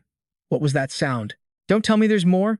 The noise came from under the rocks, and a swarm of ice-armored beasts burst out, rushing forward one after another like a stampede. Han Sen wondered, why are there so many ice-armored beasts? Are you guys going to war or something? Leading the pack was his spirit, looking all majestic, riding a huge white tiger, holding a staff that filled the space with shimmering light. The spirit raised the staff high, and it radiated a blue light like it was ordering the ice-armored beasts to attack. The scene left him confused. What the hell is that thing? A spirit. Seeing them approach without hesitation, he panicked. Damn it. Do they seriously want me dead? After the spirit signaled with the staff, they started charging aggressively into battle. The mutant octopus up ahead swung its long tentacles and smacked them flying. She gripped her staff tight and raised it high, wanting to fight the mutant octopus head-on as it tried to bail. The other beasts stumbled and hit the dirt. The spirit gathered momentum and jumped from the white tiger's back, slamming down with a stab straight into the mutant octopus's body. The octopus took the hit, screaming in pain and thrashing around in a rage. His eyes went wide. Her physique and aim are totally dope, not losing out to human evolution at all. Her power is off the charts, fitness score probably around 80. She's got to be a top-tier, high-level female spirit. Getting hit back just made the spirit even more pissed. She rode on the white tiger's back and screamed, "Kill." The spirit launched a frontal assault, jamming her staff right into the mutant octopus's eye with both hands. After that hit, both she and the octopus fell straight into the deep water pit. Han Sen was stunned. They both fell in the pit. The spirit didn't just die like that, did she? Underwater, the octopus tried to wrap its tentacles tight around the spirit to drag her away. After struggling for a bit, she broke free from the tentacles and popped up above the water. He rubbed his chin, smirking, "Hey hey, looks like you don't have what it takes to kill that tentacle monster either." Right then, a brutal fight broke out and a grizzly bear got launched into the air. Witnessing the chaotic scene in front of him, he clicked his tongue, "Teesk, teesk. Both sides are taking damage. Just wait a bit longer, and I'll swoop in and reap the rewards." The spirit gathered speed and sprung up again, jumping high and charging back into the fight fast as lightning. Han Sen watched silently, "Teesk, someone else looking for an easy win." The giant jade spider was surrounded by the spirit and the pack of ice-armored beasts. He looked blankly. Oh, she made the mutant creatures attack the monster bird?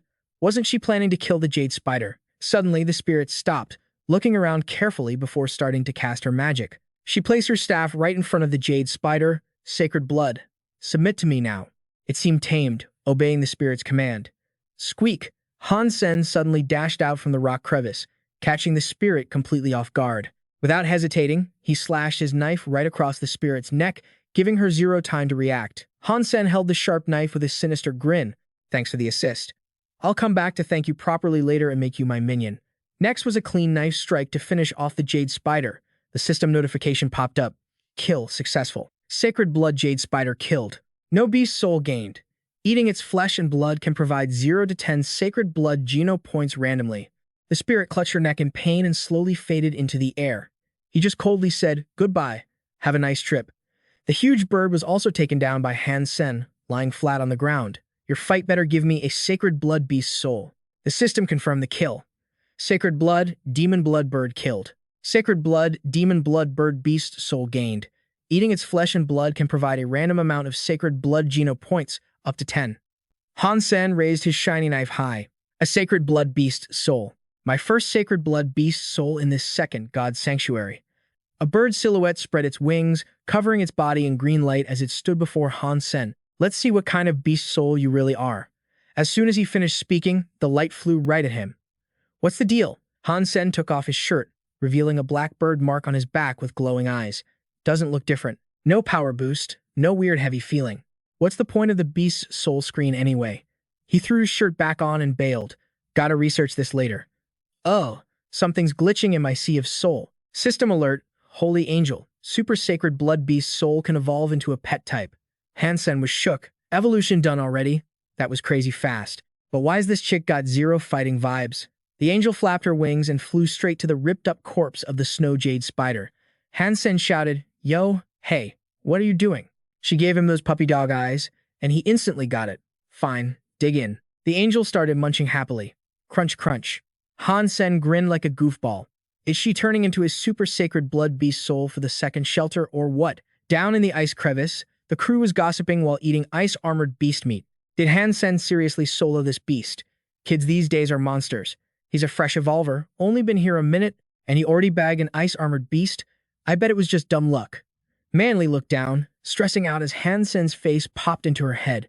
Thud. Suddenly, a sharp chunk of ice crashed down, freaking out the purple-haired guy. "Damn, what the hell is happening up there?" The guy next to him screamed, "Mutants are breaking in." A voice yelled from outside, "Man Li, get out here and help." Man Li looked out instantly. Han Sen's back, she thought. He's probably fine. Purple Hair stepped up, curious.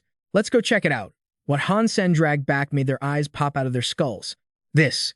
Brother Han, are these? Did you kill all these? Holy crap, that's way too much." Han Sen jumped down and dusted off his hands. "I guess you could say I killed him, but I just third-partied some sacred blood creatures and a high-tier spirit while they were wrecking each other. Easy loot." Manly walked up. "Did you really wipe out the spirit shelter?" Han Sen lifted a leg and said, "Look at this. Bird leg got chomped off by a sacred blood monster bird. Ah, shame it got away in the end." Purple Hair looked impressed. "Brother Han, your luck is actually god tier. What are you going to do with this haul? You can't eat it all solo. Sell us some." Han Sen nodded. "Selling, obviously, but I'm only selling to my squad. Outsiders pay double." The guy got annoyed. "Brother Han, what's that supposed to mean?" Han Sen laid it out. "I'm starting a squad. Members get the insider price for meat, or they can swap squad points for it." The guy next to him cut in. "If we don't join, how much for one ice-armored beast?" Han Sen didn't hesitate. "One A-class evolver license." They started whispering, pissed off. "An A-class license for one beast. Why don't you just rob us instead?" While everyone was busy yapping, Someone tried to sneak a steal on the beast. Yeah, keep arguing, fight it out, so I can snatch more loot. Han Sen spun around and slashed the guy's hand. Arg, my hand. Han Sen raised his knife, threatening them. Nobody touches my stuff without permission. The crowd exploded. You actually hurt one of us. Are you even human? Guys, get him. Avenge me. Kill that brat. Manly stepped in. Han Sen, watch out. This looks bad. He charged in like a furious blur. I played nice, but you wanted it the hard way. Han Sen's knife flashed, slashing their arms one by one. They dropped to their knees in agony. Anyone else want some? A voice echoed from the cave. Stop it right now. Uncle Ching is here. Uncle Ching, you gotta handle this for us. That scumbag attacked our people. Manly tried to explain. Uncle Ching, it's not like that. They tried to steal Han Sen's loot. The mob got cocky. Beat him to death. Kill him. Uncle Ching, you can't blame Brother Han. Uncle Ching, you have to get justice for us. The old man raised a hand coldly. I've got eyes. He pulled his sword straight out of the sheath. Han Sen froze for a second, confused. After a few flashes, heads went flying before anyone realized what happened. Ning Qing bowed respectfully. Young Master Han, Ning Qing is late. Sorry, you had to deal with this trash. I, Ning Qing, deserve to die. That sentence made everyone's brain short-circuit. What's up with Uncle Qing? Why is he bowing to that kid?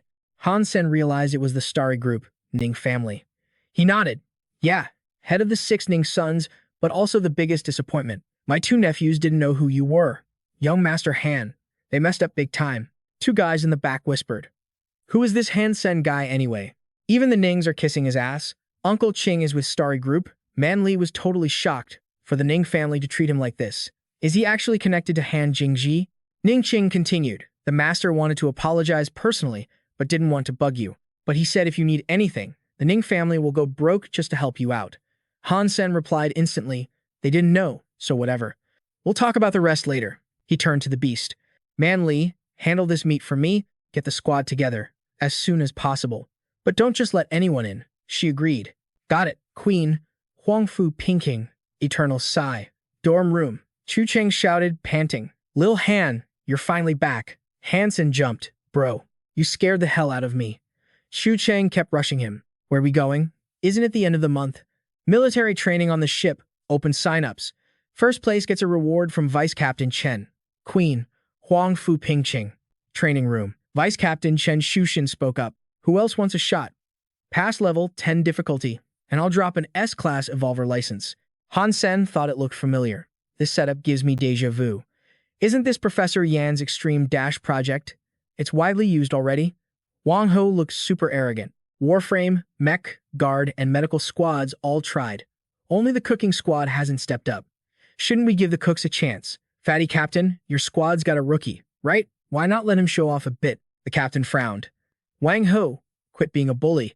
Han Sen rested his hand on the captain's shoulder. Captain, let me handle this. I want to give it a shot. He shot Wang Ho a sharp, confident glare. You want to see what I got? Then you better watch closely. He sneered with pure contempt.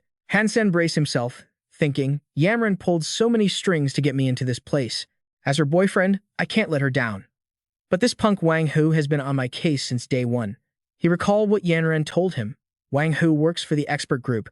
The old captain I replaced was tight with them for over 10 years, so now the group has serious beef with me. That squad leader position Wang Ho got in the Warframe division, the expert group handed it to him on a silver platter. That's why the Warframe division is packed with their people. He loudly mocked him. I can't wait to watch you make a total fool of yourself. Han Sen got pissed. You want a show? Then keep your eyes open. He planted his hands on the floor, ready to launch. He sprang up and blasted through the obstacles like a gust of wind, making everyone stare in shock. What the hell is he doing? He's gonna crash and burn in seconds. Someone scoffed. Once a rookie, always a rookie. He's way too eager. Vice Captain Chen watched him like a hawk. So this is the kid Yanran brought in. Even with my respect for the G family, if this brat doesn't show some hustle, I wouldn't give a damn about him. The crowd below couldn't believe their eyes. Is that seriously a rookie? That's insane. Han Sen, let's go. After clearing the final obstacle, he nailed the landing with total confidence, breezing through the test like it was nothing. The 2 men behind him couldn't stop praising. You call this training? It looked more like a performance. That kid is something else. The vice captain was just as surprised. This rookie isn't half bad. Xiaoping chimed in. With moves and skills like that, sticking him in the cooking squad would be a total waste. Chen Xiaoshen walked over and handed him a card. Not bad, kid. This Evolver S-Class Sanctuary card is yours. Have you had training before? The Extreme Impulse training system doesn't just test physical stats, it tests everything judgment, reflexes, and on-the-spot reactions. Yamran called it. Han Sen raised his hand in a crisp salute. Captain. This Extreme Impulse system was developed by Professor Yan at Black Hawk Military Academy. I'm Professor Yan's student, and I was actually one of the testers for the system. The vice captain patted his shoulder. A brilliant teacher breeds a brilliant student. In that case, why don't you explain the Extreme Impulse system to everyone? Wang Hu frowned, annoyed. Moron, go ahead and show off. Reveal everything you've got, because your days are numbered. Later, at the chief logistics officer's office, Han Sen looked confused. Is this seriously all the S-Class Evolver Hyper-Geno arts the Empress Corps has to offer? Zhao Ping explained. Hey, this isn't the sanctuary, you know. Han Sen slumped, a bit depressed. If I knew I was coming to this hellhole, I would have bought some S-Class arts beforehand. The logistics officer continued. However, this microcrystal method is a hyper-geno art the Alliance prepared specifically for excavating the crystal race ruins. You can't just buy this with a regular sanctuary card. It alters your body's bioparticles, turning them into microcrystals, to resist the destructive weapons found in the crystal ruins. Once mastered, your whole body can turn into crystal. Han Sen turned around. That powerful, huh? Zhao Ping looked up and said, but the training takes forever. Usually, you need 10 or 20 years just to see any results. Aside from those specialists in the expert group, barely anyone picks it. Han Sen pointed at the screen. Then I'll take that one. Zhao Ping double-checked. You sure about this? Outside the door, Wang Ho was still fuming. Idiot. You won't get any results from microcrystal in 3 to 5 years, let alone use it for anything. Back at the dorm, Han Sen held a vial and drank it. If this triggers a cell reaction right away, it proves my body is compatible with the microcrystal art, and it'll be easier for me to master than normal people. He sat down in silence and started training. Suddenly, something shifted. What is this? The Jadiskin technique. It's activating on its own. His body started sweating and shaking violently. Cold. So cold. Han Sen tried to fight it. I'm so sleepy. I just want to sleep. No, I can't. If I close my eyes, I might never open them again. Han Sen curled up tight in his blanket. Why? Why is it still freezing? Damn it. Did the auto-climate control have to break right now? Does the universe really want me dead? Han Sen grimaced. Wait, no. How could the AC break at this exact moment? The display hasn't changed, which means the room temp is fine. It's just me. I'm the one freezing.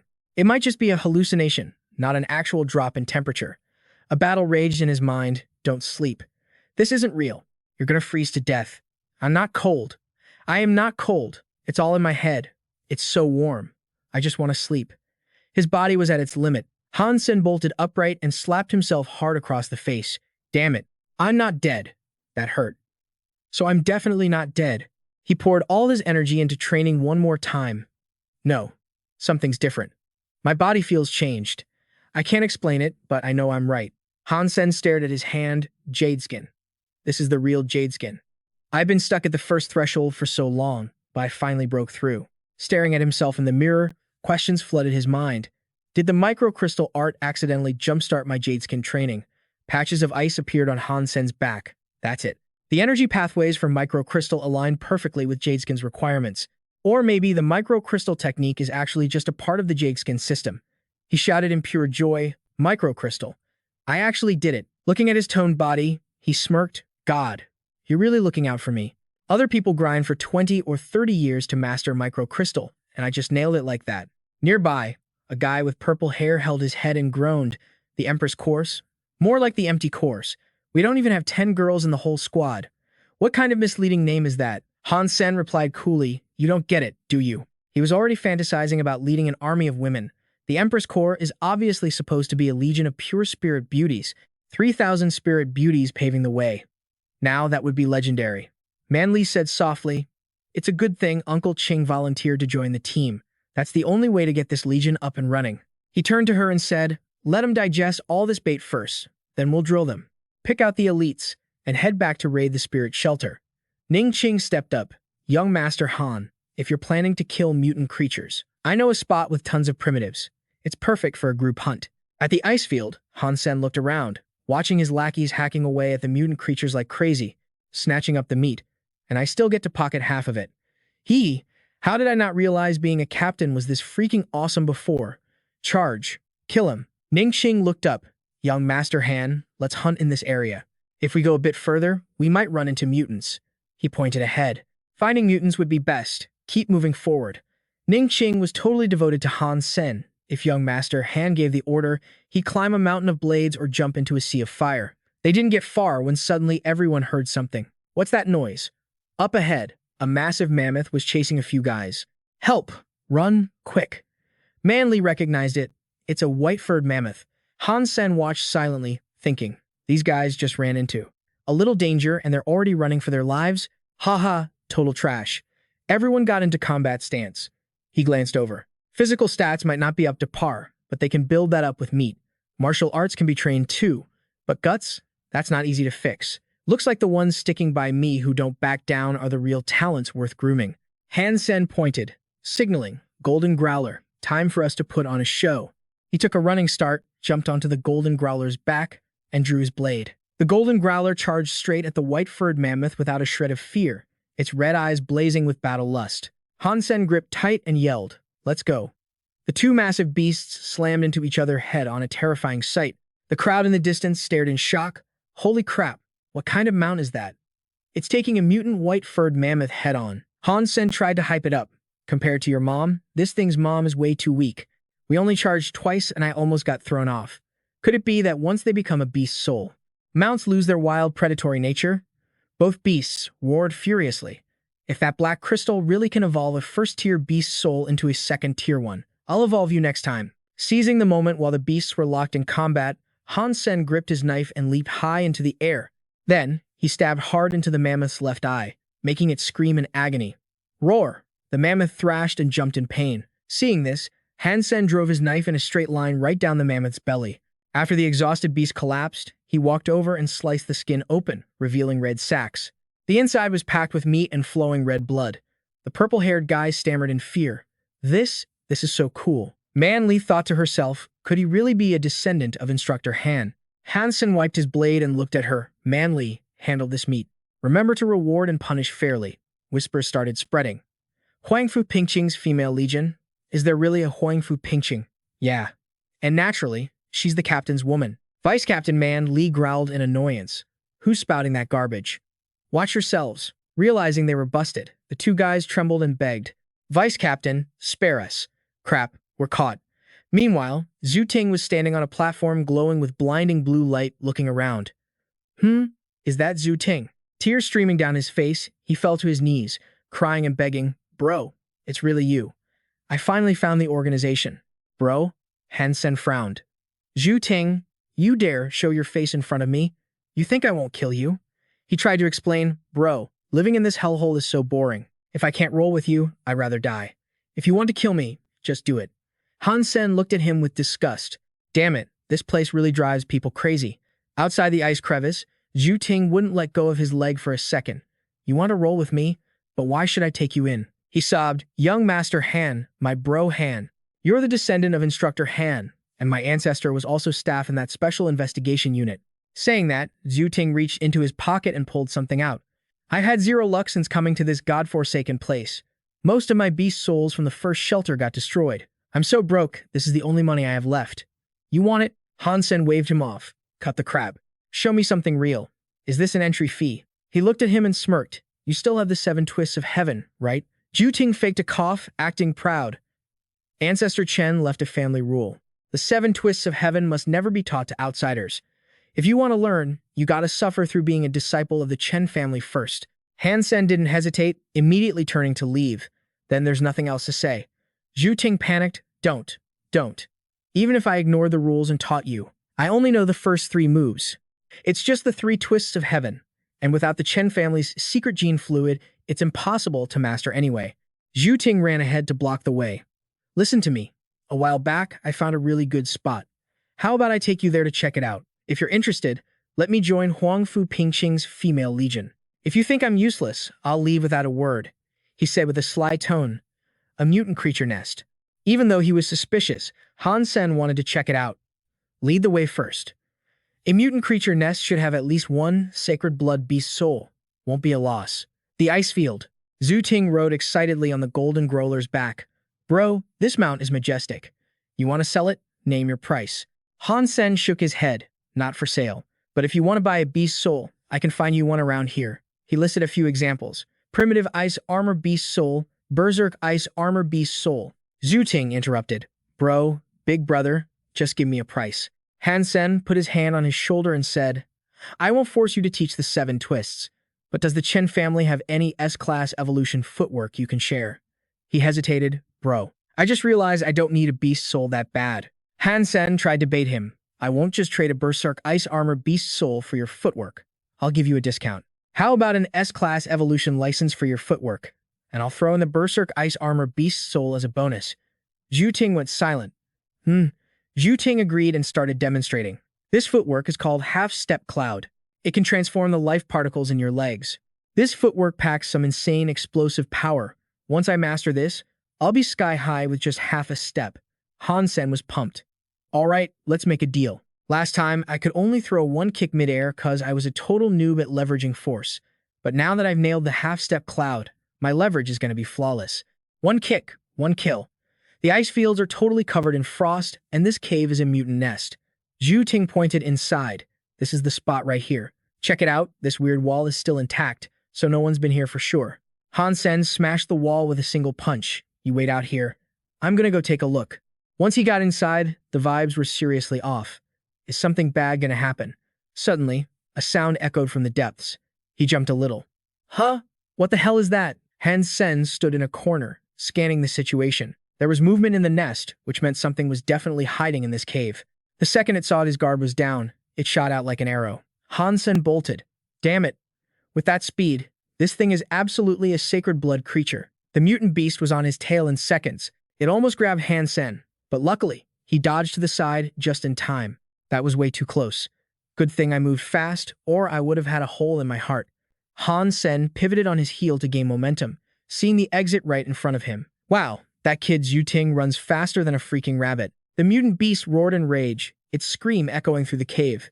It swung its arm, trying to snatch Han Sen. Crap, a berserk sacred blood creature. He looked back at it. Is this where I actually bite the dust? Looks like I have to use Jadskin and fight this thing.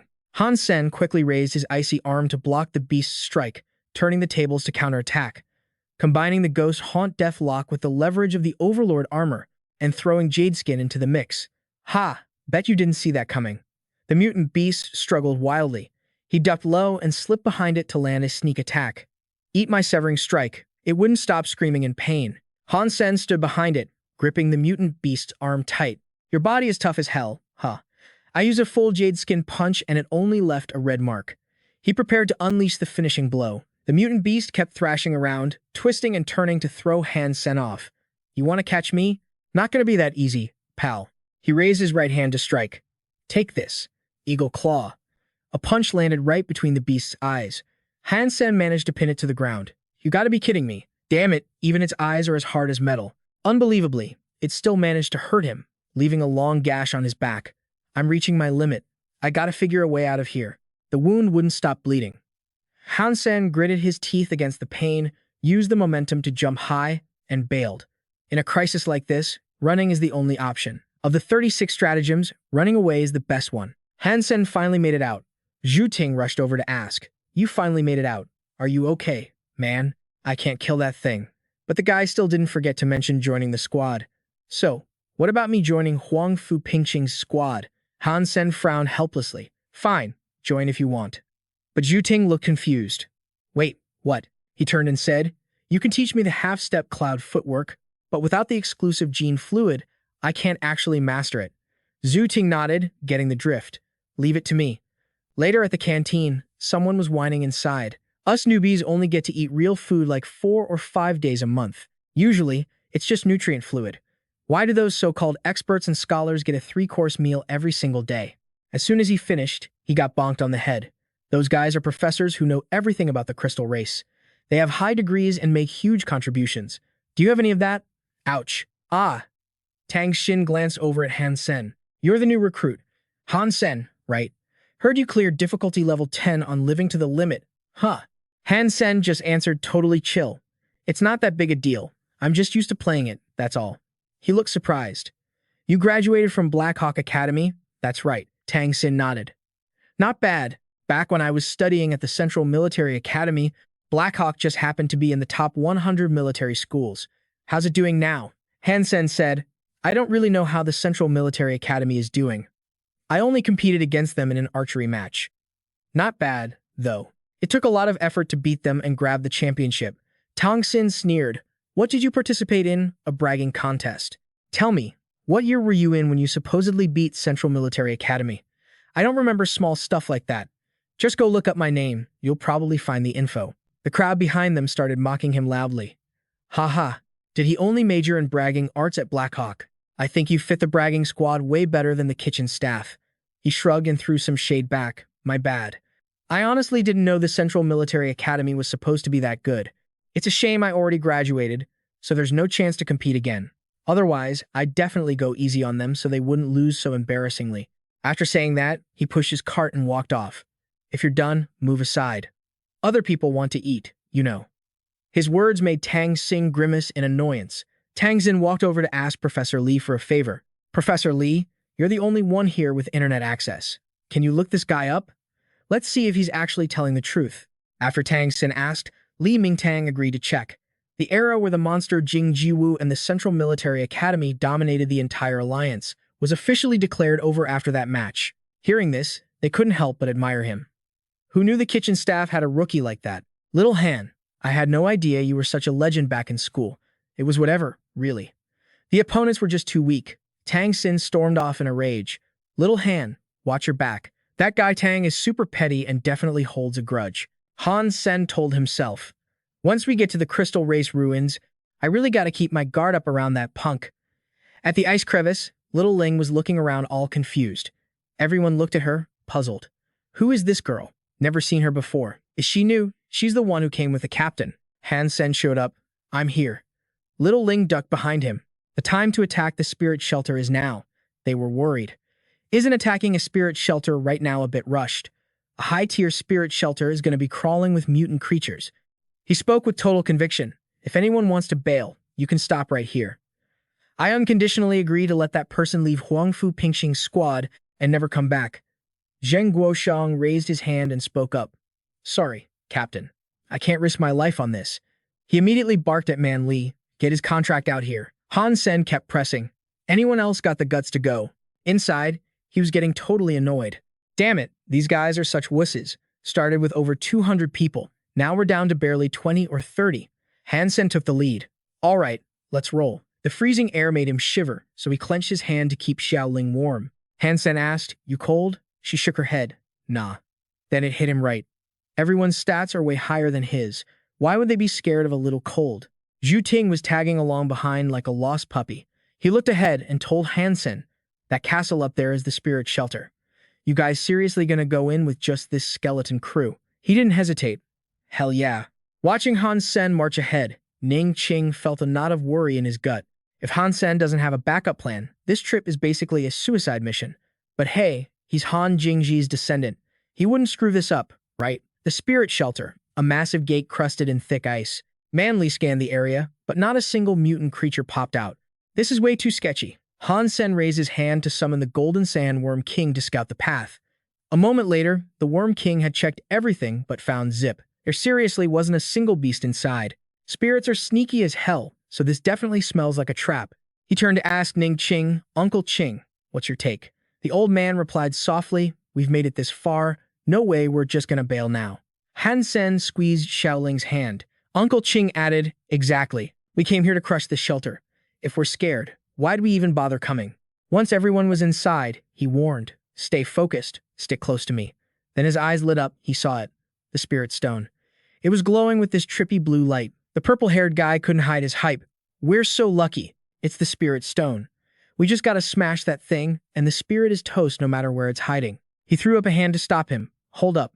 Suddenly, a woman's silhouette slowly stepped out of the shadows. Han Sen took one look and recognized her instantly. Ning Qing got into a stance, ready for anything. The spirit raised her staff high and let out a scream. Bam! The gate behind them slammed shut. Doors closed. We're screwed. We're trapped. A swarm of mutant creatures started pouring out like ants. Where the hell did all these freaks come from?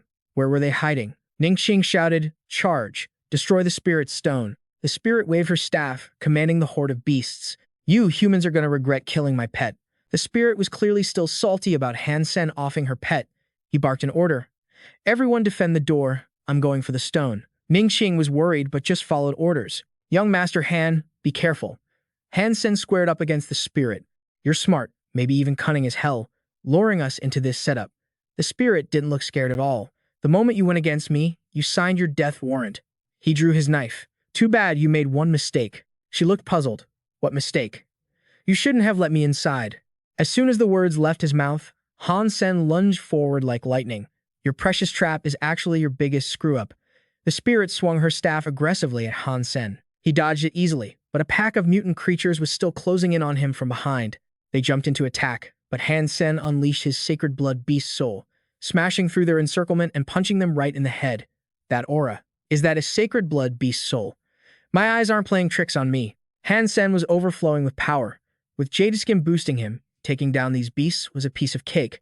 Han Sen moved like a blur, dropping a bunch of mutants in a split second. Ningxing was totally blown away. A dozen mutants can't even slow him down. That jump, he's going straight for the crystal. It's in the bag. The spirit watched in panic as Han Sen successfully grabbed the stone.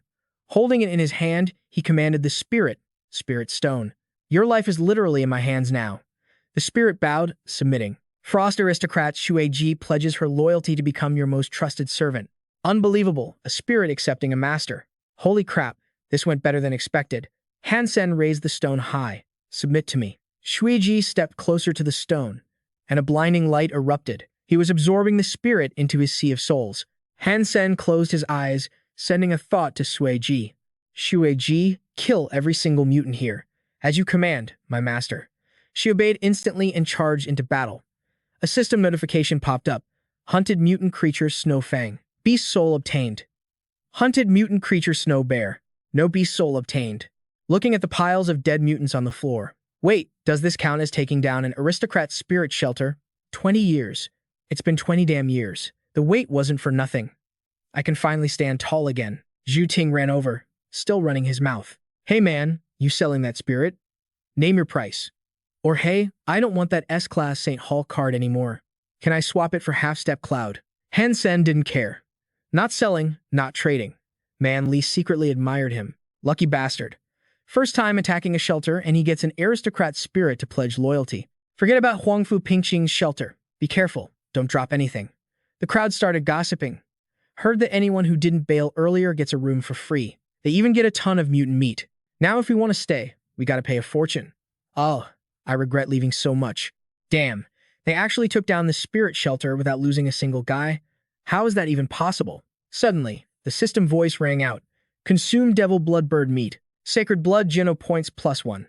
Han Sen held the meat. "I ate all that just to get one measly point. Efficiency sucks. Whatever, I'll just feed it to her." He handed the meat over. "Here, eat up. Stuff yourself with this." With basic and primitive genes, her stats should hit around 90. A spaceship was zooming towards the crystallite ruins. Han Sen looked out from inside. "So these are the ruins?" He looked down at the necklace on his neck. The 9-life blood cat pendant was getting hotter. Does this thing have some connection to the crystallite ruins? Gotta find Han Yan first. Maybe watching them mine the ruins will give me some answers. Over here, everyone's wrapping up prep work. "Captain G, listen up. Once the mining starts, nobody, and I mean nobody, is allowed inside the shelter." She nodded. "Copy that." Han Sen turned to Ji Yanren, looking confused. "Yo, this planet is massive. Why is it just us few guys out here? If we dig up these crystal buildings one by one, it's gonna take forever, right?" She looked at Han Sen with a smirk. "Who'd be stupid enough to dig them up one by one? All we need are the crystal cores. Their buildings follow a pattern. We just gotta dig out an entrance, sneak in, and grab their treasure. Easy. But our scanners can't see squat inside, so we gotta rely on the experts. Plus, the material these crystallizers use is super weird. It's tough as nails. And if we blow it up, it turns into this sticky, expanding crystal gunk that blocks the way. The experts already started searching. Ji Yanran looked out. None of this is a problem. The real headache is if these crystallizer ruins are still running. Han Sen looked surprised. "Whoa, what the heck is that red crystal thing?" She stared at the screen, deep in thought. Maybe the ruins really are active. The vice captain screamed, "Not good. Danger. Protect the expert team. Move it." They yelled, "Where's the Warframe division?" Get the experts out of here, now. A loud boom made everyone jump. Get out, retreat to safety. The vice captain ordered, use laser guns and pulse swords only. Don't wreck the crystal structures. Everyone grouped up and attacked with everything they had. After taking the hit, that warship just shattered into pieces. Han Sen was confused. What was that? Ji Yanran explained. That's a crystallizer defense core. The Alliance calls it a mimicry core. It can copy anything it scans, like machines or living things, but it's still just blood crystal underneath, so it's not a perfect copy. An announcement came from outside. Found it. We found the entrance. Ji Yanran cheered. Awesome. Suddenly, the screen flickered and died. Hey, why'd we lose the feed? She froze, worried. Something happened. On the ship Huangfu Pingqing, in the training room, everyone gathered up. Ji Yanran spoke up. Captain Li, pick 5 soldiers with sick warframe skills to come with me. Han Sen raised his hand without hesitating. My warframe skills are solid. Let me go, he told himself. If I let Ji Yanran risk her neck alone, what kind of boyfriend would I be? Plus, this 9-life blood cat pendant I'm wearing, it's definitely connected to these crystallizer ruins. The crystallizer ruins were huge rows of shiny, sparkling crystals. The base vehicle came to a halt. Captain, this is as far as we can drive. Everyone geared up in full protective suits and started heading down. Stay in formation. Keep comms open. They all gathered in front of the door. Captain, are we going in? Ji Yanran turned to Han Sen. Han Sen, you stay here. I'm taking the team inside. He asked, why? She looked serious. This is the operations center of a royal crystallizer ruin. It's dangerous down there. You don't know jack about crystallizers, so just stay put. That's an order. Han Sen ignored her. Your orders don't work on me. Captain Li shouted. Mr. Liu, what's going on? Do you copy? Over. Do you copy? Mimicry cores. Why are there so many of them? Ji Yanran shouted the order. Retreat. Fall back into the ruins. Help.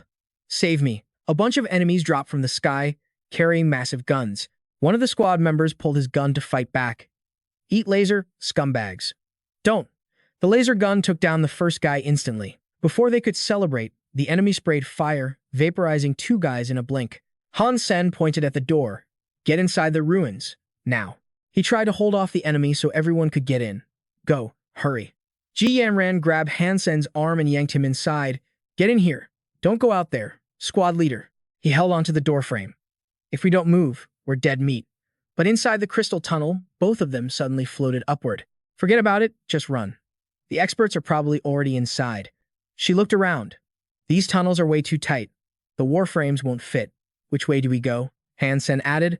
Let's ditch the suits. Pack them into suitcase mode. They both stripped off their armor. Han Sen took point. Follow me.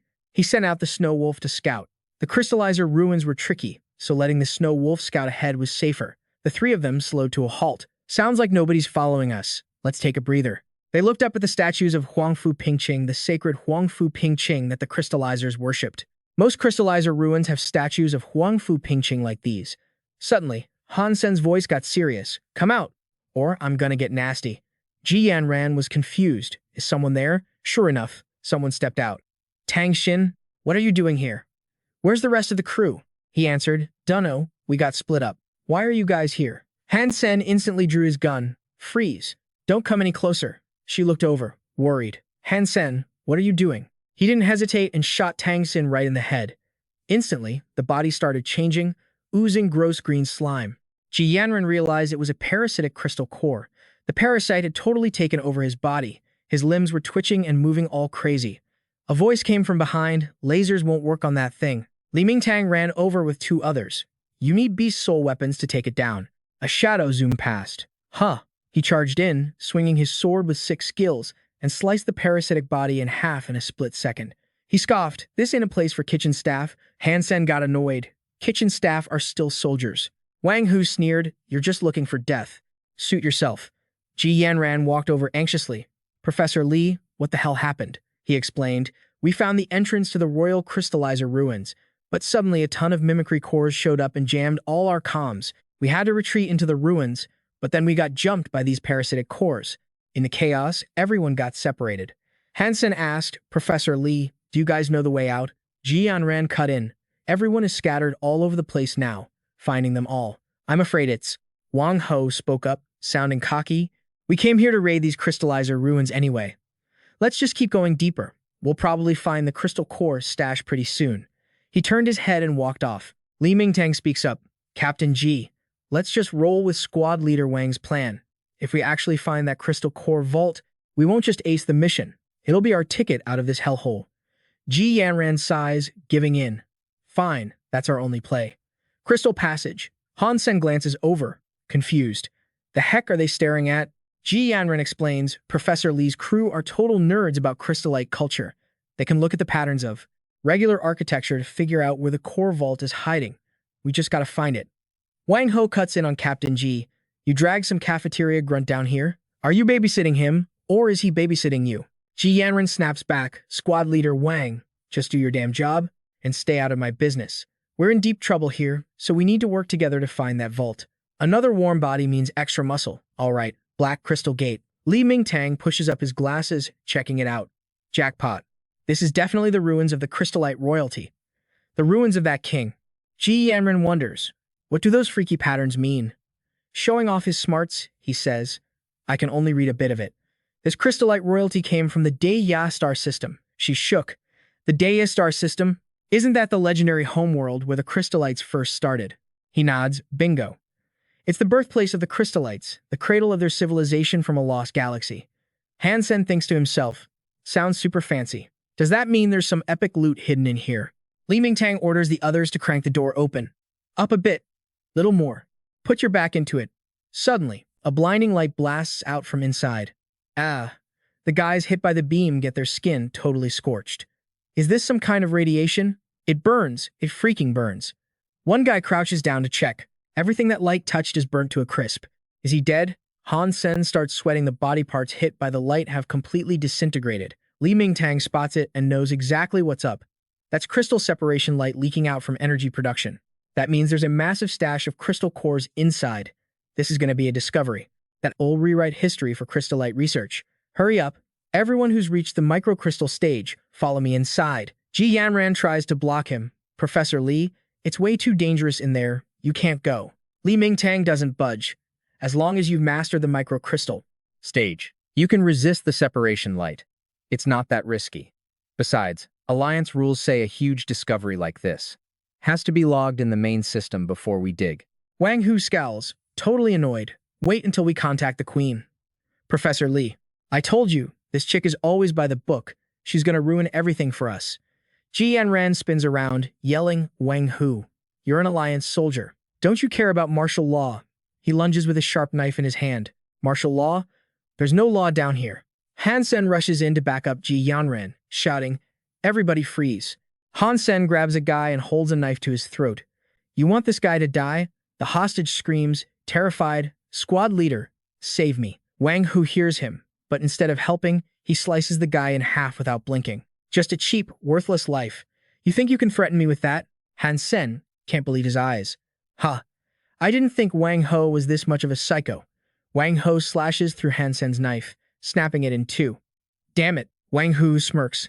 Acting all high and mighty, you're dead meat. Han Sen gets pissed. You broke my dagger. He clenches his fist and throws a punch. Dying won't be that easy for you. Wang Ho blocks it like it's nothing. You're actually tough, aren't you? Then he shouts at his goons. Why are you idiots standing there? Kill Ji Yanran already. Following orders, the four guys surround her instantly. Ji Yanran squares up to fight. Han Sen grits his teeth, furious. Using her to pin me down.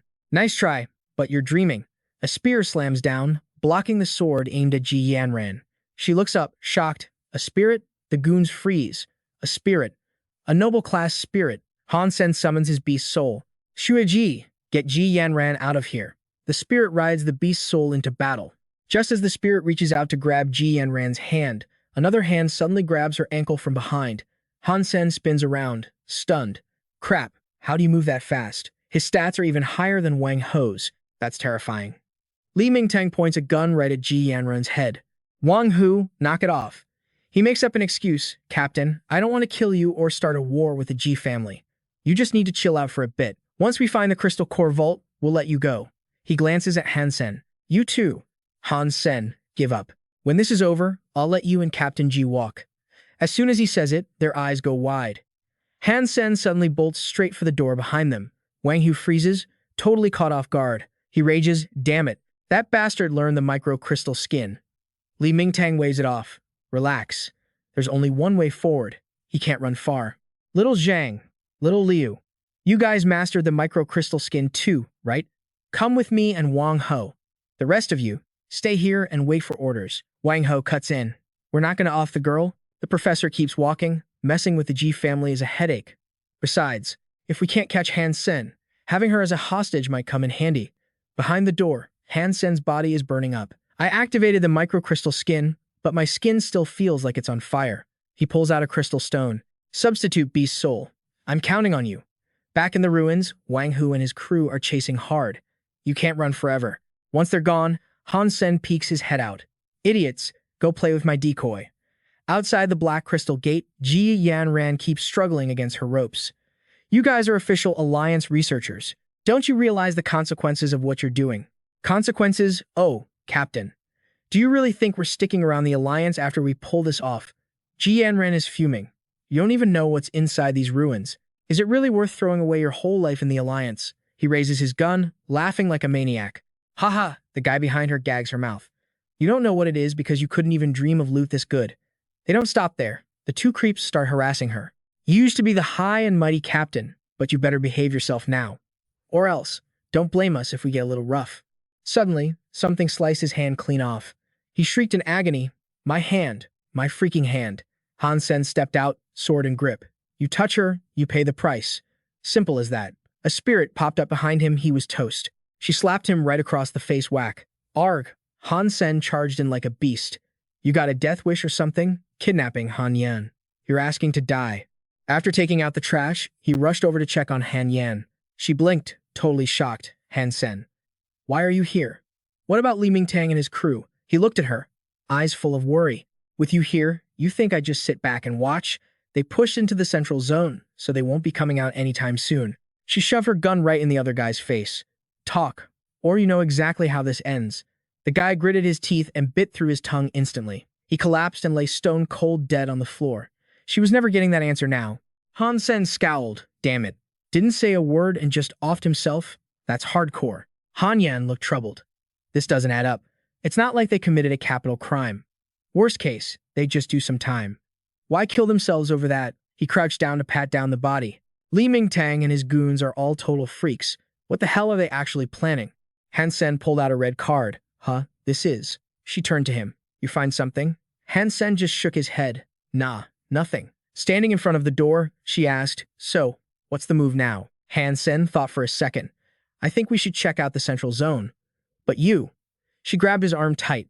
We go together. I haven't trained in the microcrystal arts, but I've got the Qi family's pure yang true bone. I definitely won't be afraid of the energy-splitting light. Why else would my family let me come here alone? Put this on, it'll protect your eyes. All right then. Let's go see what shady stuff Li Mingtang is actually up to. Inside the Crystal Race Ruins corridor, all along the path they walked, every single room has been totally empty. Li Mingtang's crew probably looted everything already. Han Sen looked surprised. How do you even know there was stuff here? She explained. I've read a ton of files on the Crystal Race. You can tell just by looking at the layout of these rooms. These were probably storage units. Those round holes, they're actually transport chutes to send items directly down to the vault. If what you're saying is true, then how come they haven't cracked these doors open yet? I can't read these crystal patterns, but there's a good chance there's some kind of danger sign or warning, so Li Mingtang probably decided to leave them alone. Meanwhile, in the underground plaza of the ruins, Han Sen's clone was hiding behind a statue. The group scouted around. That Han Sen brat is fast. Does he have a death wish running around in here? He'd better run fast if he wants to live, because if we catch him, he's dead meat anyway. I'd run too if I were him. There are so many paths in this room. Which way did the little rat go? Li Mingtang hesitated. We can't just pick one at random. Take a wrong turn here, and you don't come back alive. Wang Hu stepped up. Professor, what exactly are these tunnels? They lead to the breeding chambers. The Crystal Race guarded those places with their lives. There's definitely nasty stuff inside, even a transcender might not make it out alive. They stopped in front of a door. Are there actually crystal creatures inside? Well, the possibility of death is definitely there, since no one who's found one has ever lived to tell about it. Li Mingtang barked an order. Everyone, push this statue aside. The path to the crystal core vault should be right underneath it. They grunted, shoving the heavy statue to the side. Surprisingly, there really was an entrance underneath. Li Mingtang suddenly screamed, Danger! Get back! They scrambled in panic. What the hell is that? A box-like object shot out from the door. Arg. He grabbed a grenade and tossed it to the side to distract the thing. They bolted. It's chasing the grenade. Go, go, go. Back in the corridor of the crystal ruins, Han Sen held Han Yan's hand tight as they walked. Thank God I left a clone behind to spy. If we had gone in there blindly, we'd probably be dead meat by now. He wondered to himself, what was that thing? Back at the underground plaza, the box had flown out, kicking up dust everywhere. On the floor, a green beetle appeared, seemingly attracted to something nearby. Right there at the base of the statue sat a green beetle. Squeak, squeak. Han Sen's clone peeked down from above. Doesn't look too bright. Let's toss a rock and see. He placed a stone in front of the beetle, but the bug just kept banging its head against it, unable to push the rock away. Squeak, squeak. He was baffled. It can't even move a rock? Since when did the crystal race make something this useless? Han Sen picked the beetle up, examining it. Is this thing a pet or something? Squeak, squeak. He leaned over to look into the crack in the ground, the one blown open by Li Mingtang's grenade. Looks like there's something down there. His eyes lit up when he realized they were crystal brains stuff that boosts brain power. But he didn't have any gear on him. I didn't even bring a single beast soul. How am I supposed to carry this stuff? Back in the corridor, Han Yan was in disbelief. A single-horned beetle. Usually, everything the crystal race made had a purpose, like that yellow cube that's a crystal core guardian. But finding something completely useless like the one you saw, that's actually super rare. She examined it for a moment. Looks like it really is just a toy. But hey, it's made by the crystal race. Even a toy should sell for a decent chunk of change. He popped his suitcase open. I'm gonna suit up in the super armor and go check it out. They both peeked down into the crevice. Crystal brains are almost never found. The biggest haul in history was only like 100. You almost never see them in ruins. I can't believe there are so many down there. Han Yan turned to Han Sen. If you want these crystal brains, you need to use them right here, right now. Otherwise, when we get back to the warship, there's no way they'll get past the scanners. He looked around and counted. 16 in total. Han Sen picked one up and gently pressed it against Han Yan's forehead. We're in this together through the good and the bad. We split them 50-50. Just remember, you can only use one every 12 hours. Otherwise, your brain gets overstimulated and things get messy. He helped her down. Han Yan, do you have any idea what these spherical rooms were used for? None of the files I've read about the crystal race ever mention a place like this. Should we go down and look? Who knows? Maybe we'll find even more crystal brains. Playing it safe, he decided to send Snowy to scout the path first. The clone hopped down slowly. No danger down there. Let's move. Keep a close watch on Li Mingtang's entrance. Inside the triangular tunnel of the crystal ruins, they both crouched low, crawling forward inch by inch. What the hell kind of place is this? We've walked through, like, a dozen rooms already and found absolutely nothing. Who knows how deep this tunnel actually goes? Stepping into the massive chamber, they were totally blown away. Han Sen wondered aloud. A crystal core warehouse? Han Yan looked around in shock. Is this place a storage vault for crystal cores? The whole place is just rows of lockers. These black crystal cabinets look exactly like the ones used to store crystal cores we found back at that other spot. It's just, this room feels different from the warehouse we found before. I'm not 100% sure about it. Shuji slapped her hand on a cabinet door. Open it up and we'll find out. But inside, there was nothing.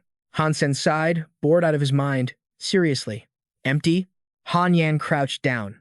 No mistake, these are definitely crystal core cabinets. It's just, this warehouse is tiny. For a place like the Crystallite Royal Ruins, the core warehouse should be massive. Han Sen got all hyped up. If it's a crystal core warehouse, that's sick. This place might be the royal family's secret gold mine. Shuiji popped open the next cabinet. Maybe she'd actually find something this time. Find anything? Inside was a crystal core glowing with light.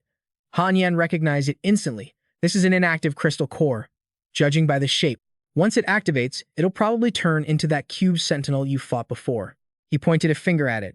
Damn it. Is this thing gonna wake up on its own? Han Yan shook her head. The crystal cores in the warehouse are all in hibernation mode. They need a command from a crystallite to activate. Even if we wanted to find a crystallite to turn it on right now, we couldn't. She kept talking. Cube sentinels above tier 4 or 5 are already super rare.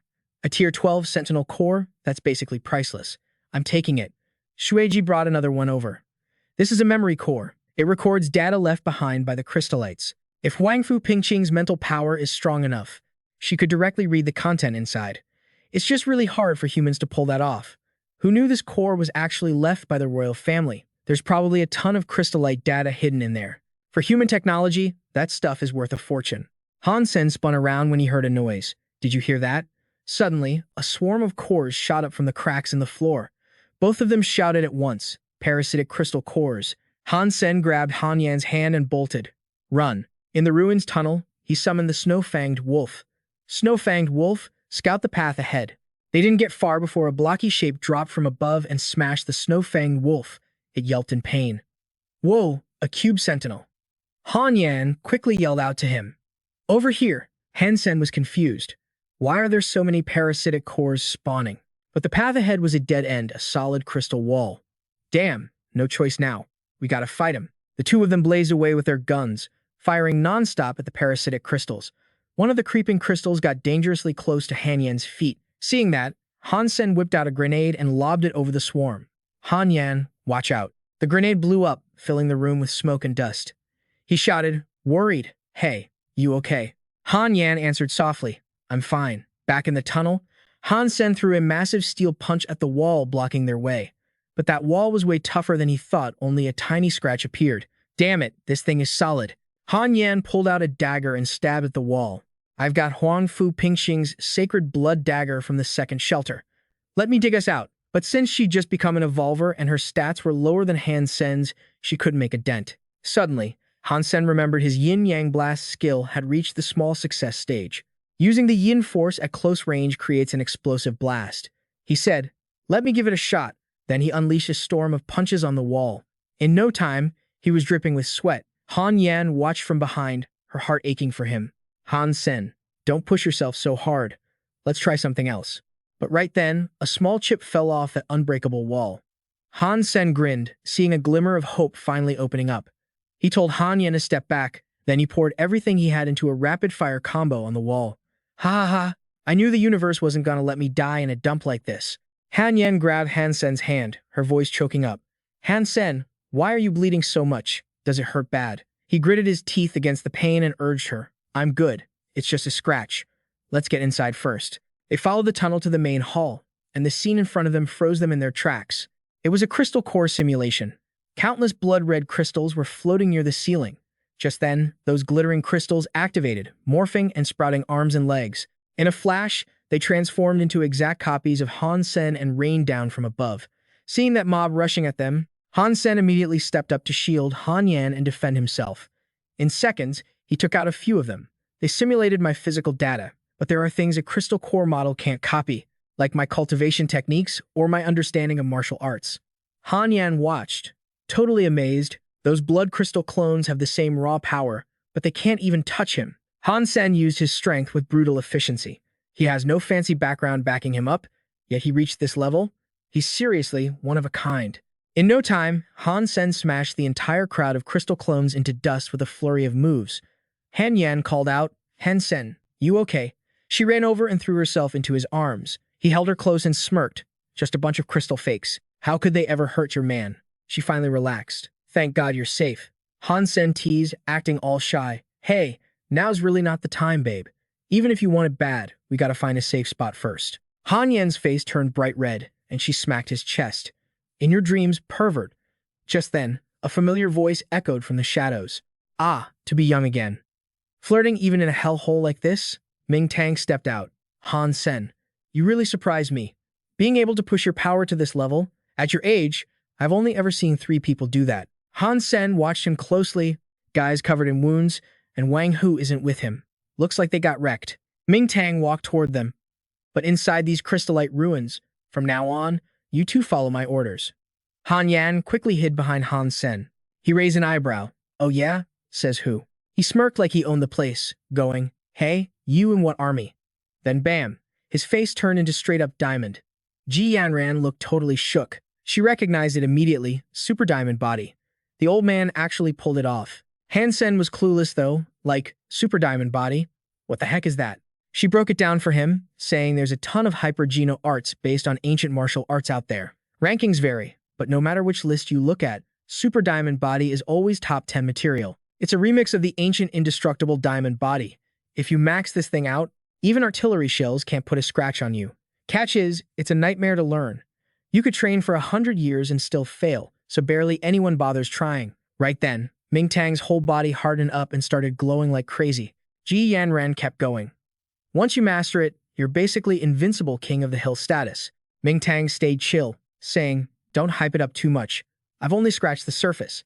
If someone has over 120 fitness points, smashing my defense isn't hard. Honestly, you two don't need to treat me like the bad guy.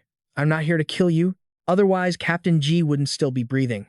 We're in the Crystallizer Royal Ruins now, and it's dangerous as hell, so we gotta team up." Han Sen cut to the chase, asking what the old guy really wanted. "You want to team up? Bet you just need us for something, right? We can work together. But you gotta spill the beans on your goal. We aren't following you blind." Ming Tang decided to be straight with them. "Captain G, did you know these Crystallizer Royal Ruins were actually found decades ago?" He started reminiscing. "An interstellar explorer found this place first. They sent a squad in to investigate, but nobody made it back. Later, the Alliance sent more people to excavate. Same story, dead silence. My late father was the captain of the first ship that found these ruins. I just want to find his remains." Han Sen wasn't buying it though. He saw right through the lie. "Professor Lee, do we look like kids to you? Is Wang Hu looking for his daddy's bones too?" Ming Tang laughed. "Of course, that's not the only reason. Back then, the Alliance captain had something on him." Han Sen asked, "What thing?"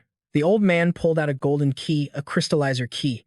"With this, we can boot up the crystallizer hub and control their core. It's enough to jumpstart human tech by like 300 years. Han Sen still wasn't convinced. He pressed on. "You guys aren't chasing that key just to be saviors of humanity, are you?" But the guy just said, "You wanted to know, so I told you. Now, are we teaming up or not? Your call." Han Sen and Ji Yanran exchanged a look, then he asked her, "Babe, what do you want to do?" Ming Tang interrupted. "There's a zone ahead. Needs all three of us to get through. After that, we reach the center. I'll let you keep the crystals in the vault, but whatever's on the captain belongs to me. Deal?" Soon enough, they hit a massive abyss. Bottomless pit type stuff. There was this bridge stretching across it, leading to a castle straight out of a fairy tale. Ming Tang said, "Cross this crystal bridge, and we're at the heart of the ruins. Don't mess up, or we're all dead meat." Looking at the deep abyss, Han Sen asked, "Can't we just fly over?" Ming Tang pointed up at the ceiling. "Look up. See those giant green crystal blocks hanging there?" Ji Yanran's face went pale. She recognized it. "That's a crystallizer nest. How are we supposed to get past that?" Han Sen said, "Just to be safe, I'll send a decoy to test it." He fired up his powers, blasting blue energy to create a phantom. Instantly, the crystals went psycho, shooting out a blinding stream of energy. Ming Tang got serious. "See? When the nest detects movement, it sprays those mini crystals like rain." He adjusted his glasses and added, "Those little crystals are covered in spikes. They pierce your skin and suck your blood dry. Even my super diamond body can't tank that." Han Sen looked a little freaked out after seeing that. "That's gnarly," Ming Tang chuckled. "Even if we walk on the bridge, there's no guarantee the air won't trigger the nest. And you wanted to fly over with a beast's soul? Ha." Soon, Ming Tang organized them, spacing everyone out on the bridge. "Do exactly as I say. Keep your distance and move as slow as possible." Halfway across, he noticed something weird, strange. Nothing's happening. They made it to the castle safely. Ming Tang led the way. "Let's go in." Han Sen and Ji Yanran followed, totally on edge. "Stay sharp," Han Sen whispered. "If things go south, hide behind me." She nodded. "You be careful too." Inside, bodies were scattered everywhere. They looked so real that Han Sen yelled out, "Someone's here." Ming Tang corrected him. "Those are corpses. Don't touch them. We don't know what killed them." Suddenly, his face lit up. "It's you." A shadowy figure stood behind a doorway. Han Sen's sharp eyes recognized Wang Ho immediately. Ming Tang asked, surprised, "When did you get here?" Wang Ho stepped out slowly, a red crystal floating in his hand. "After I split from you, I took a detour, found what I was looking for." Ming Tang walked towards Wang Ho, looking thirsty as hell. "Good, good. Hand it over." But as soon as he got close, Wang Ho sucker punched him right in the chest. Ming Tang laughed coldly. "Wang Hu, you can't break my super diamond body." Wang Hu quickly whipped out a custom grenade and chucked it outside. "Is that so?" Boom! A massive explosion rocked the outside of the castle, and a storm of green crystals came flying at them like a hurricane. Before they could react, the swarm split up and chased them down. Han Sen screamed, "Run!" Ji Yanran noticed something sketchy. Those crystals weren't attacking Wang Ho. But Ming Tang, they caught up to him fast. Those tiny crystals latched onto the old guy and turned blood red, making him scream in agony. As for Han Sen, the two of them were clinging to each other, thinking they were dead meat. But surprise, surprise, the crystals didn't attack them. Right then, Wang Ho walked over slowly, not even hesitating as he drew his sword. "Forget it. I'll send you guys to the afterlife myself.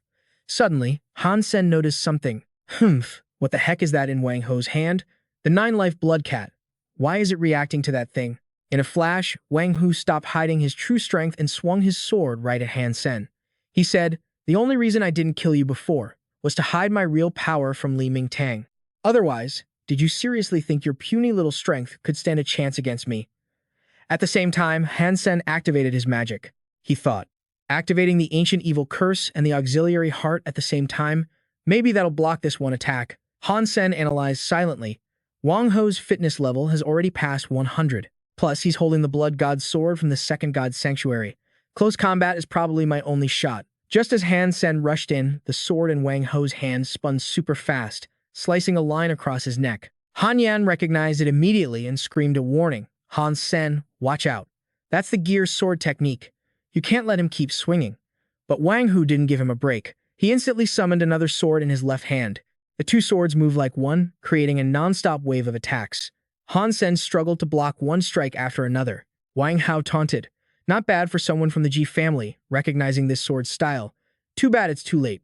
Just like that, after a few moves, Han Sen was covered in big and small cuts. He thought, fitness over 100 plus that insane gear sword technique. I basically have zero chance to fight back. I haven't been this frustrated since I evolved. Han Yan couldn't watch anymore. She grabbed her dagger and tried to rush in. I'm coming to help. Han Sen shouted back, don't come over. I can handle it. The swords in Wang Ho's hands got faster and faster, looking like a blur. He smirked. Don't rush. You're all gonna die anyway. Suddenly, Han Sen moved, imagining the whole battlefield like a giant chessboard. The gear sword style was legit dangerous. Slash after slash. The momentum was non-stop, giving no opening to counterattack. But hey, a human is still just a human, not an actual spinning gear. Just like that, Wang Ho had struck 300 times, but still couldn't kill Han Sen. With your tiny fitness level, how are you surviving 300 hits? Deep down, he was starting to panic. Even though he was covered in wounds and looked scary as hell, they were all small cuts, nothing fatal. Han Sen was relying on his ability to move perfectly and stay chill, making it harder and harder for Wang Ho to land a hit. Even weirder, the wounds on his body seemed to be vanishing, and the bleeding stopped. Before long, cracks started showing in Wang Ho's footwork. Han Sen grinned. Ha ha ha, gotcha. Han Yan watched the scene in total shock. Wang Ho's chances of hitting Han Sen were shrinking. Is the tide turning? Right then, Wang Ho's sword technique got full of holes. Han Sen seized the moment to break his stance. Your combo is broken. Wang Ho screamed in rage. No way. Now his mood was super dark. He squeezed the red crystal in his hand tight and growled. I'm gonna make sure there's nothing left of you to bury. Just as he said that, Han Sen and Han Yan freaked out when they saw the red crystal in Wang Ho's hand glow with a weird light. Haha, you guys are dead meat now. He placed the crystal on his forehead, and the little green crystals seemed to get an order, shooting out like crazy. They rushed straight at Han Sen like a tornado. He dodged in a panic. Damn it, those things actually listened to Wang Ho. At the same time, Han Yan screamed his name, Han Sen. They were way too fast, and Han Sen was surrounded in no time. Just then, a squeaking sound came from his pocket. The crystals seemed to receive a new order and suddenly flew right past Han Sen, leaving him confused. What the hell? They quickly turned around and shot straight toward Wang Ho. Han Sen didn't get what was happening. Why attack Wang Ho all of a sudden? Wang Ho's face went pale, his hands shaking as he pointed at Han Sen, frantically trying to order the crystals. What are you doing? What are you guys doing? Attack him. I said attack him. But no matter how hard he tried, the crystals totally ignored him. Wang Hu could only roll on the ground, trying to escape the blood-sucking crystals. He screamed in pain, I'm getting sucked dry. In the blink of an eye, there wasn't a drop of blood left in Wang Ho. He turned into a dried-up corpse. Because the death was so gruesome, Han Yan quickly covered her eyes and looked away. He got sucked dry. Right then, something in Han Sen's pocket started making noise again. He reached in to check. Did you hear that sound just now? Sounded like some kind of bug. Han Yan asked, confused, a bug? Then he pulled a beetle out of his pocket. After I heard it squeak, those little green crystal things switched targets to attack Wang Ho. Han Yan's eyes went wide immediately. Could it be that those crystals didn't attack us because of this guy? What the heck is it anyway? Han Sen replied, yeah, probably. Then he went to loot Wang Ho's body and found a card. The 9-life blood cat pattern on this card. The blood crystal and the 9-life blood cat are definitely connected. But when he put the two things close together, nothing happened. he thought. Putting them side by side changes nothing. How are they actually related? Han Sen pressed the red crystal against his forehead and felt a warm flow rushing into his brain. How did Wang Hao use this blood crystal to control the crystal cores? While he was wondering, the crystal in his hand suddenly melted, freaking him out. It was melting, and in no time, it completely soaked into his brain, making steam rise from his head. Han Yan ran over quickly. "You okay?" He answered calmly, "I'm good." This thing doesn't seem much different from a brain crystal. How exactly did Wang Ho use it to control the others? Han Yan felt relieved seeing he was okay. They're both dead, so I guess no one will ever know the truth. Two elites of the Alliance. What a shame. Then Han Sen flipped Li Mingtang's body over. Weird, he doesn't have a 9-life blood cat card on him. The two of them didn't keep exploring the castle and decided to head back. Let's go. The stuff in the crystal storage just belongs to the Alliance now anyway. Later on, check this. The second they stepped out the city gate, they ran smack into this cube guardian bot. But when that tinkin got close, it just froze up, like, straight up glitched in midair. Han Sen was chill about it, going, "It ain't attacking us." He patted the beetle, screeching in his pocket, and grinned. "Looks like this bug's our ticket out of this ruin safely. We can find the others, no sweat." Then he thought to himself, "I gotta get this thing past the Alliance scanners, or else it's a total waste." Cut to the dorms. Han Sen's chilling on his bed, reading a book. Suddenly, he heard the beetle chirping and crawling over. He called out, "Little horn, get over here." Heh, can't believe you actually fooled the scanners. Right then, the bug just started floating in midair. He was totally shook. Holy crap. Then, bam, it dropped straight to the floor. Han Sen stared at his hand, confused as hell. What the heck just happened? Unless. He called out, "Little horn, up." This time, it flew right up and landed in his palm, easy peasy. Han Sen was freaking out. "Oh my god, I actually have telekinesis?" He tried focusing on a water cup. Come here, get over here." Sure enough, the cup started shaking and wobbled its way toward him. He was losing his mind with joy. It's real. It's actually real. I can move stuff with my mind, baby. But when he tried moving heavier stuff, it was a no-go. Come on. Huh. Why isn't it budging? He flopped back down, thinking hard. Guess that blood crystal supercharged my brain or something. I can control stuff with my thoughts, but man, the power is weak sauce. Later, he hit up the captain's office and saw Han Yan looking totally bummed out. He asked, "Yo, who upset our captain?" She sighed. "Since we took such a massive L on this expedition, the Alliance ordered Huangfu Pingqing's Queen Squad to retreat." Han Sen's face got serious real quick. "You aren't going to get punished, are you?" he asked, worried. Han Yan smiled softly. "Luckily, you brought back those 2 high-tier crystals, so the higher-ups are letting me off the hook." Han Sen nodded. "That's awesome. Hey, Han Yan, can we still not get online?" She told him they couldn't surf the web, but they could access the military's internal VR training camp. Han Sen jumped on that immediately. Han Yan hugged him from behind, asking, "How's it looking?" He turned to her. "It's perfect. I just unlocked a new combat skill, and I want to test it out in a real fight." He couldn't think of a cool username, so he just went with Warship, Soldier, whatever, that works. Keeps things low-key. He matched instantly with a tall girl named Xiang Fei, who was a first lieutenant. Oh snap, a girl. Meanwhile, in the hollow room at the Luogia planet station, Qin Shuan saw that familiar ID and did a double take. "Warship Soldier, isn't that the guy who beat 7 kills?" Inside the virtual arena, Han Sen was totally turtling against Qin Shuan's crazy attacks, making her more and more pissed. "Fight back. Come on, hit me." She tried over and over, brawling all over the room, but she just couldn't crack his defense no matter what she threw at him. She couldn't believe it. Her fitness level was at 100. She was top tier among the evolved. No way. How am I getting played by some newbie? She was going all out, but couldn't land a hit. Instead, she was the one getting backed into a corner. Finally, she snapped and screamed, "Fight back. Damn it. You could end this right now if you wanted, so why aren't you hitting me?"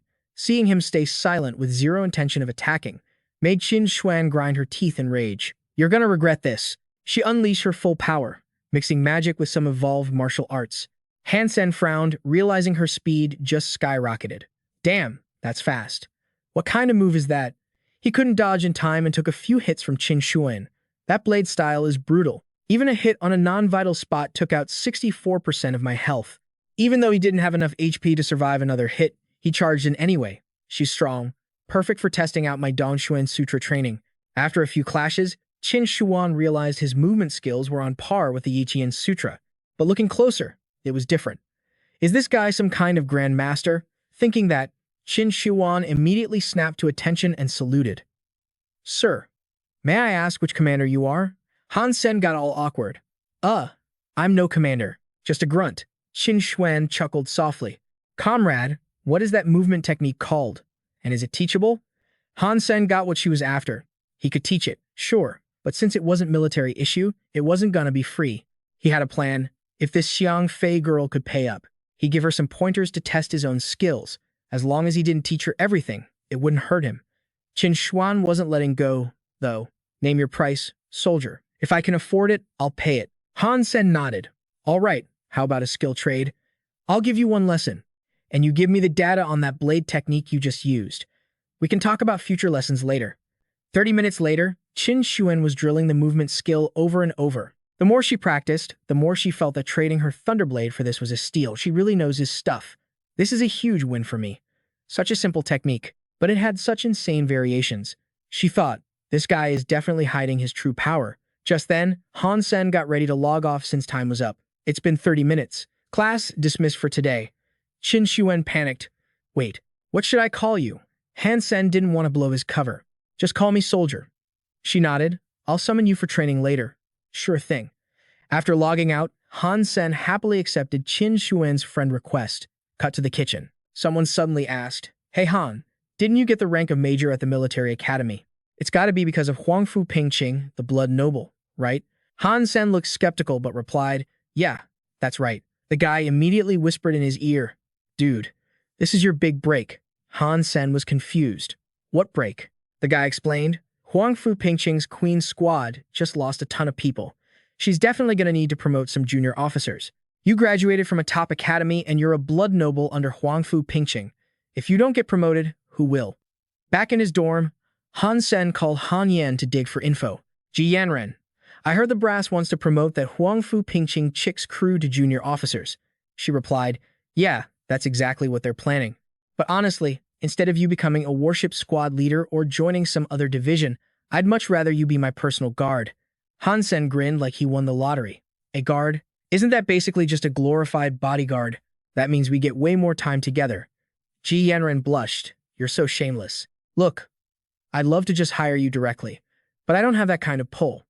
I can get you an opportunity, but actually landing the gig, that's all on you. She added, I've got 2 spots for guards.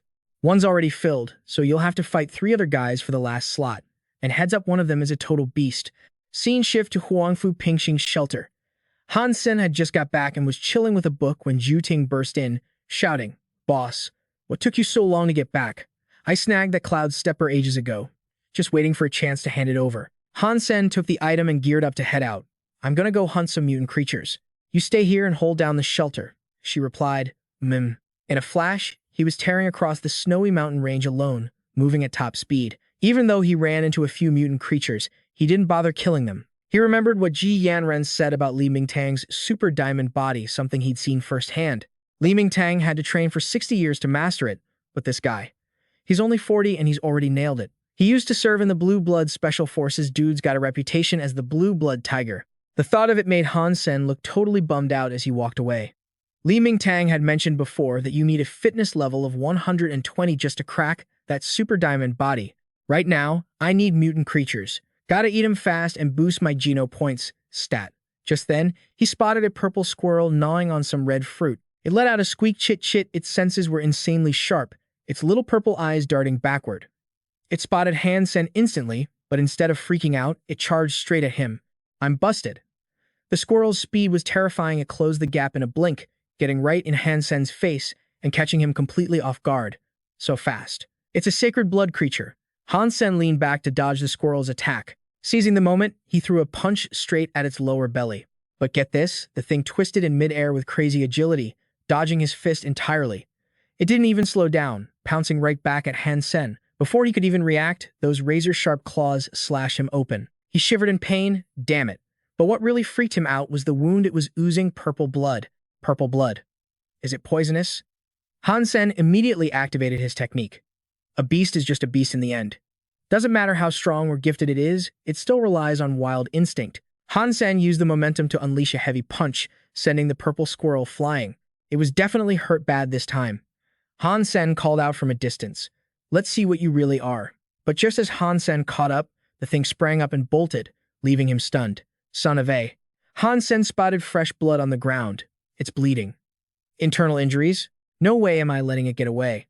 Han Sen thought bagging this sacred blood squirrel would be quick, but he didn't expect its survival instincts to be this hardcore. He was panting hard as he gave chase. Huff, huff. After days of nonstop hunting, Han Sen finally cornered it.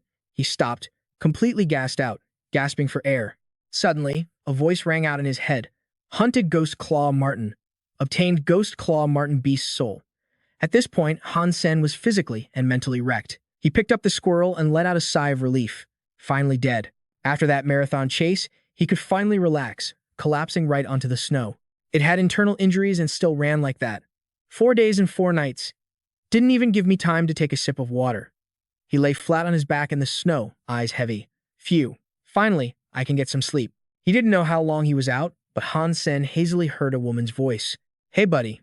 You alive? You can't sleep here. You'll freeze to death. A tall woman ran over to him. You okay? Can you stand up? Han Sen mumbled, leave me alone. I'm not gonna die. But the woman insisted, hoisting him onto her shoulder. She said, I'm taking you back to the shelter.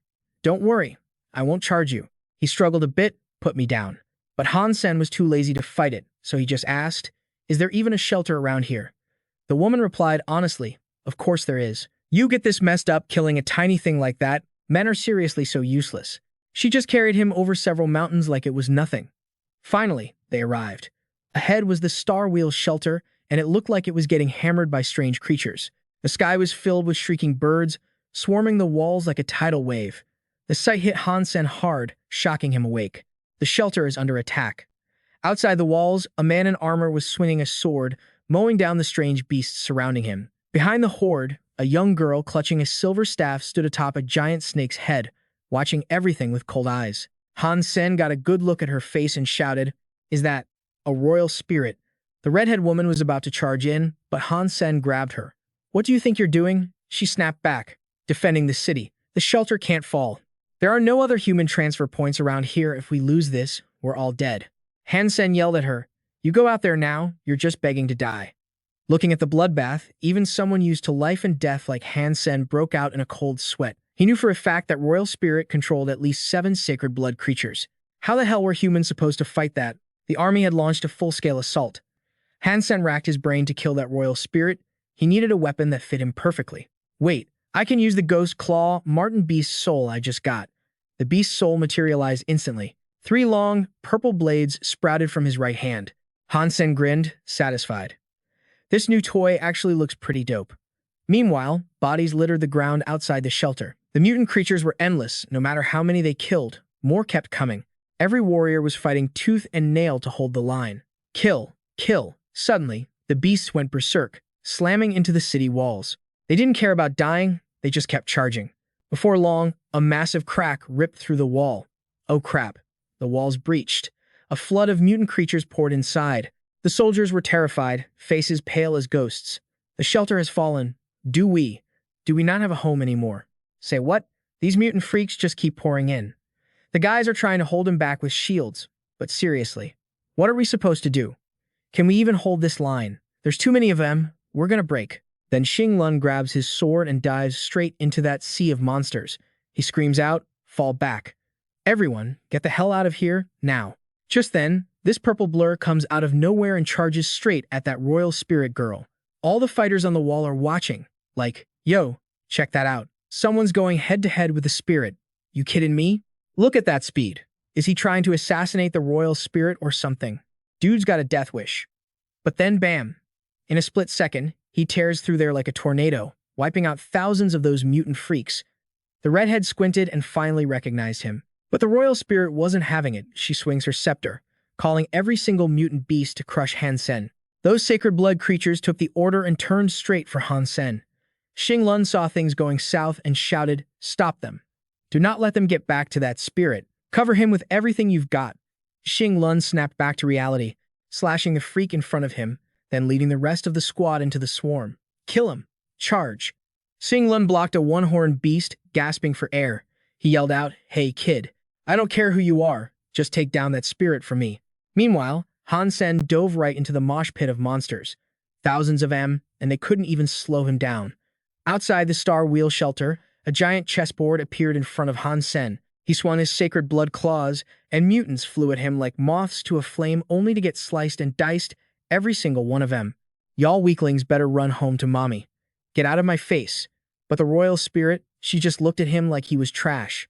Humph! Suddenly, the ground under Han Sen cracked open, and giant, shark claws shot up. He panicked, realizing, damn. A sacred blood stone demon. A massive stone demon crawled out of the earth. Luckily, Han Sen's got reflexes. He jumped back just in time. At the same time, a giant snake saw its chance and lunged, jaws wide open, snapping at Han Sen in midair. Everyone watching felt their hearts drop. He's toast. It's over. But the redhead suddenly shouted, no wait, he dodged it. But seriously, how the heck did Han Sen magically dodge that bite? He landed right on the snake's head, leaving the royal spirit totally shook. Her eyes went ice cold, and shining silver armor covered her body. Her scepter morphed into a sword in a blink. You're asking for death. Moving with crazy grace, she shot towards Han Sen like a lightning bolt. Right then, two creatures ghosted up behind him, ready to grab him. Big fight, ambushed on three sides. Han Sen wasn't scared. He smirked. Come at me. I'll show you what happens when you mess with the fairy queen. Facing that incoming sword, Han Sen didn't even dodge. He let it stab right into his chest. The moment you hit me is the moment you die. He didn't even flinch. Moving like lightning, he lunged at the royal spirit. She froze, realizing this guy wasn't just some random scrub. Before she could react, right in front of her shocked face, Han Sen put everything he had into swinging his ghost claw blade. The royal spirit got sliced into 4 pieces. She instantly dissolved, turning into a bunch of glowing lights drifting in the air before vanishing. Xing finally got it. Nice. Used himself as bait. Huh. Took out a royal spirit in one move. Guts and brains. That kid's a beast. With the royal spirit dead, the mutant army fell apart, running around like headless chickens. The soldiers seized the moment, charging in to wipe out the stragglers. Kill them all. Don't let them escape. Han Sen spotted one trying to bail and immediately chased after it. You're next. They clashed. That thing was weak and totally poisoned. Even Jadeskin can't block this venom, so what makes you think you can handle it?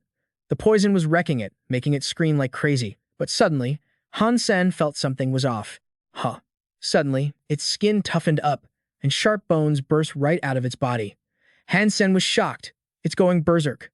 Going berserk made it way faster, and it bolted. Han Sen chased after it, yelling, my sacred blood meat is not getting away. Don't you even think about running. Meanwhile, Xing Lun rode his white horse out of the shelter. A guy like that, I've got to meet him, no matter what. Han Sen chased that thing until it was gassed out, then lopped its head off with one swing. I chased you for over 300 miles. Finally took you down. He gasped for air. Man, I'm beat. Its skin was tough as hell. If it wasn't weakened by the poison, I don't know how I would have cracked it open. The hunt successful notification popped up. Even though he got the berserk stone armor beast's soul, the meat was totally inedible. Han Sen stared at the stone armor head. If this turns out to be armor, that'd be sick. Blade plus armor? I'd be unstoppable. But when he summoned the beast's soul, he realized it was another rune beast soul. The demon blood won from last time didn't even do anything cool. Then it hit him. Wait, could it be? He summoned the ghost claw and stared at his arm. He hesitated for a sec, then slashed at his own body. But thanks to the rune beast's soul boosting his defense, he didn't even get a scratch. Han Sen grinned. Ha ha ha. Oh, this is good. This is really good. He kept testing it on other parts of his body. Having this rune beast soul was basically like having a protective hyper-geno art, plus he could still wear beast soul armor on top of it. Later, Han Sen found a quiet spot to chill and enjoy some sacred blood ghost claw meat. He ate happily, eyes closing in bliss. Can't even start a fire in this hellhole, but this meat is fresh. Honestly, not bad compared to sashimi. Suddenly, he heard a noise. Huh? Hoofbeats. Someone's coming. A moment later, a guy on a white horse pulled up right in front of him. Xinglun hopped off and quickly explained, Hey, friend, don't get the wrong idea. I didn't follow you out here to start trouble. I just wanted to meet you. Han Sen wasn't in the mood for a lecture. Look, if you're here to say thanks, don't bother. But Xinglun shot back, Dude, if I just wanted to say thanks, why would I chase you for 300 miles? Han Sen gave him a weird look. So, what's the deal then? Back at the ice field, Han Sen eyed him with curiosity, asking calmly, You guys planning to raid the royal spirit shelter or something? The guy in silver armor got serious. You know the drill. If we don't smash that spirit stone into dust, that royal spirit won't actually die. He started breaking it down. That shelter of his is blocking the only route between the ice field and the outside world. If we don't take it down, us humans are stuck hunting in this tiny zone. Getting sacred blood genes maxed out will be basically impossible. The silver-armored guy spilled his guts about the plan. I'm trying to get the big three factions to team up for this. Problem is, those three have been at each other's throats forever over the limited resources. On this ice field, bad blood everywhere. Han Sen thought it over. Most of the resources lately have been hogged by these so-called big three factions, so maxing out my sacred blood points anytime soon is going to be a pipe dream. There's no way I can snag that spirit stone solo, but if I team up with them. He finally made the call. All right, if you can actually get the big three to raid the royal shelter, count me in. The silver-armored guy grinned. Awesome. With you on board, taking down that royal shelter is going to be a walk in the park. On the goddess Gaia, Ji Yanran spoke to Han Sen through the screen. There are 4 people in the military martial arts comp this time, and the top scorer gets the last guard spot. No cheating allowed. It's all on you, Han Sen. Break a leg. I know you can win this. Standing in the goddess Gaia's holographic room, Han Sen replied, military martial arts comp, huh. I'm confident, but if I want to bag first place, I guess I gotta actually put in some effort. Oh right, looks like the network is up. Time to find someone to spar with. What ID should I use for the Evolver's zone? He stared at the ID unavailable message after typing in $. Then, he saw a whole list of copycats pop up underneath with all kinds of weird variations of the name. Han Sen was baffled. What the hell? Where did all these dollar clones come from? A light bulb went off in his head, and he immediately typed in the name Dollar Slayer. If you posers love the name Dollar that much, don't blame me for what happens next. Han Sen spawned into the virtual arena, floating the ID Dollar Slayer above his head. He sized up his opponent. Sacred Blood Aristocrat Badge. Perfect.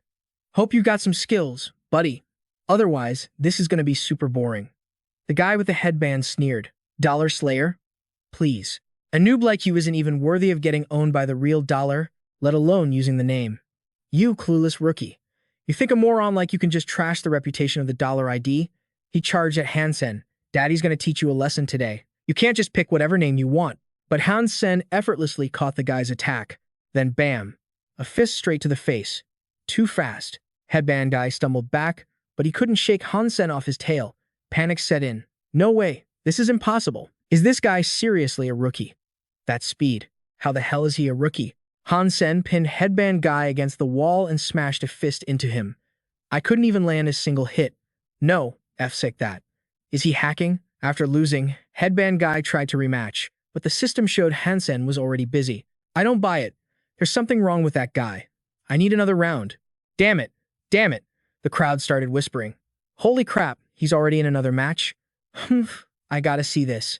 That Sword Saint guy has 1,263 wins and 877 losses. He's a pro.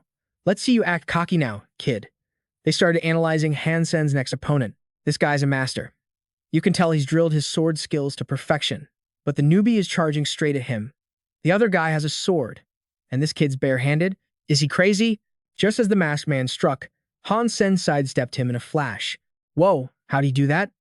That opening, that movement. The guy from the last match was stunned. That defies physics. That totally defies physics. Han Sen unleashed a storm of punches while Sword Saint frantically tried to block with his blade. Headband guy was confused. The newbie is leaving so many openings, yet the Sword Saint can't land a single stab. Wang Dongyun commented as he watched the Sword Saint get backed into a corner, eating Han Sen's attacks with zero chance to fight back. That Sword Saint sucks. Yeah, that's gotta be it. His sword skills are okay, but he's brain dead. Another guy chimed in, useless Sword Saint. Seeing Han Sen about to leave, headband guy yelled out, hey, don't leave. He looked down at the arena in despair, watching the guy crush opponents for over a dozen matches straight. Every single fight ended the same way. Is this actually be God in the flesh? Meanwhile, at the Starry Flower Station, reporter Fang Mingquan, haven't you been promoted to this second shelter for like 2 or 3 years now? With your skills, shouldn't you have leveled up your genes and made a debut by now? He slammed his notebook on the table, annoyed at the headline. The truth behind B, God's fall. Turns out it was a girl in the night. B, God mysteriously vanishes. Lost for 4 days and 3 nights. Reporter Fang Mingquan scoffed. What kind of garbage is this? Suddenly, a headline on the screen caught his eye. Suspected return of B God, massacring everything in sight. Reporter Fang Mingquan adjusted his glasses and gasped. This has got to be B God. He leaned heavily on the desk. Even among the evolvers, he's totally a top-tier god. I've never seen that boxing style before. He barked an order to Little Liu sitting next to him. Little Liu, switch gears. Push today's original topic to the next issue. Little Liu looked confused. Huh? Then what are we covering this time? Fang Mingquan shouted, Be God. The live stream chat blew up as they watched Han Sen chain challenge opponents. Is this for real? Is that actually Be God? His name is Dollar Slayer, dude. He looks more like Be God's enemy to me. I am the king. You finally came back. Even among those who haven't evolved yet, beating Lin Feng isn't guaranteed. Besides, this is the second shelter. He's only been here a few years. How strong can he really be? But the opponents were all sacred blood aristocrats, and Be God was crushing every single one of them. Back in the holographic room, Han Sen sighed. Still can't get any sacred blood gene points. I gotta rush and level up my Dongshuan Sutra mastery right before the military martial arts rumble. Suddenly, a friend request pops up, then a whole tsunami of notifications floods in at once, forcing Han Sen to use both hands just to kill them all. Huh. What the hell is going on? Why the heck are there so many friend requests? Cheers are blowing up the arena. Is it really Huang Fu Pingxing? Don't play with my feelings here. Huang Fu Pingxing. Huang Fu Pingxing. We'll know as soon as he makes a move, right? The slick-haired dude getting ready to step up rubs his head, totally confused by the sudden roar from the crowd. Why are there so many people? Did someone catch me watching that video yesterday and leak it online or something? Nah, no way. Could it be? Finally, his eyes lock onto Han Sen standing nearby. Is my opponent some kind of celebrity? Slick-haired guy gets all hyped up. This dude is definitely famous. If I beat him, I'm gonna be an instant legend. The crowd starts gossiping. Huang Fu Pingxing has only been in the second sanctuary for like 2 or 3 years, right? Can she really handle the Sun and Moon Saber? What's the Sun and Moon Saber? It's gotta be Huang Fu Pingxing. Fighting against an opponent who's actually Huang Fu Pingxing, that noble blood really mastered the Sun and Moon Saber. Han Sen moves fast, shifting a few meters in just seconds. Slick hair guy smirks like he's won the lottery. This moron dares to face the Sun and Moon Saber barehanded? That's a first for me. Just when he thinks he's sliced Han Sen, the guy smoothly dodges the slash. Then he starts throwing a barrage of punches. Slick hair can only hold his saber up to his chest to block. Finally, Han Sen seizes the moment and lands a punch right on the slick-haired guy's face. The dude mutters in disbelief. How is this possible? The crowd goes absolutely wild. Sick. An emperor is still an emperor. Who dare say Huang Fu Pingxing fell off? As expected of Huang Fu Pingxing, that fist technique is invincible. At the Star Station, the staff are frantically smashing their keyboards. B God just exited a match. Get in there. Hurry. Everyone, use full power to get me a spot to spectate this fight. We gotta get in. They're making a racket. Found the room. I'm in. I made it. The guy in the back celebrates as he starts the live stream. Curses ring out in the arena, catching Han Sen's attention. Damn it. Netizens start buzzing about the white-haired girl who just showed up. Whoa, check out that stacked sister. Is that plastic? What the fuck? Definitely some Earth-made silicon. Man, I don't get it. A Huang Fu Pingxing vibe surrounds the white-haired girl's body. She raises her hands, settling into a fighting stance. The referee looks intrigued. Staying that cool in this situation? Definitely not something a normie could pull off. Seal like the wind. That's Prefect Wang's Iron Wall fist.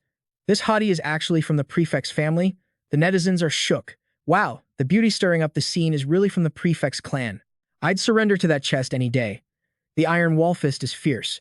I've seen this Iron Wall fist once before. An evolver got jumped by 6 guys, and not one of them could break through his defense. The white-haired girl wants to challenge Han Sen. Han Sen moves instantly, clenching his fist tight. There's no such thing as an absolute defense in this world. But the white-haired girl blocks his punch fast. Her arm, which was up high, drops down in a split second. Han Sen is shocked by her strength too. Crazy power. She actually blocked my hit head-on. Han Sen doesn't hesitate and keeps throwing punches. Too bad I wasn't planning to win with brute force anyway. The white-haired girl notices something's off when she feels the hits are super light, barely using any power. She sharply twists to block Han Sen's fist. It's a feint. Han Sen grins, fast reflexes. Too bad the white-haired girl glances over another feint. While she's busy blocking the fake-out, Han Sen throws a punch right near her stomach. She quickly jams both hands down to suppress his fist. The commentator hypes up B-God's feint, calling it legendary. You seriously can't tell if there's power behind it or not. In a fight like this, if she didn't have the prefect family's iron wall fist, she'd have been wrecked by now. That style really is a wall of bronze and iron. Now the white-haired girl is starting to gas out. Damn it. If I just strike for real while he's faking, I can definitely win. While blocking another fake punch, she counters with her other arm. Take this. But then she realizes Han Sen's fist is already under her stomach, and she squeezes her eyes shut. Han Sen thinks this punch is the real deal. The commentator breaks down the fight. Stillness beats action. The one who moves too much always loses out in a long fight. If the beauty had just kept her guard up and stayed still, she might have won. The iron wall fist defense is too perfect. You basically can't break it from the front. That's why B-God used fakes and reels to bait her into screwing up. Han Sen punches straight into the white-haired girl's stomach. As he gets close, he whispers just enough for her to hear. Once you become the aggressor, sooner or later, you'll expose a weakness. The crowd below goes crazy screaming, Huangfu Pingqing. Huangfu Pingqing. The emperor returns. Huangfu Pingqing. Sign my autograph. Over at the Queen ID, in Huangfu Pingqing's room, Ji Yanran is happily jamming to music, while sparrows chirp on the power pole outside the window. Han Sen's image pops up, and he asks, "What's got you so happy?" Ji Yanran says, "I just logged into the Alliance's official virtual arena platform. I'm watching B-God's match. It's seriously lit." Han Sen gets curious. "You're a fan of B-God too?" Ji Yanran teases him. Who doesn't like Huangfu Pingqing? Back when he risked his life to save those kids, fighting the Golden Horned Shura to the death, that was total manly vibes. Han Sen feigns annoyance. Hey, your boyfriend is still right here. Is this really appropriate?" Ji Yanran sees him pouting and starts buttering him up. "Babe, don't be so petty. If you don't like it, I won't watch anymore. Be God or whatever. How could they possibly be as awesome as our great Huangfu Pingqing?" Back at the dorm, Han Sen starts calculating.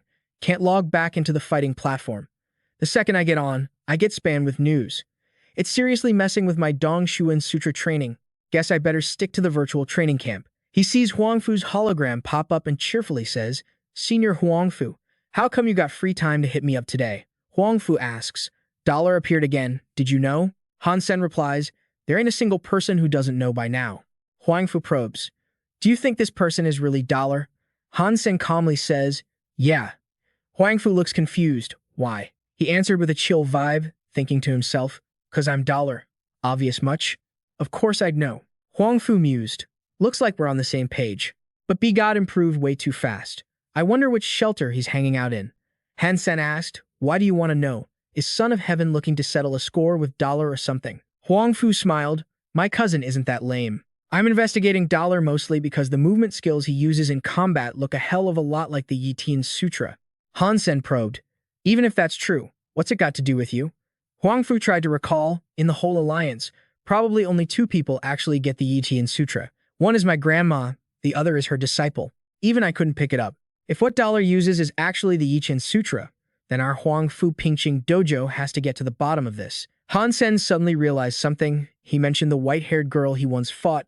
Could that disciple be Queen from the arena? Huangfu asked, "How do you know that?"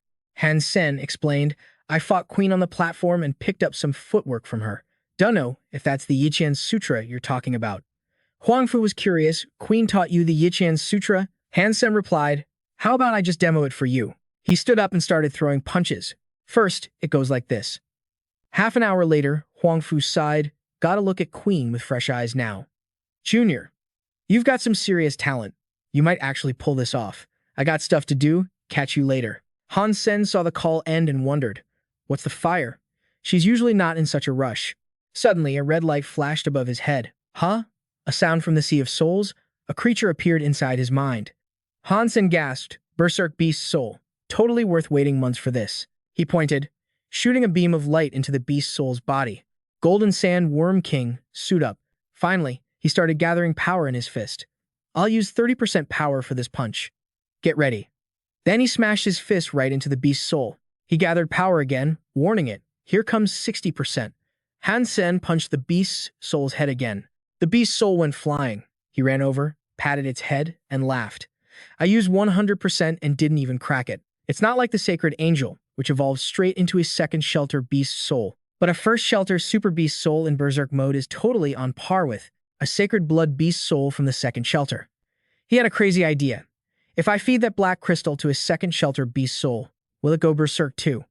Wouldn't I be filthy rich then? Han Sen sprinted across the ice field, grabbing a mutant creature. Li Yulun wasn't lying. The resources in the North Ice Field can't support this many people grinding. Haven't seen a single mutant creature in days. Han Sen looked into the distance. If humans want more loot, the only way is to take over the royal shelter and open a path to the outside world. Suddenly, he spotted something sketchy and hid behind a rock, claws ready on his hand. His eyes locked onto the army of creatures below. That mutant army is massive. Is that the Spirit Queen leading them? He decided, screw it, too risky. Last time I had Star Wheel Shelter backing me up. Charging in now is basically suicide. But then, Han Sen remembered something. Wait a sec, they're leaving the shelter right now. Isn't this the perfect chance to snag the Spirit Stone? The royal shelter looked like a giant fortress made of ice. Seeing the majestic scene, Han Sen couldn't help but blurting out, holy crap, that thing is huge. Finding that tiny rock in this giant city, talk about a needle in a haystack. Han Sen stood on a branch watching the situation, face-palming helplessly. Li Yulun was right. Gonna take the three families teaming up to have a shot at crushing the royal shelter. Han Sen scoffed, better to just get the royal spirit under my thumb first. As for that royal shelter, once I'm strong enough, you think they won't hand it over. At the martial tournament, tons of people in uniform lined up neatly, and the crowd started buzzing. Is that the Blue Blood Special Ops crew? Why did they show up? Aren't they from the Central Galaxy sector? They gossiped. Haven't you heard? Ji Yanran wants to pick a bodyguard, so that Blue Blood Tiger dude specifically ditched the big tournament in the Central Galaxy to come compete in our Southwest Galaxy. Looks like Captain Ji's charm is off the charts. In the prep area, a guy in a gray hat asked the bald guy next to him, Yo, Tai Yi showed up too. Does that make us basically cannon fodder? The bald guy replied, Hope Zheng Yus can shut that Blue Blood Tiger down and bring some glory to our Southwest sector. Han Sen was listening in, repeating the names in his head. Zheng Yus, Tai Yi. Han Sen walked into the prep area and felt a bad vibe creeping up behind him. He turned around and saw a huge figure. The pressure was intense. Han Sen stepped aside to scope out who it was. It was Blue Blood Tai Yi. Tai Yi walked up to the guy in the blue vest. You're Zheng Yus? Yus looked up and replied, That's right. Tai Yi said confidently, Good. They sat next to each other, the air thick with tension and battle intent. The people behind them were whispering, Is that it? What's the rush? A fight's gonna break out eventually anyway. Scared the crap out of me, thought they were gonna throw down right there. Han Sen looked at them, not impressed. Dude didn't even acknowledge my existence. Thinks only Zheng Yus is worth his time. Hemph, we'll see who's boss in the match. Scene shifts to the tournament stage. The host announced, Listen up, everyone. Soldiers can use any method you want to smack the drum. The higher the power number, the better your score. Only the top 4 get to enter the Soldier King showdown. Yus slid down to get in line, looking like he was ready to crush it. Han Sen waited for his turn, thinking, most of the guys here are evolvers with fitness scores over 100. My fitness is over 100 now too. After popping that ancient heretic mantra with overload, strength and speed can easily break 100.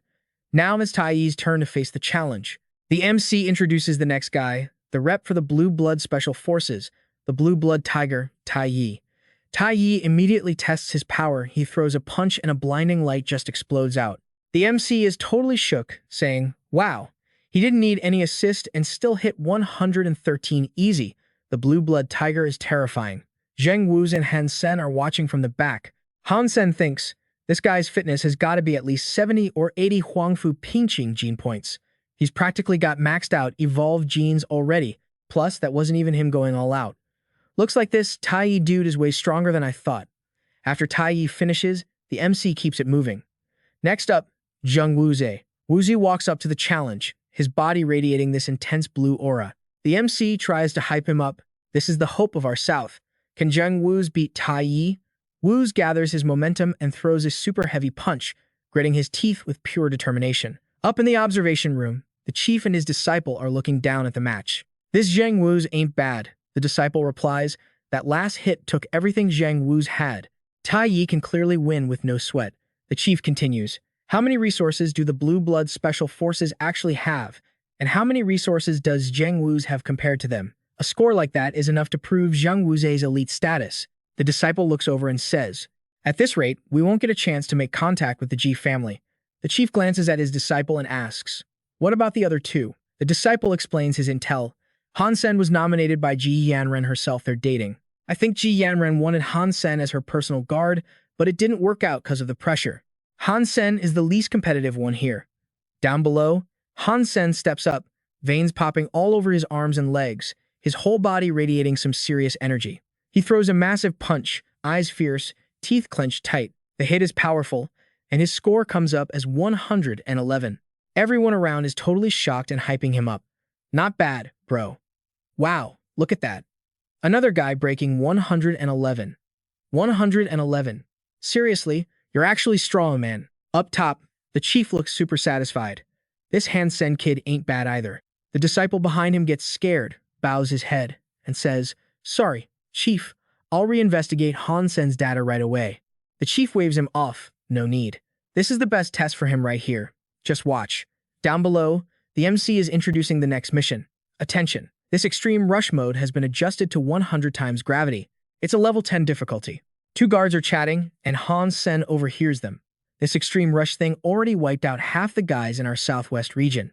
At this rate, the win definitely goes to Tai Yi. Hey, who said Tai Yi is guaranteed to pass this round? It's Tai Yi's turn, and he dashes forward fast as a squirrel. People are freaking out. Whoa, it's like he's just walking on flat ground. Damn, this Tai Yi guy is a beast. Han Sen stands there watching, and he's got to admit, this Tai Yi dude is legit dangerous. High stats, sharp senses, and he's got insane situational awareness. Even the 10-star difficulty of Extreme Rush isn't stopping him. Han Sen sweating a bit, this is going to be tough. The MC announces there wasn't a single mistake. The Blue Blood Tiger has cleared Extreme Rush with 0 errors. Next up, Zhang Wuzi. Wu steps in, but a bar hits his shoulder hard. Everyone looks totally disappointed. Zheng Wu's falls down. What? Zheng Wu's didn't make it. We're screwed. We're screwed. It's over. Next is Han Sen, and two guys behind him put their hands on his shoulders. Bro, you got this, right? We're all counting on you now. You just hit 111, so you can probably handle this too, yeah? Han Sen turns back, raises his fist, smiles with determination, and says, "No problem." The chief sees this and smirks, totally satisfied. Yeah. Han Sen steps onto the track without flinching. 100 times gravity. Relying on his own stats, he can only run in here if he's in overload mode. Up top, the chief has to give props. Very good. The disciple adds. Right?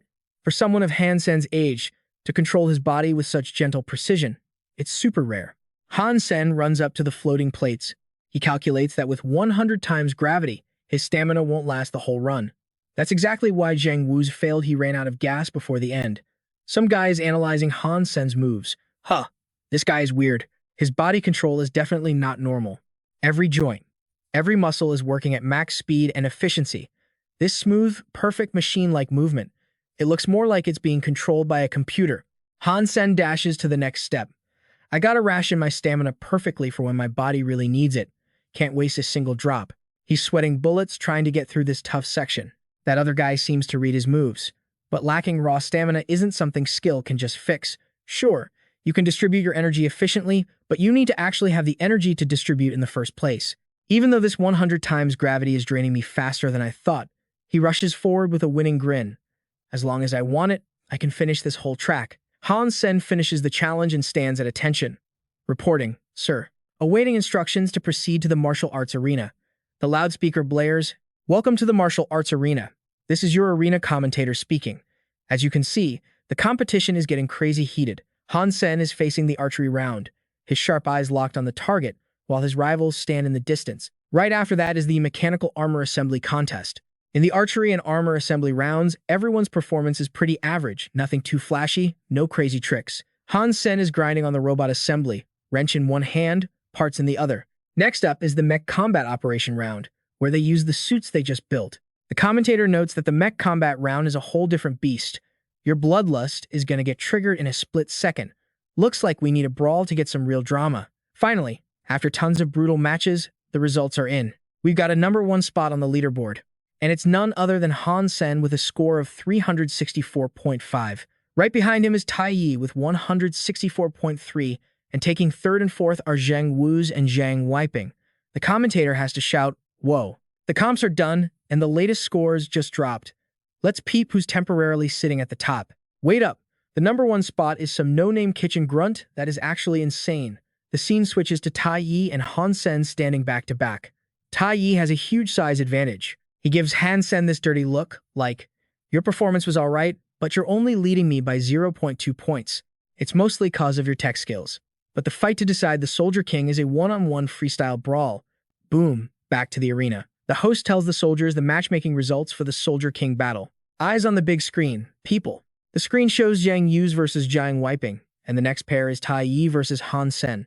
Han Sen turns his head to check the bracket. He thinks, good. Real good. My stamina hasn't recovered yet. If I fought the other match first, then had to face Tai Yi, I'd be toast. Better to get this big showdown over with now. After a bit of fighting, the screen shows the first match results. Victory goes to Zhang Yu's. The host announces, the winner is Yu's. Next up is the fight everyone's been waiting for. The blood tiger of Razulan, Tai Yi, versus the kitchen grunt, Han Sen. Stepping into the ring, Tai Yi looks ice cold, eyes sharp like knives. Han Sen sees this and thinks, he's just a head taller than me, big deal. I ain't even scared of alien creatures 10 meters tall, let alone this guy. Han Sen steps up, driving power from his legs into his arm. His fist glows, face full of determination. Han Sen punches Tai Yi right in the chest. Tai Yi's whole body turns gold. Han Sen gets knocked back by the recoil, his hand bleeding and hurting like hell. He analyzes the opponent's skill. Metal transformation. The crowd watching is confused, judging hard. He didn't even flinch. Look at him looking down on people. He took a punch and didn't even react. That's the Super Diamond body, a top 10 Hypergeno art. The gap between Han Sen and Tai Yi is seriously way too huge. Up in the observation room, the disciple sighs. The chief hears it and glares back, not happy. You just sighed with relief. You think Han Sen's gonna lose. The disciple starts sweating bullets looking at the chief. Not investigating properly isn't your fault, since you never met Han Sen outside.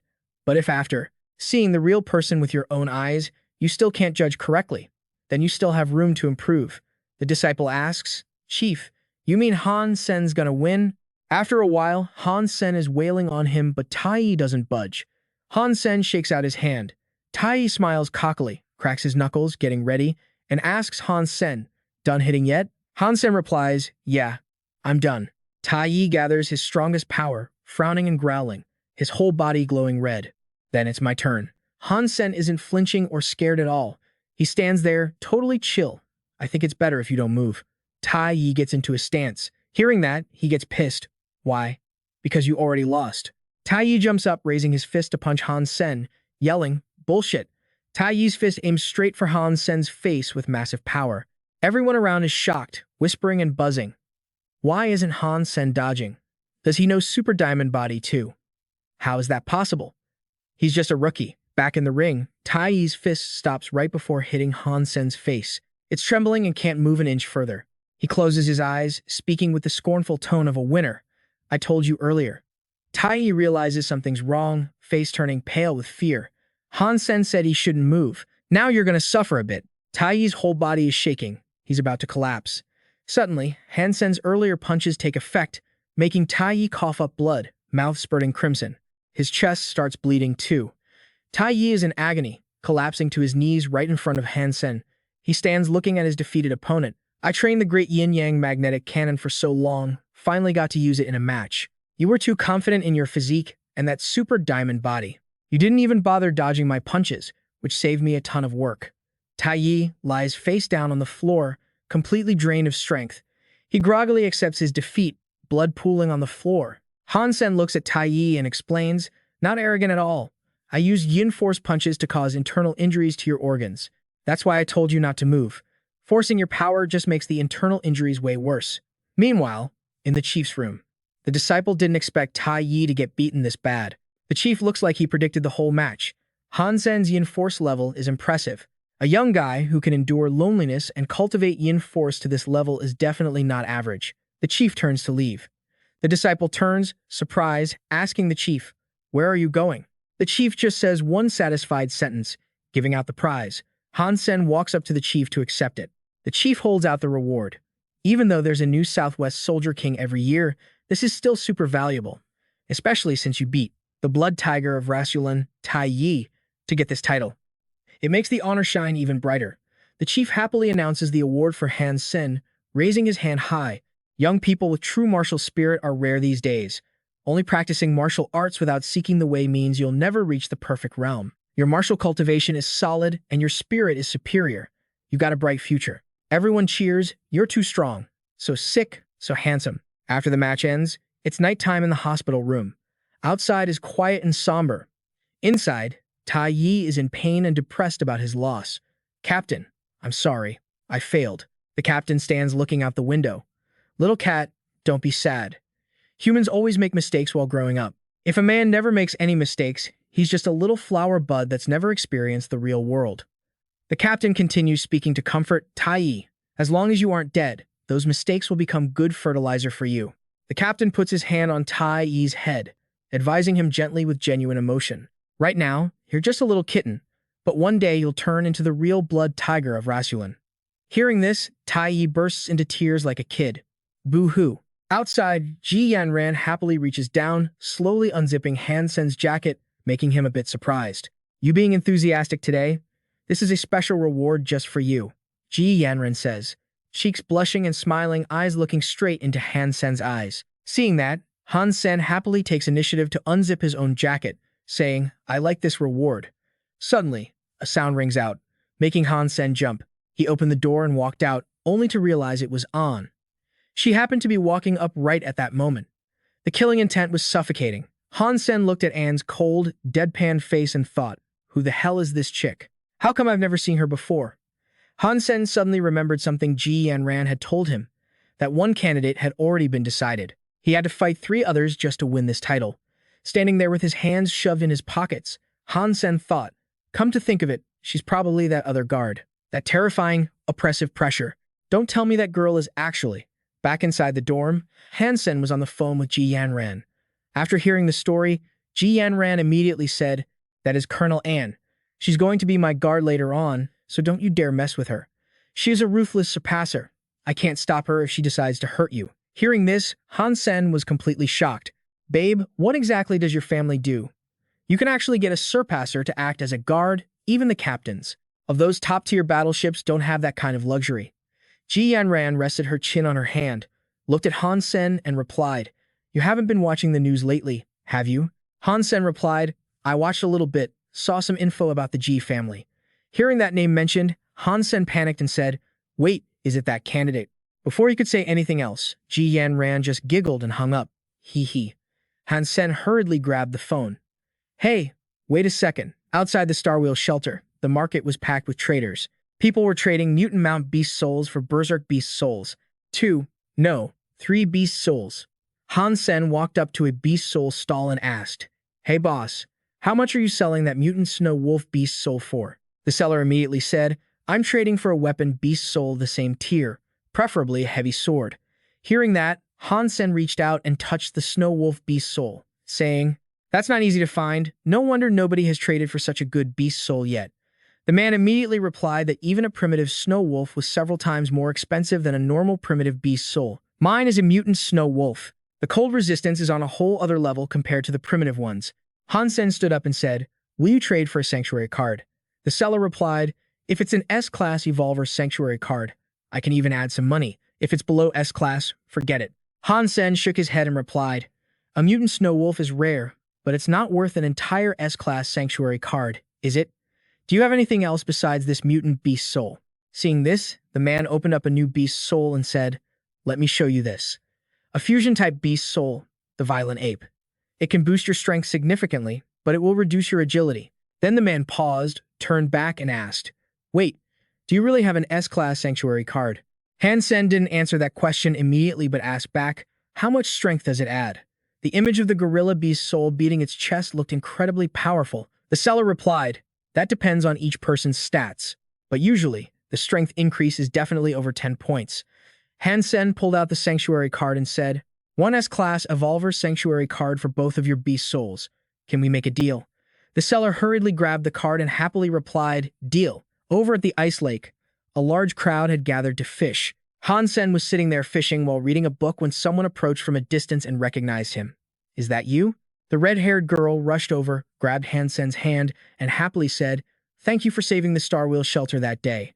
Han Sen cheerfully replied, haha, no big deal. You here to fish too. And so, after a while, the two of them fished together. On Han Sen's side, he kept reeling in huge fish, one after another. But the red-haired girl was getting incredibly frustrated. Oh, it's been 2 hours. I refuse to believe I can't catch a single fish. A moment later, Han Sen walked over with a plate of cooked fish. He said, "The taste isn't bad, give it a try." Suddenly, a group of aggressive thugs marched over and said, "This brother has some good taste, being interested in a woman like this." Han Sen glanced back and said, "Get lost." The big fat man laughed loudly and said, "This kid is pretty feisty, but you should know, this is Black God Shelter territory." He held up 3 fingers and looked at Han Sen's fish basket, saying, "My boss has a rule. Anything caught in the ice lake, you have to give half to the Black God Shelter. I'll go easy on ya. I'll just take 3 swordfish." Without letting him say another word, Han Sen lunged forward, grabbed his arm, slammed him onto the ice, and said, "I didn't want to break your little rules, but I'm not giving you a single damn fish." The 2 guys standing behind the fat guy immediately shapeshifted, shouting angrily, "You've got guts. How dare you attack someone from the Black God Shelter?" The crowd around them watched and whispered, "He actually dared to attack the Black God Shelter crew. Our boss won't let him get away with this." After taking care of all of them, the red-haired girl said to Han Sen, "More people will be here soon. You need to go." Han Sen replied, "All right, you get out of here too." Out on the frozen plains, Han Sen was pushing through a fierce windstorm. Suddenly, a group of armed men on horseback appeared in front of him and said, "Boss, Black God, that's him." Standing right in front of Han Sen was Black God himself. He pointed his sword at Han Sen and said, "You're the one who killed my men." Standing on the ice plain, looking at the sword pointed straight at his face, Han Sen frowned and replied, "They wanted to kill me. I wasn't just going to stand there and wait to die." Saying that, he used the weapon in his hand to attack, but the sword right in front of him did something that surprised Han Sen. The sword vanished. Instead, a powerful slash suddenly appeared across Han Sen's chest, causing him immense pain. Han Sen leaped back a few steps, thinking, this guy's sword technique is strange, and his power is terrifying. Not keeping him waiting, the man charged at Han Sen. "Humph, I can't believe that slash didn't gut you. No matter, let's see how long you can dodge." It wasn't just him. The entire army behind him was charging forward. Seeing this, Han Sen thought, with that speed, these guys must have stats well over 100. Seeing the situation was bad, Han Sen bolted, dodging every single attack from the enemy. The crowd behind him didn't stop chasing, yelling, "Don't let him leave here alive." Han Sen fought while running, glancing back, thinking, they're getting closer. Their speed is faster than mine. I can't outrun them. My only chance now is to jump into the lake to escape. Nearing the ice lake, Han Sen changed direction and ran straight for the water. He jumped right into the lake, which confused the mob. Black God saw this and said, "It's ice everywhere out here. I don't believe he won't come up for air." Underwater, Han Sen was trying to swim as far away as possible, but he was out of luck. Whoa, from out of nowhere, he spots this gnarly sea monster barreling straight for him. The thing surrounded by crackling electricity, closing in on Han Sen fast, totally freaking him out. That beast unleashes these insane bolts of lightning, getting ready to ram him. Without skipping a beat, he summons his weapon and powers up. Han Sen dives in, dodging the attack while slashing a nasty long gash right across the monster's body. As he's attacking, Han Sen thinks, maybe I can't beat you underwater, but my ghost claw blade is gonna mess you up. It'll poison you piece by piece until you're history. Han Sen's ghost claw blade stabs into the beast, injecting a super potent toxin, but the thing keeps charging at full speed. Han Sen's stunned, thinking, why aren't you stopping? Don't tell me this freak is immune to poison. Han Sen is starting to feel seriously annoyed. Crap, the water pressure's getting way too heavy. I can't hold on much longer. A moment later, Han Sen feels relief. The pressure's gone. He hit the surface. Seeing his chance, Han Sen rips his weapon out and jumps off the sea monster. But the beast whips around instantly, trying to attack him again. But before the monster can even react, Han Sen lands another hit, taking it down for good. The system announces, hunt successful. Sacred blood creature, silver-scaled beast killed. Beast soul gained. Consuming its flesh may grant 0 to 10 sacred blood geno points randomly. Han Sen grumbles. Where the hell am I? He looks up above the water surface and suddenly realizes something. Right in front of him is this massive, eye-catching purple structure. Han Sen realizes in shock, whoa, is this the legendary Atlantis? He drifts toward Atlantis, touches it, and mutters, these look like 3 ancient ships. Definitely not spaceships. But there are 0 seams or assembly marks. Was this whole thing carved from a single piece? No way. Absolutely no way. You can't carve something massive and mechanical like this inside the shelter. What's that noise? Suddenly, a sound catches his attention. A massive beam of light shoots straight at Han Sen. What the heck? I'm going blind over here. From the distance, a golden crab is heading his way. Han Sen stares, totally shocked. A crab? Motherfucker. I thought I was hunting it, but turns out I'm the prey. With that, Han Sen charges at the golden crab, shouting, "Don't you know my nickname is in like Flynn, never coming out?" Han Sen swipes at the crab, but it blocks him with a pincer. He gets knocked back hard. It's so strong. What's its deal? Han Sen turns and bolts. Damn, that thing is strong. What the hell kind of crab is this? This is getting too weird. Later, Han Sen circles the crystal boat. Hey, where'd it go? He glances over at the crab.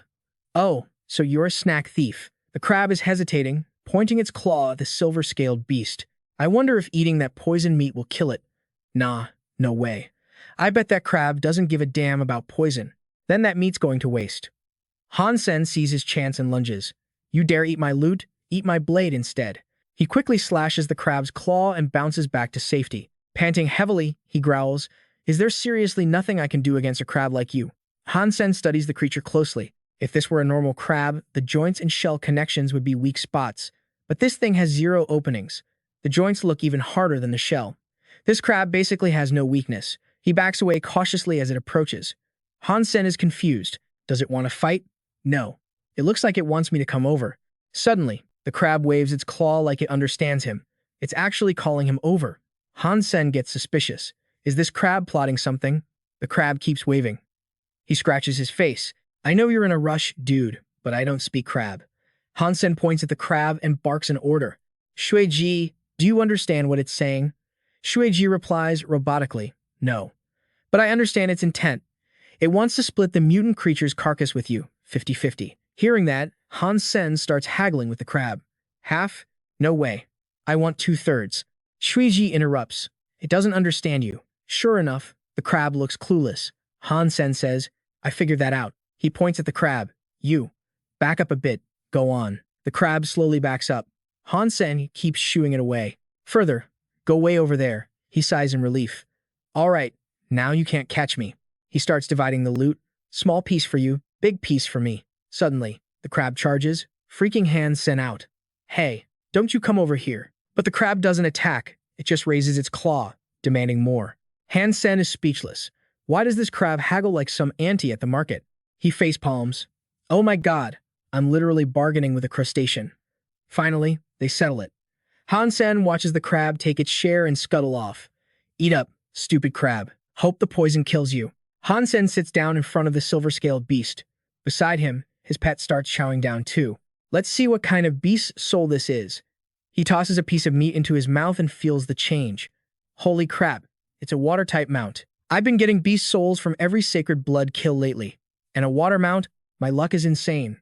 Han Sen stands up, determined. I gotta finish eating this. Fast. Can't let that crab finish and come back to rob me. Time to check out that boat.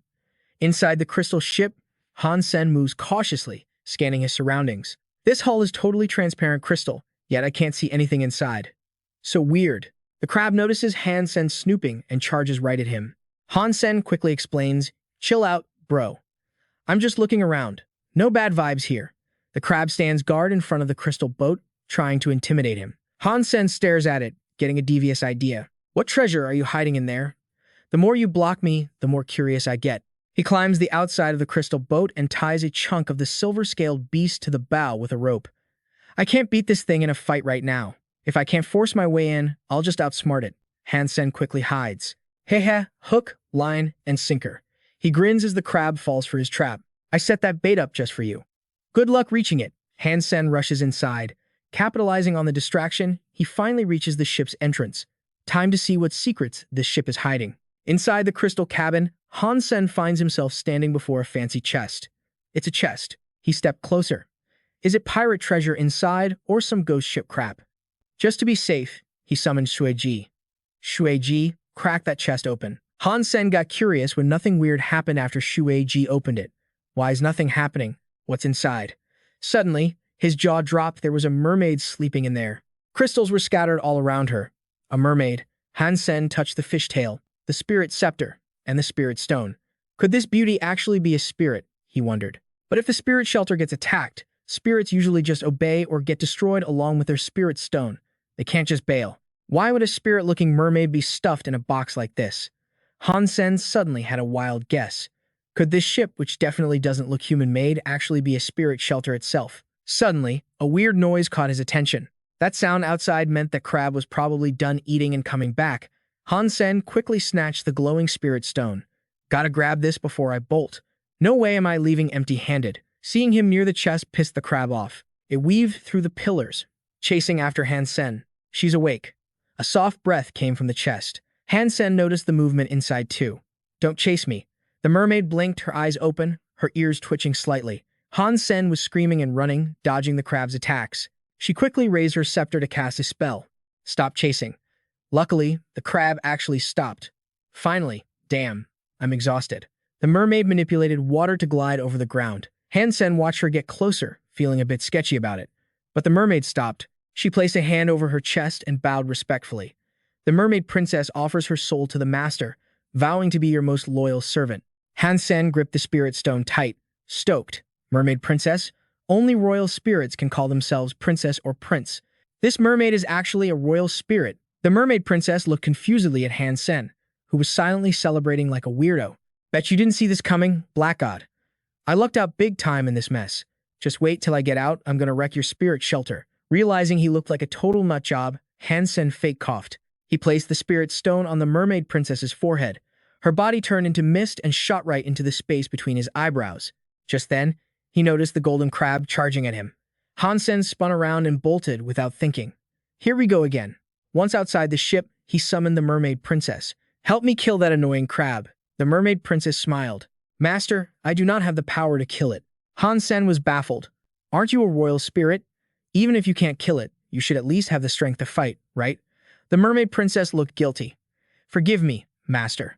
I am not a combat spirit, nor do I have fighting abilities. I have disappointed you. Han Sen kept prying. So, what can you do? She replied, I can control the Crystal Palace. The Crystal Palace spirit shelter can never be destroyed as long as it stays in the water. The Crystal Palace can go anywhere, any ocean region, even the bottom of the sea. Han Sen was pleased, already thinking about the future. So it's basically a mobile sea fortress? We could cruise underwater hunting mutant creatures. That actually sounds pretty dope. Han Sen ordered, all right, bring that Crystal Palace over here then. The mermaid princess replied, apologies, master. I must be at the control helm inside the palace to move it. Han Sen was speechless. Fine. Once I'm strong enough to kill that giant crab, I'll come back for the palace. Not too late then. Besides, even if someone else finds it, they can't move it without you anyway. Finally, they reached the ice lake. Han Sen panted heavily. Safe. For now. That gold crab can't do anything here. I should focus on dealing with Black God's spirit shelter first. He straightened up, trying to brainstorm a new plan. To take down Black God's shelter, I gotta understand what's going on there first. Know the enemy and know yourself, and you'll never lose a battle. Outside the Star Wheel shelter, a voice called out, Han Sen, where have you been these past few days?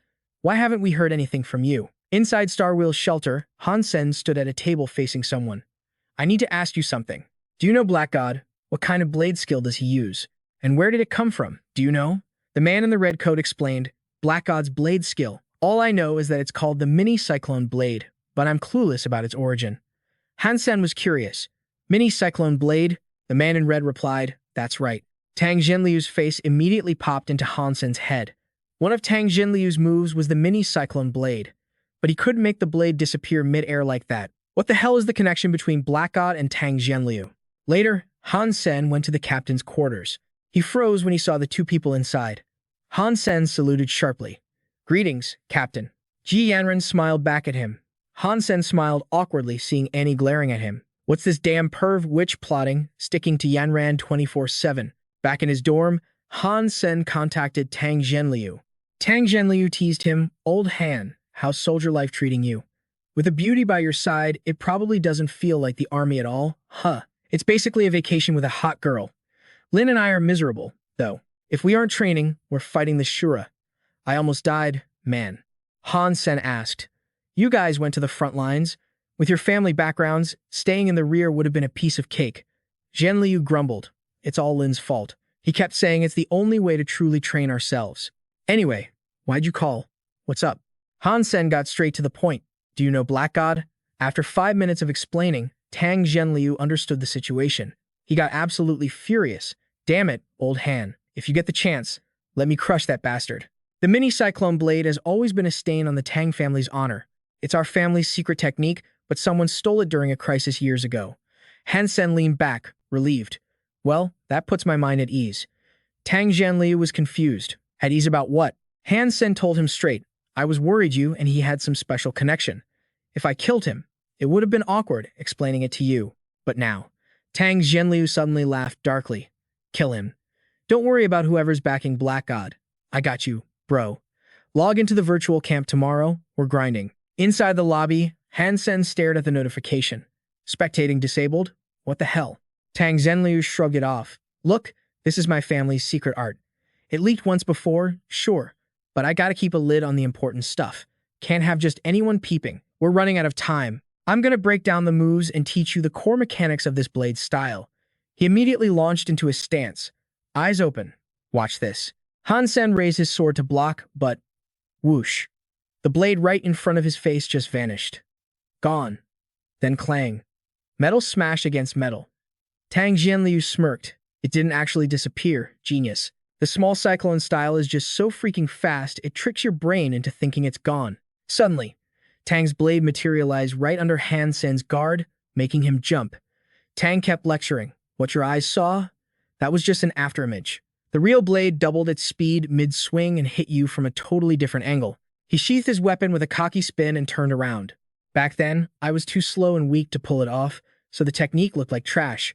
But now, my blade work is definitely on par with Black God's. Han Sen charged. They clashed again, and again, and again. Tang Jianliu's attacks were insane. It felt like thousands of blades were raining down at once. Han Sen gritted his teeth. Damn, he's fast. I can't track his rhythm. That small cyclone style. It's always one step ahead of me. He dropped to one knee, stabbing his sword into the ground to stop himself from collapsing. The small cyclone technique used a secret Tang family power burst method. If two people have the same stats, it's basically unblockable.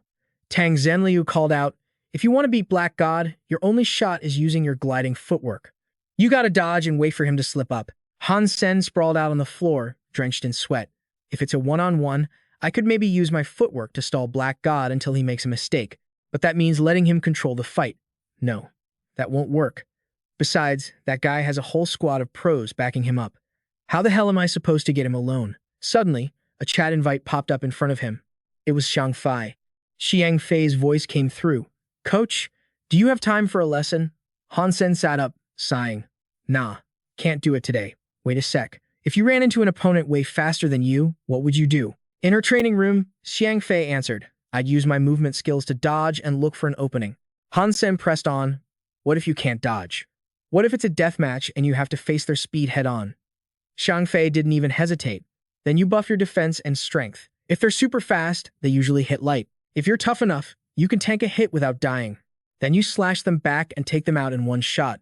That's a valid strategy. Han Sen looked disappointed. I mean, yeah, that works. But that's not the answer I'm looking for. He shook his head. Black God is already stronger than me. If I trade hits with him, I'm the one who's going to end up dead. Suddenly, the word seal flashed in his mind.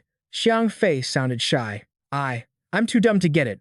Coach, please teach me. Han Sen's eyes lit up. That's it. The key to winning is sealing his moves. He asked, hey, do you know any fast blade or sword skills? Xiang Fei replied, I know a little, but I'm pretty bad at it. Han Sen ordered, come at me.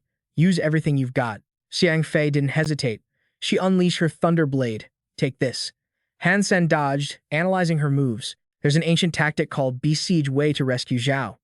Basically, you attack their vital weak points, forcing them to abandon their own attack to protect themselves. Xiang Fei was panicking. If I keep swinging like this, he's going to hit me before I can even land a scratch. She gasped. This is terrifying. We've exchanged like 8 moves, and I haven't been able to finish a single combo. Han Sen lectured. The Dongshuan Sutra defines sealing as attacking the spots the enemy has to defend. You target their energy flow. Xiang Fei stammered. I get it now. I get it. Han Sen continued. You exploit their weakness to lock them down so they can't use their strengths.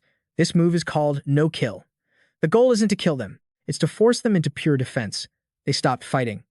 Xiang Fei asked, so, coach, you're saying that even if the opponent is super fast, as long as there's distance, you can use stillness to counter motion? Like using space to buy time? Han Sen smiled and turned to leave. Not exactly. Just keep practicing. You'll figure it out eventually. Xiang Fei stared at his retreating back. A theory formed in her mind. With that kind of aura and skill, he has to be some top-tier military commander. Meanwhile, at the smoky front line, mechs marched calmly through the haze.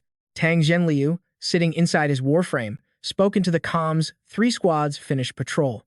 No weird activity. Requesting shift change. Suddenly, his screen lit up. Han Sen, what does he want now? Han Sen's face popped up. Yo, Tang, when are you hopping on the virtual camp? I figured out a way to block your small cyclone move. Tang Zhenliu blinked. What? Block it? You're joking, right? Back in the virtual arena, Tang Zhenliu struck, but Han Sen instantly slipped past him. Tang panicked. Whoa, I can't finish that swing. If I do, I'm gonna get wrecked. Han Sen kept popping in and out of his vision. You freak, what is this? Tang felt like he was trapped in a cage made of spikes. Tang Zhenliu was sweating bullets. Total freak. If I extend my arm, he nails my elbow. If I move my leg, he's about to stab my thigh. Finally, he threw his sword down. Screw this. You and Little Lin are both total freaks. How are you doing that? It feels like I have a weapon but can't even use it. This is so frustrating. Han Sen grinned, looking smug. My move might not work on other styles, but against the small cyclone, I've got a 90% win rate. Oh, Black God, you better pray I don't catch you alone. Han Sen was eager. Same time tomorrow, Tang Zhenliu shut him down immediately. Nope, no way. I'm done. Watching you pick apart every single move I make is depressing. Thank God the Tang family arts have more than just that one move. Otherwise, I'd have nothing left to fight you with in the future.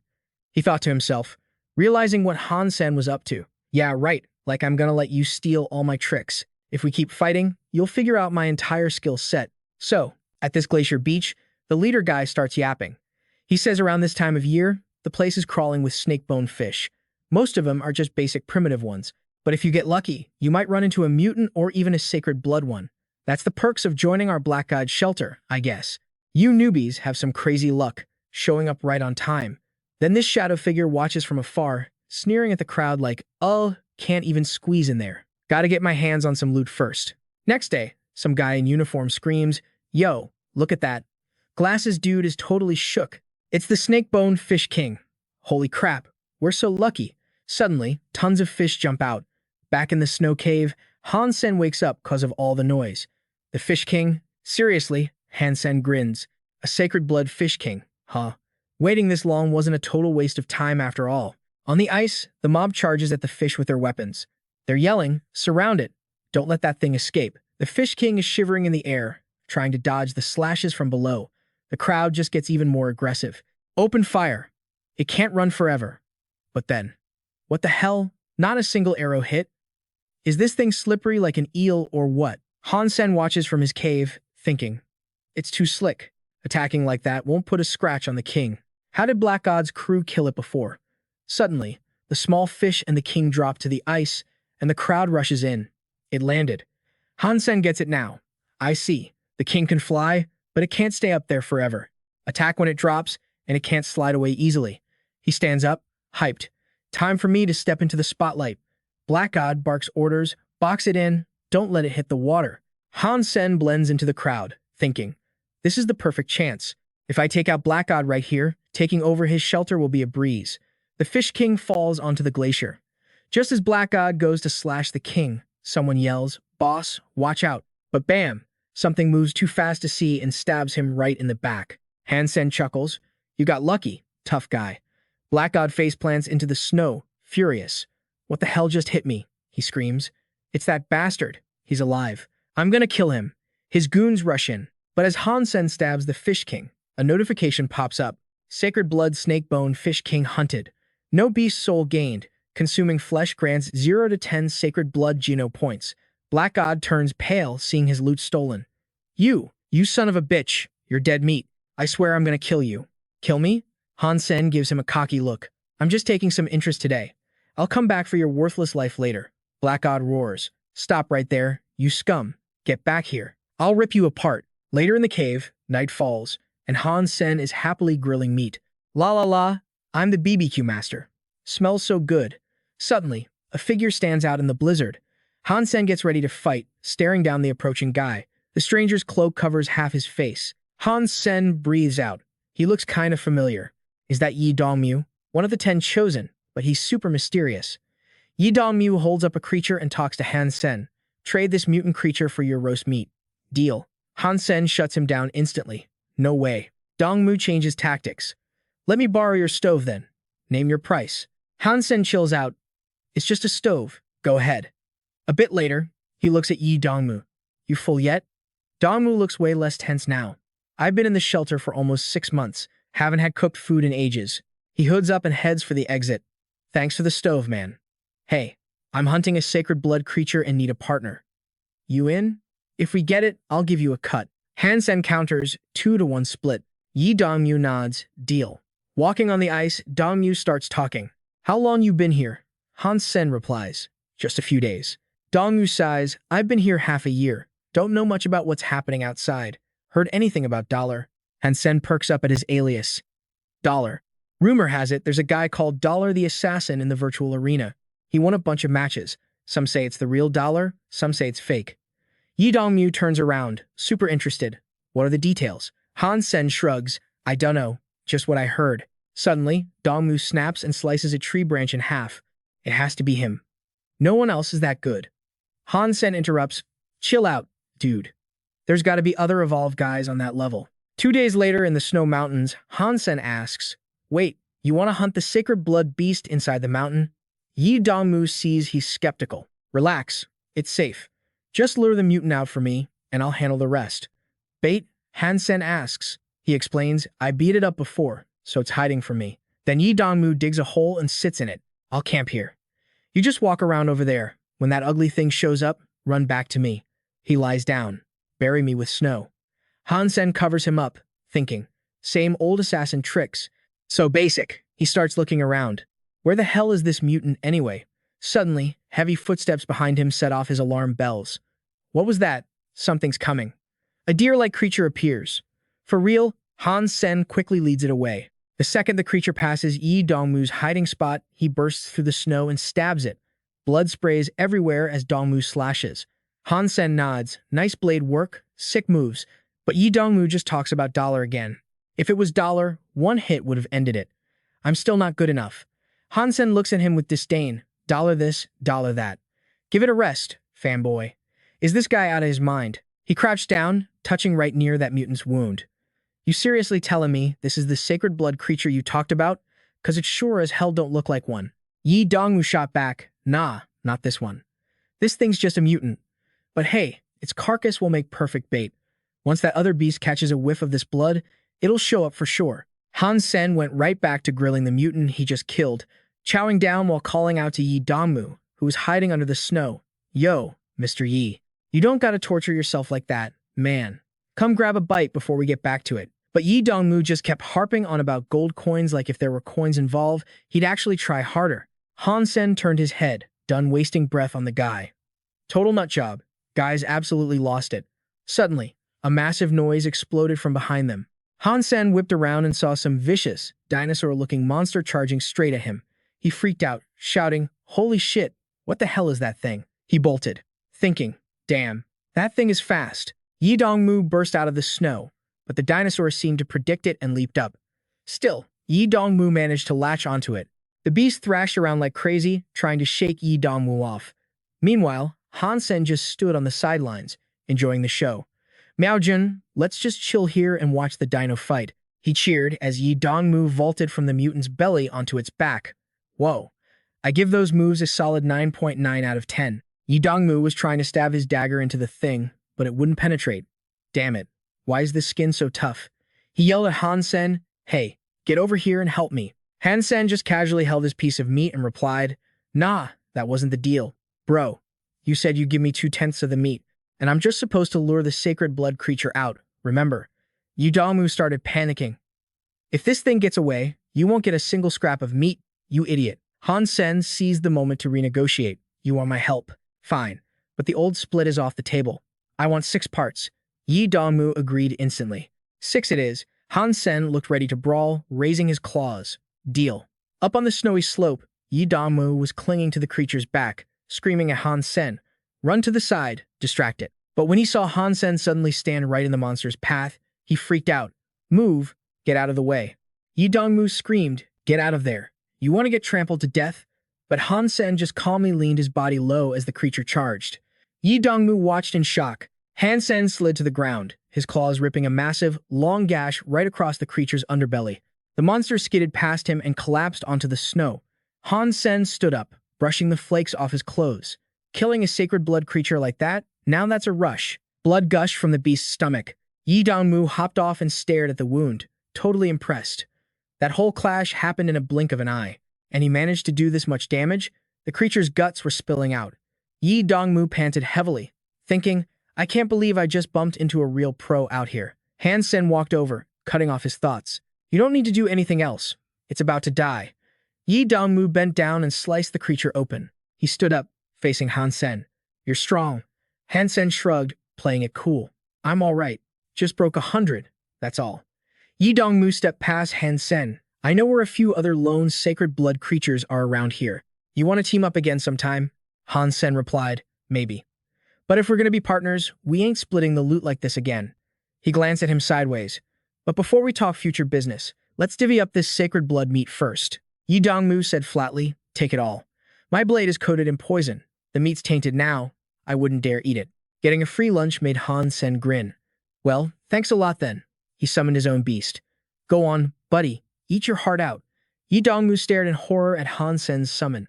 A humanoid pet? What tier is that? Han Sen smirked. Sacred blood. 2 hours later, Yi Dongmu was still watching Han Sen's pet feast. My god, what kind of pet is that? How can a tiny little girl eat an entire giant mutant creature? He started analyzing Han Sen. Who exactly is this guy? I mean, that was sacred blood meat, and he just fed it to his pet. Once it was done, Han Sen told Yi Dongmu, it's getting late. I gotta head back to the Alliance. Catch you later. Yi Dongmu followed him. I'm heading back too. Let's walk together. He watched Han Sen closely. Han Sen, just who the hell are you? I'm gonna find out one way or another. On the Queen spaceship, Anne was arguing with Han Sen. I said you can't see her, and that means you can't see her. Han Sen snapped, we're both guards here. What gives you the right to boss me around? Ji Yanren opened the door and said softly, Colonel Anne, he's my guard too. He has the right to see me whenever he wants, and just huffed coldly, but didn't stop him. Ji Yanren walked over, took Han Sen's hand, and whispered, Baby, don't get mad at her. Try not to clash with her, okay? She really will kill people. Han Sen was still fuming. Since when is a guard allowed to be that arrogant? She won't even listen to you. Ji Yanran looked at him with those soft eyes. Someone from my family arranged for her to be here. She only takes orders from them. My words don't really mean much to her, but she's doing it for my safety. So please, stop antagonizing her. Han Sen scoffed, if she didn't start with me, I wouldn't give a damn about her. And piped up from behind, mocking him. A man who hides behind a woman's skirt? You're a disgrace to the uniform. Han Sen's eyes went ice cold. He growled, excuse me? Then he shot back. Speaking as an expert skirt clinger, let me tell you something. You don't even have the looks to get a guy to cling to your skirt. You're gonna end up a lonely old hag. And was furious, pointing her finger at him. You! Han Sen cut her off, stepping into her space. You what? If I was an evolver, I'd slap you into next week with one hand. You believe that? She laughed like she heard a joke. I'll be waiting for the day you become an evolver. Let's see you try to slap me then. Han Sen gave a nasty grin. Why wait? I can prove it right now. Training room. And shook her head. Not now. He smirked. What? You scared? And stood her ground. I have duties right now. Meet me in the training room in 3 hours. Han Sen gave her a smug look. I'll be there. 3 hours later, Anne showed up. She raised a hand. Come at me. Han Sen stood by the door, totally chill. What's the rush? Anne's eyes were full of mockery. What's wrong? I'm even volunteering to limit my strength to fight you. You scared? Han Sen runs a hand through his hair. Yo, big sis. When did I ever say that? He steps up close. I ain't no idiot, even if you are suppressing your power. Just your vision and reflexes alone. You can't compare him to a normal evolver. Am I supposed to just get wrecked? Nah, let's do a theory battle, not a physical one. You down? Han Sen probes. You know, military boxing, right? I call a move, you call a counter. We stick strictly to military boxing moves. That fair enough for you? And keeps her nose in the air, totally dismissive. Let's see what kind of game you're playing. Han Sen waves her over. Bring it. Ladies first, you start. And calls out, Sky, charging fist. Han Sen follows up, wave-piercing fist, attacking the left ribs. The move takes shape in Anne's mind. and she snaps back. Elbow counter. Anne's getting a bit flustered.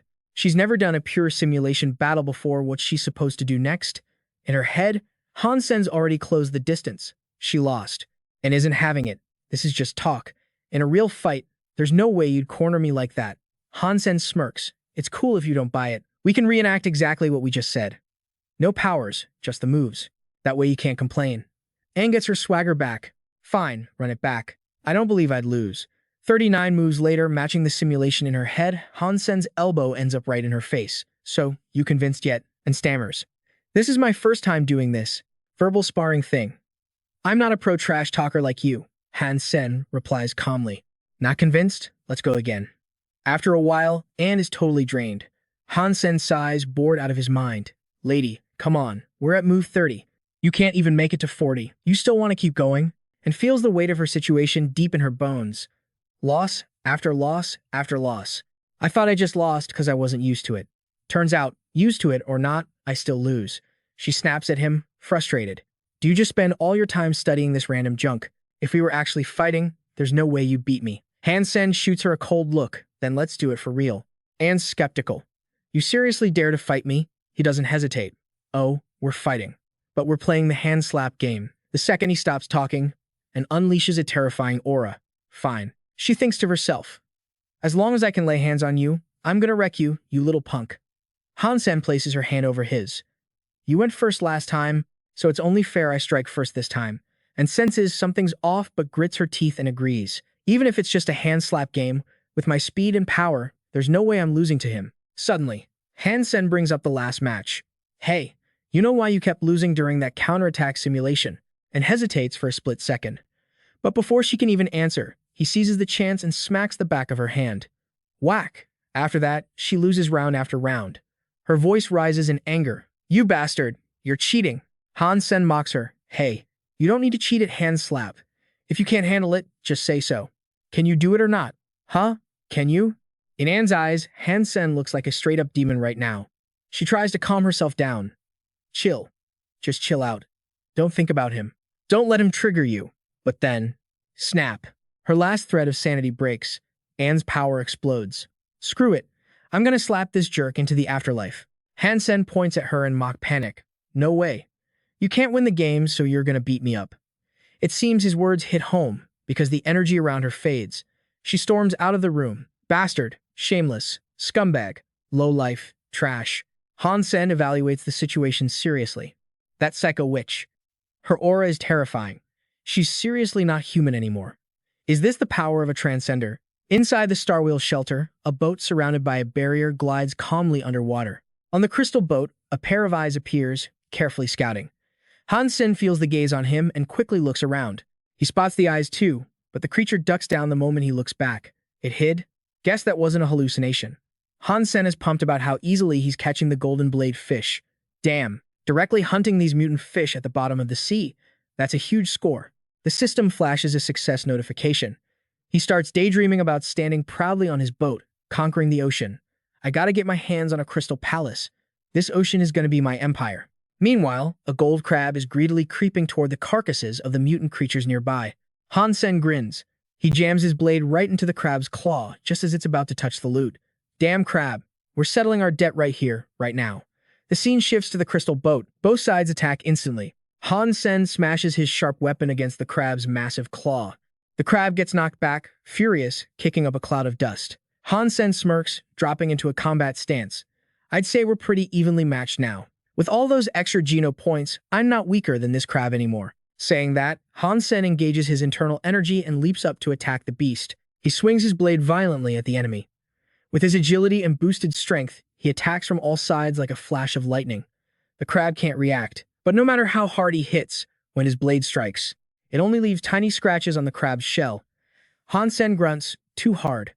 Realizing this isn't working, he spins around and dashes away. He charges up a move in his right hand, eyeing the crab.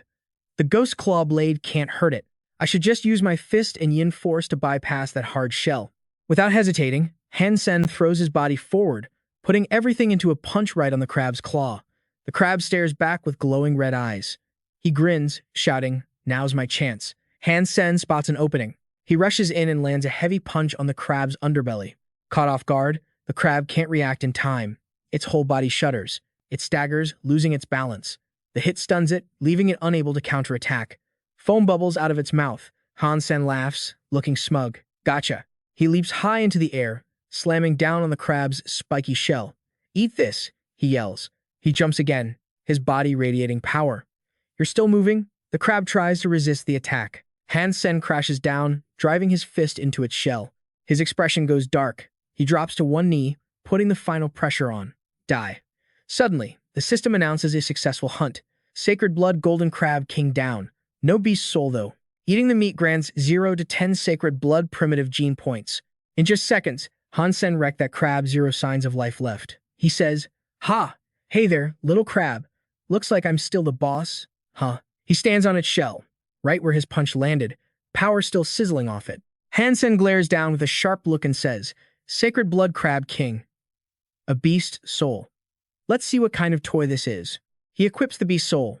Instantly, Han Sen's decked out in gold armor that looks just like the crab's shell. He clenches his fist, testing the armor's toughness and flexibility, and says, "Armor type beast soul. Finally, I've got some sacred blood armor I can actually wear." Han Sen grins, a phantom image of the crab rising up behind him.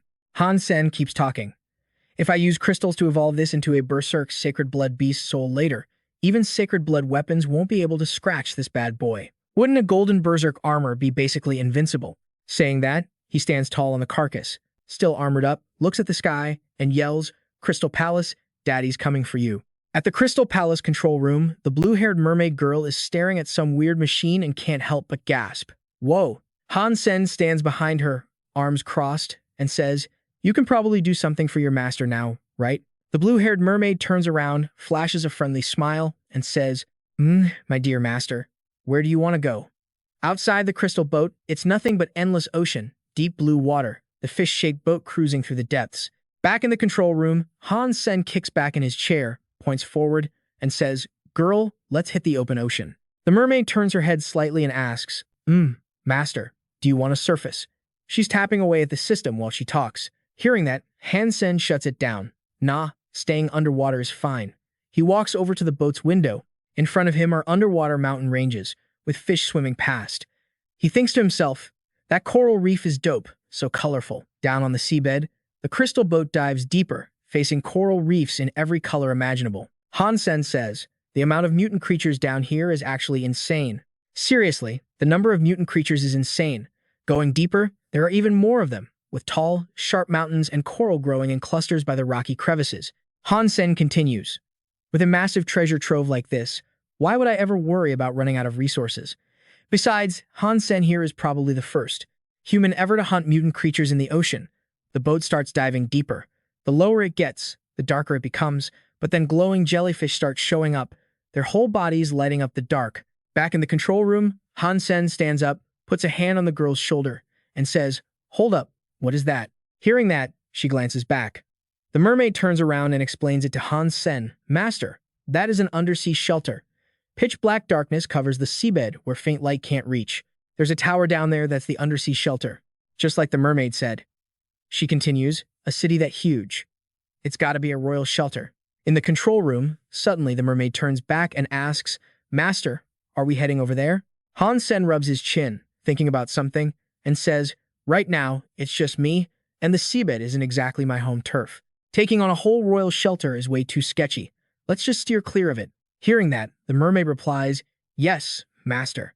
Suddenly, the control room system starts blaring an alarm. Han Sen looks at the mermaid, worried, and asks, "What's going on?" Her face turns serious, looking a bit stressed, and she says, "The water ahead is too shallow.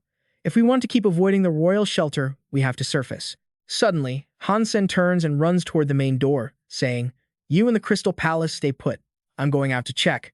Hearing him say that, the mermaid turns and says, "Yes, master." Scene change to the spirit shelter. Above the water, a weirdly shaped tower stands on a rocky outcrop facing the sea. Down the slope, there's the sound of fighting. People in armor are raising their swords, battling a pack of huge, ferocious wild boars. A guy in blue armor is riding on the back of a wild boar. Soldiers are all around, surrounding that pig. Scene change to the beach. Han Sen suddenly leaps up, launching himself into the battle, radiating powerful energy. He laughs, "Ha ha, With these weak skills, you think you could stop me from grabbing the spirit stone. Both sides of the fight are shocked by the scene. The guy riding the boar grips his weapon, energy radiating around him too.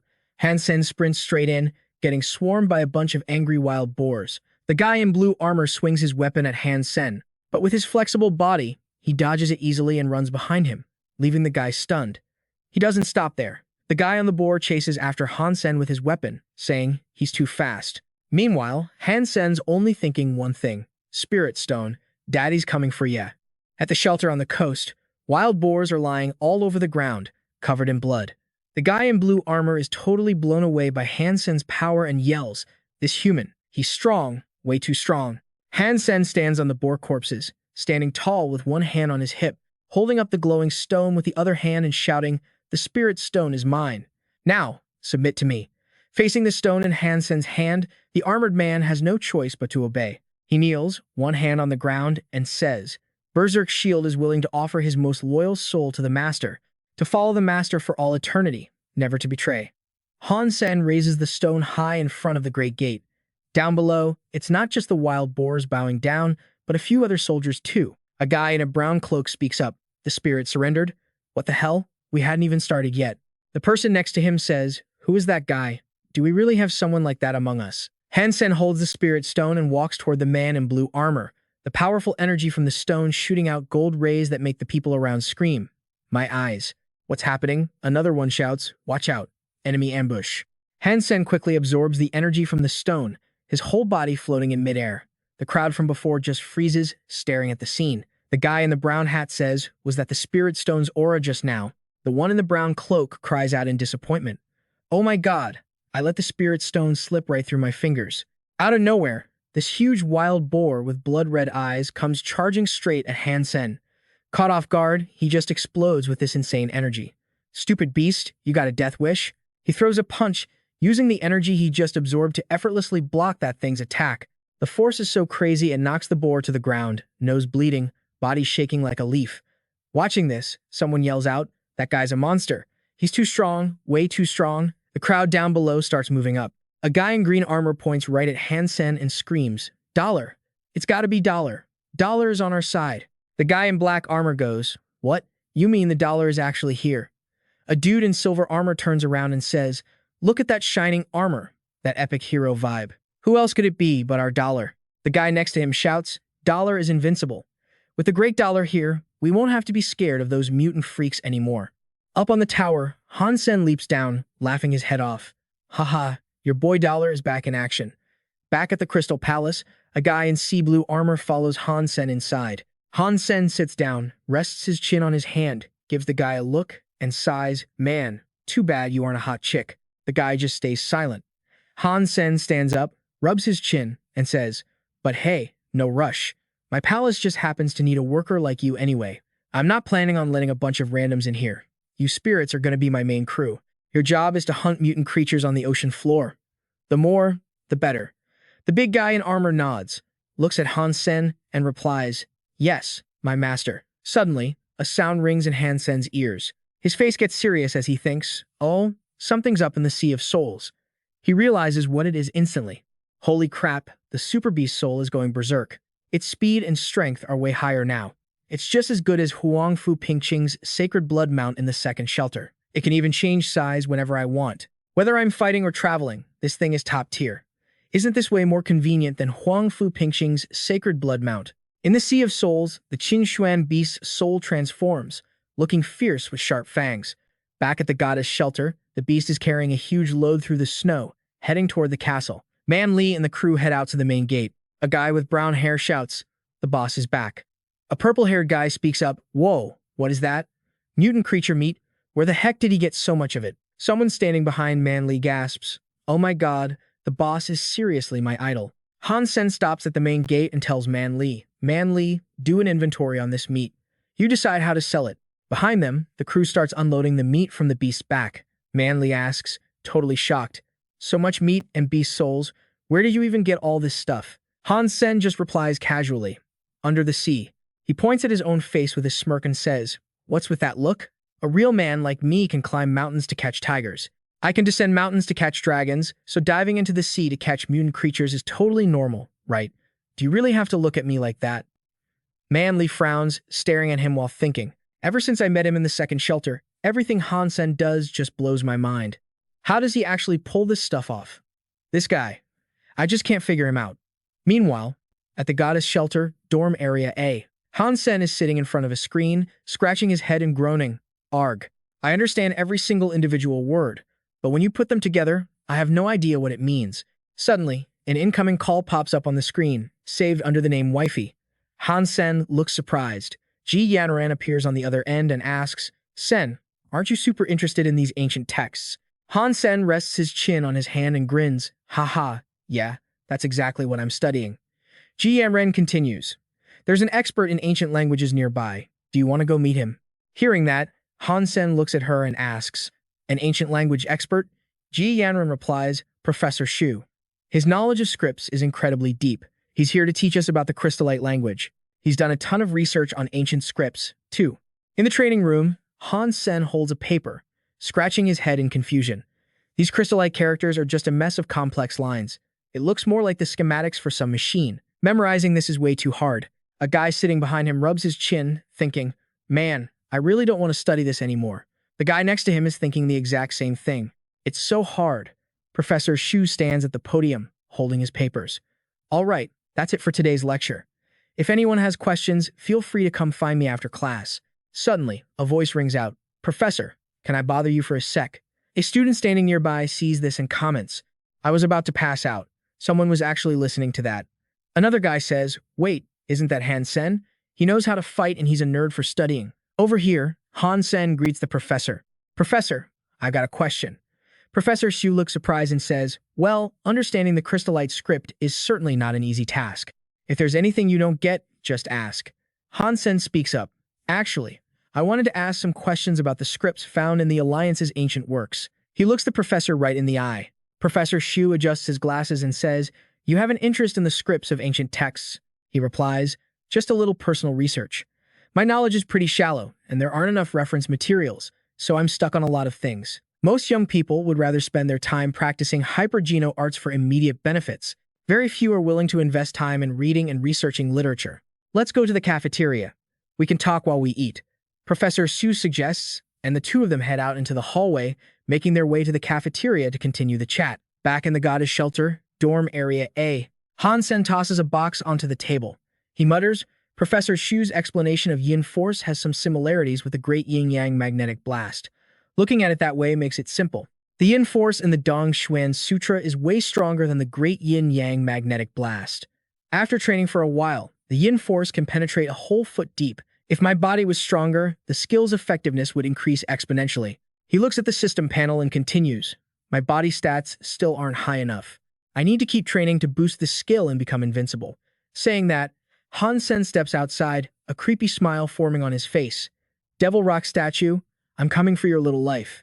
Over at the Star Wheel Ice Field shelter, where blizzards rage all year round, the sky is always painted a blinding white. Dollar flies in at breakneck speed, launching an attack right on the mutant creature's nest. Han Sen smirks and says, with the power of the sacred blood beast soul, one slash can shatter its defense. The stone monkey's joints start cracking loudly. It rotates its wrists and ankles, then suddenly charges straight at Han Sen. He stays calm and taunts it. Who knew a rockhead like you could be afraid of pain? The beast slashes wildly at Han Sen. Watching the fight, he looks pretty relaxed. What's the rush? Trying to get close? When it comes to agility, you're not even in my league.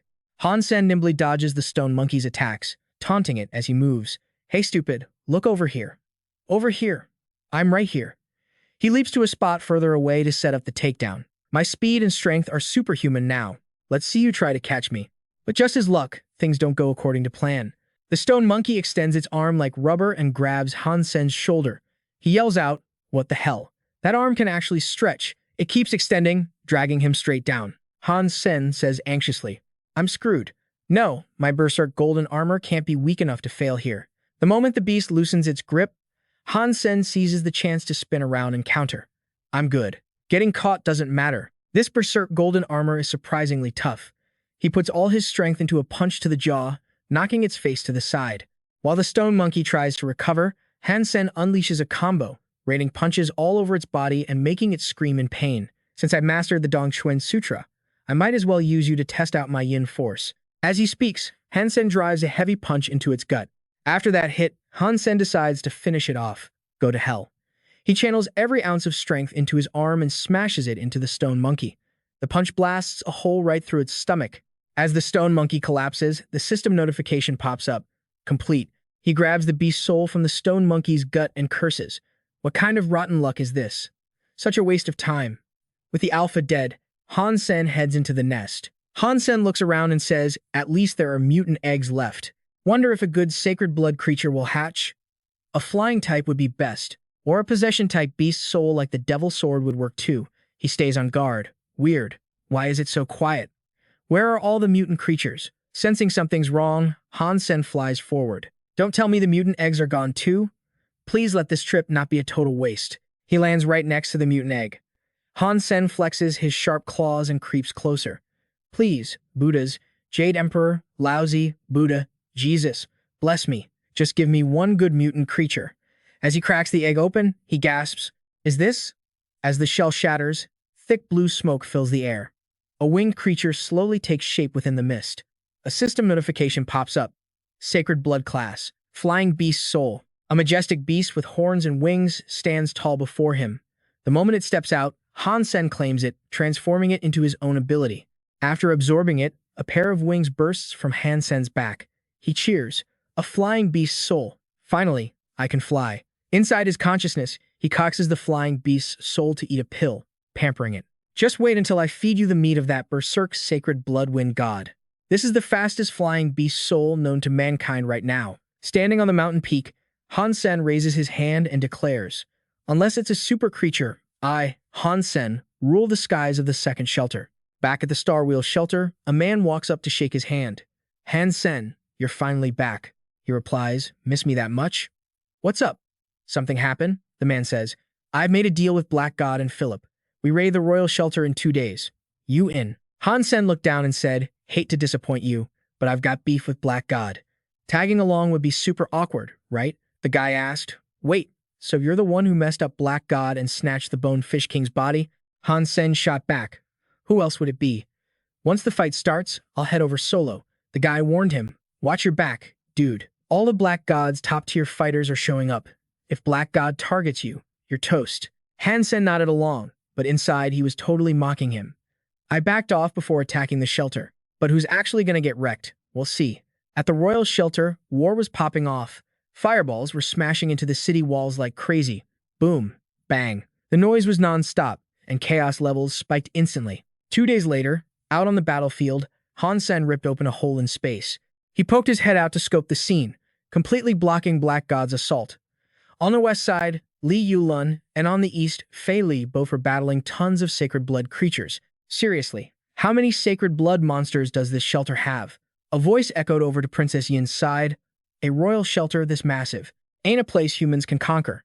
Screams of agony rang out from the distance. The leader barked orders. Medic team, get him out of there, now. Han Sen gazed into the distance, controlling a battle this huge so calmly. That Black God dude actually has some skills. His eyes flashed with murderous vibes. But an enemy is an enemy, so don't blame me for being ruthless. The mutant creature army had already collapsed. If that white-haired spirit didn't have backup from other sacred blood monsters, the shelter would have been toast by now. Suddenly, Han Sen spotted Princess Yin slipping inside. He wondered, in a crisis like this, where the heck is she going? Suddenly, the ground shook violently. Han Sen realized instantly earthquake. A massive explosion from the mountain made the soldiers freeze. They panicked, yelling, what's going on? Are those reinforcements? Just as they were about to bolt for safety, a soldier looked back in terror. What is that thing? Another guy screamed. It's eating people. Hearing that, everyone sprinted for their lives. These bugs will eat anything. Move. The scene turned into total chaos as the swarm of bugs crawled down the mountain. Screams ripped through the air. Suddenly, a dragon swooped in and torched the bugs with a blast of fire. Elsewhere, the leader wasn't just running. He was slashing bugs away with his sword. He shouted, fall back. Don't let the formation break. Han Sen curled up on the side, shivering. These bugs were gross and terrifying. But those solo silver beetles weren't that tough, just a bit stronger than primitive creatures. They were only scary because there were so many. This was the perfect chance to swipe some spirit stones. The sacred blood monsters and humans had all bailed. Done talking, he jetted toward the fire. Popped the sacred blood, Ao King Beast's soul transformation. Didn't land yet, gotta scope the scene from above first. The second he locked eyes with him, Han Sen had to throw down right then and there.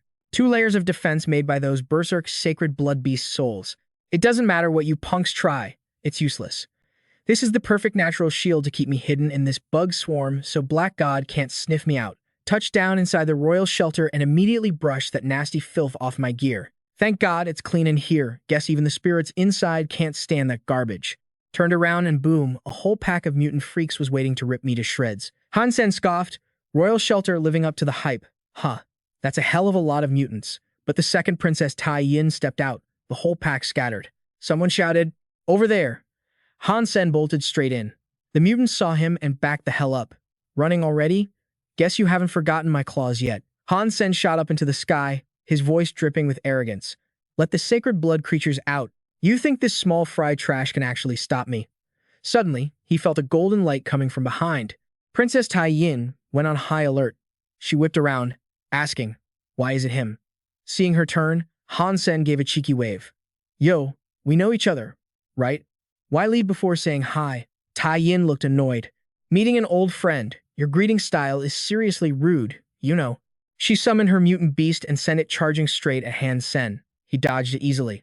Sent so many sacred bloods to deal with Black God, and you still got more inside. Now that's a tough opponent, Tai Yin sneered. Suddenly, 2 giant snakes appeared, slithering down the pillars of the shelter. Han Sen flinched. Those snakes attacked the Star Wheel shelter. Suddenly, something crushed down on the snakes, making them scream in agony. Han Sen gritted his teeth. Royal shelter really is crawling with sacred bloods. Han Sen instantly summoned 4 mutant creatures from his mind.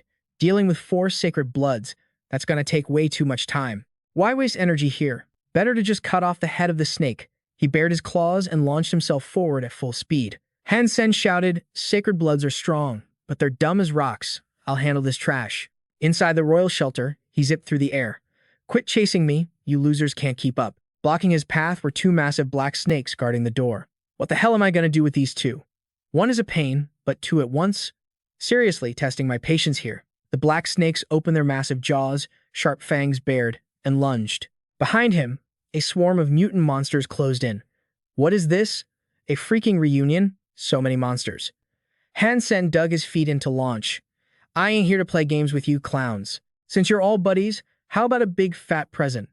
As soon as he said it, he dove straight into the black snake's mouth. The thing froze, totally confused about what just happened. Inside, Han Sen started ripping it apart. How's the gift? You loving it yet? The black snake's body tore open. Han Sen clawed his way out. See ya. He bolted into the great hall, leaving the screaming beasts outside in the dust. Roar, roar, roar. Inside the hall, Han Sen looked up at the statue. Bet you didn't think we'd meet again this soon, huh? The stone on the statue's forehead lit up. That's gotta be the spirit stone, right? At the base of the statue, a spirit holding a sword materialized to guard it. Reading the room, Han Sen told himself, those freaks outside are too scared to come in. Awesome. Just one enemy, way easier to handle. He raised his claws and charged. If I want that spirit stone, it's now or never. The spirit sensed the danger and wasn't going down easy. She swung her sword, ready to brawl. Arg. The sword slashed past Han Sen at lightning speed. Damn it, she's fast. He gritted his teeth, furious. She's ruthless, went straight for my neck right off the bat. Every move she threw out proved she was stronger than me. She was actually pushing me back. Her sword strikes were flashing by like lightning. This chick's sword play is insane. Might be even faster than Black God's. Han Sen was stuck on defense, barely dodging with no chance to hit back. Her skills are legit. If I keep taking these hits head-on, my berserk ghost blood blade won't last much longer. Han Sen kept getting beaten back. Going toe-to-toe gave him 0 chance to counter, and he couldn't even run away. The spirit leaped up and slashed down. Han Sen took a hit, the blade grazed his shoulder. So sharp. Even with golden armor and the glyph stone armor, I couldn't stop it. No other choice. Gotta risk it. Han Sen desperately raised his hand to summon the berserk shield. Berserk shield, I'm counting on you.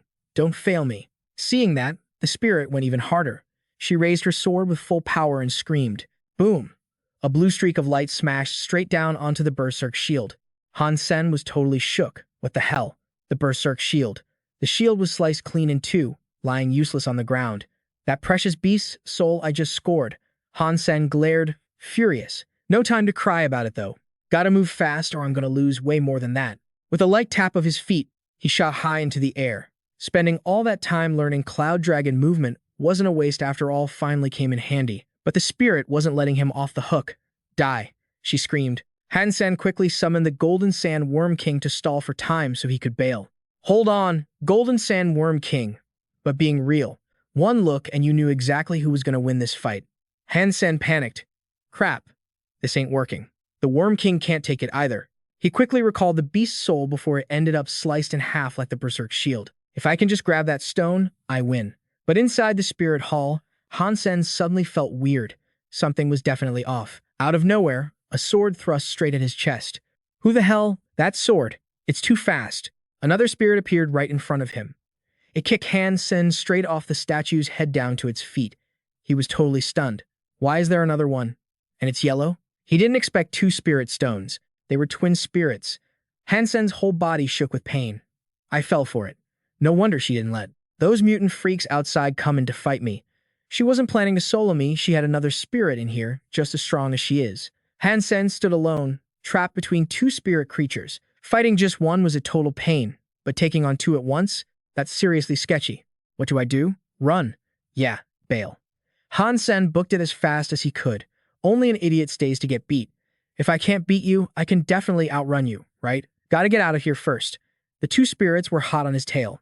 Those twin freaks just wouldn't let up. Their sword moves sync up perfectly, making a combo attack. This looks bad, really bad. Their combined power is way crazier than just one of them alone. He wasn't gonna quit. Stay alive. Charge. I have to survive this. Outside the royal shelter, the beasts were raging. Golden Growler showed up fast, stomping the beasts flat. Han Sen yelled, "Run!" Growler roared, eyes glowing red. One kick took out a dozen of them. Die, all of you. Han Sen used that boost to fight back. Growler, you damn snakes. Suddenly, a bird swooped down and pecked his head hard. Gah, that hurts like hell. Damn bird, I almost fell off. Han Sen shouted, Growler, jump. Golden Growler leaped high into the air, leaving the angry mob of beasts in the dust. Han Sen was pumped. Nice one, Growler. I'll give you a treat when we get back. He gritted his teeth. Almost there. Once we're out, we're safe. Just a little more. Han Sen kept hyping them up. Go, Growler, go. He smirked, feeling good about it. Thank God I have Growler. We're almost out. Suddenly, Golden Growler collapsed from exhaustion onto the freezing ice. Growler, he rushed over to check on him. Those things were terrifying, even a supermount like Growler got wrecked. Han Sen whispered, don't be scared. I promise I'll get you out of here. The sky filled up with flying mutant creatures again. Seriously? He glanced back. Looks like they really don't want him to leave. Han Sen instantly recalled Golden Growler and ran on his own. Return, Growler. The mutant beasts charged straight at him. Damn it, he just got out of that mess, and now a buffalo with sharp horns was rushing him. Screw it. He jumped right at the buffalo's horns, clamped his legs around its neck, and yelled, die. They spun in the air before he delivered a killer kick, sending the buffalo flying backward. You think you can stop me? In your dreams. Inside the Crystal Palace, Han Sen sat on a chair, bandaging his wounds and groaning. Man, that hurts. It's been a while since anyone pushed me this hard. He mumbled to himself about the fight. I didn't just lose those noble spirits, but even Golden Growler and the Golden Sand Worm King got trashed. The twin spirits at the royal shelter looked exactly like clones, just with different outfits. But those royal twins have insane power and look totally gorgeous. It's like a gift from the heavens just for me.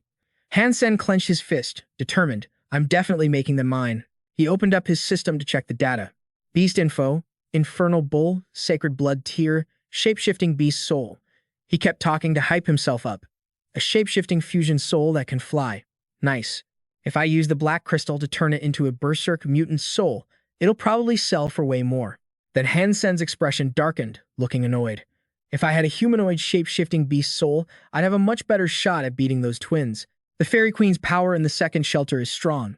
Sure, but when I transform with her soul, I can't wear armor. Without armor, I'd get wrecked by those twins. He stood up and walked out, hands in his pockets, planning his next move. Guess I just gotta rest for now, and figure out how to snag a humanoid shape-shifting soul. Later, on the Queen Maria spaceship, Han Sen was focused on his computer when someone called out to him. Han Sen, it was the squad leader. He walked over, put a hand on Han Sen's shoulder, and asked, checking out hypergene arts. The military database has way more hypergene arts than what civilians see. Which one you looking to learn? Han Sen answered instantly. Which one? Gotta be something fast speed kills. No. Wait, maybe defense is better. He thought back to the twins' fighting style and perfect teamwork, analyzing everything. He needed a new strategy to take them down. I could use the seal technique to block their speed, but when they combine their attacks, the power is way too much for one person to handle. To play it safe, I need a hypergene art that can smash through their sword formation head-on. Suddenly, a deep voice called from outside. Squad leader. He turned and yelled back, coming, coming. In his head, he imagined himself wielding two swords, training like a beast, dual blades. With their speed, I can't beat them normally. I absolutely need to use dual swords. The 13 slashes is a dual blade technique. If I tweak it a bit and practice dual swords solo, it should work. After racking his brain, he finally figured it out. He jumped up, slammed his hands on the table, and grinned. That's it. Just you wait. I'm gonna own you guys. At the Star Wheel shelter, the sky was dark and gloomy, and snow covered everything in sight. Inside, Han Sen walked with Li Xinglun. Hey, about that request I made for a humanoid beast soul, any luck? Xinglun answered right away. Actually, yeah. There's a sacred blood snow lady soul. It fits your specs, boosts speed, though it's not super strong offensively. The only catch is it drops your body temperature. I think it's perfect for what you need, but the owner, he's a pain to deal with. Han Sen spun around, face lighting up with excitement. Who's got it? Xinglun lowered his voice. Black God. The next day, back at Star Wheel's shelter, you could see Black God and his crew marching in like they owned the place. Xinglun stepped up to set the record straight immediately. Black God, we made it clear. Today is just for trading, not fighting. Black God shut him down cold. This beef is between me and him. It's got nothing to do with you, so stay out of it. He turned to Han Sen, grinning. Han Sen, you scared to make a bet? Let's settle our score right here, right now. Han Sen looked totally chill, not scared at all. All right, Black God, what's the bet? He calmly laid out the terms for this fight. We fight one match. Win or lose, the beef is squashed. But if you lose, the Snow Lady and the Berserk Inferno Bull Beast souls are mine. If I lose, they're yours. Han Sen dropped a casual line just to piss him off. And what if I don't want to bet? He clasped his hands behind his back, dropping a threat. If you don't want to settle the score between us, then you're officially an enemy of Black God. And I never go easy on my enemies. Li Xinglun, who'd been watching silently the whole time, heard the terms that were clearly rigged against Han Sen, and immediately stepped in to stop it. Black God, this is the Star Wheel shelter, not your Black God shelter. You don't get to call the shots here. I don't care about the beef between you and Han Sen, but inside my Star Wheel shelter, nobody touches a hair on his head. He didn't give a damn about respect and pointed right at his face. Li Xinglun, you're really gonna start trouble with me over some random nobody. Han Sen signaled with his hand, letting him know he was cool, then looked at Black God to give his take. One-on-one bet? Sure. But Xinglun holds the beast's souls. Scared something bad would happen, he whispered, a warning. Han Sen. A few seconds later, a grin plastered across the kid's face, and he continued in a joking tone. It's fine. Someone wants to give me a beast's soul. How could I say no? Black God praised him on the surface. Straightforward. I'm starting to like you. But inside, he was spitting venom. You little punk, you're gonna be crying soon. I want that beast's soul, and I'm taking your life too. So, the time had come. Everyone circled around the arena for the show, whispering and gossiping. Black God wants to duel Han Sen. What is Han Sen doing? Why do you piss off Black God? He's screwed. Isn't Han Sen totally dead meat? Black God started drawing his sword, the blade glowing with a blinding blue light, screaming that its owner was powerful. On the other side, Han Sen got into the zone, his hands encased in armored gauntlets equipped with 3 sharp spikes. Li Xinglun's face was dead serious, his expression so intense nobody dared to get close. He was screaming internally. Han Sen, oh Han Sen, if you didn't agree to the bet, my shelter could have kept you safe. But since you took the bet, even if Black God kills you, my hands are tied. A few short minutes passed, and Black God made the first move.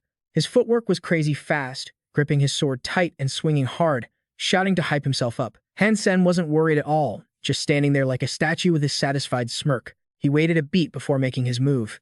He gently channeled his power to pop the spikes out. Reflected in Black God's eyes was the image of 3 sharp spears. Something's wrong. If I follow through with this slash, he'll slice my elbow off first. Pull back. Li Xinglun was worried sick about Han Sen. Black God's demonic wind blade art was legendary out here on the ice field. That green demon blade rep isn't for nothing. I'm afraid Han Sen is. But the kid's move launched straight at the old man. He was sharp enough to dodge, then prepped for his second strike. My small demonic wind blade. Nobody on my level has ever blocked its second acceleration. What makes you think you can block it? Black God raised his sword again, pouring all his accumulated power into the blade and screaming, "Die." But before he could even unleash his power, in the blink of an eye, Han Sen was right in his face, lunging at him with 6 sharp spikes on his hands. Black God was freaking out internally. This is impossible. My small demonic wind blade has never met an opponent like this. Li Xinglin watched from the back, so shocked he started stuttering in denial. No, no. This has got to be a coincidence. If once is a coincidence, but twice, 3 times, 4 times, every single time, he blocks Black God's blade launch, stopping the second acceleration. That power is terrifying. Over there, Black God was swinging his sword wildly with no direction, just trying to block whatever he could. It proved one thing: he was totally outmatched by Han Sen. How is this possible? How? Am I about to lose? Am I seriously gonna lose? Retreating. Constantly retreating, it felt like stepping back was his only option. So, after a few minutes of humiliating endurance against the kid's relentless attacks, Black God officially gave up. His face was dripping with sweat, his forehead etched with exhaustion. Defeated, he said, "You win." Han Sen shoved his hands in his pockets, standing tall over the man kneeling at his feet, and replied modestly, "You let me win." Everyone down below was losing it over his defeat. Black God got beaten like a dog? Is that really Black God? Since when did someone this strong show up in our ice field? That's insane. Is it fake? How is Black God's demonic blade so useless? At Huangfu Pingqing's shelter, Han Sen returned to the cheers of his teammates and bros. Boss. Boss. You're back. We heard you beat Black God so bad he couldn't even stand up. Black God is so arrogant. I'd hated his guts for ages. Finally, someone taught him a lesson. Boss, you're literally my idol. Teach me. Surrounded by everyone asking questions, he beamed and replied, Black God, still too weak. Then he politely thanked them. You flatter me, really. He saw Maria show up to welcome him back and greeted her enthusiastically. Maria, long time no see. I left the mutant creature I brought back outside. Can you haul it in? She agreed immediately. Sure. Suddenly, Han Sen noticed something off about her expression and asked, What's wrong? Worried, she replied. It's not me. It's Ling. She hasn't eaten anything. Sigh. Just go check on her yourself. Inside the Icefield Tower, Ling was sitting on the windowsill, staring at the outside world. Han Sen's voice came from behind. Heard you haven't eaten in days. Food here, not to your taste. The girl turned to look at him and replied indifferently. You're back? I'm not hungry. He walked over and patted her head. You're not a fairy. How can you not be hungry? Come on, tell me what you want, and I'll go to the kitchen and cook it for you myself. Hearing that, Ling's eyes lit up with excitement. Really? But I don't want to eat anything. Han Sen, when you go out, can you take me with you? Han Sen froze for a beat, covering his mouth to cough, still wary of her. Cough, cough. He thought to himself, this kid's background is sketchy. I should be careful. But looking at Ling's lonely, lost silhouette, his heart ached with sympathy. In this shelter world, I'm probably the only person she knows. If even I don't give a damn about her, she'd be pitiful as hell. Han Sen felt helpless and caved. Fine, I'll take you next time. Seeing him agree, Ling's face lit up with pure hype. For real? Awesome. Everything was sorted, so everyone felt chill. No more worries. Han Sen grabbed her hand, walking out and bragging like a boss. Let's grab a bite first. What you want to eat? I'll cook it myself. I ain't lying. My cooking skills are straight up 3-star chef level. The girl was all for it. Yeah. Cut to the cool blue water, where a purple craft was speeding through the depths. Inside the Crystal Palace, Han Sen and Ling were checking out the ocean vibes and all the critters. He spoke up first. So many jellyfish. Too bad they're swarming, makes him a pain to hunt. She sighed in awe. So beautiful. Off in the distance was a school of red jellyfish, swimming freely, enjoying the ocean chill. Suddenly, one got left behind. Han Sen spotted it and yelled in excitement. Sick. One of them strayed from the pack. No sooner said than done, he transformed and shot up, leaving Ling behind. I'm gonna catch that jellyfish. The girl just stared blankly as he took off. Yo, blue armor 1 second, gold metal armor underwater the next. He sized up the target. This jellyfish looks dumb as rocks. Doesn't even know to run when I'm right here. Probably trashed here. So he didn't hesitate and grabbed the red jellyfish. Suddenly, Han Sen grimaced because something was up. Something's wrong. The dumb jellyfish he dissed was now latching onto his arm tight. He lost his cool and roared. What the hell is this crap? Why is my arm totally numb? My yin force is gone too, just drained instantly. He couldn't shake it off no matter what. Get off me. Han Sen wasn't calling the shots anymore. The red jellyfish was. It shocked him, making him twitch. Damn it. He gritted his teeth, choking as water rushed in. Cough, cough. Son of a. This thing stings. I got sloppy. His right arm was useless, so he pummeled it with his left, cursing in his head. I don't care what the hell you are. Just die already. But no matter how hard he struggled, he couldn't pry the red jellyfish off. He lost it and swore. Can't pull it out. This thing's a freak, and it's zapping me. Not good. Gotta get back to the Crystal Palace fast. Han Sen was stumbling from the constant shocks. Damn, if I get stuck here, I'm screwed. Ling waited forever, so she jumped into the ocean to find him. He glanced left and saw her swimming towards him, his mind screaming a warning. Ling, no, don't come here. She got close and reached out, yanking that stubborn jellyfish off Han Sen's body. He gritted his teeth, urging her silently. It's useless. Run. Get out of here. Suddenly, her eyes darted around as the jellyfish started sucking onto her hand. Han Sen saw things going south and thought Ling got caught too. Suddenly, Ling changed, and he was confused as hell about what was happening. Ling? Turns out she was charging up the royal Shura power. Her eyes glowed, filled with rage and hate. That dumb jellyfish got wrecked in a second, blown to bits and scattered in the water. Having dealt with it, she grabbed Han Sen's hand and dragged him to the surface. He was internally screaming, holy crap, that power. It's terrifying. Back in the Crystal Palace, Han Sen slumped on the floor, gasping for air. Ling lay on her side, facing him.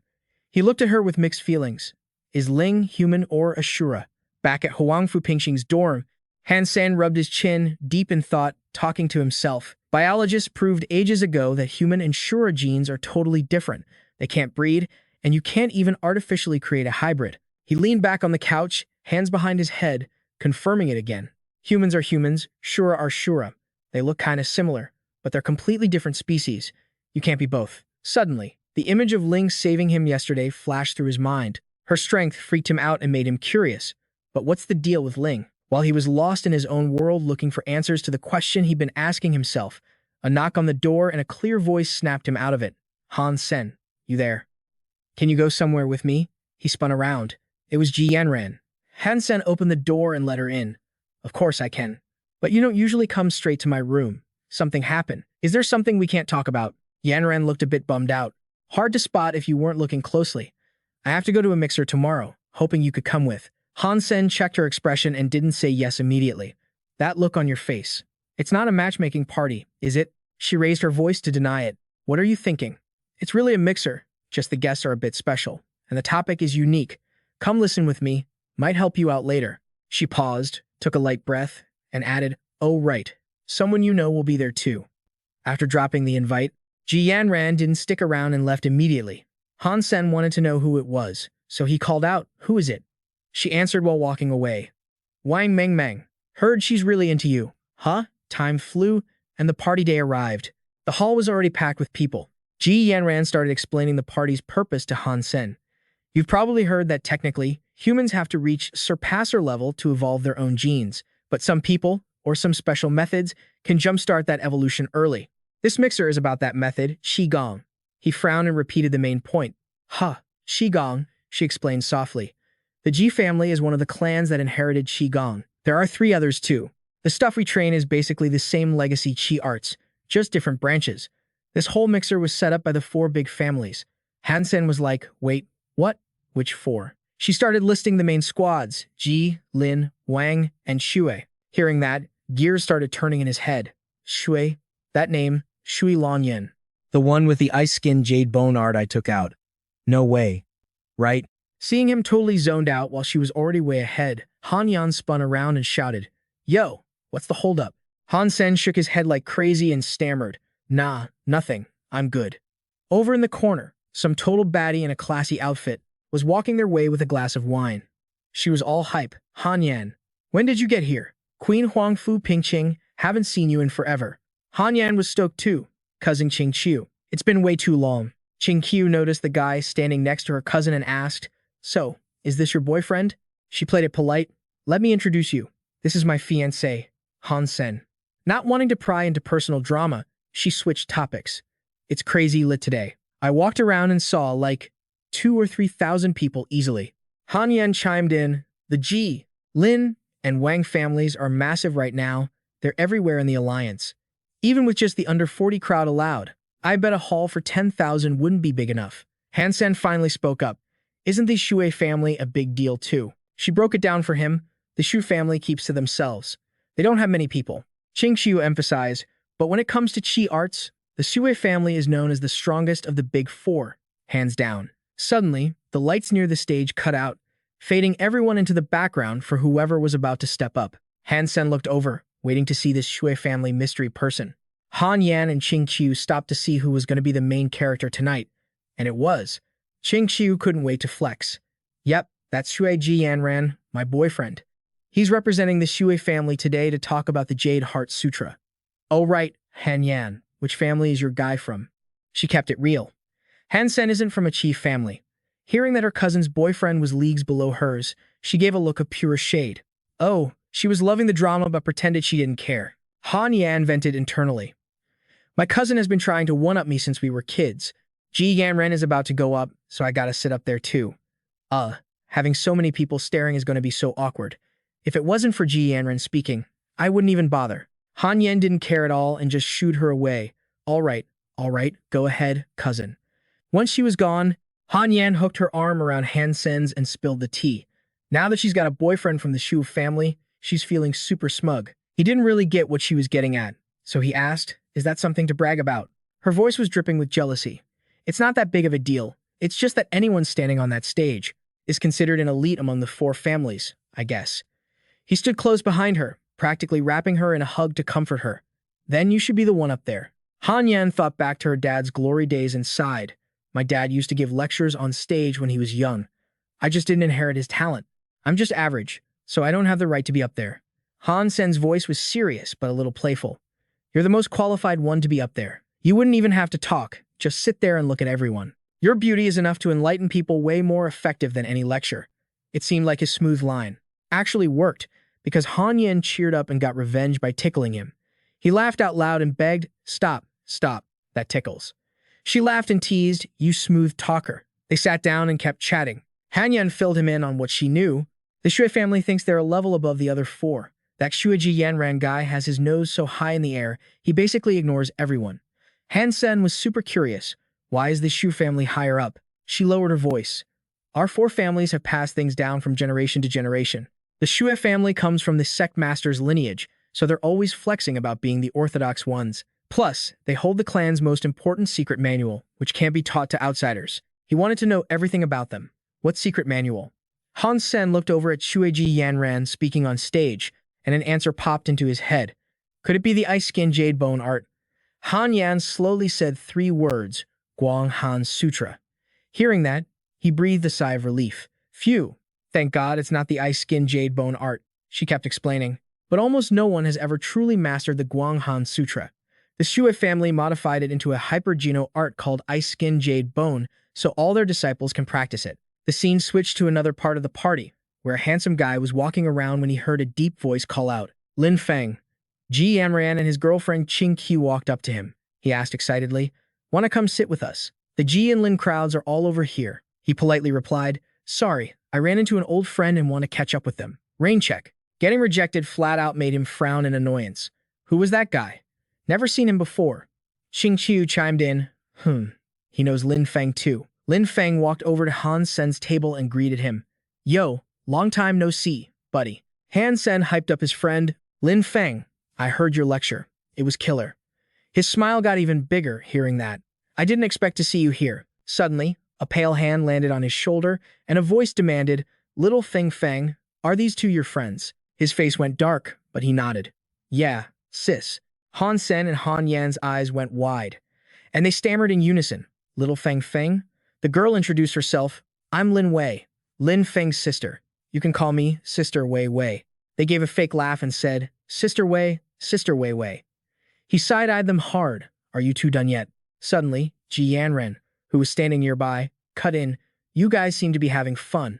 Han Sen was totally shocked. Sui Ji Yanren. Then the guy challenged him. Lin Feng's qi skills are deep. Han Sen, since you're his good friend, you probably study qi arts too. Why don't we have a little match? Qing Qiu, standing next to Ji Yanren, egged them on. Just standing around talking is kind of boring, don't you think? Since you're Ji Yanran's boyfriend, time to show us what you're made of.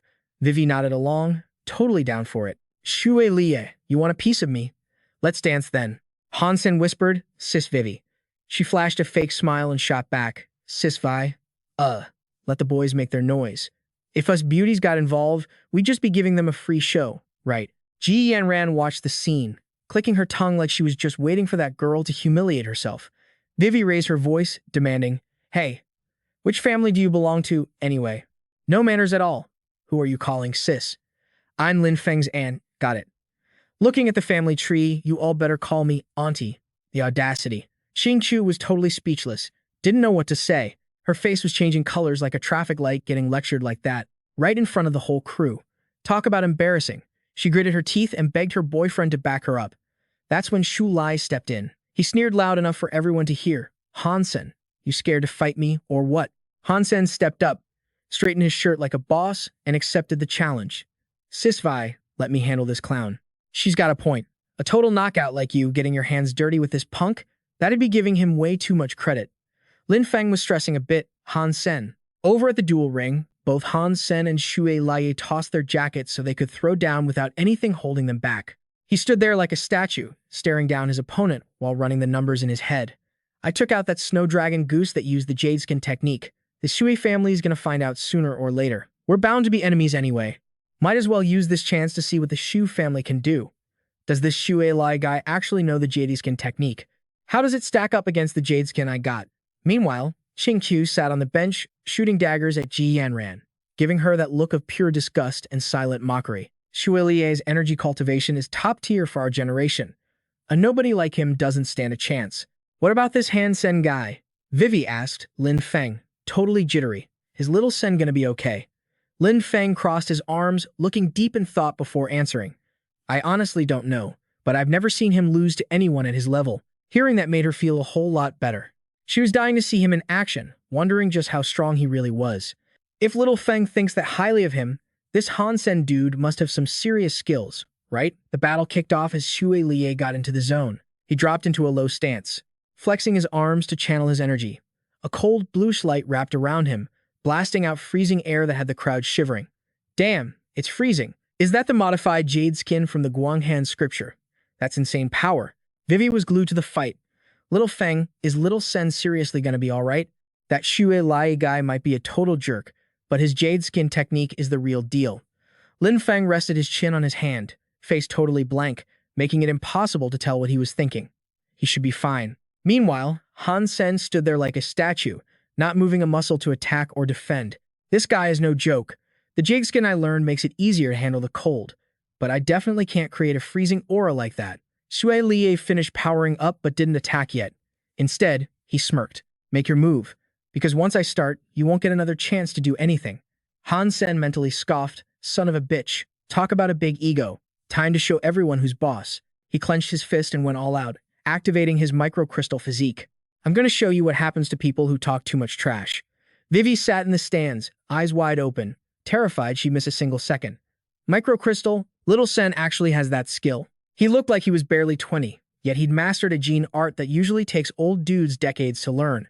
A guy in the row behind them shouted out, No way, that's microcrystal. Lin Feng's friend is legit. Another guy started analyzing the fight like a pro. Technically, microcrystal is weaker than jade skin, but Han Sen's got his technique leveled up, while Shui Lie's jade skin is basically beginner level.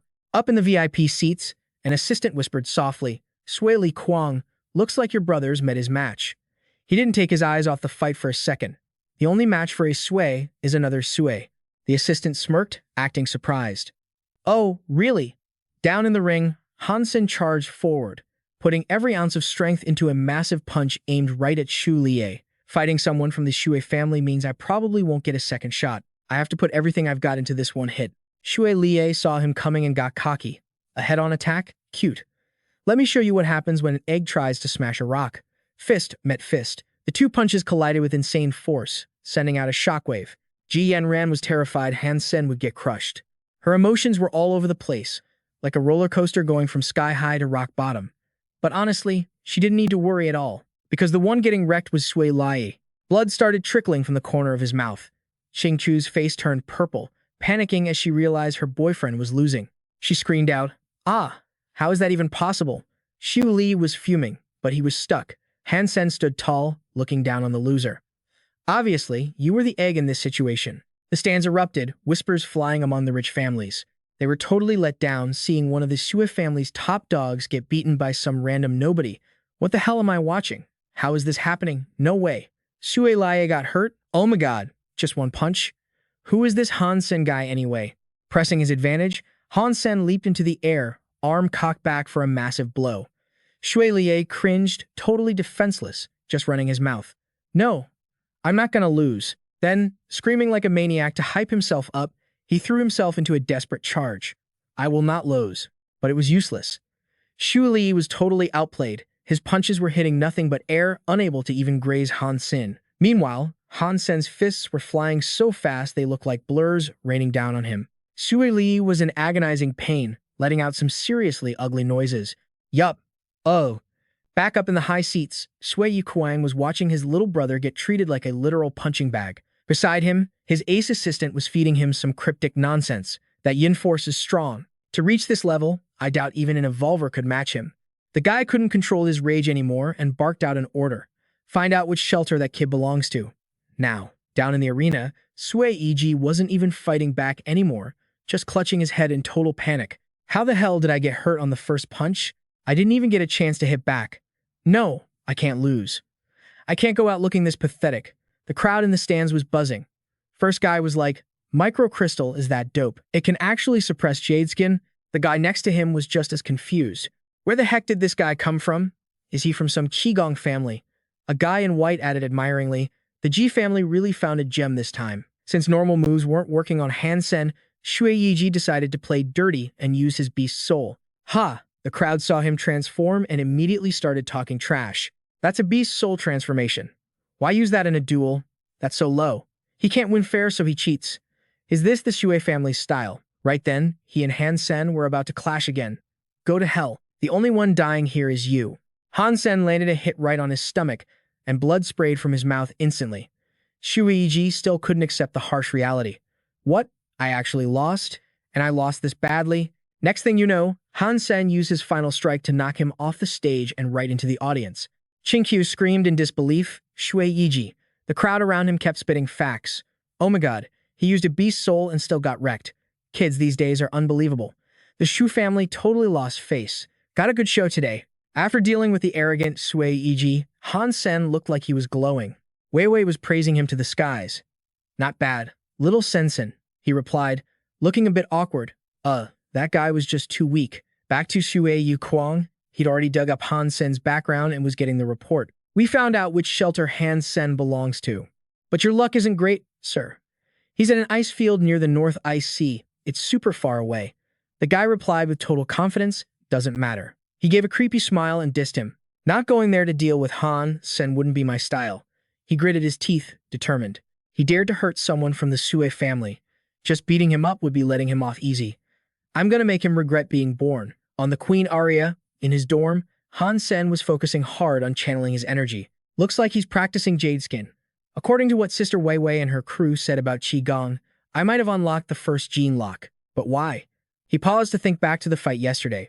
Sui Yiji's jade skin hadn't even broken through the first level, yet his body was giving off endless cold energy. So why can't I do it when I've already broken through the first level? Han Sen pondered deeply. Is it because I don't have the jade skin genetic fluid? Or am I practicing it wrong? Then he poured all his energy into the Dong Xuan Sutra, deciding not to overthink it. If I can't master the freezing power, I'll just use jade skin to strengthen my genes. The cultivation method Lin Weiwei talked about at the party seems to have some connection to the Dong Xuan Sutra's foundation. A golden light with rainbow hues surrounded him. Weird. It feels like every cell in my body is flowing with some mysterious power, like I'm back in fetal breath state. Fetal breath without needing a nose or mouth. Just like in the womb. He could feel everything with all his senses. I feel like I could sprout wings and fly. One step and I'd be in the sky. His eyes were shining like they held the whole galaxy. No wonder it's called shattering the void. The Qigong that experts practice is just the basics, yet it gave me innate fetal breath. Han Sen stood up, flexing his body, his face lit up with excitement from the power boost. If my cells can breathe on their own, doesn't that mean I won't drown? In the Queen Aria's data room, Han Sen was busy searching for info on the computer when a teammate walked by. Han Sen, looking for Hypergeno arts again. He kept his eyes on the screen and replied instantly. Yup. The guy continued to hype him up. S-class, that's impressive. Han Sen started drifting into his own world. Even though I have innate fetal breath and can breathe freely underwater, the water pressure and extreme yin force down there will limit my strength. Ground-based Hypergeno arts are hard to use underwater. If only there was a Hypergeno art that let me fight underwater. Suddenly, his eyes flickered. What's this? The Tide Sutra. The screen showed that the Tide Sutra helps the user borrow the power of water to perform better underwater. An S-class support card. He chuckled to himself. This works. I'm learning it. In the Crystal Palace, Han Sen was steering a sub. Why are the mutant creatures at the bottom of the sea so huge? A few minutes later, he went out and dove into the deep. This Tide Sutra is magical. I'm swimming, but I don't feel the yin force at all. Gotta find a sacred blood creature to test this out. He propelled himself forward. What kind of mutant creature is that? Looks pretty normal. Doesn't look like that red devil jellyfish from last time. Then he shouted, summoning his pet, Golden Sandworm King. Let's see what you can do. Suddenly, a weird-looking creature appeared in the distance. Crap, what is that thing? He got closer, but they sneak-attacked him. He cursed, damn it, it can corrode my Super Beast Soul armor. Worm King, come back. So Han Sen switched to his gold armor, and that seemed to fix it. This thing can't corrode this armor. Then he blended in with the creatures. These guys can't stop me. Come get some. Just then, they surrounded him from all sides. You think this can stop me? Han Sen of the second shelter is in a league of his own. He attacked fast with his three-bladed claw.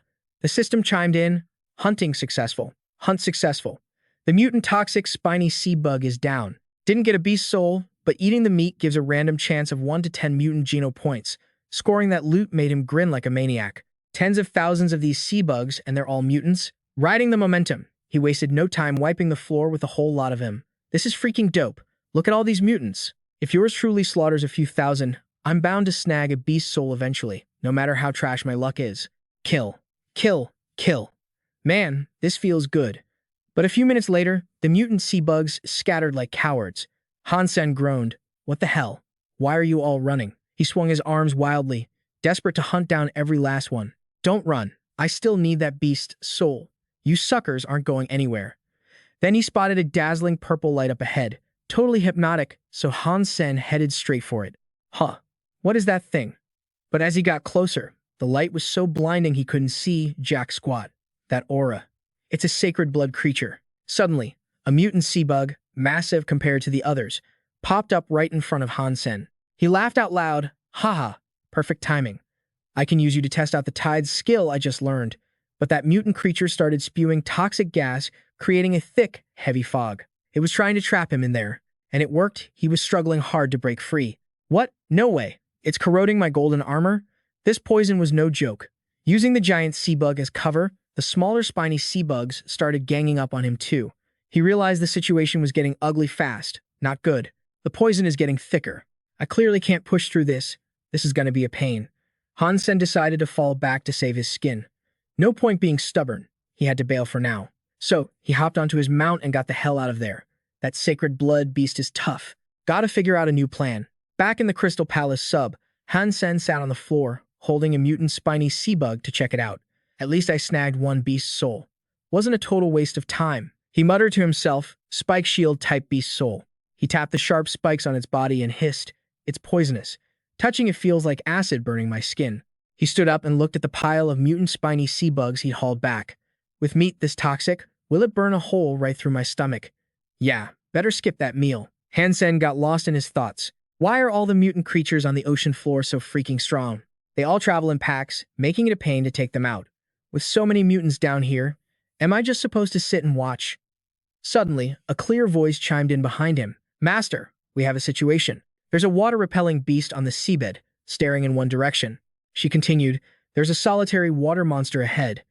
Down on the seabed, Han Sen eyed the water-repelling beast, then scanned his surroundings.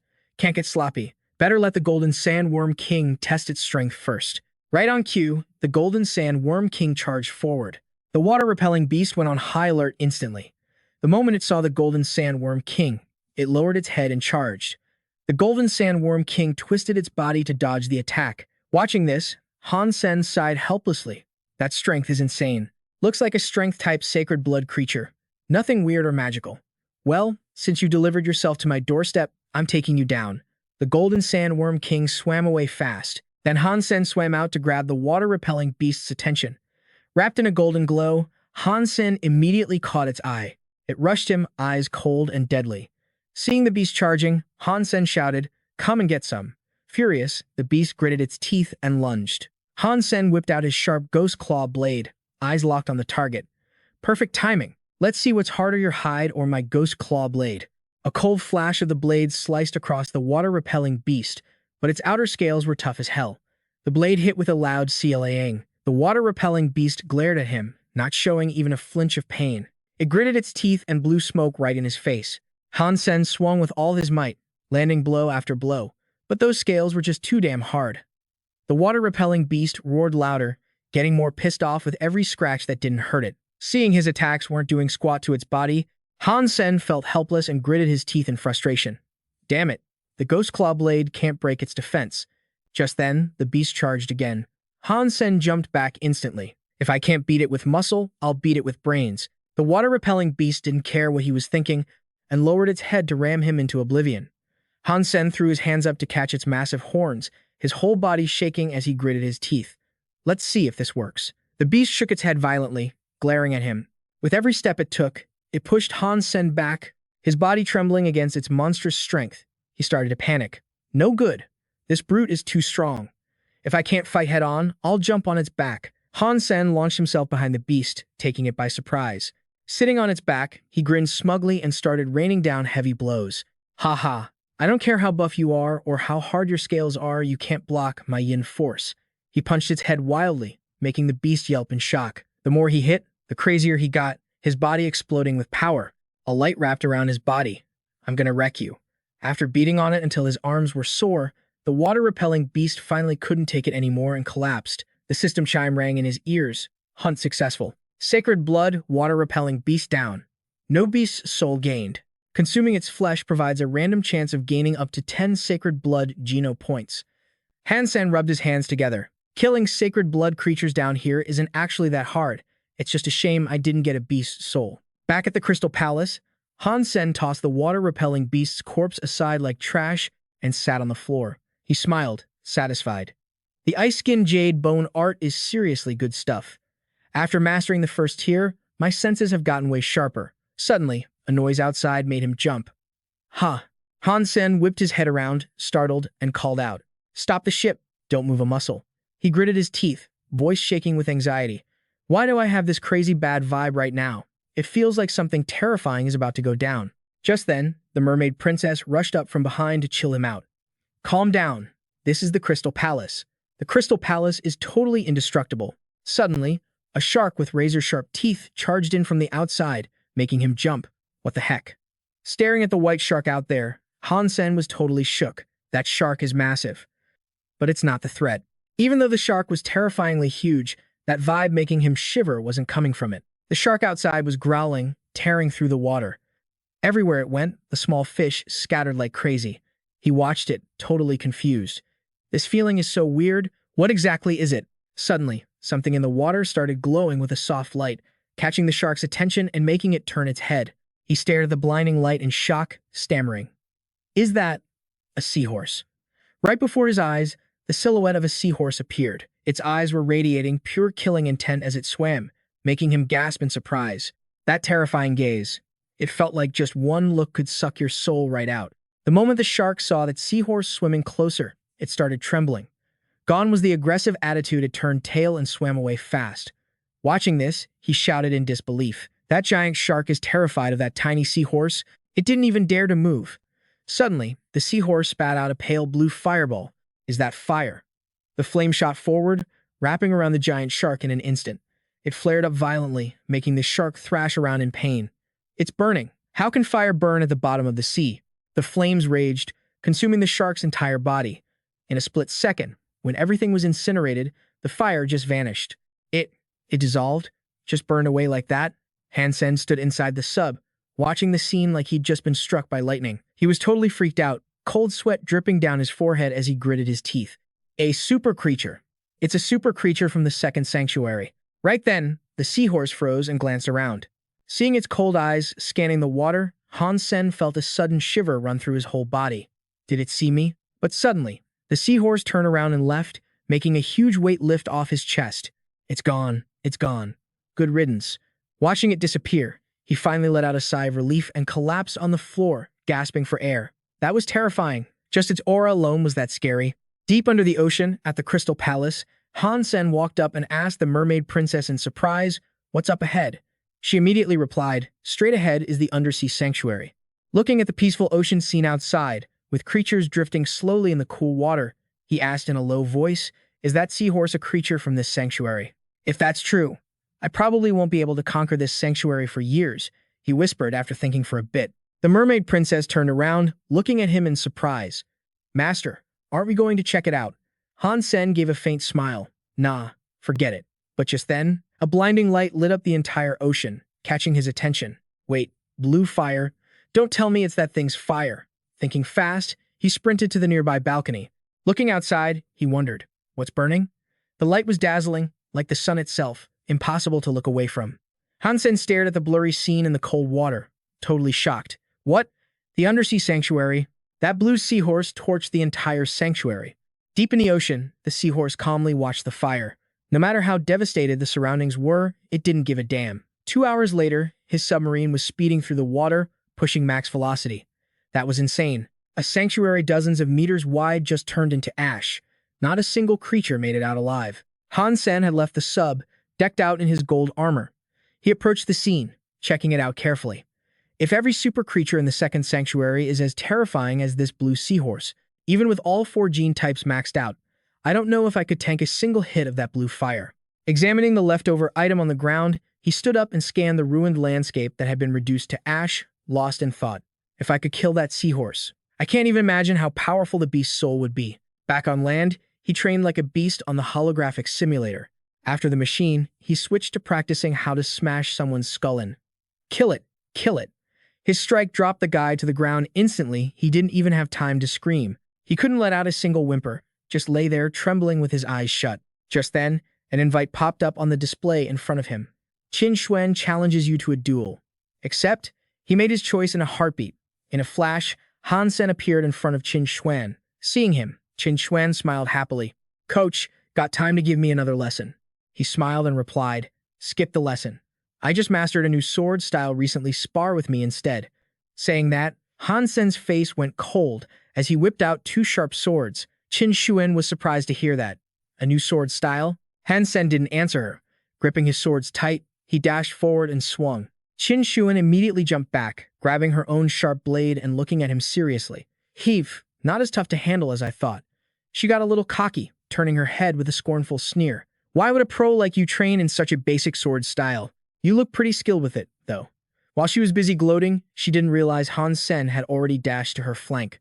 Then she felt the cold pressure shift. Qin Xuan whipped her head around, alert and surprised. "Isn't this the dual flight sword art? Coach, you're actually using a 2-person sword formation all by yourself. Are you trying to turn a 2-person formation into a dual-wielding skill?" Han Sen sneered. He swung his sword with force from behind, then spun around, pointing the sharp tip coldly at Qin Xuan. "Ha!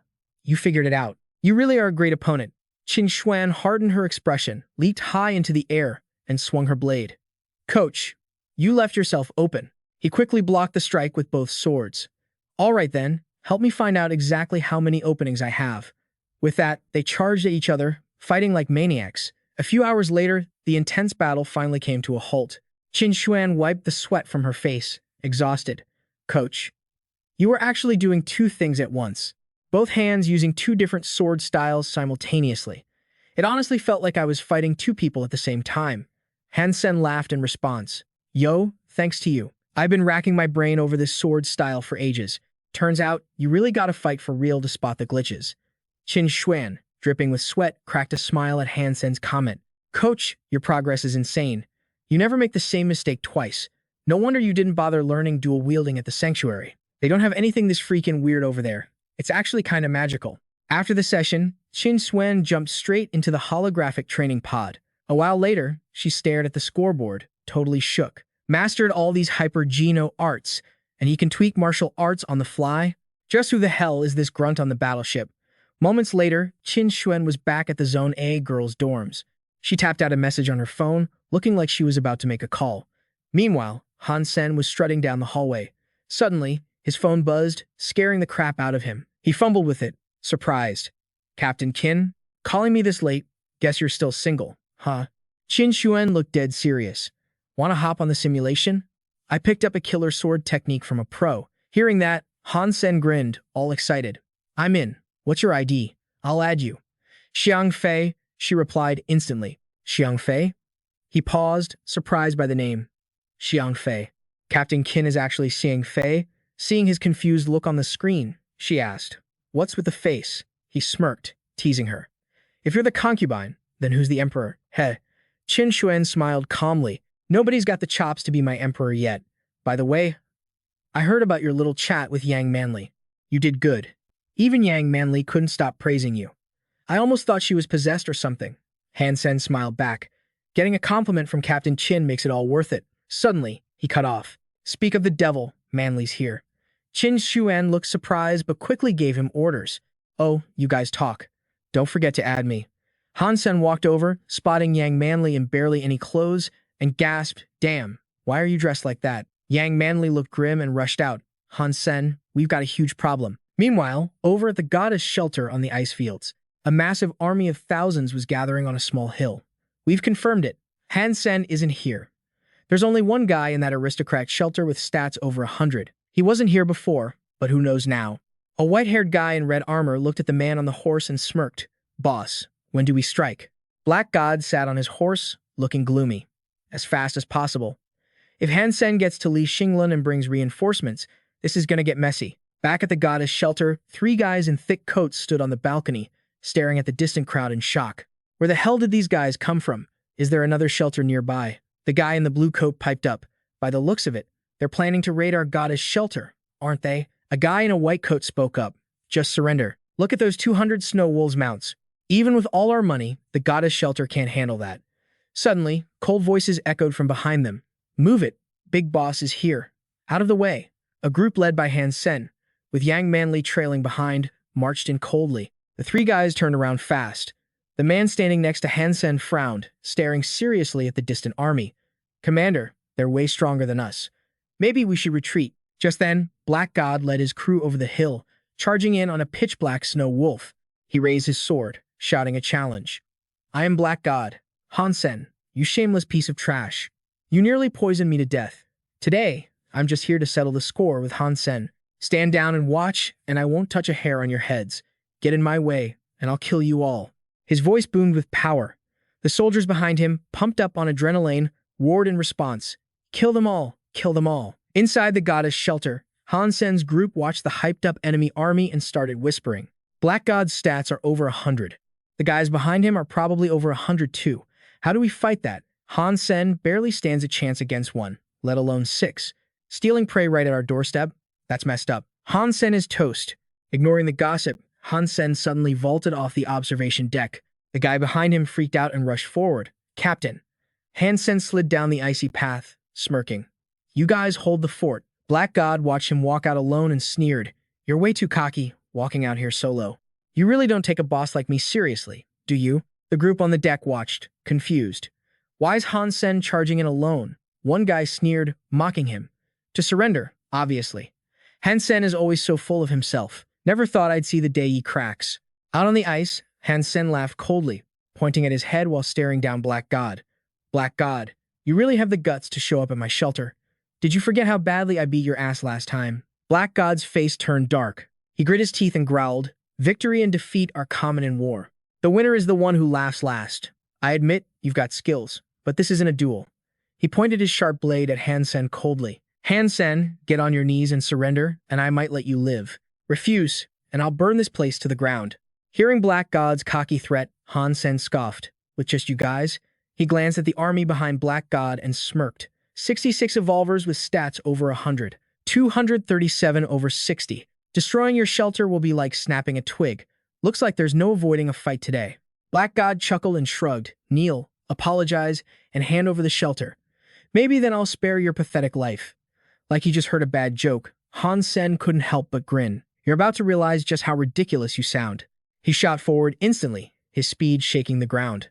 Han Sen laughed coldly. Too bad you won't get another chance to laugh. Black God watched him coldly, frowning in contempt. Death wish. Instantly, the mob behind him charged at Han Sen, the group on the observation deck.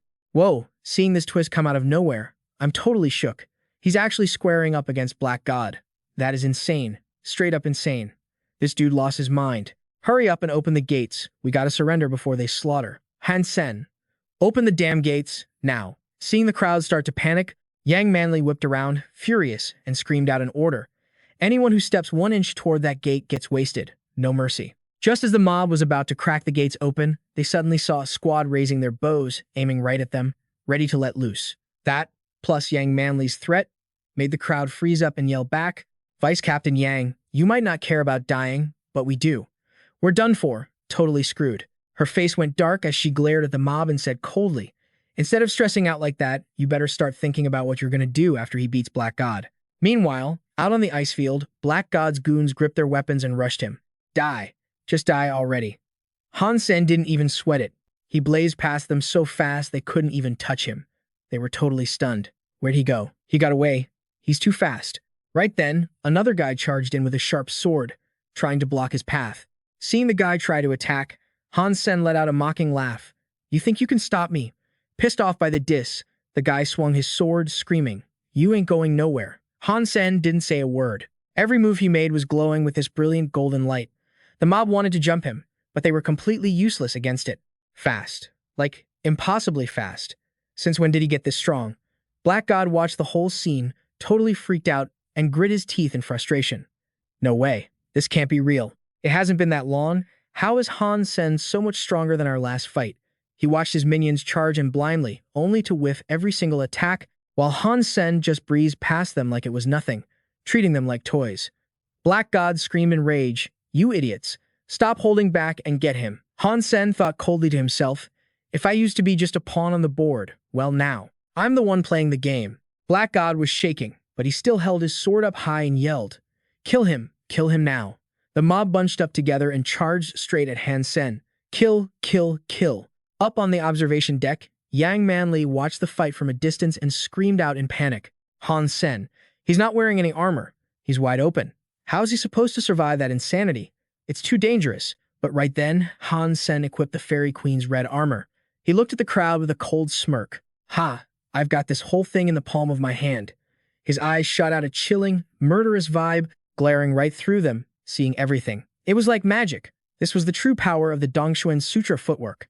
He mocked them, full of shade. You guys are way too slow. Then, boom. He shot through the crowd, heading straight for Black God. An army might lose its commander, but determination never fails. As long as he took out Black God, this messy battle would be over. Black God flinched, seeing Han Sen coming for him, and frantically barked orders at his crew. Kill him. Don't let him get near me. The minions swung their swords, but Han Sen launched himself into the air, dodging everything. With just a few simple hops, he breezed past the mob while they stared in shock. Black God gasped in horror and leaped into the air. He raised his sword, face cold as ice, and yelled, Go to hell. His sword slashed right past Han Sen, but Han Sen just gave him a dark, mocking look. Oh, looks like I'm not dead yet. Before the words even settled, Han Sen raised his arm and brought it down hard, slicing Black God's head clean off. The head flew up, bumping into his own body below, eyes wide open in total shock. Is that me? Am I dead? The black snow wolf growled in rage and charged forward. Its sudden movement launched Black God's headless body into the air. The crowd below stared at the corpse, looking at each other like, Black God is dead? How is that even possible? No way. Back at the Huangfu Pingqing shelter, the group on the observation deck saw Black God's headless body and gasped. No, that's impossible. Black God is dead? Han Sen actually killed him. There were so many of them, and Han Sen was all by himself, but he still sliced Black God's head right off. The guy standing next to Yang Manly couldn't believe his eyes. That's insane. He really lives up to being Coach Han's descendant. Yang Manly chuckled softly beside him. That's Han Sen for you. He's the captain of our Huangfu Pingqing Legion. That right there? That's our power. Suddenly, the guys who wanted to surrender saw the bloodbath and scrambled to run. Let's get out of here. If Han Sen knows we tried to bail, he won't let us off the hook. Don't go back to the shelter yet. Wait until Han Sen forgets about this crap. Meanwhile, back on the ice field, Black God's headless corpse lay freezing on the thick snow. Black God? The crowd stared at Han Sen's back and stammered, We only came here because Black God ordered us to. This has nothing to do with your beef. Since Black God is already dead, fighting more is pointless. Let's just call it quits here. Han Sen turned around, his face stone cold, and glared at them. You attacked my shelter, and if I died, you'd be the ones laughing, right? Hearing that, the crowd immediately started making excuses. We only came because of the faction backing Black God. We're not friends with him. Why would we die for that loser? If Dong Lin hadn't demanded we help, why would I listen to Black God? Even with their excuses, Han Sen just gave a dry laugh. You guys showed up, so you better understand the situation. We can fight, and I'll battle you till the last drop of blood. Or, if you don't want to fight, you join my Huangfu Pingxing Legion. Help me take down Black God's shelter. Consider it your initiation gift. One guy stepped up and said, The power backing Black God's shelter is messy. If we help you crush his shelter, the big shots behind him won't let us live. Hearing that, he smirked. I know the Donglin guy.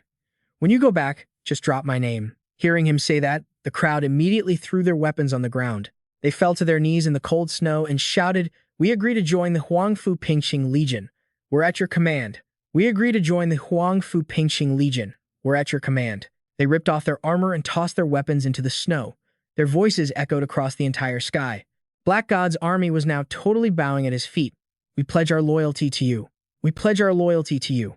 Just like that, he brought the whole crew back to Black God's shelter. Starting today, Black God's shelter is under the management of Huangfu Pingxing. Meanwhile, over at Star Wheel's shelter, everyone was gossiping about the legend of Han Sen, saying that Han Sen guy is 8 feet tall, with a waist just as wide, possessing supernatural strength, and skin so thick even Black God's blade couldn't scratch him. I used to be neighbors with Han Sen's family. I remember back in the day, he slaughtered over 10,000 people at Black God's shelter, had them crying for their mamas and begging for mercy. The air was filled with the buzzing noise of the crowd. Suddenly, a figure walked past, listening to the rumors and thinking deep in thought. Murder is the easy part. Taking over new turf is the real headache. A shelter has tons of backers all connected to each other.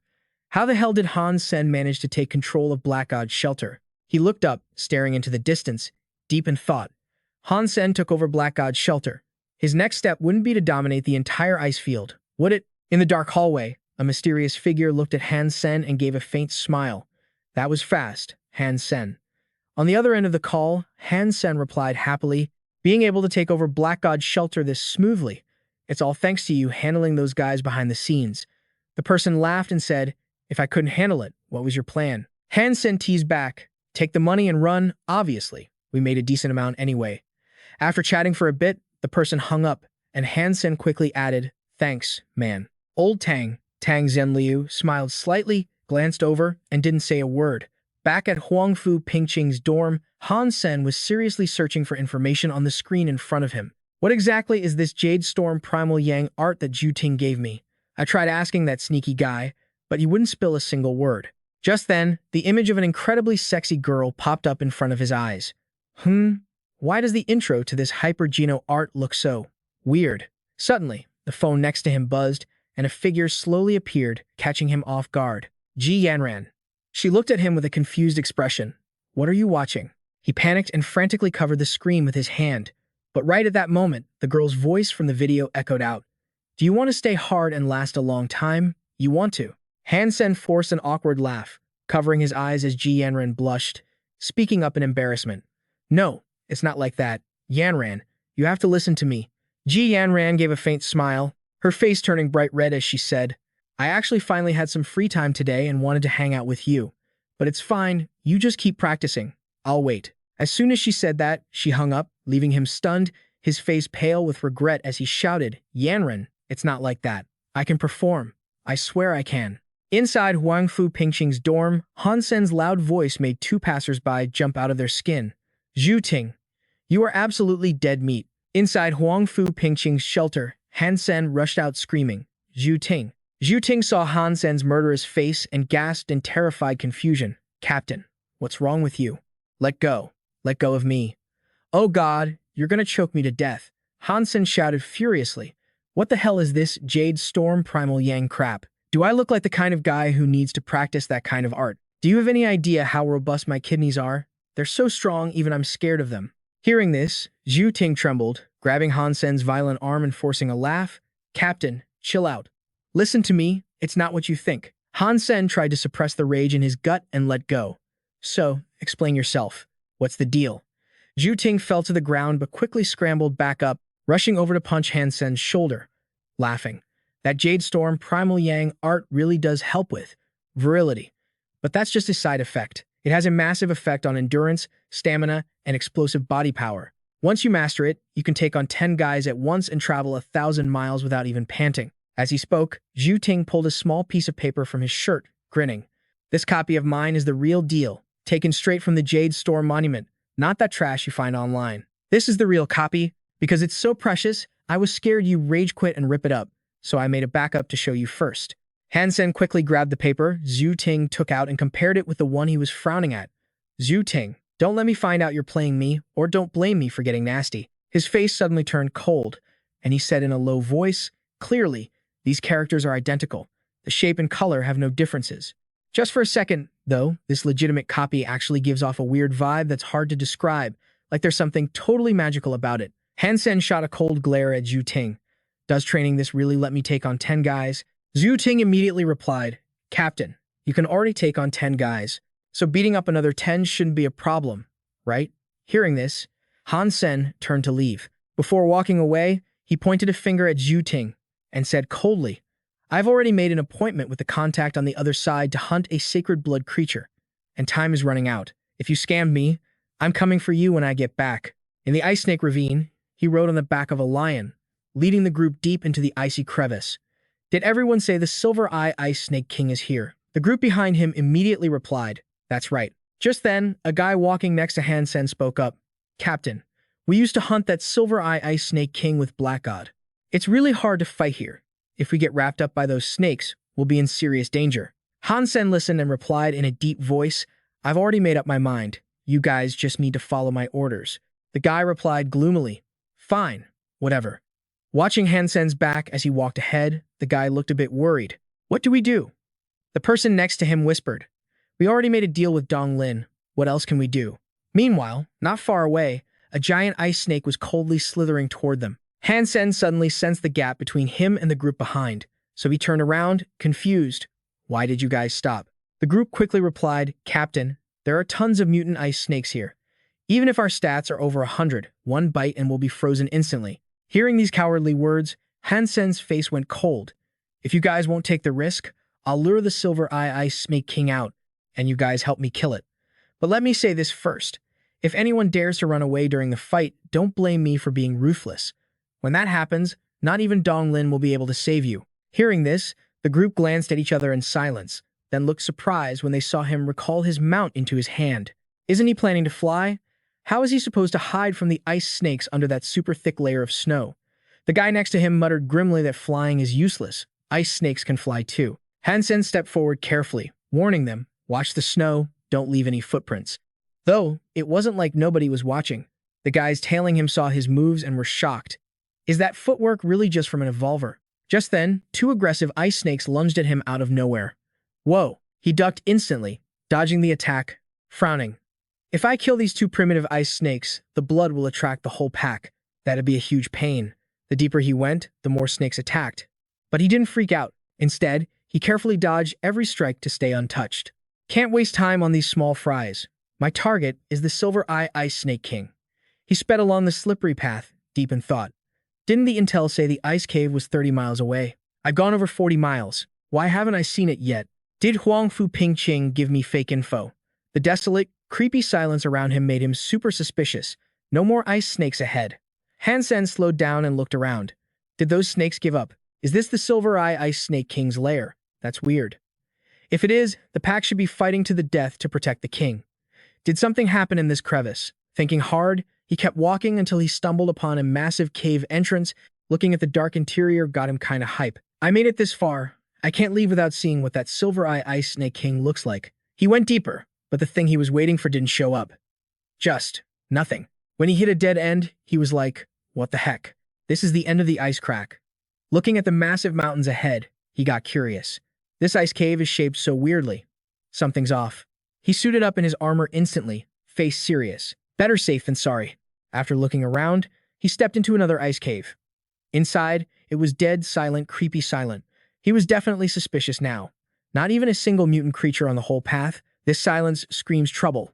Suddenly, he spotted a weird green egg lying on the ground. That egg caught his eye immediately. His eyes lit up. Damn. Han Sen dashed toward it. Ha ha, luck is totally on my side. A mutant creature egg? Maybe it belongs to the Silver Eye Ice Snake King. But the second he touched it, a jolt of electricity zapped him, making him shake. Han Sen jumped back, staring at the egg. What the hell is this thing? Why is it electric? Suddenly, the patterns on the shell shifted, shocking him. What's going on? The patterns went dark. Then, a noise from behind put him on high alert. Humph, is the Silver Eye Ice Snake King finally here? He listened closely to the sound and got even more suspicious. Wait, no, that's definitely footsteps. Yi Dongmu stepped out of the shadows in green armor, looking cold as ice. Han Sen was stunned. Yi Dongmu. Yi Dongmu looked just as surprised to see him. It's you. Without wasting a breath, Yi Dongmu saw the green egg and bolted for it. Even though I got here first, street rules say whoever grabs it, keeps it. Even though I got here first, street rules say whoever grabs it, keeps it. Guessing Yi Dongmu's move, Han Sen sprinted over and yelled a warning. Bro, don't touch it. But it was too late. Yi Dongmu's hand grabbed the egg. Zap. His whole body convulsed with electricity, teeth gritting in pain. Yi Dongmu slammed onto the ground hard. Han Sen squatted down, looking at him helplessly. I was just trying to save you, man. I had good intentions, but you totally ignored me. Yi Dongmu heard that and ground his teeth. Gah, why didn't you say so sooner? Han Sen smirked, side-eyeing the egg, and said, I just wanted to confirm if this egg was actually electric or not. Looks like it is, and it's pretty strong too. Yi Dongmu frowned and muttered, Why did you drag me into this? You basically totally played me. Han Sen laughed coldly at that, pushing himself up. Never heard of a Silver Eye Ice Snake King having electricity before. At most, they just have some frost poison. So why does this egg have such a crazy strong current? Saying that, he turned to look at Yi Dongmu. Master Yi, we gotta crack this egg open directly, or else we definitely can't eat it. I'm way too weak, you know. Why don't you try? Yi Dongmu frowned, glaring at Han Sen, and said coldly, You go first. Han Sen calmly replied, We're already here. We can't just leave empty-handed. Suddenly, the egg made a noise, startling both of them. Yi Dongmu was surprised. What was that sound? They both focused on the egg in front of them, and suddenly, a crack appeared right in the center, shocking them both. Is it hatching on its own? Inside the ice cave, they watched the egg warily. Han Sen hurriedly backed away, saying darkly, If this egg holds that kind of terrifying electricity, then whatever's inside is definitely not simple. Just then, the creature inside the egg started to reveal itself, bit by bit. Yi Dongmu stared at those parts, gasping in shock. What the hell is that? Claws? He looked at the tiny claws glowing with a flickering purple light inside the shell. Han Sen's face darkened. That's not a snake, is it? The moment the eggshell shattered to reveal the creature inside, both of them were stunned. A fox? Han Sen looked at the newborn fox suspiciously. This isn't a Silver Eye Ice Snake King egg. It's a fox egg. Yi Dongmu didn't hesitate and rushed forward. Who gives a damn if it's a fox or a snake? Shouldn't I just go in and kill it? Han Sen stood to the side, totally confused. What the hell? How does a snake's den produce something like this? And since when do foxes lay eggs anyway? Yi Dongmu swung his sword hard at the newborn fox, but was shocked when the sharp blade didn't cut through the fox's body. Huh? It didn't pierce. The scene before him left him dumbfounded. Is it like the little gold growler? The fox looked at the sharp blade, screeched in anger, and followed up with a massive blast of electricity, surging through Yi Dongmu's body. The current was so powerful it blasted him backward. Seeing Yi Dongmu struggling on the ground, Han Sen was shocked. Yi Dongmu couldn't even land a single cut. This fox is insane. His face went pale as he thought, Crap, is this thing the offspring of that super creature Huang Fu Pingqing? The fox suddenly let out a loud roar and started walking toward Yi Dongmu. Han Sen got worried. It's not looking for revenge, is it? He immediately dashed over, grabbed Yi Dongmu, and dragged him away. He's a huge payoff for me anyway. Dying in a dump like this would be a total waste. Deep inside the ice snake ravine, he dragged Yi Dongmu to a safe spot, keeping plenty of distance from that fox. Seeing Yi Dongmu passed out cold on the ground, Han Sen reached out to check his breathing. Lucky bastard, he's still alive. Thank God the first super creature I fought back in the first shelter was just a meathead with a tough body and no special powers. Otherwise, I wouldn't have ended up this wrecked. He quickly whipped out a bottle of medicine and smeared it on Yi Dongmu's face, grinning, Yours truly just saved your butt from a death trap. You better pay me back big time, kid. Man, it hurts my soul to use this pricey healing ointment. Once you wake up, I'm definitely sending you the bill. The medicine kicked in fast, stinging Yi Dongmu's face. It burned so bad he started thrashing around to dodge the hand applying it.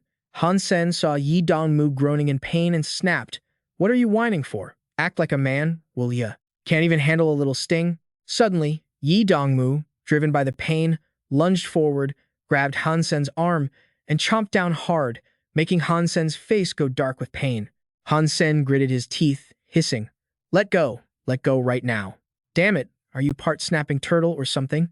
Seeing the guy wouldn't listen, he got pissed and kicked him flying. Son of a, you actually bit me until I bled. Just then, a familiar noise from behind made him jump out of his skin. Shit, that monster caught up. Behind him, the fox was sprinting straight toward him.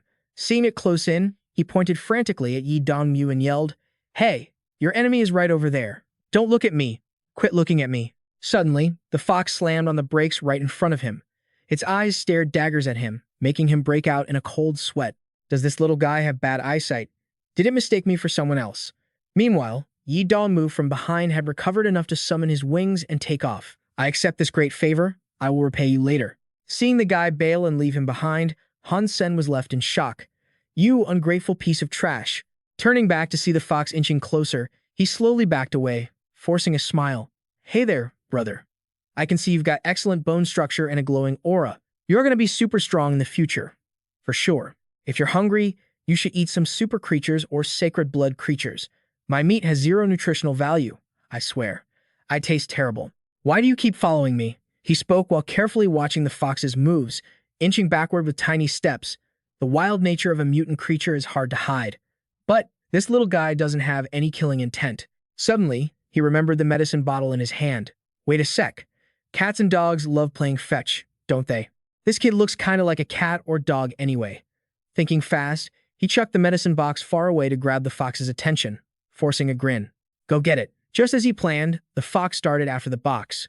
Watching it run off, he couldn't help but be surprised. Holy cow, that actually worked? Seizing the moment, he bolted immediately. If he didn't run now, when would he?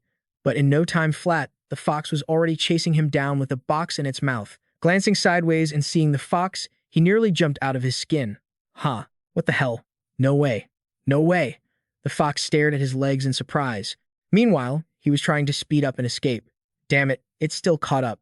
He kept his head down and ran, until suddenly, a massive ice mountain loomed in front of him. And what shocked him even more was seeing the fox dash ahead and stand on the peak before he even got there. How did it get in front of me already? He was about to use his wings to fly off, but seeing the fox, he slumped helplessly onto the cold ground. If I try to fly and freak it out, will I end up even worse off than Yi Dongmu? Just then, the fox dashed right up to him and dropped the medicine box on the ground. Seeing that, Han Sen forced a smile and praised it. Who's a good boy? That's right. Seeing it standing there so obediently, he reached out, thinking, I really want to pat its head. It should be fine, right? But if this kid shocks me until I pass out, nobody's going to save me. Suddenly, the fox stepped forward and started licking Han Sen's leg, making him jump and scream, Help! It's trying to eat me. But once he calmed down, he realized the bite mark from Yi Dongmu had healed up. The wound. It closed. Did it just heal me? Realizing this, he relaxed a bit, looking at the fox tilting its head and smiling cutely in front of him. Actually, you're pretty cute, aren't you? Inside the ice snake ravine, Han Sen reached out to touch the fox, murmuring, Yeah, pretty cute. It leaned toward him and let out a soft cry. Gee. Seeing the fox's attitude, Han Sen seemed to realize something. This kid, looks like it thinks I'm its dad. Ha ha ha. Raising a super creature from the second shelter? Wouldn't that make me invincible? But then again, a super creature from the second shelter is terrifying. If I take it back, what if it accidentally electrocutes everyone in the shelter to death? After thinking for a moment, he scooped up the fox and flew off. Looks like I can only take it to the Crystal Palace. That way, no matter what happens, it won't bring disaster to anyone else. It looked up at him and chirped happily. Chee chee chee. He glanced down and gasped in surprise. Below was a massive snake, surrounded by a swarm of smaller ones. The scene below shocked him. Silver Eye Ice Snake King. He dipped his wings to observe the snake's path. Isn't this the place I passed through on my way here? There wasn't a single snake here before. Did they all hide back then? Suddenly, the smaller snakes panicked and scattered across the white snow. Han Sen watched in surprise. Running away again? He looked down at the fox. Are they hiding from you? The fox looked at him and let out a soft chee. Hearing that, Han Sen quickly landed on a nearby peak, set the fox down, and whispered instructions. You stay here for a bit, don't scare the snakes away. With that, he flapped his wings and took off. Following the snake's trail on the snow, he flew into a nearby nest and scanned the area. So many snakes. As soon as they saw him, the snakes hissed aggressively. Then, a gigantic snake appeared right in front of him. Its eyes radiated cold, killing intent as it let out a chilling hiss. Seeing it, he was surprised. Silver Eye Ice Snake King, so it really did hide because it was scared of the little fox. He immediately landed and bolted, drawing the Silver Eye Ice Snake King's attention. The snake quickly slithered after Han Sen. As he sped up, he muttered darkly, There are tons of ice snakes in here. If I lead them out to where the evolvers are, things will be easier to handle. The Ice Snake King was closing in on him now, jaws wide open, looking ready to swallow him whole right then and there. Just as it shut its trap, Han Sen bolted, lucky enough to dodge a gnarly hit. The whole snowy ground shook violently, totally freaking him out. That was way too dangerous. Right then, over where the crew was waiting for him, they stared off into the distance, whispering all moody-like, Are we seriously going to keep waiting? It's been forever and he still hasn't shown up. He's probably toast, bitten by that silver-eyed Ice Snake King. Just chill a bit longer. If he crawls out of some ice crack and we leave, explaining that later is going to be a total pain. Suddenly, a sound came from far away that gave everyone the creeps. One guy in the group jumped and was like, What the heck is that noise? Is something coming this way? The noise got louder and louder. Han Sen came zooming in from the distance, totally startling the mob. Han Sen. The dude actually showed up, but what is that behind him? Snakes. The crowd was terrified looking at the giant silver-eyed Ice Snake King hissing at them. No way, is that the silver-eyed Ice Snake King? Seeing the Ice Snake King getting close, Han Sen flapped his wings and backed off fast, yelling angrily, Screw this. Its skin is thick as hell. The group saw Han Sen getting ready to throw hands, so they immediately gripped their weapons tight, frowning at the Ice Snake King. One guy shouted an order right away. Get in formation. Let's fight. The Ice Snake charged in, and the crew behind rushed up to back Han Sen. Die, you beast. Charge. Kill it. In a flash, a bunch of heavy hits smacked into the giant silver-eyed ice snake, making it roar in rage. Fang Jinqi frowned and yelled a warning, The Snake King is super strong, watch yourselves. He rushed in to slash at the silver-eyed Ice Snake King, gritting his teeth and thinking, Man, this ghost claw blade is way too short, I can't even pierce through. Hope the poison actually works on this king. The giant snake coiled up, staring coldly at the group.